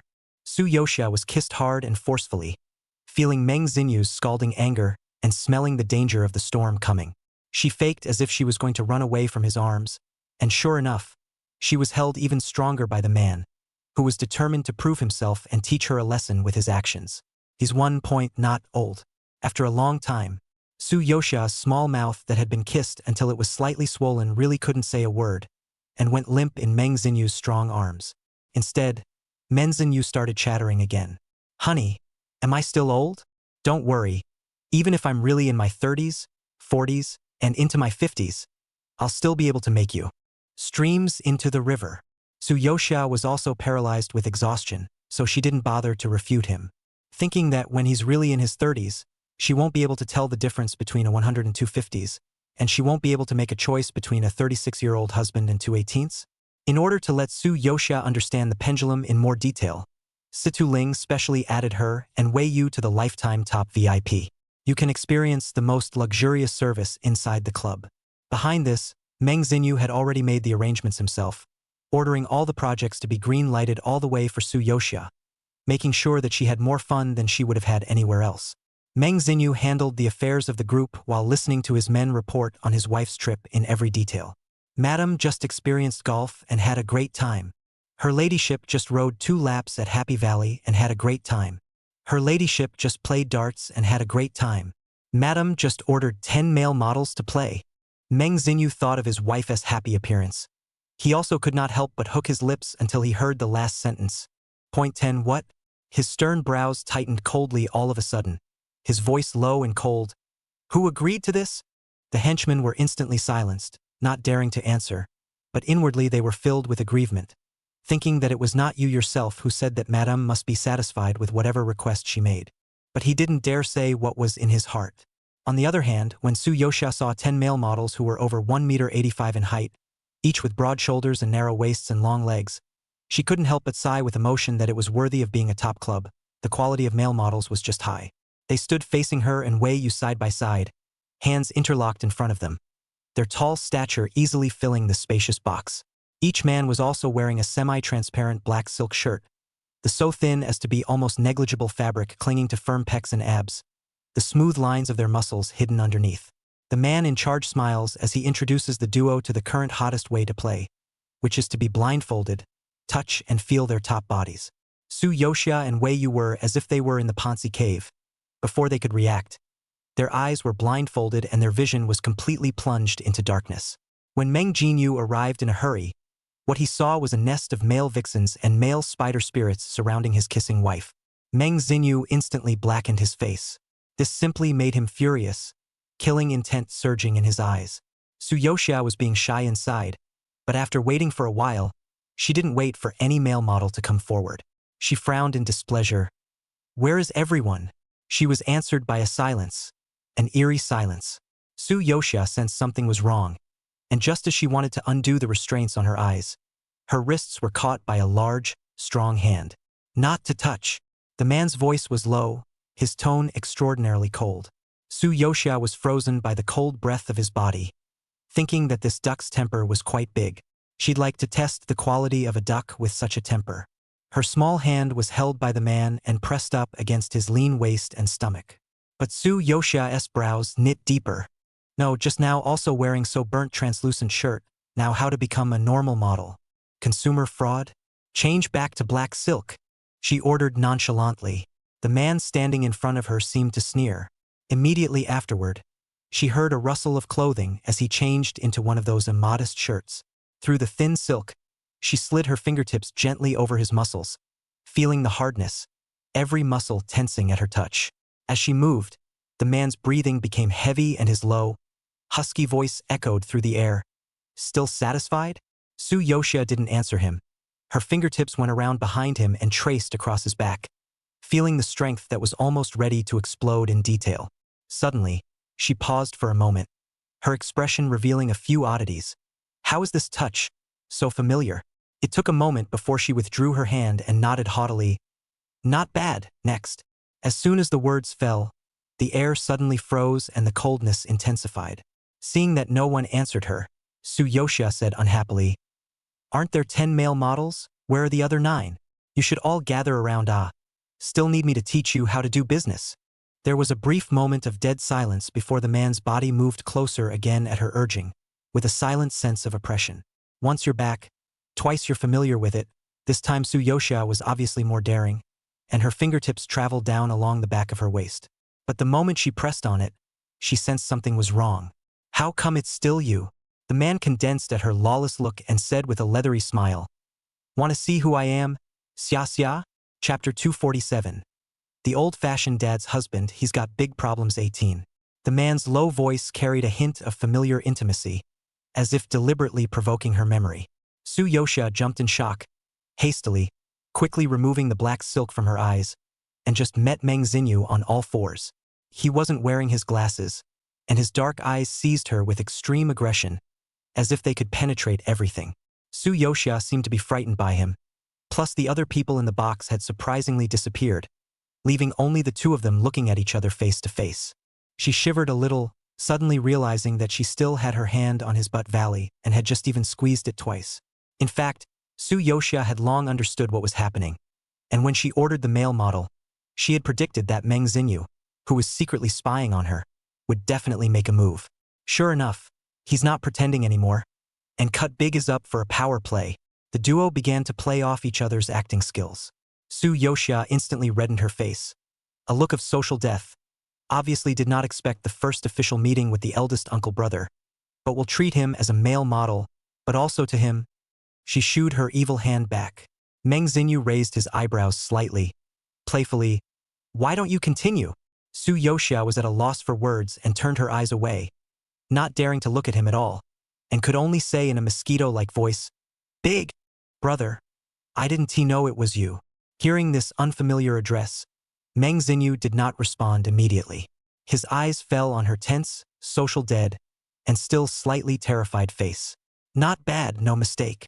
He smiled slightly. "Has Tim mentioned me to you?" Su Yoxia softly hummed, still not daring to look straight ahead, because Meng Jinyu's naked nude upper body hidden under the thin silk was close at hand. In fact, there was no difference between wearing it and not wearing it. The tip of her nose could even hit it if she turned her head.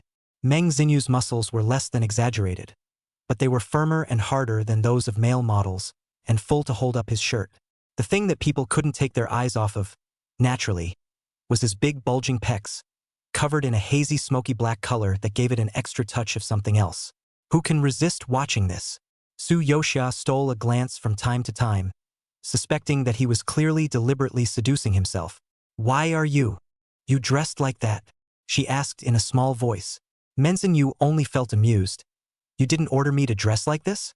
Little thing, there are two other faces. When he was a husband, he rode over his head as a bully, and of course he was willing to do it. Now, in a different capacity, looking at his wife who was shyly biting her lip in front of strangers, Meng Xinyu's eyes became darker and darker, and there was more of a restlessness in his heart, and the restlessness contained a wave of jealousy. He couldn't tell who was jealous of whom in his two identities. Instead of removing his shirt, Meng Xinyu slowly and methodically slipped his solemn and ascetic suit jacket over the burnt shirt. Su Yoxia, this guy, he was close to writing the word seduce on his face. When Meng Xinyu opened the door to the box, Yao was puffing and puffing as he carried his huge image photo through the corridor. He didn't know why this picture had just been put up and why it had to be taken down again so soon. The cow and horse did not say anything, but just received it in one go. Yao just stared face to face with Meng Xinyu, who naturally saw the innerwear under his boss's suit, and in an instant, his eyes glared like bronze bells. Yao had followed Meng Xinyu for so many years, knowing that his clothing had always been very good, exuding reserve and elegance all the time, and had never seen him wearing such spicy clothes. Almost thought he was going down. In order to please his sister-in-law, Big Brother is too open-minded. Yao immediately closed his eyes and pretended that he didn't see anything, so as not to incur the trouble of killing him. Meng Xinyu was completely unencumbered by what he was wearing, and calmly took Su Yoxia around the club, personally leading her to experience each program. "Xia, feel free to contact me if you need anything." He was serious. Throughout the day, feeling his wife's occasional peeks at his chest, Meng Xinyu felt very good about himself. Think the wife is deeply enamored with his big number, just waiting to cut the trumpet at night to accept the results. Su Yoxia naturally wouldn't fall for his tricks. Meng Xinyu waited for the whole night and didn't hear his wife mention a single word about him. He couldn't help but frown, secretly anxious in his heart. Su Yoxia, heart dog man 80% want to be a sleeping husband, cannot wait for his wife immediately derailment. She wouldn't let him have his way, tell him to cheat on himself in the first place. He has been warned to be honest and he continues to lie and lie. In the end, Meng Xinyu could only take the initiative to open his mouth and inquire, "Did your wife see Big Brother today?" "Yes, met." Su Yoxia's reaction was much calmer and colder than what Meng Xinyu had thought, as if she had just met an ordinary relative. Big Brother was quite gracious, showing me around his club and telling me to feel free to call on him if I needed help. Big Brother is so good and has such a successful career, unlike me, who is just an ordinary teacher. Meng Xinyu said sourly. "Will not a teacher wear ordinary?" Su Yoxia held his hand, softly consoled. "The work is stable, and the elders like it. My parents often praise you with the neighbors." Meng Xinyu, "But wife, I'm not as rich as Big Brother." Su Yoxia smiled. "What's wrong with being rich? Big Brother is so rich and a paper drunk club owner. There must be many women around, right?" Exclamation point. Meng Xinyu immediately expressed his loyalty. "Don't worry. Big Brother has been clean for his entire life and has never let any woman near him. What do I have to be uneasy about?" Su Yoxia couldn't help but laugh out loud. "What does Big Brother's private life have to do with me? Don't be presumptuous, la. Husband, I like you like this." The gentler her voice was, the more Meng Xinyu's heart drew cold. Su Yoxia laughed inwardly as she looked at his defeated look. It's times like these that he's most likable. "Wife. I heard that my wife ordered 10 male models today." Meng Xinyu was caught off guard and changed the subject. Su Yoxia was being complacent. Her inner laughter abruptly stopped. How did she forget that there was this? She immediately weaseled out, "I'm doing this for work." Meng Xinyu's dark eyes narrowed slightly. "A wife's job requires blindfolding and touching men's abs? Hubby's abs don't compare to theirs." Su Yoxia instantly revealed an expression of weakness, wanting to retract the hand that was resting on the man's abs, but was pressed down by Meng Xinyu's hand, his coarse fingertips slowly rubbing on the back of her hand. He stomped on his nose and became more and more aggressive. Touché. "Touched who?" What a misbehaving wife. What a good punishment to give. Listening to his evil voice. Su Yoxia. Chapter 248. The curmudgeonly dad's husband. He's got big problems 19. Poor Xia, under Meng Xinyu's lechery, was forced to wear black S. It was hard for her not to suspect that he had been so cooperative during the day for this nighttime act. Of course, no matter whether it was black or white, in the end, it would only turn into smithereens in the hands of Meng Xinyu. After this night, Su Yoxia realized that Meng Xinyu was logging into his cell phone more and more frequently to seduce her. It would be fine if he only seduced at the club, but he didn't leave her alone at home either. Su Yoxia finished rushing her manuscript and came out from the study. She was startled by the man who suddenly appeared in the living room. When did you get back? Why didn't you say anything when you got home? She was so dazed from painting that she didn't even look closely at the man in front of her before she skillfully dove into his arms and pressed her cheek against his full pecs, rolling them around and using them exactly as a cleanser. The man didn't say anything, letting her get intimately close. Took a while before Su Yoxia realized something was wrong. She tilted her neck, her chin resting on the man's toned chest, and looked up at the dog man without his glasses. Su Yoxia knew that this meant that he was now logged into the big one, which was Meng Xinyu's own body. Her alarm bells went off and she immediately dove out of the crook of his sturdy arm. Dada. Big brother. How is it you? She was very flustered. Came to talk to Ashur about something. Meng Xinyu acted calm as he watched her with a smile. Ashur won't be coming back for a while yet. Xia can continue. Go on your head. Su Yoxia casually picked up the pillow on the sofa and blocked it in front of her body, pulling away from him. Meng Xinyu was still looking at her with a burning gaze, eyes that could practically pull at the air. I'm of comparable stature to Toki, so Natsuya can totally mistake me for him. Don't worry, I won't tell Toki. After all, anything more outrageous, Xia did to me, didn't she? Su Yoxia. You two are the same person, you certainly don't need to tell him. Big brother. Please behave yourself, she exclaimed, hugging the pillow in her arms tighter. Meng Xinyu was a little sad for a moment. Does your wife really like Meng Xiaoxiao that much? Couldn't he, in any way, snatch his wife away from him? Meng Xinyu's eyes darkened, and for a moment, he thought about simply showing his cards. Even if his wife didn't want to, didn't like it, he would still have to lock her up and lock her away forever. Predatory desire climbed to its peak in this moment. His breathing tightened, and he tugged impatiently at the tie around his neck as he stood abruptly and leaned toward her. The tall figure loomed down like a bronze wall. Su Yoxia was forced to the corner of the sofa. The sunlight pressed a vertical shadow on her face. She shivered in the shadow of Menzies Island. Although she was thinking in her heart, man, give you one last chance. Please be more sincere and less condescending. Meng Xinyu's dark eyes were like the darkness of the sky. Danger seemed to roll in like layers of dark clouds, and there was a voice screaming nastily in his head. Possess her. Tell her that the person who slept with her from the very beginning was Meng Xinyu, that there is no such thing as Meng Xiaoxia, that she only has, and can only have, one man in this life, and that is Meng Xinyu. Whether she wants to or not, she won't be able to escape with her wings. Sorry. In the end, Meng Xinyu still didn't say anything, only spitting out these two words softly. He fished out Su Yoxia's suit jacket behind her and slung it over the crook of his arm, then turned around and headed for the door. Su Yoxia saw the bulging veins on the back of Meng Xinyu's hands, extending all the way into the cuffs, as if he was desperately trying to hold back something. There was also a hint of despondency in his always straight and broad back. I don't know if it was an illusion. Su Yoxia felt that the man was about to go crazy. Not. She's not crazy, what's he crazy about?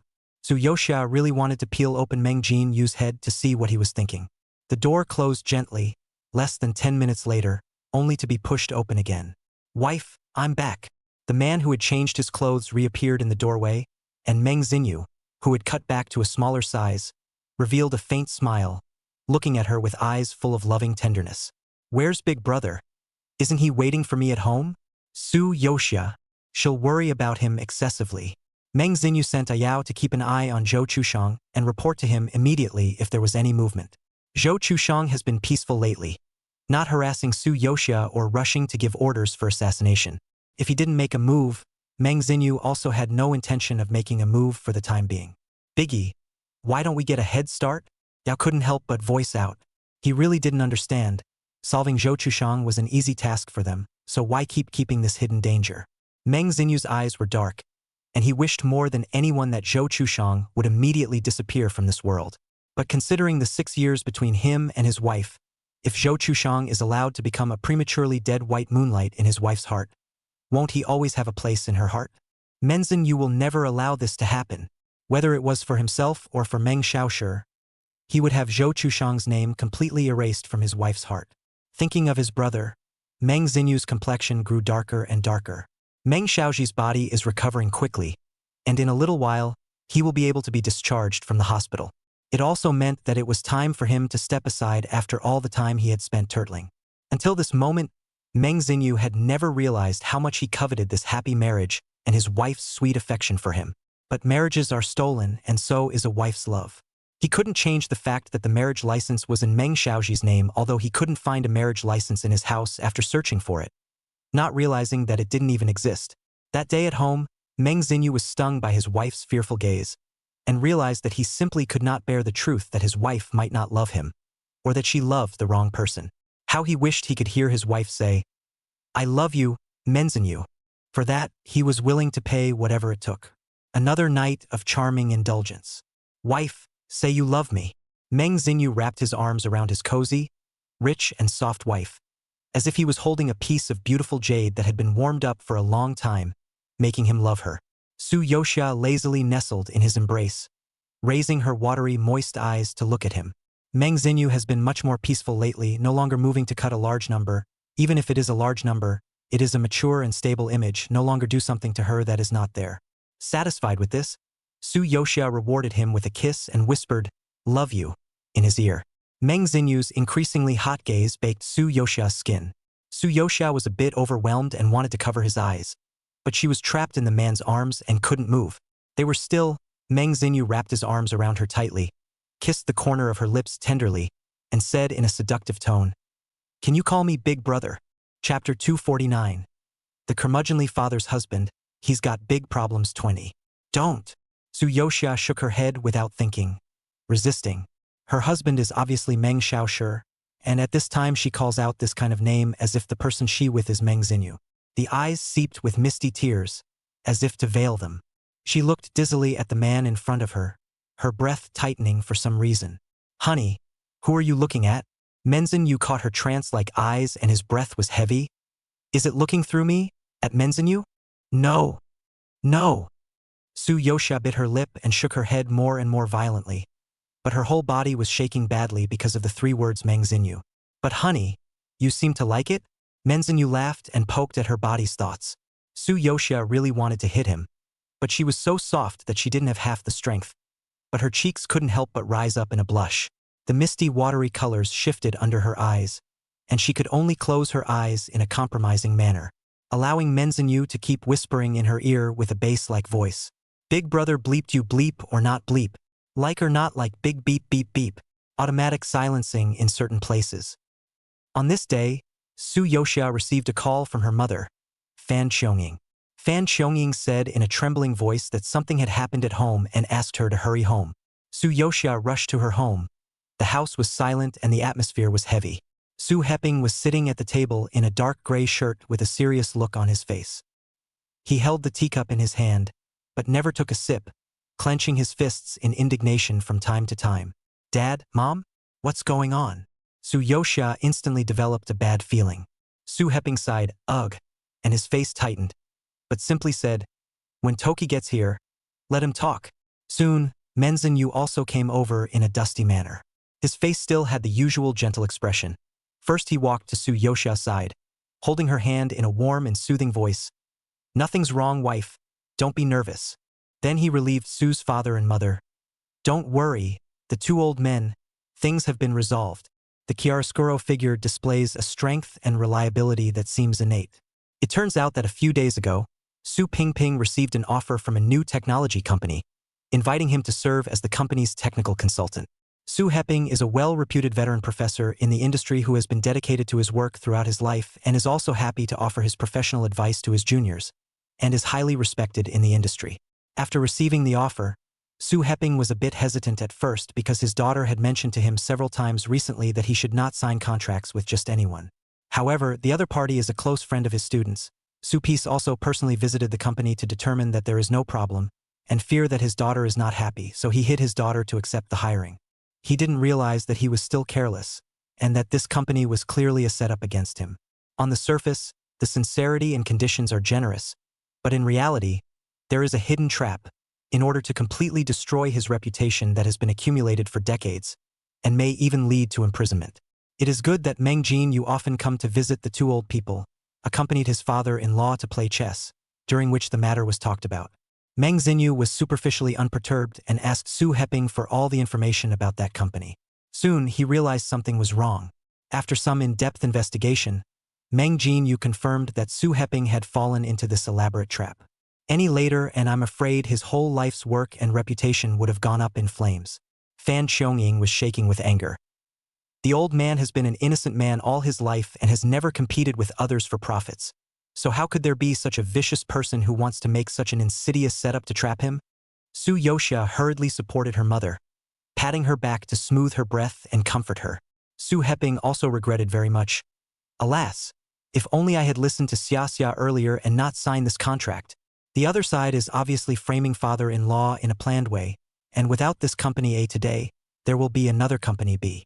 Meng Jinyu comforted his father-in-law and mother-in-law. Don't worry, at present, the relevant personnel of that company have been controlled. The mastermind behind the review is also underway. The truth will soon be able to come to light. Su Heping had seen all the busyness of his son-in-law these days. Earlier he was worried that his son-in-law was a bit cold and wouldn't be able to love people.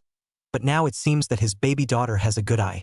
Su Heping's face, which never loosened up easily, finally revealed a smile of certainty. When the two were in private, Su Yoxia finally couldn't help but ask Meng Jinyu, "Who exactly is the person who framed my father? You've already found out, right?" While she had an anxious look on her face, Meng Jinyu's expression was condensed, and she looked like she wanted to say something. "Honey, I'm afraid you'll be sad if you know the truth." Su Yoxia matched his T-lipped acting. "Who the hell is it?" Meng Jinyu immediately said, "Zhou Chushang." How could it be him? Su Yoxia was surprised, incredulous, and her heart raged. Meng Jinyu pondered. "I guess he is using this matter to force you to take the initiative to ask him for help, and he will then use this to pin you down. An unscrupulous person like him would have done anything. But it has nothing to do with you, wife, it's that he's so bad." Meng Jinyu hugged her in a warm, comforting voice. Abominable. Simply abominable to the extreme. The more Su Yoxia thought about it, the more angry she became, treating the man's pectoral muscles as sandbags, pounding 2 punches to vent her anger. Her hands felt good, and then 2 more punches. Can't he just get out of my world forever? Of course. The force was just like scratching an itch. Meng Jinyu enjoyed sniffing the fragrant fragrance in the wind. No matter what a wife wants, a husband can help a wife do it. The two of them walked out of the unit building hand in hand, fingers tightly clasped, the sunlight through the leaves, sprinkling dappled light and shadow on their snugly and close figures. Meng Jinyu had a doting smile on his face, and every now and then he flexed his arm and gently dropped a kiss on the back of her hand. The young couple's sticky look was caught in the eyes of someone not far away. Zhou Chushang sat in the driver's seat of the black private car, quietly watching all this.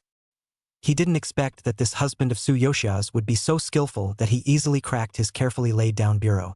There was an intense gloom under Zhou Chushang's eyes. Now his situation is not optimistic. The family's business in foreign countries have been repeatedly spoiled. The capital chain is broken, almost to the point of exhaustion. His parents urge him to return as soon as possible to deal with the company crisis.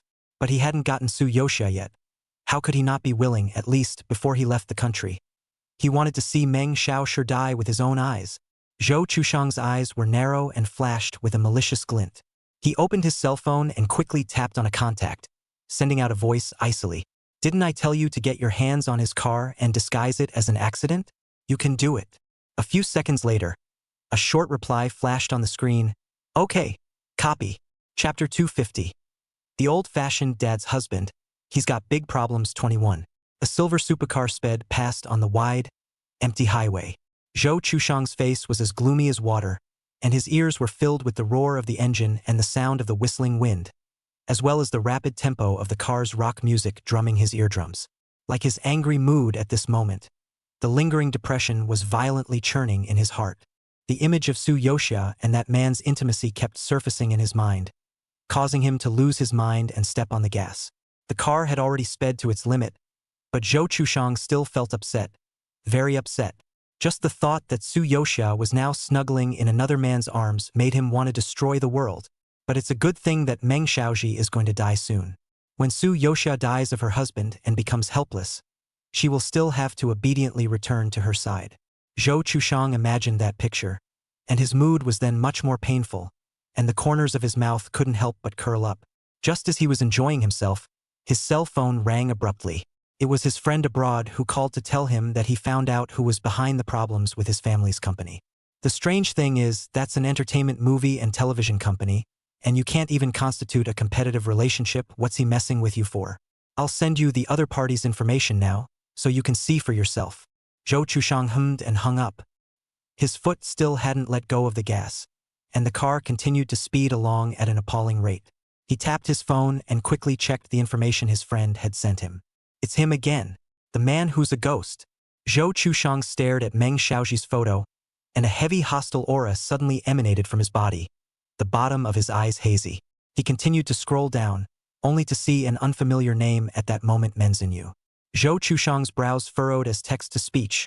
Listening to the information about Meng Jinyu's background, his heart sank further and further.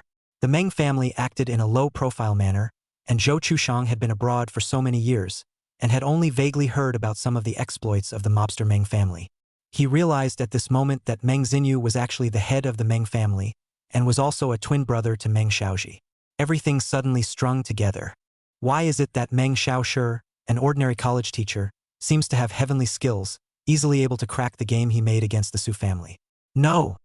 He investigated Meng Xiaoji, although he failed to find out his background at that time, but based on some photos of Meng Xiaoji, it is not difficult to judge that this person has no force value at all. There was no way he could beat himself up with a painful punch without God knowing what was going on. Zhou Chushang couldn't help but touch the half of his face that still hadn't lost its swelling. A sudden guess came to his mind. Could it be that the man beside Su Yoxia was not Meng Xiaoshi at all, but his twin brother Meng Xinyu? However, the information he found clearly showed that Su Yoxia got married only after half a year of love with Meng Xiaoji. So how could the object of marriage turn out to be another man? Just as Zhou Chushang was immersed in all sorts of misgivings and was distracted, the anonymous avatar that he contacted from time to time sent another message. Major Zhou, the task you explained has been completed. Send him on his way now. Photo. Zhou Chushang had originally just casually glanced at it. However, when he saw the familiar silver supercar on the photo, his heart violently tightened and his breath instantly caught. No! Isn't that this supercar he's driving right now? Damn. Let this guy handle Meng Xiaoshi's car. He can't have gotten it backwards. Zhou Chushang's anger surged and he was about to question the other party. But at that moment he realized that something was wrong with the car. His car is going out of control. Zhou Chushang's heart sank violently. He stepped on the brake hard, downshift handbrake, tried everything. The car is still like a wild horse out of control, madly rushing forward. Stop the car! Stop the car!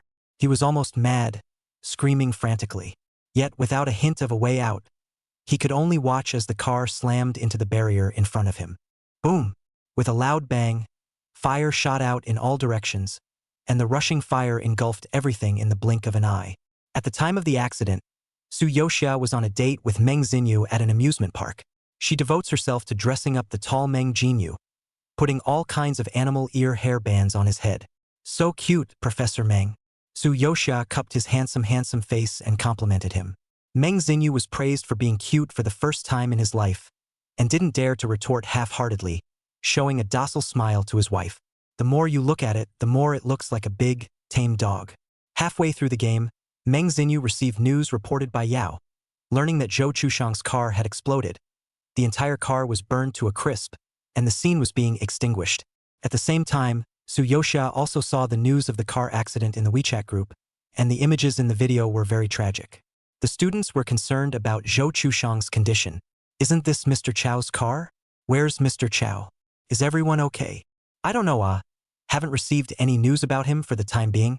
Does anyone know the current situation of Zhou Xiao? A series of, I don't know. But we all know very well that with the car burnt like this, I'm afraid it's going to be a disaster. Su Yoxia glanced at the group chat and turned off the screen. Meng Xinyu, on the other hand, instructed Yao to continue to keep an eye on it and put away his cell phone almost simultaneously. The two of them smiled at each other in a dignified manner. Honey, what do you want to play next? Su Yoxia and Meng Xinyu had a one-day appointment, and Meng Xinyu still couldn't get enough of it, and asked his wife where she wanted to go for her honeymoon, and where she wanted to go to take wedding photos and have a wedding. He's the one who's immersed in the role, in the bliss of being someone's husband, not realizing in the slightest that his wife's real husband would soon be returning from the hospital. Sha sha.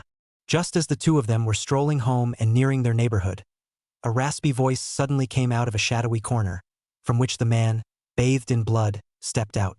Zhou Chushang's eyes were as fierce as a wild beast on his wretched, bloodless face, staring fiercely at the duo who were like glue. He sneered and slowly raised the chili Colt in his hand and aimed it at them. That's quite a favor. He was breathing heavily, obviously badly injured, and his gun hand was shaking slightly.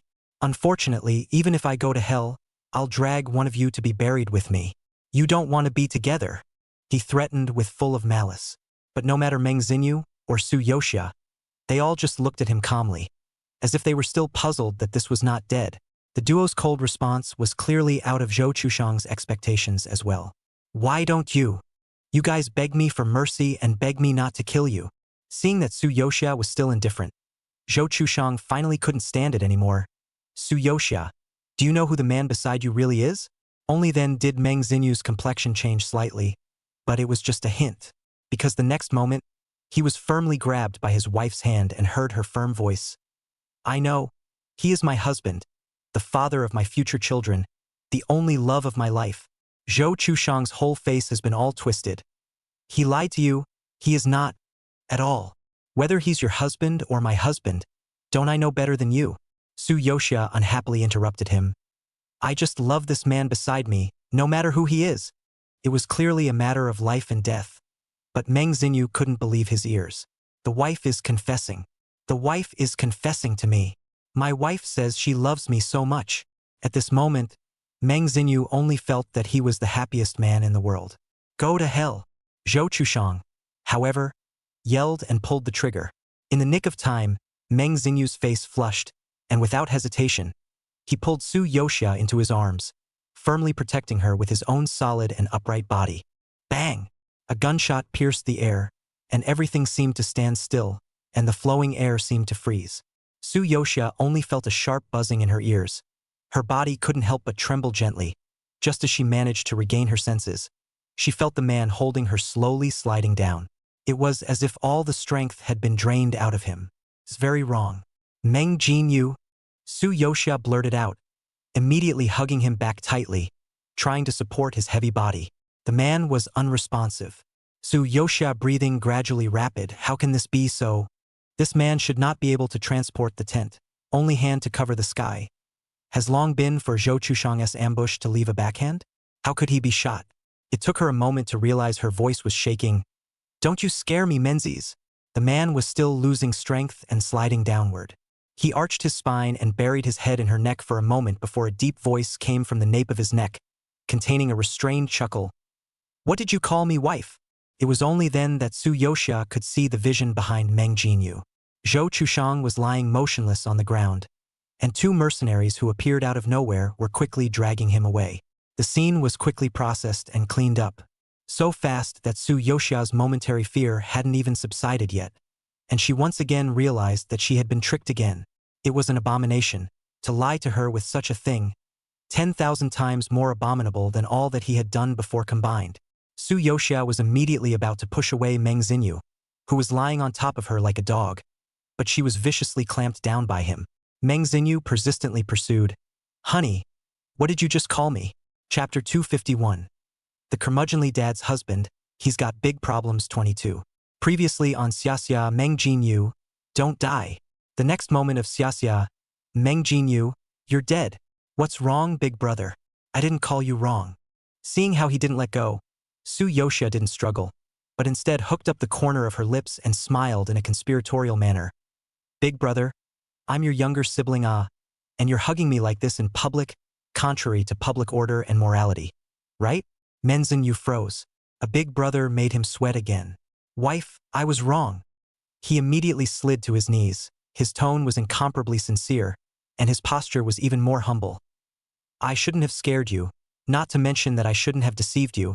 It's that I'm demoralized. Will you forgive me? Menzin had just had his heart thrown high in the air and filled with sweet tenderness because of his wife's confession. Especially after realizing that his wife hadn't mistaken him for someone else. He was in a spring-like mood, and even spring doesn't begin to describe it. But right now, his mood had taken a sharp turn, as if he were on a jumper. Facing the man's currying favor, Tsuyoshia was indifferent and smiled lightly. Big brother, you are right. You are my big brother. How could you possibly be wrong? Wife, can you stop calling me big brother? The more Meng Xinyu heard, the creepier it became. Tsuyoshia, wasn't it you who told me to call you that? How come you're not happy when I say it? Menzies. He was struck with the feeling that he had lifted a rock and smashed it several times without remorse. After that, no matter what he said again, Tsuyoshia ignored him. When he got home, he also went straight to his bedroom without even looking at him. Meng Xinyu ambled along, humbly following his wife like a pitiful and clingy tail, also wanting to follow her inside. Big brother, stay back. Tsuyoshia, however, suddenly turned back, her tone cold and detached. This is my and my husband's bedroom. What's big brother doing in here? Is it to lie in the bed where I lay with him and do what I did with him? Menzies. Knowing that his wife was speaking in anger, he still heard his blood pouring out of his veins, and if he had heard these words yesterday, he would have carried his wife and thrown her on the bed. But now he listened with a cold heart. Desire was aroused, but the bedroom door closed in front of him with a snap, unforgiving. Outside the door, Meng Xinyu stood frozen for a moment, his heart too complicated for words. It was as if half of his heart was so panicked that he didn't know what to do, while the other half was drenched in sweet bliss. He was lying alone on the bed in the guest room, kept recalling his wife's confession, reached out and subconsciously wrapped his arms around him. But what he wrapped his arms around was a mass of air. It was the first time since they had gotten married that they hadn't fallen asleep with their fragrant, soft wife in their arms. Meng Xinyu, heart bitter, can only silently cheer himself up. He will be able to coax his wife, even if he kneels down every day to beg for forgiveness. As long as his wife is willing to pay attention to him, no matter what he does, he is willing. He stayed up almost all night. I didn't expect to have an uninvited guest in the house early in the morning. Surprise! Surprise! Rong Xian suddenly drove up with a look of watching a good show on his face. Menzin Yu's alarm bells ring at the sight of his own mother, and he frowns as he asks what she's doing here. Rong Xian entered with a graceful stride. It's okay to know that you don't treat me well. I don't treat you well either. It's not that Toki is about to be discharged from the hospital. I'm going to take him to my place to recuperate. Come here to clean up Toki's. Meng Xinyu interrupted her unhappily. This is mine and Xiaxia's wedding room. There's nothing for him. Rong Xian rolled her eyes nonchalantly at the good oldest child. Tsuyoshia also walked out at this time, dragging her suitcase in her hands. Meng Xinyu's eyes swooshed from Rong Xian to Tsuyoshia, and his face suddenly changed drastically. Seeing this, Rong Xian laughed and said, "Who said I came to pack up Shi's things? I came to take away Shi's wife." She had a look on her face like she was watching something big and was going to stir it up even more. "Mom, let's go." Tsuyoshia still refused to ignore Meng Xinyu. Meng Xinyu didn't dare to sing against his wife and could only warn Rong Xian. "What are you doing taking Xiaxia away? Dad is so possessive of you. There's no way he can accept having so many people in the house." Rong Xian sneered. "This time your father is also on his daughter-in-law's side, leaving you alone to reflect. Honey, are you really leaving?" Only then did Tsuyoshia look at him. "Goodbye, big brother." Meng Xinyu's entire body swayed, almost falling to the ground, and he then realized that he was empty behind him. No panic. Someone who can't be a husband is about to be a male mistress. Chapter 252. The curmudgeonly dad's husband, he's got big problems 23. Tsuyoshia followed Rong Xian and returned to the Meng family's old mansion, mainly to visit Meng Xiaoshi, who was recuperating here. She had previously found out that she was not licensed to be with Meng Xiaoji, and the two quickly put the words out of their mouths and returned to being normal friends. Rong Xian was relieved to see this in turn. She smiled and said, "I happen to be lacking a daughter. If Xiaxia doesn't want to be mom's daughter-in-law, then it's fine to be mom's daughter. I think it's fine for Ashur and Xiaxia to be brother and sister. Sitting in the wheelchair, Meng Xiaoshi had originally been as pale as water, and when he heard his mother's words, a hint of fluctuation finally appeared on his face. He couldn't help but twitch the corners of his mouth slightly. To think that the day after he asked his big brother to please, he suddenly came running over and said, "Since Natsuya doesn't have much affection for you, I decided to pursue her. If you don't object, I'll take that as a yes." Meng Xiaoxi, who had just undergone surgery at the time and only had 2 eyes in his body that could turn twice, then he recovered a bit, and Menzinu even chanted in front of him from time to time, "Don't mind if I say this, Xiaxia seems to like me quite a bit too. Get ready. The next time you see Xiaxia, you're going to call her sister-in-law. Help big brother see which suit would look best for my wedding to your sister-in-law." At that time, Meng Xiaoxi was speechless to the extreme, thinking who was this man with such an expression, or was it his thunderous big brother? When he thought of Meng Xinyu's impending storm, his face did not show it, and inwardly he had a bit of gloating anticipation. Sure enough. What brother and sister? Who is brother and sister to whom? Menzwiyu's urgent voice came from the doorway.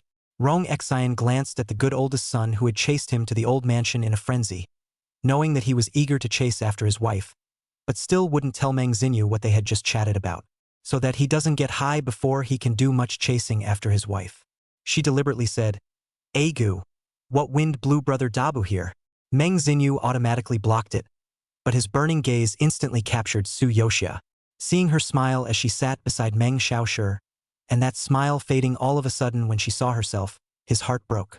All he could do was shyly walk over and sit on the other side of his wife without saying a word, right next to her. It was as if he was looking at his wife's stone, gazing at her for an instant. Su Yoxia couldn't stand being stared at by him, especially with the man's burning breath near her baking her. So she couldn't help but take her hand and rub it against the itchiness and heat baked out of her skin by him. The rest of the Meng family even had an expression of no eyes, thinking who is this worthless man, certainly not the head of their Meng family. What are you doing back here? No one in this family seemed to welcome Meng Xinyu, including the former head of the family, Meng Kunwai, Meng Xinyu's own father. Elder Meng's pair of sharp eyes scrutinized him. "Besides pissing off your mom and your daughter-in-law, what else do you know how to do?" Father and son were already at odds, but Meng Xinyu unexpectedly didn't retort this time. Instead he smiled at Meng Kunwai. "Dad, you're right. I shouldn't have made my daughter-in-law angry. I've come back this time specifically to make amends to Xiaxia." Meng Kunwai froze, and then reaped a glare from Rong Xian. "Dead old man, on which side?" Meng Kunwai closed his voice at once. The housekeeper said at the right time, "It's been a long time since the house has been this lively. Master, ma'am, the 2 young masters, young grandmothers, it's time to eat." Meng Xinyu still wanted to stick to his wife, but Rong Xian suddenly sat next to Su Yoxia, unceremoniously squeezing him into the seat next to his father. He frowned, and the father and son looked at each other, even more disgusted with each other, and turned their heads away at the same time.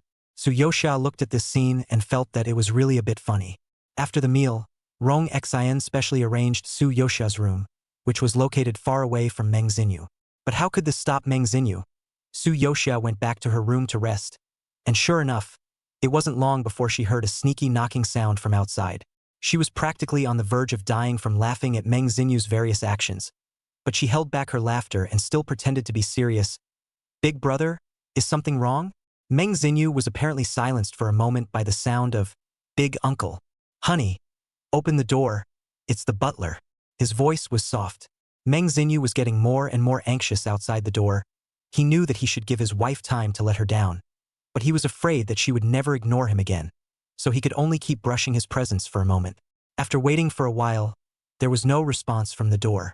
Meng Xinyu took a deep breath and was just about to say something else when the door finally opened with a creak. Su Yoxia saw that he was really carrying a beautiful fruit plate in his hand, carrots, strawberries, mangoes. All kinds of fruits were about to pile up into a small mountain. "Meng Xinyu, I've come to deliver fruits to the great young grandmother," he said, scanning the interior of the room and smiling. "Do you need me to send it in?" Su Yoxia wouldn't let him in, reaching out. "You give it to me." Meng Xinyu, however, didn't make a move and continued to be cheeky. "Wife, don't be angry with me. Okay, I'm afraid I'll make you sick. Have some fruit. I cut it all myself, try some?"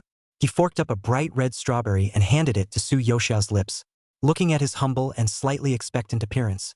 Su Yoxia then on his hand, lips slightly open, lightly biting a strawberry. The rosy juices stained her lips like a delicate rose. Menzin Yu's eyes darkened, his burning gaze restrained from his wife's lips. If he continued to watch, he would be so enamored that he would forget the purpose of this visit. Honey, let's start over, okay? Give me a chance to pursue you, and this time we'll fall in love before we get married, and we'll start all over again. Okay. The man's deep eyes were full of deep emotion. Listening to his gentle yet implied strong voice, Su Yoxia suspected that he must have spiked the fruit. Otherwise, why did she feel her face a little hot, and her heartbeat started to speed up? She licked her mouth, which was stained with strawberry juice, and said deliberately, "Is it courting as an older brother?" Menzin Yu was practically PTSD at those 3 words, but as long as his wife was willing to take the heat off, it was the right thing to say. He nodded. Is it okay to be a mistress? Junior. Meng Xinyu understood his wife's meaning. She was going to relegate her husband to a concubine. When you come out, you always have to pay back. This is really going to green yourself. Although he couldn't be his wife's big husband for a while, his little husband was still a husband, and he nodded tearfully. Su Yoxia couldn't help but hold her tongue, eating the remaining half of the strawberry in his hand, and was about to tell him to back off. Menzin Yu's burning gaze was fixed on her tongue that was softened by the strawberry juice, and the little bit of juice at the corner of her lips. The strawberries ate their way outside. Little husband cleaned them up for you.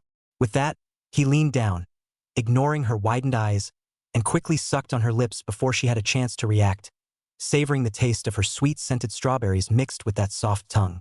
So sweet, wife. Chapter 253. Old-fashioned dad's husband. He's got big problems 24.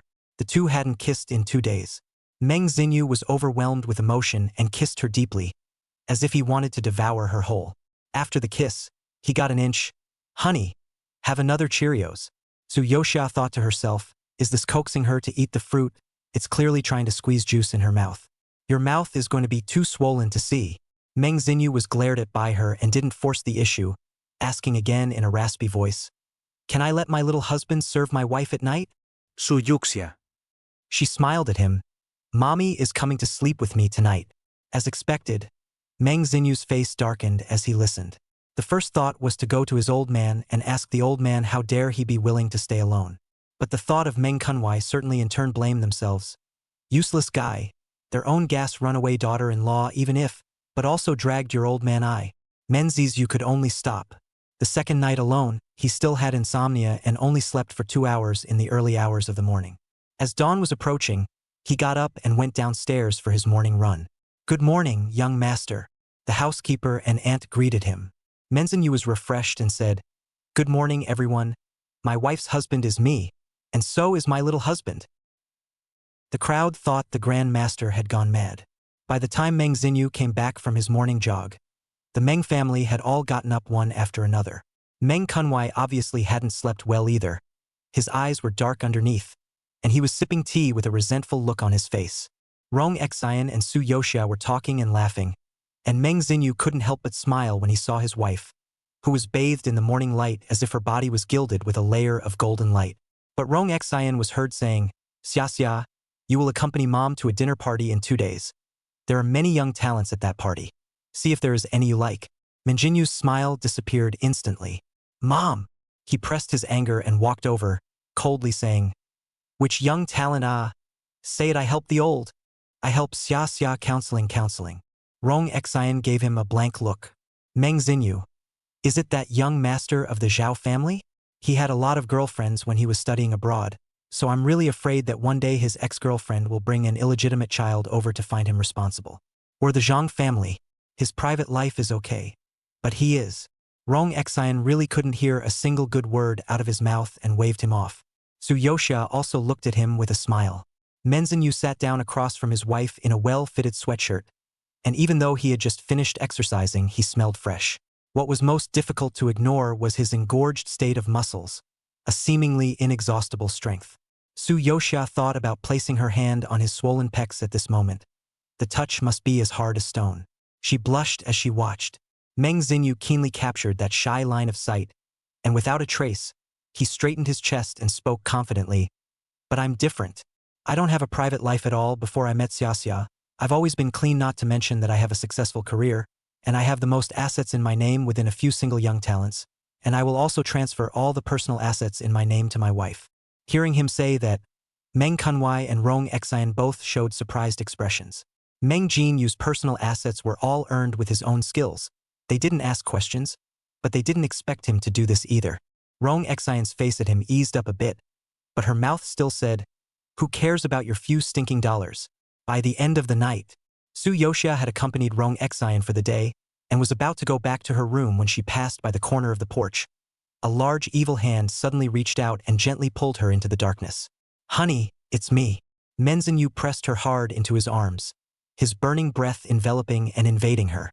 Su Yoxia, however, hurriedly pushed away the man who was pressing on her. "Don, T-Mom will come up later." Menzinyu's patience was clearly at its limit. "She's going to dominate you again tonight? Well, I had quite a good time talking to my mom, and I'm going to say more nice things about you to her, so she can accept you earlier." This was true. Meng Xinyu had realized that Ms. Rong was now not his mother, but his wife's mommy. But sleeping with his wife in his arms was so good that the withdrawal reaction was driving him crazy. Meng Xinyu decided to make a killer move. Knowing what his wife liked best, he wrapped his arms around her tighter and said in a vicious voice, "Xia, don't move. You don't want to be seen being pinned against the wall by your eldest brother. Does Minjinyu know that your mouth is swollen from my kisses? Meet him with my later. Okay?"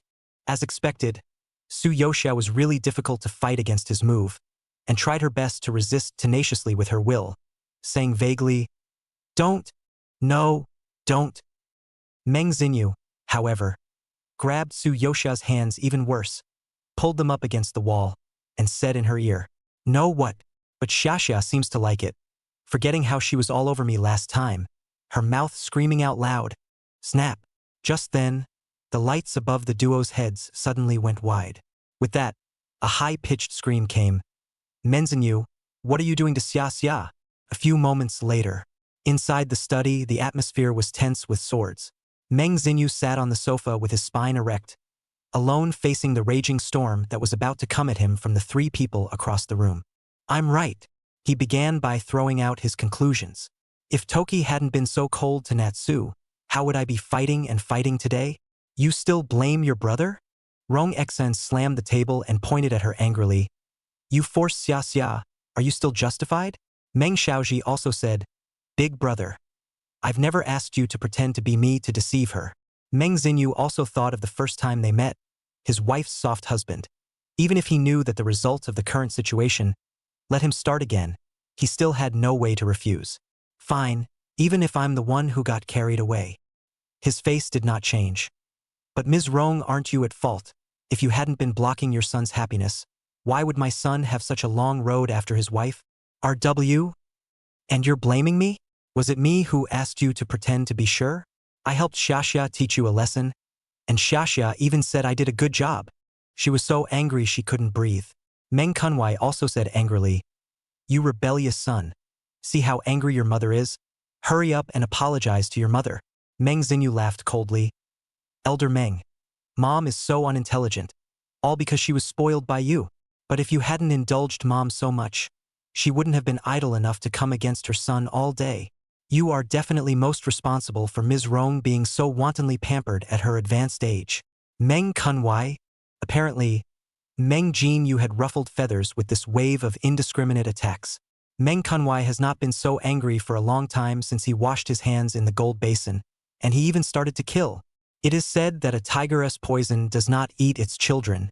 I today, on behalf of the ancestors of my Meng family, will clean up the door.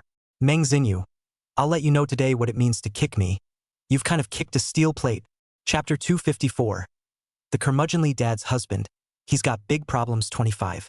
Although when Meng Xinyu was called away by Rong Xian, he gently patted Su Yoxia's back to calm her not to worry. But Su Yoxia still couldn't help but think that with Meng Xinyu's mouth, he wouldn't really be beaten to death by Meng Kunwai and Rong Xin's mixed doubles. Right? The more she thought about it, the more uneasy she became, worrying all the while, but not worrying much and closing her eyes in a daze. In a trance, she had a dream, dreaming of a large, ebony red python crawling slowly in along the silvery white moonlight and climbing into her bed. The thick, powerful body of the snake circled her waist, wrapping her tightly in circle after circle, its hissing letters coarsely enjamming her skin as if to coat it with his scent, inch by inch. That thing wrapped tighter and tighter. Su-yoxia was practically about to lose her breath. She tried to scream but couldn't make any sound at all. And what was even more frightening was that she saw that the python had two.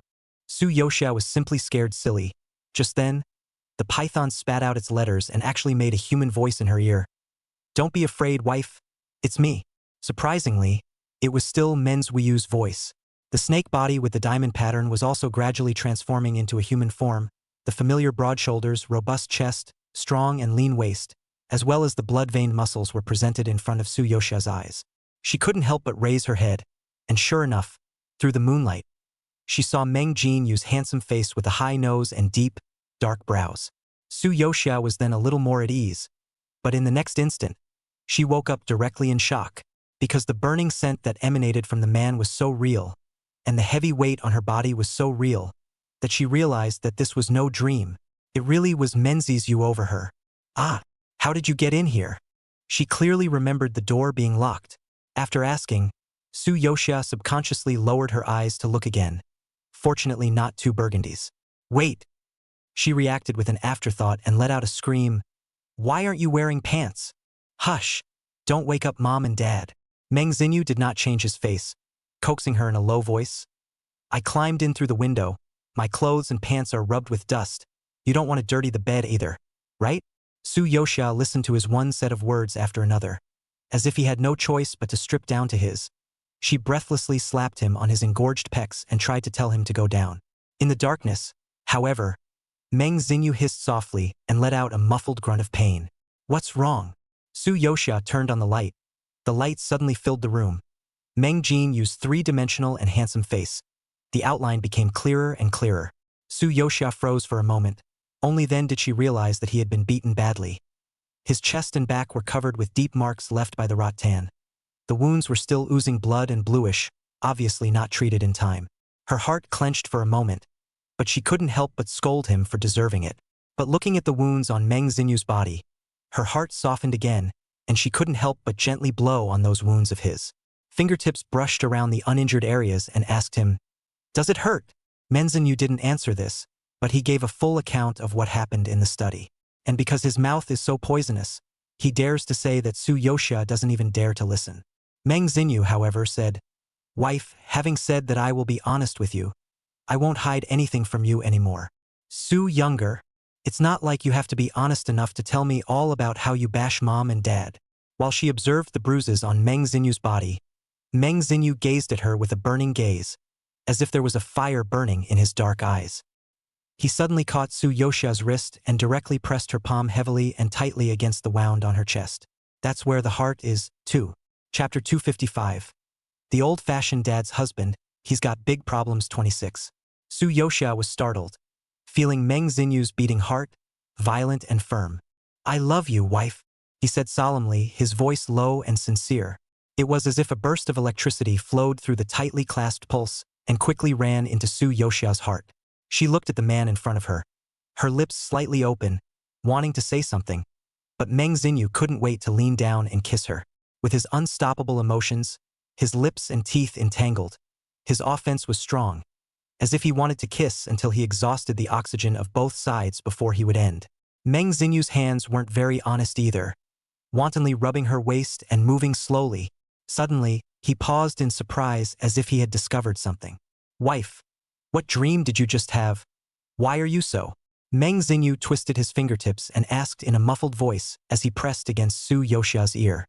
Su-yoxia's cheeks turned red all of a sudden, and she nonchalantly hit him randomly. This time Manhwa did not feel the pain, laughed, and then really as in the dream, tightly obsessed with her. Although he received a beating, Manhwa felt that the beating was worth it, because he used it to gain his wife's heartache and forgiveness.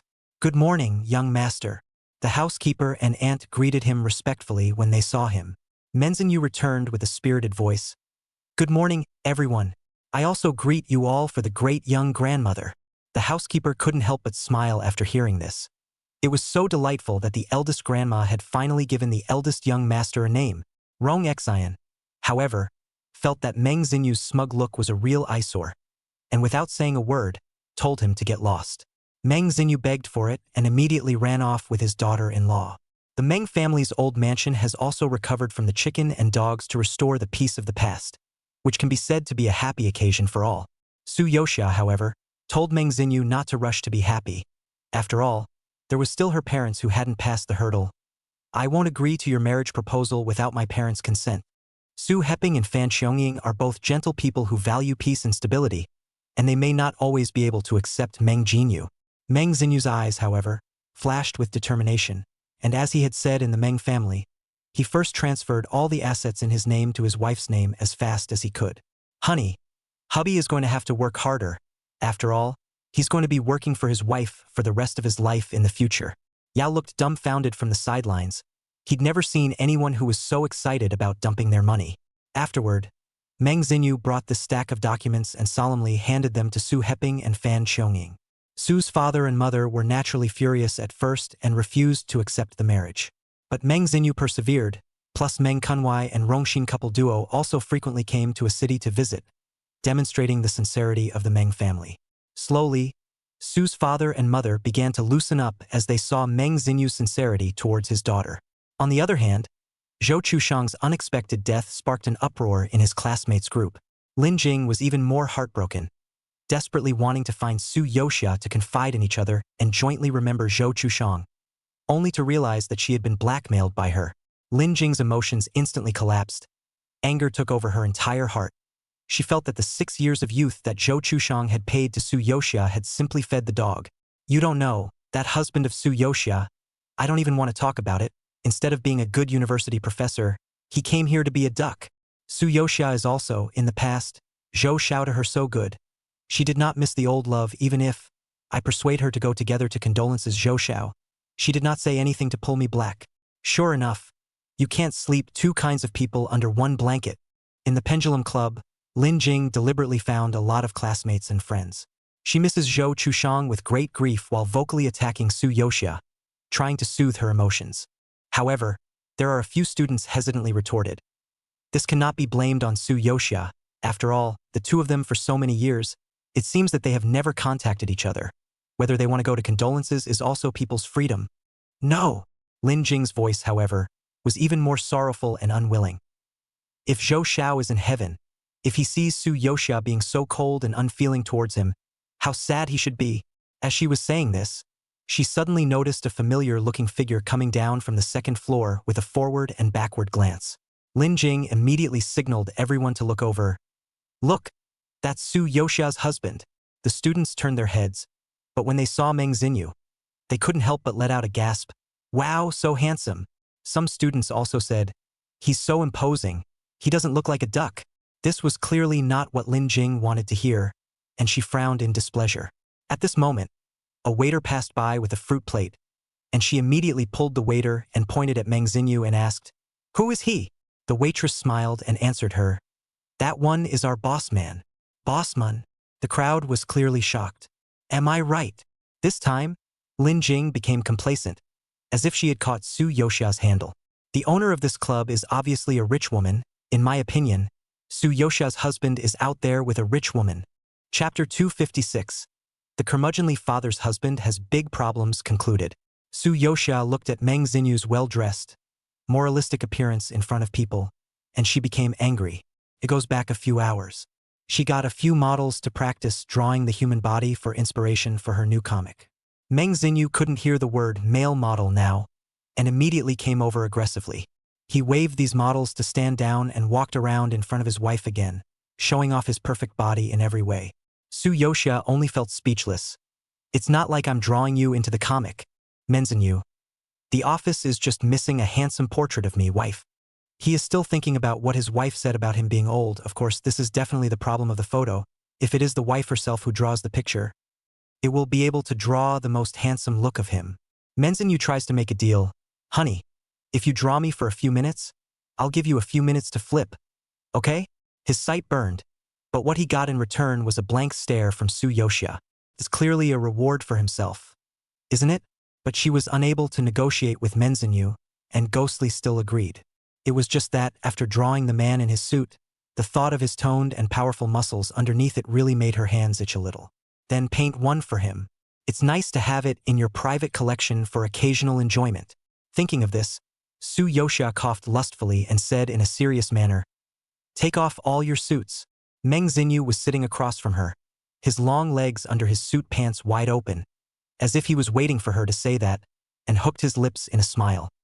His dark, haunted gaze fixed on her for an instant, and he unbuttoned his coat with one hand without skipping a beat. Su Yoxia's effort to change the drawing paper was enough for him to finish preparing. Question mark. Su Yoxia casually swept him a glance, but froze, immediately widened her eyes and pulled up her volume. "Why are you standing up?" Meng Xinyu sat on the office chair, still very unmanly with his legs open, his face full of innocence. "I'm sitting, wife." "Su Yoxia, you know what I'm talking about. He's blocking me from drawing your abs." Meng Xinyu was even more innocent. "Honey, without your help, I guess I'll just have to keep standing." Su Yuxia. She then realized that she shouldn't have agreed to this man so easily because he would only give her an inch. Sure enough, as she drew, Meng Xinyu's breathing gradually intensified. "Honey, I've dragged. Why are you still wearing clothes?" When Su Yoxia saw his little action, her face couldn't help but redden again and warned him, "Don't move your hands around." However, Meng Xinyu's eyes on her grew more and more passionate, practically burning up the air, and the only thing that answered her was his gasping voice. Su Yoxia didn't know how the model came around behind her while she was painting, beautifully letting her see it up close and sitting her on her lap. If she hadn't been secretly enjoying herself, she would have hit him again. A painting dilly-dallying for half a day, the watercolor on the painting also do not know what stained. If not, Meng Xinyu repeatedly guaranteed that he would put it in the safe at home. Su Yoxia must immediately destroy it. Painting is also a physical job. Su Yoxia was exhausted and rested for a while before coming out of the office.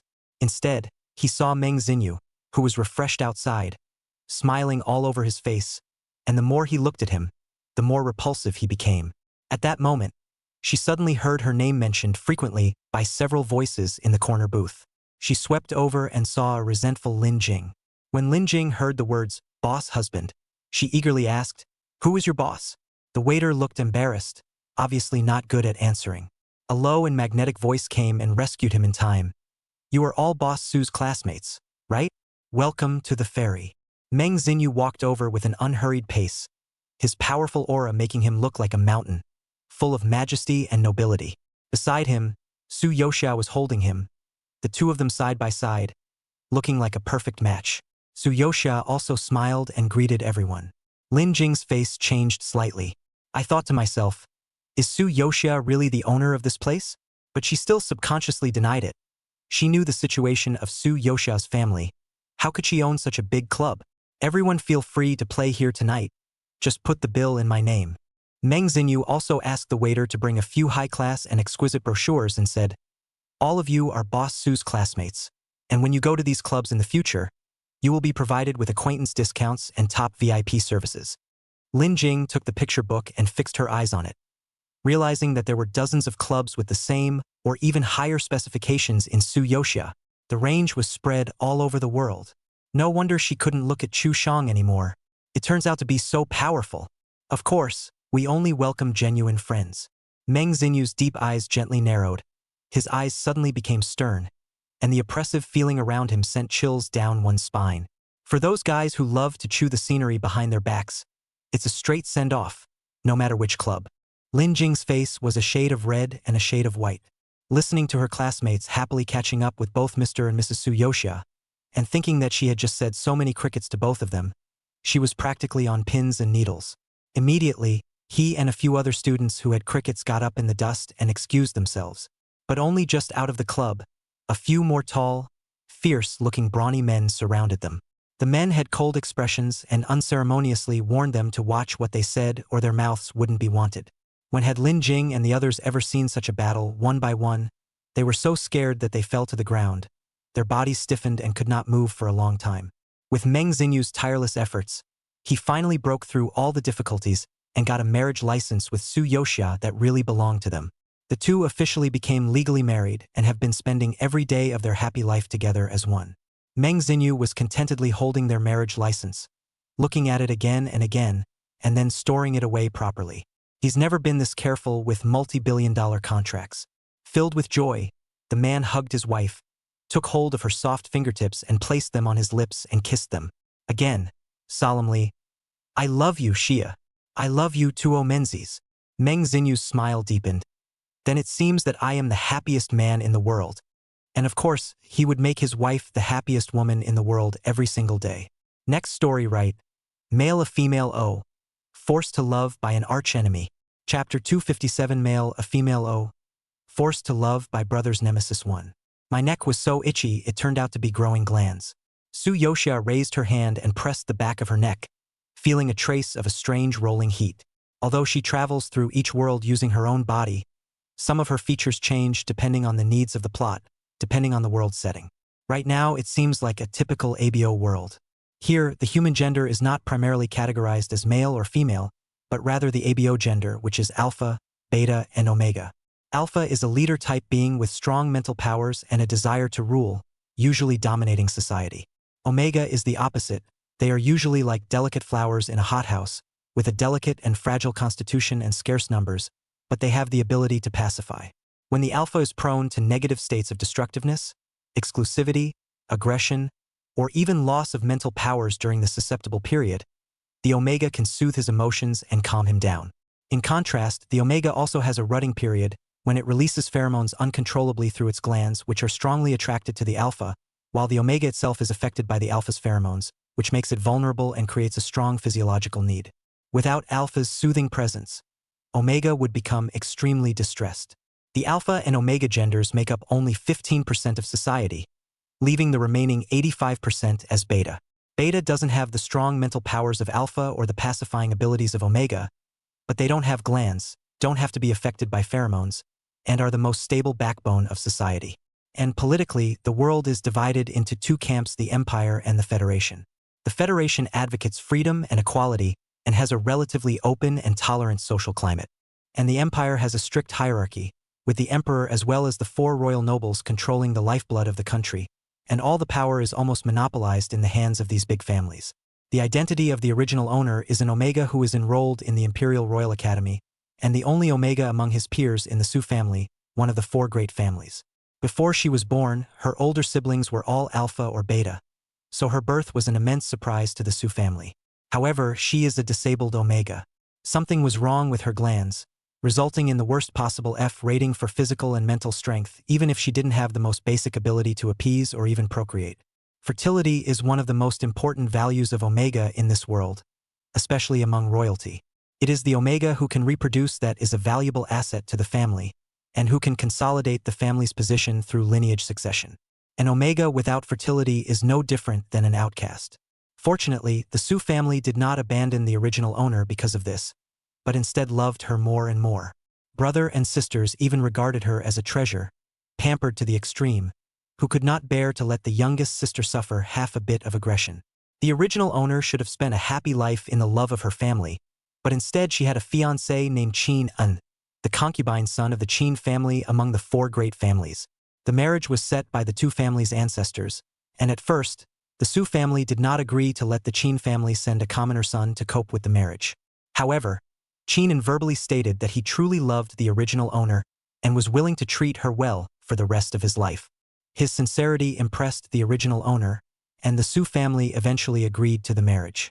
But what the Su family did not expect is that Qin and this person, in fact, has a deep heart, valuing not the original owner at all, but the supreme power and financial strength of the Su family. Since he graduated from the Imperial Academy under the patronage of the Su family, he had risen step by step through the ranks, rising from Major General to Marshal. But his ambitions go far beyond that.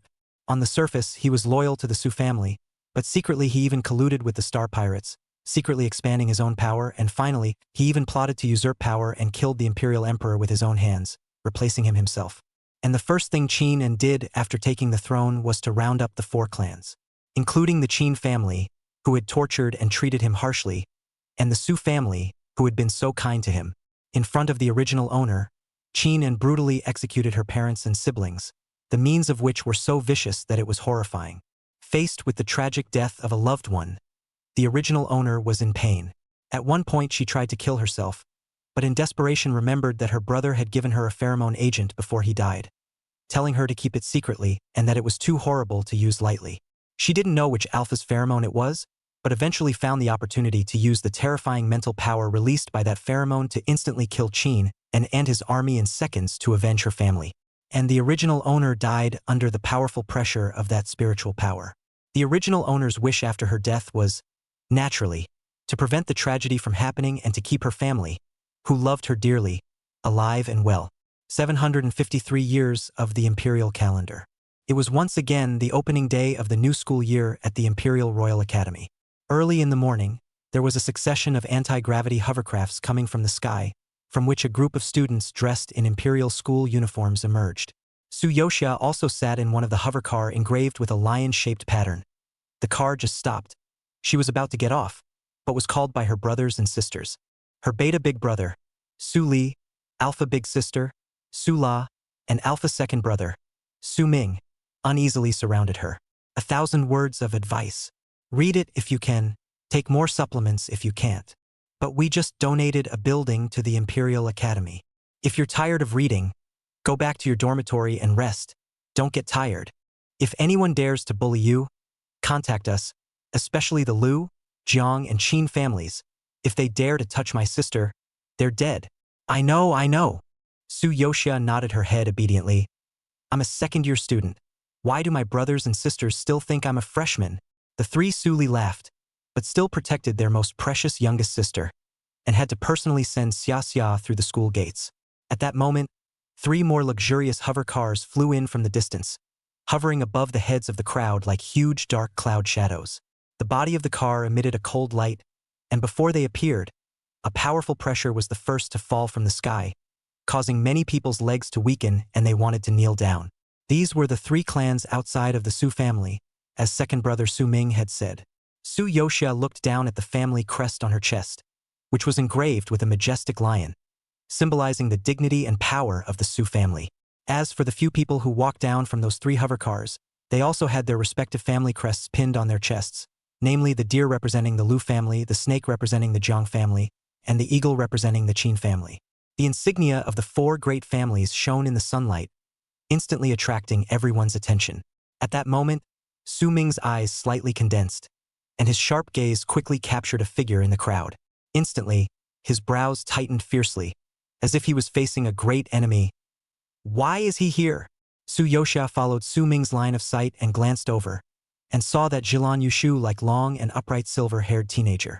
Suddenly I realized I can't write how AOs are going to fall in love with each other. Changed the setting slightly, and will write arch-enemy literature when I get a chance, haha.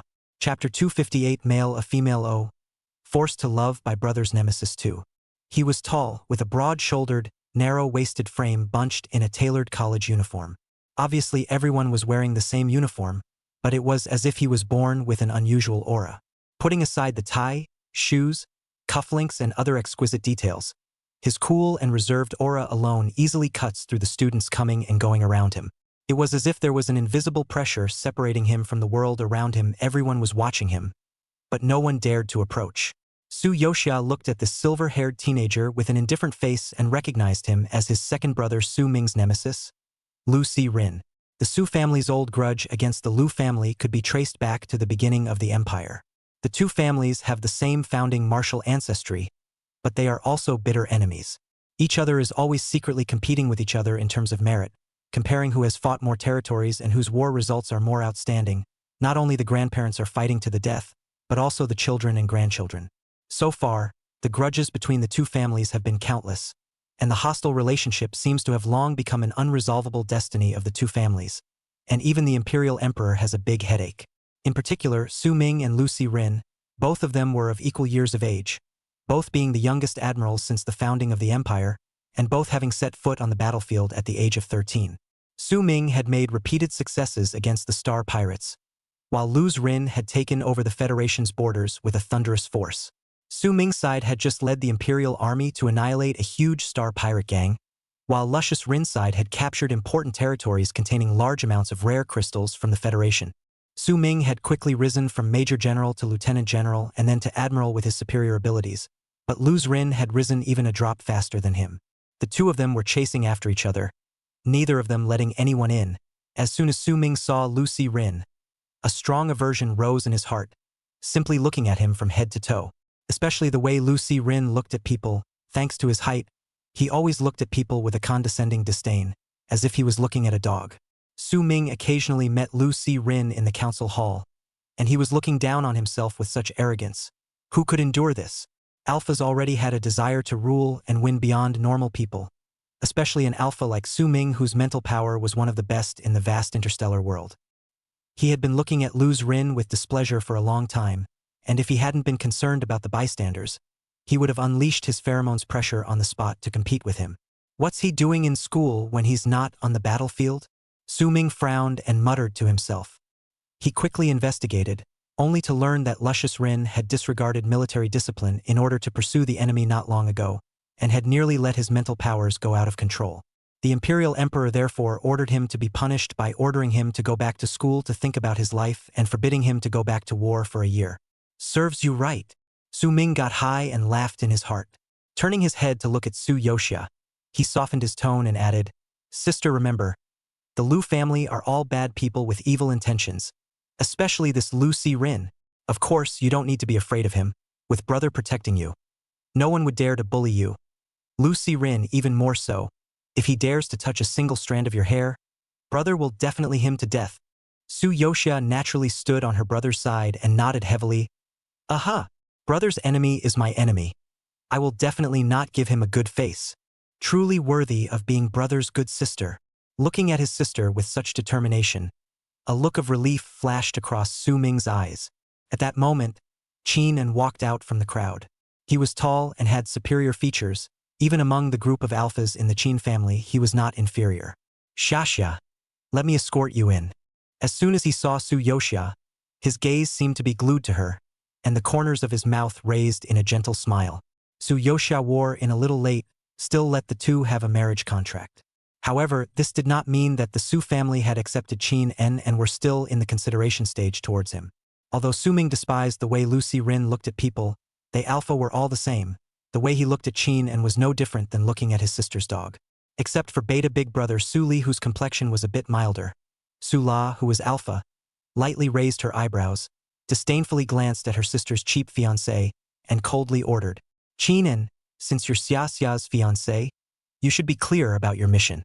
You must always put her safety first and do whatever she tells you at all times. If Xia needs anything, you have to respond immediately and report back to us." "Got it." Qin was also an alpha, with the pride and condescension inherent in an alpha. However, in the face of the strong Su family, not only did he not have a single retort, but instead, he responded with a low-browed look and a smile. "Don't worry, all of you. I will do my best to protect Xia and never let her suffer any harm." When Su Yoxia heard this, she only felt bad luck, and thought, "My greatest harm comes from you, doesn't it?" She's gonna have to find a reason to break off this engagement first. And behind Qin, a group of Qin family members wearing uniforms and owl badges on their chests, with their arms wrapped around their chests, looked at this scene with sneers on their faces. Looking at Qin's coy appearance, they scoffed nonchalantly. "A bastard just can't make it to the top. To actually stoop so low is really a disgrace to the Qin family. Can't stand it anymore. Let him change his last name to Su and call him Suin. Okay?" Su Yoxia, a disabled Omega. Pheromones are not even available. All grades are still at the bottom of the list. Even Beta is not as good as Beta. Only the Su family treats her as a baby. She doesn't know how she's going to be trashed by Alpha without the shelter of the Su family. Suddenly, their voices came to a screeching halt. A terrifying pressure with a biting chill descended from the sky, as if it had transformed into an invisible hand that tightly grabbed the Qin family members by the throat. It was as if they were being warned that if they said one more word, they would break their necks on the spot. The Qin family's crowd instantly fell into suffocation, their bodies stiffening. They didn't dare to move the slightest bit. They could only dribble their eyes. "You looked at me. I looked at you." Their faces filled with undisguised fear and panic. This sense of oppression of spiritual power was on the verge of exceeding the limits of what they could withstand. They all know that this is suppression from the top pheromones, and the only alpha with this power is Chapter 259 Male a Female O. Forced to Love by Brothers Nemesis 3. The pheromones released by luscious Rin had a small range, targeting only the Qin family members closest to him. But just a tiny aftershock was enough to bring about a pervasive sense of oppression, and the bone-piercing coldness in the air spread, causing all the people at the school's entrance to not dare to make any rash moves. Su Yoxia's side also felt it, and Su Ming and Suara immediately shielded their sister firmly like two walls. Su Ming knew that this was Lu Si Rin's pheromone as soon as he smelled it, and he couldn't help but curse. How could there be such a pretentious alpha, who on the first day of school is going to make it known to the whole world that he, Lu Si Rin, has come to school? Isn't he? Even the ever-tempered Su Li frowned in revulsion, unable to help but worry about whether or not her sister would be able to keep her safe if she stayed at a school with such a dangerous alpha. Now, not only Su Ming, but all of the Su family were extremely dissatisfied with Lu Si Rin. Luscious Rin shot to the top of the Su's most hated alpha list. The Imperial Academy is a mixed class system, with a certain percentage of alpha and omega in each class. But there are many classes that omega can't take, such as fighting skills classes that require super strength or mecha piloting classes that require super mental strength.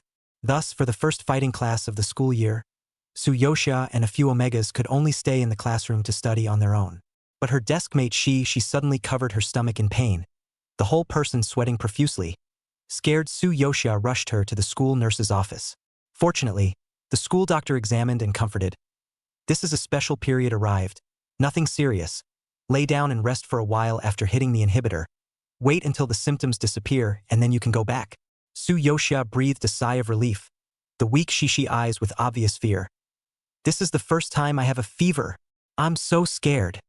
Don't be afraid. Su Yoxia held her hand tightly. I'll stay here with you. When you recover, we'll go back together.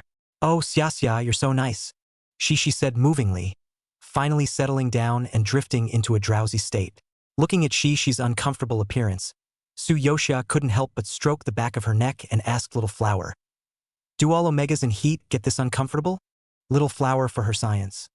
Yes, this time of the omega body hormone levels drastically change, the body will appear persistent high temperature, especially to the glands, and the abdomen is most obvious. Moreover, omega releases uncontrollably large quantities of strong-smelling pheromones during this period, which are extremely attractive to alpha, and can be extremely dangerous if omega is not adequately protected at this time. Su Yoxia nodded. So it seems that I have no way to release the pheromones, and it's not a loss of protection for myself. She had regretted not being able to smell her pheromones, but what goes around comes around, and some risks were avoided. Koana. And omega during the bonding heat period will also repel pheromones from other omegas, but she doesn't repel the host at all. Su Yoxia's heart was happy, but she was going to sleep for a long time this time, and she couldn't help but get up and wander around as her butt hurt from sitting. Omega is a valuable asset to the Empire, and in order to serve the omegas well, the school medical office occupies an entire building, divided in detail into sections. Su Yoxia was strolling around when she saw a sign that read, Omega Stop. She paused in her steps, but the voices in the special section ahead of her still reached her ears. You're in a dangerous situation now. You can't use your spiritual power so recklessly anymore, or sooner or later you'll lose control completely. Do you want the entire interstellar world to be destroyed in your hands? When will I be able to go back into battle? Unlike the exasperated voice from earlier, this voice was simply as calm as a frozen lake, without a single fluctuation. Don't think about it for a short period of time. Wait until your spiritual power stabilizes. I want it as soon as possible. The ice-like voice carried an unquestionable command. Su Yoxia immediately realized that she seemed to have heard an unbearable secret. Without saying a word, she turned and walked away.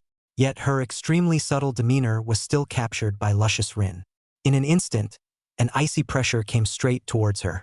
Su Yoxia instinctively sidestepped, wanting to avoid the biting aura, but the pheromones with a strong chill surged and washed over her body with great aggressiveness, causing the cracks of her bones to shiver. She cringed and stifled a gasp of surprise. Ah, so cold. Luscious Rin pushed the door open and saw this scene. The frail, white omega shivered in his pheromones. The small, slightly wet and glistening face, lips slightly parted in pity and resignation and confusion. You! Luscious Rin took a big step toward her and was about to make a sound when he clearly saw the watery feeling building up in her choleric almond eyes. He pursed his lips and fell silent. The pheromones were all withdrawn as early as the first moment he saw her, but he still couldn't help but sigh inwardly, so petite. delicate, dainty, reserved, delicate, dainty, dainty, dainty, dainty. He thought of every word with the word delicate in it and strutted up to her, not a big man, but tall and slender enough to cover her. Su Yoxia was trapped in the shadow covered by the man, deflated her mouth, tilted her head, and collided with Lu Si-rin's cold and arrogant face. It's him again. For eyes met each other, luscious Rin half lowered his eyes. His eyes unhurriedly roamed along her delicate and moving cheeks, then slowly moved downward, resting on the crest of a lion engraved on her chest. He had always been accustomed to having cold eyes, and at this moment, he hadn't restrained them in the slightest. In his heart, he was thinking, so it's that Omega from the Su family, Su Ming's sister. Luscious Rin thought about those elements discussed by Qin's family in the morning. Su Yoxia. Disability Omega. No pheromone. At that time, it only felt harsh and just wanted to tell them to shut up. But now it seems that the Qin family should need a deeper lesson. When Lu Si-rin gazed at Su Yoxia for an instant, Su Yoxia was also looking at him. Sure enough, it's exactly as Ergo said. There was a hint of handsomeness in the way this guy's neck was straightened when he looked at people with his eyes downcast. But he was obviously used to being high and mighty, and that condescending stance really owed him a lot. The Lu family and the Su family, indeed, were born to be arch-enemies. Su! Lu Si-rin's thin lips lightly opened, was about to make a sound. Su Yoxia thought to herself that she couldn't disgrace the Su family and let the Lu family look down on her. She glared back at him defiantly, scolding him with an exasperated, dog's eyes. After saying that, he stepped on Lu Si-rin's foot again with a swiftness, and while he hadn't reacted, he immediately turned around and ran away in a puff of smoke. Luscious Rin froze, not expecting it indeed. But he didn't make any move and remained standing in a straight posture. The deep gaze followed Su Yoxia's figure until she completely disappeared from sight.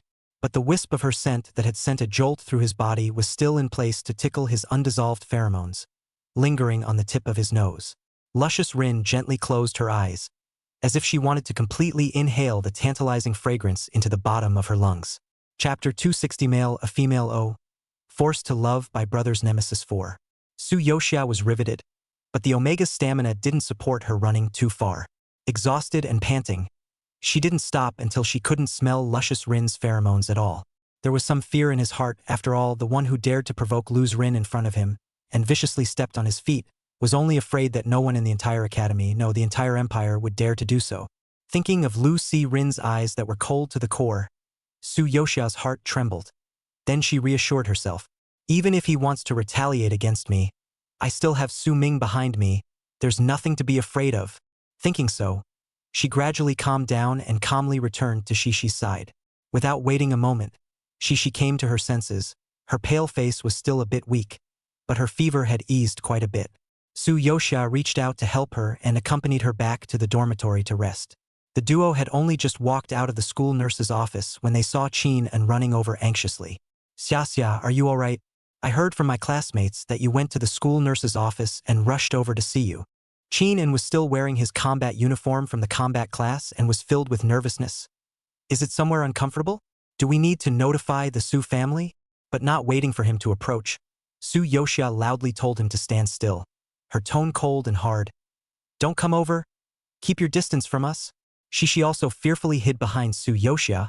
Omega was already sensitive and fearful of Alpha's pheromones during the fever period, looking at Alpha as if it were a jackal, wolf, tiger, or leopard. Okay, I won't come near you guys. Qin immediately stopped in his tracks. Su Yoxia coldly said, I'm fine. I'm going back to the dormitory with Xixi now. Don't follow me. Her undisguised detachment and rejection caused Qin's eye-colored eyes to cross dark colors. After a vacation, he clearly felt that Su Yoxia's attitude towards himself had changed a lot. No longer as gentle and submissive as he once was, nor as easily coaxed by his tripe. But Qin was still smiling, as if no matter how much Su Yoxia lost her temper with him, or even ignored him, he would not get angry and unconditionally tolerate everything she did. To be fair, Su Yoxia's appearance was extremely beautiful, and I'm afraid that there was no Omega in the entire empire that was more beautiful than her. It's just a shame that she's a disabled Omega with no pheromones and no ability to appease Alpha. Qin sighed in his mind. He was an Alpha with SSS-level mental power and had a stronger need for appeasement than a normal Alpha. He could spoil her and love her, but it was impossible to play inhibitors for Su-Yoxia for the rest of his life. Okay, Sha, I'm not going anywhere near you guys, but I'm going to make sure you're safe. So let me follow you guys from a distance and see you go into the dorm with my own eyes, so I can rest easy. Okay. Qinen's face was humble and pleasing, so deep in love that it was as if he could give everything for her. Su-Yoxia ignored it and directly led Shishi away. And as Qinen eyed her distant back, the smile welded to his face quickly disappeared, replaced by a deep chill. His eyes also became as cold and dark as a viper's. Mentally calculating, Su-Yoxia's feverish period was soon to arrive as well. At that time, he would then mark her in the name of appeasement, and the Su family would have to formally recognize their engagement, and Su-Yoxia would no longer be able to escape his control. I wonder if it's because I've seen Shishi in her fever stage. Su-Yoxia felt that her own gland was also getting hot, and even felt that it was swelling up in one burst. At that time, she was at a college dinner jointly organized by the four families, a banquet that only members of the families were entitled to attend.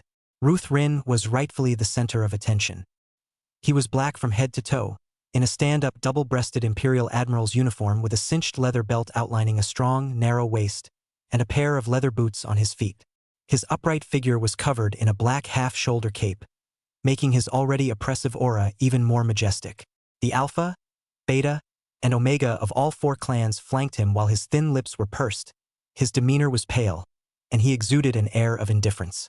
Su-Yoxia naturally stayed far away from him and hid in the dessert area in the corner picking out cupcakes to eat. Qinen followed behind her without moving an inch, but out of the corner of his eye, he glanced in Lu Si Rin's direction from time to time. A pang of anxiety ran through his mind. After all, Luscious Rin usually fought on the battlefield and did not often appear on such occasions, and Qinen did not want to miss any opportunity to raise his name. Shasha, I'll go over and say hello to Qin's family, and I'll be right back with you, he said tentatively. Oh, Su-Yoxia waved her hand, seemingly not finding any clues. However, Lu Si Rin's cold and sharp gaze had already noticed the figure in the corner, and also saw the sticky pug behind Su-Yoxia. He watched the dog run toward him. Hello, Road General. My name is Qinen and I'm a sophomore. Qinen bowed slightly to Luscious Rin with a confident smile on his face as he introduced himself. My spiritual power is SSS rank, and I hope to have the honor of being your subordinate after graduation. SSS represents the highest level of interstellar. Lu Si Rin's expressionless face didn't fluctuate in the slightest. His eyes were lowered to look at him, and his tone was also light. You are Su-Yoxia's fiancé. Qinen was slightly stunned, not knowing why Lu Si Rin suddenly mentioned Su-Yoxia, and then thought that she was Su Ming's sister. And Lu Si Rin's incompatible relationship with Su Ming was known throughout the stars. Sorry. His heart tightened and he hung his head down a bit sheepishly. I should have brought my fiancée with me, but she's a bit shy, so I beg your pardon. Luscious Rin's icy eyes swept over Qinen, thinking of the Su family's Omega's imposing manner of scolding herself, and didn't feel that she had the slightest connection to the word shy. And when Qinen licked a wave of Luscious Rin and turned back to look for Su-Yoxia, he realized that she had disappeared. Su-Yoxia didn't expect her feverish period to really come. While Qinen went to lick Luscious Rin, she immediately dashed upstairs, found an unoccupied lounge, and took out the inhibitor that she had already prepared. The time it takes for the inhibitor to take effect varies from person to person, though. Unluckily for her, she happens to be the type that is particularly slow to take effect. The heat inside her body rose higher and higher, and her breath caught as more and more sweat slid down her forehead. It was as if she was trapped in a hot patch of air, trying to break free but unable to do so. At that moment, Qinen's voice came from not far away. Xia, where are you? Don't be naughty. Just come out, will you? I'm worried about you. Su-Yoxia had already found a hidden place to hide. At this time, she was even more glad that she didn't have pheromones. Otherwise, wouldn't she have marked a precise location for Qinen? She didn't know that there was a Luscious Rin beside Qinen, who was accompanying him in his search. Chapter 261 Male a Female O. Forced to Love by Brothers Nemesis 5. Luscious Rin didn't speak, and his footsteps were light, and he didn't move to put away his pheromones. You put away your pheromones too. He was about to vomit from the dog's bad alcohol smell and frowned in disgust. Qinen responded with a low brow. He had a vague premonition of what had happened to Su-Yoxia, and had wanted to deliberately release pheromones to attract her out. He could neither smell Su-Yoxia's pheromones nor know where she was hiding now, and he felt annoyed inwardly. Qin did not notice that the footsteps of Lu Si Rin at his side were getting faster and faster, unknowingly turning into himself following his pace in his search. Luscious Rin sniffed at the growing aroma in the air, stronger and more tantalizing than when he first smelled it. His scalp tingled, and not only that, but the tingling seeped all the way down to the cracks of his bones, while the muscles throughout his body were instead bang hard as a result. He followed the fragrance and quickly found Su Yoshia's hiding place. Xia. As the lights in the lounge were turned on, Luscious Rin caught a glimpse of the girl huddled in the corner, covered in hot sweat as if she had been pulled out of the water. Qin let out a startled cry, apparently seeing Su Yoshia as well. He blushed profusely and couldn't wait to get up to her, to take her into his arms. However, behind him, Luscious Rin narrowed his narrow black eyes. Extremely aggressive mental power as the pheromones were released. Qin only felt a coldness in his back. His eyes went black, and he instantly fainted. "Are you worthy?" Luscious Rin's black leather boots kicked the man off the ground without even looking at him. He walked to Su Yoshia in large strides. Su Yoshia was sweating profusely from the heat, and her vision was covered by a hazy mist of water, making it blurry. Just as she was about to lose consciousness, suddenly, a cold, icy breath hit her. It was as if the proud and solemn snowy mountains were full of bitter snow, wrapping her lovingly and densely, gradually subsiding the heat in her body. Her sanity also gradually regained its clarity in this cold breath. A tall, dark figure appeared in front of her eyes. The man crouched down on one knee beside her, those deep eyes gazing at her with cold eyes. "How come it's you?" Again, Su Yoshia spoke hoarsely. Could it be that this is the wrong side of the tracks? Instead of answering, Luscious Rin leaned forward slightly, the straight and high bridge of his nose brushing along her ear. His nostrils flared slightly as if he was sniffing for something. Su Yoshia felt his breath fall through her hair and onto the glands that were pulsing at the back of her neck. The gland is an extremely private place for the omega, not only because it is responsible for receiving pheromones from the alpha, but the gland is also dotted with a large number of sensory nerve endings that connect to the brain's excitatory centers. Any tiny touch would make omega wince. Normally this place was covered with a barrier patch, and for Su Yoshia the barrier patch was like an inner lining. Luscious Rin's behavior obviously offended her greatly. "Rude." Luscious Rin sniffed, then pulled away from her. "You smell good," he said. He was also trying to determine whether her aroma was a body odor or a pheromone scent. Luscious Rin had investigated Su Yoshia's profile and learned that she really couldn't release pheromones like a normal omega, and that the Su family could do nothing about it. But just now, it seemed that only he could smell the rich fragrance of the girl's body, and that dog fiancé of hers couldn't smell anything. Luscious Rin suddenly felt a rush of unexplained excitement. But he didn't show it on his face, only saying in a faint voice, "You look hard right now. None of your business. I've already hit the inhibitor." Really, but as far as I know, inhibitors don't work on everyone. Especially for alpha or omega with different body types, the effect varies, and some may not even respond to the inhibitor at all. When Luscious Rin opened his mouth to speak, he didn't withdraw his pheromones, but he stopped releasing more either. Su Yoshia clearly felt that the cool relief that surrounded her body was fading away. In its place, the initial sizzling sensation that seemed to burn like fire swept over him once again. Even the sensations were actually more unbearable this time than before because of the momentary relief they had received. She bit her lip. Luscious Rin was definitely getting back at her. She also knew what Lu Si Rin wanted to hear. Nothing more than to hear herself admit her mistakes and plead for his help, and to hear the Su family bow down to the Lu family. But she just didn't say anything. "Little flower, tell my brother I'm not a coward. None of you alphas are any good except the alphas of the Su family." She was indignant. Luscious Rin's posture remained condescending even though she remained on one knee. "I don't have a penchant for being helpful. How am I supposed to know what you want if you don't say anything? Do you obey whatever I order you to do? I only obey the orders of a superior officer to me, the Marshal. I am now Marshal Su, and I order you to release your pheromones." Hearing her commanding tone, Luscious Rin laughed. He didn't say anything, just stared at Su Yoshia's face that seemed to be washed with water and unraveled the black leather gloves on his hands. The resilient leather gloves fit tightly around his palm bones and fingers, and were removed a little at a time as he dropped them to the floor. Su Yoshia watched as Luscious Rin suddenly closed in, Alpha's large palm threading into her hair and wrapping around the back of her soft neck. Coarse fingers pressed against her glands through the barrier and rubbed slowly. The man's handsome, cold face also zoomed in front of her eyes, so close that her breath smelled the same.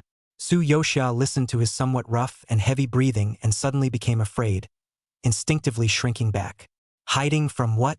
Not my pheromones, sir. Luscious Rin met her forehead. Alpha's surge of pheromones washed over her body, as if it were trying to seep in along every pore of her skin. Su Yoxia involuntarily started to shake. Hold me if you're cold, Su Yoxia said in her heart. Brother, sister, it's not that I'm weak-willed, but you guys don't want your beloved sister to suffer. She burrowed into Luscious Rin's cloak and clung to his waist. I can't believe it's still a male dog's waist. It must be very powerful.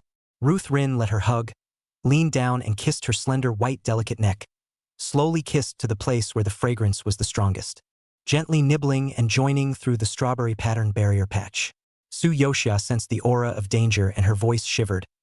If you take the opportunity to mark me, my brother and sister will definitely not let you go. Ruth Rin, don't worry. I don't care to do that unless you actively beg me to mark you. Chapter 262 Male a Female O. Forced to Love by Brothers Nemesis 6. Time passes by. The closed lounge was filled with the scent of Luscious Rin's icy pheromones, blended with a sweet, ethereal aroma. Su Yoxia was wrapped in his arms, the man's jaw against the side of her neck, a neck-crossing position, with a kind of ear-to-ear intimacy. Luscious Rin, don't rush your pheromones in a rush. It's too aggressive and it's cold. Despite her words, she was comfortable against the man's hot embrace, enjoying the tingling between his gentle yet hard kisses and nibbles. Soon, Luscious Rin's entire body was also as if he had been fished out of the water, especially the part of the suit pants, where the fabric clung to the muscular lines of Thucydide's legs. Water baby, Luscious Rin mumbled. Omega will sweat a lot when he gets hot, okay? Su Yoxia had already recovered. Her face rubbed red and she pushed away the man on top of her with dissatisfaction. Luscious Rin laughed silently and didn't say much. Only then did Su Yoxia see a fainted alpha still lying on the ground, and she was shocked. Chinen, what did you do to him? She got up anxiously, intending to see if the fellow was dead. That would be great. Instead, Luscious Rin clutched his wrist. The man's face sank, his eyes as cold as a ghostly pool, and he spoke coldly. Want your fiancé to smell my pheromone flavor all over you? Su Yoxia immediately lowered her head and sniffed. She was practically on the verge of being marinated in the flavor of Luscious Rin's pheromones. While Chinen was a bad thing with a deep heart, Luscious Rin was clearly even less of a good person. The marriage contract between the two Suqin families was set by the imperial emperor himself, and if she wanted to unilaterally dissolve it was not easy, and if she was not careful, she would give the Su family an excuse to be blamed. Although Su Yoxia didn't know what exactly Lucy Rin wanted to do, and what kind of mind she had towards herself, but perhaps he could be used to get himself out of this engagement. Su Yoxia calculated in her mind and deliberately made a strong effort to break away from Lucy Rin's hand. I knew you didn't have good intentions. I could have relied on my fiancé's pheromones to get through this fever. You must have knocked him out on purpose. Yes. Luscious Rin's eyes grew darker when he heard her mouth the word fiancé. He admitted bluntly, his tone cold and unfeeling. He's not a loyal dog. You should dump him right now. When Su Yoxia heard this, she was simply exasperated by him. She crooked her finger at Luscious Rin. Then I won't have a dog, so you'll be my dog. Her attitude was too bratty, too arrogant, and her tone was even more lawless. Even the imperial emperor didn't dare to speak to Luz Rin like this. Luscious Rin wasn't angry, but instead smiled. You're still better behaved when you're in heat. Su Yoxia didn't understand what meaning was contained in his smile, being stared at by his streaming lacquer like deep dark eyes. She was uncomfortable and felt her whole body burning up again. It's better than being super male as soon as you alphas get sunny. She averted her eyes and shot back, adding, I'm going out now to take a whiff, so don't go out with me. Aha! Luscious Rin responded flatly, surprisingly well-spoken this time, just looking at her with some meaning. Su Yoxia quickly realized what Luscious Rin's eyes meant. A mirror hung on the wall, and as soon as she got up, she saw that her neck had actually been gnawed out with dense, mottled hickeys, as if they were branded on her snow-white skin. The red and white were intertwined, vaguely bluish, with an indescribable obscenity. Her neck instantly flamed, and she craned her head to feel the back of her neck again. The firm barrier patch had also been spoiled by the man to the point where it buckled and seemed to be coming off soon. Su Yuxia was wearing a small dress with a halter girdle, and there was only a thin necklace on her neck, which couldn't cover any traces at all. As soon as she goes out, everyone will know what she did tonight. Bitten by a dog. Bitten by a dog. Su Yuxia was simply furious. She didn't even have the time to scold Lu Si-rin. A powerful and cold force suddenly wrapped her into a wide cloak and wrapped her up tightly. Luscious Rin didn't give her any chance to resist and calmly picked her up by the waist. And as Luscious Rin reappeared in the banquet hall, the atmosphere suddenly froze and all eyes abruptly focused on him. Curious, rather, about the figure wrapped up in his arms.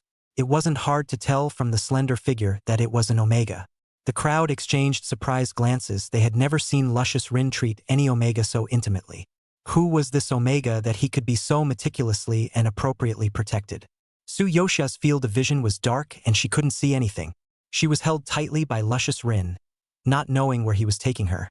And after a long time, she heard a deep, steady voice, reporting back to Luscious Rin. Admiral, the Alphas from the Qin family have been jailed for arrest as you ordered. They are about to face more than 8 years in prison for privately imprisoning and abusing the Omega, and marking them without regard to the Omega's wishes. Luscious Rin's flat voice carried an intimidating majesty. Fine, I'll interrogate them myself. Su Yuxia thought to herself, is the Qin family the same Alpha that bullied the original owner? Those people, even if they openly looked down on her, would only be scolded a few times by the elders of the family without pain. Privately, she was even more reckless in mocking her disability and ridiculing her as the most useless Omega. It was only the original owner who was kind-hearted and never informed the Su family about this matter. Heaven's way was good, and it was finally their turn to be severely punished by Luscious Rin. I can't imagine that Luscious Rin is still somewhat useful. Su Yuxia was happy, mayfly pupa in the man's cloak, and was only honest when he hit the Fart Valley. Omega's fever period usually lasts 2-4 days. Come see me tomorrow at dusk. I'll be waiting where you stepped on me. Luscious Rin put Su Yuxia into the hovercar heading to the dormitory and peeled a flushed little face out of her cloak. No, Su Yuxia refused without hesitation. Luscious Rin laughed coldly. Still looking for that fiancé of yours? I'm not looking for him either. Su Yuxia waited for the man's face to ease a little, and then deliberately stimulated him. There are plenty of alphas out there. Can't I just find another 10 alphas? Lu Si-rin's overly handsome cold face. His face was really cold and heavy to the extreme. Scared, Su Yuxia immediately rushed into the dormitory as soon as the car stopped. The next day, Qin waited under the Omega dormitory building early in the morning. By the time he came to his senses, the entire ballroom had long been empty. He hurriedly packed up and immediately ran over. Seeing Su Yuxia, Qin busily greeted her and nervously asked, Xia, what happened last night? You didn't run into anything, did you? No. Su Yuxia calmly said, last night it was Beta of the Su family who sent me back. I don't know why you fainted. They seem to have asked the Qin family to find you. Didn't they come over to help you? Qin's eyes darkened. How would the Qin family care about his death? But he quickly laughed. It's good that you're okay. How are you feeling today? Do you need any help? Su Yuxia refused without even thinking. I'll just use an inhibitor. Okay. A hint of disappointment flashed in Qin's eyes. If you need anything, just order me anytime. By dusk, Su Yuxia naturally wouldn't obediently go to Lu Si-rin. The top hotel within the academy specializes in luxury accommodations for VIPs, and the highest floors of the hotel are affiliated with 4 families. Su Yuxia came to the luxury suite in the name of the Su family and quietly waited for the inhibitor to take effect. Gradually her body began to fluctuate with dryness, and at the thought of breaking into another hot sweat later, she went to the bathroom first and took a shower, changing into a thin silk nightgown. She was in a pretty good frame of mind for her first time as an Omega, blow-drying her hair nonchalantly after her shower. Her hair was blow-dried until it was half dry when Sula called to ask how she was doing. As an alpha, Sula had to keep her distance from her little sister and could only shush her across the comm. The background sound was noisy. Su Ming and Su Li were also there and said, tell us immediately if there is any discomfort. The Su family doctors are standing by at all times. Su Yuxia told them not to worry. I stayed alone in the hotel, is the safest. Her voice came to a screeching halt. She was coming out of her room and heading straight for the kitchen to get herself a glass of water. Passing through the living room, Her afterglow suddenly noticed something that scared her so much that she almost went into respiratory arrest. Xia, what's wrong? Why is there no sound? Keenly sensing that something was wrong, the anxious voices of the three Su Ming people came from the communicator. Su Yoxia, still holding the communicator in her hand, stared blankly at the man on the sofa. His spine straightened, his long legs folded. He was gazing at her quietly. Su Yoxia smelled the familiar pheromone odor, and her body unconsciously softened slightly. She subconsciously swallowed her throat. The dark, cloaked hair was still wet, blotting the thin, cicada-like fabric and revealing her luscious form. Luscious Rin's gaze restrained itself above her collarbone, but the color of his eyes grew deeper and deeper without restraint. I'm fine. Su Yoxia was being watched by Lucy Rin for an instant, and replied to Su Ming in a panic, I'm just a little uncomfortable and want to sleep up. Su Ming didn't dare to disturb her rest, so he hung up the phone. Unlike Su Ming's soft voice when he spoke, Su Yoxia was like a little bomb ready to thump at any moment when she saw Lucy Rin. Why are you here? She was frantic. How dare you barge into the Su family's territory? Are you really not afraid that my brother will sue the emperor? Luscious Rin looked at her, calm and collected. Do you want to double-check whose place this really is? He was as natural as if he were in his own home. Su Yoxia frowned, suddenly realizing that it was not good, and tilted her head to look.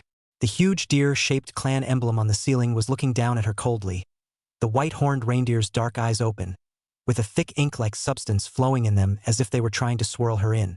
Deer. It's the symbol of the Road family. Su Yoxia thought of the room card she received at the front desk and came to this suite. According to the guidance of the room card, she was made a game. Despicable Roadrunner. Luscious Rin remained seated on the couch, motionless, keeping her at arm's length. It's just that his pheromones unknowingly fill the room. Su Yoxia was angry, but she was unconsciously lost in it, instinctively wanting to stay close to the source of this pheromone, greedily drawing more from him. Come here, Luscious Rin said. Su Yoxia was originally a not very strong-willed person. I don't know if she was affected by hormones. She only felt that Lucy Rin's pheromones smelled too good, too wonderful, and it simply made her feel excited and warlike. By the time she came back to her senses, she was sitting on his lap. It was only then that she felt the immense danger from the alpha as an afterthought. When did you do that? She sat down honestly, not daring to move a muscle. After all, her nightgown was short enough to cover only her thighs, with only a few layers of fabric separating her from the danger of Luscious Rin. The first moment I saw you, Luscious Rin's eyes were dark, and he said truthfully, no alpha can stand it when you show up dressed like that. Of course, he wouldn't let any alpha but him see it. You be state, berserker, forced J criminal, Su Yoxia said indignantly. I'll admit I'm an unscrupulous person, but I have little interest in imposing. Luscious Rin's eyes were calm, not half as rippled. Like he said, he hadn't touched her since the beginning. That was the most abominable thing about this alpha. He knew how to seduce her, just slightly releasing some pheromones out of her to mesmerize her. But even if Luscious Rin's eyes were dark, the bottom of his eyes were still clear. Ever sober and maintaining the posture of the higher power, he would not lower his lofty head, would not coax her. Just say, calm down, you're burning up. Do you need me to soothe you with pheromones? Su Yoxia secretly sniffed the pheromones on his body and refused with what little willpower she had left. I'm a person with a fiancé. I can't betray my fiancé with another alpha. You have betrayed. Luscious Rin's voice was unhurried. Just yesterday, we were in front of him. You were wrapped in my pheromones. Do you need me to help you remember? Now that mentioning his fiancé couldn't irritate him, Su Yoxia really wanted to hit him. Luscious Rin clearly didn't want to argue with her any further on these frivolous issues. I'll give you 3 minutes to think about it, and in 3 minutes, if you say no, I'll send you back to Su's room. Su Yoxia. Trying to stiffen up, she had braced her hand on the man's shoulder and tried to use the force to stand up, but she simply didn't have the strength. I don't know if there really isn't one, or if she simply doesn't want to get up. Time passed both fast and slow, and every second of the 3 minutes seemed like a long time. But when Luscious Rin's large hand pressed against the back of her neck, his fingertips caressing slowly along the barrier patch, drawing a slight shudder from her, he suddenly said, "Time's up." It was only then that Su Yoxia realized that 3 minutes had gone by in a flash. Luscious Rin's face was expressionless. From now on, you don't have the right to refuse, Xia. Su Yoxia's lips slightly opened, still wanting to say something. But the man's kiss fell faster, not allowing refusal to seal her lips. Chapter 263 Male a Female O. Forced to Love by Brothers Nemesis 7. Su Yoxia couldn't say anything, and as soon as she made a sound, Luscious Rin swallowed it forcefully. The clenched teeth were also easily pried open with the tip of his tongue as he kissed deep, sucking heavily and tangling hotly. She was so disoriented by the kiss that her halter nightgown hung off her shoulders without her even realizing it, and the hem of her skirt lifted up. Luscious Rin ruffled her long hair, and the dense kisses went back to the back of her neck. His breath was heavy and burning, and the tip of his nose rested against the skin of his neck, taking a few deep, long sniffs. It was as if the beasts had to carefully sniff the aroma of their prey before savoring the food. She really smelled good, and a few more sniffs made her throat sweet and drier. Luscious Rin licked his canine teeth. This is a great tool for Alpha to bite through the threads and mark his mate. Su Yoxia was held and kissed by him, her eyes lost in thought until the barrier patch on the back of her neck was torn away by the man's teeth. The hot breath belonging to the Alpha sprayed down without any obstruction, and she couldn't help but shiver slightly, subconsciously reaching out to cover her neck. "What are you doing?" It's been said that there's no difference between a barrier patch and an inner one. What's the difference between his behavior and taking her off with his mouth? "Don't worry. I'll just kiss outside. I won't get the pheromones in." Su Yoxia couldn't see the expression of the man behind her, and could only twist her head to look at him, with a look on her watery, moist face that she had been bullied by him. "You alphas are lying ghosts with your mouths." Her mouth bulged in anger. Luscious Rin's dark eyes slowly flowed over her face, the knot in her throat rolling as her icy gaze suddenly turned menacing. He pinched her chin and went back to kissing those petal-like red lips without a second thought. "The temporary mark will only last for 2 or 3 days, but it will make you more comfortable. Do you really not want to try it?" Luscious Rin's voice carried a compulsion. Su Yoxia was deeply immersed in his good-smelling pheromones. Her mesmerized eyes carried a few moments of fascination, but she still shook her head haphazardly with what was left of her willpower. Luscious Rin's eyes darkened, and the blocking sticker had been completely torn up by him and tossed aside. Alpha's large palm was rubbing the slightly ratcheted bump on her neck not lightly but not heavily, and the coarse touch made Su Yoxia wince in his palm. But Su Yoxia just bit her lips tightly and didn't let go. Unless Luscious Rin begged and cajoled her, she wouldn't consider it. But Luscious Rin's attitude was clearly asking her to beg him to mark it, and she wasn't going to. Luscious Rin laughed coldly, no longer mentioning the marking, but not intending to let her off the hook either. Su Yoxia only felt like a fish, being tossed around and fried and kissed by him, until sleepiness overtook her, and she didn't know who was actually clearing her hair. This fever lasted 3 full days before it ended. Su Yoxia also stayed in the hotel with Lucy Rin for 3 days, waiting until she had fully recovered and opened her eyes in a daze. He saw that Luscious Rin was standing by the bed, his lean upper body bare, putting on his white shirt slowly and methodically. His back was broad and tightly muscled while his waist was narrow, a typical inverted triangle. Su Yoxia's gaze fell on the shocking marks on his back, all of which were her handiwork. Those who don't know think they're actually having an affair, but in reality it's just eating each other's mouths off. While Su Yoxia was in a trance, Lucy Rin had already buttoned up his shirt and turned towards her. Su Yoxia's small face flushed, immediately pulling the quilt to wrap herself firmly. That nightgown has long become a broken cloth. Don't know where it was thrown. Putting on the clothes, Lucy Rin changed back into a high, cold, and reserved superior, not yet put on the uniform. His body already exudes majesty. Su Yoxia tilted her chin up to look at him like a haughty swan. "Your service as an alpha is still passable." "Yes." After 3 days, Luscious Rin had grown accustomed to her attitude toward herself and said lightly, "In that case, may I claim my payment?" After saying that, without waiting for Su Yoxia's response, he leaned down and kissed her forcefully. "Your uniform has been dry cleaned and ironed. Do you need help putting it on?"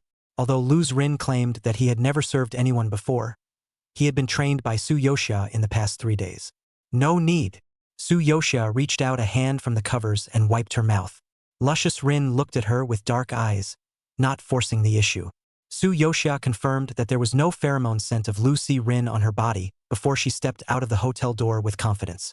Qin was surprisingly waiting at the door, poking out his long neck and babbling, as if he had been waiting for a long time. "Xia xia." As soon as he saw someone, He immediately broke into a smile and ran over, shushing her as always. Su Yoxia frowned slightly and asked coldly, "How did you know I was here?"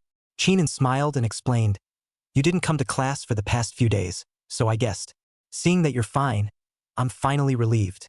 With that, he reached out his hand out of habit to help her carry her backpack. Su Yoxia threw her bag to him and the two of them walked towards the school building. And behind them, Luscious Rin watched the scene with an expressionless face.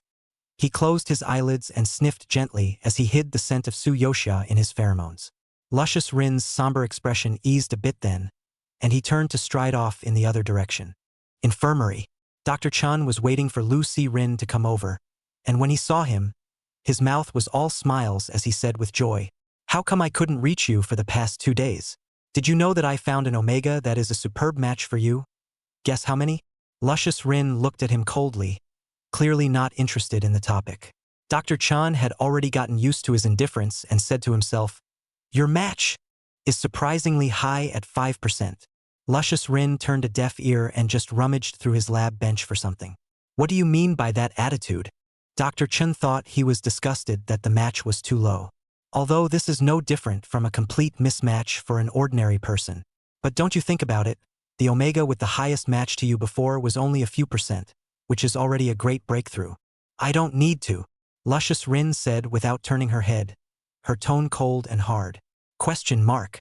Dr. Chun was greatly puzzled. What kind of alpha didn't need to be pacified by an omega, especially an alpha with mental powers like Luscious Rin? His rank is SSS because the highest interstellar rank is only classified up to SSS. I said, "Why are you so strange today? You look like you're in love. Is it possible that you're in love?" Dr. Chun asked tentatively. He sniffed and still didn't smell a hint of omega on Luscious Rin. "You're not falling for beta, are you? This can never be done. You are carrying not only the Lu family, but also the best genes of the entire empire. If you don't continue your excellent genes, not to mention Marshal Lu, even the emperor won't agree." Chapter 264 Male a Female O. Forced to Love by Brothers Nemesis 8. Ruth Rin. Not beta. Dr. Chan then breathed a sigh of relief and gossiped. "Which omega is it that made you fall in love all of a sudden? Surely it's our academy?" Luscious Rin nodded. "The one from the Su family, Su Yoxia." Dr. Chen's pupils were shocked when he heard this. The breath was not only loosened early, he sucked in a breath of cold air. "Dang, you might as well like beta." As soon as the words left his mouth, he felt a piercing chill come over him. The way Luscious Rin looked at him was already no different than looking at a dead man. Dr. Chan hurriedly explained, "I didn't mean to discriminate against that omega from the Su family, but she really doesn't have the ability to appease or procreate, I guess to put it mildly. She has all the disadvantages of an omega, and none of the advantages. It's not as good as beta. At least beta has some base of mental and physical strength, while she only has the delicate softness of an omega. She doesn't need to have anything." Ruth Rin said coldly, "I can provide everything for him." Dr. Chun was speechless.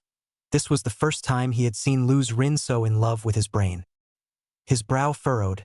He just assumed the guy was stupefied, and advised him bitterly, "Even if these are not problems, you must not forget the most important one. She is a Su family member. The long-standing grudge between your Lu family and the Su family is one that can be traced back to the founding of the country. You and Su Ming's relationship is even more of a water and fire situation. And Su Ming is a sister controller, so he can marry his sister off to you." Dr. Chun was on the verge of saying, "Delusional." At those words, Luscious Rin's rummaging movements lurched into thought. He had thought about it, but in accordance with his powerful conquest and imperative character, he didn't see it as any insurmountable dilemma. "Dr. Chun, is it hard to believe that you're going to bow down for love and ask Su Ming for peace? Oh my God, the Lu Su and Su families shouldn't have gone from enemies to in-laws in your generation, right? I'm going to witness history." The more he talked, the more agitated he became. Luscious Rin, however, narrowed his dark eyes slightly and said bluntly, "Impossible." Dr. Chun pauses in excitement. "Ruth Rin, I won't bow down to anyone." His eyelashes slightly drooped, converging the strong possessiveness in his eyes. He liked Su Yoxia, so he definitely wanted to get her. But to ask him to please Su Ming like a dog, dream on. Luscious Rin sniffed the aroma of his body, the pheromone scent from Su Yoxia that only he could smell. They were just born to be mates. No one could break them up, including Su's family, including Su Ming. Luscious Rin finally found the test paper for detecting pheromone matches in a pile of scattered instruments. Without moving, he picked up the test paper and waved it gently in the air filled with the duo's pheromones. Sharp, calm eyes, fixed on the test paper, quietly awaiting the results of the test. However, no matter how long he waited, the results showed that the match between the two was always a capital 0. Xia, I've already taken my place in the library, so you can come whenever you want. Xia, I've hit the dishes. They're all your favorites, try them. If you don't like them, I'll go hit them again. Xia. The entire academy knew that Qin and was Su Youxia's most loyal dog. Only Su Youxia knew that his loyalty was all camouflage and not half-hearted. But Qin and behaved seamlessly, unable to catch the slightest crack. Su Youxia didn't want to find any breaks, and only made things difficult for him. Even if the library is not much crowded, he is made to take a seat, deliberately keeping him waiting from morning until evening, not giving him his meal, and disliking the poor lighting of the spot he occupied, leaving a strange odor of his alpha behind. He turned around and left. He also disliked the dishes he had beaten up, and deliberately added weird potions with disgusting flavors to them, ordering him to eat them all. These are all base drills.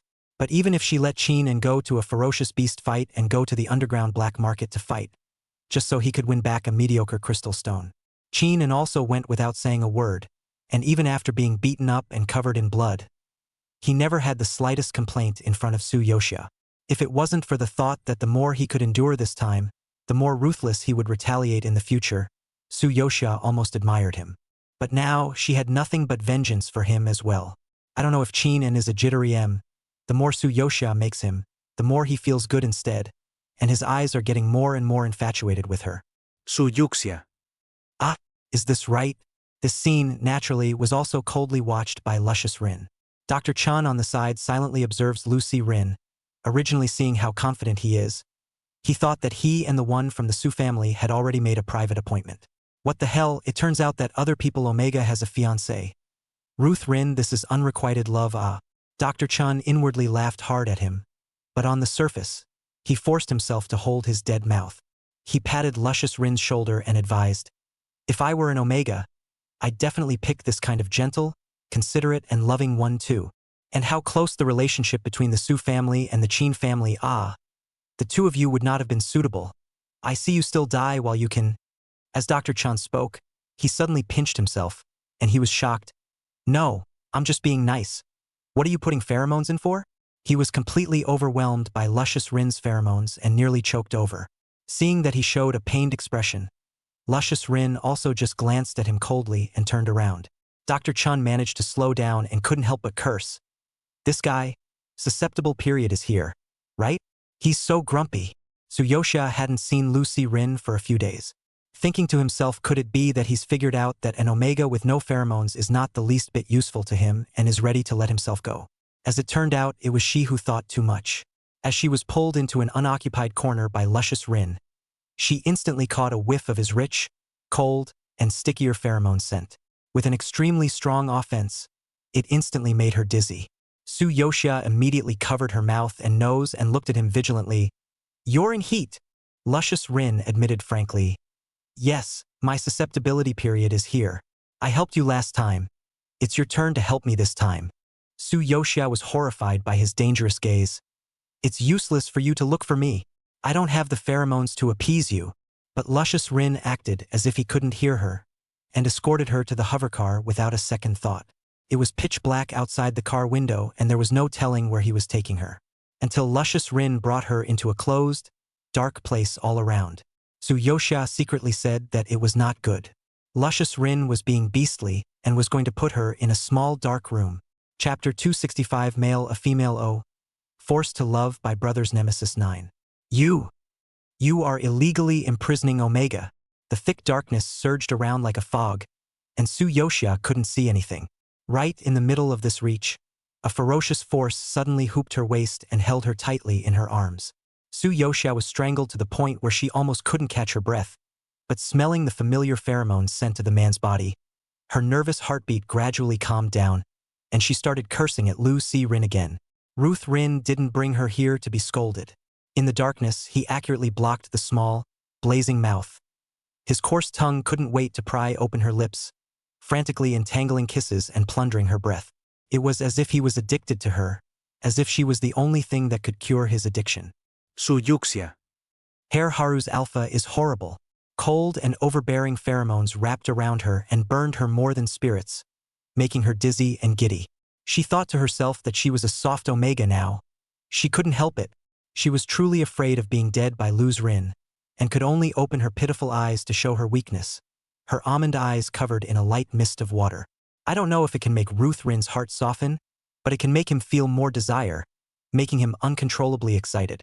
Just as Su Yoxia licked her swollen lips, Lu Si Rin's arm circling her suddenly moved and flipped her over. Su Yoxia's spine was pressed against Lu Si Rin's chest, not knowing what he was going to do again.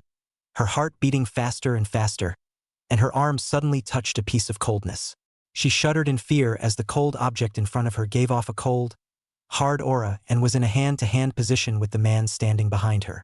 And Su Yoxia was naturally the center of that sandwich. Just when she was so flustered that she didn't know what to do, the light in front of her suddenly brightened up. The light wasn't blinding and instantly washed away the darkness around them. It took her a moment to realize that in front of her was a huge piece of clear glass that separated the small dark room into two parts. And on the other side of the glass, surprisingly, stood several people. Su Yoxia was startled by the sudden appearance of the silhouette and almost screamed, "Don't be afraid." Luscious Rin hugged her behind her and whispered in her ear, "It's one-way glass. Only we can see them. They can't see us." Luscious Rin, you unapologetically huge pervert. Luscious Rin knew she had misunderstood something, but wasn't prepared to explain. He kissed her ear as if he were sucking on a candy bar, licking it slowly. Calm eyes occasionally fell ahead, not a single fluctuation in his indifferent eyes. Su Yoxia tried to ignore the wet and itchy ears and neck he had joined, her attention drawn to the room across the street. Soon a tall man was escorted in with his hands tied. Su Yoxia's brows furrowed abruptly because this person was none other than her fiancé, Qin, and she was furious. "You got him over here just to get in his face, and you say you're not a tranny. Little ancestor, keep looking." Luscious Rin was helpless. Beyond the glass, Qin had no idea that there were two other pairs of eyes staring at him from the shadows. He had heard that Luscious Rin was forming one of the strongest combat teams in the Empire, and he had taken it upon himself to show up here precisely to join him. All along, Qin had a clear goal.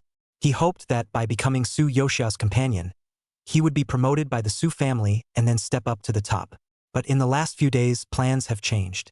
The alphas of the Qin family have all been exposed for their backstabbing, and they have been imprisoned for it, with the worst offenders facing the death penalty. Qin didn't expect that he, who was known to the outside world as a commoner's son, but in fact the most humble bastard of the Qin family, would become the family's strongest alpha overnight. He was even more highly regarded by his father than ever before. While Qin was excited, he was well aware that there were still quite a few juniors in the Qin family who were about to be divided, and that if he wanted to secure his position, he had to achieve merit as soon as possible and gain more recognition from his father. But it was impossible for Su Ming to help him, and would only let him have this time to accompany his sister more and listen to Su Yoxia's dispositions. Just then, Qin saw Luscious Rin's enlistment letter. Luscious Rin is going to recruit the most powerful alpha in the Empire and form invincible squads to travel to the most dangerous places on the stars. Qin knew that high risk meant high gain, and if he could completely turn the tables with this opportunity, he would most likely directly obtain the inheritance of the Qin family. So Qin came of his own accord and applied to join Ruth Rin's command. Luscious Rin's henchman, Wei Si, however, scrutinized the visitor gravely with his hawk-like eyes. In a cold voice, he questioned, "You are a member of the Qin family and the son-in-law of the Su family. What is your purpose in coming here?" Qin looked firm and sincere, reporting to Lieutenant General Wei, "I truly want to join your team, to contribute to the Empire and serve the Road General." Wei Si's eyes, however, were filled with suspicion and his tone was cold. "You have a deep relationship with the Su family. Who knows if you will betray General Lu and betray us at a critical moment." Qin had long anticipated this situation, and he expressed his loyalty without hesitation. "The marriage between the Qin and Su families was ordered by the Emperor, not by my willingness. Moreover, I admire the skill of the Road General more than Su Ming." "Oh? Kind of interesting." Wei Si raised his eyebrows slightly, seeming not to be convinced, but instead sneered. How dare you be willing to betray your fiancé and the Su family for General Liu? In that case, if you cancel your engagement first, we might be able to consider accepting you. Annulment of engagement. Hearing this, Qin En's face, however, flashed with a hint of hesitation. It was as if Su Yoshia's figure appeared in front of his eyes, even though she had treated herself incredibly badly. But Qin En, who had fought his way out of the slums until he became an adult and was picked up by the Su family, had long since gotten used to this kind of face. Instead, when he accomplished his tasks excellently, Su Yoshia would occasionally smile at him, albeit in that mocking, disdainful way. But Qin En realized that he seemed to be somewhat obsessed with her laugh, and he often fantasized about pouncing on her at such times, pressing her down hard and watching her panic and scold herself. He seems to be liking her more and more. Initially, the thought that his future partner would be a disabled Omega was incredibly disgusting to Qin En. Now, when it really came time to cancel the engagement, he felt reluctant instead. Seeing his hesitation, Wei Si sternly questioned, "What? You don't want to?" Qin En hastily waved his hand. "It's not that I'm unwilling, but as the son-in-law of the Su family, it's more convenient for me to probe the Su family's intelligence and report it to the general. Staying in the Su family, I can act as the general's spy and secretly serve you." He spoke these words word for word with an unusually firm expression, without the slightest break. It was as if he had the same loyal look when he faced Su Yoshia. Su Yoshia looked at him through the glass. Her gaze grew colder and colder, the anger in her eyes almost overflowing, and her body trembled slightly in this anger. Behind her, Luscious Rin's low voice followed, his warm breath blowing in her ear. "You see, this is the loyal fiancé you thought you had, and he's not a good dog at all." Chapter 266 Male a Female O. Forced to Love by Brothers Nemesis 10. Over there, Qin En was swearing an oath full of loyalty, unwaveringly promising that he would always serve Luscious Rin. And behind the unseen wall, Su Yoshia was being forcefully pressed and kissed by Luscious Rin. A flood of kisses fell on her cheeks, ears, and neck, as if to mark every part of her. Su Yoshia was still angry and couldn't help but bite hard on the man's mouth to vent her anger. A faint rusty flavor overflowed between their entwined lips.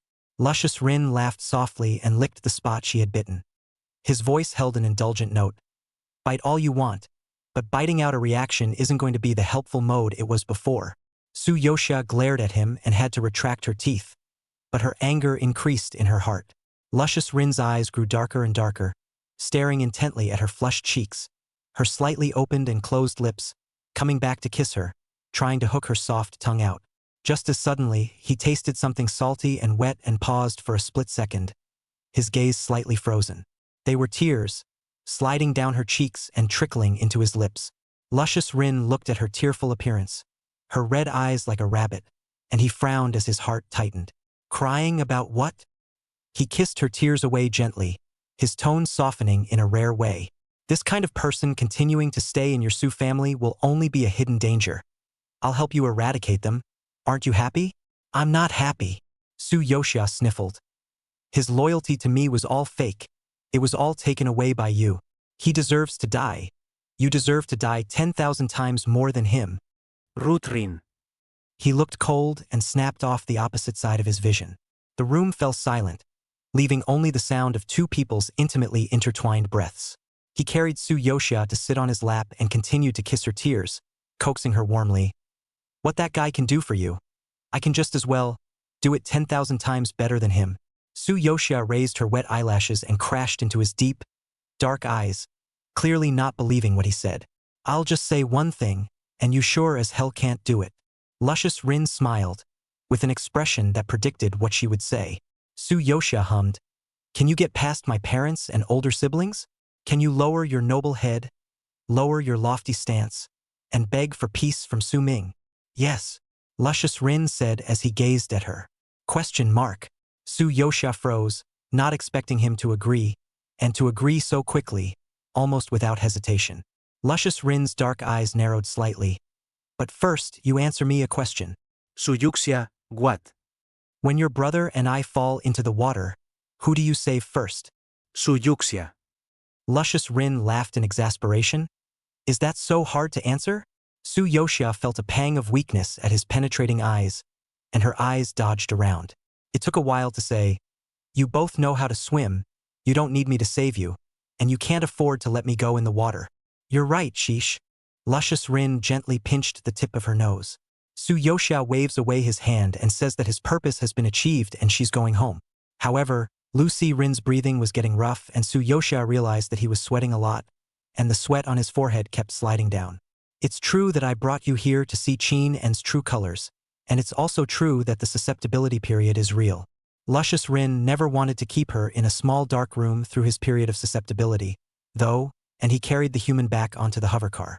This time to the apartment where he lives alone. Susceptible Luscious Rin is clearly stronger, more dominant, and more hateful. Behave yourself or I'll tag you here. Knowing what happens after the marking, you'll become instinctively dependent and submissive to me, and will beg me to release pheromones to soothe you. And of course, my pheromones will stay on you forever. And wherever you go, everyone will smell it and know that you are my omega. Drenched Luscious Rin became haunted. His cold gaze seemed to carry a morose gloom, like a melting snow mountain. He shackled Su Yoxia, his rough palms pressed on the back of her neck, picking beans, threatening. Su Yoxia hated to bite him to death as she listened to his evil voice.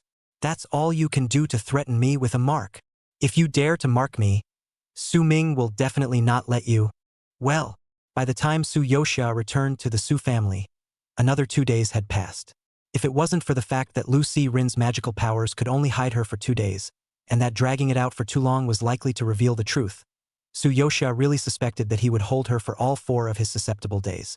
To think that he was delirious and still hugged himself and said, "Smells good." Su Yoxia smelled her body. Was it that fragrant? How come she couldn't smell anything? By this time, the Su family had already received a secret letter about Qin En's betrayal.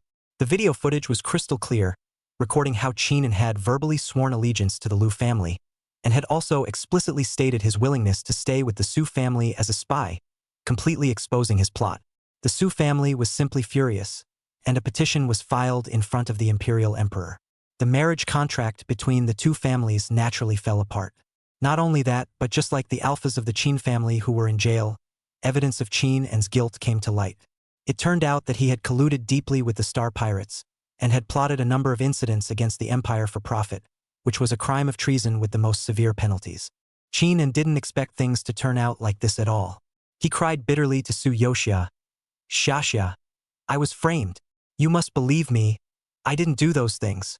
However, Su family members were afraid that Su Yoxia would have nightmares at night if she saw Qin En being dragged away by the soldiers, protecting her tightly and covering her ears. In the Great Hall, Luscious Rin was present. He stood quietly, his expression still cold as usual.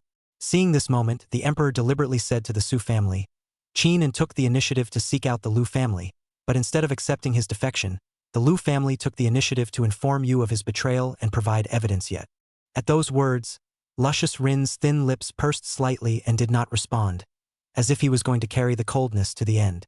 Su Ming's face was no better. No matter what motivation Luce Rin had for this move, he definitely didn't have a good heart.